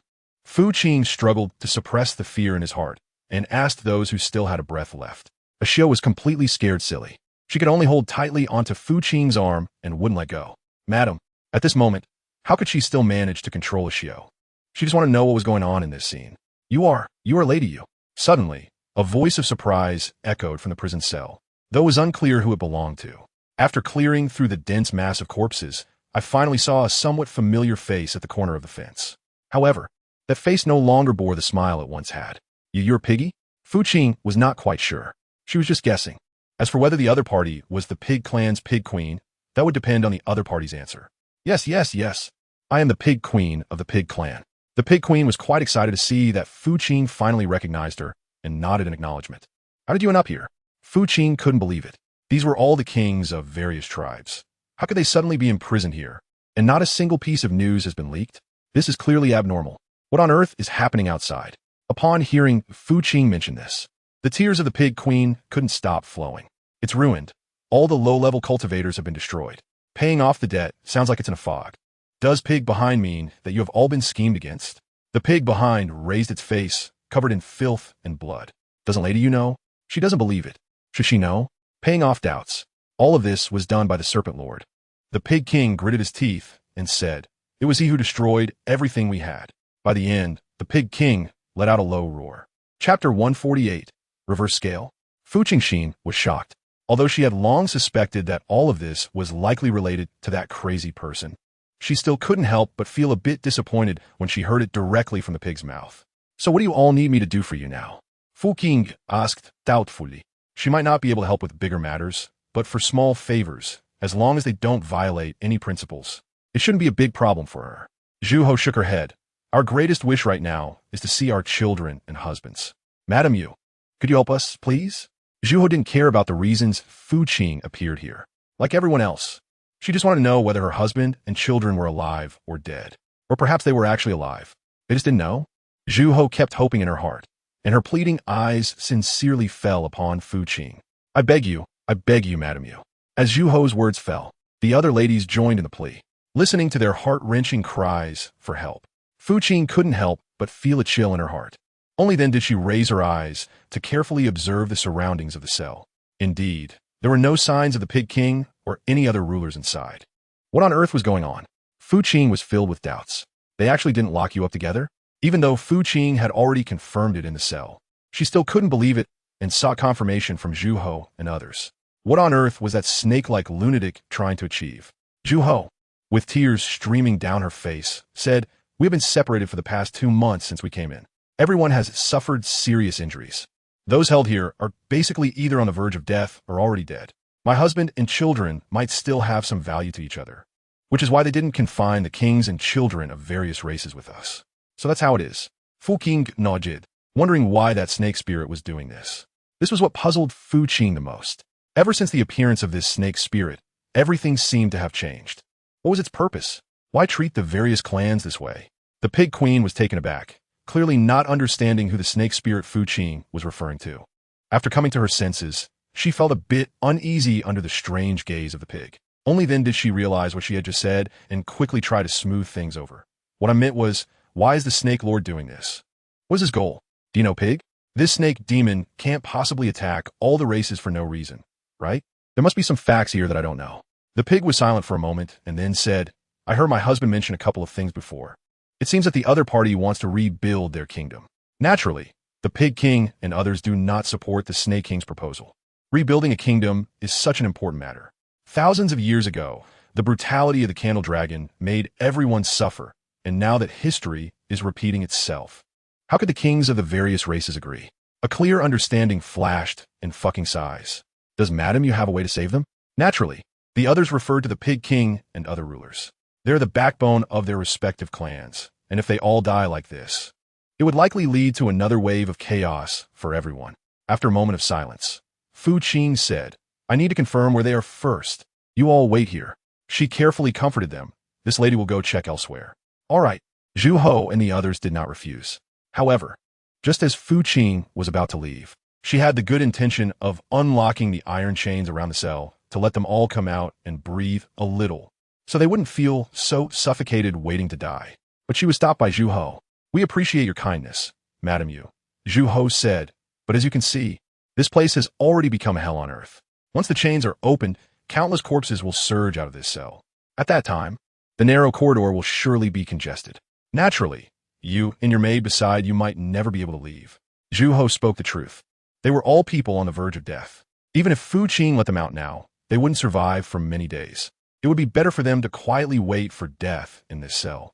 Fu Qing swallowed, thinking about how the alley would be filled with overwhelming rotten corpses. She couldn't help but feel a bit scared. Fortunately, Zhu Ho eventually stopped her. Otherwise, she would have regretted this decision for the rest of her life. Madam, Ashio anxiously tugged at Fu Qing's arm. Don't panic. Fu Qing reached out and gently patted her hand, comforting her. If you're scared, you can go outside and wait. This lady can go alone. After experiencing this scene, Fu Qing didn't think anything could be more terrifying waiting for her. She wanted to see what kind of medicine that snake-obsessed person was selling in his gourd. Ashio did not agree, and in the end, the two of them supported each other and moved forward. At that moment, in another part of the secret chamber, Yin Mo Bai was using a whip to torture the crowd. He himself lay on a soft couch, pretending to doze off as if nothing was wrong. Like a seductive vampire bat, he wore an extravagant red dragon-patterned outfit, with a smile playing at the corners of his lips. His fingers tapped rhythmically on the table beside him, producing a sound that echoed like the fate of the tortured souls present. Have you thought this through? Pig King. Yin Mo Bai slowly opened his exceptionally alluring, snake-like eyes and looked at the bloodied Pig King.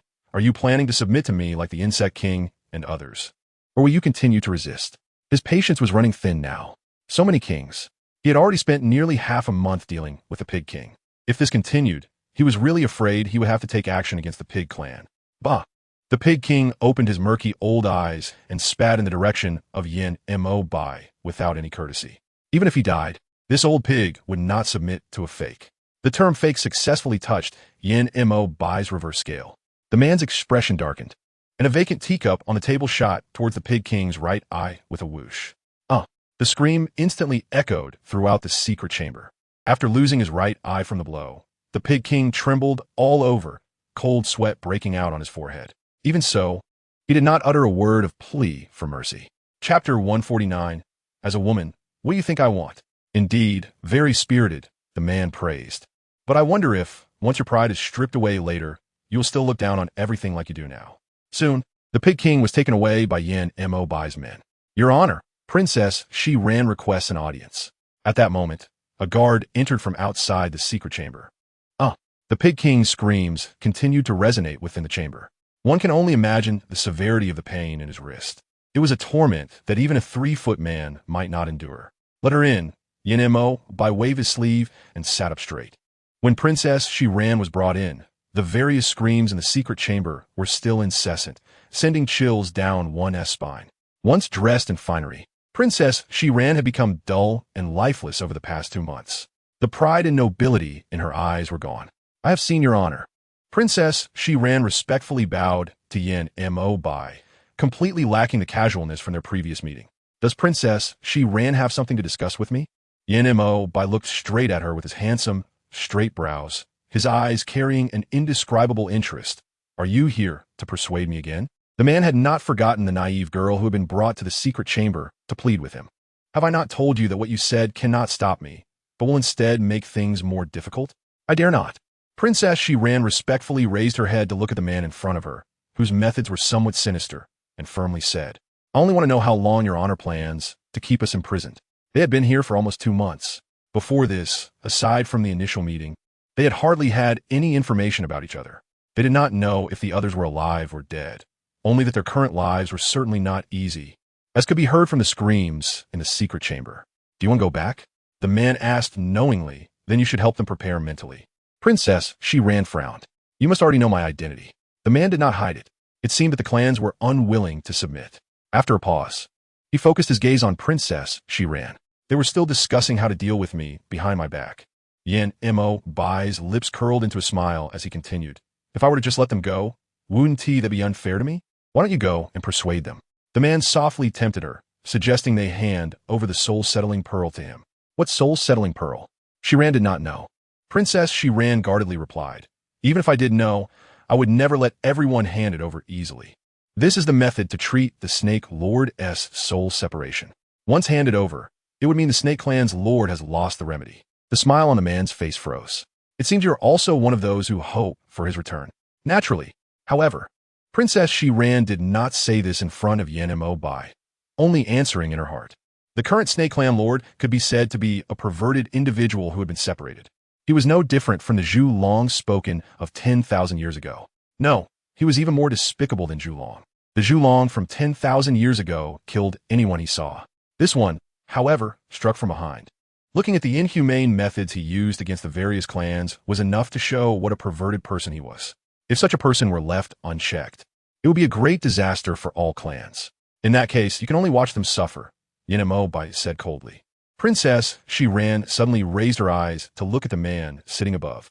Your honor, do not look at me with such eyes, Princess Ran.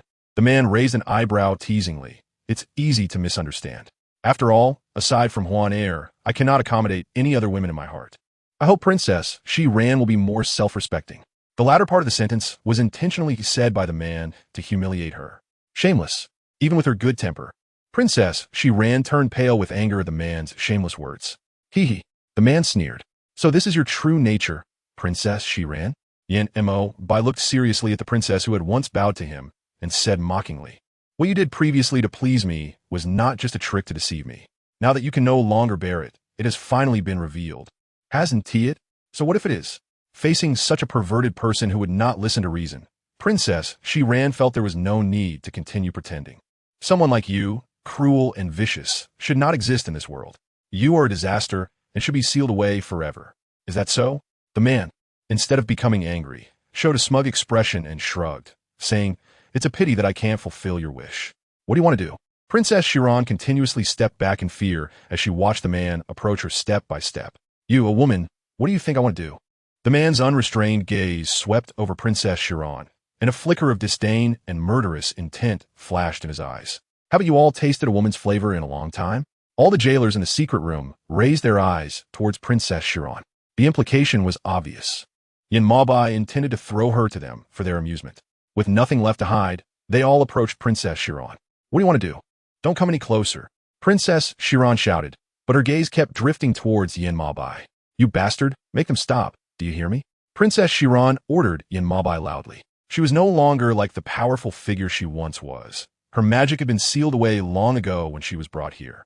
Now, she was practically powerless. Much like a useless person, how could she defend herself against these jailers? The man coldly pursed his lips as if he hadn't heard her and commanded, drag her away. Don't dirty my eyes. To a person like Princess Ran, he looked down on her and naturally would not give her any good face. Bastard, you will die a terrible death. Princess Ran cursed angrily. Madam, in the shadows, a Shio trembled in fear as she watched this scene. Instead of rushing out to rescue Princess Ran, they decisively chose to hide. Chapter 150. Are you not afraid that I might really kill you?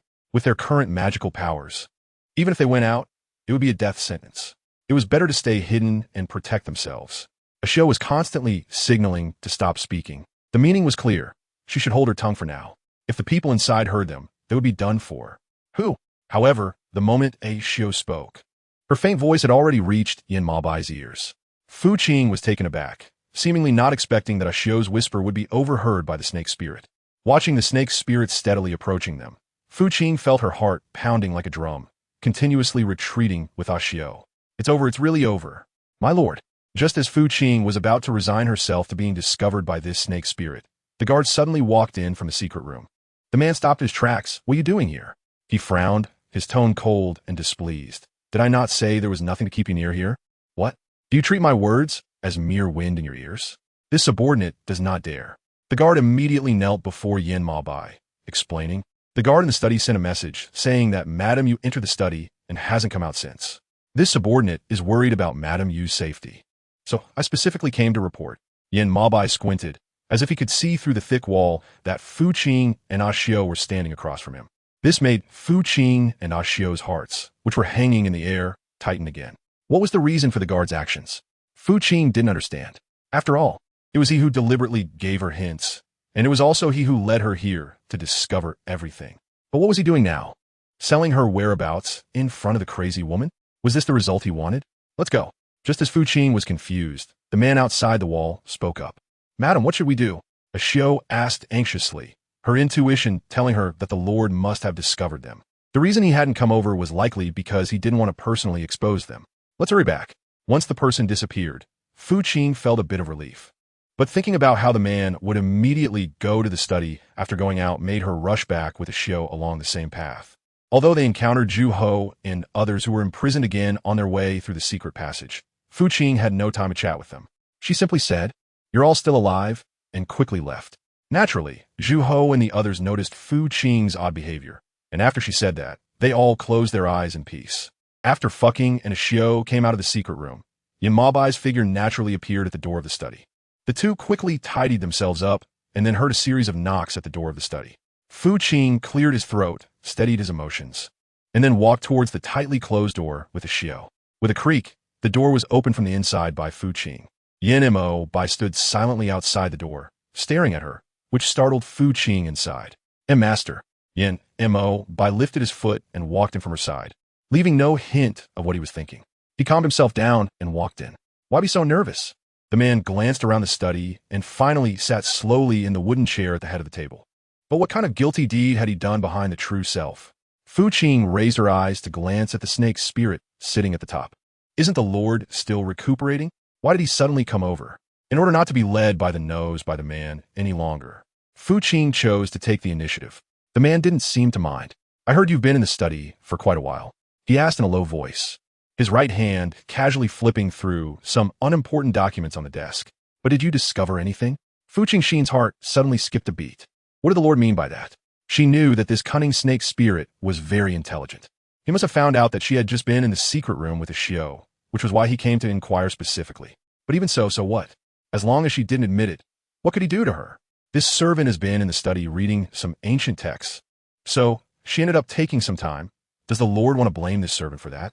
The man casually threw a document in front of her and said, Then why don't you tell me what text you've been reading? Speak up, let me hear. Just when the Lord had nothing else to do. Paying off. Does this crazy person really need to be so insane? Even managing this? She chuckled dryly. It's just some historical books and calligraphy. I suppose the master wouldn't be interested either. Oh, Yin Mo became interested, a glimmer in his eyes. When did the lady start to be interested in these things? I don't remember that. Yin Mo's study has never had any historical books or calligraphy like that. Paying off this clearly means talking nonsense with eyes wide open. Fu Qing only then realized the problem. Her face turned pale as she continued to stubbornly make excuses, saying, The Lord is usually very busy. It's normal not to pay attention.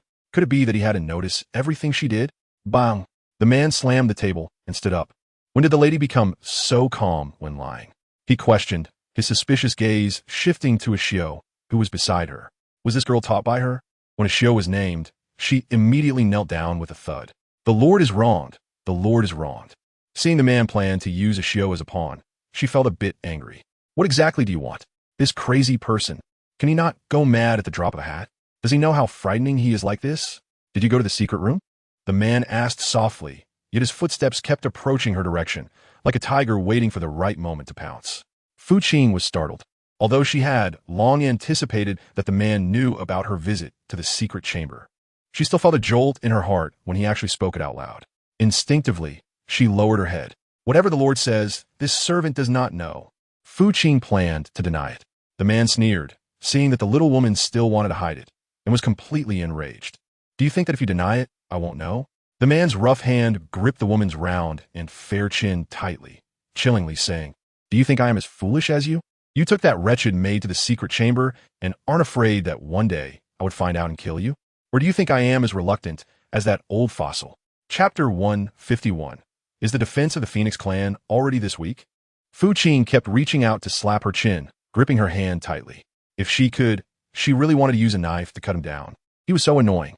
Every time was either choking her neck or pinching her chin. If it weren't for the fact that she was really in this situation, his kind of grip would have ruined her long ago. Master, please spare the lady. Ashio couldn't bear to see Fu Qing suffer like this, so she hurriedly pleaded. It has nothing to do with the lady, it's all me. I brought the lady here. If you want to blame someone, blame me. You're quite a loyal dog. The man sneered mockingly, but unfortunately, you've met an ungrateful master.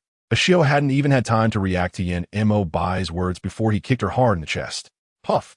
Ashio, paying off the snake spirit is serious this time, and I'm a bit scared. Don't worry, I won't take her life. The man threatened fiercely. But if you keep being so disobedient, then it's not certain. Despicable. Fu Qing couldn't help but curse. You will definitely die a terrible death. The man's originally cheerful eyes darkened in an instant. Do you really wish for me to die? He knew that in everyone's eyes, he was inferior to that old antique. But so what? At least it was him in this position now, wasn't it? What he never expected was that even this woman would look down on him like this, cursing him to die. How could he accept that? You are wrong. The man emphasized, as long as you admit your mistake, I will let you go. This sounded somewhat desolate. It was hard to believe that even the mighty Snake King had a day of sorrow when he had to speak to a woman like this. In your dreams. Once the words were spoken, they were like water spilled on the ground. How could you not feel disgusted when you try to swallow back the spit you just spat out? Only after paying off will he admit his mistakes. You. Fu Qing indeed has the ability to infuriate men. Under her remarks, the man's already unattractive face darkened completely. The grip of his hand tightened even more. For a moment, Fu Qing felt like her jaw was going to dislocate. In pain and numbness, she raised her hand and swung it at Yan Mabai's chest without thinking. Last time, Yan Mabai was caught off guard, but this time, he wasn't foolish. As soon as he saw the flash of determination in her eyes, he predicted that she would strike. Therefore, when Fu Qing's hand came down, the man unceremoniously folded her hand behind her back. Did you think I would fall for your trick again? He said angrily. Fucking frowned, seeing that the snake's spirit had blocked her palm. A glimmer of light flashed in her eyes, and she took the opportunity to lift her knee again and attack between his legs. However, she still failed. You really are relentless. Fu Qing blushed and struggled constantly, seeing her legs tightly pinned by his palm against his strong waist. Let go, let me go. The man, upon hearing this, not only did not let go, but directly stripped her of her clothes and bound her delicate arms. It seems your body has almost recovered, even without the snake-like man's words. Fu Qing knew what he intended to do next. In the large study, besides the sounds of their intercourse, nothing else could be heard. After Ashio spat blood and fainted under the man's foot, she lay on the ground. Master, are you really going to do this? Inua looked nervously at the Phoenix King. What if the Snake King changes his mind? At this point, do you think I have any other choices? The Phoenix King glanced at Inua, taking a deep breath. All the clans have fallen. The reason the Snake King hasn't attacked the Phoenix clan. Do you think it's out of friendship with me? Inua frowned, isn't it? Huh. The Phoenix King sneered. You are still too young, Inua. The ancestors of the Phoenix clan stood strong and ascended to godhood not because of any friendship. You should know about the Phoenix clan's Samadhi True Fire. Inua was taken aback. Yes, it's just as you think. The Phoenix King reminded. The Phoenix clan can not only be reborn, but their tears also have powerful detoxifying effects, which is why they cannot easily shed tears. Furthermore, the Phoenix people have strong endurance and can warn everyone of danger through their songs. However, none of this is as important as the Samadhi True Fire. The great formation of the Phoenix clan is forged with Samadhi True Fire. Now you should understand why the Snake King hasn't attacked the Phoenix clan, right?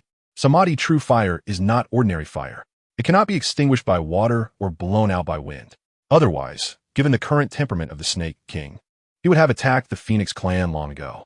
Then would it not be very dangerous for the master to leave the Phoenix clan? Inua said worriedly. The Phoenix King narrowed his eyes. Isn't that exactly what the Snake King wants? Yin has repeatedly sent people to provoke him. Why not fulfill his wish? But Princess Qing Feng would be heartbroken if she knew. Inua disagreed with the Phoenix King going to the Snake Clan alone. They could definitely think of other ways.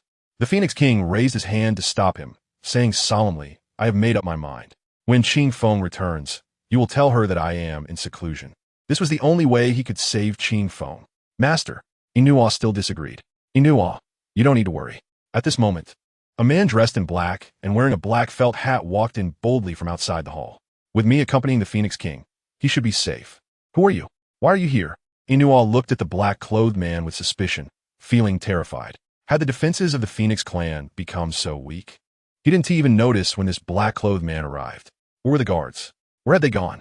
Inua frequently glanced outside the hall, but saw no movement. No need to look, they want to come in. The black-clothed man noticed Inua's cautiousness and spoke first. Why are you here? The Phoenix King waved Inua aside. His tone was questioning, evidently displeased with the black-clothed man. Aren't you going to the Snake Clan? The black-clothed man ignored his displeasure and retorted, with me accompanying you. I think you'll be safer.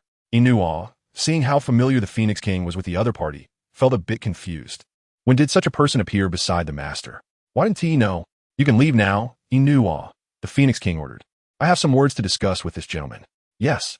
Although Inua was puzzled, he obediently left. Chapter 152. House arrest. How long do you plan to hide? At this point, the Phoenix King had no mood to continue playing the identity concealment game with the other party. He straightforwardly exposed, all clans have now fallen. What else with you continuing to be a turtle hiding its head? The black-clothed man was silent for a moment. Are you getting anxious? The Phoenix King's expression darkened. Aren't you anxious about such matters? Our Phoenix is almost being tortured to the brink of death by that pervert. I sincerely apologize regarding Princess Qing Feng. The black-clothed man lifted his black felt hat, revealing a face identical to the Snake Lord's, though his appearance looked somewhat pale and weak, presumably having suffered greatly. The Phoenix King's eyes showed a knowing look. Why one is not just an apology.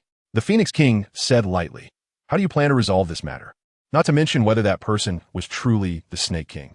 Just the fact that the other party was using the identity of the Snake King to create chaos among the clans was enough to reveal his ambition. If this matter isn't resolved in a timely manner, it might implicate even more later on. I have arranged things behind the scenes, Yin said. As long as my people obtain the soul-suppressing pearl, balance can be achieved. The Phoenix King frowned. You know everyone wants more than just balance. He said somewhat irritably. The clans are now severely weakened. Eliminating him entirely is the key issue. Do you intend to let him continue to exist? Thousands of years ago, the opening of the space-time rift was something the Phoenix King and others witnessed firsthand. They naturally knew he would experience mental disturbances. However, what they didn't expect was that Yin-Mo's main body would be separated from his evil side and almost sealed in the sea of no falsehood. If they hadn't been cautious, they might have truly believed that the separated person was the Snake King. Fortunately, the Snake King appeared shortly after in the Phoenix clan and revealed the truth before the Phoenix King and others. Otherwise, they might not have forgiven the Snake clan. Yin-Mo pondered for a few seconds. He is the evil half of my true self, so I will personally eliminate him. But before eliminating him, we need to merge as one. What do you mean by that? The Phoenix King was confused. Why does merging as one need to happen before eliminating the other half of the inner demon? There was no need for that at all. Yin-Mo pointed at himself. What do you see on me now? The Phoenix King looked him up and down. Do you see something? Yin-Mo asked straightforwardly. I currently have no shadow. The Phoenix King's expression changed. What is going on? Yin-Mo had been in the Phoenix clan for so many days. Yet the Phoenix King had never noticed this issue. Now, reminded by Yin-Mo, he realized his carelessness. Yin-Mo glanced at the Phoenix King's not-so-good expression and slowly spoke. This is because of the lack of unity. Although the other party is an evil entity, he is also a part of the main body. If the main body forcibly destroys him, it would only cause harm to itself. Only sacrificing oneself is the way. Sacrificing oneself? The Phoenix King was stunned. Did he mean what he thought? Are you suggesting that the other party should voluntarily give up? Yin-Mo nodded at the Phoenix King, yes. Are you joking? The Phoenix King frowned, saying in a high tone, do you think the evil entity will agree to that? Since ancient times, Good and evil have never coexisted. Although the two forces are constantly clashing and suppressing each other, have you ever seen a true surrender from that evil? They only yield when there is no way out. Right now, your evil entity is on the rise. Do you think he will sacrifice himself to merge with you? Just thinking about it feels unlikely. It's only a matter of time. Yin Mabe said solemnly. Aren't you still going to the Serpent Clan? He continued to change the subject, taking this opportunity. The main body will secretly obtain the soul-settling pearl. With the soul-settling pearl and the soul-calling banner as support, even if he disagrees, he will have to agree. So you've actually been prepared in your heart for a long time? The Phoenix King looked at him in disbelief. Yin Mabe did not speak, which was considered an acknowledgement. All right, you even kept this from the main body. The Phoenix King unceremoniously punched him. No wonder you look so calm and composed. But this soul-calling banner is a cold and sinister object. Where did you get it? This was what puzzled the Phoenix King the most. The soul-calling banner was not an ordinary item. If used well, it could capture enemies. If used poorly, it could lead to disaster. Yin Mabe glanced at the Phoenix King.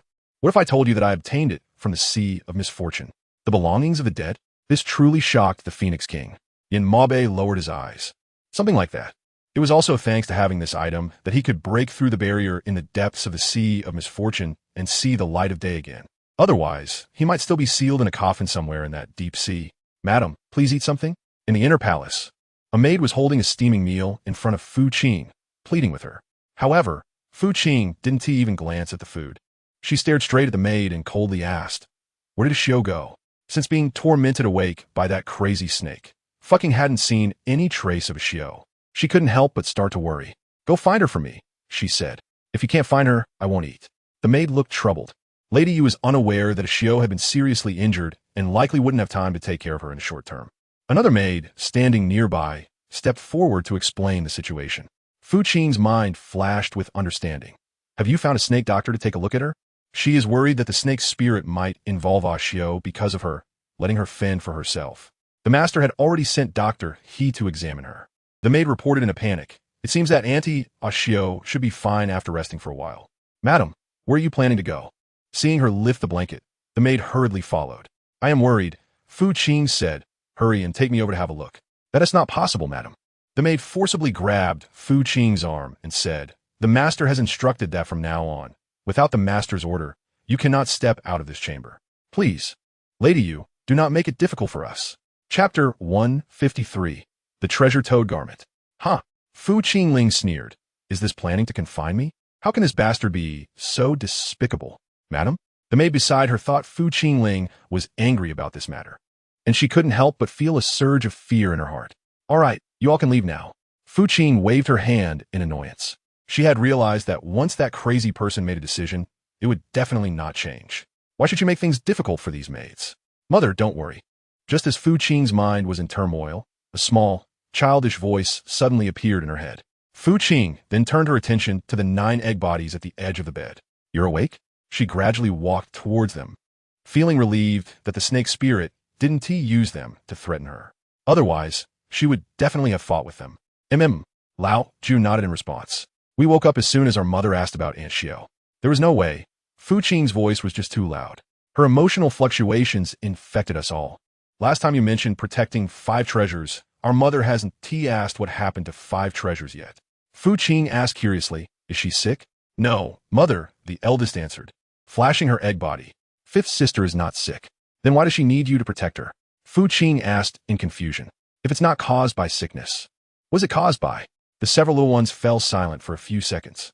"Mother, fifth sister suffered backlash while she was in your belly." The eldest, seeing that they could not hide it any longer, decided to reveal the truth. "Backlash?" Fu Qingxin was shocked. "Yes," Lao Ji replied. "Last time, when father got close to mother, it was the 5th sister who joined us to set up a barrier for mother. But as a result, father's palm injured the 5th sister. Therefore, the 5th sister's body is weaker than ours, and we need to constantly protect and heal her." "I see." Fu Qingxin's complaints about the snake spirit had increased a bit. "Is Wu Bao doing well now?" she asked with concern. It was all her fault for being such a weak mother. Otherwise, they wouldn't have suffered such harm. Perhaps, sensing Fu Qingxin's guilt, Wu Bao spoke up with difficulty. "Mother, I'm fine, don't worry."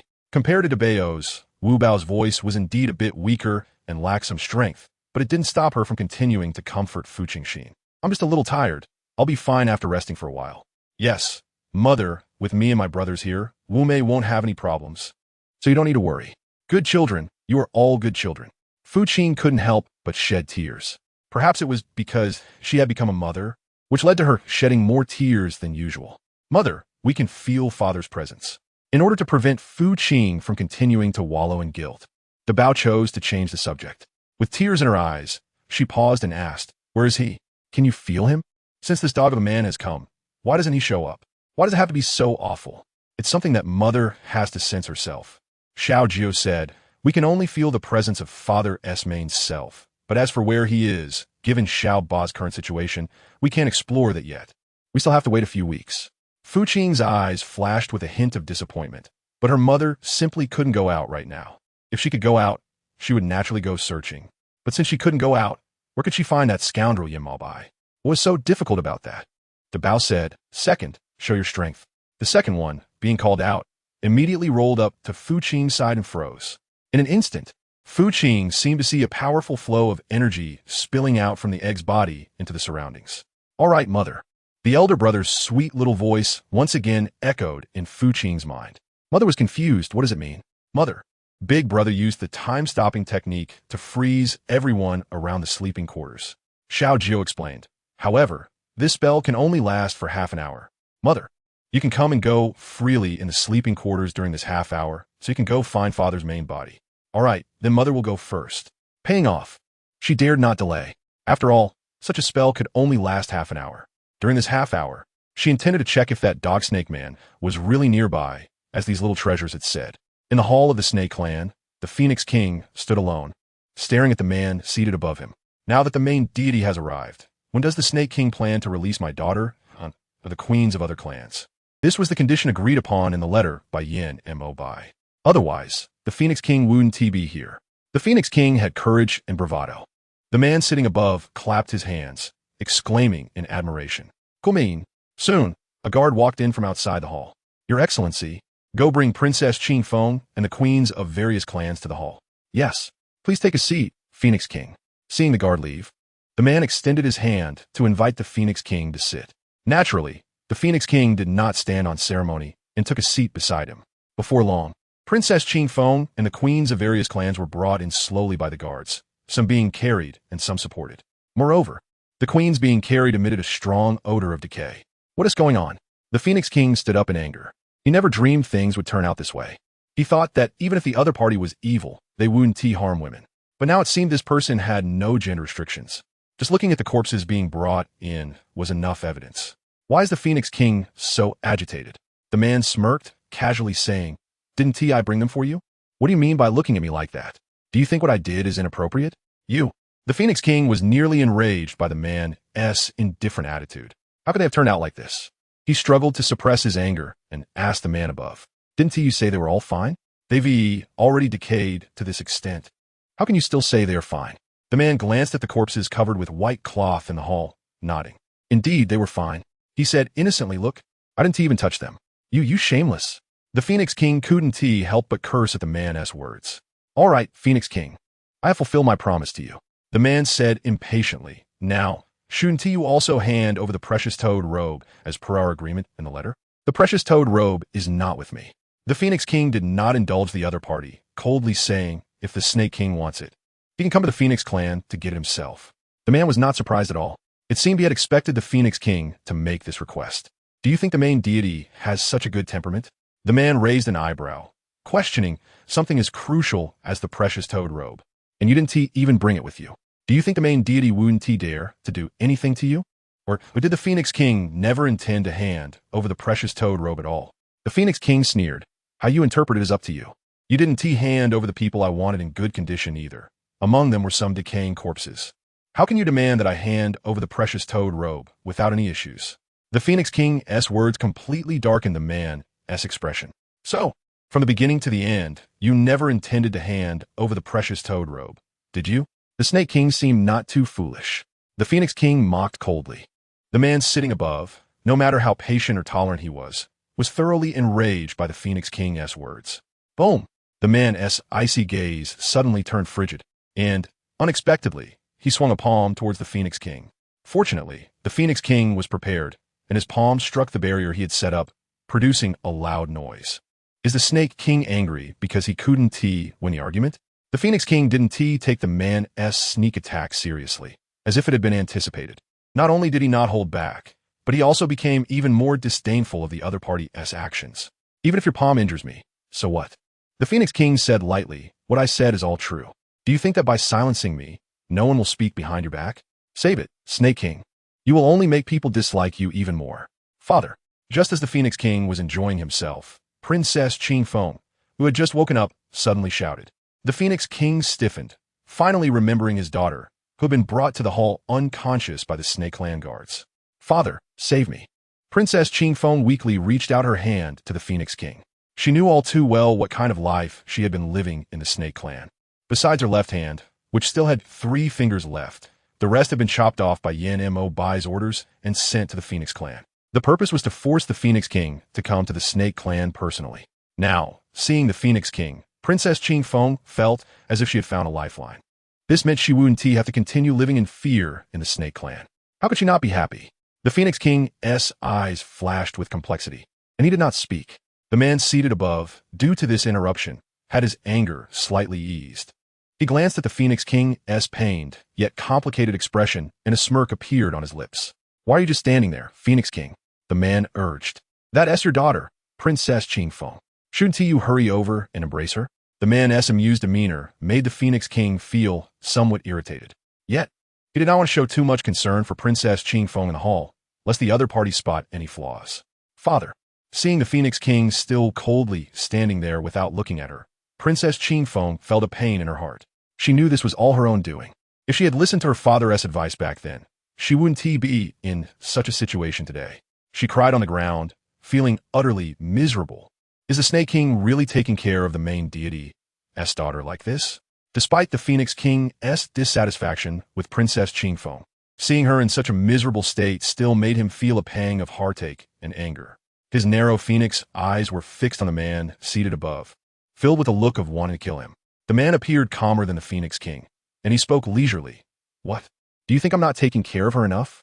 She still has 3 fingers left. Shall I have someone chop off the other 3 and send them to the Phoenix Clan? Upon hearing this, Princess Qing quickly shook her head. No, father, please save me. Don't let him chop off any more of my fingers. Princess Qing has a total of 10 fingers, but 7 of them were already cut off by Yin Mabai to threaten King Feng. If the remaining 3 are also cut off, she will surely die from the pain. Don't go too far, Snake King. King Feng gritted his teeth as he glared at the man sitting above, saying, I am still standing here. Yin Mabai dared to act recklessly towards Princess Qing in front of King Feng, which shows how much worse he must have treated her when King Feng wasn't around. However, the man showed no concern for King Feng's threats, his gaze fixed on the prostrate Princess Qing in the hall. Has King Feng forgotten? Princess Qing has already married this man. The man reminded him, isn't it right for me to do whatever I want with her? It was actually King Feng who chose to sever their father-daughter relationship because of Princess Qing's stubbornness. Now whether she lives or dies should have nothing to do with him. No, father. Princess Qing, regretting her past choices, shook her head repeatedly and explained, I know I was wrong. I won't dare again. It was him. Princess Qing looked at Yin Mabai with fierce eyes, her expression very agitated as she said, everything is his deliberate scheme. He doesn't love me at all. He tricked me into thinking I would become his queen, which made me foolishly believe he loved me, so I left the Feng clan without hesitation. If it weren't for this, I wouldn't have betrayed father and left the Feng clan so heartlessly. What use is there in saying all this now?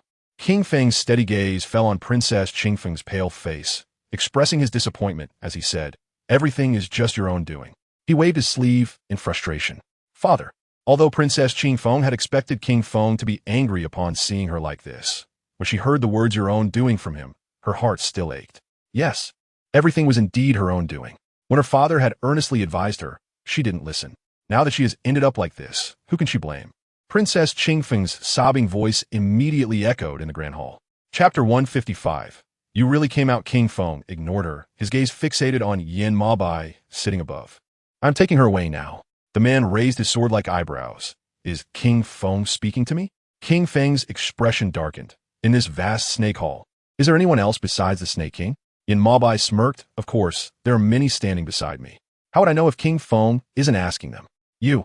King Feng knew that the current Snake King was eloquent, but he never expected his face to become so thick-skinned. For a moment, he was left speechless. Is King Feng angry now? The man changed his posture, reclining on the wooden chair. What if I tell you that because of your decision, the Feng clan is currently being attacked by the Insect clan? What will you do? King Feng suddenly looked up at the Snake King. You are plotting against me? Ha! How can this be considered plotting? The man felt no shame in his decision. On the contrary, he was quite pleased. This is just a small spar between you and me, King Feng. If you continue to be so stubborn, then I will have no choice but to take them as hostages. Them refers to the citizens of the Feng clan. Do you think this can scare me? King Feng may have been a bit angry at first, but when he thought of the Feng clan's Samadhi True Fire formation, his emotions stabilized. The Samadhi True Fire of the Feng clan is not something anyone can approach. Even if it's the Insect clan, what can they do? They would still be burned to ashes under the obstruction of this formation. Not to mention capturing them to threaten King Feng. Whether this would scare King Feng, he would soon find out. The man knew King Feng wouldn't believe him and gestured to a guard beside him. Soon, an Insect clan guard walked in from outside the hall. I have seen the Lord. Upon seeing Yin Ma Bai, the guard was entirely focused on him, as if he were the true master of the Insect clan. Speak, has the Samadhi True Fire formation been broken? Yin Ma Bai asked the Insect clan guard in the hall. The guard looked up at Yin Ma Bai. It has been broken, my lord. The Feng clan is now entirely under our control. Impossible. How could this be? King Feng said in disbelief. The Samadhi True Fire formation is not just any fire seed. How could you possibly break it? The world is full of wonders. In the face of King Feng's disbelief, Yin Ma Bai showed no surprise. Rather, he appeared calm. No matter how strong the Samadhi True Fire formation is, it will always be a nemesis, right? King Feng doesn't think this formation can always keep the Feng clan safe. Does he? You did this, didn't you? At this moment, if King Feng still couldn't guess the reason behind it, then he was indeed sitting there for nothing. Where did you get the method? King Feng asked sternly. The Samadhi True Fire formation cannot be broken by just any spell. It must be combined with the holy water from the Nanhai sieging bottle to be dispelled. This matter is a secret of the Feng clan, and King Feng has never publicly spoken of it, except to a few children. The man seemed to have guessed King Feng's thoughts, and turned his gaze to the pale-faced princess Qing Feng in the hall. Now King Feng had nothing left to doubt. Father. Princess Qing Feng called out to King Feng with a hint of fear and trepidation. Wicked daughter. King Feng, furious, slapped Princess Qing Feng on the face. The force of the blow, combined with the hard energy, caused half of her face to swell instantly, and she was thrown around by the energy with a loud bang. When Princess Qing Feng came to her senses, she spat out a mouthful of blood. At this moment, she dared not speak. The fiery pain on her face was telling her how angry King Feng was. If she opened her mouth, she would surely suffer worse consequences. Why must King Feng be so angry? The man asked King Feng with an indifferent attitude. It's just a formation. He said slowly, even without Princess Qing Feng's help. This formation would eventually be broken by me. Now, it has just been done earlier. Your resentment is useless. When did the Snake King learn to say such sarcastic remarks? King Feng observed coldly. Do you think that breaking the Feng clan's Samadhi True Fire formation will make me surrender to you? You must be dreaming. He is the dignified King Feng. Even if he is old and weak now, he wouldn't lose his dignity and face to bow to a demon. Haha, I don't need your surrender, King Feng. The man said with disdain. On the contrary, as long as you reveal the whereabouts of the treasure toad robe today, I can let you live. Otherwise, if you don't agree, you will be trapped in the Snake Clan forever. Are you threatening me? The Phoenix King squinted at the other person. The face that looked exactly like the Serpent King made him feel an uncontrollable anger inside. Do you think I would believe your nonsense? The Phoenix King snorted coldly. How long do you plan to hide? It was clear that this statement was not directed at the man sitting above. You even brought someone with you? The man sitting above immediately became alert. The atmosphere in the vast Serpent Palace instantly grew tense. Many guards were ready to defend. Suddenly, with a whoosh, a figure in black flashed from afar and stood beside the Phoenix King. The speed was astonishing. It left onlookers dazzled, giving the guards no chance to intercept. Looking for the true self? The black-clad person spoke clearly to the Phoenix King. The Phoenix King said, Didn't you say the Phoenix Clan has you secretly protecting us? But look at the situation now. The black-clad person had clearly heard the previous conversation between the two from the shadows, and he understood the meaning behind the Phoenix King's words. What I promised you will not be a joke, the black-clad person said, word for word. It was evident he was not lying. The Phoenix King felt suspicious, but he still calmed down slightly. The man sitting above looked at the black-clad person in the hall, and for some reason, an unsettling feeling suddenly arose in his heart. What is the meaning of you hiding your face? The man above asked. Why not show your true face?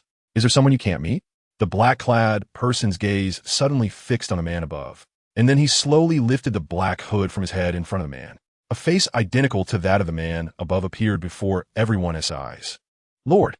Several sharp-eyed Serpent Clan guards immediately exclaimed. The expression of the man sitting above changed immediately. So you really have come out. The man gritted his teeth, staring at the face that looked exactly like his. Chapter 156. Heartache, you have occupied my position for so long. It's time to settle this. Yin Mabai's voice was soft, but every word was powerful. It was as if he could overlook all the things done behind his back before this moment. But from this moment on, he had to make him repay them one by one. Do you think you have that capability? The other party did not take his threat seriously. Someone, however, no matter how he called, no one came from outside the palace. The other party immediately thought of something and turned his gaze to Yin Mabai. No need to call. Yin Mabai said coldly, they will not listen to you. The people of the Serpent Clan were well aware of the disgusting things done under his flag. Now that the true master had returned, how could they still be under his threat? Someone, with a command from Yin Mabai. The guards quickly brought the Serpent Clan guards rushing in from outside the palace. The other party had a look of as expected. So you have already contacted each other. Yin Mabai neither confirmed nor denied it, tacitly acknowledging the matter. Shihua, you have really been wronged acting beside me for so long. The other party's gaze was fierce, looking at the guard with an exceptionally vicious expression, as if he wished he could kill him. Shihua remained his usual serious and disciplined self, not affected by the other party in the slightest. In that case, let me fulfill you. The man gritted his teeth. Break. He waved his hand. Puff. The guard, who was standing fine, suddenly spat out a mouthful of blood and collapsed to the ground. Did you see that? This is the outcome of opposing me. The man said with satisfaction, old antiques, even if you came out, what does it matter? Shihua had already swallowed the poison given to him by the true master. This poison, without the true master's involvement, even a great deity would find it difficult to cure. I advise you to be sensible and stay where you are. The man threatened viciously. Otherwise, I can't guarantee you won't be tortured to death by me. Despicable. The Phoenix King scolded angrily. Yin Mabai, however, directly took out a medicine bottle from his pocket and poured out a pill for Shihua to take. In no time, Shihua's complexion gradually changed from pale to rosy. The man's expression changed. You actually have the antidote? He asked in disbelief. Did that old man give it to you? The old man referred to by the man was none other than the Crane physician, who had been threatened to come to the Serpent Clan. Since you could find him to concoct poison, why can't I have him make the antidote? Yin Mabai said lightly, surrender, you have already lost. Nonsense, I haven't lost. I haven't lost. The man howled towards Yin Mabai. Master, be careful, he wants to run. Shihua noticed the other party's movements and hurriedly reminded him. Unfortunately, at this critical moment, Yin Mabai would not let the other party succeed again. With a bang, a palm struck down from midair. The man was caught off guard and was hit directly in the chest. Puff! Both of them fell from midair and staggered back a few steps. Why bother? The man wiped the blood from the corner of his mouth, looking mockingly at Yin Mabai. You know we are one and the same. Hitting me is like hitting yourself. Don't you enjoy self-harm? Yin Mabai covered his injured chest and glanced at the other party lightly. ISNT, this what you want? It's just a pity that you probably one T have the chance to make me suffer next. The man's smile had not yet faded, when Yin Mabai's palm suddenly revealed the soul-suppressing pearl and the soul-summoning banner. The Phoenix King and everyone in the hall retreated to the sides. The man was no exception, but no matter how much he retreated, where could he go? There were no fewer people surrounding him than Yin Mabai's. You're ruthless, the man said, furious. Boom! Ultimately, left with no escape, he immediately unleashed his Dragon Clan golden body. Rumble. The sturdy palace of the Serpent Clan was broken open by a large hole due to the expansion of this golden body. Quick, chase after him. The Phoenix King commanded loudly. He intends to escape. Yin Mabai would not let him succeed. The soul-summoning banner whirled in his palm and then flew towards him. With a muffled groan, everyone heard the sound of the man getting injured. What to do? The other party has already escaped. The Phoenix King's voice rang in Yin Mabai's ears, clearly dissatisfied with his relaxation. Shihua, you go continue searching. Yin Mabai put away the soul-restraining pearl and commanded. Report immediately once you find the whereabouts of the other party. They can't have run far after being hit by the soul-calling banner. They will return sooner or later. Is the Snake King so sure? Feng Wang said unhappily. What if they don't come back? Or worse, what if they return with a vengeance? The various clans have already suffered greatly. If it happens again, how can we continue to survive? What do you think should be done, according to you, Feng Wang? Yin Mabai handed this dilemma to Feng Wang, suggesting, why don't you speak up? I'll take action. Feng Wang was a clever person and certainly understood the underlying meaning in Yin Mabai's words. The Snake King wanted him to willingly agree, right? Feng Wang analyzed in a deep voice. But do you know how stubborn the thoughts of someone who has been sealed for over 100 years can be? I'm afraid a few words won't be enough to untangle their heart's knots. Yin Mabai was well aware of what Feng Wang was saying. However, having come this far, it was no longer up to him to make a choice. It was the decree of heaven that required him to follow this path. And only then could everything reach a satisfactory conclusion. But Yin Mabai didn't intend to express this. Instead, he chose to bear it alone. Seeing him silent, Feng Wang thought he was unwilling to respond, so he stopped talking. After all, there were still some more important matters awaiting their attention. The people in the secret chamber were all rescued by the guards and others. Among them were several corpses that had long decayed and oozed pus. Faced with these dead kings and princesses, everyone couldn't help but feel a pang in their hearts. These were all young children who had lost their lives due to this catastrophe. How could one not feel heartbroken? Meanwhile, after Fu Qing left the palace, she had not found any trace of the dog snake man, just as she doubted whether the 9 little treasures had sensed something wrong. She saw a brilliant golden light suddenly appear above the Snake Clan's main hall. Chapter 157. That golden light was extremely dazzling, wide and long, making half of the Snake Clan sky seem like a white night. For a moment, Fu Qing saw a golden dragon soaring up from above the Snake Hall, like a meteor, heading straight for the palace where she currently resided. Not good. Fu Qing silently thought to herself. She quickly ran towards the palace where she lived. However, when she returned to the palace, the golden light had vanished. Mother, why are you back? The little 9-tailed fox asked suspiciously upon sensing Fu Qing's presence. Only after settling the payment did she come back to her senses, her gaze turning towards the few white, smooth eggs on the platform. Did you sense anyone intruding just now? Fu Qing asked with confusion. Her gaze had always been reliable. That golden light had indeed come this way just now. However, Fu Qing couldn't figure out why the other party hadn't appeared in the palace. Could it really be that she was seeing things? Did Mother mean that bad father? Xiao Jiu suddenly asked aloud. Bad father? In Fucking's mind, that snake's spirit suddenly came to mind. Do you mean that person is already here? Clearing her mind of fear, she thought to herself that she should be well prepared, in case that crazy person did something to harm her and the few children on the sofa. Well, that's about it, Xiao Jiu replied ambiguously. Paying off left me dumbfounded. What does it mean to be considered? Didn't he come here? I don't believe it. That golden light just now was so obvious, she couldn't be mistaken. Mother, why are you asking these questions? Little Joe asked suspiciously. Bad daddy. He is injured now and definitely can't appear in front of us. If Mother is not at ease, she can find another daddy. He will definitely take good care of you. Fu Qing was confused. Do you mean your father has already returned? Yes, otherwise why would our bad father be injured? Xiao Jiu proudly said. It's all thanks to our good father, who used the soul recalling banner to restrain this bad father, which is why he dares not show himself in front of us. I see. Shouldn't she feel fortunate? But for some reason, she felt a bit lost in her heart. Could it be that she was emotionally affected by that snake's spirit? Thus, she felt a sense of reluctance. Just thinking about it made Fu Qing tremble uncontrollably. For several days, Fu Qing stayed in the sleeping quarters without going out. Yin Mo Bai didn't come because he was busy handling matters with the kings of various tribes.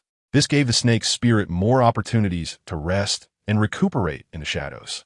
Master, all matters of the snake tribe have been handled almost completely. At this moment, the second elder, sitting on a wooden chair in the grand hall, spoke up.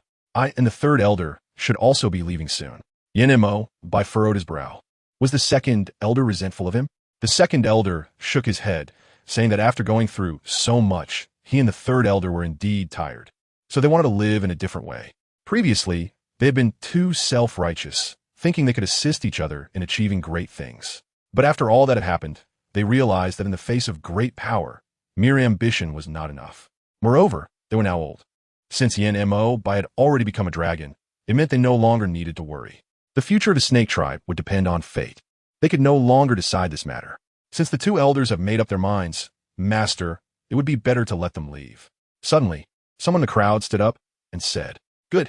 Yin Mo Bai did not put up any obstacles. He could see that the two elders were no longer invested in this. Rather than keeping them trapped here, it was better to let them be free. Thank you, master. The two expressed their gratitude by bowing to him after receiving Yin Mo Bai's approval. And me, master, the crane physician, who was nearby, saw that Yin Mo Bai had agreed to let the second and third elders of the snake tribe leave, and quickly spoke up. Master should know that I have been in the snake tribe for some time now. Now that Madame Yu and the child are safe and sound, I wonder when the master plans to let me go back. They say a golden nest or silver nest is not as good as one's own doghouse. No matter how good the treatment in the snake tribe is, it cannot compare to the peace and comfort of his own home. There is always the risk of life here. Has it been easy for him to live so many years? Yin Mo Bai fell silent for a moment. When does the crane physician wish to leave? Hearing this, the crane physician knew the other party was agreeing.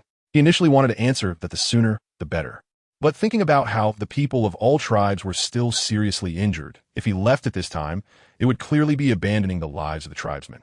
After pondering for a moment, he said, once I have treated them well enough, I will leave. This way, should he make things difficult for him, or say he sees death and does nothing. Good. Yin Mo Bai agreed. Next, does anyone have any other matters? He continued to inquire. If not, let us disperse. After working hard for so many days, Yin Mo Bai was also a bit tired. Although many kings of various tribes had suffered casualties, fortunately, there were still some survivors. Now, with the crane physician as full effort in treatment, it should be fine. Master, Madame Yu is asking how things are going on your side. A guard lowered his head and reported in Yin Mo Bai's ear. A dark glimmer flashed in Yin Mo Bai's eyes. Go tell Madame that I will have dinner with her tonight. The master is coming here for dinner? After receiving the news from a guard, Fu Qing was stunned. Mother, isn't this a great opportunity? Little Jio's soft voice suddenly echoed in her mind. You can spend more time with father to cultivate your feelings. They can sense that mother doesn't have much affection for father. It's just the right opportunity for them to nurture their relationship. Paying off. Do you little radish heads even know what you're talking about? What does it mean to cultivate feelings? Does she have feelings for that dog of a man? Absolutely not. Okay, what is there to cultivate? Of course we know. Xiao Jio retorted. Mother, we are your and father as children. So we naturally hope that father and mother can love each other. That way we will be happy, right? Is it just because of that? Paying off the debt is not trustworthy. What if mother never likes father? What do you plan to do then? After all, he is the child that came out of her womb. She can't always be against him, right? If that's the case, then she would really be sad. Does mother mean she doesn't intend to accept father? After a long silence, Xiao Zhou finally spoke up to probe. Chapter 158. Is the other party trying to explain this to her? Mother doesn't know either. Fu Qing felt very conflicted inside. She had entered the book as the second princess of the Dragon Clan, but before she could catch her breath, she was married into the Snake Clan and became Yin Mo Bai's wife. The events that followed her pregnancy left her feeling incredulous and somewhat in disbelief. It wasn't until that dream where the girl told her that she was the true Lady Yu that Fu Qing felt that everything was quite messed up. This meant she could never go back. Now, if she still thought about living her life without any interaction with Yin Mo Bai, it wouldn't be beneficial for her. How about you all help mother think of a way out? Xiao Jio. At this moment, it feels a bit desperate and hasty to hand such a serious decision over to a few little kids. After a few seconds of silence, Xiao Jio and the others thought that their mother could actually try to spend more time with their father. Yes, father's really nice. The eldest stepped in at the right moment to support this idea. As long as you spend more time with father, you'll definitely see many of his good qualities. Payment. After talking for a long time, she still couldn't escape the comments about entangling with that man for a lifetime. All right, then mother will listen to you and give it a try. As for how things will develop, that all depends on fate. In the evening, the maid brought the dishes. After waiting for a long time, she still hadn't seen Yin Ma Bai's figure. She cast a puzzled glance at Ashio beside her and asked, didn't the master say he would come in the evening? Ashio, why is he still not here at this time? Ashio looked at the sky outside and replied, the master might be delayed by other matters. Madam, are you hungry? Ashio asked with concern. Why don't you eat first? When a master arrives, I can have them prepare more. Putting down her hand, Fu Qing decided to rest on the bed for a while, waiting for the master to arrive before having a meal together. She was no longer the same as when she was pregnant. During her pregnancy, she needed a lot of nutrition and energy, which was why she had to eat so much. Now that she had returned to her normal state, her appetite was naturally back to normal. Occasionally skipping a meal didn't feel like a big deal, and it even seemed quite normal. Meanwhile, Yin Ma Bai was buried in his study, dealing with letters in front of him, completely forgetting that he was supposed to have dinner with Fu Qing that evening. It was only when the guard, sure, noticed that it was getting late that he felt compelled to speak up. Master, it's late. Madame Yu is probably still waiting in the chamber for you to have dinner together. Yin Maobai paused with the brush in his hand, wondering what time it was. It's the high hour, she replied. Yin Maobai frowned. At this hour, that little woman had probably already fallen asleep. Are you planning to go to Madame Yu's? She saw him put down his brush and stand up from the desk, striding over to his side. Where else would be his chamber? If he doesn't go to rest there, where does he plan to go? After paying off this rest, Fu Qing fell into a deep sleep. Therefore, when Yin Maobai returned, he saw the little woman lying horizontally on the couch. Master, a Xiao, who suddenly saw Yin Maobai appear in the palace, hurriedly approached to pay her respects, but was stopped by Yin Maobai. At this moment, a Xiao understood everything. She glanced at Fu Qing, who was sleeping poorly on the couch, and quickly retreated. Yin Maobai sat sideways on the couch. At that moment, he realized that he hadn't spoken to the little woman in front of him for a long time. Previously, he had been hiding in the shadows, watching her suffer under another him, and he wanted to come out to protect her. But for the greater good, he chose to remain silent. Now, everything seemed settled, but everything had already become more dangerous without anyone noticing. Just as the man sitting on the couch was lost in thought, the little woman on the bed turned over, bringing him back to his senses. Without thinking, he reached out to catch her. Fu Qing didn't realize that her turn almost caused her to roll off the bed. She felt something soft beneath her, which made her inexplicably comfortable. Yin Maobai's expression froze for a moment. This little woman really couldn't stay still even in her sleep. Wasn't she afraid of falling off the bed and hurting herself? He was unhappy, but still carefully placed her back on the couch. However, when the deeply sleeping Fu Qing sensed something was leaving, she suddenly reached out and hugged Yin Maobai's arm. This made the man beside her stiffen for a moment before he lay down next to her.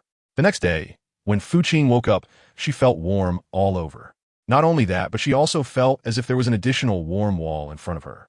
She reached out to touch it, but just as she was halfway through, her delicate little hand was captured by a large palm. How long are you planning to keep touching? Hearing this voice, Fu Qing finally fully awakened. She looked up and saw Yin Maobai's handsome face. She quickly retracted her hand. Why you? When did you arrive? Fu Qing curiously asked. She remembered that she had waited for him for a long time last night, but a Xiao told her that this dog of a man was still busy. As a result, she fell asleep without even having dinner. Could it be that he only came after she fell asleep? Didn't you already guess in your heart? Yin Maobai lifted the thin blanket off himself and stood up. He was still as straight and tall as ever, his back resembling a towering mountain, inexplicably giving people a sense of peace. Are you hungry? Just as Fu Qing was lost in thought, the man suddenly fastened his belt and turned to look at her. Fu Qing nodded while holding the blanket in front of him. Let a Xiao come in to assist you with washing up. After saying this, Yin Maobai turned and walked out. Soon, a Xiao entered from outside the hall, accompanied by several maids carrying wash water. At that time, Yin Maobai was already waiting in the banquet hall outside. After Fu Qing finished washing up and came out, the maids began to serve dishes continuously, all of which were some of Fu Qing's favorites. Eat. Once Yin Maobai spoke, Fu Qing dare not hesitate. The other person was different from that snake spirit. They were cold and spoke little. But fortunately, the other person wouldn't randomly go crazy and choke someone.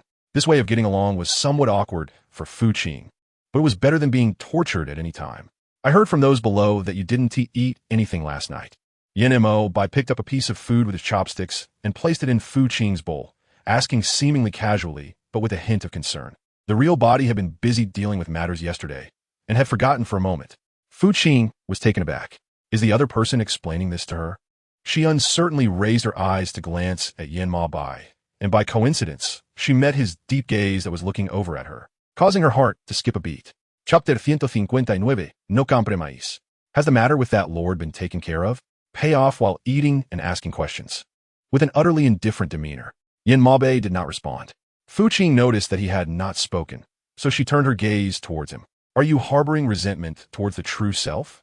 Yin Maobai's inexplicable words left Fu Qing bewildered. Why would the master say that? What reason would she have to resent Yin Maobai? What does this have to do with him? Yin Maobai's expression became somewhat complicated. After all, if it weren't for the true self, you wouldn't have endured so much torment. Although the time-space rift 1,000 years ago helped him suppress the Zhulong, it also caused him to develop hysteria. As a result, he could only use magic to control the other party. But he had no regrets. Even if he had to do it all over again, he would still choose the same path. Isn't that all in the past now? Fu Qing replied calmly. Why should the master care? Aren't you doing well now? By the way, have those people in the secret chamber been successfully rescued? Fu Qing didn't want to dwell on this matter any longer, so he chose to change the topic and said, "Are they all doing well?" Yin Mo Bai was silent for a moment, thinking that the various clans might have to establish new kings. Fu Qing was stunned. Most of the kings and queens had already perished almost the moment they were rescued by their true selves. Yin Mo Bai said in a deep voice. The rest are just some who have little resistance. Is it that tragic? Fu Qing was stunned. What about the Fox clan? Fu Qing asked curiously. That day, she did not see any traces of the Fox clan in the secret room. Could it be that that snake spirit had reached some agreement with the Fox clan? Which is why they did not attack the Fox people. Yin Mo Bai glanced at Fu Qing. The Fox King had anticipated this. So when the various clans were in turmoil and captured, the Fox clan acted first to avoid this disaster. So that's how it was. This Fox spirit actually has quite a predictive ability. However, Fu Qing did not say this in front of Yin Mo Bai, fearing he would think she was a reckless person. Apart from this, do you have any other questions you would like to ask me? After a moment of silence, Yin Mo Bai finally put down his bowl and chopsticks and looked at the little woman across from him, who was eating happily. Fu Qing's hand holding the chopsticks paused. He raised his eyes to look at the man sitting across from him. Don't you want to know about A.O. Guang? Yin Mo Bai asked tentatively. What happened to A.O. Guang? Yin Mo Bai's question was naturally justified. Fu Qing had no reason not to care. He hasn't had any trouble, Yin Mo Bai replied. It's just that he returned from the underworld sea a few days ago. Fu Qing raised an eyebrow. So, does this mean he has already taken care of Meiji's matter? Yin Mo Bai looked at Fu Qing with a complicated expression, not very successful. Fu Qing was suspicious. What does it mean to not be very successful? Faced with the small woman's question, Yin Mo Bai could only share what he knew. She was rescued by someone. Fu Qing's brows furrowed immediately. Who has such great ability? The sea of the underworld is a dead sea. Those who enter come out looking like they've been scratched by a cat. Who would go to rescue a beauty for no reason? Could it be her old lover? It's still unclear, Yin Mo Bai said, but it should be related to the Fox clan, right? Could it be that the Fox King has had a change of heart? Fu Qing thought to himself, the Fox King must hold a grudge against Meiji. She knows it all too well. Would he kindly let someone release Meiji from the Dead Sea area? That seems strange no matter how you look at it. Even a good horse wouldn't turn back. Fu Qing muttered, it doesn't make sense for the Fox King to eat his own spit. Ugh, just thinking about it is disgusting. Yin Mo Bai looked at Fu Qing with a strange expression. What kind of expression is that? She raised her eyes to look at Yin Mo Bai's strange gaze. Waving her hand, it's nothing, I just think that this beautiful girl is really lucky. Even being trapped in the sea of Netherworld, someone still comes to rescue her. If she weren't the heroine of this book, it would be a waste. Her luck is simply off the charts. Yin Mo Bai, aren't you afraid that she will take revenge on you when she gets out? What is there to be afraid of? Fei Qing nonchalantly said. If it were before she had the Dragon Ball, she might have been wary of Meiji. But now that she has the Dragon Ball within her, what does she have to fear? Even if she were to be retaliated against, she could fight back. She is not an ignorant girl who knows nothing. At least now, she has gained quite a bit from the original owner's memories. However, Fei Qing didn't say these words in front of Yin Mo Bai. Instead, she expressed it in another way. Isn't there still you by my side? Fu Qing tugged at Yin Mo Bai's arm, as if she were acting cute with him. This surprised Yin Mo Bai a bit and made him feel somewhat uncomfortable. Although they now had a child together, Yin Mo Bai had always been a cold person. He was usually very reserved when it came to expressing affection and wouldn't show it openly. At most, he would just exchange a few polite words. Fu Qing's behavior of clinging to his arm and acting charming indeed made him feel a bit stiff. Fu Qing naturally noticed this. From the time she first drew for him, she knew that this dog-snake man lacked emotional intelligence.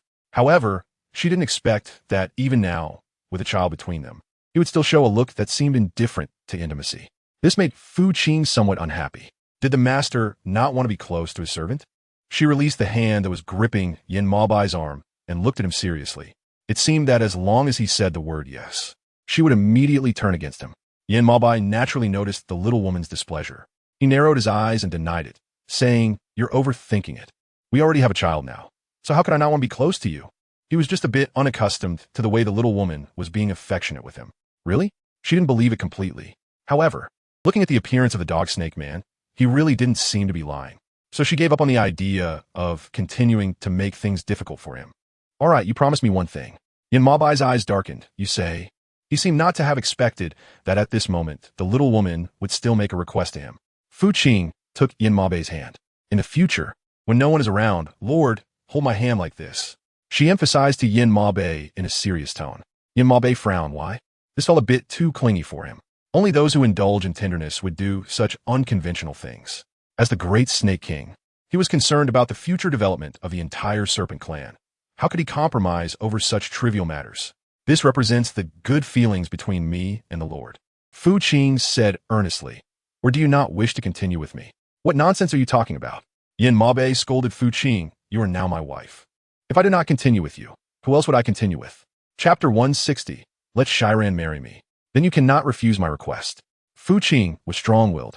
This was her first time confronting a man head-on. Previously, she didn't have the capability. Now, after having a child, her courage had clearly increased compared to before.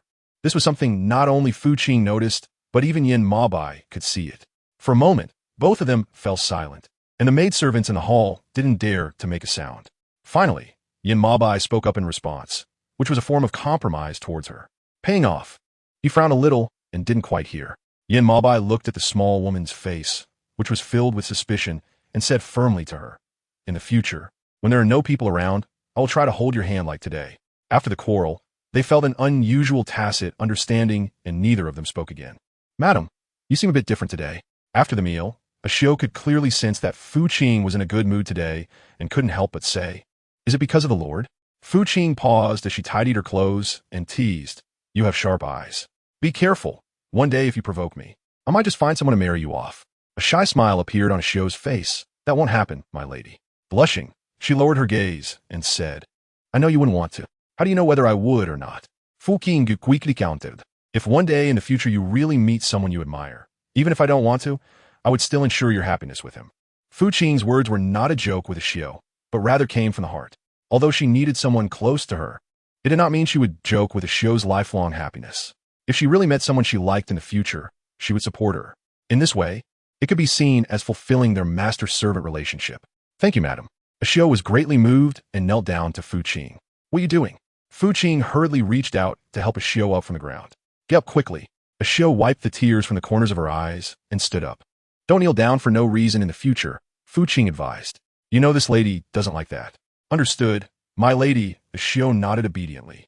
I will pay attention in the future. Lady Yu, princess, she ran requests an audience. Just then, a guard walked in from outside the hall. Fu Qing was momentarily taken aback, unable to recall which Princess Shiran this was. Perhaps having given birth to 9 children had affected her memory quite a bit. Thankfully, with Ashio's reminder, she suddenly remembered. Let her in. It had been a long time since she last saw this Princess Shiran. The most recent meeting was in the secret room of that study. However, the situation at that time was dangerous, and Fu Qing did not step out immediately to reprimand or stop it for the sake of self-preservation. Looking back now, she still felt quite shaken. She had met Madame Yu. Princess Shiran, dressed in a floral satin gown, bowed to Fu Qing, her long hair cascading behind her, a silver hairpin adorning her head, appearing quite simple and elegant. Please have a seat. Fu Qing glanced at the other party and saw that apart from a slight bruise of purple-blue color on the corner of their mouth and neck, they had not suffered any major injuries. Princess Shiran sat down as instructed. Did the princess come to see me for something? Fu Qing asked very directly, without beating around the bush with Princess Shiran. Lady Yu, could you do a favor for Shiran? Seeing that Fu Qing was straightforward with her, Princess Shiran simply stated the purpose of her visit. Fu Qing frowned. What is the matter? She didn't think she could be of any help to the princess now. Princess Shiran was quiet for a few seconds, then thought to ask Madame Yu to say a few flattering words in front of the Lord, so that Shihua would marry her. Paying off, her eyes widened. When did Princess Shiran get involved with Yin Ma Bai's trusted aide? Ahem, does the guard know about this? Fu Qing looked at Princess Shiran and said, or is this just the princess's one-sided wish? Feelings are based on mutual consent. What if the guard doesn't agree when the time comes? Wouldn't it be Princess Shiran who gets stuck then? A hint of embarrassment flashed across Princess Shiran's face, as she had not yet discussed this matter with the guard. She raised her eyes to Fu Qing and said seriously, but I believe that the guard will definitely not agree once he knows. Fu Qing twitched the corners of her mouth. Since she already knew the outcome, why can I ask her? Wasn't this intentionally asking for scolding? Shiran knew this would certainly make the lady feel awkward. Seeing the doubt in Fu Qing's heart, Princess Shiran stiffly said, but now Shiran has already committed herself to the guard, and if he doesn't take responsibility, who else should Shiran look for? The series of statements from Princess Shi Ran made Fu Qing somewhat unsettled. What did Princess Shi Ran mean by this? Did she not suffer at the hands of those bad people in the secret room back then? The expression on Princess Shi Ran's face stiffened. A few days ago, it was the guard who stood up to save the princess from the bullying of those bad people. Princess Shi Ran's words were very implicit, but that did not affect the meaning she wanted to express next. However, at that time, Shi Ran was under the influence of love poison. And even if she didn't say the following words, Fu Qing could guess. It was nothing more than a scenario where a hero saves a beauty, and the beauty, having been poisoned by love, offers herself as the antidote. Since things turned out that way, why didn't the guard say anything to the respected master? Fu Qing asked in confusion. She didn't think Shi Wei was the kind of person who would take advantage of others without paying them back. Since he had already chosen to help Princess Shi Ran with the antidote, he should bear the responsibility that a man should take. But so many days had passed, and he hadn't said a word in Yin Mo Bai's ear. Did he want to be a scumbag? Shi Ran's face turned pale. She was unclear. She shook her head and said, but since things have already happened, Shi Ran has no other way now and can only come to ask Madam you for help. I hope, Madam, you can assist Shi Ran. Fu Qing sighed. What is going on? Why do I have to handle this? All right, I will try to bring this up in front of the master. Fu Qing reluctantly agreed. As for what the other party would do later, that was beyond her control. Madam Xiaoyu, Shi Ran sincerely thanked her and then left without further delay. Madam, are you really planning to go to the master to help her? Ashio asked with concern. Perhaps there is a misunderstanding in this matter. Chapter 161. Taking everything and not taking responsibility, Ashio had not interacted with the attendant for long, but she had heard that he was a person of integrity in his work. If he really had an intimate relationship with Princess Shi Ran, how could he not make it clear to the master? In her opinion, this matter was definitely not as simple as Princess Shi Ran had described. Fu Qing glanced sideways and suddenly looked at Ashio a couple more times. Husband, why are you looking at me like this? Ashio kept reaching out to wipe her right cheek, but what dirty thing is on the servant's face? Paying off the debt. She shook her head. When did you start caring so much about the guards? There was a hint of teasing in her eyes. Could it be that this girl also likes him? Ashio's face suddenly turned red. And Madam, what are you talking about? I'm just analyzing the situation for you, Madam. Why have you started to tease me? Fu Qing gesat operate. Regardless of whether there was any inside story, she said seriously, in any case, when we get to the main hall, we can ask the Lord to send the attendant to inquire about it, and we'll know then. There's no use in speculating here. It's better to say it in person. The attendant on this side still didn't know that Princess Shi Ran had gone to ask Fu Qing to plead with Yin Mo Bai to grant them a marriage. He was currently busy in the secret chamber.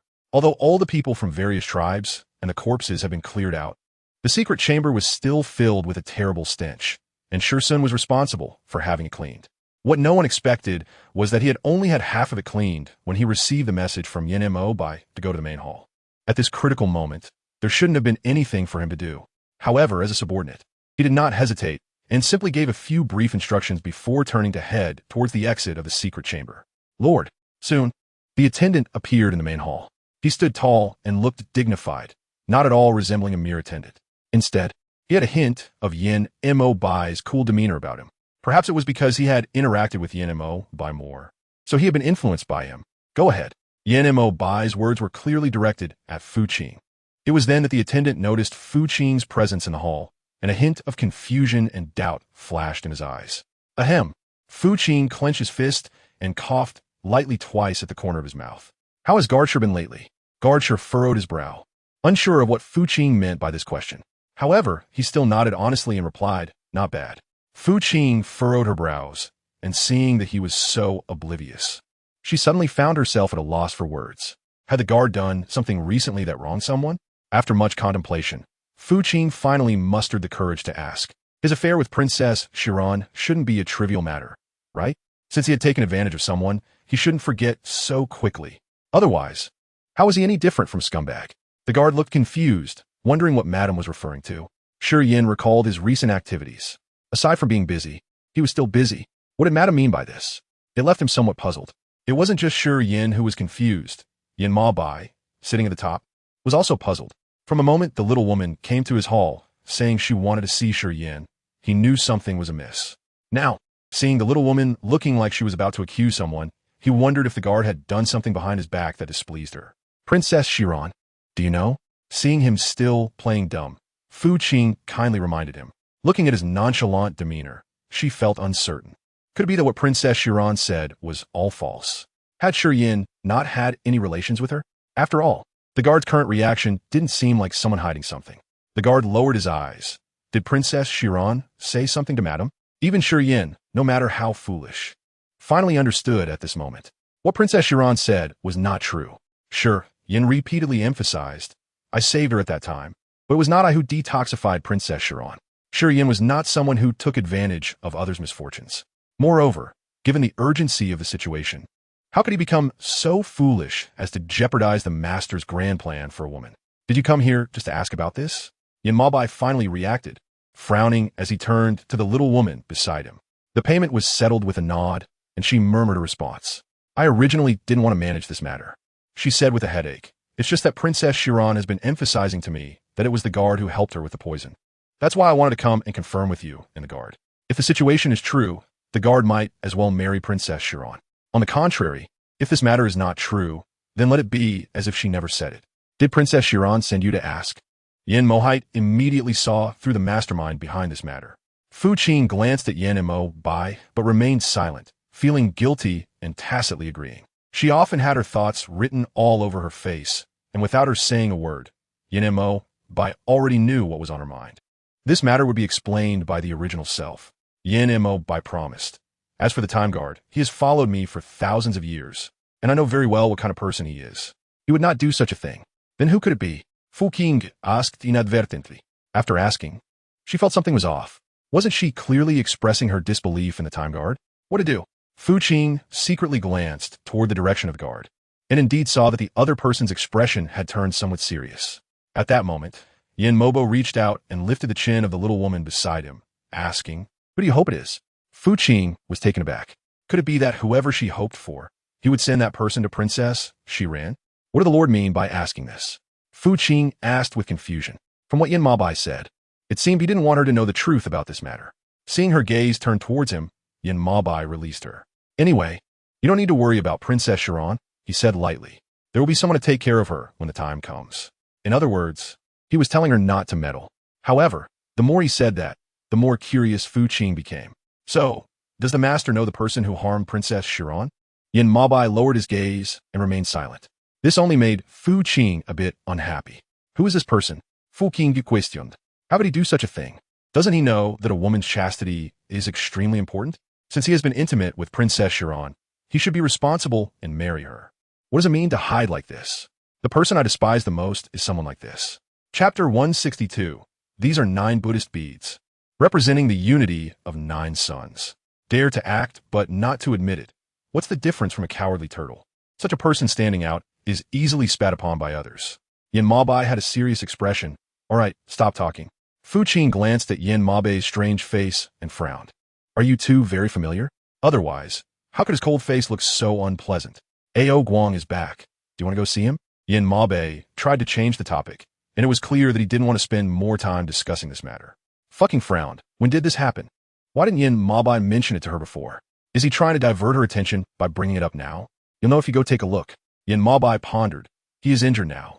Fei Qingxin was shocked. How did he get injured? With Ao Guang's current skills, no one should be able to hurt him. Yin Mobo's eyes darkened. He didn't say anything, but you could go and help me ask him. Paying off. So, she has even become a spy, specifically to gather information for him, right? Madam, let me take you there. The guard stepped forward and volunteered. Fu Qing glanced at the guard and ultimately decided to follow Yin Mabai's advice and leave. However, on her way to visit Ao Guang, Fu Qing had intended to continue questioning the guard for a couple more words. But seeing the guard's demeanor of hurrying forward, seemingly afraid of being caught up and questioned, she ultimately gave up.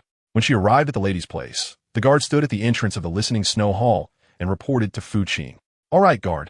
You could go about your business now. Fu Qing could tell that the guard did not want to stay here for long, so he did not continue to make things difficult for him. After waving his hand, he let us show inside. The listening snow palace and Yin Mo Bai's bedroom were naturally not comparable, but they weren't far off either. The palace had everything it should have. As soon as Fu Qing entered, he saw Ao Guang sitting on a stool with his bare shoulders, allowing the crane doctor to bandage him. Madam Yu. After the crane doctor finished bandaging, he turned around and saw Fu Qing standing behind them, quickly bowing to her. He realized that in this snake clan, one could offend anyone, but this Madam Yu was not someone to be offended. Otherwise, one wouldn't even know how they would die next. The crane doctor had worked hard.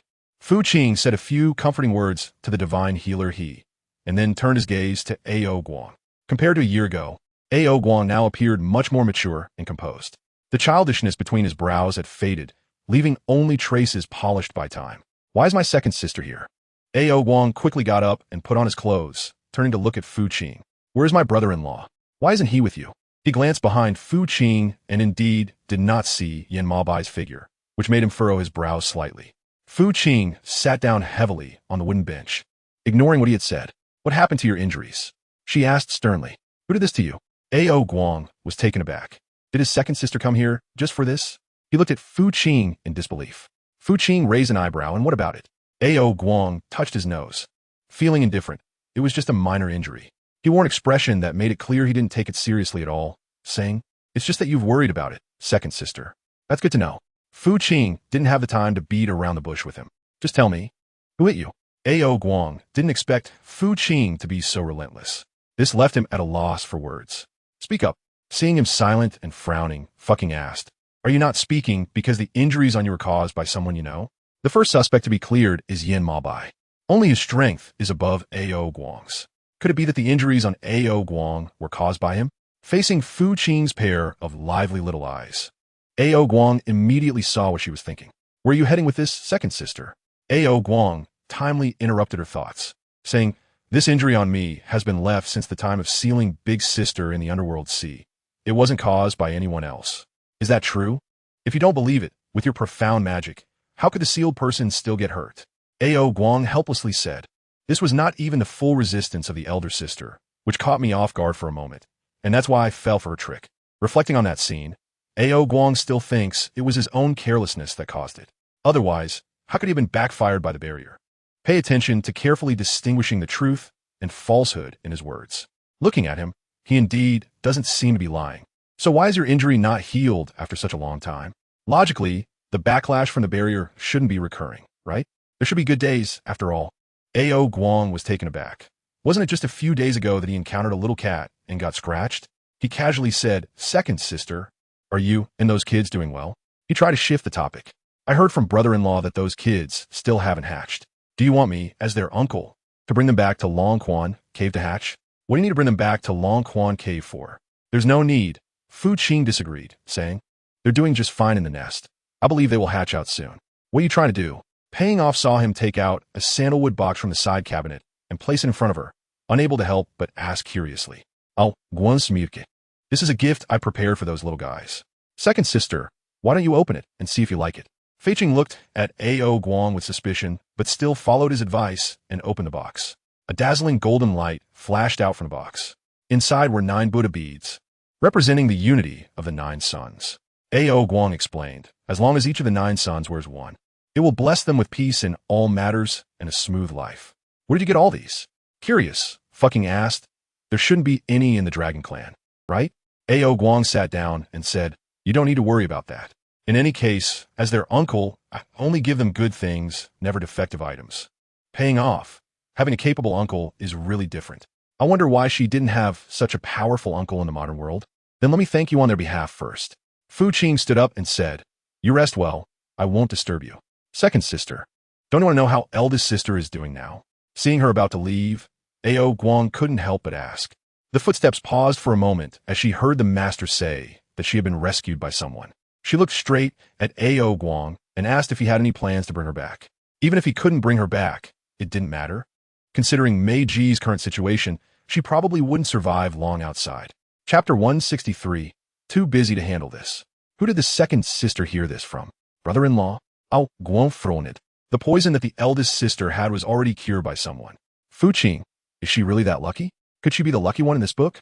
But she's lost her memory. Ao Guang's last statement left Fu Qing stunned. Is it real amnesia or fake amnesia? She asked in disbelief. How do you know? Amnesia is no small matter. What if this is all an act by Mei Ji? Wouldn't they then encounter even more trouble? A month ago, after the barrier was broken, although I suffered backlash, my elder sister was also seriously injured.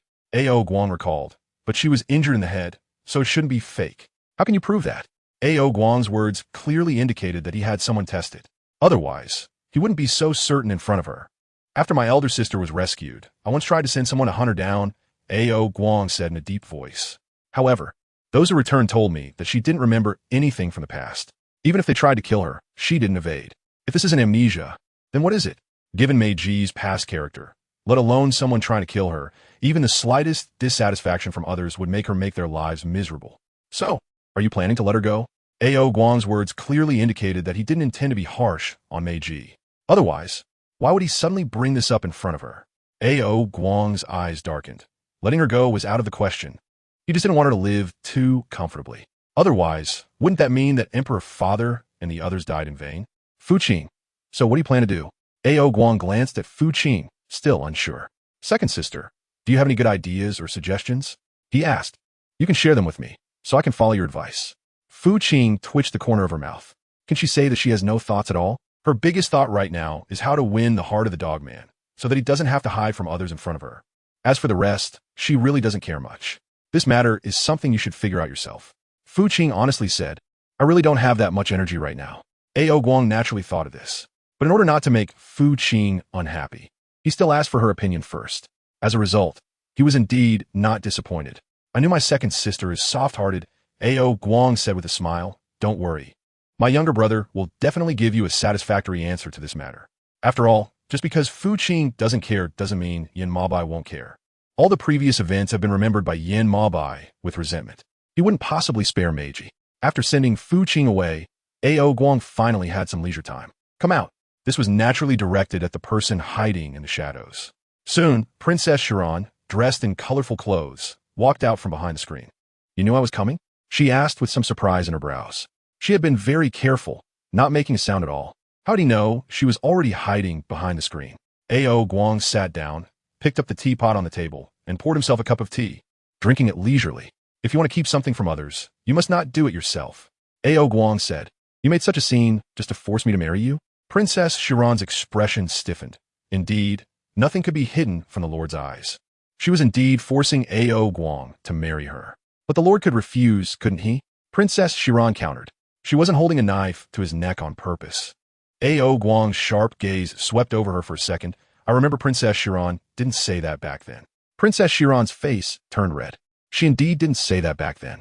She had promised that as long as the other party helped her resolve the poison in her body, she could act as if nothing had happened and wouldn't hold him responsible. But now, in an emergency, she had no choice. Did the Lord think Chiron was being somewhat inconsistent? When Princess Chiron asked this in front of A.O. Guang, she couldn't help but feel a bit contemptuous of herself. What she did was indeed quite despicable. A.O. Guang remained silent, continuing to drink tea with an indifferent expression. After a long while, he finally put down the teacup and looked in Princess Chiron's direction, saying, Since the princess understands in her heart, why do you keep clinging on? Princess Chiron's face turned pale, not knowing how to respond. A.O. Guang had no habit of forcing people. The reason he let the other party succeed at that time was that he was still injured and couldn't use his powers to push her away. And secondly, because the other party kept insisting. A.O. Guang also took into account that she was a girl with thin skin and had repeatedly begged him. So he didn't stop her and let her successfully resolve the poison in her body. But that didn't mean he had to marry her. As the saying goes, those with different goals do not plot together, and marriage is the same. He could let her pressure him, could let her resolve the poison in her body, but that didn't mean he would accept her. What kind of situation was it that day? The Lord thought the princess should be very clear in her heart.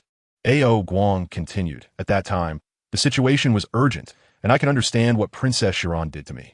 But it's been a while now. What does the princess mean by doing this now? A.O. Guang was not a kind-hearted person. Faced with such entanglement, he would not be soft-hearted. If the other party insisted on continuing to cling to him, then he would have to turn against her. Princess Chiron's complexion changed from pale to flushed because of what A.O. Guang said. She knew that her current actions were indeed somewhat shameless. But when she thought of the current situation of the Butterfly Clan, she couldn't choose to sit idly by. Chiron knew that what she was doing now was difficult for the Lord to accept. Princess Chiron hesitantly spoke, But this is only temporary. Really, my lord, Chiron doesn't intend to cling to you forever. Princess Chiron what she was plotting in her heart. How could A.O. Guang not see through it? A trace of impatience flashed in his eyes. You want to use me to stabilize the situation for the Butterfly Clan. He pointed directly at the problem. Princess Chiron was stunned, feeling ashamed to be pointed out her little schemes by A.O. Guang. She straightened her posture, ready to explain to him, but was interrupted by Ao Guang. The butterfly clan situation is gone. Ao Guang said mercilessly, Princess Shiran, it's better not to waste your efforts. This time, the butterfly clan was not the only one hit hard. If everyone wants to use me to stabilize the situation, then I might not even be able to keep up. Chapter 164. Talking to oneself. Princess Shiran's face turned pale. Does the Lord really not? Not what? Seeing her hesitant demeanor, Ao Guang had already guessed her inner thoughts and followed her next intention to finish her sentence. Princess Shiran, do you think that after sleeping with me for a night, I will obey you? Princess Shiran bit her lip, feeling a sudden burning pain on her face. It was as if she had been stripped of her clothes in front of a crowd, making her feel extremely ashamed and embarrassed. Her whole body couldn't help but sway slightly. Ultimately, when she met Ao Guang's mocking gaze, she couldn't bear the shame and ran away. Did Princess Shiran run out of the listening snow palace crying? In the snake palace, after Yin Mabai learned about this from his confidant, he was somewhat surprised. Should the Lord go and persuade the dragon sovereign? The guard tested, unsure of Yin Mabai's thoughts. Yin Mabai's deep gaze turned to him. Do you think this matter can be resolved by me persuading them? This matter was not as simple as a few words of persuasion. The guard fell silent. How is the situation with Princess Qing now? Since Yin Mabai took over the snake clan from another him, most of the matters had already been handled. Only the matter concerning Princess Qing was still a standstill. To put it bluntly, Princess Qing had been tormented by another him to this point. Now that the main person had returned, the Feng King naturally wanted him to take responsibility.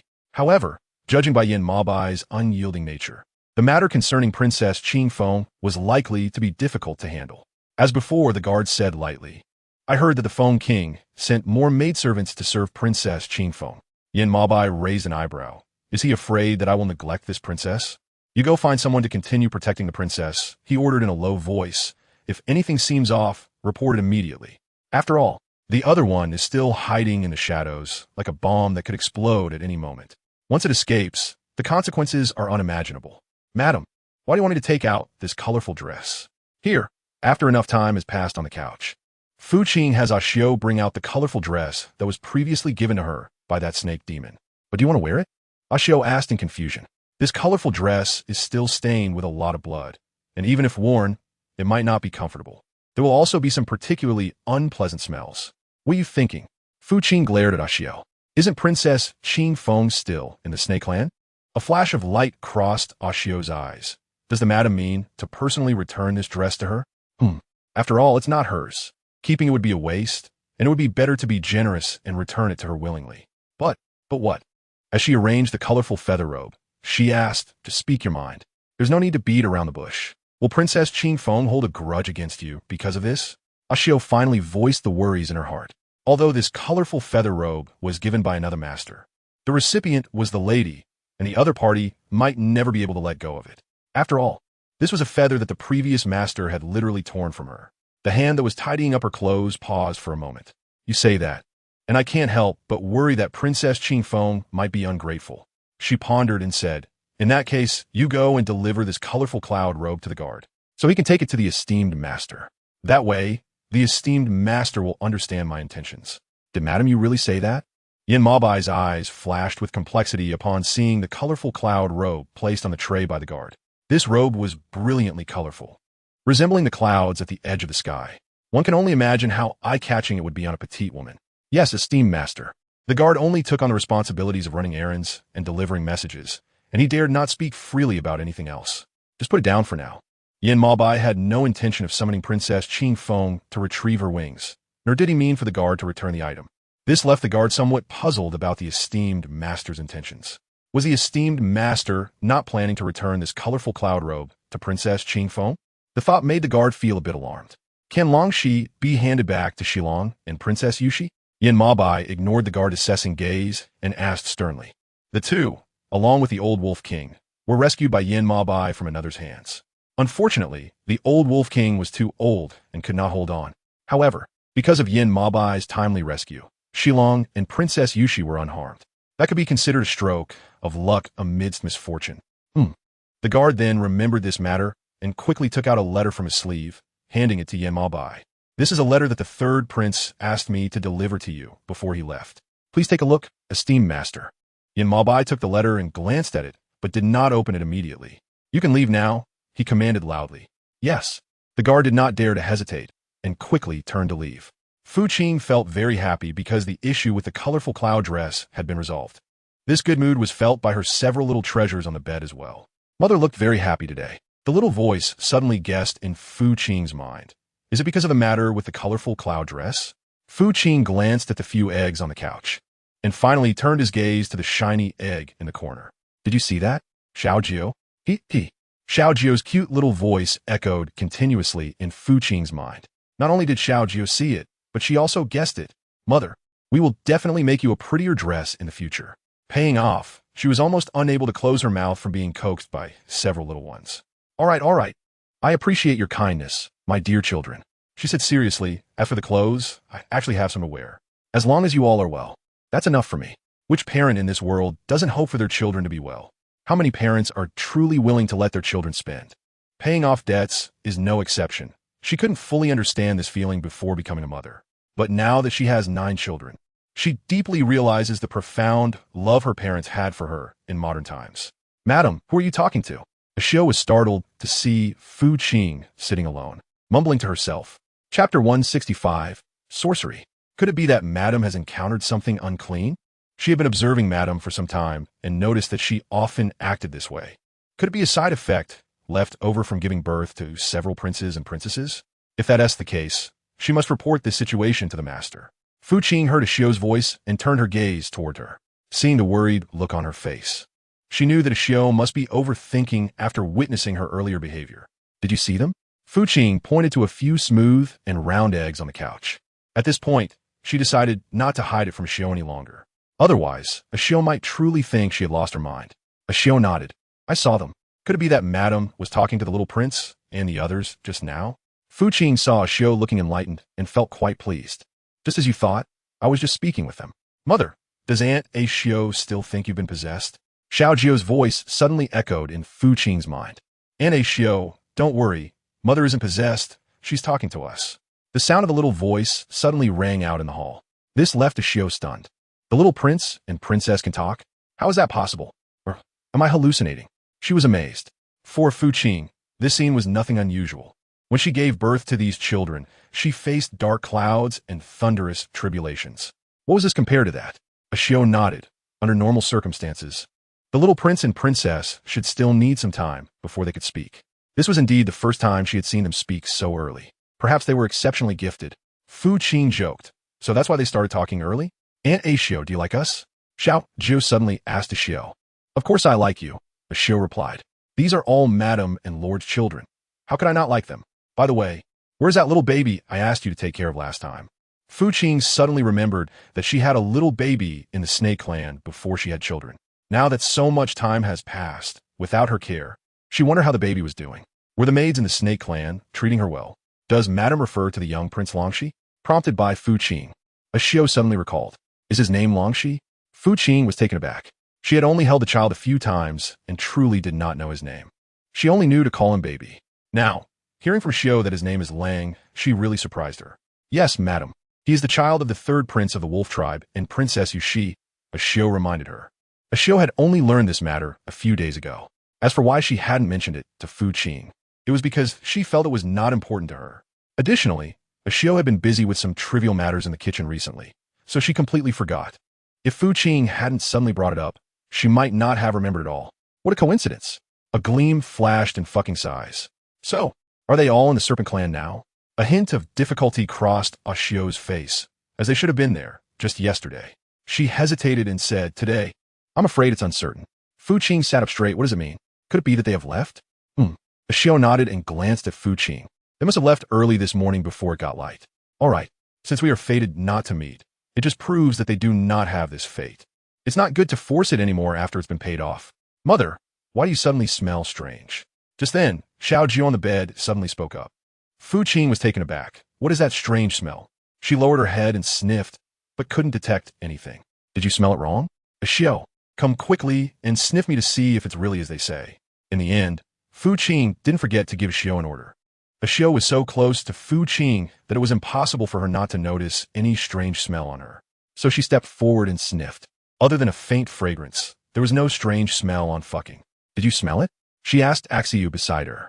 Axiu shook her head, saying that apart from the fragrance, there was no other strange smell on the lady. Could it be that the little princes misheard? After all, they had just come out not long ago. How could they have developed their sense of smell so quickly? Xiaojiu insisted. I didn't mishear. It's there, mother. I can smell it. Xiaojiu said firmly. The brothers all smelled it. If you don't believe me, you can ask the eldest brother. Fu Qing knew that Xiaojiu wouldn't lie, and her eyes rolled around in their sockets. Can you tell me what that strange smell on mother is? It was obvious that she was fine just a moment ago. How could Xiaojiu say she has a strange smell in the blink of an eye? Could it be that someone cast a spell on her? It seems like a rotten smell, Xiaojiu carefully discerned, but it also seems a bit different. There seems to be a faint smell of blood mixed in. Fu Qing didn't feel anything until Xiaojiu mentioned it. As soon as she said that, Fu Qing felt uneasy all over. Xiao, hurry and prepare some water. Fu Qing instructed. I need to wash and see if that smell is still there. Xiao dared not hesitate. Fu Qing had washed 3 times in a row, but each time Xiaojiu said that the strange smell on her body had not disappeared. This made her feel a bit creeped out. Madam, don't worry, perhaps the little princes just mistook it. Xiao comforted her. The little princes are still young and haven't broken their shells yet. Sometimes they might make mistakes with their sense of smell. There's no need for you to take it to heart. But Xiaojiu wouldn't lie. Fu Qing insisted. I suspect someone has done something to me in secret. What should we do? Xiao asked worriedly. Should I inform the Lord about this matter right now? Fu Qing raised her hand to stop, thinking to wait and see. She pondered. What if she couldn't solve it when the time comes? Right now, the enemy is in the dark and they are in the light. Even if she tells Yin Ma Bai, what difference would it make? In the end, it would only alert the enemy. In the evening, just after Xiao covered Fu Qing with a quilt, Fu Qing opened her eyes. This startled Xiao, who was about to go out. Madam, Xiao respectfully called out to Fu Qing. However, Fu Qing seemed not to hear Xiao's call, her eyes becoming very vacant as she walked straight out of the palace. Chapter 166. Dead? Madam, Xiao wanted to step forward and stop her, but Fu Qing waved her hand to brush her off. Seeing this situation, Xiao knew something was wrong. She hurriedly got up from the ground. At this time, Fu Qing had already walked out of the sleeping chamber, dressed in a white inner garment, looking like a wisp of a ghost aimlessly wandering around, seemingly searching for something. Madam, after Xiao ran out, she quickly sent someone to notify Yin Ma Bai, and then ran towards Fu Qing's direction. Fu Qing continued walking, as if she hadn't seen her. This time, Xiao didn't step forward to stop her, but carefully followed behind, wanting to see where she would end up. Finally, Fu Qing stopped at a rockery in a back garden. Xiao also stopped and looked around. This was a cold palace, silent and dark, making one shiver involuntarily. Madam, Xiao called out to her, still not giving up. However, Fu Qing remained unresponsive, as if she hadn't heard. Suddenly, a cold wind blew, causing Xiao's spine to tingle. Fearful, she rubbed her arms, wanting to persuade Fu Qing to return with her, but was interrupted by a deep male voice. You finally came. Xiao was startled. Before she could respond, she felt a sharp pain at the back of her neck and fainted completely. When Yin Ma Bai arrived with the guards, there was no sign of Fu Qing around, only Xiao lying unconscious on the ground. Wake up, wake up. The guard kept pushing Xiao, who was in a deep sleep. SH guard. After Xiao regained consciousness and saw who was in front of her, she quickly got up and knelt in front of Yin Ma Bai. My lord, I'm sorry. It's all my fault for not taking good care of the madam. Yin Ma Bai glanced at Xiao. What happened? How could the madam suddenly disappear? Xiao, in tears, replied, I don't know either. I was just about to leave the chamber after seeing the madam asleep, but before I could step out, I saw her get up from the bed. I called out to her, but it was like she didn't hear me, her eyes vacant. I had no choice but to send a maid to inform you. Then I followed the madam here, and when I heard a man's voice, I was about to turn around and look, and then I fainted. My lord, could the madam have been kidnapped by an assailant? The guard analyzed. Recently, various tribes have been in turmoil like loose sand. The harmonious atmosphere of 100 years ago is long gone. Perhaps Fu Qing's disappearance was indeed the doing of some ill-intentioned person, aiming to throw Yin Ma Bai into confusion. After all, the 36 tribes are now either dead or injured, and the once mighty unity is no more. Only the serpent tribe, along with Yin Ma Bai, is still trying to hold things together. How could they bear to watch him remain safe alone? Yin Ma Bai narrowed his eyes and ordered someone to investigate quickly. He said in a deep voice, report immediately if there is any news. Should we send someone to inform the Dragon Lord? The guard hesitated. Fu Qing is ultimately Ao Guang's sister. Naturally, Ao Guang would not stand by and do nothing about her situation. now that she has suddenly gone missing. You should have the right to know. With such a commotion tonight, do you think he would be unaware? Just as Yin Mo Bai said. Ao Guang learned about Fu Qing's disappearance early on from the guards. Therefore, before Yin Mo Bai could send someone to notify him, he secretly sent people to investigate the matter. Meanwhile, Princess Qing Feng, who resides in the Snake Clan, became extremely excited upon hearing about Fu Qing's disappearance. Retribution. This is truly retribution. She laughed maniacally, exclaiming, I never expected that one day she would encounter such a thing, haha.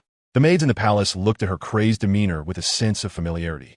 Ever since Princess Qing Feng was rescued from the prison by the Phoenix King, her behavior has become increasingly deranged. She often barks orders at the maids in the palace, showing no awareness of being a guest in the Snake Clan, making it seem as if she is the master of everyone. This displeases many, but they dare not express it in front of her and can only endure it. Do you think her disappearance will be tragic? Princess Qing Feng's gaze suddenly fell on the two Snake Clan maids in front of her. These two were sent by Yin Mo Bai to serve her. Of course, the Phoenix King did not treat her poorly, especially sending no less than 30 maids to the Snake Clan. However, in the end, almost all of them were driven back by Princess Qing Feng. The others did not know her purpose for doing this and could only obey. Now, she treats the Snake Clan maids like prisoners, often hitting and scolding them, not regarding them as human beings at all. This left them feeling quite miserable. Speak. Princess Qing Feng, seeing them silent, approached them with a vicious expression. It seemed like if they did not speak, she would personally pry their mouths open. The several maids were so frightened that they trembled uncontrollably and eventually knelt on the ground. Princess, forgive us. Princess, forgive us. Hee hee. It seems you all don't take this princess seriously, huh? Princess Qing Feng glared at the few maids kneeling in front of her, gritting her teeth. She suddenly produced a long, thick whip from who knows where. Upon seeing this, the maids all trembled and begged for mercy. Please, princess, have mercy. However, Princess Qing Feng had no intention of sparing them, and instead began to strike. The sounds of the whip cracking echoed throughout the entire hall. The cries and wails of the maids sounded like a mournful melody. After a long while, Princess Qing Feng finally stopped. She glanced at the two maids lying motionless on the ground and kicked them. What are you all lying around for? Get up quickly. Well, I'm in a good mood now, otherwise I might really kill you. Yet the two maids remained unmoving on the ground. Only then did Princess Qing Feng realize something was off. She dropped the whip and checked her nostrils. Dead? A hint of tension crept into her originally calm face. Then she thought of how she had been treated in the Snake Clan and calmed down again. Someone. She called out to the guards outside the door. Soon, two guards walked in from outside the hall. The two guards immediately saw the two maids lying on the ground, covered in bloody wounds, and realized what had happened. Chapter 167. Imperial Order. Drag them out.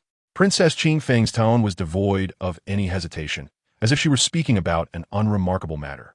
The two guards exchanged glances and ultimately obeyed Princess Qing Feng's orders, dragging the two dead maids out of the hall. Before long, news of Princess Qing Feng killing the Snake Clan maids reached Yin Mo Bai's ears. Lord, should we continue sending maids to serve her? A guard hesitantly asked. The incident of Princess Qing Feng killing maids was not a one-time occurrence. Just a few days ago, Yin Mo Bai covered for her. Considering the hardships she had previously endured in the Snake Clan, he had not pressed charges. However, he did not expect her to become even more excessive. At this rate, the maids in the clan would no longer dare to serve her. Didn't the Phoenix King send a group of Phoenix Clan maids? Yin Mo Bai said calmly. You go tell her that if this continues, for every Snake Clan maid Princess Qing Feng kills, we will kill 2 Phoenix Clan maids. For every 2 Snake Clan maids, we will kill 4, and so on. Ask Princess Qing Feng what she ultimately wants to choose. When Princess Qing Feng learned of this order from the guard, her face nearly twisted with anger. All right, it's not that I want to harm her maids, right? Princess Qing Feng gritted her teeth and said, Then I won't kill them. Can't I think of other ways? The guard seemed to have guessed her thoughts and smirked. Princess, it's best to treat them well. Although they cannot compare to the Phoenix Clan maids, they are still people born of parents. I hope the princess can think twice when angry to avoid unnecessary trouble and displeasure from the Lord. Princess Qing Feng's face darkened immediately. Are you threatening me? The guard's eyes held a hint of amusement. The princess is overthinking. I am merely considering things from the Lord's perspective. Please forgive me. Although the guard spoke of forgiveness, his demeanor showed no intention of seeking it. Finally, he gave a vague bow and turned to leave. Scoundrel! Princess Qing Feng could no longer contain her anger and slammed a blue and white porcelain vase to the ground. Crash! The once intact vase shattered into pieces. The two maids sent over were frightened and trembled at this scene. They had heard that Princess Qing was a hot-tempered and twisted person who had killed many maids in the Snake Clan. They hoped not to meet their end at the hands of this princess upon their arrival. They kept their heads down, fearing being implicated in this incident. But even so, they could not escape the gaze of Princess Qing as she looked at them. "Why are you all lowering your heads?" Princess Qing asked coldly. "Lift them up for me." The two maids, under Princess Qing's command, fearfully raised their heads, their eyes clearly reflecting their trepidation and fear. "Tell me, am I beautiful?" Princess Qing sat down on the chair opposite and asked the two maids. The two maids exchanged glances, clearly not understanding what Princess Qing's sudden question meant. However, they still reluctantly nodded. The princess was very beautiful. The two maids were not lying. When Princess Qing's beautiful phoenix wings were not plucked away, she was indeed very beautiful. Even now, although she was still recovering, she lacked that touch of brilliance. It was as if she was still the same person, but had lost her original collagen. The whole person looked strange, shriveled, and lacking in form, like a dried corpse. However, the two did not dare to say this in front of Princess Qing, or they would only face death. The anger in Princess Qing's heart was completely calmed by what the two maids said. Really? She was obviously still a bit skeptical, but seeing the serious expressions on the two maids' faces, she ultimately convinced herself. "Go, bring me the copper mirror," Princess Qing commanded. The maid who was called upon showed a hint of difficulty on her face, but obediently went to fetch a small copper mirror and handed it to Princess Qing. "You say, where am I beautiful?" Princess Qing softly asked the maid who handed her the copper mirror, clearly seeing her shriveled face in the mirror. It seemed she was not angry. On the contrary, she appeared somewhat interested. This was probably the calmest day she had since her wings were plucked. Previously, whenever she saw her dried-up, corpse-like face in the mirror, she couldn't help but shout and scream. Or she would smash things in the hall and scold the maids. Today was the first time she was so quiet. This was rather surprising. The maid raised her eyes to look at Princess Qing and carefully recalled the princess's beauty when she first arrived at the snake tribe. Slowly speaking, the princess's eyes are very beautiful. And her lips. Another maid felt that this was not enough and hurriedly stepped forward to add. What else? Clearly, Princess Qing was not very satisfied with these two compliments. But she also did not intend to blame them. She continued to ask, "Doesn't this princess have any other qualities worthy of praise?" The two maids immediately understood, knowing that the princess was beautiful and kind-hearted. They had heard about it when she was still with the Phoenix tribe. Yes, that's why when the princess came to the Snake tribe, we were all captivated by your character and beauty. The two maids were adept at flattery, and their compliments immediately lifted Princess Qing's spirits.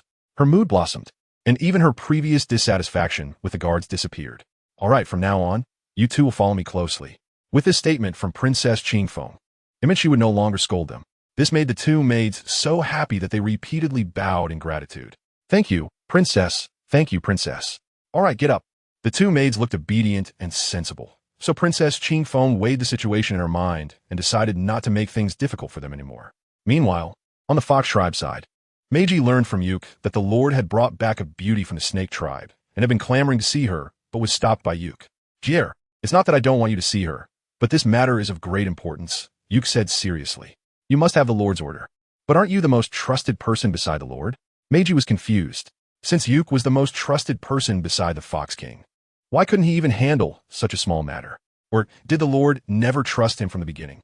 A bitter smile appeared on Yuk's lips.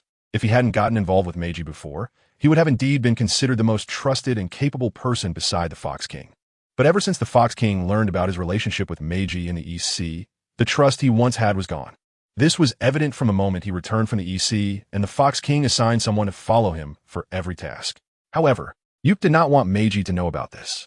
Now that she had lost her memory, she was as innocent as a blank sheet of paper. Yuk did not want to let these troubling matters affect her. "Don't talk nonsense." Yuk lightly patted Meiji's shoulder with a hint of affection. "The Lord has always believed in me. What happened to you?" Meiji noticed that he stopped speaking halfway and looked at him curiously. Yuk glanced at her and shook his head. "It's nothing. Just don't inquire about this matter." He gently advised, "Stay well in the Fox tribe and take care of your health." The last time the barrier was broken caused significant harm to Meiji's body. Otherwise, she wouldn't be falling ill and lying in bed from time to time. But, no buts, Yuk said firmly, regarding other matters. As long as they did not exceed his principles, Yuk could accommodate Meiji. But this matter was crucial. If it was not handled properly and the news spread, not just he, but all the guards of the Fox tribe might face punishment. Yuke really did not dare to risk the lives of all the guard brothers. Meiji, think about me. Yuke was afraid that she would be unable to resist sneaking a look, so he planned to give her a warning in advance. The Lord has already instructed early on that if you really go to sneak a look, it won't just be you and me suffering, but many guards of the Fox tribe as well. Is it that serious? Meiji indeed thought about sneaking a look when Yuke was not around, but after hearing him say this, she lost the idea. All right, then I won't go see her. Seeing that she had completely dismissed the idea, Yuke finally felt relieved. Are you really going to ignore me like this? In a magnificent palace, the Fox King, dressed in dark clothing, sat on a wooden chair to one side, his gaze fixed unwaveringly on the woman on the couch. And this woman on the couch was none other than Fu Qing, who had been captured and brought to the Fox tribe a few days ago. Didn't the Fox King find this repetitive and tiresome? She simply didn't want to deal with the arrogant man in front of her. Yet, every time he had a chance, he liked to come and hover in front of her, making it hard for her to ignore him. Does the second princess really dislike me this much? The Fox King asked seriously. Haven't I made my feelings very clear already? Fu Qingdao. Does the Fox King still not see clearly? First of all, I am the Lady of the Snake Sovereign, and then the second princess of the Dragon Clan. I kindly ask the Fox King not to mistake my identity. Are you so resistant to my title for you? The Fox King furrowed his brows. He had truly never encountered a woman like Fu Qing who was so ungrateful. In his clan, every woman he met was either obedient or docile. But with this woman, the tactics he used on those women seemed to have no effect at all. This, in turn, gave the Fox King a deep sense of frustration. Wrong. Fu Qing raised her eyes again to correct the other party. This lady does not reject this title, but feels that the Fox King should not use such a title to address her at all. This lady still prefers the Fox King to call her Madame You. As for the identity of the second princess, at this point, Fu Qing paused, glanced lightly at the Fox King, and continued. This lady hopes that the Fox King will no longer mention it in front of her in the future. You. The Fox King was quite annoyed by Fu Qing's words. Then he seemed to think of something and smiled, saying, all right. However, the smile in his eyes did not reach the bottom. Then you shall forever be my you madam in this lifetime. This was the new title the Fox King gave to Fu Qing. Previously, the title Madam You belonged to the Serpent Clan in the Fox King's eyes. Now that she was with his Fox Clan, she must change her title to ensure she stays with him forever. Fucking frowned, clearly not expecting the Fox King to be so stubborn. She raised her foot, intending to get off the bed, but was stopped by the Fox King, who got up. Where are you going? To prevent her from escaping, the Fox King had people monitoring her 24 hours a day. Naturally, he wouldn't let any of her movements go unnoticed. Does the Fox King have to follow her even to the restroom? Fei Qing glanced at the Fox King with a cold look and said. Immediately after, without looking back, he raised his head and left. Fox King. He signaled to a nearby maid with his eyes. Two maids immediately understood and followed him. Fu Qing naturally noticed this scene. She had sensed that no matter where she went since being captured by the Fox tribe a few days ago, there would always be someone following her. Sometimes, there were even quite a few Fox tribe guards secretly monitoring her. She had long since become accustomed to it. You could just wait here, Fu Qing said as she stopped in front of the restroom and instructed the two maids beside her. The two maids exchanged a glance, looking troubled. Paying off is not happy, how? Do you also have to watch while I go to the toilet? She sneered. Are you afraid that I won't be able to go? Or that I won't produce enough for you to report to your lord? The phrase paid off is said to be extremely crude and vulgar. Upon hearing this, both maids turned red in the face, as if they had eaten something unpleasant and were left speechless. Fu Qing ignored them and walked straight in. At this moment, Fu Qing finally felt a sense of relaxation. Everywhere she went in the Fox clan, there was either someone following her or someone supervising her. It made her feel like a criminal who had violated some heavenly law, which was very oppressive. However, being trapped in the Fox clan like this was not an isolated incident. Paying off thoughts, she must hurry to escape. Otherwise, the longer she stays, the more dangerous it will definitely become for her. But what kind of opportunity should she look for to get away? Chapter 169, A Tear in the Clothes. Lady Yu, are you ready? Paying off the black line on the forehead. If someone who is constipated suddenly hears a noise from outside while trying to go, they will definitely be scared back in. What are you rushing for? It's almost done. Fu Qing's tone clearly carried a hint of impatience. Even going to the bathroom could make someone so restless. If she were to do something else, wouldn't their eyes be glued directly to her?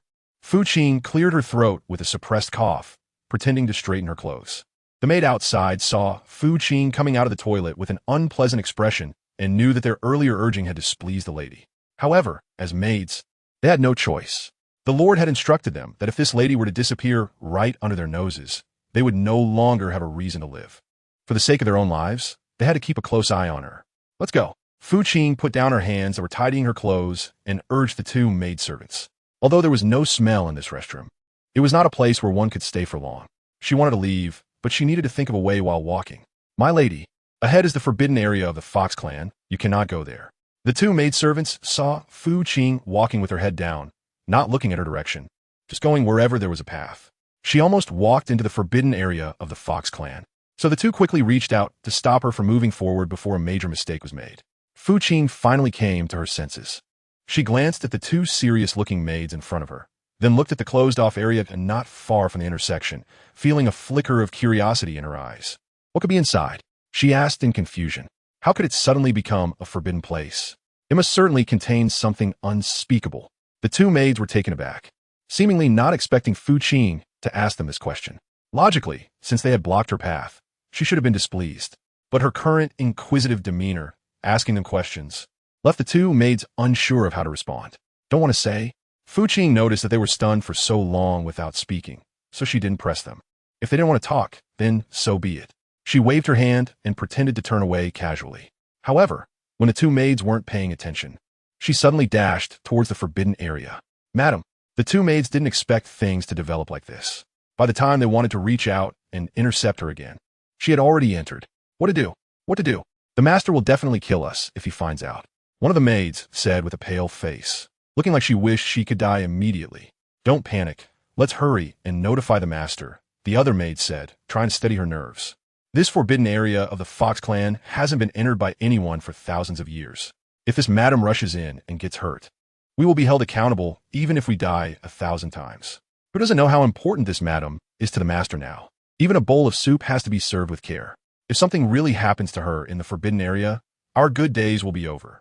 Meanwhile, upon learning that Fu Qing had taken advantage of a moment in the restroom to run into the forbidden area while the maids weren't paying attention, the Fox King immediately turned grim.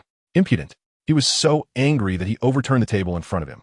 His trusted aide, seeing this, didn't dare to make a sound. Who didn't know that the forbidden area of the Fox clan was the Fox King's Achilles heel? No one could go to that place, nor could they mention it in front of the Fox King. Now, because of this Madame Yu, everything had been disrupted, which made the Fox King furious. "Do you think I should go save her?" After a moment of anger, the Fox King suddenly calmed down and pondered. His trusted aide lowered his gaze, well aware of the Fox King's thoughts. After pondering for a few seconds, he asked in response, "Does the master think she is important?" The implication was that it all depended on the Fox King himself. If he thought she was important, he should go save her. If he thought she wasn't, then he could choose not to. The decision lay entirely in his hands. His subordinate couldn't make the choice that the master should make. "Huh," the Fox King chuckled. "If it were the beautiful concubine who ran into the forbidden area today, what would you do? Would you save her or not?" The Fox King's sharp gaze continuously swept over his trusted aide, eager to hear how he would respond. The aide was unafraid and maintained eye contact with the Fox King. "But there is no such if, is there?"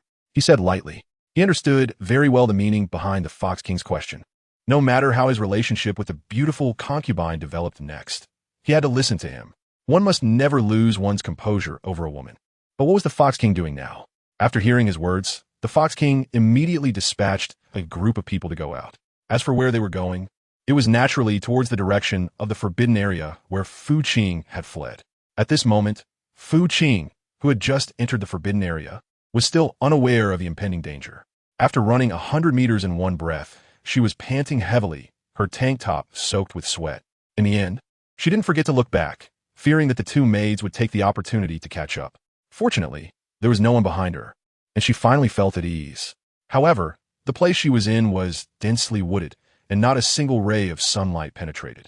This created a somewhat eerie and cold atmosphere inside. Moreover, with each step Fu Qing took forward, she felt it becoming quieter. Indeed, it was the forbidden area of the Fox clan, more terrifying than modern horror films. However, now that she had come in, it wouldn't be so easy to get out. It would be better for her to explore the surroundings and see what made this forbidden area different within the Fox clan.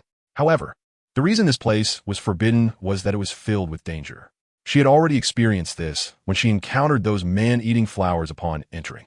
But what could she do? She had come this far and had no other choice. Even if there were more dangers ahead, she could only grit her teeth and continue forward. Otherwise, she didn't know what she would face when she tried to get out. Fortunately, the journey ahead was relatively stable. However, as she passed a swamp, Qing clearly sensed that the atmosphere around her was a bit off. She immediately stopped and glanced around. Whoosh! An arrow whistled through the air. Qing was startled, and before she could react, her body instinctively dodged to the side. Soon after, more and more arrows were shot in her direction, as if she had triggered some mechanism. She managed to dodge the first and second arrows. But this was ultimately a physically exhausting task. During the third and fourth rapid rotations, an arrow grazed past her arm. With a swish, her clothes were torn. Chapter 170. You have no bargaining chips. Fortunately, her arm was not injured. However, such intense dodging was still a significant shock for Qing. Suddenly, the arrows stopped firing. Qing looked around and could clearly feel that the atmosphere at this moment was even more oppressive than before. Not good.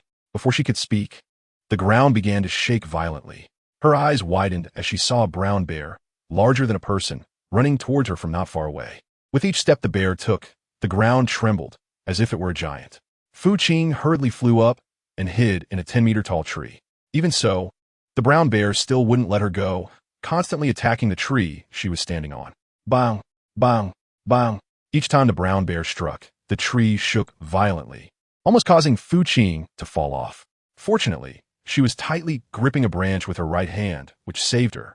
However, it was not feasible to just let the brown bear keep hitting the tree. Crack! Suddenly, a crack appeared in the trunk of the tree in her line of sight. Qing's heart tightened. Taking advantage of the brown bear's inattention, he quickly leaped to another tall and sturdy tree. Boom! The large tree that Qing had just been standing on suddenly collapsed under the bear's fierce attack. The brown bear patted its chest, as if showing off its strength like a human. Then, the bear dashed toward the direction of the tree's end, seemingly searching for the scent of a person. Qing tried his best to hide his body among the leaves without making a sound. However, the brown bear, unable to find Qing's figure among the dense foliage, roared angrily under the big tree. The deafening roar not only made Qing's ears numb, but even the Fox King and his trusted subordinates, far outside the forbidden area, could hear it. It seemed that Madam you had encountered the bear's attack, his subordinates speculated. Generally, brown bears do not attack humans easily unless you enter their territory or harm them. Given Qing's current situation, the subordinates suspected it was the former.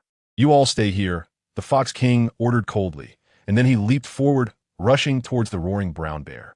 Qing quickly moved along the trunk of the tree, knowing that staying there for too long wouldn't be wise. If any snakes, insects, or rodents emerged, she would be in big trouble. So, amid the roaring of the brown bear, she directed her gaze towards a nearby swamp. She planned to lure the brown bear over there, hoping that once trapped in the swamp, it would stop its attack on her. In the blink of an eye, Qing's figure flashed before the brown bear. The rumbling noise followed her, echoing around. Roar! The brown bear fiercely pursued her, forgetting the danger ahead, and ultimately, without realizing it, it was led into the swamp by Qing. Now you won't be chasing me anymore, right? Qing landed on a small tree, looking smugly at the brown bear stuck in the swamp. Roar! You bad woman, hurry up and save me. Just as Qing was about to turn around, she suddenly heard a voice behind her and froze. She turned to look at the brown bear trapped in the swamp, her eyes flashing with surprise. You can talk. Oof. The brown bear turned its clumsy head away, unhappily snorting. Who told you I can't talk? I just don't want to. The realization flashed through Fucking's mind. Then why did you just keep chasing me? She hadn't offended it. Or is this bear particularly fond of preying on weak individuals? Like her, for example. I am hungry. The brown bear said this quite naturally. It had been trapped here for thousands of years. Naturally, it had eaten most of what was available in the forest. Now, seeing a lively female dragon, its eyes sparkled. It almost wished it could swallow her whole. Paying off? What a ridiculous excuse. If you're hungry, do you have to chase her relentlessly? If she gets angry, does that mean she can randomly kill people? Oomph. Hey, the brown bear stuck in the swamp called out to her as she was about to leave. You haven't rescued me yet. The brown bear said this very assertively. Qing was so angry that she laughed. What makes you think I would save you? You. The brown bear was infuriated by Qing's words. So what do you want me to do for you to save me? The brown bear knew that staying in the swamp was very disadvantageous for it. So it had no choice but to suppress its anger and ask Qing, no matter what, I will not save you. Paying off the dead is not the same as saving a life. She is not a saint. The other party is trying to eat her. She doesn't want to be magnanimous and pretend nothing has happened. So if I could tell you how to escape from here, would you save me? The brown bear was really anxious at this moment, as the swamp mud was continuously engulfing its body. If this continued, it believed that in less than half an hour, its entire bare body would be completely sunk. It didn't want to die like this. There were still some things it needed to accomplish. The footsteps paused for a moment. Are you sure? She turned to look at the brown bear, half of its body swallowed by the swamp. So how are you going to prove that what you're saying is true, and not just a deliberate lie? Qing is no longer a 3-year-old child. She doesn't want to be taken in by the other party. Seeing her like this, the brown bear knew that there was hope for survival, and eagerly said, "Did you see the jade pendant hanging around my neck?" Qing took a careful look at the jade pendant, its color glossy and smooth, tightly concealed by the brown fur around its neck. Without any hesitation, she swiftly used her magical powers to grasp the jade pendant from around its neck. What is the use of this jade pendant?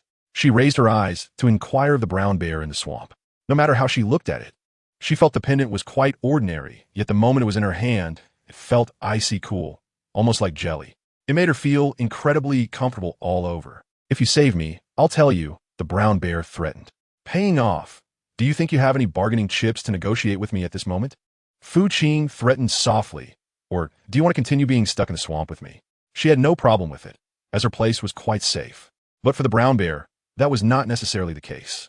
Every minute it delayed increased the risk to its safety. She wanted to see how long it could hold out in the swamp with her. Chapter 171. I'll go with you as expected. The brown bear, trapped in the swamp, nearly crushed its pristine white teeth after hearing Qing's words. "You're ruthless." In the end, it still yielded to Qing. This jade pendant was the key to the stone door nearby. The brown bear slowly began to explain. "I've heard that there's a way to escape through that stone door, but I haven't tested it yet." Paying off, twitching at the corners of his mouth. "Isn't that the same as saying nothing? Are you waiting for her to take risks?"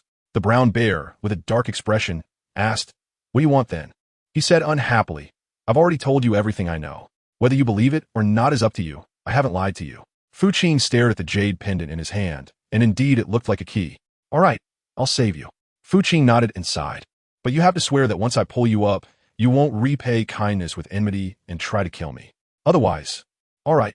For the sake of survival, the brown bear couldn't care about anything else at this moment and just wanted to get away from the mud as quickly as possible. "You wait here, I'll go find a thicker vine." After saying that, without waiting for the brown bear to respond, Qing turned around and disappeared without a trace. Brown bear. When Qing turned back again, the swamp mud had already covered the brown bear's armpits. "Here, eat this." At the moment she threw away the vine in her hand, Qing didn't forget to give the other party a pill of her secret medicine. "What is this?" the brown bear asked Qing, looking at the black pill in its hand. "You don't need to worry about that." Qing replied lightly, "In any case, I've saved you. If you dare to do anything bad to me, just wait to die." Even a foolish brown bear understood from Qing's threatening words that the pill she gave him was not a good thing. But did he have any other choice now? So, to save his life, the brown bear had no choice but to swallow the pill Qing handed him. "Catch this." After the brown bear swallowed the pill, Qing unhesitatingly threw the thick vine, which was thicker than her wrist, in front of the bear. "In a little while, you'll be climbing out of the swamp slowly with this vine." Qing instructed, "I'll tie this bear to that big tree. Will it work?" The brown bear looked at Qing with some skepticism. It wasn't that it didn't trust Qing, but could this vine really bear its immense weight? Seeming to sense the bear's worries, she said while wrapping the vine around the big tree, "Haven't you heard of the man-eating vine in this forbidden area where you've lived for thousands of years?" She continued, "This vine is what I selected from the man-eating vine." The brown bear's expression changed. The man-eating vine was incredibly fierce. "Then how did you manage to slay it in such a short time?" it asked. Even it wouldn't necessarily be able to subdue that man-eating vine in such a short period. How did this female dragon accomplish that? That starts from when I just entered the forbidden area today. Qing paused for a few seconds and continued. "Of course, you could say you're lucky. When I first entered the forbidden area today, I encountered a large patch of man-eating flowers. Fortunately, I was agile enough to dodge them. Shortly after, I saw a vast expanse of man-eating vines right next to the flowers. At that moment, in order to escape from the pursuit of those flowers, I chose to ignite that patch of vines with fire." The brown bear widened its eyes. "Could this vine be one of those you set on fire?" The brown bear asked uncertainly. Yes. Fu Qing nodded without hesitation. No wonder. After hearing this, the brown bear's doubts and shock completely vanished. All right, hurry up and climb up this man-eating vine. Pay up, she urged. If this drags on, it'll get harder to climb out. Upon hearing this, the brown bear no longer dared to delay, gripping the vine tightly with both hands and desperately climbing toward the shore. However, the bear's massive body made it feel like a boulder in the swamp, with its front half floating and moving through the muck while the back half was firmly stuck and motionless. This made it anxious. Fu Qing, standing on the shore, was equally worried. Don't move your lower body, she commanded urgently. Just use your hands to inch your way up little by little. Otherwise, the more you struggle, the deeper you'll sink into the mud. Is that right? The brown bear demonstrated in her direction, using only its hands to keep climbing. It was like trying to crawl up a huge mountain. Yes, just like that. Fu Qing nodded, and with both hands tightly grasping the vine, he moved it up little by little, remembering to keep his struggles minimal. Otherwise, all would be in vain. The brown bear followed Fu Qing's advice and minimized its crawling movements, pulling itself up with all its strength. After a while, its body, which had been stuck, finally managed to move a small distance out due to its efforts. This excited the bear, and it began to crawl forward with even more force. At that moment, the Fox King, who had come in response to the noise, suddenly stopped less than 2 zhang away from them. He furrowed his brow and scanned the surroundings. He did not hear the brown bear continue to roar. Could it be that the woman had met with misfortune? Or perhaps the brown bear had been subdued by her? But the Fox King thought of the woman's slender frame and felt this was unlikely. He then began to search the area. At this point, under Fu Qing's guidance, the brown bear finally crawled out of the swamp. However, it was so exhausted that it collapsed onto the ground. When its massive body lay on the ground, the entire surface trembled slightly. Fu Qing hurriedly moved a little farther away from him. Are you okay? After all, the brown bear lying on the ground like a limp puddle of mud really doesn't look good. The brown bear shot Fu Qing a glance as if to say, what do you think? It had exhausted all the little strength it had left in the swamp just now. How could it be okay? Paying off. Then you take a break, I'll go check in front. Wait. But at this moment, the brown bear raised its hand to stop her. Paying off. She stopped and looked back. The brown bear, which was originally lying on the ground, had somehow sat up. A trace of fear flashed in her eyes.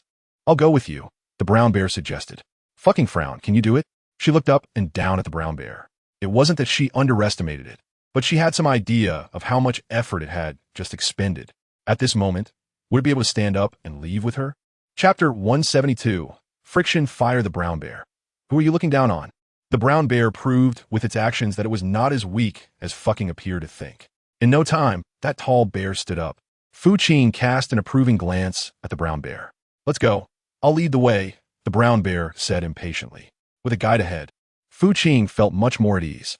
Half an hour later, when the Fox King arrived at the swamp, there was no sign of Fu Qing and the brown bear. However, from the chaos at the scene, the Fox King deduced that a struggle must have taken place before he arrived. As for why he did not see the bear's corpse, the Fox King couldn't figure it out at the moment. Could it be that the bear broke free? The thought made the Fox King feel that Fu Qing must be in great danger now. He squinted his eyes and continued to stride forward. No one knew this forbidden area better than he did. After all, every flower, plant, tree, and wood here had been carefully crafted by him, with the purpose of concealing his activities. Now, however, it was all disrupted by the little woman he had brought back. How could he not be furious? Once he found that little woman, he would definitely chain her up with a long chain to prevent her from running around recklessly. At this moment, Fu Qing, led by the brown bear, was still unaware of how angry the Fox King was about her actions. She followed the brown bear to its dwelling, which is a large cave. You'll have to rest here for the night, the brown bear said while tidying up the items in the cave. I'll go find something to eat.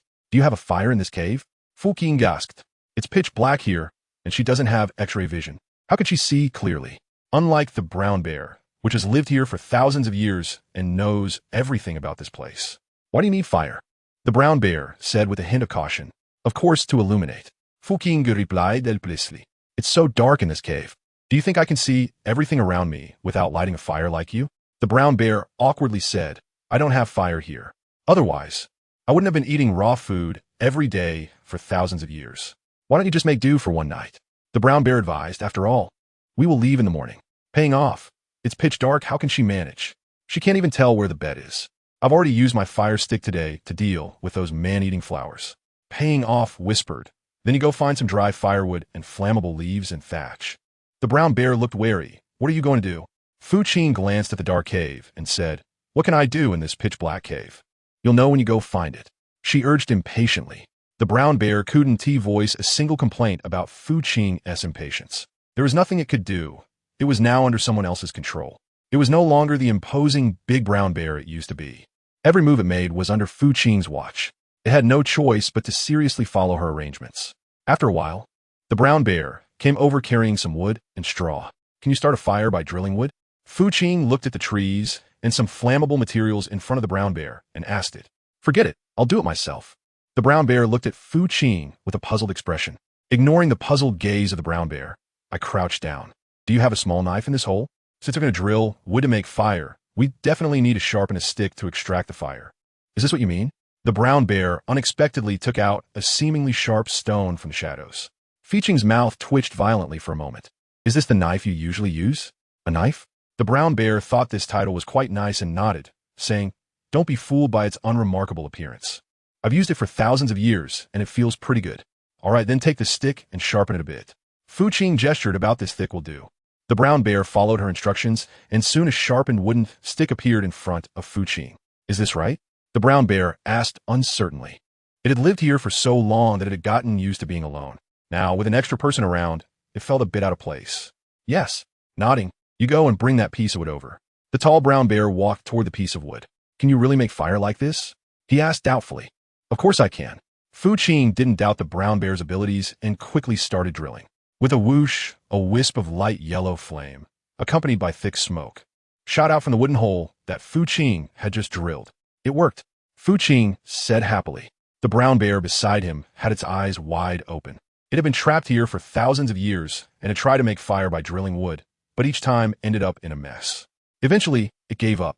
Now, seeing this unfamiliar woman easily accomplish what it had always wanted to do but never succeeded in, how could it not admire her? You're amazing. The brown bear sincerely praised. It's just okay, Fu Qing said proudly. All right, now go find something to eat. Okay, the brown bear was a doer. Even if Fu Qing hadn't said anything, it would have gone to find food. Moreover, since Fu Qing had reminded it so insistently, how could it let them both continue to go hungry? Coincidentally, it had hunted a wild boar not far away the previous day, and now was just ripe for consumption. This wild boar is so big. How do you plan to eat it? Fu Qing was stunned as she watched the brown bear drag back a wild boar. She had thought the bear would at most go after a wild chicken or a rabbit. She never expected it would come back with a wild boar so soon. This was truly beyond her expectations. Isn't there a fire? The brown bear suggested. We can roast it. At some point, the brown bear had pulled out a bag of spices from the cave, which left Fu Qing in shock. Where did you get these? She asked suspiciously. It was already surprising enough that such a large brown bear had gained intelligence. She never imagined it would also possess some cooking spices. How could this not be astonishing? I carried a little with me before I came here, the brown bear explained. After I got trapped, I searched the area for these things, and whenever I dried some, I would store them like sachets. So now, I don't lack for these items in my cave at all. Chapter 173. Who isn't human? Fucking frowned. And upon hearing you say this, it seems you were once human? Otherwise, why would that bear carry spices with it? Only a person would do that. The brown bear shot her a glance. Who isn't human? Fu Qingxian touched his nose and said, I didn't mean to scold you. The brown bear didn't believe it. I know that I look quite bad in this state, but that's only because I've been trapped here for too long, causing my spiritual power to diminish, which is why my bear form has been revealed. But as long as I can get out of here, I will still be a charming young man. Why are you looking at me like that? Faced with Fu Qing's doubtful gaze, the brown bear felt a bit unhappy. I'm only speaking the truth. I know. Fu Qing reluctantly nodded. Although she didn't know what the bear had been through, she knew it wouldn't joke with her about such matters. The brown bear didn't expect Fu Qing to believe what he said and continued roasting the meat. What was your name before? Seeing the atmosphere had cooled down, Fu Qing suddenly asked him. The brown bear was taken aback, seemingly not expecting Fu Qing to ask about his name. A crack appeared on his stiff face as he reluctantly said, Alicia. What about you? In the end, Alicia didn't forget to ask Fu Qing. You won. Fu Qing paid without any concealment. The atmosphere cooled down once again. Aricha's clumsy body appeared somewhat adorable under the glow of the flames. All right, let's eat quickly. Aricha handed a piece of grilled meat to Fu Qing. Thank you. Fu Qing wasn't polite with it. After a long day of work, she was already hungry. Now, seeing the grilled meat being offered by Eliza, how could she resist? Aren't you afraid I might poison it? just as Fu Qing was about to take a bite. The brown bear, whether out of disgust for Fu Qing or as a deliberate act of revenge for what she had just said, intentionally asked her this question. Fu Qing paused with the barbecue in her hand. Can you do it? She looked at Eliza with bright eyes. For the first time, Eliza felt uncomfortable being stared at like this by a woman, and he cleared his throat. No, I can't. Then that's that. Fu Qing confidently took a bite of the meat in her hand. If you have any dissatisfaction with me, just say it directly. There's no need to intimidate me. It doesn't work on me. A flicker of narrowness crossed Eliza's eyes. How did you end up here? He began to shift the topic. After finishing the meat, Fu Qing clapped her hands and let out a long sigh, saying that this matter was quite lengthy. Ali Cha did not interrupt her. And Fu Qing recounted how she had been cursed by the Fox King, how she was taken to the Fox clan, and how she had desperately escaped to this place in front of Ali Cha. Although the two had known each other for less than a day and had previously had some minor conflicts, even wishing the other dead, after spending the afternoon together, Fu Qing realized that the other person was not bad. At least, she no longer tried to harm her behind her back. Just based on that, it could be confirmed that the other person's character was quite good. So, you're saying that you stumbled into this place entirely out of necessity? Ali Cha summarized for her. Yes, more or less. If it weren't for the Fox King schemes, she might still be happily living in the Snake Clan, enjoying a good life. Thinking of this made Fu Qing hate the Fox King even more. It was all his fault that she had ended up in such a situation. Ali Cha's eyes sparkled with interest, asking if she had ever considered what would happen if she couldn't get out. Would she stay here? Ali Cha had been in this forbidden place for too long, so long that he was almost forgetting his own name. If he hadn't happened to feel a strange presence today, perhaps they wouldn't have had the chance to meet.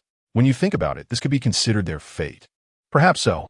Fu Qing hadn't really thought about that possibility at first. At that time, all she could think about was escaping from the clutches of the perverted Fox King. Now that Ali Cha suddenly brought it up, she felt a bit at a loss. However, the likelihood of that happening should be quite small. Didn't you say that as long as we use that jade pendant to open the stone door, we might be able to get out? Fu Qing excitedly said. What if it's true by then? What will you do if it's fake? Eliza suddenly wanted to know the answer to this. It had been here for thousands of years. If it could have left, it would have done so long ago. Why wait until now? As for the jade pendant key, it had inadvertently obtained it from another person's hands. However, that person ultimately could not survive and died here. Therefore, Eliza was actually unsure whether this jade pendant was truly the key to leaving this place. But seeing the happy expression on the woman in front of it, it couldn't help but want to dampen her spirits. It didn't want to see her so content. It wanted her to be like it, trapped here for a lifetime. The smile on her face froze. What do you mean by that? She frowned and asked tightly, do you not want to go out? Ali Cha awkwardly turned his head away. No. He quickly denied, my parents are both dead. I'm just a bit confused about where to go after I go out. This is indeed a problem, but you can't stay here for the rest of your life. The reminder said, this place is like a cage, but once you go out, it's different. Outside, you have so much freedom. You can do whatever you want. Even if things don't go well, you can still travel the world, which is much better than being trapped here. Think about it carefully. Fu Qing never made decisions for others, but she also didn't want to be trapped here because of Eliza. She had to get out. 9 children were still waiting for her in the Serpent Clan, and she couldn't give up. At the very least, the children's father would send someone to rescue her. In short, she would never give up. Eliza looked at the woman's back as she turned to rest, feeling a moment of confusion. Had he really become foolish after staying here for so long? Did he need others to answer such a simple question? In an instant, Eliza's heart was filled with mixed emotions. Meanwhile, the Fox King, seeing that the sky was gradually darkening, turned back from the forbidden area, planning to come back the next day when it was light. He ordered his trusted subordinate beside him. Report immediately if there is any movement. Yes. Although UK didn't understand what the Fox King was planning, he still followed orders and had people stationed there. I heard the woman the Fox King brought back has escaped into the Fox Clan's forbidden area. Over here, Meiji hurriedly approached UK when she saw him return, asking, what is going on? Did your maid tell you? UK said while glancing at the trembling maid beside her. This maid was specifically chosen by UK from the impoverished area of the Fox Clan for Meiji. At that time, he mainly considered that she was timid and wouldn't dare to speak carelessly in front of Meiji, which is why he had her serve Meiji. Now, UK felt that his decision wasn't very correct. Seeing his gaze directed at her maid, Meiji proactively pulled the maid behind her. Don't worry about who told me, she said somewhat unhappily. With such a big commotion, do you think I wouldn't know? Meiji was speaking the truth. Even if her maid didn't tell her, she would eventually learn from other maids or guards. UK fell silent for a few seconds. Are you that concerned about the Lord? His dark eyes held a hint of an incomprehensible complexity. Had she already remembered everything between him and the Lord? Otherwise, why was she fixated on this matter? Confused, Meiji was taken aback. What does this have to do with the Lord? I've never even met the so-called Lord of the Fox clan. I'm just curious about what they look like that makes the Lord so infatuated. What are you thinking? Meiji glared at UK with dissatisfaction. UK looked at her expression, which indeed didn't seem like someone who had regained their memory. His thoughts returned to normal, so he could only shake his head randomly. It's nothing. I'm just afraid you might get into danger, which would upset the Lord. Hearing this, Meiji became unhappy. I'm just curious about their appearance. What does it have to do with whether the Lord is happy or not? She questioned, but you, one moment you don't want me to inquire about this. The next you don't want me to ask about that. Tell me, are you hiding something from me? Meiji wasn't foolish. After spending time with UK, she felt that he always seemed troubled. Even at night when they slept on the same bed, he wore a frown. She couldn't understand what he was thinking. UK's eyes flashed awkwardly. What nonsense are you talking about? His voice was slightly low. I'm doing this for your own good. The Lord doesn't like those who are too inquisitive. I stopped you because I was afraid you might touch his sensitive spots. Otherwise, with Meiji's current bouncy demeanor, she would know how many times she would have died in the Fox clan. Yet, Meiji didn't appreciate it and thought UK was deliberately making things difficult for her. Oomph. I think you're just tired of me, she said angrily. So you think I have too many thoughts?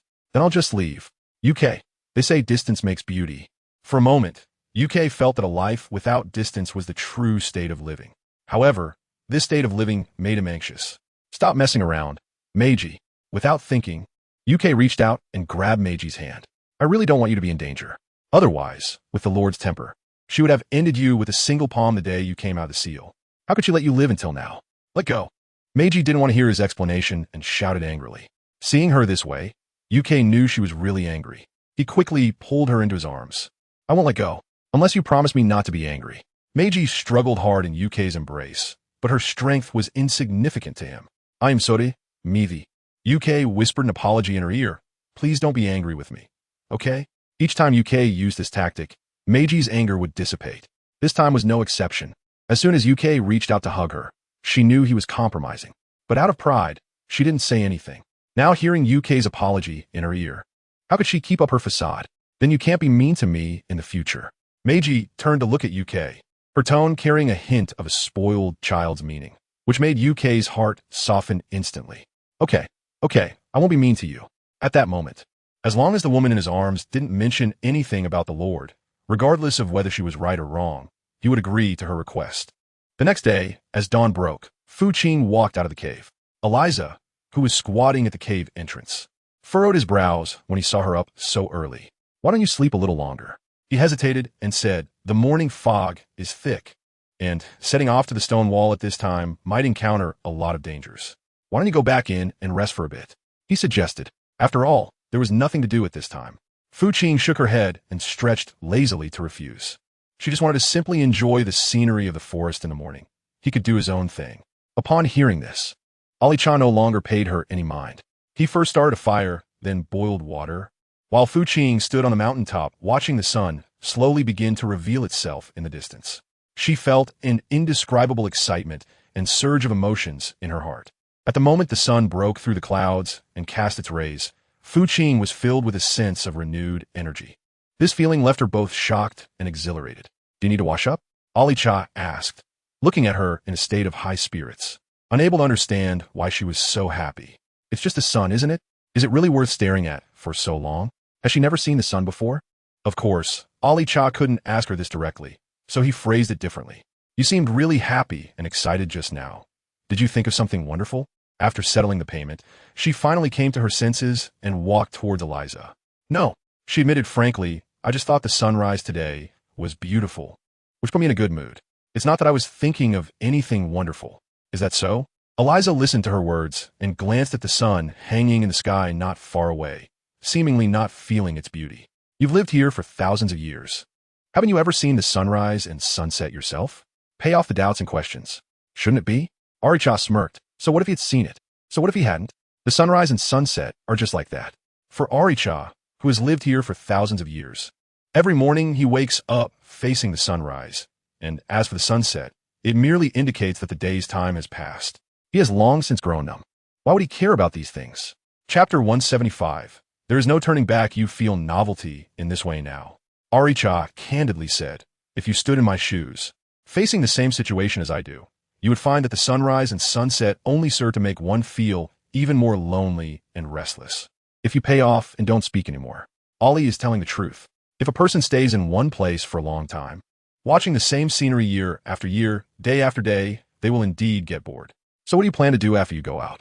Alicia asked seriously. Why not go to a place with water and take a look? Perhaps it will bring you a different mood and perspective. Eliza tilted his head and glanced at her. Didn't you say before that you were the lady of the snake tribe? If I go out, can you let me stay in the snake tribe? With nowhere to go, Eliza thought about it all night. He knew that even if he went out, there would be no place for him in the outside world. Rather than that, he might as well follow this lady of the snake tribe back to the tribe. This way, he could see her, a familiar face, at all times and also take a good break. Paying off didn't expect that the result of his night of thinking would actually be to go to the snake tribe with her. How was she supposed to respond to him? Are you serious? Fu Qing looked seriously at Eliza. Eliza raised an eyebrow. Do I look like I'm joking with you?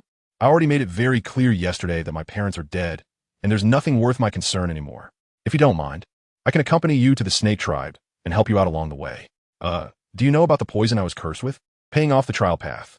The reason the Fox King was able to bring her to the Fox clan without anyone noticing was not without means. Last time in Yen Ma Bai's palace, she inadvertently drank a cup of tea and was thus poisoned by a curse, which led to the Fox King enticing her and abducting her to the Fox clan. Now, the curse inside her body is still present. Did the Fox King do this to you? Ollie quickly guessed. Paying off nodded in acknowledgement. No wonder. Eliza said, his trick really does work time and again. I remember the last person who fell victim to this poison was Foxhold 7, but unfortunately, he couldn't wait for my antidote and died. It seems that the antidote has turned out to be a bargain for you now. Fu Qing looked at the antidote that Ali Cha threw over. Her eyes filled with confusion. How did you obtain this antidote? Also, he doesn't even know what poison I've been afflicted with, and he just casually gives me an antidote. Is that going to work? I've been in this forbidden land for over 1,000 years. Do you think I've been here for nothing? How could Ali Chan not guess what Fu Qing was thinking? He said lightly, this antidote was naturally obtained by me in this forest. However, in exchange, you need to give me the antidote in your body. Fu Qing lowered his head, a bit embarrassed as he rubbed his nose. Can I tell you that what I gave you to eat is not poison at all? Ali Cha, are you trying to scare me on purpose? With an awkward smile, Fu Qing said, it's not really scaring you. After all, I didn't say it was poison at the time. You understood it that way on your own. Who can you blame? If anything, you can only blame yourself. Ali Cha was almost amused by her words, truly impressive. She had managed to deceive him. After a night of rest, the Fox King set off alone to the forbidden area the next day. Following the route from yesterday, he arrived at the cave where Ali Cha lived, only to find that the two inside had already left. The burnt charcoal outside still retained a bit of warmth, indicating that they must have left not long ago.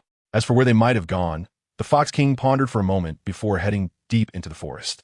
How much longer, Ali Cha? Fu Qing asked, glancing at the endless trees ahead. Didn't you say that the stone wall was close? Why have we been walking for so long and still haven't arrived? Ali Cha, panting, replied, it should be about 2 more hours. Just hang in there. In fact, Ali Cha hadn't been to that place for a long time, partly because it was far, and partly because he didn't have the courage to use the key he had to open that stone door. Thus, he gradually gave up. If it weren't for Fu Qing's threat yesterday, he probably would never have revealed the secret of the stone wall to anyone. Then we could just fly over, pay off the proposal. Otherwise, what's the point of having magic if you don't use it? Ali Cha frowned. There were magical obstacles in this dense forest, and once spells were cast, they would fall into trouble. Walking was the best solution. Flying was not an option. Paying off. There are such tricky operations. Isn't this a living torment? The Fox King, who was also aware of this, immediately stopped moving forward when he flew into the dense forest and instead began to survey the footprints around him, following them step by step. Should we stop and take a break? In the dense forest, Alicia observed Paying Off, who was panting and tired from walking, and asked tentatively, Pay in full and wave your hand. How much longer is it? About half an hour. Ali Cha inferred based on their current speed. Then let's keep going. Fu Qing didn't want to give up halfway at this moment. Otherwise, once she stopped, she really wouldn't want to move again. All right. One bear and one person continued to move forward. Half an hour later, when the two finally stepped out of the dense forest, Fu Qing finally felt what it meant to be reborn. Just a moment ago, in the dense forest, the atmosphere was oppressive and there was utter silence in the mountains. Even the sun above was completely blocked by the forest, with not a single ray of light penetrating through. That feeling was truly chilling. Fortunately, they had finally come out safely. Otherwise, she would have been suffocated by the atmosphere inside. Let's take a break for a while, Ollie suggested. This time, Fu Qing did not refuse. They had walked such a long way, and now that they had finally come out, it was only natural to take a good rest. Ollie, what if we walk for a while longer and that stone wall opens but we can't get out? Fu Qing suddenly asked with some worry. Ollie Cha glanced at her. Isn't it too late to be worried about this now? Didn't I make it very clear to you yesterday? There's nothing to worry about. Yes, having come this far, they already had no way to turn back. Even if Fu Qing wanted to go back now, it was impossible. It's better to let go and take a gamble. Who knows what might happen? Chapter 176. The Whereabouts of the 10th Princess. So you were here, just as the two were resting and preparing to get up. A melodious voice suddenly came from the dense forest not far away. Upon a closer look, it's not the Fox King. Who else could it be? What do you want to do? Fu Qing cast a wary glance at the Fox King, and if she could, she really wanted to slap him dead with one hand. In fact, she did try to do so. However, the Fox King managed to dodge it, but her strike still succeeded in provoking him. Come here, the Fox King said, his face serious as he beckoned her. Pay it off and act as if you haven't heard anything, still standing motionless. The Fox King calmed himself and said the word come over again. In the end, he didn't forget to threaten. Don't make me say it a second time, or you know the consequences. Fu Qing smiled coldly. Are you referring to the poison in my body? She curled her lips. I'm really sorry, but that thing is no longer useful to me. The Fox King narrowed his eyes in disbelief and specifically used his powers to urge her. But everything was just as Fu Qing had said. There was no effect. His expression darkened. Who gave you the antidote? The Fox King questioned himself, believing he had been very cautious about this matter. There shouldn't be anyone in the Fox clan brave enough to secretly send Fu Qing the antidote against his orders. But how had the poison in her body been resolved? Why should I tell you? After Fu Qing had lifted the restrictions of the poison, her attitude towards the Fox King naturally became very hostile. Even when she was under the poison's influence before, she didn't show the Fox King any good face, let alone now that she had resolved the poison in her body. You came here just to catch me, right? Do you know that your behavior is shameless? So what? The Fox King didn't care. To him, as long as he could obtain this person and have her bear offspring for the Fox clan, everything else was irrelevant. Do you think you have any other choices at this moment? He said calmly. Be sensible and leave with me quickly, or else. Or else what? Before the Fox King could finish his sentence, Fu Qing interrupted him. Feed me the poison again. Do you think I would fall for your trap a second time after you caught me once? The Fox King stared at Fu Qing silently with a calm gaze. Fu Qing was not to be outdone and retaliated with a glare. After a while, Ollie Cha finally stepped out from beside her to shield Fu Qing. Do you still recognize me, Fox King? The Fox King had been too focused on his conversation with the woman to notice that a bear was standing next to her. Seeing the other party suddenly step in front of her, his expression darkened immediately. You are Ollie Cha? After 1,000 years. The Fox King did not expect to meet them again at this moment. Surprise flashed in his eyes, and then his brows furrowed tightly. You haven't died? Ali Jas, my. You wish I were dead, but unfortunately, I have a strong life force and couldn't die. Are you disappointed? Fu Qing, who was beside her, was taken aback by Ollie Cha's words. It seemed she had not anticipated that there were secrets between the two that she did not know. It appeared that before being confined here, Ollie Cha must have also been a master. The Fox King's eyes darkened. Did you lift the curse for her? At this moment, the Fox King understood everything. Ollie Cha glanced at Fu Qing beside her, her eyes brimming with pride. What if I did? What if not? Are you planning to fight me? Are you very familiar with the Fox King? Fu Qing stretched out his head to look at Eliza's bare face. Eliza glanced down at the small head beside him and nodded. Not only familiar, before the real one was not here, the two of us were still brothers. But what? After finishing his sentence, he suddenly stopped, feeling that Eliza sometimes liked to play coy. Just say what you have to say, Eliza. It's quite annoying to leave things half said, but it's just trivial matters, so it doesn't really matter if you say it or not. Eliza said, since you want to know, I'll tell you. It turns out that Eliza and the Fox King used to be brothers. Back when Fox III hadn't become the Fox Lord yet, Eliza had already ascended to the throne, which made Fox III quite envious. He often liked to bring it up in front of Eliza, asking when he could become king as early as Eliza did. After all, the old Fox King had more than one child. Eliza even gave him a lot of advice. However, what Eliza didn't expect was that Fox III would eventually turn those ideas against him. He first lured him into the Fox clan, and then allowed several other princes of the Fox clan to enter as well. His intention was to incite them to kill each other. Fortunately, Eliza was smart and saw through the Fox King's scheme, so he didn't engage with the other princes. But the other princes weren't so lucky. Before they entered, Fox Third had already poisoned their tea. Therefore, before Eliza could find the final antidote, they all died suddenly. Of course, some managed to escape, like the fourth prince and the sixth prince. However, what they didn't know was that Fox Third had been lying in wait outside. As soon as they went out, they were captured and tortured to death by Fox Third. After listening to what Eliza said, fucking couldn't help but tremble all over. This Fox King was truly inhuman. He could even turn against his own brother, let alone outsiders like them who had no blood relation at all. However, I am very curious about where you took the 10th princess. Eliza directed this question at the Fox King. He hadn't seen the figure of the Fox clan's 10th princess in that previous scheme. He suspected that the 10th princess must have been captured and hidden away by the Fox King long ago. Want to know her whereabouts? The Fox King smiled with interest in his eyes and said, "Sure, as long as you hand her over to me, I will tell you." Fu Qing's heart skipped a beat as the Fox King's finger suddenly pointed at her. Would Eliza really do this? Would he hand her over to the Fox King for that so-called 10th princess? The tension in Fucking's eyes was noticed by Eliza, who gave her a comforting glance before turning his gaze towards the Fox King. "What makes you think that after 1,000 years, I would still believe you?" He retorted to the Fox King. "Do you think I'm an idiot? Then there's nothing we can do." The Fox King shrugged helplessly. "You will never know her whereabouts." Just as he finished speaking, the Fox King suddenly struck towards Eliza with his palm facing up. "Get out of the way." Eliza quickly pulled Fucking, who was hiding behind him, to the side and raised his hand to confront the Fox King. Chapter 177. Has the princess never thought about going out? Bang!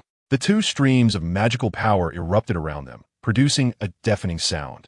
Fei Qing saw the birds in the forest all scattering, densely packed like ink dots. "Hurry up." This was what Eliza said to Fei Qing while fighting against the Fox King. Nowadays, he is not comparable to 1,000 years ago.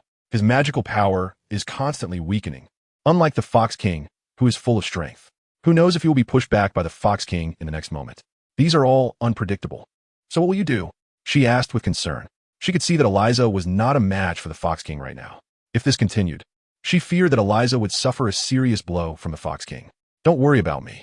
Eliza, seeing that she hadn't left yet, anxiously urged. "You should hurry and go." "No, I can't leave you behind and go alone." Fei Qing insisted. "If we're leaving, we have to go together." The Fox King had a fierce expression and said, "None of you can leave today." "Damn it, just because you say we can't leave. Does that mean we really can't?" Fu Qing couldn't help but curse. "Who are you? Hurry up and get out of the way." Taking advantage of the Fox King's moment of distraction from her words, Fu Qing threw a hornet's nest at him. It was something she had just found in a tree. Hoo-hoo! In no time, the buzzing of bees could be heard coming from the hornet's nest. "Run!"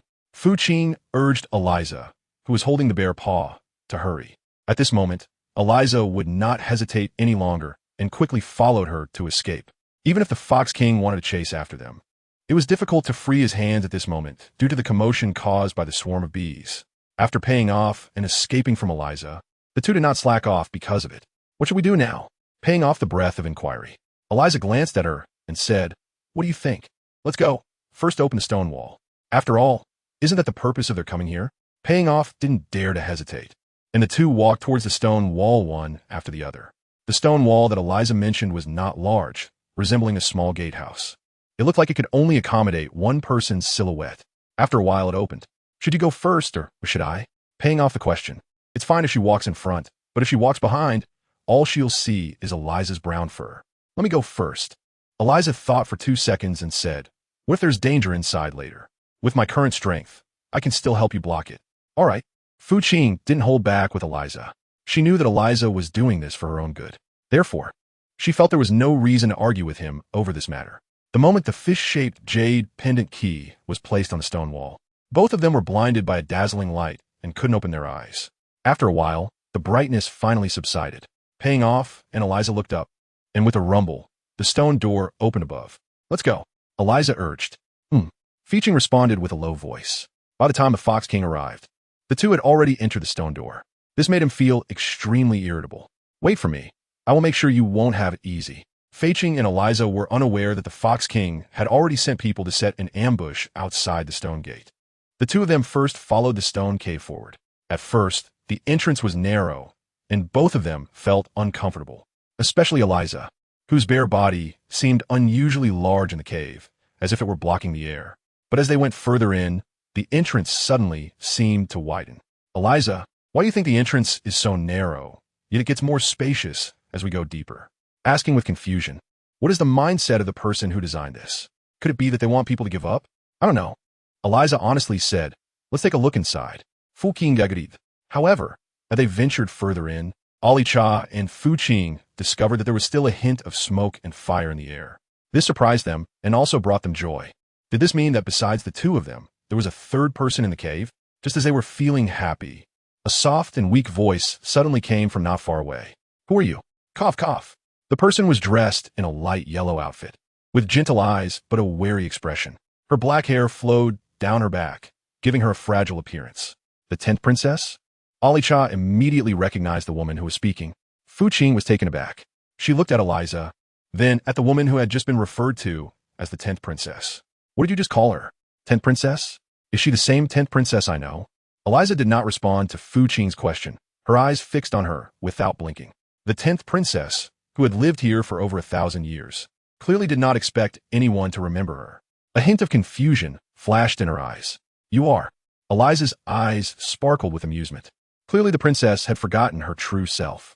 After saying that, Eliza suddenly transformed into human form in front of the 10th princess. Clad in a deep blue robe, Eliza looked exceptionally regal. With every movement, there was still a hint of the brown bear in her. She resembled a celestial being stepping out of a painting, exuding an ethereal and otherworldly aura. Paying off. Didn't you say before that your power is low now and you can't take on human form? How could you see an acquaintance and not say hello first? Ali Cha interrupted her. Fu Qing gesse mouth twitched fiercely. Didn't the Fox King know him well? Then why didn't he act like this just now? However, Fu Qing did not expose this in front of the 10th princess. So it turned out to be the lord of the bear clan. The 10th princess bowed politely to Eliza. She wondered what brought the lord here. Having lived here for too long, she was completely unaware of the outside world. That's why she asked Eliza this question. Does the princess really not know? Eliza looked at her with some confusion, noticing her serene appearance. The 10th princess gazed at him with a dazed expression, not understanding what the lord meant by that. Fu Qing glanced at Ali Cha and asked, hasn't the princess asked anyone to inquire about the outside world after staying here for so long? The 10th princess candidly replied, how can I send someone to investigate? Fu Qing was at a loss for words at the 10th princess's response. So, you've never been outside? Ali Cha immediately caught the key point in the 10th princess's words. Well, I've been living here alone for over 1,000 years, the 10th princess said. If I hadn't seen you today, I might still be alone. For some reason, Fu Qing found this statement strange. Hadn't the princess ever thought about going out? Chapter 178, Charm. No way. Is this 10th princess really so indifferent? It was hard to believe. I have thought about it. The 10th princess answered without hesitation. But merely thinking isn't enough. A hint of melancholy flashed in her eyes. My cultivation has long been restricted by someone. Even if I went out, what would it matter? Can I take a look? Ali Cha spoke up from the side. He chose to use I to bridge the gap between them instead of referring to himself in a formal manner. The 10th princess did not refuse. Okay. She extended her hand. Her hand was slender and very pale, probably due to years of living in this cave without seeing the light, making the veins on her hand clearly visible. Ali Cha frowned. Her cultivation was indeed restricted, but it was fine. He could help her break through. Really? The 10th princess didn't expect Ali Cha to be willing to help her unlock the restriction within her body. She looked very excited. However, considering the current condition of the princess's body, it seemed that she might suffer a bit during the process of breaking the restriction. Ali Cha voiced his concerns, worried about what would happen if the 10th princess couldn't endure it. It's fine, the 10th princess said with a smile. As long as you can unlock the restriction within me, I'm not afraid of anything else. So, should we start now? Fu Qing asked. Did Ali Cha forget that their original goal was to open the stone wall to find a way out? How did it turn into the need to help this 10th princess break the seal on her cultivation? Ali Cha glanced at Fu Qing and said, the sooner this seal is broken, the better. He spoke in a deep voice. Otherwise, continuing like this will cause great harm to the princess's body. Pay off. It's been imprisoned for over 1,000 years, and the harm has already spread throughout the body. Is there really just a little longer to wait? In her opinion, this Eliza must be interested in this 10th princess. Fine, I'll provide protection for you, so hurry up and release her. Fu Qing is not a stingy person. At this moment, the three of them can be said to be grasshoppers on the same rope. Since they have come together, They must work together in order to face the enemy and go out together. Thank you. The 10th princess politely nodded to Fu Qing. Soon, the two sat cross-legged in the cave, and while Ali Cha was unbinding the 10th princess, Fu Qing constantly scanned the cave with her eyes. The cave had been cleaned very well by the 10th princess. There was a bed, a table, and some wooden bowls and chopsticks. It looked simple yet full of life. But wasn't this 10th princess trapped in the cave for thousands of years? Where did she get the wood from? As soon as Ali Cha thought of this, Fu Qing's expression changed dramatically, and she hurriedly looked towards Ali Cha. Bang! However, before she could finish her sentence, Fu Qing saw Ali Cha fighting with the 10th princess. Run! Ali Cha shouted loudly to Fu Qing. Paying off didn't hesitate and quickly ran inside. In a short while, Eliza also shook off the 10th princess and quickly caught up. What on earth is going on, Eliza? Paying off the confusion, Ali Cha asked. That 10th princess is not right. Who is that person who looks exactly like the 10th princess? She's the charm of Meizu. Ali Cha calmly analyzed. It seems that the 10th princess must have been killed by her earlier in the cave. That's why she can transform her appearance based on the princess's body shape and speaking tone. So powerful? Feeling a chill down his spine. What should we do next? We just entered the cave and encountered such a powerful creature. Who knows how many dangers await us later? Are you scared? Eliza said, but at this point, it doesn't matter if you're scared. Yes, with the Fox King in front and unknown dangers behind, it all looks like a dead end. Once we get out of this place, let's see if there's any deep pit or something ahead. Eliza said, we can't let this demon keep chasing us. We need to subdue her quickly or kill her. Fu Qing frowned and asked, what if there are no deep pits ahead? Although the cave was getting wider as they ran, the speed at which the demon behind them was catching up was much faster than their running speed. It was as if it could leap 10 zhang in one bound, with its gaping maw wide open. If they fell into the hands of this demon, they wouldn't just be unable to escape. They might even lose their lives. Can we use fire to attack it? Ali Cha glanced at her and asked, do you have a fire source? If not, can't we create one? Fu Qing replied while running, do you see those giant stones in the cave? We can look for an opportunity to collide one with another and create sparks. Then we can use dry grass to ignite it and attack the demon. Good idea. As soon as Ali Cha finished speaking, Fu Qing saw him shoot past her like an arrow through the clouds. No way. Running this fast? Is he leaving me behind on purpose as a target? Hey, Ali Cha, wait for me. Meanwhile, on the side of the Fox King, Wu Ku and others had long been lying in ambush around the stone wall as instructed. However, as they waited, night fell, and Fu Qing and Ali Cha still had not emerged from the stone wall. My lord, could they have encountered danger inside? Wu Ku asked with concern. This cave is not like the outside. The dangers inside come one after another. They might have already died in there. It doesn't count until we see it with our own eyes, the Fox King stubbornly replied. Send others to pay more attention to the surroundings. Does the Lord mean that if they don't come out of the cave, they might escape from somewhere else? Yes, the Fox King nodded, although the cave is dangerous. It's possible that there is indeed a way to leave the Fox tribe. Otherwise, why didn't he see the corpse of his 7th brother inside the cave back then? It seems he must have found a way out, which is why he hasn't appeared before me all these years. He has never given up searching for news about him, but he has always come up empty-handed. I wonder if these two will discover something during this trip into the cave. Ali Cha, are you ready? At this moment, as Fu Qing caught up and saw Ali Cha stop ahead, she shouted loudly. Ali Cha turned back and nodded. You quickly find a place to hide. Upon hearing this, Fu Qing didn't dare to delay any longer and immediately leaped behind a large rock to hide. Chapter 179, Dispeerboom. A blazing fire surged forward toward Mei like a fierce wind. Where did you get this wine from? Fu Qing hid behind a large rock and asked in the direction of Eliza. Eliza pointed not far away and accidentally discovered it. So that's it. The pursuing demon screamed repeatedly under the raging fire. Fu Qing felt a chill run down his spine, especially with Mei's 2 eyes staring intently at them, as if unable to close in death. It was unsettling to behold. All right, come out. Seeing that the enemy could no longer harm them, Ali Cha beckoned towards Fu Qing. How did you realize she wasn't a 10th princess? Recalling the thrilling scene from earlier, Fu Qing still felt a tremor in his heart. If it weren't for their quick reflexes, they might have truly been killed by that so-called Mei. The 10th princess has a sachet at her waist, Ali Cha explained. I personally gifted it to her back in the day, but this Mei didn't have that on her. Fu Qing's eyes widened. Are you really making this assumption that she isn't the 10th princess based solely on this point? Isn't that a bit hasty? What if she really is the 10th princess? Wouldn't that mean that the slap just now could cause collateral damage? Ollie glanced at Fu Qing and said, "It's not entirely unfounded." When this charm heard that I was going to lift the restrictions within her, I noticed a flicker of excitement in her eyes, which made me realize something was off. So that's how it is. All right, enough of that. Let's move forward, Ollie urged. Fei Qing suddenly sensed that Eliza's emotions were off. Could it be that he was unhappy because that charm wasn't the real 10th princess? However, she didn't voice this thought. For a moment, both of them fell silent. In the vast cavern, apart from the sound of their footsteps, they could occasionally hear the dripping of water from above the cave walls. They had entered a place with a water source. "Wait a moment, Eliza," he spoke out loud during the Qing dynasty. Eliza stopped and looked at her. "Are you thirsty? Would you like to drink some water?" Eliza glanced at the spring water dripping from the rocks above, realizing that the water here was not drinkable.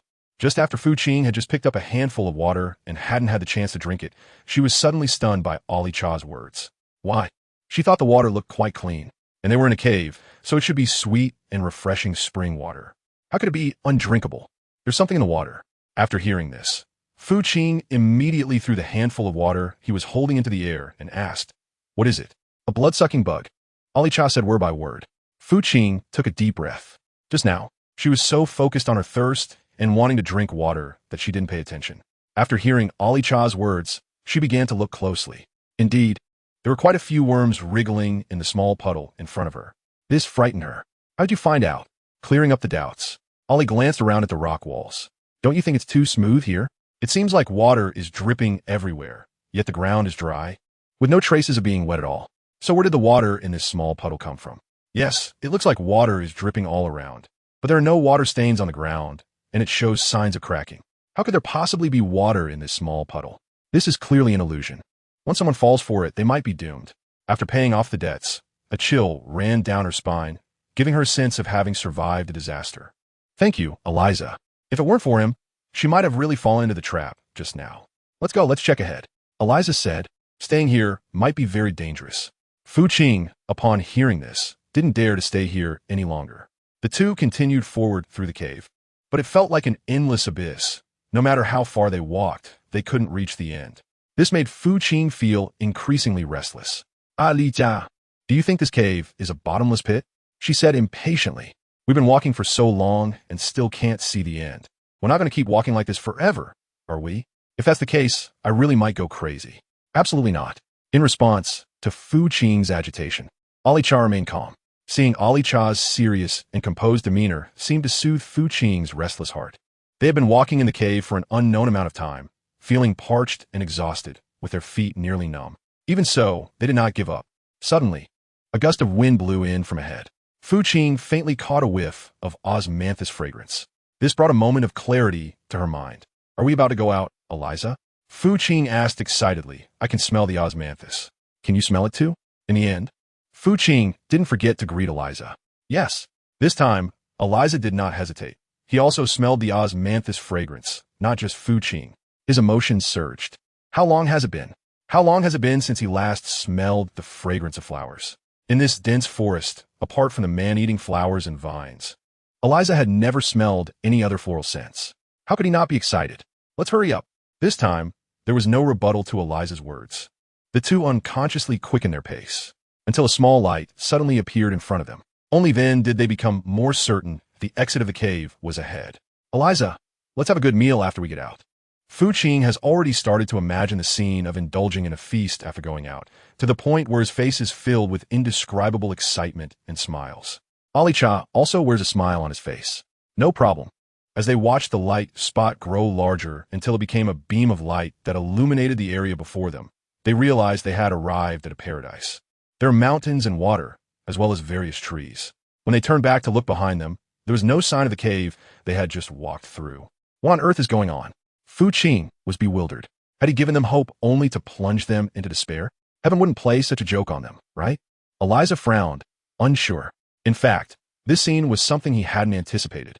"You two don't need to panic." Just as they were considering whether to move forward or backward, an elderly voice echoed around them. "Who?" Eliza and Fu Qing asked simultaneously. However, apart from the flowers, plants, and trees around them, there was indeed no third person. This made them feel a twinge of alertness. "You don't need to look for me." The elderly voice resounded around them again. "You cannot see me." Frowning, Fu Qing asked, "Are you a human or a ghost? Why don't you show yourself? What are you trying to do by being so mysterious? Hee. Do you hope that I'm a human or a ghost?" The old man's voice teased from midair, clearly wanting to play with them. Fu Qing, elder. If you have something to say, please speak directly. Eliza interrupted first. Why are you here? This question should be asked by me to the two of you. A faint, ethereal voice accompanied by a mystical tone resonated. Why are you two here? It has been a long time since anyone has intruded here. How did you find this place? Eliza frowned. From your words, it seems you have been here for quite a while. Yes, the elder sighed, long enough that I almost forget what day it is. However, your arrival is quite surprising to me. In the end, the elder did not forget to remind them. Do you know the way out of here? Eliza continued to ask. Can you take us out together? Huh. The elder laughed. Who told you there's an exit here? Is there not? Fu Qing exclaimed in shock. Then what is the point of everything they are doing? Of course not, the elder replied confidently. Otherwise, why would I have stayed here for so long? Alicia glanced at fucking, as if asking what to do. Alicia remained silent, raising her eyes to survey the surroundings. If that's the case, how do the seniors spend their days here? Alicia voiced her doubts. It seems there are mountains and rivers here, but every flower and every blade of grass, every tree and every piece of wood is just the senior's illusion. Doesn't T the senior feel bored staying here? With a swoosh, as Alicia's words fell, the previously lush green grass and dense woods suddenly turned into a desert. What is going on? Fu Qing asked Alicia. Is the old gentleman angry? Alicia lowered her gaze and did not speak. Just as Fu Qing was considering whether to say something, the old man's voice came again. Alicia, I have seen you before. The old man suddenly called her name. Alicia frowned, wondering when that was. She had no memory of it. 1,000 years ago, you and the 10th princess barged into my room, the old man reminded her. I didn't expect that after 1,000 years, we would meet again. Wouldn't you say this is fate? You are the dream lady. Alicia suddenly recalled the identity of the person before her. After all, back then, when Alicia was still a respected master, she had accompanied the 10th princess to investigate the matter of the candle dragon in the Dream Clan. The two had accidentally entered the room of the Dream Lady, but fortunately, she was magnanimous and did not hold it against them, allowing them to escape a disaster. Looking back now, Alicia felt a bit strange about it. Ha! It seems you still have some memory, the Dream Lady praised with a laugh. No wonder you were the son of that old Bear King. You were brought here by someone else's design, the Dream Lady stated with certainty. Yes, senior. Alicia did not hide it. If the senior can help the younger generation find a way out of here, we will be extremely grateful. I don't need your gratitude, the Dream Lady replied bluntly. However, if you want to leave here, there is a way, but you must agree to one condition. Alicia and Fu Qing exchanged glances. Please speak, senior. Regardless of what condition the other party might propose, since they had been told there was a way out, it proved that their visit was worthwhile. Have you heard of the heart of the desert? The Dream Lady asked. I want you to find it in the desert before you, and I'll find a way to send you out. Fucking feels that this old man is somewhat difficult to deal with. What is this heart of the desert? She has never heard of it. How can she go look for it with Eliza? I wonder if the senior has any drawings of this thing? Fu Qing hesitated for a moment, but still asked the other party. This way, it would be easier for the juniors to find it. Otherwise, if it were just based on what she said, wouldn't she and Ali Cha be looking for a broken leg? Meng Ji seemed to guess what was on Fu Qing's mind, and, regardless of her expectations, said one sentence. No. Paying off, what should we do? She looked at Eliza. There were no blueprints, no descriptions, or shapes. How are they supposed to find it? Did Senior Dream Princess keep her word? Eliza asked Dream Princess seriously. Of course. Dream Princess replied very straightforwardly. But you only have 3 days. If you can't find what I want within 3 days, then you'll have to stay here with me forever. It's over. If it were possible, Paying Off really wanted to sit down on the ground right now. In fact, she did exactly that. Seeing her sitting on the ground with a face full of disappointment, Eliza also knew that this situation was a bit difficult. But they hadn't even tried, so how could they just give up like this? Let's split up into 2 groups, Eliza suggested. You go this way, I'll go that way. And let's see if we can find anything. But what if we don't find anything? Before they even started looking, Paying Off already felt like giving up. In such a vast desert, when would they find it? They might search for a year and still not find the heart of the desert that Senior Dream Princess mentioned. 3 days seemed like a joke. Do you have any better plans? Eliza asked. After thinking for a while, Fu Qing realized that there really wasn't any. All right, let's look for it first. If we can't find it, we'll talk about it then. With that, the 2 of them started searching from both sides. Along the way, the sun was blazing and there was no place to take cover. Fu Qing suspected that all of this was intentionally orchestrated by that Dream Master Senior.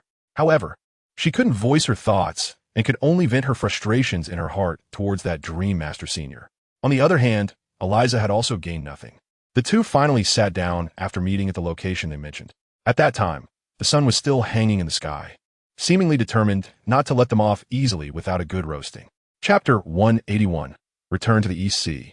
Eliza, do you think the sun is real or just an illusion created by the Dream Master Senior? Paying off the doubts, he asked, why does it always like to circle around us? Eliza looked up and glanced, not liking it, huh? He asked lightly. Fucking frowned, not that she disliked it, but she felt that the sun was a bit strange. She asked in confusion, did you not notice?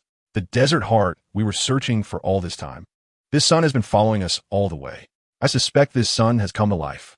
Eliza replied, can you stop talking nonsense? This sun is hanging perfectly in the sky. How could it come to life? Just stop overthinking it. Paying off. So where should we go next to search? They've already looked on both sides, and there's really no desert heart. She suspects that this dream mistress is deliberately making things difficult for them. Let's take a break first. Aricha is not in a hurry to find any desert heart. Paying off, Alichar has become lazy, and naturally, he has also become lazy along with it. Alichar, do you think we can find the heart of the desert in 3 days? Given their current situation, it seems unlikely that they could succeed in 3 days.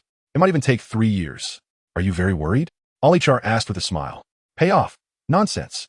If she wasn't worried, would she be here asking him these questions? Don't you worry at all? Fu Qing retorted to him. Alichar shrugged and said indifferently, it doesn't matter to me. Living anywhere is the same. It's just a change from one place to another. It's actually quite nice. Fu Qing's mouth twitched violently for a moment. But didn't you promise me before that you would go out together? How come? Do you want to go back on your words so soon? Alichar raised his gaze to Fu Qing. Can you find the heart of the desert to leave here? You. Fu Qing was infuriated by what Alichar said. She indeed had no way to find the heart of the desert to leave this place right now. But that didn't mean she would compromise like this. For a moment, the two fell into silence. The sun in the sky continued to emit heat. Fu Qing glanced at Eliza, who seemed unwilling to search, feeling extremely frustrated. With no other choice, she had to get up alone. Where are you going? Eliza asked as Fu Qing stood up.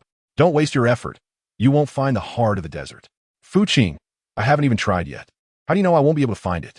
She said somewhat helplessly. You should rest first. I'll go look for it. However, just as she left, the sun in the sky followed closely behind Fu Qing. Alichar naturally noticed this strange phenomenon as well. He raised his eyebrows slightly, as if he understood something. No need to look for it anymore. He shouted loudly towards Fu Qing's departing figure. I know where the heart of the desert is. The footsteps beneath her suddenly came to a halt. Where? She quickly ran in front of Eliza to ask. Eliza teased her, pointing to the sky, and said, Where? Fu Qing looked up at the sky in the direction he pointed, and in an instant, she understood something. You mean this sun is the heart of the desert? There was a hint of unexpected joy in her voice. That's right. Eliza nodded in acknowledgement. Senior, now you can fulfill your promise, right? Indeed, very clever. The dream princess's voice suddenly appeared around them, echoing. How did you discover that this sun is the heart of the desert? I have to credit the lady beside me. Eliza slowly replied, not taking all the credit for himself. When she mentioned the sun becoming sentient, I paid a little attention. I didn't expect that just as she got up to leave, everything was exactly as I had imagined. Even a fool understands Ali Cha's intention after settling the payment. So you were deliberately trying to provoke me just now? No wonder she felt that Ali Cha's reaction was a bit strange. Ali Cha admitted it. Otherwise, how can we find the desert heart that Senior Meng Ji mentioned? All right, not bad. Senior Meng Ji praised, you do have some skills. So, can you let us leave now? Fu Qing asked. She really didn't want to stay in this place any longer. She just wanted to leave as soon as possible. Naturally, Dream Ji agreed readily. But if you have no problem, you might have to suffer a bit. The you that Dream Ji referred to was naturally Eliza. Suffer what? Fu Qing asked curiously. However, Dream Ji did not respond, and soon a whirlwind of chaos engulfed them, plunging the two into darkness. When Fu Qing woke up again, she found that they were actually in the deep sea. Next to her, Eliza was clearly uncomfortable with the water, constantly flailing in an attempt to escape. But no matter how hard he waved, he couldn't break free. Only after paying off did I understand what kind of suffering Meng Ji was referring to when she said Eliza would have to endure some punishment. Are you okay, Eliza? Fu Qing hurriedly went forward to support Eliza. Unfortunately, at this moment, Eliza had already fallen into a coma due to drowning. Helpless, Fu Qing had no choice but to drag the unconscious Eliza upstream. Soon, the two surfaced, and at that moment, Fu Qing finally saw their location clearly. The East Sea. This surprised her. She never expected that she and Eliza would end up in the East Sea. Did this mean that the East Sea and the forbidden area of the Fox tribe were secretly connected? However, at this moment, Fu Qing didn't dare to think too much. Her biggest problem now was to quickly drag Eliza out of the water and onto the shore. Eliza, being 9 meters tall, was a challenge for Fu Qing even in human form. So when Fu Qing finally dragged Eliza completely onto the shore, she was exhausted and laid down on the beach. But she could only rest for a moment. Afterward, she had to press the water out of Eliza's abdomen. However, Eliza's chest was quite hard, and Fu Qing, being a woman, could be said to have used all her strength and sweated a lot. Cough, cough. Finally, after Fu Qing's relentless efforts, Eliza coughed up the water that had gone down his throat and woke up. This made Fu Qing excited. "How are you? Eliza, are you feeling better?" she asked worriedly. Eliza opened his eyes and looked around. "Where are we? Is this the seaside?" Chapter 182, calculated well. "Yes, we are in the East Sea," Fu Qing admitted. Who would have thought that they were in the desert one second and would arrive at the East Sea the next? The Fox tribe and the East Sea. No matter how Fu Qing thought about it, he couldn't imagine these two being connected. Hiss. Ali Cha rubbed his somewhat aching head. "East Sea?" he suspiciously asked. "How did you find out this was the East Sea?" Fu Qing did not hide anything and openly admitted, "I have been here." Ali Cha looked Fu Qing up and down, not doubting her words. "So you've lived here?" Ali Cha inferred from what she said. "Pretty much," Fu Qing replied vaguely. "Are you feeling better?" Fu Qing didn't want to mention her previous stay in Donghai in front of Ali Cha, so Ali Cha did not continue to press further. "Yeah, I'm better," he said as he sat up. "Shouldn't we head to the snake tribe next?" "Theoretically, yes."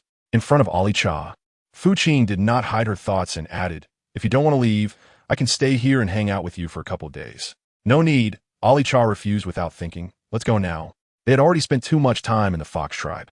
Since there was an opportunity to go elsewhere, why waste time staying here? However, the distance from Donghai to the snake tribe was not a short journey. Even with continuous leaps, it would take 3 days. Thus, after flying and walking intermittently, it took them about 7 days to finally reach the snake tribe. However, to their surprise, Yan Mo Bai was not in the snake tribe at all. Instead, he had gone to the Fox tribe to ask the Fox King for someone. After fucking learned of this news, he wished he could fly over immediately, but was stopped by Eliza. "Don't you feel tired?" They haven't really rested for the past 7 days. If they were to go to the Fox clan after all this hassle, they might collapse from exhaustion before even seeing anyone. In this way, you should find someone you trust to send a message to the Snake King, saying that you have returned. Eliza suggested, "When the Snake King receives your message, he will know what to do." "Will this work?" Paying off suspicion, she asked. She was afraid that even sending a message might not clarify things. If both sides ended up fighting, that would be troublesome. "Do you have a better solution?" Eliza retorted. "What we're doing now can be considered the best approach. Even if they end up fighting later, that's their issue. As long as you, with your exhausted body, don't cause them trouble, that is already the best outcome. After all, what is meant to happen will happen. Worrying too much is pointless." "Fu Qing, madam, you're back?" In the palace, Ashio saw Fu Qing's figure appear, and her eyes instantly turned red. "Are the children all right?" Fu Qing hugged Ashio and casually asked about the current situation of the 9 children. Ashio wiped the tears from the corners of her eyes and said, "Don't worry, madam. The little prince and princess are all doing well. You will be able to see them in a moment." Paying off thought that Ashio had moved the 9 eggs to another place for protection during her disappearance, so she did not ask further. Mother. After a while, 9 delicate little babies ran in from outside the hall. Fu Qing's eyes were filled with a hint of disbelief and surprise. What was going on? She turned her gaze towards Ashio. Ashio glanced at the 9 little masters and then shifted her focus back to Fu Qing, saying, "Madam, you may not know, but on the 3rd day after your disappearance, the little prince and little princess hatched one after another." "Really?" Fu Qing looked at the 9 finely carved little dolls in front of her, feeling as if she were dreaming. Mother, are you happy to see us?" The 9 finely carved little dolls surrounded Fu Qing in a group, continuously talking in front of her. "I'm the eldest, I'm the second, I'm..." Watching the 9 little bundles of joy chattering in front of her, Fu Qing's heart was almost melted into a puddle. "How have you all been during these days without your mother by your side?" "Not well." The 9 little dumplings replied in unison. Mother, have you been with a bad person during this time?" Little dumpling number 5 tugged at her sleeve and asked, "Did that bad person do anything to you? Should I go help you beat him up?" "Good, good, good. Our number 5 is the best. When the time comes, you can help mother beat that bad person." Fu Qing never took Lao Wu's words to heart. In her opinion, they were just a few little milk dumplings. How could they compete with the strong and powerful Fox King, who was full of magical abilities? She thought Lao was just saying those things to make her happy. Meanwhile, Ollie watched in disbelief as the 9 little milk dumplings surrounded Fu Qing. "Are they all your children?" he asked Fu Qing, somewhat incredulously. Fu Qing looked up at him and nodded. "How is it? Isn't it very cute?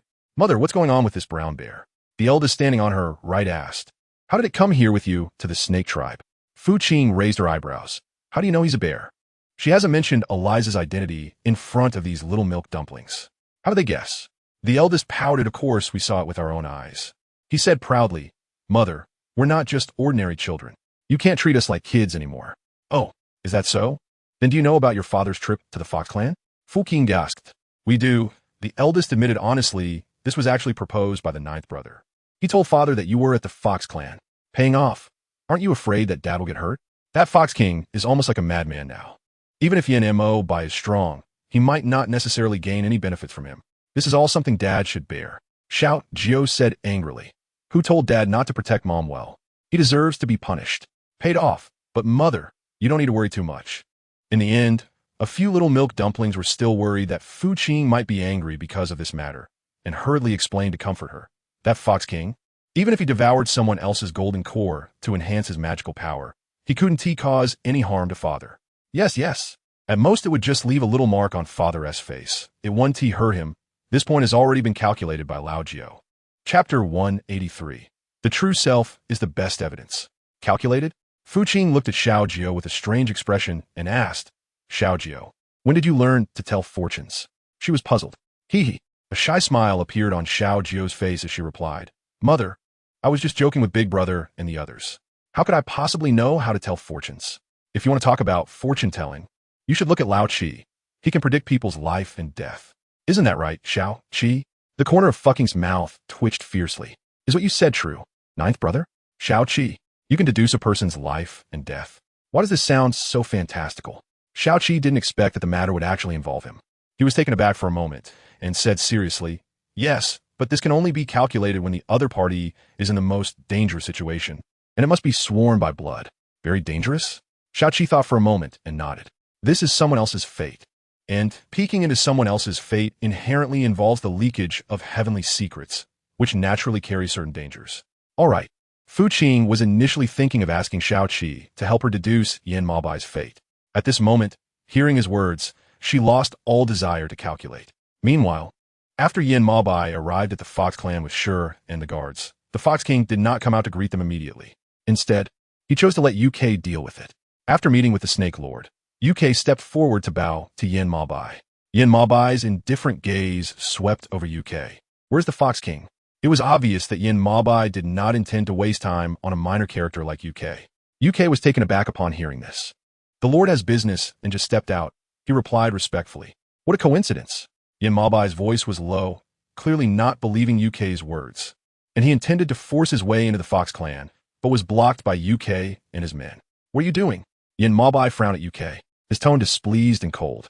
The Lord had previously ordered that no one can enter the Fox clan without his permission, UK said, lowering his head, appearing to act on orders. "Is that so?" While answering, Yin Ma Bai's gaze was fixed on the entrance of the Fox clan, where several guards stood, seemingly on alert. "UK, if you don't want to be kicked away by our Lord, you'd better step aside quickly." Sure, seeing UK's stubbornness, could only speak up to advise him. "Our Lord is looking for trouble with the Fox Lord.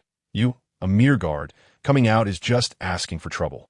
UK remained silent, still blocking the way. "Kill." Seeing that persuasion was futile, Yin Ma Bai ordered Shi and the others to take action. Soon, the entrance of the Fox clan was in chaos. After Shi restrained UK, Yin Ma Bai led the remaining people into the Fox clan. Unlike before, there was no sign of the Fox King in the hall this time, which left everyone somewhat at a loss. "My lord, what should we do now?" A guard beside Yin Ma Bai asked. "Find." Yin Ma Bai issued a command, and the guards following him began searching everywhere.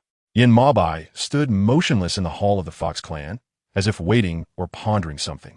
Soon, Shi, who had dealt with UK and the others, walked in with his men. "My lord, what should we do with them?" Sure referred to UK and the other guards of the Fox clan.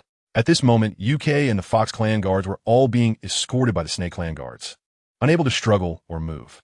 Just put them aside. These people were bound with ropes by Sure, so throwing them aside wouldn't cause much of a stir. Bang! All the Fox clan guards bound by the Snake clan guards were thrown aside by Sure. "My lord, it seems there aren't many guards in the Fox clan," Sure said. "Could it be that the Fox Lord learned you were coming to find him and ran away with his people?" "No way," Yin Maobai replied firmly. "The Fox King's lair is here. No matter how he runs, he wouldn't abandon his own nest. My lord, the Snake King is coming with his men." On the side of the Fox clan's forbidden area, the Fox clan guards, unable to evade the pursuit of the Snake clan guards, were all rushing towards the forbidden area. The Fox King's expression darkened. "What are you all doing?" he shouted. "Hurry up and intercept them." "Where is UK? What is he doing?" "Get him to bring people over." "UK has already been captured by the Snake King's men," a guard said nervously. "Now the entire Fox clan is almost under the control of the Snake King." "Useless," the Fox King roared. "Why is the Fox King so angry? Is he feeling guilty about something?" When Yin Maobai arrived, he happened to see the Fox King scolding his guards. He couldn't help but mock. The Fox King's body stiffened. He had just been busy reprimanding his subordinates and forgot that Yin Maobai had already invaded the Fox clan. Seeing Yin Maobai suddenly appear behind him, the Fox King's face turned extremely awkward. "What does the Snake Lord mean?" the Fox King asked with a grim expression. "Does the Fox King not know?" Yin Maobai had no time to play riddles with him. "Hand over the people." The Fox King's expression darkened. "Which people?" Yin Maobai raised an eyebrow. At this moment, the Fox King was still pretending not to know. "Isn't that ridiculous?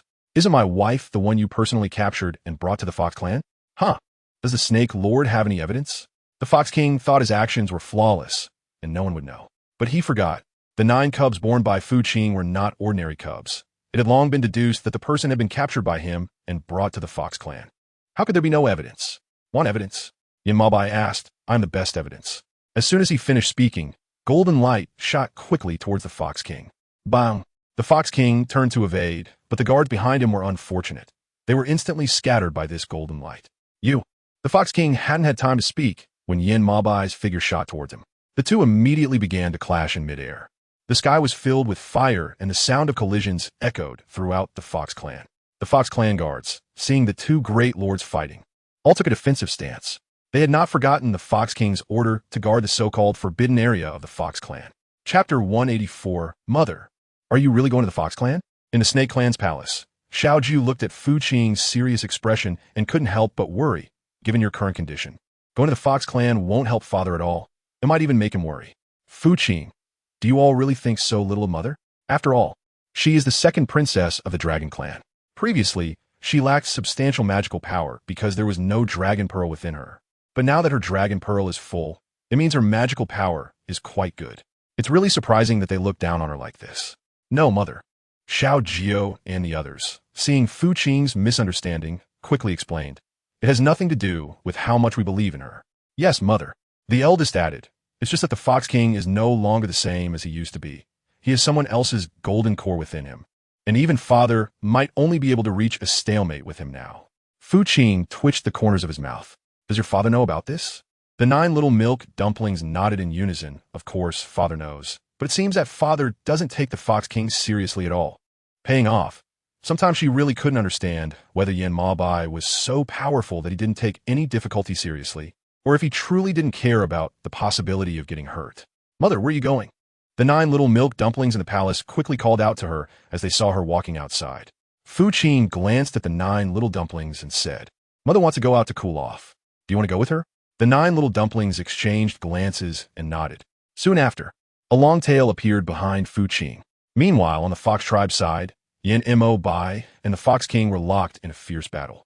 It was evident that both their strengths were increasing, especially the Fox King, whose golden body had grown from 7 or 8 zhong to over 10 zhong. His arrogant demeanor and appearance made one want to give him a good beating. In fact, Yin Maobai also retaliated with powerful strikes, but in the end, all were blocked by the Fox King. Is this all the Snake Lord is capable of now? The Fox King mocked disdainfully, regretting that he was no longer the easily bullied Fox King of the past. Take this. After enduring for so long, the Fox King finally unleashed his ultimate move, the 1,000-mile sound wave. The sharp cries of the fox pierced through the air, immediately affecting the ears of several low-level cultivator guards, causing them to burst their eardrums and some even collapse to the ground, clutching their ears and howling in agony. Conversely, although Yin Mo Bai was protected by a barrier, he frowned upon seeing the guards harmed by the sound wave. Break! With a furious shout from Yin Mo Bai, the Fox King's technique finally ceased. The Fox King was stunned. How did you break the sound technique? What happened between you and the 7th? This sound technique was only used by the 7th of the Fox tribe and was never taught to others. Generally, no one could break this ultimate move. Is the 7th in the Snake tribe? The Fox King attacked Yin Mo Bai while threatening. Speak. Yin Mo Bai ignored the Fox King's words and continued to fight silently. Finally, the Fox King, overwhelmed with emotions, spat out a mouthful of blood after a heavy blow from Yin Mo Bai. Lord! At that moment, Shirhan called out to Yin Mo Bai from the air. Yin Mo Bai glanced over, seeing the Fox King looking severely injured. He descended from the air and walked over to Shirhan's side. What is it? He asked in a deep voice. Shirhan glanced at the injured Fox King and handed a letter to him. Yin Mo Bai frowned as he took the letter. Go. Within a few seconds, he hurriedly left with his people. This left everyone dumbfounded. Didn't the Snake King come to the Fox tribe to demand someone from the Fox King? Why did he suddenly leave after reading a letter from his confidant? What was going on? Did something major happen in the Snake tribe? It wasn't just the guards who were puzzled. Even the Fox King felt angered by Yin Mo Bai's unusual behavior. Lord! At this time, Wuka rushed toward the Fox King after being released. The Fox King glanced at his confidant and ordered, go check what is going on. Although he lost a move to Yin Mo Bai today, it was clear that Yin Mo Bai hadn't gained anything from him. Now that he suddenly left, it seemed he didn't take the Fox King seriously. It appeared necessary to remember this debt well. Understood. Wuka dared not disobey the Fox King's orders and hurriedly went to make arrangements. Unexpectedly, at that moment, Meiji suddenly ran out. This startled Wuka, who quickly approached her and reprimanded. Why are you here? It was clear that Wuka did not want Meiji to sneak out. However, Meiji, oblivious to his concerns, curiously looked back at the Fox King. Is it your tribe's lord? Meiji asked with interest. Wuka's expression darkened as he tried to block her view to prevent the Fox King from seeing her. But no matter how he tried to cover, Meiji's voice still reached the Fox King's ears. However, the Fox King remained silent, coldly watching Wuka and Meiji from a distance. Quite good looking. Meiji commented seriously without noticing Wuka's expression. Didn't you say your lord was fierce? Why does he seem so kind and gentle? Wuka replied, did you come here just to say that? He tried to suppress his anger as he questioned her. Meiji came back to her senses and shook her head. I heard from the people below that the Snake Tribe's lord came in with guards, and I was worried about your arrangements, so I specifically came to check on you. Are you okay? Meiji had not forgotten that she came here for Wuka's safety, not to admire other handsome men. Wuka's anger dissipated completely upon hearing Meiji's concerned question. I'm fine, he reassured her. You should go back quickly. The whole Fox tribe is still in chaos. If you're okay, don't wander around. I'll come find you once I'm done. Okay. Meiji didn't want to trouble Wuka at that moment. Just as she was about to turn and leave, a sinister voice interrupted her. Miss Meiji, since you are here, why not come and sit down and talk? Chapter 185. Wuka did not expect the Lord to call Meiji over at such a critical moment. His eyes were clearly filled with worry. What are you still standing there for? The Fox King frowned in dissatisfaction when he saw his confidant had not left. What? Are you afraid I'll take advantage of this opportunity to have my way with Miss Meiji? My subordinate wouldn't dare. Wuka quickly lowered his head and admitted his fault. Oomph. The Fox King coldly snorted, clearly unconvinced. Nice to meet you, Lord. Meiji, fearing the Fox King would hold something against Wuka, hurriedly bowed to him. The Fox King curled his lips into a cold smile, mockingly saying, having a lover really makes a difference. Even the attitude changes so quickly. Meiji's eyes flashed with suspicion, clearly not understanding the meaning behind the Fox King's words. Lord, a trace of tension crossed Wuka's face, fearing the Fox King might reveal all that Meiji had done before in front of her. If that happened, Meiji would surely have doubts, and even without Wuka explaining, she would guess all the reasons behind it. Why are you so nervous? The Fox King took delight in seeing his confidant tense up for Meiji, unable to resist mocking. Am I not speaking the truth? Lord, Yuke once again looked at the Fox King with pleading eyes, hoping he wouldn't continue to talk nonsense in front of Meiji. However, the Fox King was not someone who would easily stop just because Yuke asked him to. His slender fox eyes remained fixed on Meiji. Compared to when she first emerged from her seal, Meiji was obviously much more voluptuous now. Her demeanor and actions were very alluring. which added a hint of mockery in the Fox King's eyes. Meiji stood there, and she could tell that this Fox King seemed to recognize her. She just didn't understand why she felt that he disliked her. Could it be that she had done something to offend him before they met? How long do you plan to be with her? This question was naturally directed at Yuke by the Fox King. Don't forget what you promised me back then. The Fox King reminded him. If one day I discover your unfaithfulness, you understand what will happen. Before the Fox King could finish speaking, Yuke interrupted him. Meiji, who was listening to their conversation, felt that Yuke was hiding something from her, but didn't dare to ask in front of the Fox King. So, when the Fox King turned to leave, she finally couldn't help but ask Yuke, what did that Fox King mean just now? Meiji looked seriously at Yuke. Do you not intend to be with me at all? No. Faced with Meiji's question, Yuke was momentarily at a loss for words and could only irritably tug at his hair. Meiji, what the master just said isn't true. Don't take it to heart. I never thought about being apart from you. Really? Meiji replied lightly. Then why didn't you dare to look into my eyes just now? Be honest with me. Did you promise that Fox King something?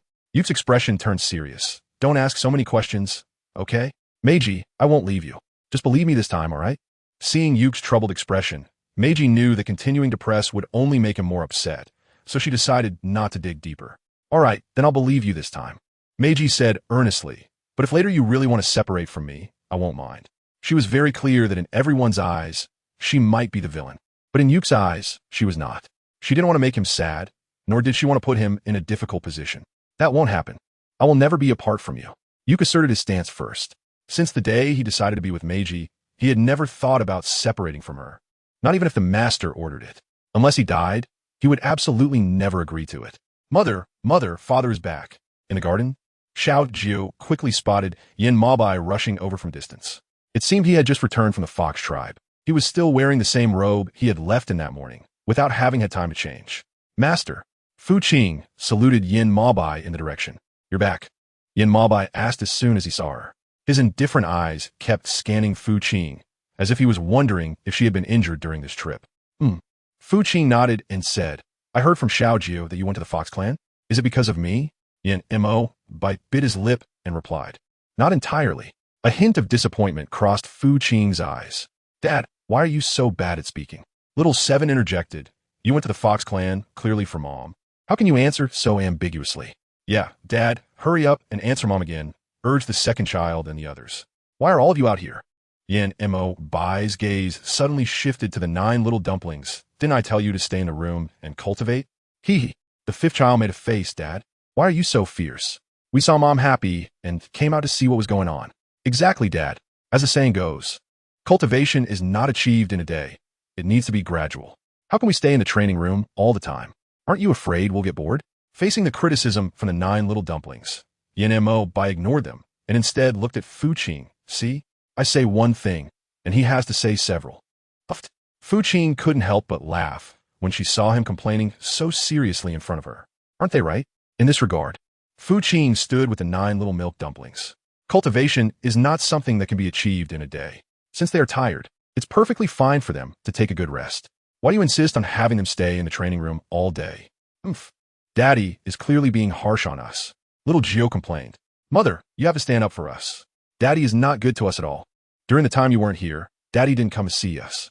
Not only that, but Daddy is also in the study every day, apart from that person beside him. Shiran, he doesn't see anyone else. Yes, if not, Daddy would be busy with this and that. In short, he always likes to leave us aside. Recently, it has been Aunt Shio taking care of us. Daddy is so bad. Exactly. Daddy is simply the worst. Chapter 186. Fu Qing was taken aback, as she hadn't expected the 9 little milk dumplings to come forward and confront Yin Maobai in front of her. This left her a bit at a loss.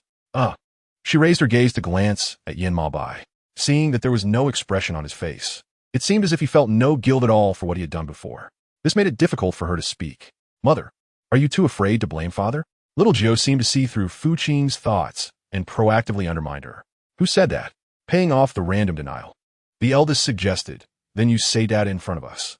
That way, we will believe what you say, Mother. Yes, Mother, just say Dad in front of us. The other little ones chimed in with their suggestions.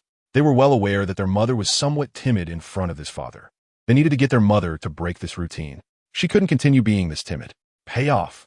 Are these 9 little milk dumplings forcing her? This Fu Qing's face showed a hint of hesitation. Mother, are you unwilling? Lao Wu spoke up. If you don't want to, then let's not mention it. Let's just pretend we never talked about it. Have you little ones had enough of your commotion? At this moment, Yin Ma Bei, who had been silent for a long time, finally spoke. The 9 little dumplings all looked towards Yin Ma Bei. Father, go back to your rooms and practice. Yin Ma Bei ordered coldly. Fu Qingbai gave him a glance.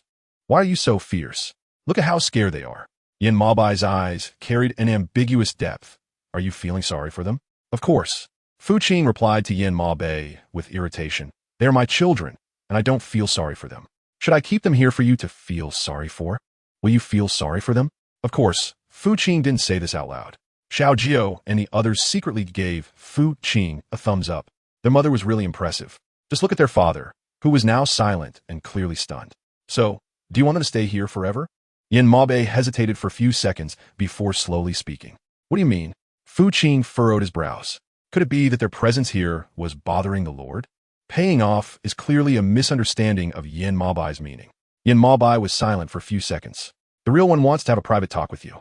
Yin Ma Bai made it very clear that it means these children are not suitable to stay here and listen to what they are saying. Upon hearing this, Fu Qing Gese rising anger instantly vanished. She lowered her head to glance at Xiao Jiao and the others, and said to them in a negotiating tone, why don't you all go back first?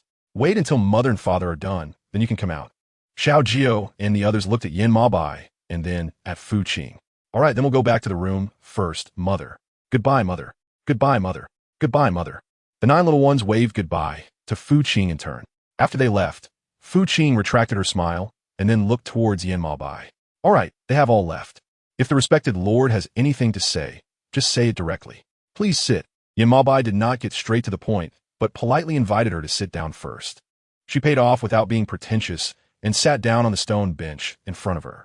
That Eliza was brought back by you? Yin Ma Bai asked while picking up the teapot on the table to pour her a cup of water tea and placed it in front of her. This matter was something Yin Ma Bai had overheard the people below talking about just after his return. So he casually asked a question. Do you know his identity? Fu Qing paused with the teacup in her hand, knowing. She did not hide anything and asked, what's wrong? Does the Lord suspect there is something wrong with him? Yin Ma Bai did not respond, but continued to ask, how did you meet him? Fu Qing was taken aback. It's a long story. Paying off the meal, she recounted in front of Yin Ma Bai how she had been poisoned with goo and how she was captured by the Fox King to the Fox Clan, as well as how she eventually escaped to the forbidden area of the Fox Clan and encountered Eliza. So, you and he met in the forbidden area? Yin Ma Bai asked. Did he do anything to you? Eliza's identity is not simple. Fu Qing looked at Yin Ma Bai's serious expression and frowned. Wasn't he just the former master of the Bear Clan? What could be so complicated about it? Even if it was complicated, weren't they in the Snake Clan right now? What kind of waves could he possibly make in front of Yin Ma Bai? Yin Ma Bai's deep gaze was fixed on Fu Qing. And even told you this? Fu Qing didn't understand what Yin Ma Bai meant, nodded, and said a little. So, you mean he came to the Snake Clan because you invited him? Yin Ma Bai asked. Fu Qing was taken aback for a moment, then suddenly thought of something and hurriedly explained. No, she denied it quickly, fearing that Yin Ma Bai would misunderstand her relationship with the other party. It was he who had proposed that Ali Cha come to the Snake Tribe. She honestly said, it wasn't me who invited him. A glimmer of understanding flashed in Yin Ma Bai's eyes. Is there anything else you wish to ask me? At that moment, Fu Qing actually felt a bit wronged. She had suffered so much in the Fox Tribe, yet he rushed back not to comfort her, but to question her about Ali Cha. How could she not feel upset about that? Are you unhappy? The little woman's emotions were naturally sensed by Yin Ma Bai. Fu Qing didn't speak, which was considered an acknowledgement. Was she feeling wronged? Yin Ma Bai saw through the little woman's thoughts at a glance. He reached out to gently stroke her long black hair. I'm doing this for your own good. Yin Ma Bai never liked to explain himself, but seeing the little woman looking rather unhappy this time, he still felt the need to say something. This Eliza is not a good person. He said lightly, I have known him for 10,000 years. At that time, he was quite ambitious and, along with Lao San, who is now the Fox King, they committed quite a few bad deeds together. I am asking out of concern for you, worry that he might threaten you. Don't overthink it. The master thinks these light words can just dismiss me. Fu Qing didn't want to sell Yin Ma Bai's account. Yin Ma Bai frowned and asked, what do you want to do then? Fu Qingmin bit her lip and asked, my lord, during the time I have been missing, have you been worried about me? Yin Ma Bai didn't expect her to ask such a question, and a trace of awkwardness crossed his face. Why are you asking this? The man was clearly a bit embarrassed and shy. Chapter 187, I just want to know how much of a place I occupy in your heart now. She and Yin Mabe have come this far, and they even have a child. But on the other hand, their love seems to be stagnant. How can this continue? Yin Mabe lowered his gaze and stared at her. Do you really want to know the answer? His tone was indifferent, yet carried a hint of pressure from someone in a superior position. But did someone say something in front of you? No. Fu Qing quickly denied it. But she just wanted to know the answer. The man looked at her stubbornness and didn't know how to respond. To say he wasn't worried would be a lie. Yet, Yin Mo Bai's concern had always been in his heart and actions. He couldn't express his love verbally, so he naturally couldn't speak it out loud. For him, love that can be spoken isn't true love, but a disguise. Only love proven through actions can truly be called love. However, the current aggressive demeanor of the little woman clearly indicated that if he didn't say something, their relationship would seem to end here. Yin Mo Bai felt somewhat helpless about this. Does the master find this question, I asked, uninteresting? Fu Qing's heart began to feel disheartened after waiting a long time for an answer. Even her speech started to sound somewhat self-deprecating. I know the master is someone who doesn't like to express love verbally. She said lightly, can't the master say a few words just to make me happy? I'm very worried about you. Yin Mo Bai admitted it quite readily, and he didn't refer to himself as the master, but used I instead. This statement caught Fu Qing off guard. She hadn't expected him to say this so unexpectedly. Are you happy now? Seeing the little woman's dazed expression, Yin Mo Bai reached out and gently patted her head. All right, stop overthinking. The man comforted her. I know you've suffered during the time I've been away. Don't worry. I will definitely go to the Fox clan to get it back for you. How does the master plan to go to the Fox clan to get it back for me? Fu Qing came back to her senses and asked curiously. Hadn't he already fought with the Fox King today? Was he planning to cause trouble for the Fox King again? If so, that would be your fault. She didn't want Yin Mo Bai and the other party to end up in a mutually destructive situation. The little woman's thoughts were all written on her face. And how could Yin Mo Bai not see through it? The hermit has his own clever plans, the man said mysteriously. The Fox King isn't as strong as I imagined. I will make him suffer. Seeing Fu Qing's composed demeanor, Yin Ma Bai decided not to press further. After comforting the woman, he personally went to the palace where Eliza was currently residing, accompanied by his trusted aide. At that moment, Eliza was meditating in his room. Upon hearing footsteps outside, he slowly opened his eyes. Long time no see, Snake King. The moment Eliza saw Yin Ma Bai, he seemed completely unfazed, a faint smile appearing at the corners of his mouth. Yin Ma Bai lifted his robe and sat down to one side. What happened to the arrogance of the Bear King back then? Why is it gone? Yin Ma Bai's words clearly carried a mocking tone toward Eliza. After all, Eliza was undeniably a despicable person back in those days. It's quite surprising to see him turn into who he is now. However, Eliza acted as if he hadn't heard, a subtle smile still on his lips. Is the Snake King here for something? Yin Ma Bai frowned. This question should have been directed at the Bear King. He said meaningfully, does the Bear King not find it ridiculous? This is now my territory, and the Bear King should feel out of place here. If the Bear King has nothing to discuss, you should leave quickly. Yin Ma Bai issued an eviction order. Since I am in a good mood, I won't hold it against you. But if the Snake King still bears a grudge about the past, before Yin Ma Bai could finish, Eliza interrupted. Back then, I was blind and trusted a traitor, which caused everyone to be hurt. I actually knew it was wrong, but Foxhold 3 assured me repeatedly. If I had known earlier, that's enough. Yin Ma Bai didn't want to hear Eliza go on. The past is the past, Eliza. What use is it to bring it up now? Yin Ma Bai's icy gaze fixated on Eliza as he coldly said, over 10,000 years ago, I made it very clear to you that you can't have both fish and bear's paw. So what are you doing now? Eliza bowed his head, well aware that even if he explained, it would be futile. What was done. Just leave quickly, Yin Ma Bai urged. Eliza looked up at Yin Ma Bai. Can't you tolerate me for just 2 days? Yin Ma Bai's cold eyes shot a sideways glance at Eliza, as if to say, why should I? Why do you have to ask me to accommodate you for 2 days? Eliza kept his head lowered. I want to find Foxhold 7. If you want to find him, go ahead. Yin Ma Bai dismissed him without concern. What does it have to do with me? Don't waste your little schemes on the Snake Clan. Just go back to where you came from. Don't make me personally drive you away. That will only make it more embarrassing for you. Eliza's expression darkened. Are you really going to be this heartless and indifferent? His dark bear-like eyes suddenly fixed on Yin Ma Bai. Can't you lend me a hand? Yin Ma Bai ignored Eliza's pleas and turned to leave. In his view, Eliza wasn't worth his help. He could find out for himself. My lord, should I send someone to urge him? The aide beside him, noticing Yin Ma Bai's displeased expression since he left Eliza, tentatively asked. Yin Ma Bai paused his steps. No need, he will leave. In fact, just as Yin Ma Bai said, Eliza left shortly after he did. Fu Qing only learned about this the next day. She heard that it was discovered by a maid who went in to make the bed. "Madam, this is a letter left for you by someone named Eliza." Ashio handed the letter she received from a maid to Fu Qing. "Aren't you going to read it?" Yin Maobai glanced at the little woman beside him and saw her place the letter aside without opening it. He couldn't help but ask. Fu Qing raised her eyes to look at the man sitting opposite her. "Did you drive him away?" The questions Yin Maobai asked her yesterday, along with his expressions, were all etched in Fu Qing's mind. Chapter 188. It was not surprising that Eliza would leave today. "It's not exactly driving him away," Yin Maobai said candidly. "Eliza is not of the same kind as the Serpent Clan. His presence among them poses a danger to the Serpent Clan's people." Fu Qing, if she really believes Yin Maobai's words, then she is a fool. "Do you have a grudge against Eliza?" After hesitating for a while, Fu Qing finally asked him. "Otherwise, why does he always have that expression of not wanting to hear about Eliza every time she brings him up?" Yin Maobai paused for a moment with his chopsticks in hand and said, "Yes, I do have some grudges with Eliza, but that was over 10,000 years ago." Yin Maobai did not hide this from Fu Qing. Instead, he chose to speak up about it.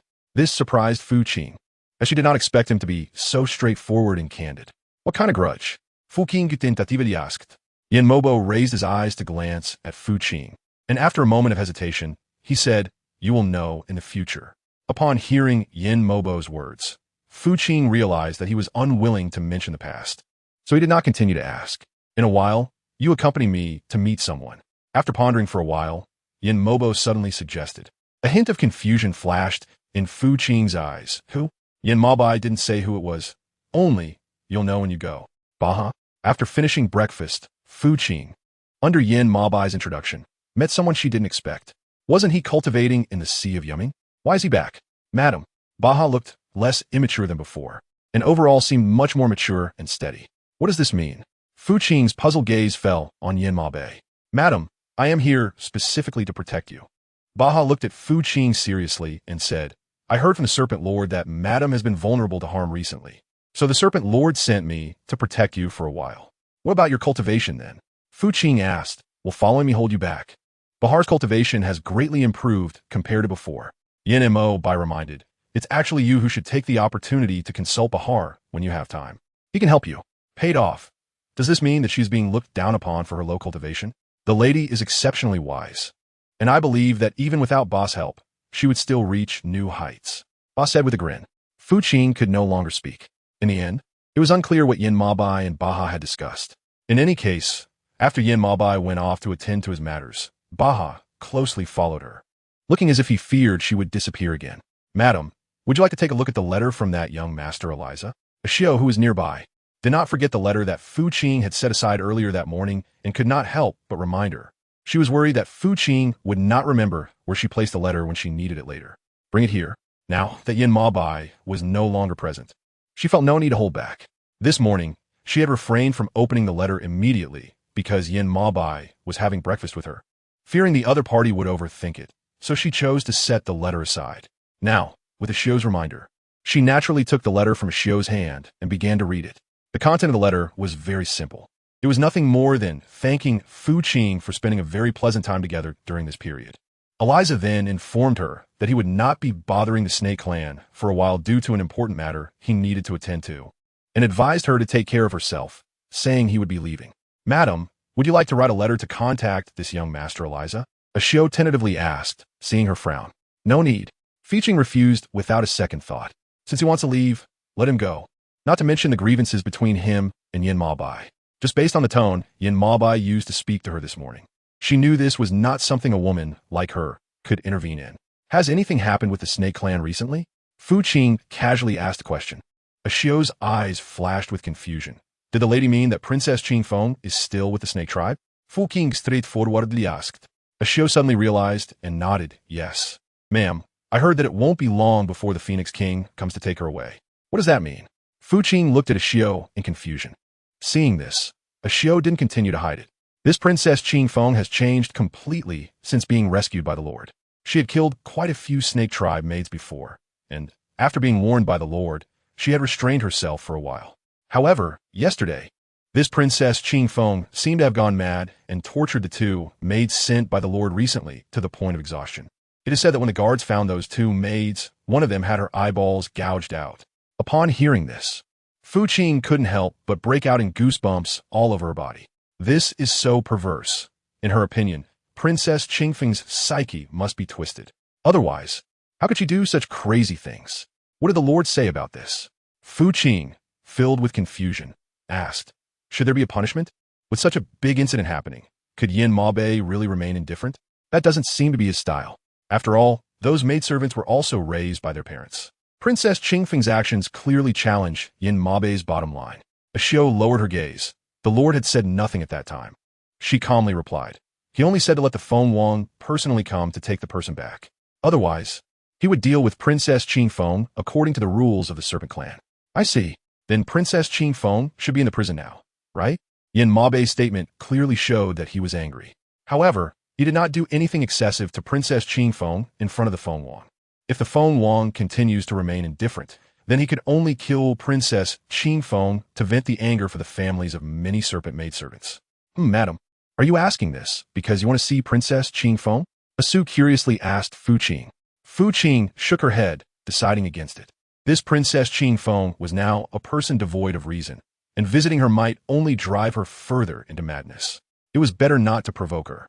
Meanwhile, upon receiving a message from Yin Maobei, the Feng Wang's face turned dark, almost unrecognizable.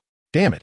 The Feng Wang slammed the letter onto the table, his chest heaving visibly, indicating he was furious about the contents of the letter. Chapter 189. What's wrong, Master? Seeing the Feng Wang so enraged, his trusted aide inquired with concern about what had happened. The Feng Wang glanced at his aide and said, you can see for yourself. He then tossed the letter to Inua. After a glance at the letter, Inua's previously calm expression twisted into a frown. Is the princess out of her mind? He exclaimed. The Feng Wang's expression was complex as he replied, I don't think she's gone mad. She genuinely seems to be seeking death. In less than 3 months in the Snake Clan, she has tortured to death dozens of maidservants. If this gets out, how will others view our Feng Clan? He regretted having left her there in the first place. After learning about the princess's actions from a letter, the Feng Wang felt a deep sense of regret. Master, what are you planning to do? Bring the princess back or? Inua hesitated to ask. If you continue to let her stay with the Snake Clan, they surely won't agree. The Feng Wang was silent for a few seconds before deciding. Let her cool off in the Snake Clan's dungeon for now. I'll go get her after some time. At this moment, the Feng Wang had no desire to see his daughter. Bringing her back would only worsen his feelings. Had the Feng Wang already made a decision? Yin Maobei was not surprised by this decision after receiving the letter from the Feng Wang. The current Princess Qingfeng was like a ticking time bomb for both clans. Who knew what madness she would unleash next? Just a few days ago, 2 maidservants were still talking with her, and the next moment, they fell victim to her poison. Bringing someone like her back would only lead to more distress. No way. My father loves me the most. He won't do that. In the dungeon, upon hearing from Yin Maobei that the Feng Wang would delay coming to get her, Princess Qingfeng became even more deranged. Did you say something to my father in the letter? Is that why he postponed coming for me? At this moment, Princess Qingfeng had completely lost her previous composure, appearing almost like a madwoman. Master, should we invite Dr. He to take a look at Princess Qingfeng? Seeing her state, Sure Xian knew she had suffered a mental shock. It must have been because she had been tormented by another incarnation of Yin Maobei while in the dungeon. Thus, when Yin Maobei ordered Sure Xian to confine her to the dungeon, Princess Qingfeng had gone wild, jumping around like a lunatic. In the end, she had to be knocked out by Sure Xian to calm down. Otherwise, she might have escaped. Do you think bringing Dr. He to see her in her current state would help? Yin Maobei turned his back to Princess Qingfeng and said, don't waste your efforts. She deserves to be in this state. Soon, have someone personally escort Dr. He back to the He clan. It was clear that Yin Maobei had no intention of helping her recover. On the other side, upon learning that Yin Maobei had sent someone to escort him back to the He clan, Dr. He couldn't have been happier. He had waited too long for this day. However, Yin Maobei had shown no signs of movement, so he had to wait patiently. Fortunately, his persistence paid off, and he finally received confirmation from Yin Maobei. Dr. He, see if there's anything else you need to take with you. You can bring it all. A guard named Sure glanced at Dr. He's living quarters and kindly reminded him. No need. Dr. He waved his hand excitedly. I've packed everything I need. Let's hurry and leave. Dr. He seemed anxious, fearing that Yin Maobei might change his mind. So, he rushed to leave. Sure Xian, seeing this, did not stop him. However, they unexpectedly ran into Fu Qing halfway out. Fu Qing looked at He Shun, carrying a small bundle. then glanced at Sure Ran, who was leading the way in front of him, and kindly asked, Sure Guard, where are you two headed? Is someone from the snake tribe injured again? Why are you in such a rush? Upon seeing Fu Qing, both Sure Guard and He Shun respectfully bowed to her, replying to Madam, I am under the command of the respected master to escort He Shun back. So soon? A look of surprise flashed in fucking eyes. Dr. He was dissatisfied. Is it fast? I've been staying by the side of the snake clan and my wife for over a year. In all this time, I haven't had a moment of freedom. I still have to work tirelessly to treat others. Does that divine doctor live as constrained as I do? No. Paying off the misunderstanding, she quickly explained, Dr. He, what I meant was that if you have no issues, you can stay in the snake clan for a few more days without rushing back. Dr. He replied, I have stayed in the snake clan for a year. Isn't that enough? Thank you for your kind intentions, Madam Yo. He spoke with a stiff expression. It's just that I miss my home very much, so I won't stay any longer. If I continue to stay, I fear my life will be worn down. I should not make it difficult for myself. Does Madam have something to attend to?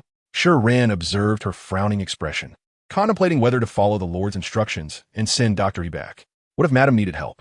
He couldn't inadvertently cause trouble by being kind. Fu Qing frowned and glanced at the guard. Guard, sure. Can you let me have a private conversation with Dr. He? The guard looked at Dr. Then at Fu Qing and nodded. Then I will wait here. I wonder what Madam Yu wants to discuss with me? Dr. He was very displeased at being interrupted by Fu Qing halfway through. His tone of voice became cold as well. Fu Qing raised her eyebrows and said, Dr. He, are you planning to have a chat with me right here? She ignored Dr. He's dissatisfaction and smiled lightly. There's a pavilion ahead. Let us go sit there and talk properly. Although Dr. He felt a surge of anger, he still managed to hold it back in front of Fu Qing's smiling face. The two walked leisurely towards the pavilion. Ashio hurriedly instructed the maid to brew tea. Please, have a seat, Dr. He. Fu Qing sat gracefully in a respectful manner. Although He Shun felt some dissatisfaction in his heart, he had no choice but to calmly sit down with her at that moment. He Shun should be quite clear about the reason why this lady sought him out for a private conversation, right? You want to ask about the matter concerning my esteemed master, correct? He Shun didn't keep Fu Qing in suspense and directly said, Actually, this is not something I can intervene in. Fu Qing looked at the Crane Divine Doctor in confusion. The reason why the Lord had become like this was due to the time-space rift. The Crane Divine Doctor said seriously, the time-space rift is essentially a reversal of the heavenly order, which is not allowed by the universe. Chapter 190, Unless what? The Crane Divine Doctor's half-spoken words made Fu Qing a bit anxious. Crane Divine Doctor, just say what you have to say. I can handle it. Only then did the Crane Divine Doctor focus his gaze on Fu Qing and say, unless time can flow backwards. Paying off, what is Dr. Crane's words mean if they're no different from saying nothing? Is he just deliberately teasing her? However, that is impossible. Dr. Crane immediately added, Secondly, Madam, do you not have 9 sons? Among these 9 sons, there is one with such a talent. If he can replace the Lord to use this time-space rift, the Lord's condition will be cured without treatment. Is there really no other way? Fu Qing couldn't accept such a result. Dr. He looked at Fu Qing and said in a deep voice, Madam, don't you already have an answer in your heart? He continued, the space-time rift is not an ordinary spell. If the Lord wishes to return to a normal appearance, someone must take their place to do so. Otherwise, the Lord will have to remain like this forever, cold and emotionless like a machine. Not far away, the guard sure observed Madame use occasional frown and sigh, feeling quite curious about what Dr. He and she were discussing. Why did Madame Yu look so worried from beginning to end? Was there something wrong with her health that she didn't want to say in front of them? Sure, the guard was puzzled. It seemed that he would have to report this phenomenon to the Lord later. Fu Qing and Dr. He chatted in the pavilion for almost 3 whole hours. During this time, apart from the two of them, no one else like a Shio and the bodyguard sure could approach. It wasn't until Fu Qing stood up that the bodyguard sure guessed their conversation must be over. At that moment, Dr. He walked out of the pavilion. Paying off, but not, a Shio took the initiative to walk into the pavilion. Madam, would you like me to make some snacks for you? A Shio looked at Fu Qing, who seemed distracted and was somewhat curious about what she and Dr. He had talked about. Just a moment ago, she was still smiling brightly, but now she looked worried, which was quite concerning. Ashio, do you think there's a technique in this world that involves offering life as a gift? This question from the one who paid off left Ashio bewildered. What kind of technique? It was obvious that Ashio had never heard of this technique. Fu Qing impatiently said, the life sacrifice spell. This was what Dr. He had just told her. If she wanted Yin Mo Bai to return to being a normal person, aside from having one of the 9 little milk groups open a time-space rift, the other option was to use this life sacrifice spell. However, This spell would significantly reduce the life force of the caster and could even lead to death. The life force of the person being saved would be closely linked to that of the caster. If the caster died, the other person would not be able to continue living either. It sounded like a good spell, but Dr. He had mentioned the dangers involved. While it would give the other person a second chance at life and allow them to have emotions, it would also mean that they would lose their original memories. They would no longer remember who she was. This was what Fu Qing found most unacceptable. Who did the lady intend to save with this spell? Although Ashio had not heard of this spell, she understood the meaning of life. Therefore, she unhesitatingly asked aloud, or did the lady fall ill? Who did she want to save you? Besides that, Ashio couldn't guess why Fu Qing would know about this spell. Fu Qing rolled her eyes and said, "Can't you hope for something good for me?" She helplessly added, "I heard this from Dr. He, so I found it fascinating and wanted to ask you if you've heard of it." "I see." Ashio's eyes lit up with understanding. "But such techniques are generally quite dangerous." She hesitated and asked, "Madam, are you suggesting that you have some plans in mind?" Fu Qing's eyes flashed with a hint of panic. What plans could this lady have? She was just curious and asking casually. "You shouldn't be so suspicious." "Is that so?"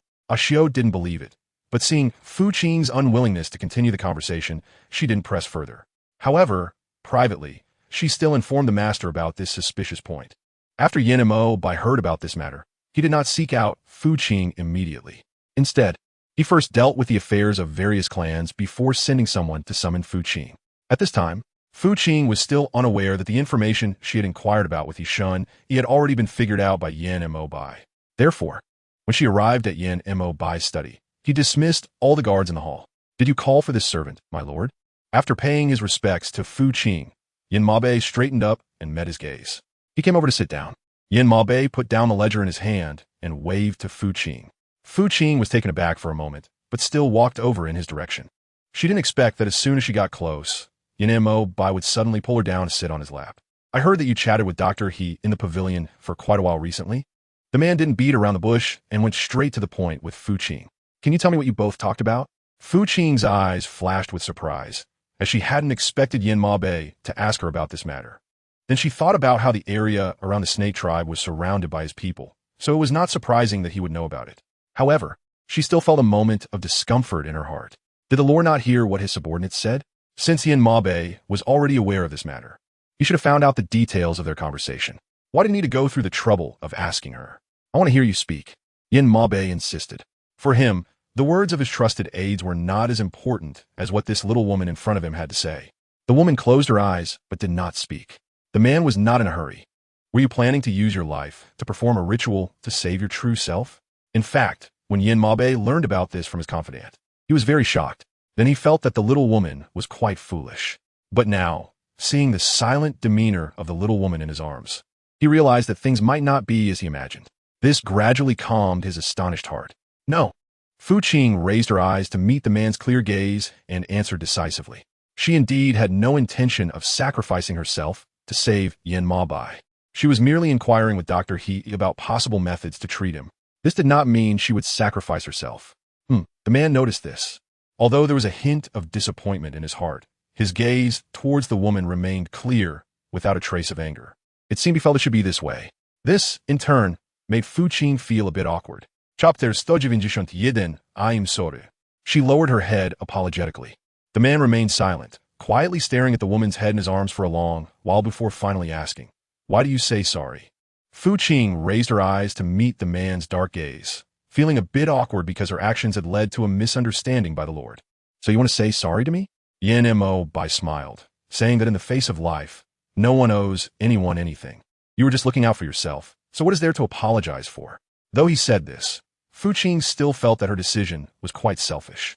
So selfish that she found it hard to face the man before her. Even if Fu Qing didn't say it, the man could sense it. "All right, don't think too much about it." Yin Mo Bai reached out and touched the woman's hair ends, saying that since you have no intentions in this regard, then I can feel at ease. "The Lord isn't angry?" Fu Qing curiously asked. Yin Mo Bai stared at her seriously and countered, "Why should I be angry?" That's true. If everyone thought like her, getting angry for not sacrificing, it would be a moral kidnapping for others. How despicable. In the future, don't ask these questions without reason. Yin Mo Bai advised with concern. "The time-space rift is not an ordinary spell. Although you are doing this for my sake, I made sacrifices long ago, thousands of years ago, and I don't want anyone else to bear that burden.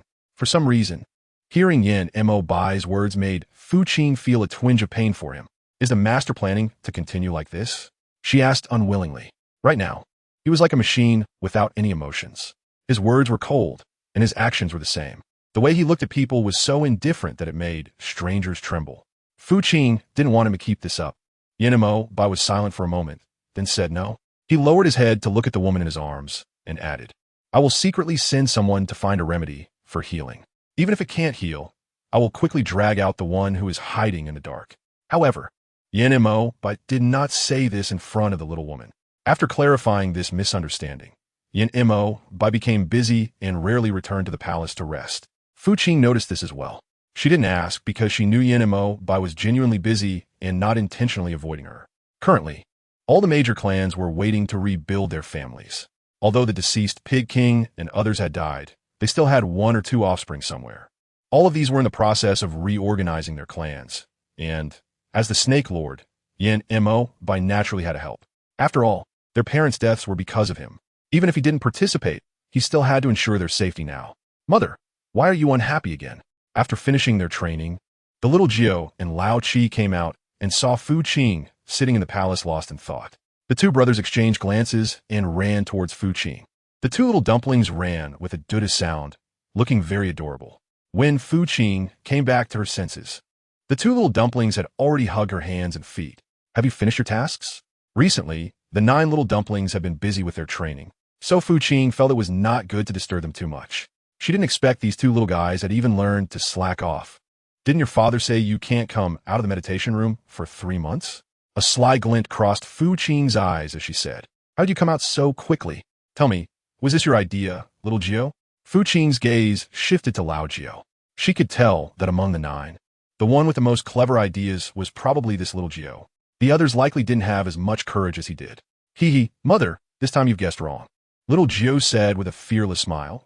This was proposed by 7th brother. It has nothing to do with me. Mother, you can't misunderstand little Jiao.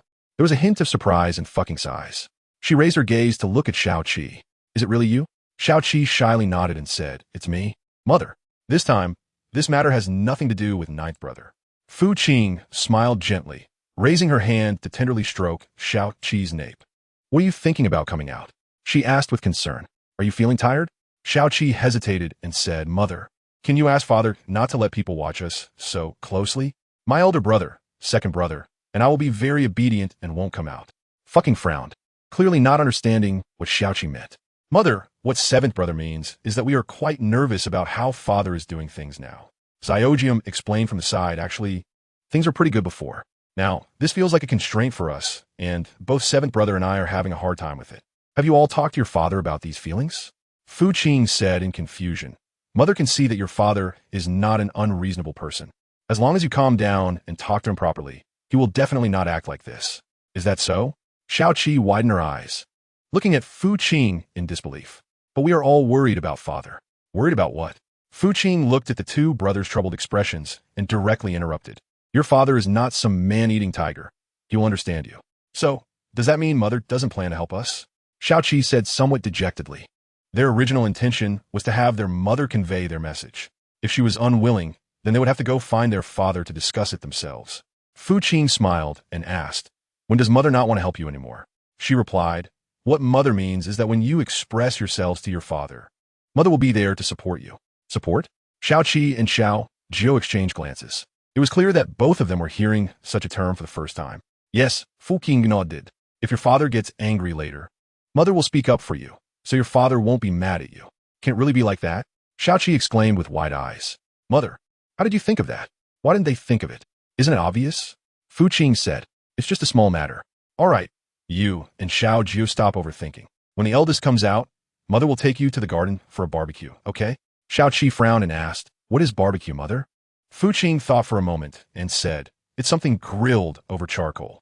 She explained, When the time comes, I'll treat you little ones to a taste, so you can savor the deliciousness of this world. Chapter 192, Great. Just thinking about it made Xiao Jiao very happy, and he kept clapping and cheering.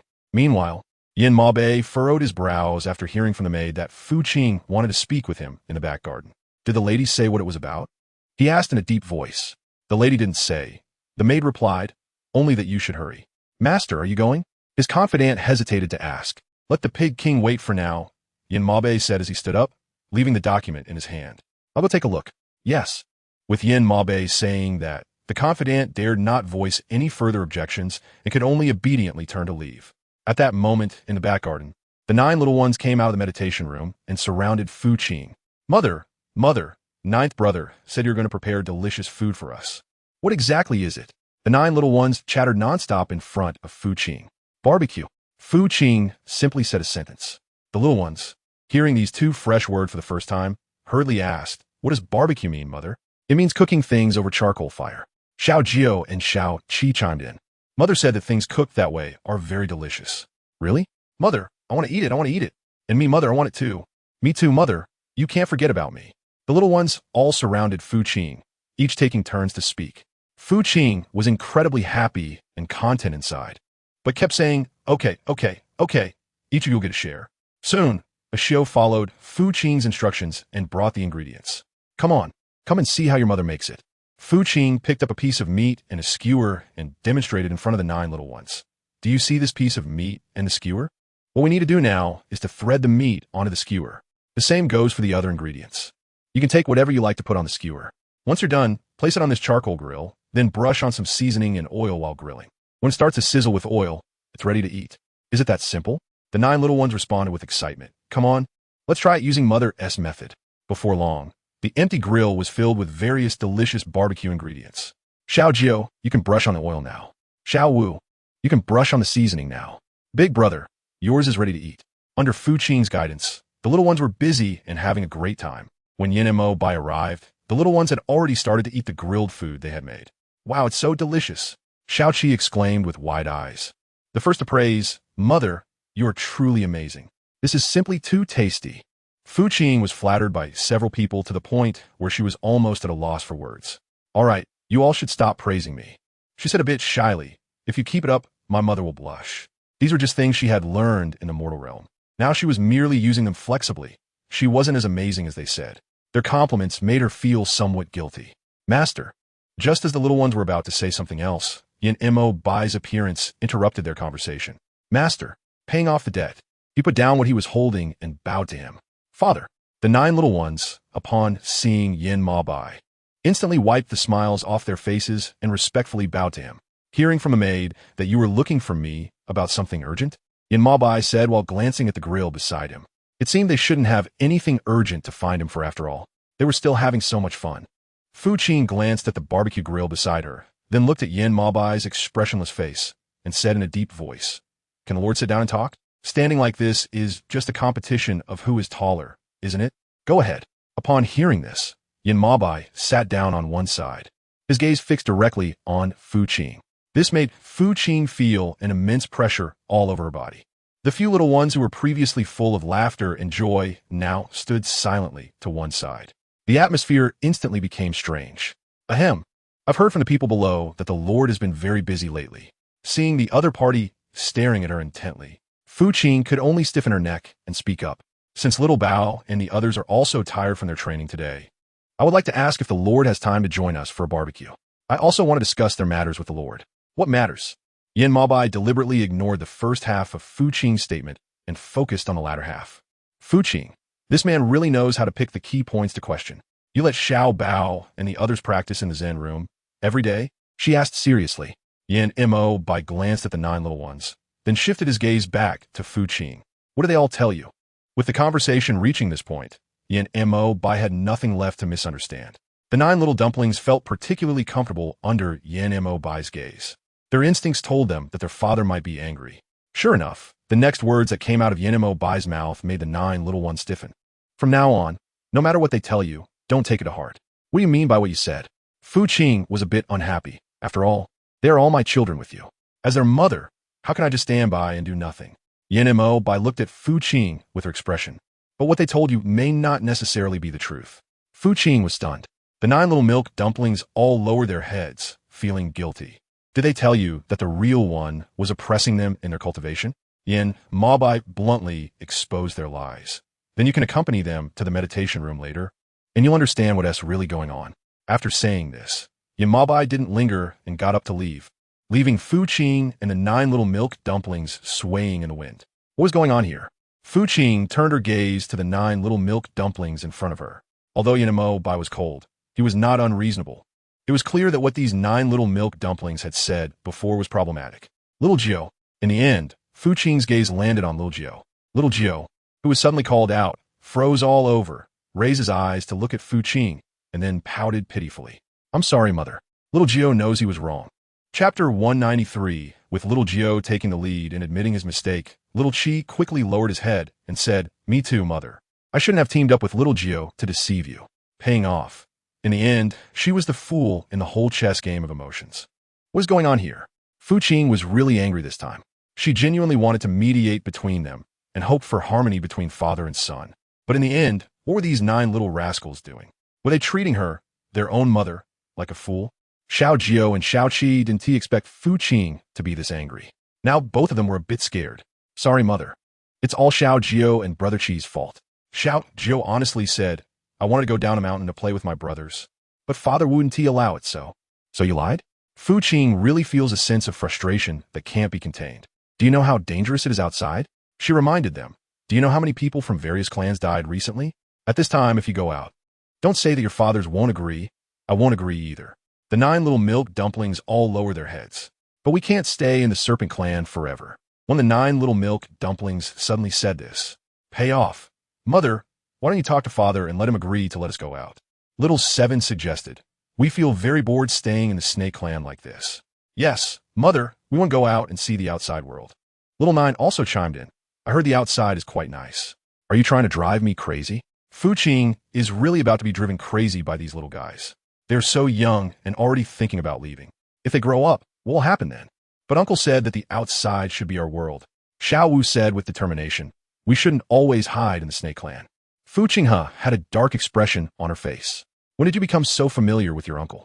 Didn't she remember that A.O. Guang had already left? When did she tell him all this? Xiao Qi and Xiao Jiao both lowered their heads and said nothing. Mother, please let us go out. Suddenly, the eldest spoke up. I want to go outside with 9th brother and the others. No way. Fu Qing rejected it without a second thought. And there was no room for discussion on this matter. They should just forget it. It was dangerous outside, and even if Fu Qing didn't think about it, she could guess. The 9 little ones were still so small. What if they encountered some danger if they went out? By then, she wouldn't even have time to cry. She absolutely couldn't agree. When the 9 little ones saw that Fu Qing was resolute, they lost interest in continuing to play. At that moment, A.O. Guang in the Dragon Clan's palace sneezed inexplicably. Your Excellency, the weather is getting cooler now. Please take care of your health, the Tortoise Prime Minister said. Noticing that A.O. Guang hadn't had a proper rest since he returned and was still busy with his work, worried that he might overwork himself, he hurriedly took a coat from a maid and draped it over him. This is a special soup that I had someone prepare for you, Your Excellency. Please drink it while it's hot. A.O. Guang frowned and said, Tortoise Prime Minister, why have you started making those strange soups for me again? Didn't I tell you not to bother with those? He was somewhat displeased. The Tortoise Prime Minister smiled, but continued to express concern. Sing. The old lord instructed me to take good care of you when he left. How could I dare not to listen? Moreover, the second princess said it was delicious when she was here. Just indulge yourself a bit, and don't neglect your health. I'll one responded. You think I'm as picky as my second sister? Do you think I'm as gluttonous as her? The Tortoise Prime Minister lowered his head. I wouldn't dare.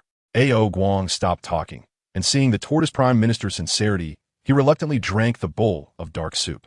Although the soup was indeed delicious, drinking it every day could easily become monotonous. Don't let anyone make it again tomorrow, A.O. Guang said as he set down the bowl, looking at the Tortoise Prime Minister with disdain. I don't want to drink it anymore. Yes, Your Excellency, the Tortoise Prime Minister replied, though he didn't truly think that way. In his opinion, the young lord's physique was too frail and needed proper nourishment. By the way, Tortoise Prime Minister, has there been any major news in the Dragon Clan recently? Guang asked Kichi. He had not been back long, and although he had written to the Tortoise Prime Minister asking him to manage everything in the Dragon Palace for the time being, there were still many who were dissatisfied.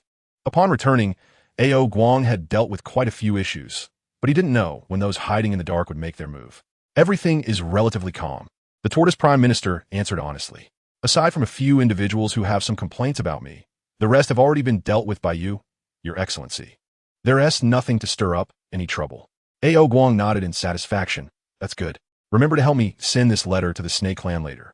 The tortoise prime minister frowned. Didn't you just return from a snake clan? Why are you sending a letter there so soon? Has something happened that I'm unaware of? Ah, it's just my 9 little nephews and nieces, A.O. Guang mentioned with a smile. When he thought of Fu Qing's little ones, he couldn't help but chuckle. They had been clamoring to go out and see the world when they heard he was returning. However, he had not agreed at that time, due to other matters. He helplessly said, now that I think about it, they must have caused quite a stir in the Snake Clan. I'm riding to the Snake Clan to see what they are up to. If necessary, I might send someone to bring them over to play. Really? The Tortoise Prime Minister said with a smile. Those little princes and princesses must be quite adorable. He was aware that Fu Qing had given birth to 9 children. Originally, he was supposed to represent A.O. Guang and visit the Snake Clan, but at that time, various clans were in crisis. Although the Dragon Clan had him as a stabilizing force, he couldn't afford to let his guard down. Therefore, the Tortoise Prime Minister had stayed in the Dragon Clan and had not gone to visit the Snake Clan. Now that he suddenly heard A.O. Guang mention it, he felt delighted. While they look quite acceptable, A.O. Guang thought of the 9 little ones in praise, but compared to me, they're still a bit lacking. The Tortoise Prime Minister chuckled. When do you plan to bring them to the Dragon Clan? The Tortoise Prime Minister was quite eager to see the 9 little ones. Chapter 194. A.O. Guang glanced at the letter in the Tortoise Prime Minister's hand. It would depend on how long it would take for the letter to reach his brother-in-law. Upon hearing this, the Tortoise Prime Minister didn't dare delay any further and hurriedly arranged for the delivery. Your Excellency, does the young lord want to bring the little ones to the Dragon Clan? At that moment, a guard who received the letter saw Yin Mo by staring at the letter in silence and asked. Yin Mo by came to his senses and placed the letter on the desk, responding with a complex expression. Is the lord unwilling to let the little ones go to the Dragon Clan? The guard noticed his furrowed brow and knew he must have other concerns. Yin Mo by glanced at his trusted aide. Do you think I should agree to let them go to the Dragon Clan? The guard was caught off guard by the question. Should he say yes? He was afraid that if he spoke, the lord would glare at him. It was better not to make things difficult for himself. He decided to wait and see what the lord would do.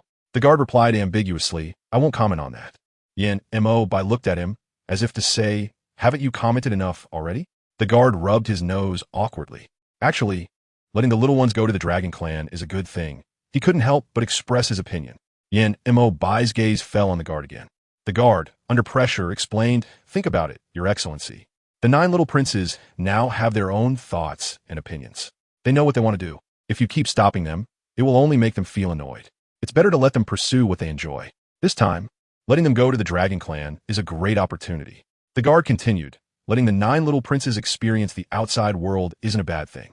This way, they will understand how difficult it is for you, Your Excellency, and why you don't want them to step out of the Snake Clan.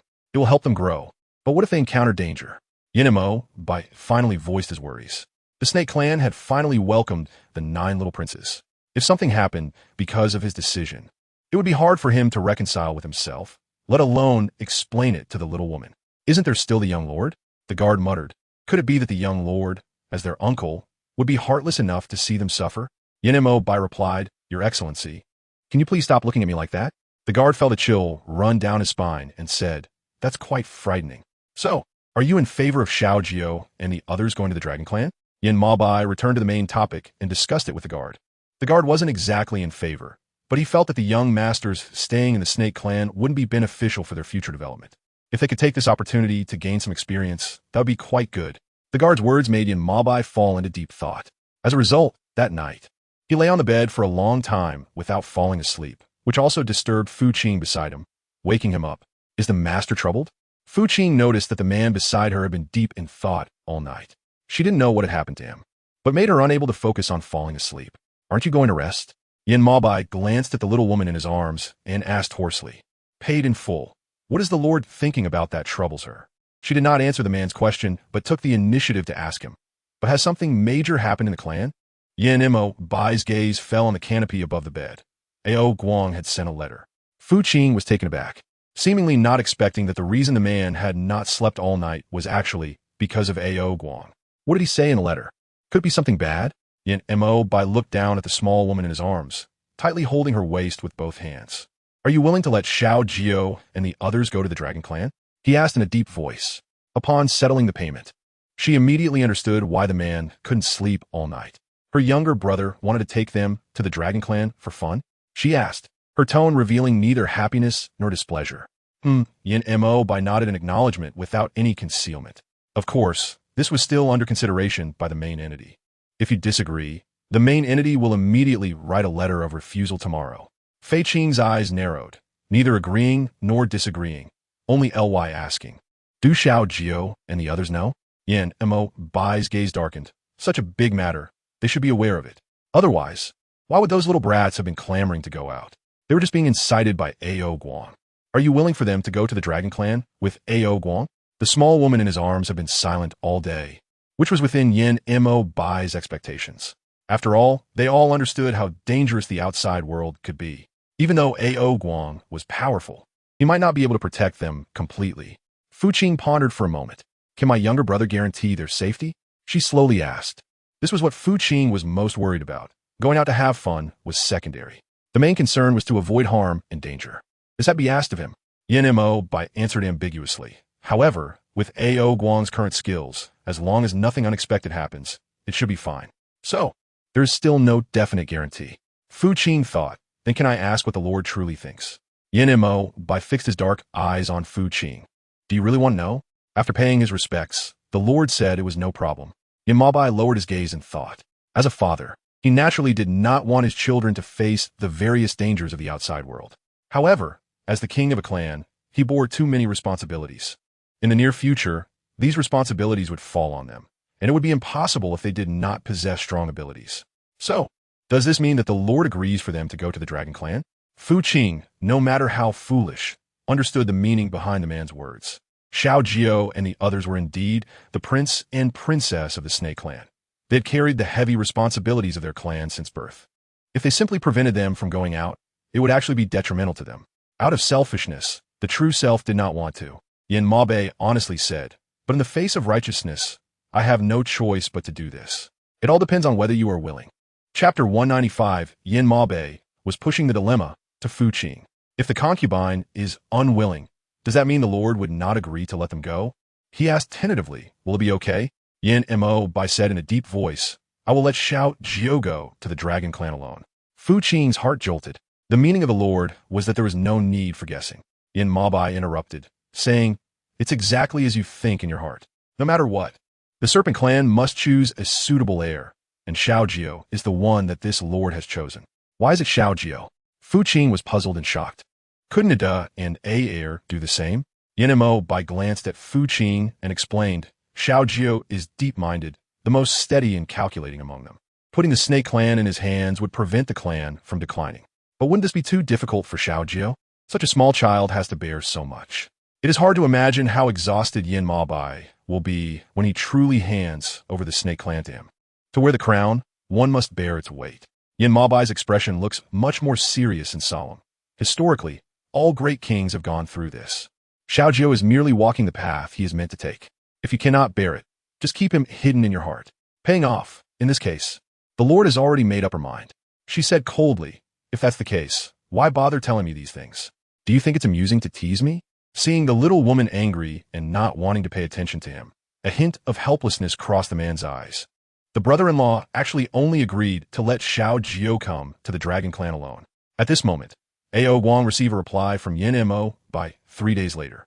During these 3 days, Ao Guang was busy with the trivial matters of the clan. It wasn't until the Turtle Prime Minister reminded him that he took over the letter to read. Hey, Turtle Prime Minister, what do you think my brother-in-law is thinking? Why is he only allowing Xiao Jiao to come alone? Shouldn't I go personally to the Serpent Clan to take a look? The Lord should not act impulsively. The Turtle Prime Minister advised. The Serpent Lord may have his reasons for this. Let's wait for the young master to come and ask him directly. Ao Guang was not an impulsive person. Hearing the Turtle Prime Minister's words, he felt it made sense. All right, then we'll wait for Xiao Jiao to come, and I will ask him properly. Right now, there were still some other matters in the clan that needed his attention. He didn't have that much time to go to the Serpent Clan. What he said just now was merely because he had no way out and wanted the Turtle Prime Minister to find him a way down. Now that a way down was available, he didn't need to insist any longer. He might as well just do what he needed to do. Xiao Jiao, Dad really only agreed to let you go to the Dragon Clan alone? In the meditation room, Adun, A-Air, and others were shocked when they learned this news. Why is that? Xiao Qi said unhappily, if we're going, we should all go together, right? Dad letting Xiao Jiao go alone. Isn't he afraid Xiao Jiao will encounter danger? No, I'll go find Dad. But it grabbed Xiao Qi's hand. Big brother, what are you doing? Xiaoqi looked at his big brother with some displeasure. Xiaoqi, don't be impulsive, the eldest advised. Let's first hear Xiao Jio's opinion and thoughts. Yes, seventh brother. Xiao Jio has the most say in this matter. Air echoed. Let him speak first. For a moment, all eyes turned to Xiao Jio. This made Xiao Jio unsure of what to say. What are you all staring at me for? He said awkwardly and helplessly, this decision was made by Dad, and I have no way to change it. But why did Dad only choose you? Awu said, ninth brother, could it be that Dad has other plans in mind? That's very likely. Asan chimed in, otherwise why would Dad let ninth brother go to the Dragon Clan alone? Cough, brothers, don't look at me like that. Xiao Jio said, under great pressure, I really don't know the reason Dad did this, but you can go ask him. The answer is not on my face. And I'm also very troubled by you surrounding me like this. The others did not believe him. Ninth brother, don't hide your talents. A C suddenly spoke up. You're the smartest among us. I don't believe you don't know the reason Dad did this. You must not want to tell us. A hint of difficulty crossed Xiao Jio's face. No, I really don't know. He defended, fourth brother, please don't doubt me. In fact, from the moment Xiao Jio learned he was going to the Dragon Clan, he already understood why Dad chose him. However, it involved too much, and Xiao Jio did not want to reveal too much, even as his brothers and sisters wore their tongues out in front of him. He only answered with 3 words, I don't know. This left Ada and air feeling helpless. Since ninth brother is unwilling to say, let us go find Mom, Xiao Qi suggested. He didn't believe that Mom would be unaware of this matter. Then you go find Mom, Xiao Jio said in despair. However, he believed that Mom would not say much in front of these brothers and sisters. Things turned out just as Xiao Jio had guessed. When Ada and the others came to ask Fu Qing about the reason, she indeed said 3 words, I don't know.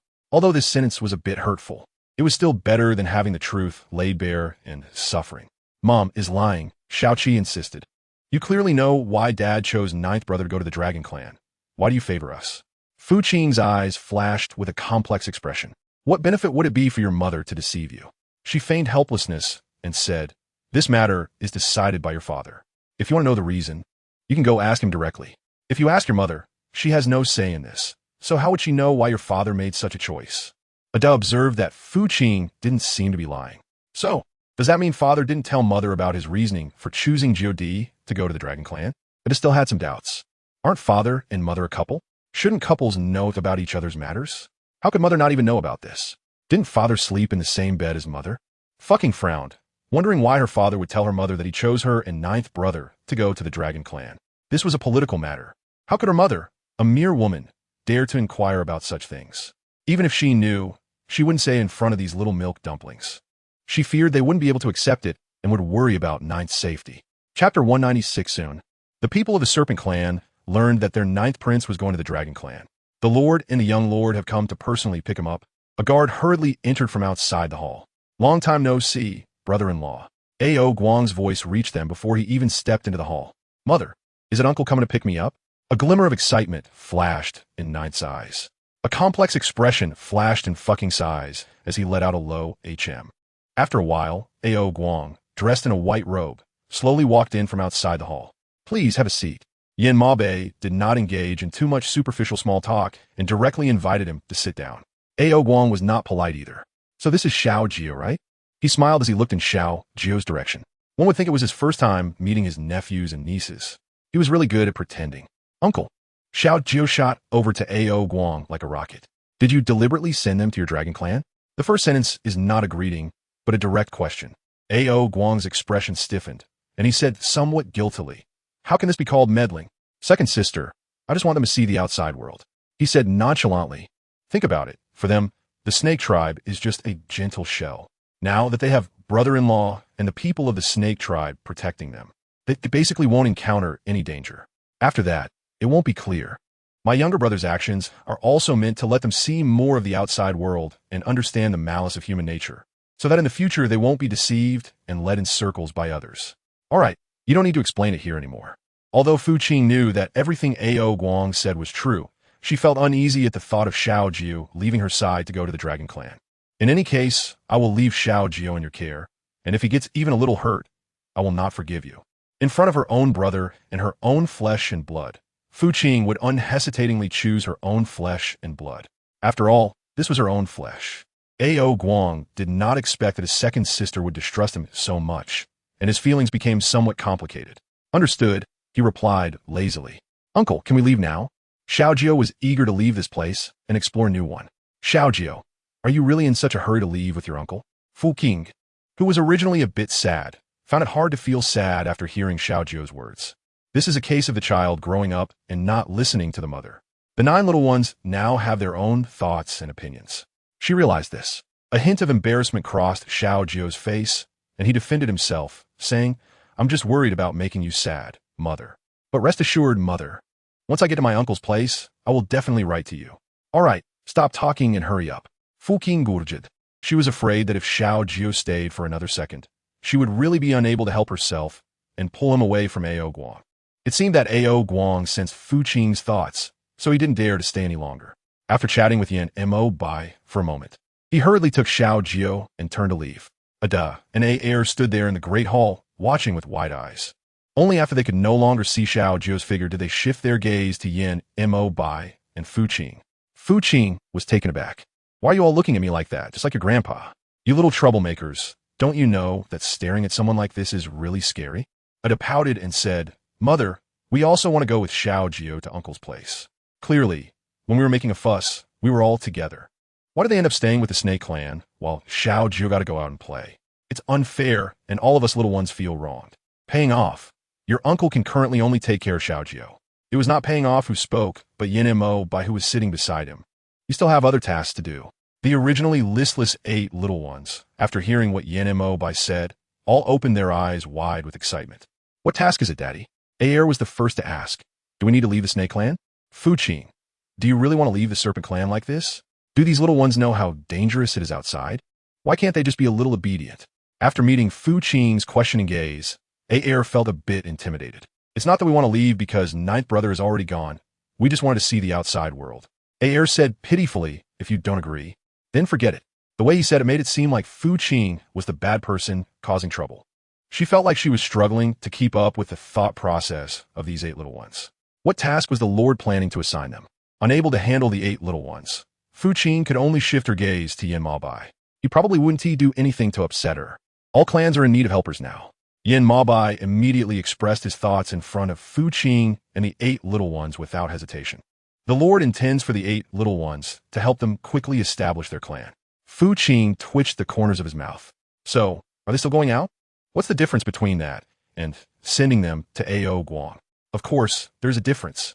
Faced with Fu Qing's dissatisfaction, the man seemed to have anticipated it, fully aware of the dangers of his actions.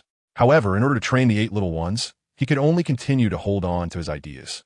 The real body would send people to properly protect them, leaving in the morning and returning before dark, ensuring they wouldn't stay out overnight. The 8 little ones were practically ready to applaud in approval. But when they saw Fu Qing's displeased expression, they ultimately held back. Are you willing? The one asking the question is not others, but the 8 little ones in front of her. If these little ones agree, then as their mother, she naturally has nothing more to say. But if they disagree, she certainly won't force them. Ada and Aer exchanged glances, willing.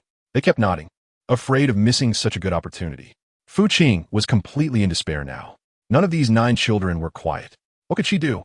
Since that was the case, she could only go along with them. Mother, are you angry? The 8 little ones looked at Fu Qing with some concern as she remained silent for a long time. If you don't want to go, then we won't. In fact, they also wanted to go out and see the outside world, while also honing their skills. They had no other intentions. If it made their mother unhappy over such a small matter, then they could choose not to go. Chapter 197, Stay Calm After Paying Off the Debt. If mother is really angry, would you feel happy if you don't go? She retorted to the 8 little ones. The 8 little ones exchanged glances and honestly shook their heads. No, they would only feel that they missed this opportunity because they didn't have that fate. Then you should go. Fu Qing ultimately compromised. She didn't want Ba Xiao to be unhappy because of this matter, so she had to suppress her discomfort and agreed. Yay! When Ba Xiao saw Fu Qing agree, they all jumped up and down happily. With the children's matters arranged, Fu Qing found that her days felt a bit more leisurely. It really was like that. Ever since she came to this world, it felt like she hadn't done anything significant. Everything seemed unrelated to her. But now, she suddenly wanted to do something for Yan Mo Bai. Madam, where are you going? A Xiao, seeing Fu Qing packing her bag and looking like she was about to leave, hurriedly asked her, Why are you so nervous? After paying off the bills and tidying up her things, she glanced back at a Xiao. This lady just wanted to go out and take a look. Does the master know? A Xiao asked nervously. Putting aside the lady's current strength and cultivation, just considering the fact that she has been kidnapped and gone missing several times, the master should not agree to let her go out. Fu Qing hesitated for a few seconds. Did he know there was a problem? I was with Baha, so there shouldn't be any issues. It was clear that Fu Qing wanted to leave and didn't intend to greet Yin Maobai. This made Xiao anxious. She could only take advantage of Fu Qing's distraction to hurriedly send a message to Yin Maobai. After a while, Yin Maobai rushed over. He glanced at the package in the little woman's hand and then at the clothes placed on the couch, frowning. Where are you planning to go? It's clear without thinking that this must be a letter from Xiao. Although she felt a bit unhappy inside, she also knew that Xiao was doing this out of concern for her. So she didn't blame her. Didn't the Lord already know? The gentle and delicate Dao said, I would like to go out alone for a walk. Yin Maobai frowned and refused without a second thought. No, you can't go out. Fu Qing was unhappy. And for what reason? She looked at Yin Maobai with dissatisfaction in her eyes, saying, I just want to go out. I'm not a criminal, so why can't I go out? The man's actions were clearly domineering and stubborn. Yin Maobai pressed his lips together and asked, Are you still angry at me because of Xiao Jio and the others? Otherwise, why would this little woman act so unusually? Fu Qing's hand holding the item paused for a moment, then she quickly denied it. At first, she might have been angry at the man because of this matter. But after thinking it through, she couldn't understand. All of this was the choice of the 9 children. What was there for her to be angry about? She was just frustrated with her own helplessness. She could only repeatedly cause them trouble and make them worry. Yin Maobai, however, didn't believe her. Then if you're fine, how come? I just want to go out and wander alone. Fu Qing's clear eyes looked very clean and pure, not at all like someone who was lying. It had nothing to do with other matters. Yin Maobai indeed felt that she didn't seem to be lying, and a hint of helplessness crossed his brow. But do you know that he is still watching you from the shadows? He deliberately spoke up to remind her. What if you go out at this time and encounter something? Fu Qing stiffened her body and continued to argue. That's great. Then I'll just give him a knife when the time comes. If she had wanted to leave the Serpent Clan before, after hearing Yin Maobai's words, she began to hesitate. Was that snake demon really watching her from the shadows? If she really left the Serpent Clan, would she become his meal? The thought made her feel a bit scared and horrified. All right, stop being stubborn. Yin Maobai, seeing through the little woman's thoughts, directly pulled her into his arms and said, Listen to me, stay here obediently and don't go anywhere. Otherwise, I'm afraid I won't be able to protect you. The Snake Lord really kept a close watch on people. The black-clothed man, watching everything from the shadows, couldn't help but mock. Well, it seems that hope for that one is going to be dashed. Stop talking cold words here. Another black-clothed man said angrily. Our lives are still in the hands of that madman. If we can't catch this person, our lives will really be over. Days passed one by one, and everything seemed normal. But Fu Qing always felt that someone was watching her from behind. However, every time she turned around, there was no one there. Her intuition told her that this was very abnormal. Baha, have you discovered anything? After several previous abductions, Fu Qing felt that her suspicion this time was correct. Baha naturally noticed this too. He looked down at Fu Qing and said, Madam Yu, don't worry. The Lord has already sent someone to investigate secretly. In fact, long before Fu Qing sensed something was wrong, Yin Maobai had already noticed someone was watching her. However, he didn't tell Fu Qing about it and kept sending people to investigate in secret, believing that there would be results soon. Sure enough, on that night, the people sent by Yin Maobai caught the 2 black-clothed men who had been following Fu Qing. Tell me, who sent you? In the Grand Hall of the Serpent Clan, Yin Maobai looked coldly at the 2 black-clothed men bound on the ground. These 2 were none other than 2 dark guards from the Rat Clan. My lord, this was found on them. A guard suddenly pulled out a token from the 2 black-clothed men and handed it to Yin Maobai. Hat Clan token. Yan Montak by Faunet. You were sent by the Rat King? The 2 dark guards from the Rat Clan knelt silently on the ground, as if they had already prepared for death. Not going to speak, huh? Yin Maobai said coldly. Someone? My lord. Soon, a few guards entered from outside the hall. Take them to the punishment basin. The punishment basin was a specialized punishment method for those who were stubborn. Once thrown in, very few could hold out. My lord, do you want to go take a look? The guard hesitated to ask. Yin Maobai raised his hand. No need. You go to the Rat Clan and give this token to the Rat King. I believe he will know what to do when he sees it. Understood. The guard holding the Rat Clan token quickly went to the Rat Clan with Yin Maobai's orders. When the Rat King saw Sher Tan take out the Rat Clan token, his face instantly turned pale. Chapter 198. Does the Rat King know the Snake Lord's intentions? The guard reminded, if you don't understand, I can help you.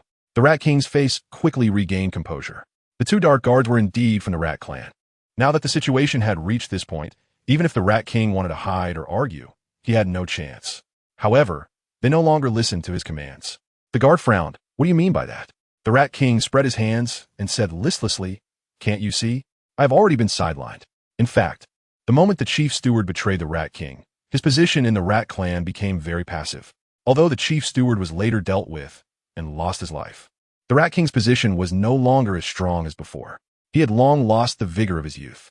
Plus, he was often restricted, leaving him no longer the powerful Rat King he once was. "Where's your golden core?" The guard sensed that the Rat King's body was empty. He had come in a hurry and hadn't noticed this issue. It was only after the Rat King made that remark that he felt something was off. He then realized that the Rat King had lost his golden core. It was stolen. The Rat King spoke lightly, but from his facial expression, the guard could sense that this matter was not simple. Who stole it? He questioned. It was known that among the 36 clans, only the Rat King would steal others' golden cores. Who else would have the guts to steal from him? The Rat King glanced at the guard. "You know this person too?" "I know him too." The Rat King's words left the guard even more puzzled. "Who could it be?" "It's your Serpent Clan's lord." The Rat King's words made the guard's heart explode with disbelief. "How is that possible? Our lord?" "No." The lord the Rat King mentioned was clearly not the same person as the one Shirt Tan spoke of. "Have you remembered?" Seeing Shirt Tan's face light up with realization, the Rat King smiled sinisterly. "Now you should be able to go back and report." "When did this happen?" Shirt Tan asked seriously. The Rat King paused. "About half a month ago." At that time, although the Rat King was still quite weak, he was not to the point of being unable to control the Rat Clan. However, what no one expected was that the other party had been observing him in the shadows for many days, which allowed the other party to secretly take advantage of him. Even now, thinking back, the Rat King still felt uncomfortable. So, everything in the Rat Clan is already in someone else's hands. The guard speculated, and you were just an empty shell. If that's the case, why hasn't he released you? The Rat King glanced at the guard. Want to know? Then let your lord ask him personally. After hearing this, the guard did not get angry. He knew the Rat King was feeling angry, so he did not linger in the Rat Clan any longer. Instead, he returned to the Serpent Clan and reported this news to GiantWolf. So he has been hiding in the Rat Clan all this time? The GiantWolf referred to as none other than his avatar. He had thought this person would be hiding in the shadows of the Serpent Clan, preparing to make a move. Now it seemed he was preparing to make a comeback. "My lord, do you need to send someone to check?" GiantWolf raised his hand to stop him. No need. Since he chose to hide in the Rat Clan, going today would have already startled the snake. "Then what should we do?" the guard asked. "Are we just going to let him run wild in the Rat Clan?" This was clearly not in line with the lord's usual temperament. "You go send someone to follow the Rat King." GiantWolf hesitated and said. The meaning of the master was that the guard sure immediately understood GiantWolf's arrangement. This was intended to use the Mouse King to find another part of himself. After all, today Sure Ran went to the Mouse Clan, and everyone knew about it. If the other party wanted to know what he discussed with the Mouse King, they would certainly meet with the Mouse King. Indeed, things turned out as GiantWolf had speculated. The guard sure left the Mouse Clan for less than a few hours when the one hiding in the dark sent someone to capture the Mouse King and bring him to the secret room. At that time, the Mouse King already knew everything, so when he saw the face that looked exactly like GiantWolf's, he laughed. "You've been hiding for so long. It must have been hard for you, Snake King." The Mouse King couldn't help but mock. The man was not surprised at all. "Go ahead." What did Sure Ran say when he came to the Snake Clan today? The Mouse King slumped on the ground, looking like a piece of fatty pork, and said without any fear, it was just some questions holding the Mouse Clan accountable. Hasn't the Snake King already figured that out? The man raised an eyebrow. Other than that, you didn't reveal anything to the other party? He didn't believe it. This old mouse had long looked down on him. He couldn't believe that under his control, he would still be able to hold back after seeing that old antique. "I did," the Mouse King admitted without hesitation. The man squinted. "What did you say?" It was clear that the man was unhappy. "I said everything," the Mouse King said with a reckless demeanor. "If the Snake King wants to kill me, then do it quickly." The current Mouse King had long lost the will to live. The moment the kings of other races were imprisoned and tortured by him in the secret room, he had already anticipated that he would end up like this. Therefore, he felt no surprise. On the contrary, there was a sense of relief. "Do you think I would kill you right away?" The man mocked. "On the contrary, I would let people slowly torture you." "Huh." The Mouse King sneered. "Why doesn't the Snake King give me a quick death? Why must you torture me like this? Isn't this just learning from the Mouse King?" The man retorted. "Come, take this stinky old mouse down." The Mouse King did not struggle at all. In fact, even if he struggled, it would be useless. He was no different from a useless person now. He might even be beaten to death by the guards before he could raise a hand. A few days later, a mouse corpse was discovered at the border of the Mouse clan. It was said that when the corpse was found, all the bones were in a twisted state. The limbs had been sliced piece by piece with a knife, the eyes were dug out, and even the ears were missing. The death was extremely horrifying. When the guard had the corpse carried back to the Snake clan, many Snake clan guards trembled at the sight. "Who is this, guard Shur?" A daring guard secretly asked Shur Ran. "Why did the master want us to sneakily bring him back?" The guard Shur glanced at the guard and said, "Why ask so much? Just do your job well," he said impatiently. The guard touched his nose, not daring to ask any more questions. Chapter 199. When Fu Qing came to the main hall to ask Yin Maobai about the current situation of the 9 Xiaoji in various clans, she happened to witness this scene. She couldn't help but retch. There was no way around it. The smell of the decaying corpse was too overwhelming. Who is this? After a while, she finally composed herself and pointed at the terrifying corpse on the ground, asking, "When did the Serpent clan's taste become so heavy? Do we really need to bring such a horrifying body up to the hall for examination? Is this Yin Maobai's intention?" She turned her gaze to Yin Maobai, who was seated at the upper position, clearly inquiring of him. "What are you doing here?"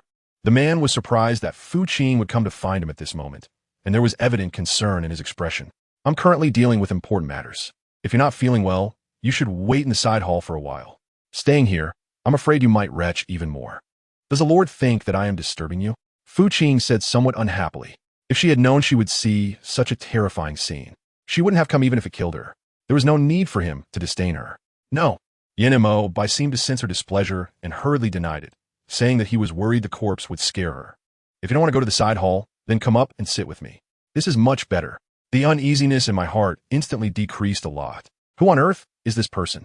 After paying and sitting down, he continued to ask Yin Maobai, "How did it come to this?" Yin Maobai glanced at the terrifying corpses placed in the great hall and said 2 words without any concealment. "Rat King." The pupil of the one who had paid off suddenly widened. "The Mouse King? How could this be possible? How did he become like this? And isn't the Mouse King part of the Mouse clan? How could he appear here?" In response to the questions raised by the little woman, the man showed no impatience at all, simply saying, "This is the reason why the esteemed one asked Shur Yin to bring him back today.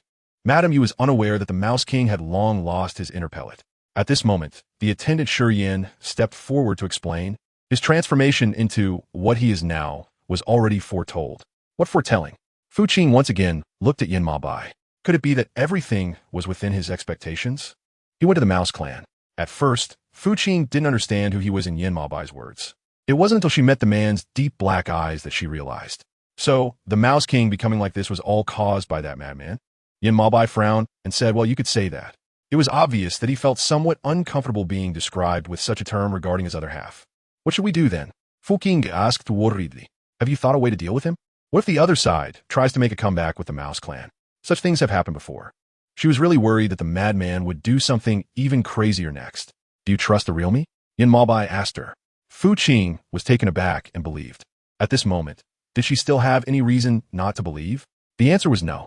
Apart from believing in Yin Maobai, standing beside him seemed to be her only option. "Then don't worry," the man promised. "I will definitely protect you." It was his negligence that allowed those with ulterior motives to take advantage repeatedly.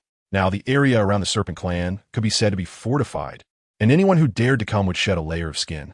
"Your Excellency, what should we do about this person?" A guard in the hall saw that the corpse had been left there for so long, and it was really too smelly. He had no choice but to interrupt. "Let's take him down and bury him properly." Although the Rat King had done many evil deeds in his life, once a person dies, the lights go out. As a king, he should still be given the dignity a king deserves. Yes, soon, the guard had someone take the Rat King's corpse down. However, to everyone's surprise, just a few days later, news spread from the Rat Clan that the Rat King was hosting a banquet for all clans. This shocked everyone. They had all received word from the Serpent clan stating that the Rat King had died. Now the Rat Clan was spreading news of an invitation from the Rat King. How could they not be shocked? Therefore, before the Rat Clan's guards could invite them individually, some heirs who were supposed to inherit the previous king rushed to the Serpent clan to verify. "Your Excellency, didn't you say the Rat King had died? Why are we still receiving invitations from the Rat Clan?" It wasn't that they were afraid of the Rat Clan. Rather, all clans were on shaky ground. Who would want to spend time on such a banquet? They were eager to strengthen their own clans first. "Shur Exine, go investigate what is going on." Yin Maobai did not immediately respond to the clans, but turned his gaze to Shur Exine. This left everyone confused. Your Excellency, is there something we don't know about? Although they were all newly appointed kings, it didn't mean they were unaware of the current situation. Yes, Your Excellency, just say what you have to say. One of the kings echoed, we can handle it. They were all survivors from the secret chamber, having witnessed a lot of bloodshed and killing intent. Naturally, they could endure the consequences.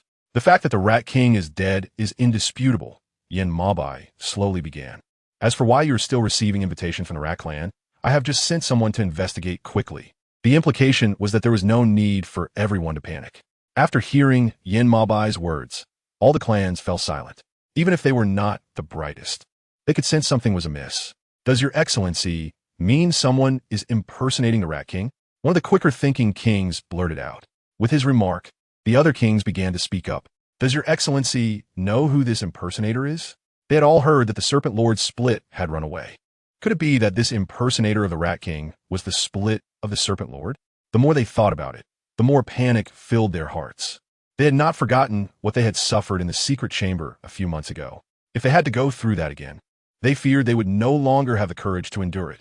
The expressions on the faces of the clan leaders were all noted by Yin Mabai. He raised his hand to signal everyone to be quiet. This matter has not yet yielded results. He said, everyone need not panic for now. So what should we do now? One king raised the question. Should we return or attend this invitation from the Rat Clan? Yin Mabai's gaze fell on the speaker. It was the son of the Dog King, now the current Dog King. He asked in a deep voice, do you want to go back? Faced with Yin Mabai's overwhelming pressure, the Dog King's aura weakened immediately. He shook his head, clearly not wanting to. Then wait here, Yin Mabai coldly commanded. With his words, no one dared to speak up again. The hall fell silent, although a maid came in halfway to serve tea and snacks. It could not alleviate the worry in the hearts of the clan leaders. A quarter of an hour passed. The tea and the cups of the kings had been drained. However, the person Yin Mabai sent out had yet to return. The kings began to feel a bit restless. They all looked at each other, but in the end, no one spoke up. Yin Mabai naturally noticed this. However, as a natural-born king, he did not take all this to heart, remaining motionless at the top, resting with his eyes closed. Your Excellency, it wasn't until 3/4 of an hour later that Sher Xian's hurried figure appeared in the hall, and the awkward and stiff atmosphere was finally relieved. Yin Mabai opened his eyes and slowly looked at Sher Xian standing below. Did you find out? His low voice carried affirmation.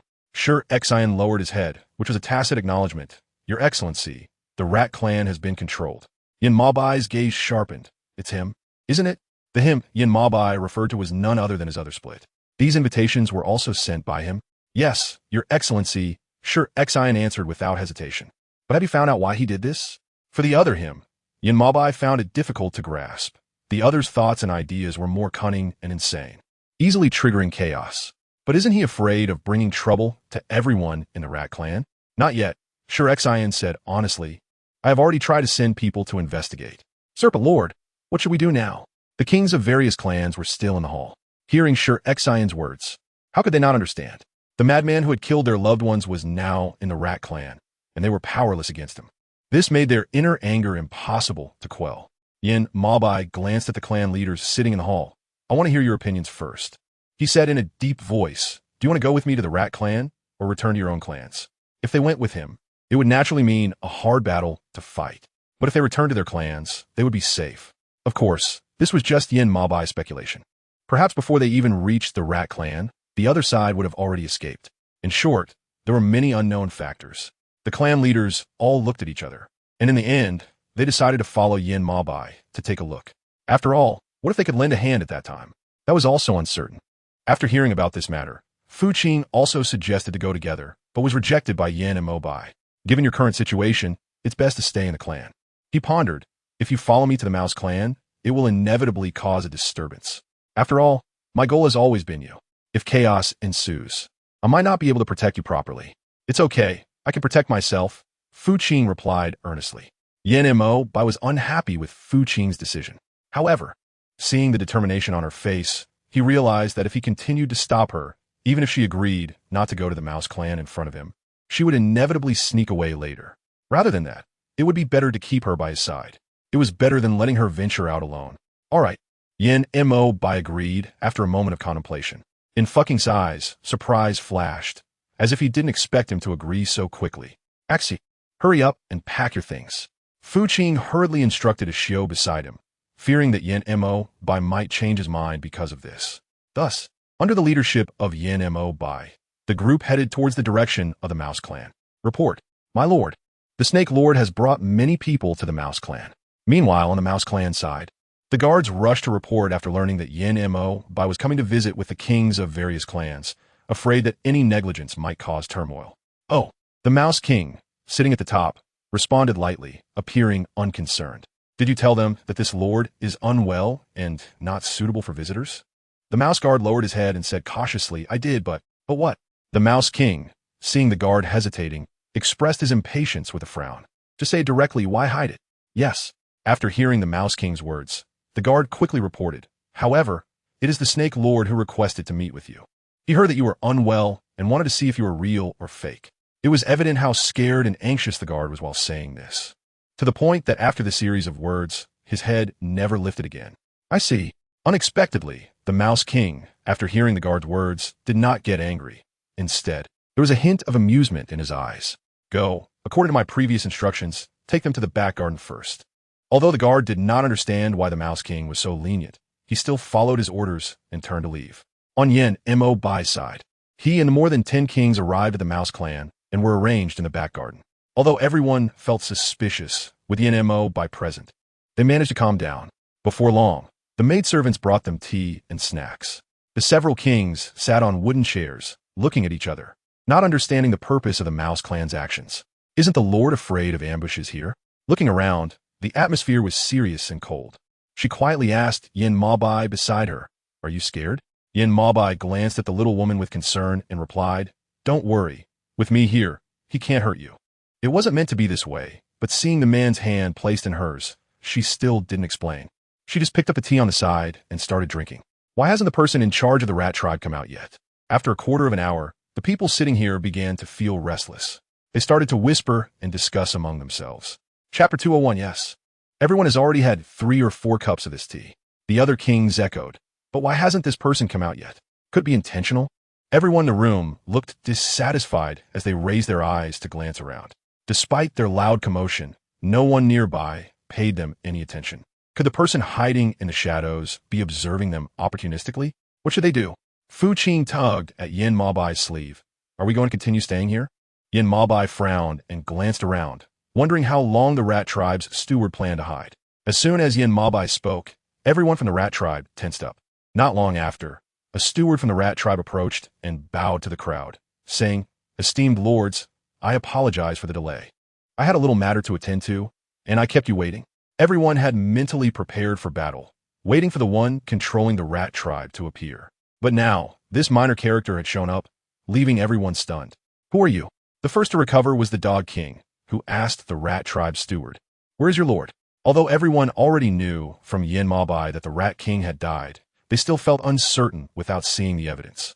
Hence, they asked casually, pretending not to know. The rat tribe steward first stiffened, then put on a sorrowful expression. Esteemed lords, you may not know, but our lord has passed away. The news was already known to the kings, but hearing it from this steward still surprised them. When did this happen? They feigned ignorance and asked in shock. Then what about the rat tribe's invitation? Since the Rat King is dead, why send out invitations? Isn't that contradictory? The rat tribe steward took a deep breath, looking mournful. Ever since Chief Yuan took over, the rat tribe has been in chaos. Our lord returned, but he was always under someone else's control. It was only a few days ago that I accidentally learned from a man in black that our lord had died. I thought it would be impossible to resist the other side alone, but with the help of various tribes, it would be different. That's why I took the liberty of using the Lord's private seal to send invitations to all tribes. I hope you will forgive me. At the end of his statement, the rat tribe steward bowed deeply to express his apologies and unintentional disrespect. The kings of various tribes were at a loss for words, all eyes turning to Yin Ma Bai. However, throughout the entire exchange, Yin Ma Bai had not spoken a single word or even given a glance to the rat tribe steward. It was only when everyone looked at him that he slowly asked, So, before the Rat King died, his private seal was already in your possession? This question caused the rat tribe steward to stiffen immediately. Clearly, he hadn't expected Yin Ma Bai to ask that. If he denied it, the many kings would see through his lie. But if he admitted it, what role did he play in the Rat King's death? Just as the rat tribe steward was unsure how to respond, Yin Ma Bai spoke again. Since you have the Rat King's private seal and learned of his death, you should be pleased. So why are you using the Rat King's private seal to gather everyone together? Isn't that redundant? At this moment, who can manage whom? The Rat Tribe steward was clearly stirring up trouble on purpose. When asked by Yin Ma Bai, cold sweat broke out on his forehead. Can't say it? Yin Ma Bai didn't give him a chance to respond and continued. If you can't say it, then reveal your master behind you. The Rat Tribe steward's eyes widened in panic as he glanced at Yin Ma Bai, then lowered his head. What does the Serpent Lord mean? I don't quite understand. At this point, the Rat Tribe steward was still lying and hiding the truth from everyone, thinking that as long as he didn't speak, no one would know. But he had forgotten that before Yin Ma Bai came to the Rat Tribe, he had already sent people to investigate the news within the Rat Tribe thoroughly. There was no way he could feign ignorance and escape. Bring him up. At Yin Ma Bai's command, Shi Chun had already brought forward the 2 Rat Tribe assassins. Bang! The 2 assassins were none other than the rats who had been ambushed in the Serpent Tribe and captured by Shi Chun and imprisoned in the dungeon. You should recognize these 2, Yin Ma Bai said while observing the steward's facial expressions.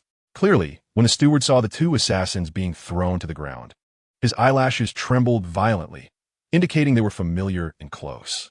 What does this mean, Serpent Lord? The Rat Tribe steward looked at Yin Ma Bai, his eyelids twitching with a hint of panic and nervousness. How could our Rat Tribe's assassins be in your hands? That should be a question for our Lord to ask you, Shi Chun interrupted. These 2 Rat Tribe assassins were sent to us by you. As for what they were sent for, I believe you know very well. Nonsense. The Rat Tribe steward denied excitedly. How could I do such a thing? I know this matter has nothing to do with you, Yin Ma Bai said lightly, but your master behind you might not be so innocent. The Rat Tribe steward's complexion turned pale. He naturally understood the implication of Yin Ma Bai's words. However, when faced with life and death, he chose to remain silent. Speak. How long has he been in the Rat Tribe? Yin Ma Bai was not interested in prolonging the conversation with the Rat Tribe steward and asked directly. I don't know. The Rat Tribe steward shook his head repeatedly, refusing to answer. Fu Qing glanced at Yin Ma Bai and suggested, why don't we think of other ways? She had figured out this Mouse Tribe's manager. Even if it meant death, he might not speak. Chapter 202.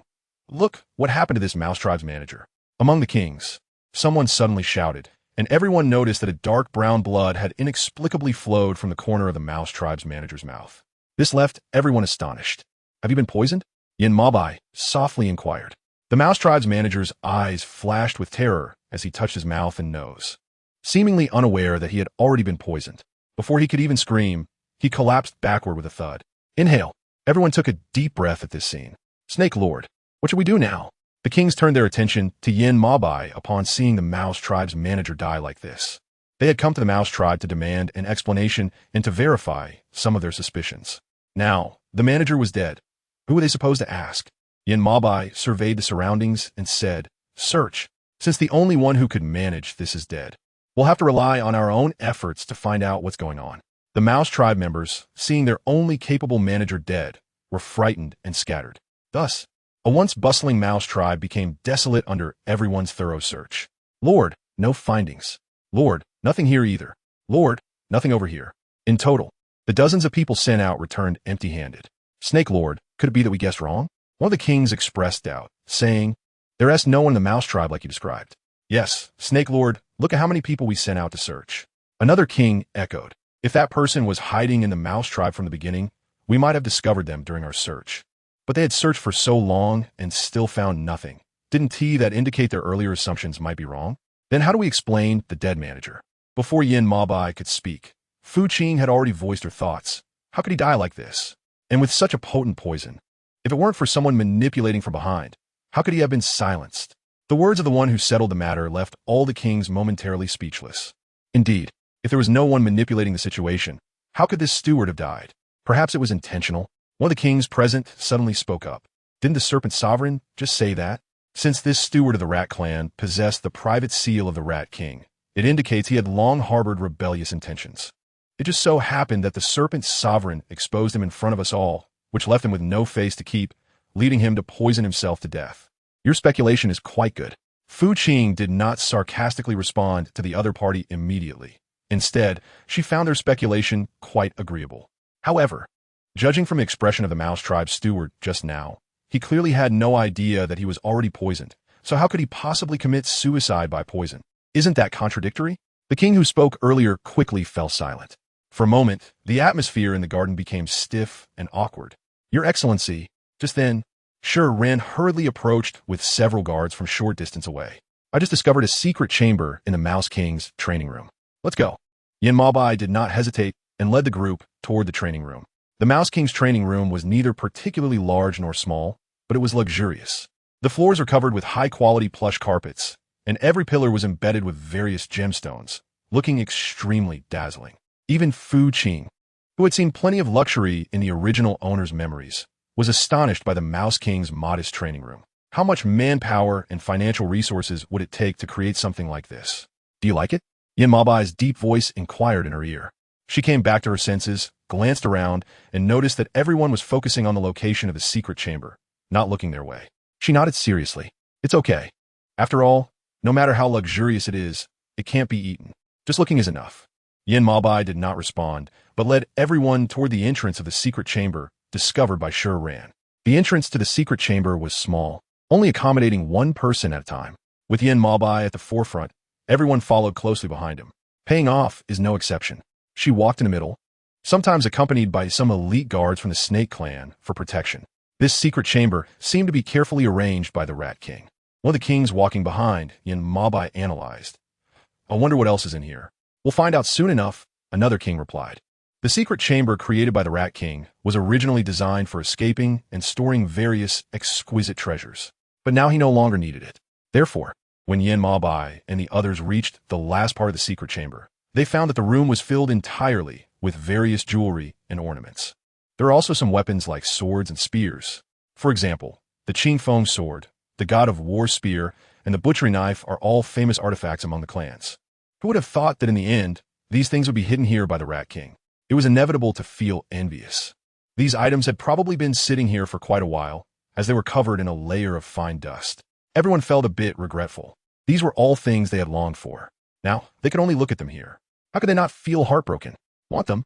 Yin Maobai's subtle gaze swept over the king's present. This made the faces of all the kings change. After all, they were leaders of their respective clans.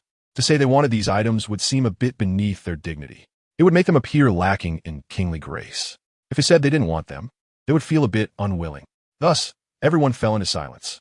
Seeing that they weren't speaking, Yin Maobai stepped forward and picked up the Qing sword. These were indeed good treasures. He slowly said, if any of you like something, just take it all. Leaving it here is truly a waste. After saying this, Yin Maobai threw the Qing sword to shirt zone behind him. With Yin Maobai leading the way, the other kings no longer held back and began to choose for themselves. In no time, the treasures in the room were all divided up. Yin Maobai was already used to this scene. Every clan goes through this step before extinction. There was nothing surprising about it. Chapter 203. Does the Lord not fear that the Rat Clan will hold a grudge for this? Seeing everyone with smiles on their faces, Fucking couldn't help but secretly ask Yin Maobai in his ear. Although this made everyone very happy, the Mouse Clan had not been completely eradicated. Taking their treasures like this inevitably seemed to disregard the Mouse people. Do you think there is any other way for the true body at this time? Yin Maobai retorted. Once wealth is shown to others, it means it cannot be kept safe. Even if he stops them now, these kings will inevitably have their eyes on the treasures of the Mouse Clan once they return. Rather than waiting for that time when the Mouse people could be harmed or killed by them again, it would be better to let them take what they want now. Fu Qing thought about it, and indeed it was the case. Master, can we hide here? At the same time, several guards following the man, seeing Yin Maobai and others leaving the Mouse Clan in a grand manner, asked with lingering fear. They were all elites of the Mouse Clan, but now they truly felt like a rat crossing the street, unable to return to their own home. They had to watch these people wantonly take away what originally belonged to the Mouse Clan. How could this not make them feel upset? Are you doubting me? The man looked at the several guards of the Mouse Clan with a dark face. The guards, seeing the man's expression was not good, hurriedly lowered their heads. We do not dare. They were all under the man's poison spell. To stay safe, they had to listen to him. Otherwise, they would face death. The man's ugly expression slightly eased. Have you sent out the messages I instructed? The guards exchanged glances and replied seriously yes. Has there been any response from the Fox King? The man realized he could no longer act alone. He had to find a partner. After thinking it over, he felt that only old Fox San was worth calculating. To that end, he did not hesitate to lower his pride and write a letter to old Fox San, hoping he would be sensible and cooperate with him without thinking of anything else. Master, are we going to cooperate with him? Yuke looked at the Fox King, who appeared hesitant, and asked cautiously. Ever since they were injured by Yan by last time, the morale of the entire Fox clan had been severely damaged. The Fox King was no better off than Yuke and the others. Although he possessed the golden core of the old Fox King, during the confrontation with Yan Bai, he still felt a significant gap in strength compared to the Snake King. This slight disparity made him feel very frustrated. He had indeed tried very hard, relying on the old Fox King's golden core, but unexpectedly, he still could not achieve victory. How could he not be angry? Have you arranged everything regarding Meiji? The Fox King did not directly answer Yuke's question, but shifted the topic to Meiji. Ever since Yuke was injured and Meiji learned about it, she mistakenly thought that Yuke's injuries were inflicted by the Fox King. Therefore, despite Yuke's objections, she specifically came to inquire with the Fox King, only to be severely thrown out of the hall by the Fox King. At that moment, Yuke felt an overwhelming pain but could not confront the Fox King, so he could only leave with her in his arms. Now suddenly being asked about Meiji, Yuke was taken aback, then lowered his head and honestly replied, "Everything has been arranged. Meiji had been lying in bed since the last time she was almost killed by the Fox King's slap." Yuke's heart felt like it was breaking. The Fox King's sharp gaze suddenly fell on Yuke. "Are you heartbroken?" Yuke's guilty eyes glanced at the Fox King. "I do not dare." "Huh?" The Fox King sneered. "Do not dare? You dare to rob my woman. What else would you not dare?" The Fox King's cold gaze made Yuke feel a chill in his heart, and he quickly knelt down in front of him. "I know I was wrong. Please punish me, master." Yuke was well aware that the Fox King cared a lot about this matter. However, since so much time had passed, he thought the master would no longer hold it against him. He did not expect that after such a long time, the master would bring it up again, which made him feel scared. The Fox King looked down at Yuke, took a deep breath, and said, "In the future, try not to mention that woman in front of me when there is nothing going on." He warned, "Also, find someone to keep an eye on her. If she regains her memory, do not blame me for being ruthless." Yes, Yuke finally understood the Fox King's intention in saying that. It was a reminder for him to be careful of Meiji regaining her memory. Indeed, if Meiji regained her memory, it would be a disaster for Yuke. He could treat her well now and give her everything within his means, but once she regained her memory, he would have to give her up. The Fox King would not allow her to survive. Even if he pleaded, it might not be successful and could even exacerbate the conflict. The more he thought about it, the more fear and terror filled Yuke's heart, to the point that he did not even remember how he left the Fox Hall and came to Meiji's side. Meanwhile, Meiji, lying in bed, saw Yuke's returning figure. She merely glanced at him and then turned her gaze aside. "How are you feeling today?" Yuke naturally noticed this scene, and a complex expression crossed his eyes as he stepped forward to ask with concern. "You can rest assured, I will not harm you." Meiji still remained silent. The empty room was filled only with Yuke's voice. "The master called me for a talk today." Even though Meiji did not speak, Yuke could not help but continue talking in front of her. "He said it was fine for you not to appear in front of him." When Yuke said this, Meiji suddenly turned her gaze towards him. She quietly stared at Yuke without speaking or intending to respond. Yuke's gaze was piercing as he locked eyes with her and continued.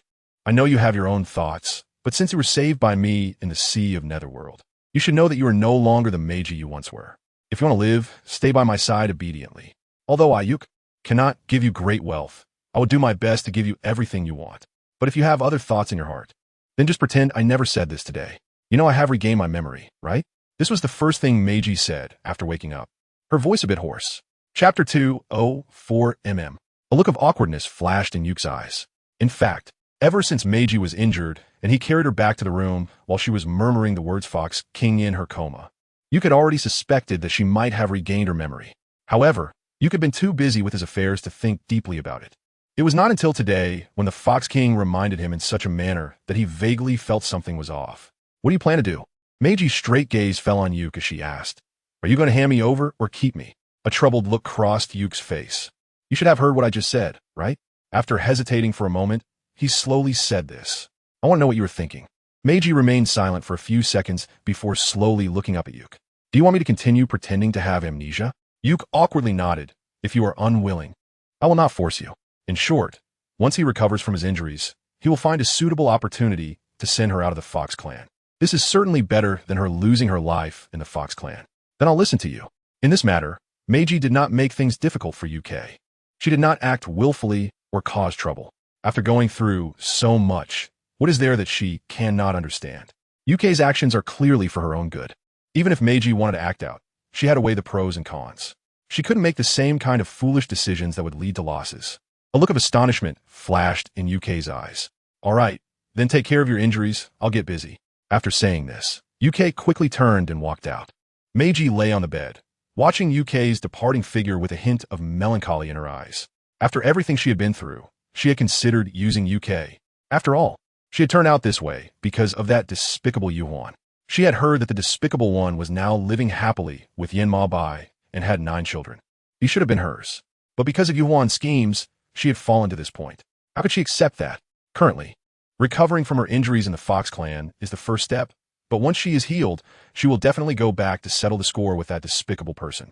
She wants to take back everything she has lost and that has been taken from her. As for those 9 illegitimate children, she will find a way to ensure they disappear from this world forever. In the palace, Fu Qing suddenly sneezed for some reason. She rubbed her slightly itchy nose and mumbled, "Who is thinking of me? Madam, the 9th prince has sent a message." At this moment, a show walked in from outside the palace. Fu Qing put down the clothes he was mending and took the letter from Shio's hand. "Is that all?" After finishing reading the letter, Fu Qing looked up in disbelief at Shio beside her. The content of the letter was very simple. It was just a few brief words wishing her well. There was nothing else. Is this really her biological son? What kind of letter is this? He didn't even mention missing her, his mother. Shio swallowed and nodded. Yes, there was only one letter, and she had brought it to her. Paying off was not happy. Has the master received it? This little Gio couldn't possibly only write to her. I suppose that the dogman should have one too. After all, he is his biological father. Shio thought for a moment. The master's letter had already been taken away by the guard in advance. Let's go take a look. Fu Qing stood up dissatisfied. After all, he was her son. How could he treat her like this? Sure enough, in the grand hall of the Serpent Clan, Yin Ma Bai was holding a long letter and reading it. Has the lady received the letter? While the man continued to read, he couldn't help but think about Fu Qing's situation. The subordinate had already sent a Shio to deliver the letter. The guard lowered his head and said respectfully, "Master." Soon, Fu Qing appeared in the grand hall of the Serpent Clan with a Shio.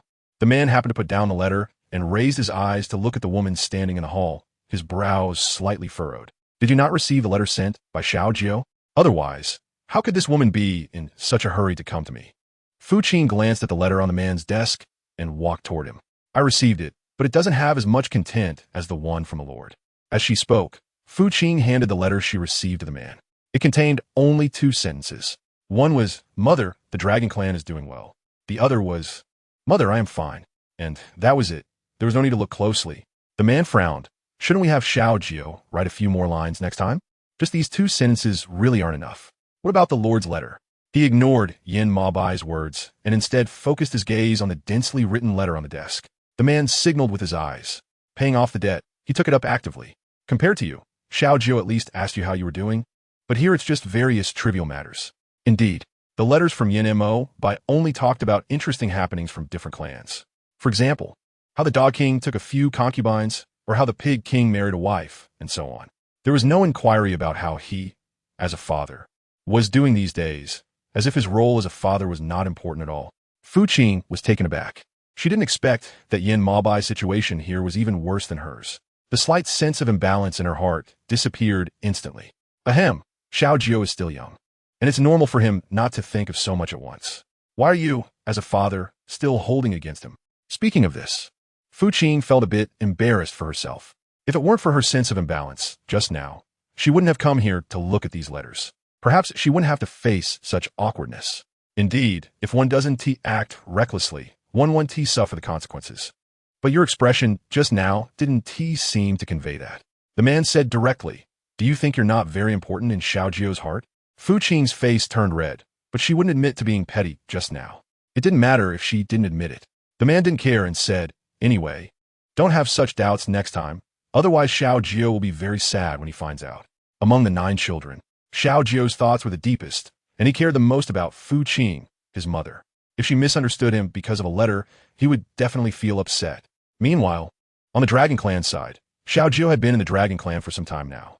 During this time, he had seen mountains, rivers, and the vast Liao Yuan under Ao Guang's guidance. He had witnessed various strange events and rare treasures, and ultimately accompanied Ao Guang to resolve many matters for the Dragon Clan. Chapter 205. Hearing that you wrote a letter to the Snake Clan a few days ago, Ao Guang, seeing that things were almost settled, suddenly looked at Xiao Jiao, who was helping him organize books, and casually asked, "What? Are you homesick?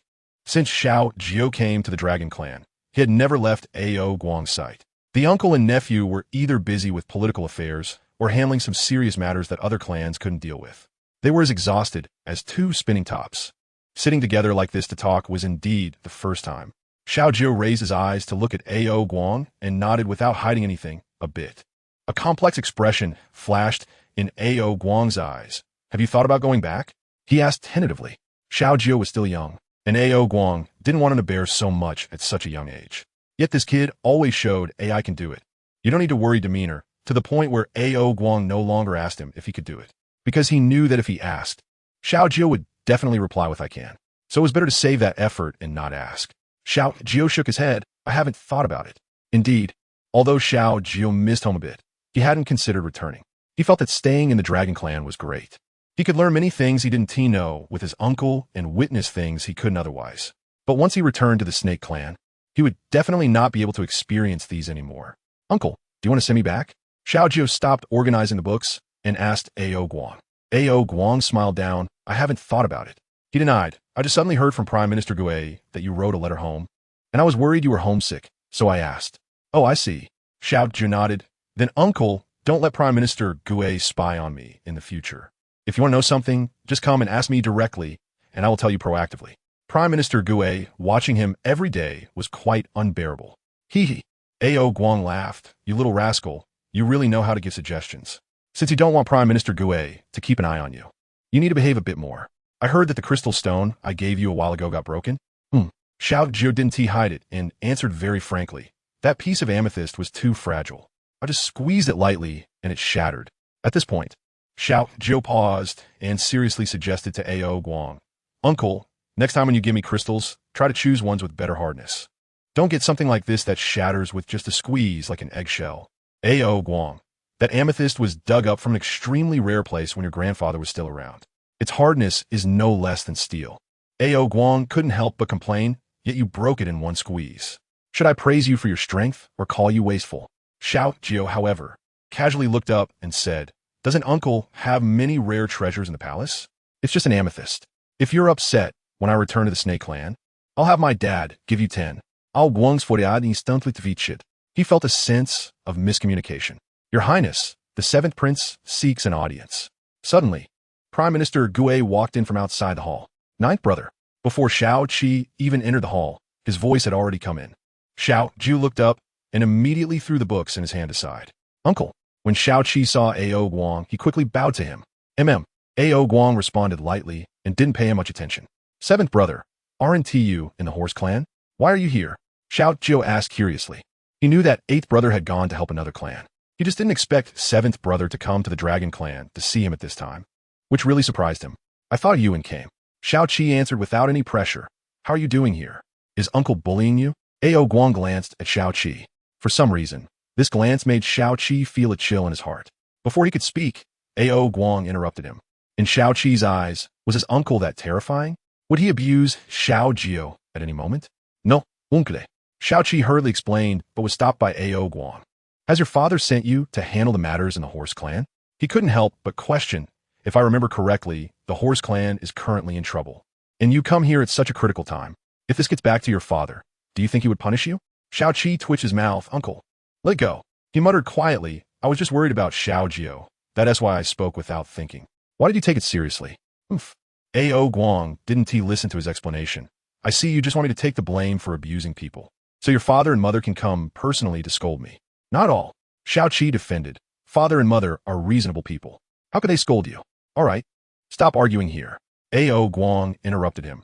The matters in the Horse Clan are still waiting for you to handle. Don't delay here. I want to go. Xiao Qi refused without thinking. The Horse Clan was a complete mess. Whoever got involved would be unlucky. Ao Guang raised an eyebrow. What did you say before you left the Snake Clan? Are you planning to give up? Xiao Qi sulked, but there are so many sons of the Horse King. Whoever takes the position will have objections. What should I do? In his view, sitting in that position meant bearing the lives and responsibilities of tens of thousands. He really didn't understand what was worth arguing over that position. From a few days ago until now, he didn't come up with a solution. Instead, it had escalated and was driving him crazy. It's simple. Let them each do something for the Horse Clan as people. Xiao Jiu suggested. Let the Horse Clan as people vote to choose. Then you can secretly send someone to investigate which of the Horse King's sons is most favored by the people. And you can secretly help him a little. Wouldn't that be good? What do you think of this suggestion, uncle? After finishing, Xiao Zhou didn't forget to ask A.O. Guang for his opinion as the uncle. Not bad. A.O. Guang narrowed his eyes and nodded. But there is a saying, a gunshot is easy to hear, but a hidden arrow is hard to defend. The 6 sons of the Horse King are not to be underestimated, especially the eldest. Chapter 206, he has heard that the other party is the most ruthless among the 6 sons of the Horse King. He is also the most likely to sit on that position. Once such a person ascends to the throne, the others will not have a chance to continue living. Does uncle mean for me to keep an eye on him first? Xiao Qi is not a fool. A.O. Guang's words are so straightforward. What else could he not understand? Almost. A.O. Guang casually said, this person has deep thoughts and acts decisively. Perhaps he can do anything for that position. Does uncle mean not to let him kill indiscriminately? Xiao Qi quickly understood. But what if someone else strikes first? Didn't uncle just say that the Horse King's sons are not to be underestimated? If someone else strikes at him, he cannot just bear it without retaliation, right? He is not a fool. In my opinion, the best way to handle this matter is to leave it alone. As long as it does not exceed principled issues, if someone loses their life, everyone can just turn a blind eye to it, regardless of who sits in that position. I think Brother Qi's suggestion is very good. Xiao Zhu also agreed. Uncle, what do you think? Your Majesty, Princess Shiran requests an audience. Just as A.O. Guang was about to respond, a guard suddenly walked in from outside the hall, interrupting his conversation with the 2 young ones. He frowned and said, let her in. Xiao Qi and Xiao Zhou exchanged glances. Uncle, do you need me and Brother Zhou to leave? A.O. Guang pondered for a moment and said, to stay here. There was nothing improper between him and Princess Shiran except for that one night, which was to save each other. There was no need to hide. I have seen the Dragon Sovereign. Shortly after, Princess Shiran walked in under the guidance of the guard. Take a seat. A.O. Guang noticed that she was dressed in plain white clothes, lacking her usual brilliance, so he had a maid bring a wooden chair over. Thank you, Dragon Sovereign. Princess Shiran did not stand on ceremony and sat down generously. Only then did she notice that besides A.O. Guang, there were also 2 cute little dumplings standing in the hall. A trace of confusion flashed across her brow, and then she seemed to remember something and relaxed. Aren't these 2 the little princes of the Snake Clan? Even if she hadn't seen them, she had heard about them while recuperating in the Snake Clan. Now seeing these 2 chubby little ones so close to A.O. Guang, she couldn't help but speculate. Is Princess Shiran here for something? A.O. Guang did not respond to her question. In his view, if she had something to say, she should just say it. There was no need to beat around the bush. A hint of embarrassment crossed Princess Shiran's face, as she did not expect A.O. Guang to be so unapproachable. She looked at the 2 little dumplings beside him, her gaze somewhat evasive. Could the Dragon Sovereign let them go out first? After all, what I have to say next isn't suitable for their age. It could easily lead to misunderstandings. Xiao Qi and Xiao Zhou were perceptive. They could tell that Princess Shiran and their uncle had an unusual relationship. Without waiting for A.O. Guang's response, they proactively stepped forward. Uncle, then Brother Zhou and I will go out first. You 2 can chat. After saying that, without waiting for A.O. Guang's reply, the 2 little ones quickly left the hall. A trace of displeasure crossed A.O. Guang's brow. All right, now that there is no one here, Princess Shiran can now speak about your purpose for coming. Princess Shiran's expression stiffened. I am pregnant. She said it very straightforwardly, without any hesitation or doubt. This statement caused A.O. Guang's mind to explode with shock. He never dreamed that Princess Shiran would come for this matter. But then he calmed down. You don't want this child? He raised his eyes to ask Princess Shiran. Otherwise, why would she come to him at this time? Princess Shiran bit her lip and quickly denied, no. Then why are you here? A.O. Guang was genuinely puzzled by Princess Shiran's thoughts.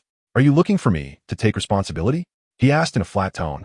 Or do you want to use this matter to have me help you with something? Princess Shiran bit her lip. Is this how you see me, Dragon Sovereign? I admit that when I was saved by you, I did have some calculations in my heart. But now, the Bien clan is rotten to the core. How could I continue to do something useless for the Bien clan? Is the Dragon Sovereign unwilling to accept this child? A.O. Guang looked at Princess Shiran with a calm expression. What you mean is, you want to give birth to this child? He asked in a deep voice, as if he were simply asking if she had eaten today. Yes, is that okay? Princess Shiran knew her thoughts were somewhat selfish, but the child was already there. She didn't want to let him go just like that. If you have no other calculations, then of course it's fine. A.O. Guang said indifferently, but you must consider clearly that I will not marry you as a wife, nor will I do anything unreasonable for you. If that's the case, and you still insist on giving birth, then go ahead. In any case, it won't be a loss for me. A flash of pain crossed Princess Chiron's eyes. Clearly, she had guessed this point, but when she heard from A.O. Guang, she couldn't help but feel a bit embarrassed. For a moment, the hall fell into silence. A.O. Guang glanced at Princess Chiron's pale face. Is there anything else? Princess Chiron raised her eyes to look at A.O. Guang and shook her head no. Since the conversation had reached this point, if Princess Chiron were to continue being so persistent, it would likely harm her reputation. Although her current reputation wasn't great to begin with, she couldn't just let herself continue to fall apart. Then you can stay in the Dragon Clan. A.O. Guang's last sentence left him unsure of his own feelings. Perhaps it was because he saw her alone, pregnant with a child, that he felt this worry. Princess Chiron's expression was shocked. She had thought that after saying this, she would be driven out of the Dragon Clan. But she didn't expect that in the end, A.O. Guang would let her stay. She calmed down for a few seconds. Why? She raised her eyes to ask A.O. Guang. Doesn't he think I would use him? Why would he let her stay in the Dragon Clan? The main character said lightly, for the sake of the child, if you still wish to leave, I will not keep you. After all, this is her own choice. Isn't it? Xiao Qi and Xiao Jiu stood outside the hall and saw Princess Chiron come out shortly after, led by her maid. Chapter 207. They stood on tiptoe to peek inside the hall, but did not see A.O. Guang's figure, and couldn't help but frown. This Princess Chiron wouldn't be here to find her uncle for marriage, would she? They had heard that her uncle saved her when she was poisoned that day. She wouldn't be trying to cling to her uncle because of that, would she? Do you think uncle would agree? Xiao Jiu replied, leaving aside how uncle usually acts. Just based on what Princess Chiron said to him that day, I don't think it's possible between them. Did you use mind reading on uncle? Xiao Qi asked in surprise. Otherwise, how would Xiao Jiu know so much about the situation between uncle and Princess Chiron? Xiao Jiu straightened up for a second and used a little bit. He gestured with his hand. However, he only heard uncle refuse to help the Butterfly Clan regarding this matter. The rest, even without mind reading, Xiao Jiu could guess. Does uncle know about this? Xiao Qi probed. Xiao Jiu pouted. Of course uncle doesn't know. If he knew about this, would he still be standing here talking to us? What were you two whispering about at the main hall entrance? A.O. Guang, who was resting with his eyes closed, heard their conversation. Did you use mind reading on uncle? When Xiao Jiu realized he was exposed, he did not hide anything and nodded. Yes, uncle. Will you be with this Princess Chiron? A complex expression flashed in A.O. Guang's eyes. Children should not inquire about adult matters. Xiao Qi, Xiao Jiu, if there's nothing else, you can go ahead and do your own things. A.O. Guang said somewhat impatiently. Xiao Qi, you should hurry back to the Horse Clan too. Don't stay here. Your father is still waiting for your reply. Meanwhile, Yin Mohite also learned from Xiao Jiu's letter that Princess Chiron was expecting A.O. Guang's child. He was not surprised by this news. On the contrary, Fu Qing was a bit stunned upon hearing it. What kind of monster would be born from a Butterfly Clan and a Dragon Clan? Just thinking about it was terrifying. Do you want to say a few words to A.O. Guang in the letter? Yin Mohite suggested. This little woman had been clinging to him tightly these days, and he couldn't tell what her reasons or motives were. However, having her obediently by his side did make him quite happy. What should I say? Paying off. She looked at Yin Ma Bai and said, you can just reply to him directly. What could she possibly say to A.O. Guang? The questions that needed to be asked had already been written in advance and sent out with a Xiao before she entered Yin Ma Bai's study. Asking again now would just seem a bit unnecessary. However, this Princess Chiron is a butterfly, and her little brother is a dragon. What do you think the species born from their union would be? Paying off couldn't help but ask Yin Mo Bai out of curiosity. The man raised an eyebrow, wanting to know, what are you doing? Fu Qing looked at the man's face suddenly appearing in front of her, and she was a bit shocked and shrank back slightly. When I asked you about this before, didn't you say that as long as the real person kissed you, you would tell me? Yin Mo Bai said lightly, what's wrong? Now that it's my turn to make such a request, you're starting to put on an act? Fei Qing's cheeks slightly flushed. Who did that? She said in a charming voice. Was she scared by him just now? After saying that, she gave a hard kiss on the man's right cheek, making a slight sound. All right, can we talk now? Fu Qing's face remained unchanged, but her heart was pounding nonstop. There was no way around it. After all, she looked calm on the surface. But inside she was a coward, right? Who do you think is stronger, A.O. Guang or Princess Chiron? Yin Mo Bai's inexplicable question left Fu Qing a bit stunned. Was there even a need to say? Of course, it was A.O. Guang. Everyone knew what kind of situation Princess Chiron was in.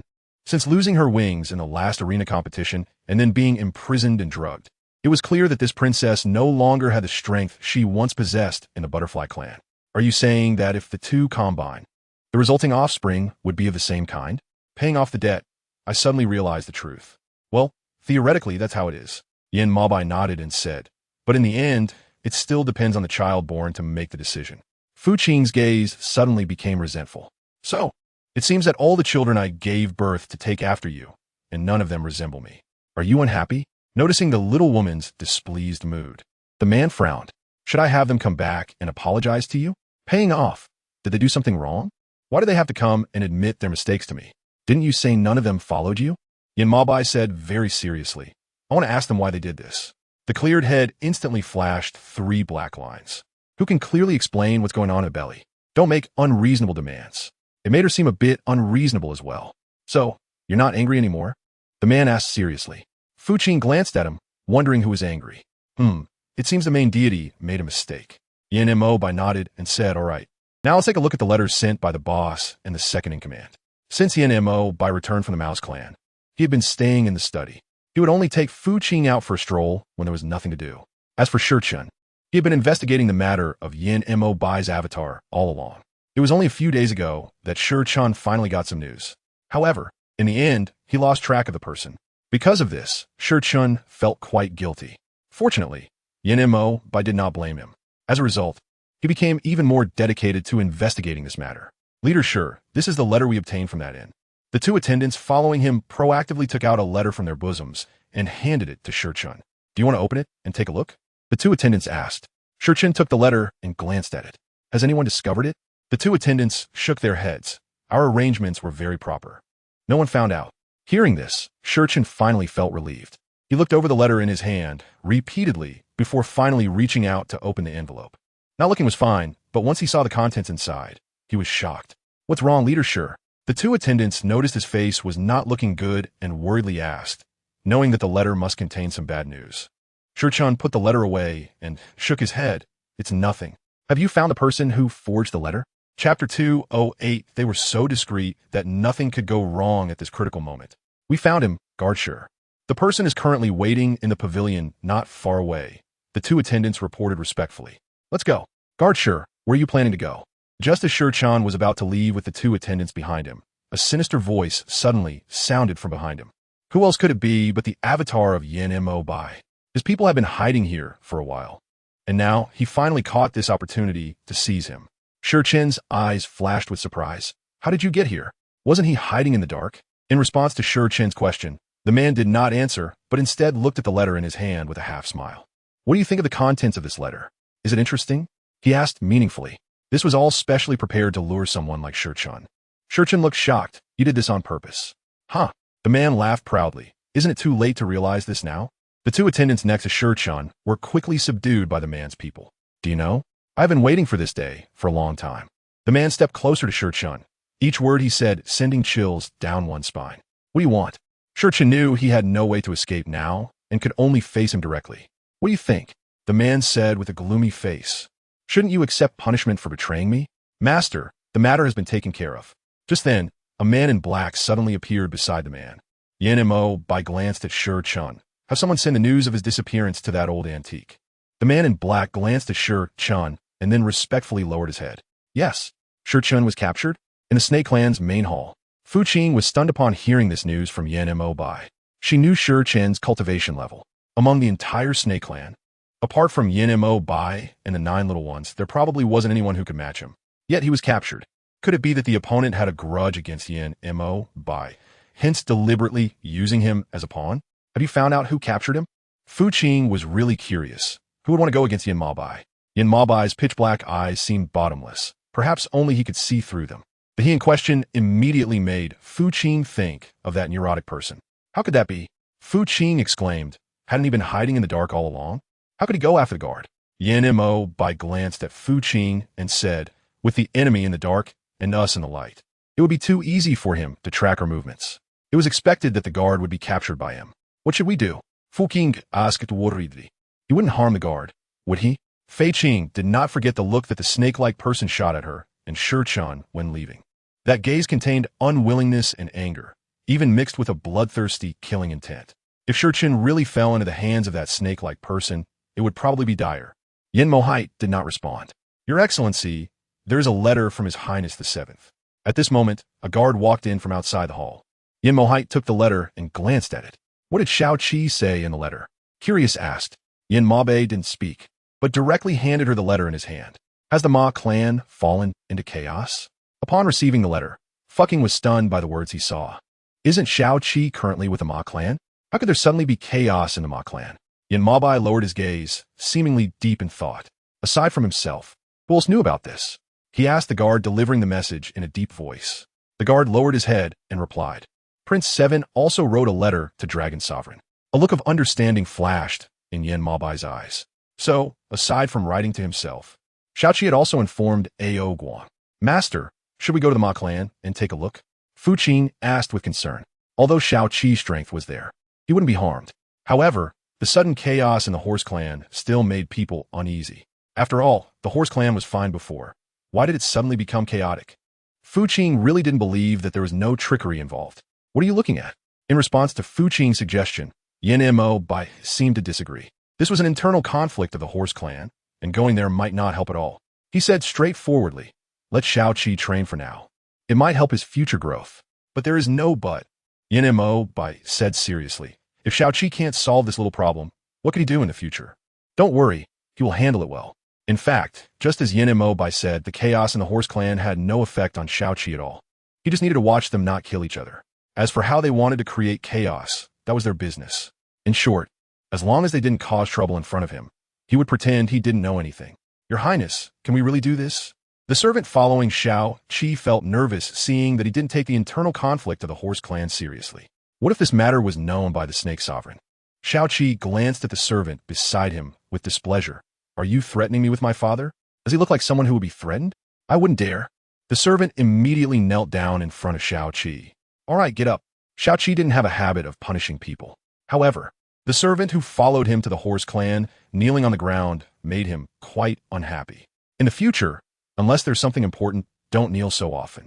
It makes it seem like the seventh prince is unreasonable. I understand. The servant quickly stood up again. Then should we go meet the Grand Prince of the Horse clan soon? The Horse clan is currently in such internal chaos. The Grand Prince seems to be unaffected, going about his business as usual. Instead, the second prince and the fourth prince are currently fighting over that position. It was said that a few days ago, the fourth prince broke the second prince's arm. He is currently recuperating in the palace, but his subordinates are still ready for battle at any moment. Chapter 209. In his view, the seventh prince shouldn't come to the Horse clan.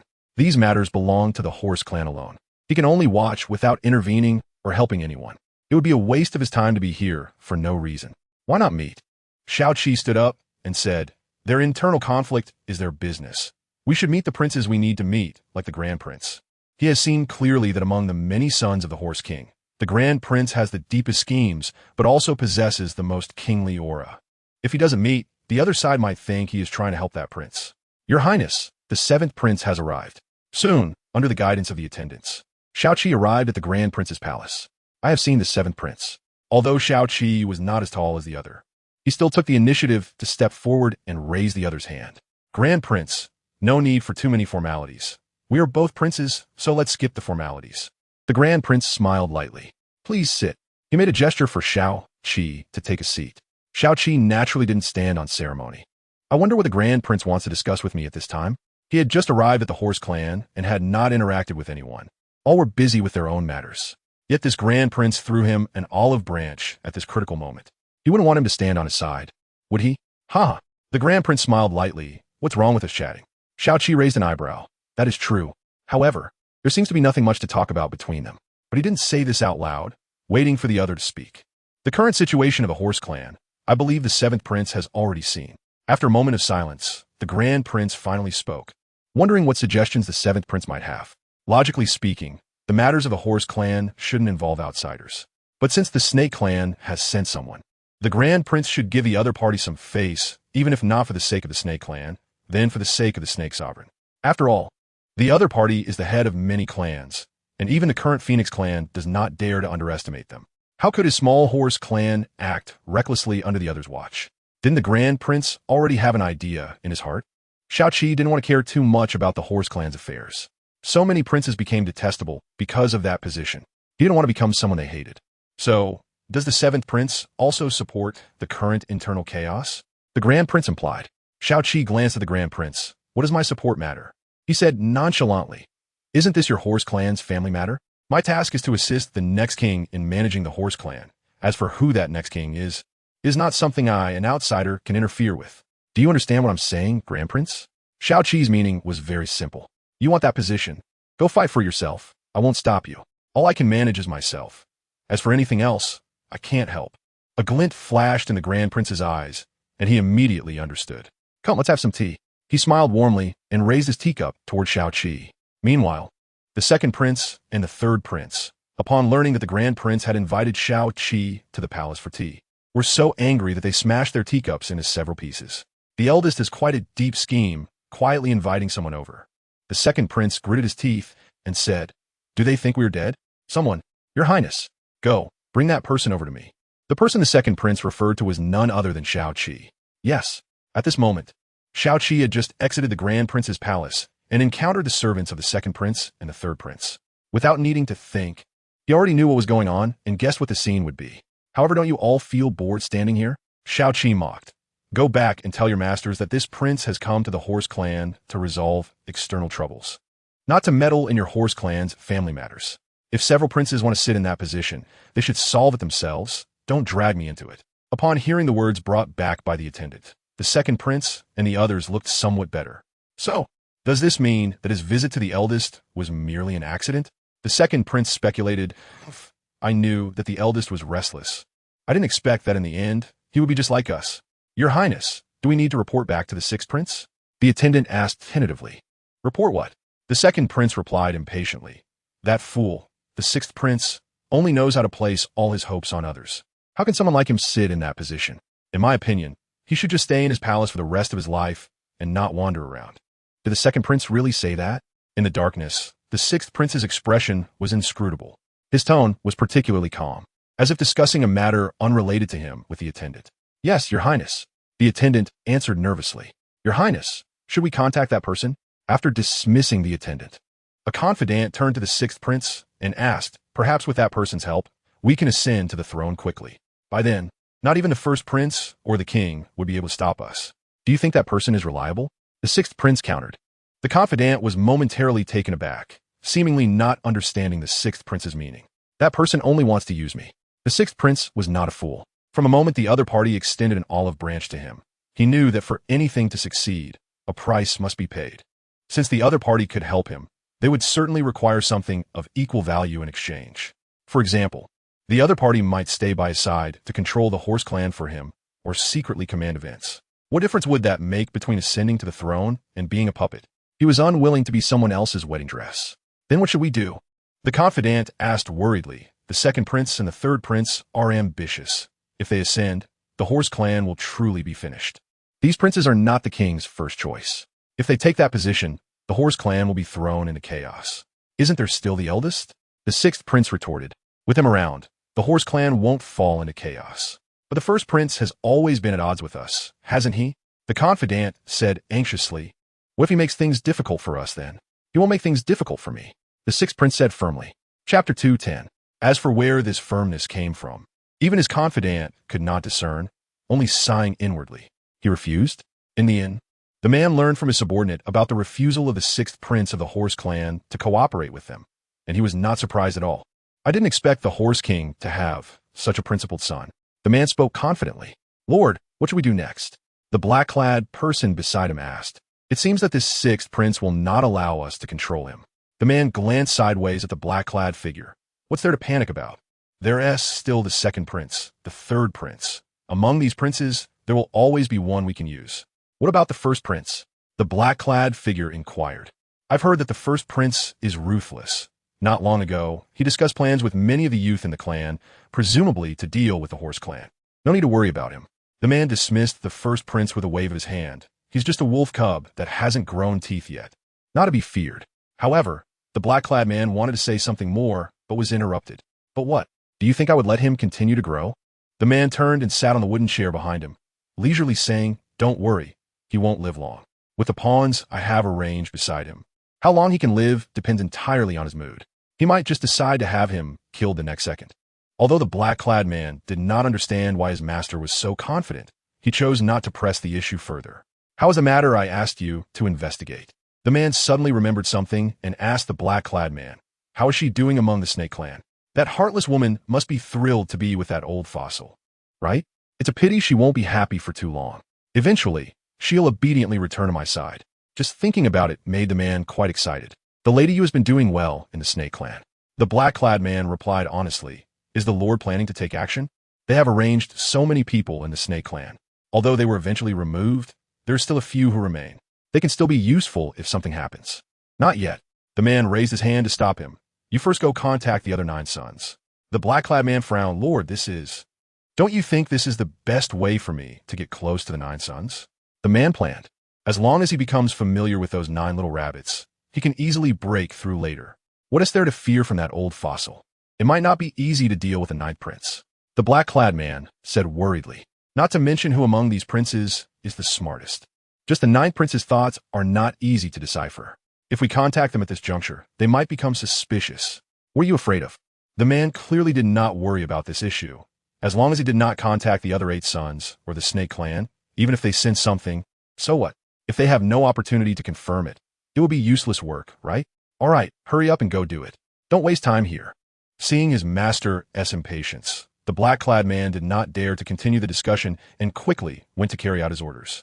Uncle, have you received any letters from 7th brother and the others these days? In the Dragon Clan, for almost half a month, Xiao Jiu had not received any letters from the Snake Clan or from his other brothers and sisters. This made him feel somewhat uneasy. In the past, they would contact each other every 5 days and at most 7 days. But now more than 20 days had passed, and not only letters, but even the message birds that used to contact him had disappeared. They may be busy. Compared to Xiao Jiu's worries, Ao Guang appeared very calm. Xiao Jiu was taken aback. Busy with what?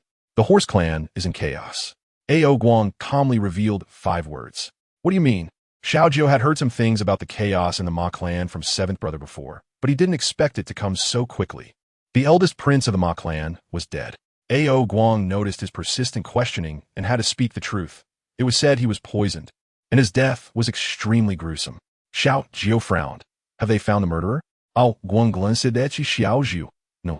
He answered calmly, if they had found out, 7th brother would have come to find you long ago. So they are all helping 7th brother? Xiao Jiu still felt something was off. Not really. Ao Guang said in a deep voice, all the clans are on high alert now. They are all preparing. Since they are preparing, why haven't they sent me a letter? Xiao Jiu still felt uneasy. No, I have to go take a look. But Ao Guang reached out to stop him. Where do you think you can run off to at this critical moment? He said discontentedly, I promised your mother to protect you well. If something happens to you now, how am I supposed to explain it to her as your uncle? But I have been here without any news from eldest brother and 2nd brother, and I feel very uneasy. Xiao Jiu finally couldn't help but voice his thoughts. Don't worry, your uncle has already sent someone to inquire for you. Ao Guang said helplessly. Just be patient and believe that news will come soon. After hearing this, Xiao Jiu's worries eased a bit. Uncle, you must inform me as soon as you have news. Xiao Jiu said seriously, you can't hide it from me. Of course. Ao Guang said, now you can focus on cultivating your skills. Xiao Jiu didn't come to the Dragon Clan for nothing. He bore the future of the Snake Clan on his shoulders. So he naturally needed to master both movements and techniques, learning the way of kings. Clearly, he was doing very well. He believed it wouldn't be long before he could set out. Meanwhile, the Ma clan was in an uproar due to the death of the eldest prince. Everyone was speculating who had poisoned him. Some said it was the 2nd prince, others said it was the 3rd or 4th princes, and some even suggested it was the 5th prince. In short, everyone suspected someone, but no one suspected the 6th prince. Chapter 211. It's simple. Among the sons of the Ma king, the 6th prince is the weakest and the least noticeable. Just taking a step could make his face pale. Who would suspect a sickly person? Your Highness, could this be a warning from that person? In the dim palace, the 6th prince's confidant spoke with a worried expression. What should we do next? They actually had no need to get involved in the struggle, but now they were being forced to the edge. No matter what choice they made next, the other side would seize this point to target them. The 6th prince lowered his head. Has the letter reached the Snake Clan? What did the Snake Lord say? This matter was no longer as simple as a civil strife within the Ma clan. They needed the powerful external help from the Snake Clan. The Snake Lord said he was already sending people to arrange things secretly and told the 6th prince to hold steady. The confidant hesitated and said, if necessary, leave the Ma clan and find a safe place to hide. The 6th prince fell silent. Your Highness, if it really comes to that, would you be willing to follow the Snake Lord arrangement and find a place to hide? The confidant asked seriously. The clans were no longer as they used to be, and the Ma clan was even more so. Ever since the Ma King died, the Ma clan had been in turmoil. Even if the sixth prince had no desire for that position, he still couldn't avoid being implicated. It was truly heartbreaking. The sixth prince sighed deeply. Let's talk about it when the time comes. It hasn't come to that yet, has it? If it truly comes to that, what does life or death matter? This body of mine has long lost its usefulness. Living is just a struggle to survive. In the Snake Clan's main hall, Yin Mo by naturally received messages from several sons of the Ma King. Lord, do we need to send someone to the Ma clan? A guard asked tentatively. Without the time guards present, things were naturally not as smooth as before. The entire hall even had a lifeless atmosphere. Have you found Shirhan's whereabouts? Yin Mo did not respond, but instead inquired about Shirhan's news. He had sent people out half a month ago, but in this half month, aside from letters and movements from various clans, Shirhan seemed to have disappeared without a trace. The guard lowered his head. Shirhan must have been hidden by someone. At first, they could still gather news about him, but as they continued to investigate, it was as if he had vanished from the world. Yin Mo's eyes darkened, as if he understood something. Have people been stationed around the Ma clan? He asked in a deep voice. The guard lowered his eyes. Everything has been arranged according to the Lord's orders. But what? Yin Mo raised his eyes to look at the guard. That sixth prince seems to have made preparations for death. So he hasn't followed my arrangements to escape? This was unexpected for Yin Mo. In that case, send more people to watch over him. Also, have everything prepared outside the temporary palace. It shouldn't be long before he appears. He was referring to Yin Mo's other self. The other side had been secretly arranging for so long. It was about time to show up. Yes.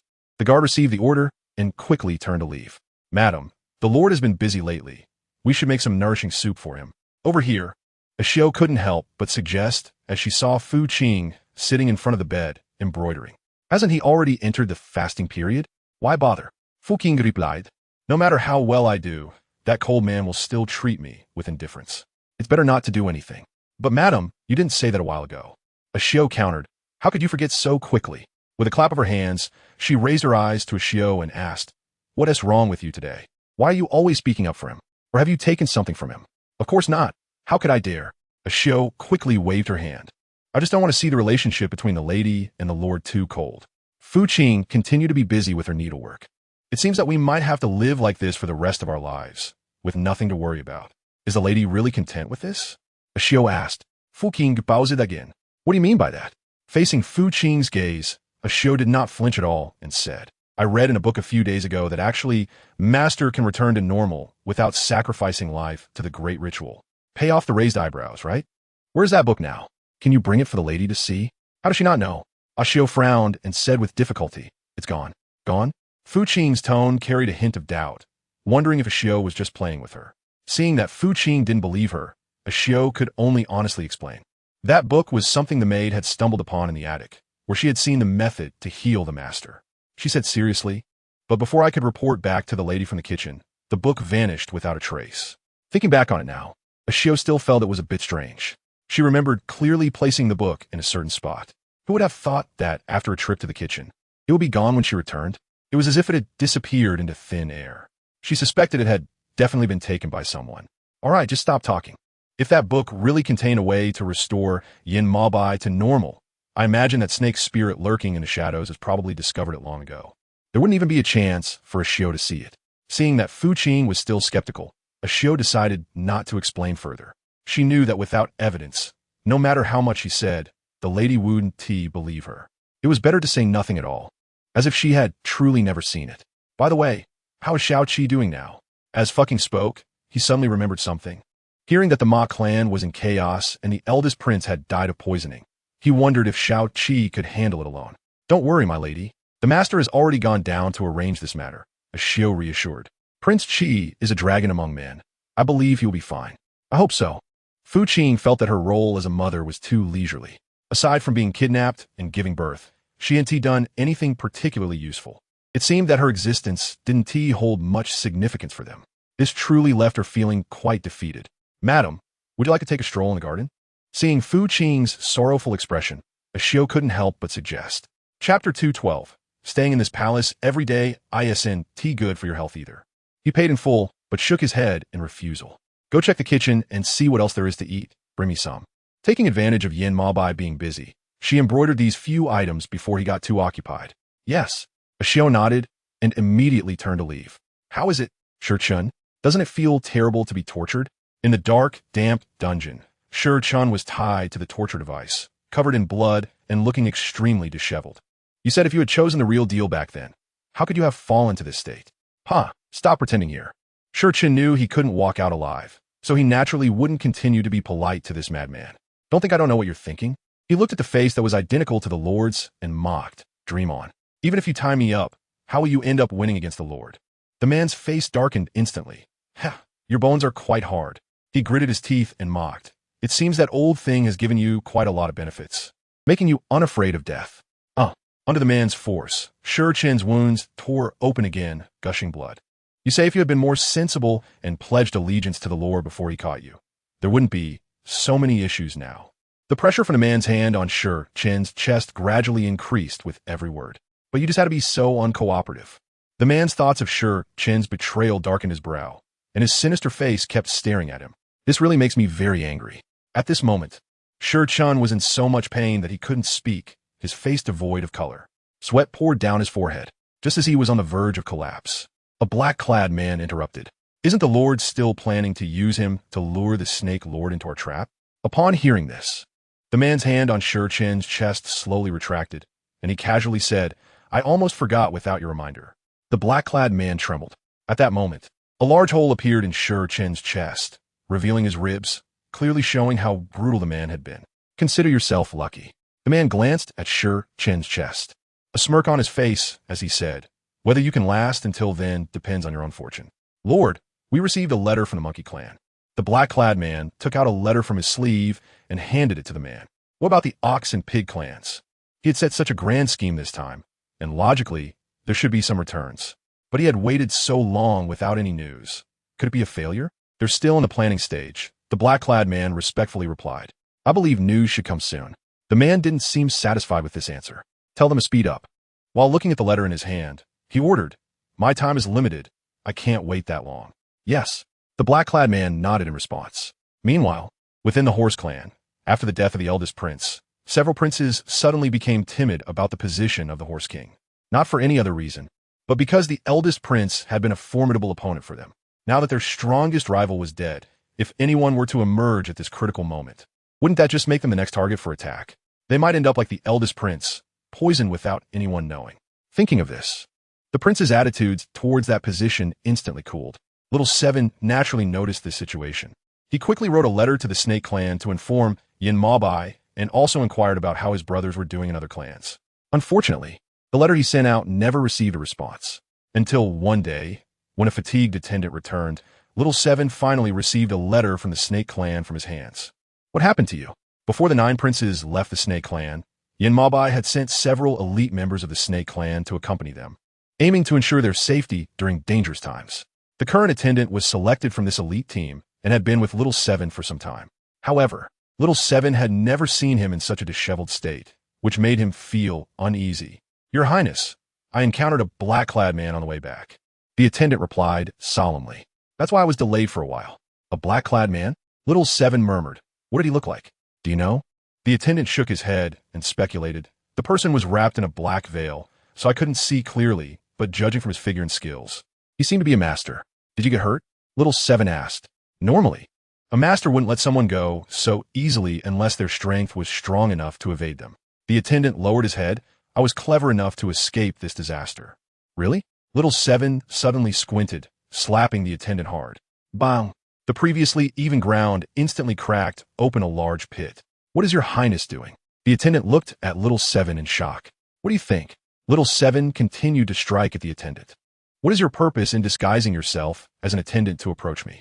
The attendant's face showed surprise, clearly not expecting to be exposed so quickly. He decided not to pretend anymore. As expected of the 7 prince of the Snake Clan, your mind is so sharp, you realized it so quickly. The attendant said curiously, but how did you find out? The black-clad man thought his disguise was flawless. Otherwise, how could he stand in front of the 7 prince? To want to keep secrets. One must not do anything wrong, Little Seven coldly mocked. From the moment you appeared, I sensed something was off. The people arranged by my father never speak straight to me. You not only spoke straight to me, but also occasionally looked at me with your eyes. Have you seen any guards who dare to look at their master like that? I see. The black-clad man looked enlightened. In that case, please allow the Seven Prince to accompany me. He smiled and gestured for Little Seven to follow him. Chapter 213. What if I refuse? Little Seven did not want to leave with this disgusting black-clad man. Just thinking about it made him feel uneasy. The black-clad man's expression darkened. Then I will have to offend you. Wait. Before the fight began, Xiao Qi suddenly spoke up to stop the opponent. Prince Qi still wanted to ask something. The man in black naturally noticed that the other party had something to say and directly asked, without any roundabout ways. Have you also used this method to deceive my elder brother and second brother? The opponent had no reason to only target him alone. It was likely that his elder brother and second brother had encountered similar situations. He was just unsure if they had seen through the opponent's schemes. That was what worried Xiao Qi the most. The man in black saw that he had thought of this and grinned, revealing a big white tooth, and laughed. You figured it out. You're right. My subordinate has indeed used this method to deceive the crown prince and the second prince. Unfortunately, they didn't fall for it. Hearing this, Xiao Qi suddenly felt a sense of relief. However, before he could feel happy, the next words from the man in black nearly made his lungs explode with anger. Fortunately, my subordinate had already drugged the several princes beforehand, so in the end, they were all captured by my subordinate. You. Xiao Qi was so furious at the man's words that he raised his hand, only to realize that his whole body was weak and limp. He immediately understood that he had also been drugged. Despicable. Xiao Qi gritted his teeth and glared at the man in black, looking as if he wanted to tear him apart. The man in black chuckled. I'm sorry, Prince Qi. Then, without giving Xiao Qi a chance to respond, he picked him up and left. Have you seen Prince Qi? Over here. Prince Qi's attendant walked over from a distance. Not seeing the seventh prince in the garden, he thought he had returned. However, when the attendant reached the sleeping quarters, he still did not see the seventh prince's figure. This made him feel increasingly anxious. Don't worry, the seventh prince might have gone somewhere else. After all, this seventh prince is quite unpredictable. Who knows where he might run off to next? The attendant did not think so. The prince would never leave so quietly. Even if there was an urgent matter, he would leave some kind of mark. But he had just checked around the garden and found nothing. Where are you going? Officer Chong? The leader of the horse clan guards called out to him as he turned around. Officer Chong had a gloomy expression. I suspect the seventh prince may be missing. I must report this news back to the Lord. The horse clan guard's face turned pale. No way. This is the horse clan. Who would dare to act against the prince? Officer Chong's expression was complicated. Better safe than sorry. Please have Guard Zhao pass a message to the princes that Chong Zheng has something to attend to and will leave first. After speaking, without waiting for Guard Zhao's response, Officer Chong swiftly turned and left. Meanwhile, Xiao Qi was taken by the man in black to a dark dungeon. This shocked him, and he quickly stood up. He found that apart from the torches lit on the walls, there was almost no one guarding the place. You're awake. Just as Xiao Qi was wondering where this place was, a deep voice suddenly came from the shadows. Daddy. Xiao Qi's face flashed with fear, but then he thought of something and quickly denied it. No, you're not Daddy. You're his doppelganger? The man did not seem satisfied with being called a doppelganger. His face, which had originally held a smile, instantly stiffened. How annoying. The man pressed his tongue against the roof of his mouth and asked, Did she teach you that? The she he referred to was none other than Fu Qing. What does this have to do with Mother? Xiao Qi retorted. Mother doesn't have that much time to teach us. But why did you have someone kidnap me here? Don't you know that Father S men are looking for you everywhere? Do you think I would be afraid? The man, with a somewhat proud expression, said, Or do you think that if I bring out that old antique, I'll let you all go? Xiao Qi frowned. Where did you lock up my elder brother and second brother? The man sat down on a wooden chair behind him. Served by the man in black. Want to know? Then call me Dad to hear it. Xiao Qi's expression became complicated at once. Don't want to call? Seeing that he was silent, the man did not force him. Fine, then wait until you figure out before you call. Xiao Qi pursed his lips. What do you want to do? Looking at the face that resembled his father's, Xiao Qi found it hard to say anything unpleasant. It felt as if he was offending his own father, which made him feel very uncomfortable. Can't you see what Father wants to do to you? The man smirked. Father naturally wants our family of 11 to reunite. Think about it. That old antique is busy with his matters every day and has no time to manage your mother and you all. So, Father certainly wants to bring your mother and you all over to take good care of you. Crazy.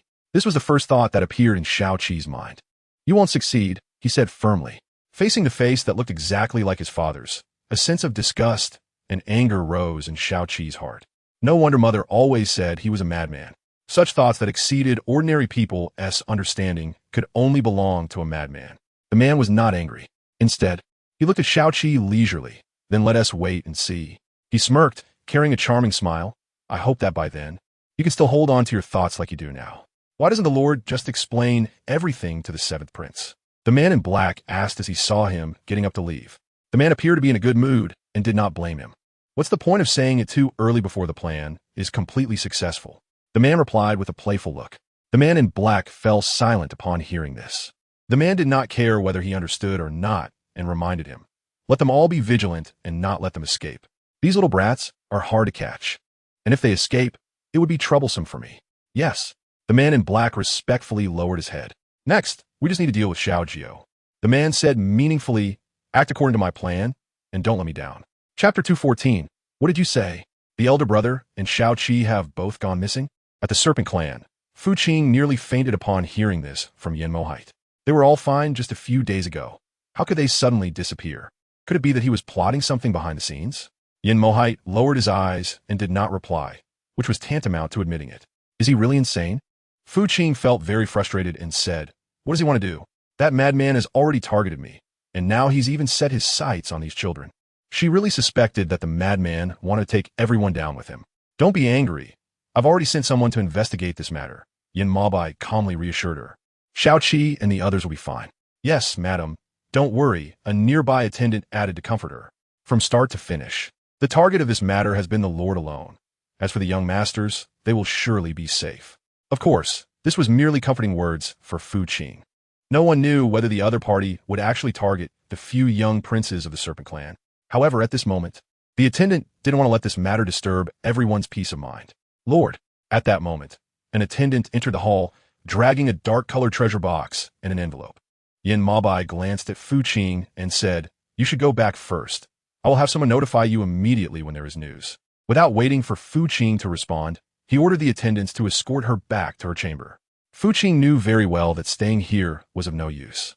Therefore, when Yin Mabai arranged for someone to send her back, she did not offer any rebuttal. Bring it here. After the person left, Yin Mabai instructed the guard who had just walked in from outside the hall. Soon, the guard presented the letter and box to Yin Mabai. How outrageous!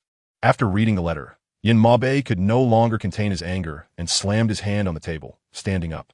The guard beside him didn't dare to make sound. Then, the dark-colored box was opened with a wave of Yin Mabei's hand. Inside lay a sturdy arm. This arm belonged to no one else but Shi Yin.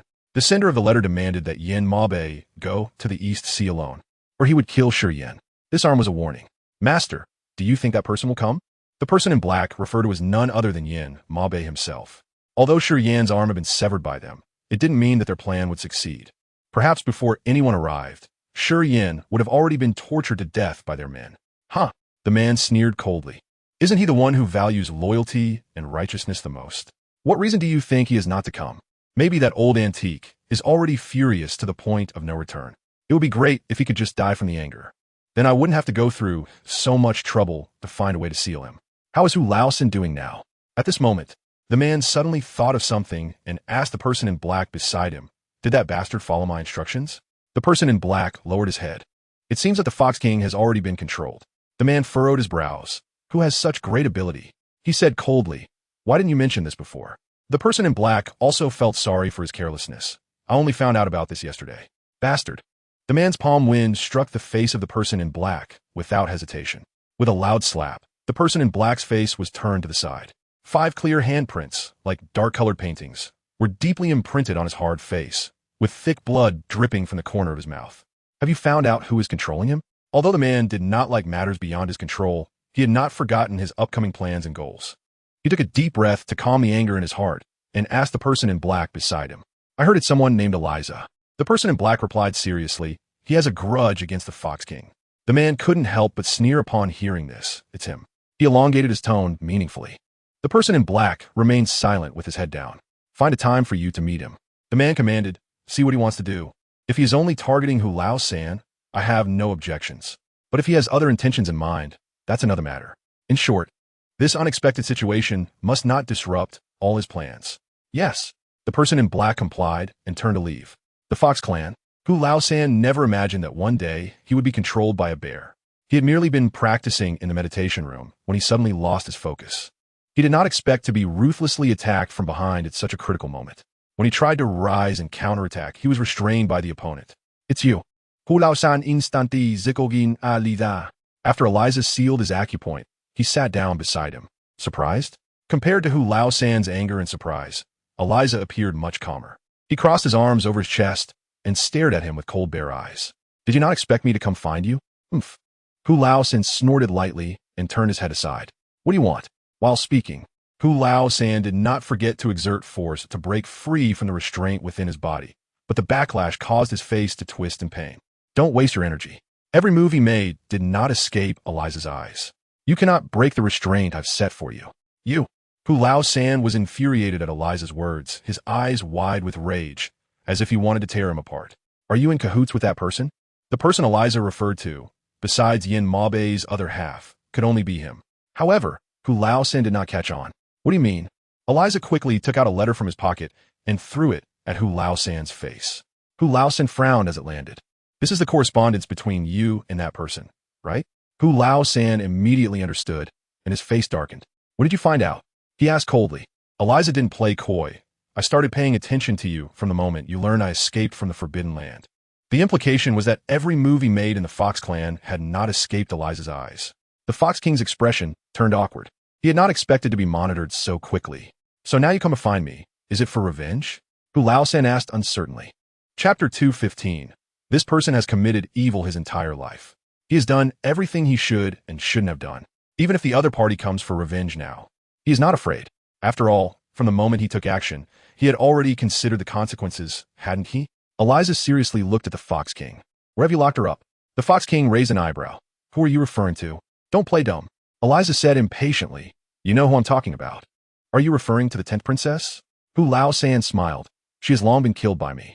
Are you going to talk or not?" Eliza did not believe Hu Lao-san's words at all and threatened him by gripping his neck tightly. Hu Lao-san showed no fear and narrowed his eyes. "Are you threatening me?" He said nonchalantly. "Do you know that if you continue to choke me, you will never find out the whereabouts of the 10th princess?" Upon hearing this, Eliza's rationality finally returned a bit. He released his hand from Hu Lao-san's neck. "Don't play tricks," he said coldly. "Cough, cough." After Eliza released his neck, Hu Lao-san coughed on the ground. This was probably the first time in his thousands of years as the Fox King that he was treated this way. Thinking of this, his dark eyes inevitably darkened. "Can we talk about the whereabouts of the 10th princess now?" Eliza had plenty of time to waste with Hu Lao-san and was not afraid of him playing tricks. "You came here just to ask about the whereabouts of the 10th princess?" Fox Lao-san sorted out his thoughts and said. Ali-chan narrowed his eyes, not entirely. He knew Fox Lao-san was trying to lead him on, but at this moment, he wasn't afraid of him knowing. "Are you and he planning to stir up trouble?" Fox Lao-san smirked. "Aren't you already aware?" He indeed intended to cooperate with the other party. However, it wasn't without precautions. He just didn't expect to be ambushed before the cooperation could materialize. If he had known he would end up like this today, he would have prepared in advance. "Master." At this moment, Yuk, who was guarding outside the door, seemed to sense something was off in the room and suddenly knocked on the door. Fox Lao-san raised an eyebrow, as if to say, "Look, my people have arrived." Ali Cha frowned. "Do you think I'll be scared?" Outside, Yuk continued to knock on the door. Seeing that there was no response from inside for a while, he was about to push the door open. Just then, the door opened on its own. "Master." Yuk almost stumbled inside. Fortunately, he steadied himself and didn't fall onto Fox Lao-san. "Is there something?" Fox Lao-san's displeased gaze fell on Yuk. He was clearly not happy. Yuk glanced through Fox Lao-san at the room and, seeing nothing out of the ordinary, felt relieved. "What are you looking at?" Fox Lao-san's elongated fox eyes suddenly landed on Yuk's face. Yuk then realized his boldness and quickly lowered his head. "Did you feel anything unusual just now?" Fox Lao-san asked, his eyes dark. "What do you want to say?" Yuk, meeting Fox Lao-san's dark eyes, clearly felt something was off but still lowered his head. He had noticed that a few guards outside had all collapsed on the ground when he came over. Yuk answered honestly, "I thought." "Thought what?" Fox Lao-san interjected. "That I was ambushed?" "I wouldn't dare." Hearing Fox Lao-san's displeased tone, Yuk realized that his question was indeed somewhat offensive and didn't dare to speak further. Fox Lao-san ignored Yuk's words. "Starting tomorrow, I plan to go into seclusion," Fox Lao-san said. "If there's nothing, don't come over. But the matter you entrusted me with." Fox Lao-san frowned. "Pretend you know nothing." Yuk's eyes widened in shock upon hearing Fox Lao-san's words. "Is there anything else?" Fox Lao San asked again when he saw Yuk hadn't left. This time, Yuk didn't speak, simply shook his head. I take my leave. After Yuk left, the large room was left with just Fox Lao San and Ali Cha. In the following period, the Fox clan remained relatively stable and peaceful due to Ali Cha's behind-the-scenes manipulation. The Fox clan members were living the lives they desired, which was the peace that Yuk and others had longed for. Don't you find this all very strange? Meiji had naturally heard about Fox Lao San's recent news of going into seclusion. However, this didn't seem to fit the Fox King style at all. Wasn't he supposed to join forces with that person to deal with Yin Mo Bai and the entire Snake clan? Suddenly letting it go like this was quite unreasonable. Yuk paused with the spoon in his hand. What do you want to say? He looked at Meiji with a serious expression. He clearly understood what she meant. However, after being busy for thousands of years, he felt exhausted. Now that he had someone he liked by his side, even if he sensed something was wrong, so what? He wanted a stable life of his own. Even if it's wrong, so what? Meiji glanced at Yuk. Aren't you already very clear in your heart? She didn't directly say it in front of Yuk, but continued to play riddles with him. Since you've already made your choice, I hope you won't regret it in the future. Yuk lowered his gaze and remained silent. For a moment, the room fell silent. After a while, Meiji suddenly put down her bowls and chopsticks and stood up. I'm leaving. She looked down at Yuk from a high position, not as a request for his opinion, but as a statement of the fact that she was leaving. Yuk raised his gaze to Meiji. Have you forgotten the conditions you promised me back then? Meiji lowered her gaze. I haven't forgotten, but I do have my own matters to attend to. Yuk was silent for a few seconds. Are you sure? He asked seriously. Once you walk out that door today, no matter what dangers you encounter in the future, I will not come to save you again. Meiji was determined to leave. No matter what Yuk said, she wouldn't stay in the Fox clan any longer. This was her choice, and there would be no turning back. Yuk could naturally see this point. He didn't say anything. He just let Meiji slowly disappear from his sight. For a long time, Yuk was lost in thought. Uncle Shi, are you okay? Meanwhile, in the secret room, Xiaoqi looked at the severely injured Shi, who seemed on the verge of collapse, and could only inquire through the large door of the cell. Chapter 216. He wasn't sure if the other party losing an arm would affect their future life. However, his current state clearly indicated life-threatening danger. Sure, she looked up at Xiaoqi and tried to muster a smile to reassure him. I'm fine. Even if something happens, it's just death. Sure, she had long since detached himself from this issue. Xiaoqi frowned, obviously not believing his words. He could sense Shi's weakness, which was not as good as it appeared on the surface. Uncle Shi, hold on a little longer. Dad will come to rescue us soon. Xiaoqi, who are you talking to? Before she could respond, a mocking voice suddenly came from not far away. Xiaoqi frowned. Why are you here? The person was none other than Yin Mo Bai, who had disappeared for several days. He looked quite pleased, followed by two subordinates, swaying as they walked out of the shadows. What? Is that how you look when you see Dad? The man seemed somewhat displeased at Xiaoqi's indifference. You're not my dad. Xiaoqi turned his head away, clearly unwilling to see him. To him, this man just had the same face as his dad. He was not his dad at all. His dad would never be as unpredictable as him, nor would he kill indiscriminately like him. The man's cheerful face stiffened instantly at his words. Your temper is just like that old antique. The man seemed to have thought of something, and his gaze toward Xiaoqi suddenly became complex and sinister. Xiaoqi did not understand what the other party meant by saying this, but still glanced at him. What do you really want? Xiaoqi did not believe that the other party came just to say these things. Otherwise, they would have made things clear when he was kidnapped on the first day. Why wait until now? The man sat on the wooden chair behind him with the service of two subordinates. I don't want anything, just want to tell you that in a few days, I plan to take your brothers to meet him. To him the man referred to as none other than Yin Mo Bai. So I'm here to give you a heads up. Xiaoqi frowned. Are you crazy? The man laughed. Aren't you clear whether I'm crazy or not? He teased. How about you call me Dad and I'll change my mind? You wish. Xiaoqi said angrily. Given what he had done, he would never call him Dad, even if he died. The man was not angry. Instead, he shrugged helplessly. Then there's nothing I can do. Wait, where are you taking Uncle Shi? Xiaoqi asked in a deep voice as he saw the two subordinates release Shi Ran from the torture device. The man glanced at Shi Ran's disheveled and blood-stained face and sneered. Where else could he go? Of course, to the place he should go. After saying that, he stood up and left without giving Xiaoqi a chance to respond. Stop! Xiaoqi shouted with all his might at the man's back. But the man seemed not to have heard. At that moment, Xiaoqi felt like a headless fly with no way out. Meanwhile, after Meiji left the Fox clan, she did not go to the Snake clan to seek revenge on Qing immediately. Instead, she went to the Dragon clan. The moment Ao Guang learned that Mei Ji wanted to see him, his narrow eyes darkened instantly, clearly realizing something. Lord, shall we meet her? The Turtle Prime Minister observed Ao Guang's silence and tentatively asked. This person was now at the gate of the Dragon Clan. Even if they wanted to avoid her, it would be impossible. Let her in.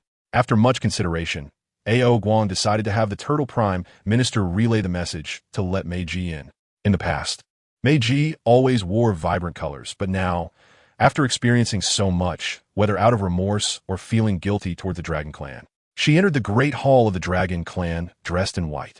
I have seen the Lord. May you respectfully bowed to Ao Guang.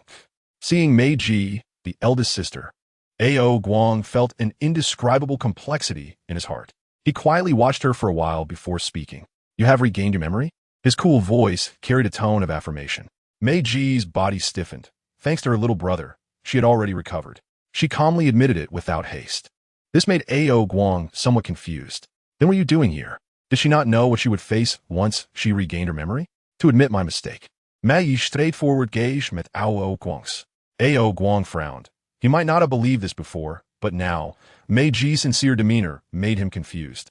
I know that it was my extremism that caused my father's death, Mei Ji said regretfully, word by word. But after going through so much, I have come to understand. I want to spend the rest of my days guarding my father's tomb in Longling to atone for my sins. I hope the Lord can grant this. Ao Guang's eyes were complex. So, you no longer resent the second sister? What do you think? Mei Ji did not hide anything regarding this question, and said lightly, of course, I still resent her. It's just that her life doesn't seem to be easy either, does it? One wave has not yet settled down before another rises. There are always people wanting her man's life. Compared to her, I am indeed much better now. Then what are you still dissatisfied with? Ao Guang did not understand Mei Ji's thoughts. Clearly, the marriage exchange was proposed by her, yet in the end, it led to so many troubles. It was hard for him to feel any sympathy for her. Mei Ji glanced at Ao Guang. You're still on Yuan's side, aren't you? She said nonchalantly, well, in your eyes, she is indeed a person who doesn't compete for anything. But no one knows better than I do what kind of person she is behind the scenes. Although I proposed a marriage exchange, she knew there was a problem and that the Fox King was impotent, yet she still readily agreed when I suggested the exchange, which only shows that she clearly didn't want me to have a good life. What do you mean by this? The more Ao Guang listened to Mei Ji, the more he felt something was off. Seeing that things had come to this point, Mei Ji simply did not hide it any longer and said directly, she and I are both people who have been reborn. She knew there was something wrong with the Fox King, but agreed so readily when I proposed a marriage exchange, which only shows that she clearly did not want me to have a good life. Chapter 217. Ao Guang's face was dark. If he had initially harbored some hope for Mei Ji's sincere repentance, at this moment, upon hearing her words, that hope had completely shattered. Enough. Ao Guang scolded her. People say a dog cannot change its habit of eating shit. In his eyes, Mei Ji was no different from that dog. Clearly, she was the one at fault. Yet she was now spouting nonsense and throwing dirt on others, saying things he couldn't even understand. Reborn? Huh. She really thinks of them as fools. Your Highness, you should say less, the Turtle Prime Minister hurriedly advised from his side. The marriage exchange was proposed by you. How can you blame the second princess? After all, even the Dragon Lord advised against it. You insisted on exchanging with the second princess and ended up causing so much trouble. In the end, the Turtle Prime Minister could not help but sigh. Who could be blamed? If anyone, it could only be blamed on Mei Ji's stubbornness and refusal to listen to advice. Mei Ji's face turned pale. Are you all trying to defend her, to excuse her? Even though so much time has passed, Mei Ji still felt that her current situation was entirely caused by that wretched Yuan. If she hadn't agreed to the marriage exchange, she wouldn't have married into the Fox clan and wouldn't have encountered the perverted Fox King. But now, instead of receiving comfort from everyone, she was instead being blamed for everything. How could she not resent that? Ao Guang did not want to listen to her continue her madness. Soon, two guards walked in from outside the hall. Mei Ji looked at Ao Guang with hatred. You will regret this. You will definitely regret it. Ao Guang rubbed his aching brow. He didn't know whether he regretted it or not. In any case, at this moment, he didn't want to hear Mei Ji continue her nonsense. Naturally, the news about Mei Ji coming to the Dragon Tribe also reached Xiao Jiu's ears. Now that he learned that his 8 older brothers and sisters had gone missing at the same time, apart from sending people out to search like Ao Guang, he was more focused on finding that doppelganger who looked just like his father. Xiao Jio suspected that his brothers and sisters had been kidnapped by that person. As for how it was done, Xiao Jio had yet to guess. However, he believed that the other party definitely did not use legitimate means. Xiao Jio was somewhat aware of his brothers and sisters' methods. If it weren't for the people around them, it would be impossible to get close to them. What are you thinking about? As soon as A.O. Guang entered the study, he saw Xiao Jiu lost in thought and couldn't help but ask. His nephew had been studying with him for so long that he mostly kept his emotions hidden. Sometimes even A.O. Guang, as the uncle, found it hard to guess what was on his mind. Uncle, Xiao Jiu Griete, Ao Guang. There are only the two of us here. Why are you being formal? In the absence of others, A.O. Guang acted much more casually, without the usual airs of a lord, making him seem much more approachable. Just now, your father sent a letter, A.O. Guang said as he pulled a letter from his sleeve and handed it to Xiao Jiu. Xiao Jio's eyes flashed with surprise. Did Uncle deal with those spies? A.O. Guang glanced at Xiao Jiu. What do you think? He said lightly, those things will eventually be dealt with. I just sent them to meet the king of hell a little earlier. But wouldn't that break the clues? Xiao Jiu frowned and said, Uncle, can you bear to see all the efforts so far go to waste? Huh. A.O. Guang did not agree with Xiao Jiu's words. What a waste. Just take a look at what your father wrote in the letter before you say anything. After hearing A.O. Guang's words, Xiao Jiu didn't dare to hesitate and quickly opened the letter. The content of the letter was very simple. It stated that 3 days later, Yin Mo Bai would prepare to follow that person's arrangements to go to the East Sea. At that time, the Snake Clan would be entirely handed over to Xiao Jiu to manage. Does father know something? Xiao Jiu suddenly looked up at A.O. Guang and asked, did that person capture seventh brother and the others? The he Xiao Jiu referred to was none other than the doppelganger that Yin Mo Bai and A.O. Guang had been searching for. A.O. Guang raised an eyebrow. Isn't it clearly written in the letter? He said in a deep voice this time, your father is going not only to save seventh brother and the others, but also to persuade the other party. What about my mother? Xiao Jiu asked worriedly. Does she know about this? From what he knew of his mother, if she were aware, she definitely wouldn't remain indifferent. Cough, cough. Faced with this question, A.O. Guang could only resolve it with a cough. Your mother is of course safe in the Snake Clan, he said ambiguously. Xiao Jiu immediately understood that father hadn't informed mother about going to the EC at all. It made sense.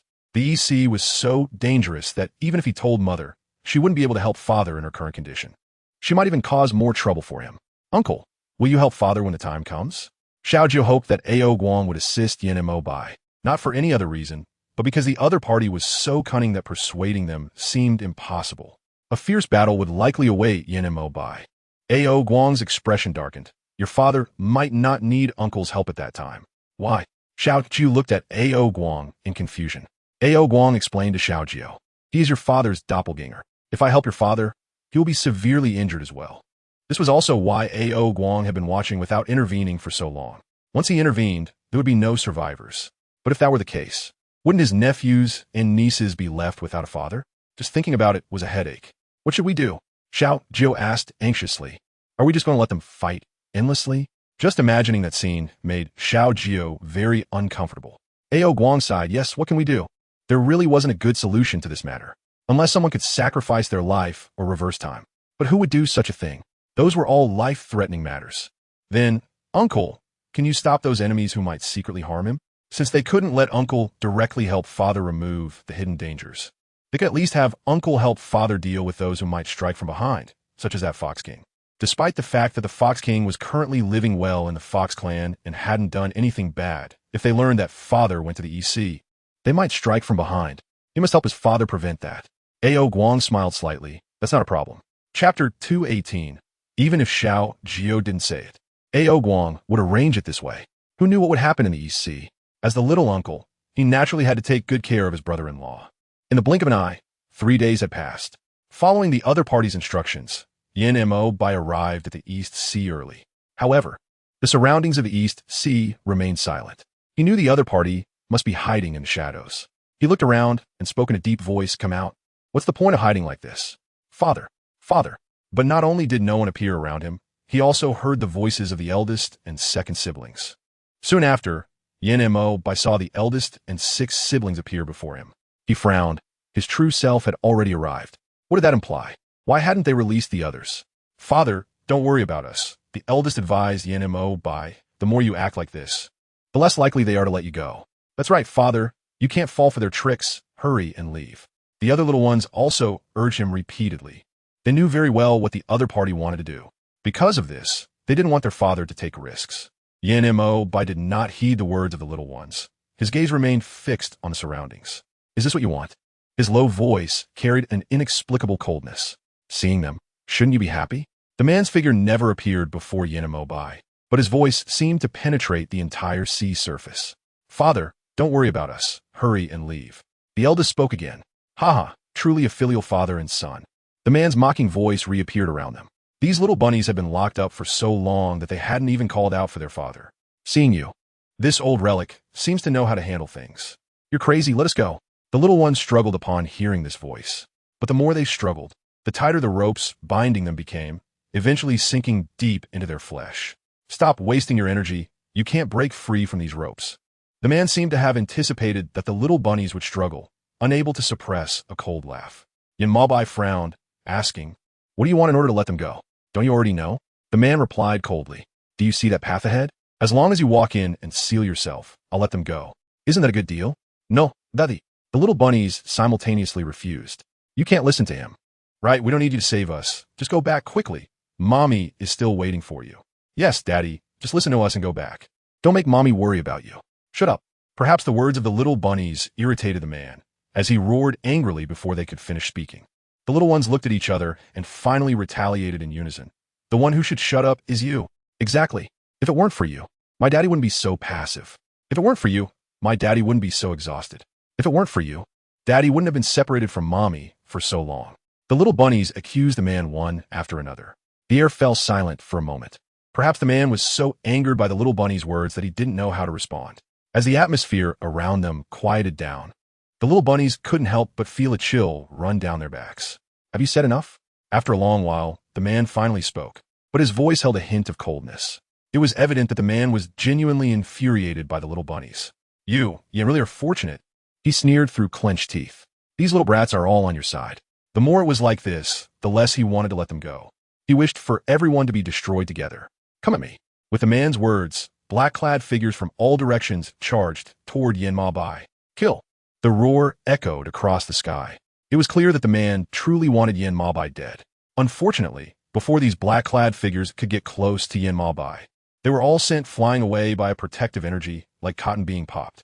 Soon, the ground was littered with those who lay injured. Do you think such rubbish can harm me? Bai's tone was cold and disdainful. If you really want to attack me, come out yourself. Why send useless people? Huh, are you angry? The man coldly laughed. Bai said nothing. Keep coming at me. The man couldn't stand the sight of this old relic acting so high and mighty, continuing to issue orders. He wanted to see how long this old relic could hold out. This time, the number of attackers was clearly more than before. There were both rat and frog clans among them. Their common target was none other than Bai. However, with Bai's protective energy, these guards couldn't easily approach him. Everyone who came within a meter of Bai was once again sent flying. Uft. The air was filled with the sounds of people spitting blood. It sounded quite tragic. Daddy, be careful. Just then, the man suddenly leaped out from behind Bai. Seeing this, Bai did not dodge, but raised a palm to meet the other's strike. Bang!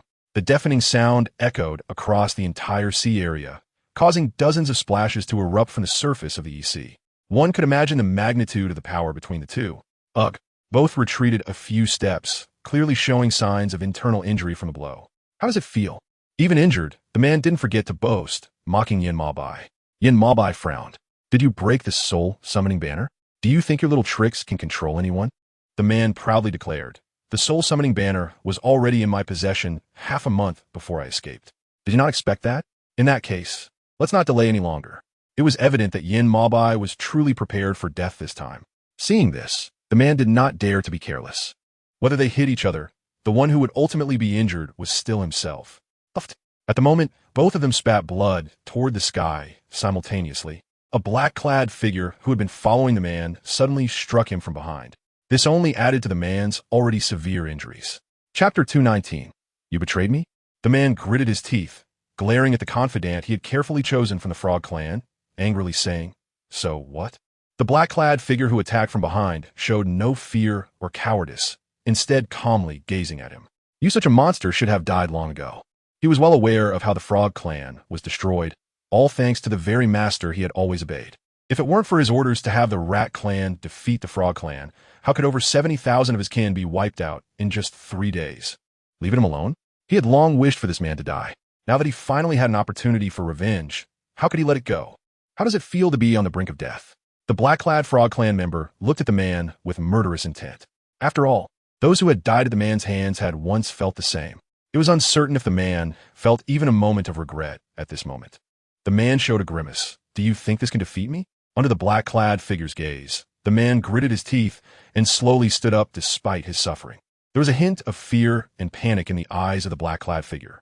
But when he saw the blood flowing from the man's lips, he immediately calmed down. He watched the man with a half-smile. Then why don't you try a strike? The black-clad figure provocatively said. Daddy, Daddy, the 7 little bunnies, tied up not far away, cried out anxiously upon seeing this scene. What are you all waiting for? The black-clad figure looked at the 7 tied-up little bunnies and coldly laughed. Kill them all. You dare. Even if a man is completely insane, he would never joke with the lives of a few little children. He brought them here merely to disturb the old antique's mind. Little did he know he would be schemed against by the person beside him. How could he not be angry? Huh. The man in black sneered. At this point, what do I have to fear? Kill. The man's eyes turned cold. Daddy, Daddy, Daddy. The few little children simultaneously called out towards Yin Ma Bai. The man gritted his teeth and let out a fierce roar, and then a giant dragon appeared before everyone. This made everyone gasp in shock. Seizing the opportunity, the giant dragon charged towards the few little children. Bang, bang, bang. All the men in black were sent flying dozens of meters away by the dragon's wind. The ropes binding the 7 little children were untied. The men in black looked terrified, wanting to turn and flee quickly, but the giant dragon instantly pierced through their bodies. The man lay stiffly on the ground, his eyes wide open, as if he had seen something terrifying. Daddy, Daddy, Daddy. Once the ropes on the 7 little children were untied, they immediately ran towards Yin Ma Bai. At that moment, the giant dragon landed in front of Yin Ma Bai, producing a loud bang and kicking up a thick layer of dust. Through the dust, the giant dragon slowly became transparent, eventually transforming into a transparent human figure that appeared before everyone. Is this the result you wanted? Yin Ma Bai looked pale and haggard as he gazed at the man in front of him, who looked exactly like him, and spoke calmly. Huh. The man sneered. What do you want to say? Puffed. However, before the man could finish speaking, Yin Ma Bai spat out another mouthful of blood onto the ground. Daddy! The 7 little children called out to him anxiously at the same time. Yin Ma Bai raised his hand to signal them to stop talking. At this moment, is there anything else you want to say? The man had already used all his magic at the last moment, and it could be said that his body was now completely empty, ready to dissipate into the sky at any moment. The man curled his lips. Nothing. He looked at Yin Ma Bai's face, which was also as pale and transparent as his own, shook his head. But if I could start over in the next life, I hope I would be the main body, not someone else's doppelganger. Daddy, Daddy. When fucking Eliza and A.O. Guang arrived, Yin Ma Bai's consciousness seemed to be slowly dissipating. In a blur, he seemed to see the figure of a small woman anxiously running towards him. Did he see it wrong? Wasn't she with the Snake Clan? How could she be here? Wake up, Yin Ma Bai, wake up. Yin Ma Bai's hazy eyes became clearer for a moment after hearing the woman's voice. What are you doing here? His faint voice carried a hint of dissatisfaction. Fu Qing ignored him and instead complained a bit. If I hadn't come. How long did you plan to hide this from me? Are you okay? Ali Cha proactively stepped forward to greet him. Since he had taken control of Foxhold 3, crippled his cultivation, and rescued the 10th princess, he had been paying attention to the affairs of the Snake Clan. When he learned that Yin Ma Bai had come to the EC alone, he didn't hesitate to bring Fu Qing along from the Snake Clan. Hopefully, what he did this time was the right thing. Thank you, Yin Ma Bai said coldly after uttering this sentence, and then he stopped speaking. A.O. Guang glanced at the current situation and knew that Yin Ma Bai was almost at his limit. You all should leave first. Fu Qing glanced at A.O. Guang and Ali Cha and instructed, I want to speak to him alone. Daughter. The 9 little milk dumplings called out to her in worry at the same time. Fu Qing did not pay attention. Her eyes were fixed on Yin Mo by the entire time, looking as if she was afraid he would disappear. A.O. Guang signaled to Shao Qi and the others with his eyes. Soon, everyone left, leaving only Fu Qing, Yin Mo Bai, and the man who was barely visible. Let me save you, the statement echoed in their ears. Since her crossing, she had not done anything for this man. Now, let this be her small contribution to him. Stop. Yin Mo Bai and the man tried to intervene, but Fu Qing stopped them. I dedicate my life to you. As Fu Qing spoke, she performed the life sacrifice technique towards the two, saying, I hope you both can return to normal and treat Xiao Qi and the others well. Tell them that their mother loves them very much. No, don't. With the man's angry shout, a golden light descended from the sky, landing in front of the three. When Ao Guang, Ali Cha, and the others tried to stop it, they were blocked outside by this light. Xiao Qi and Xiao Jiu stood outside the light circle, crying continuously. At the moment of closing her eyes and dissipating, Fu Qing looked at her 9 children. I am leaving, my children. Her ethereal voice reached the ears of the little ones. This is a peace charm that your mother sewed for you. I hope it will keep you safe and sound forever. You must listen to your father in the future. Mother, mother, don't. The 9 little ones called out to her incessantly, but unfortunately, Fu Qing's figure disappeared along with the retreating golden light. Synopsis: Fu Qing crosses into a beast world and becomes the second princess of the Dragon Clan, about to marry the Fox Clan's patriarch. In the original story, the patriarch is a lecherous character, and the second princess, after marrying into the Fox Clan, was never regarded as a dragon and met an early demise.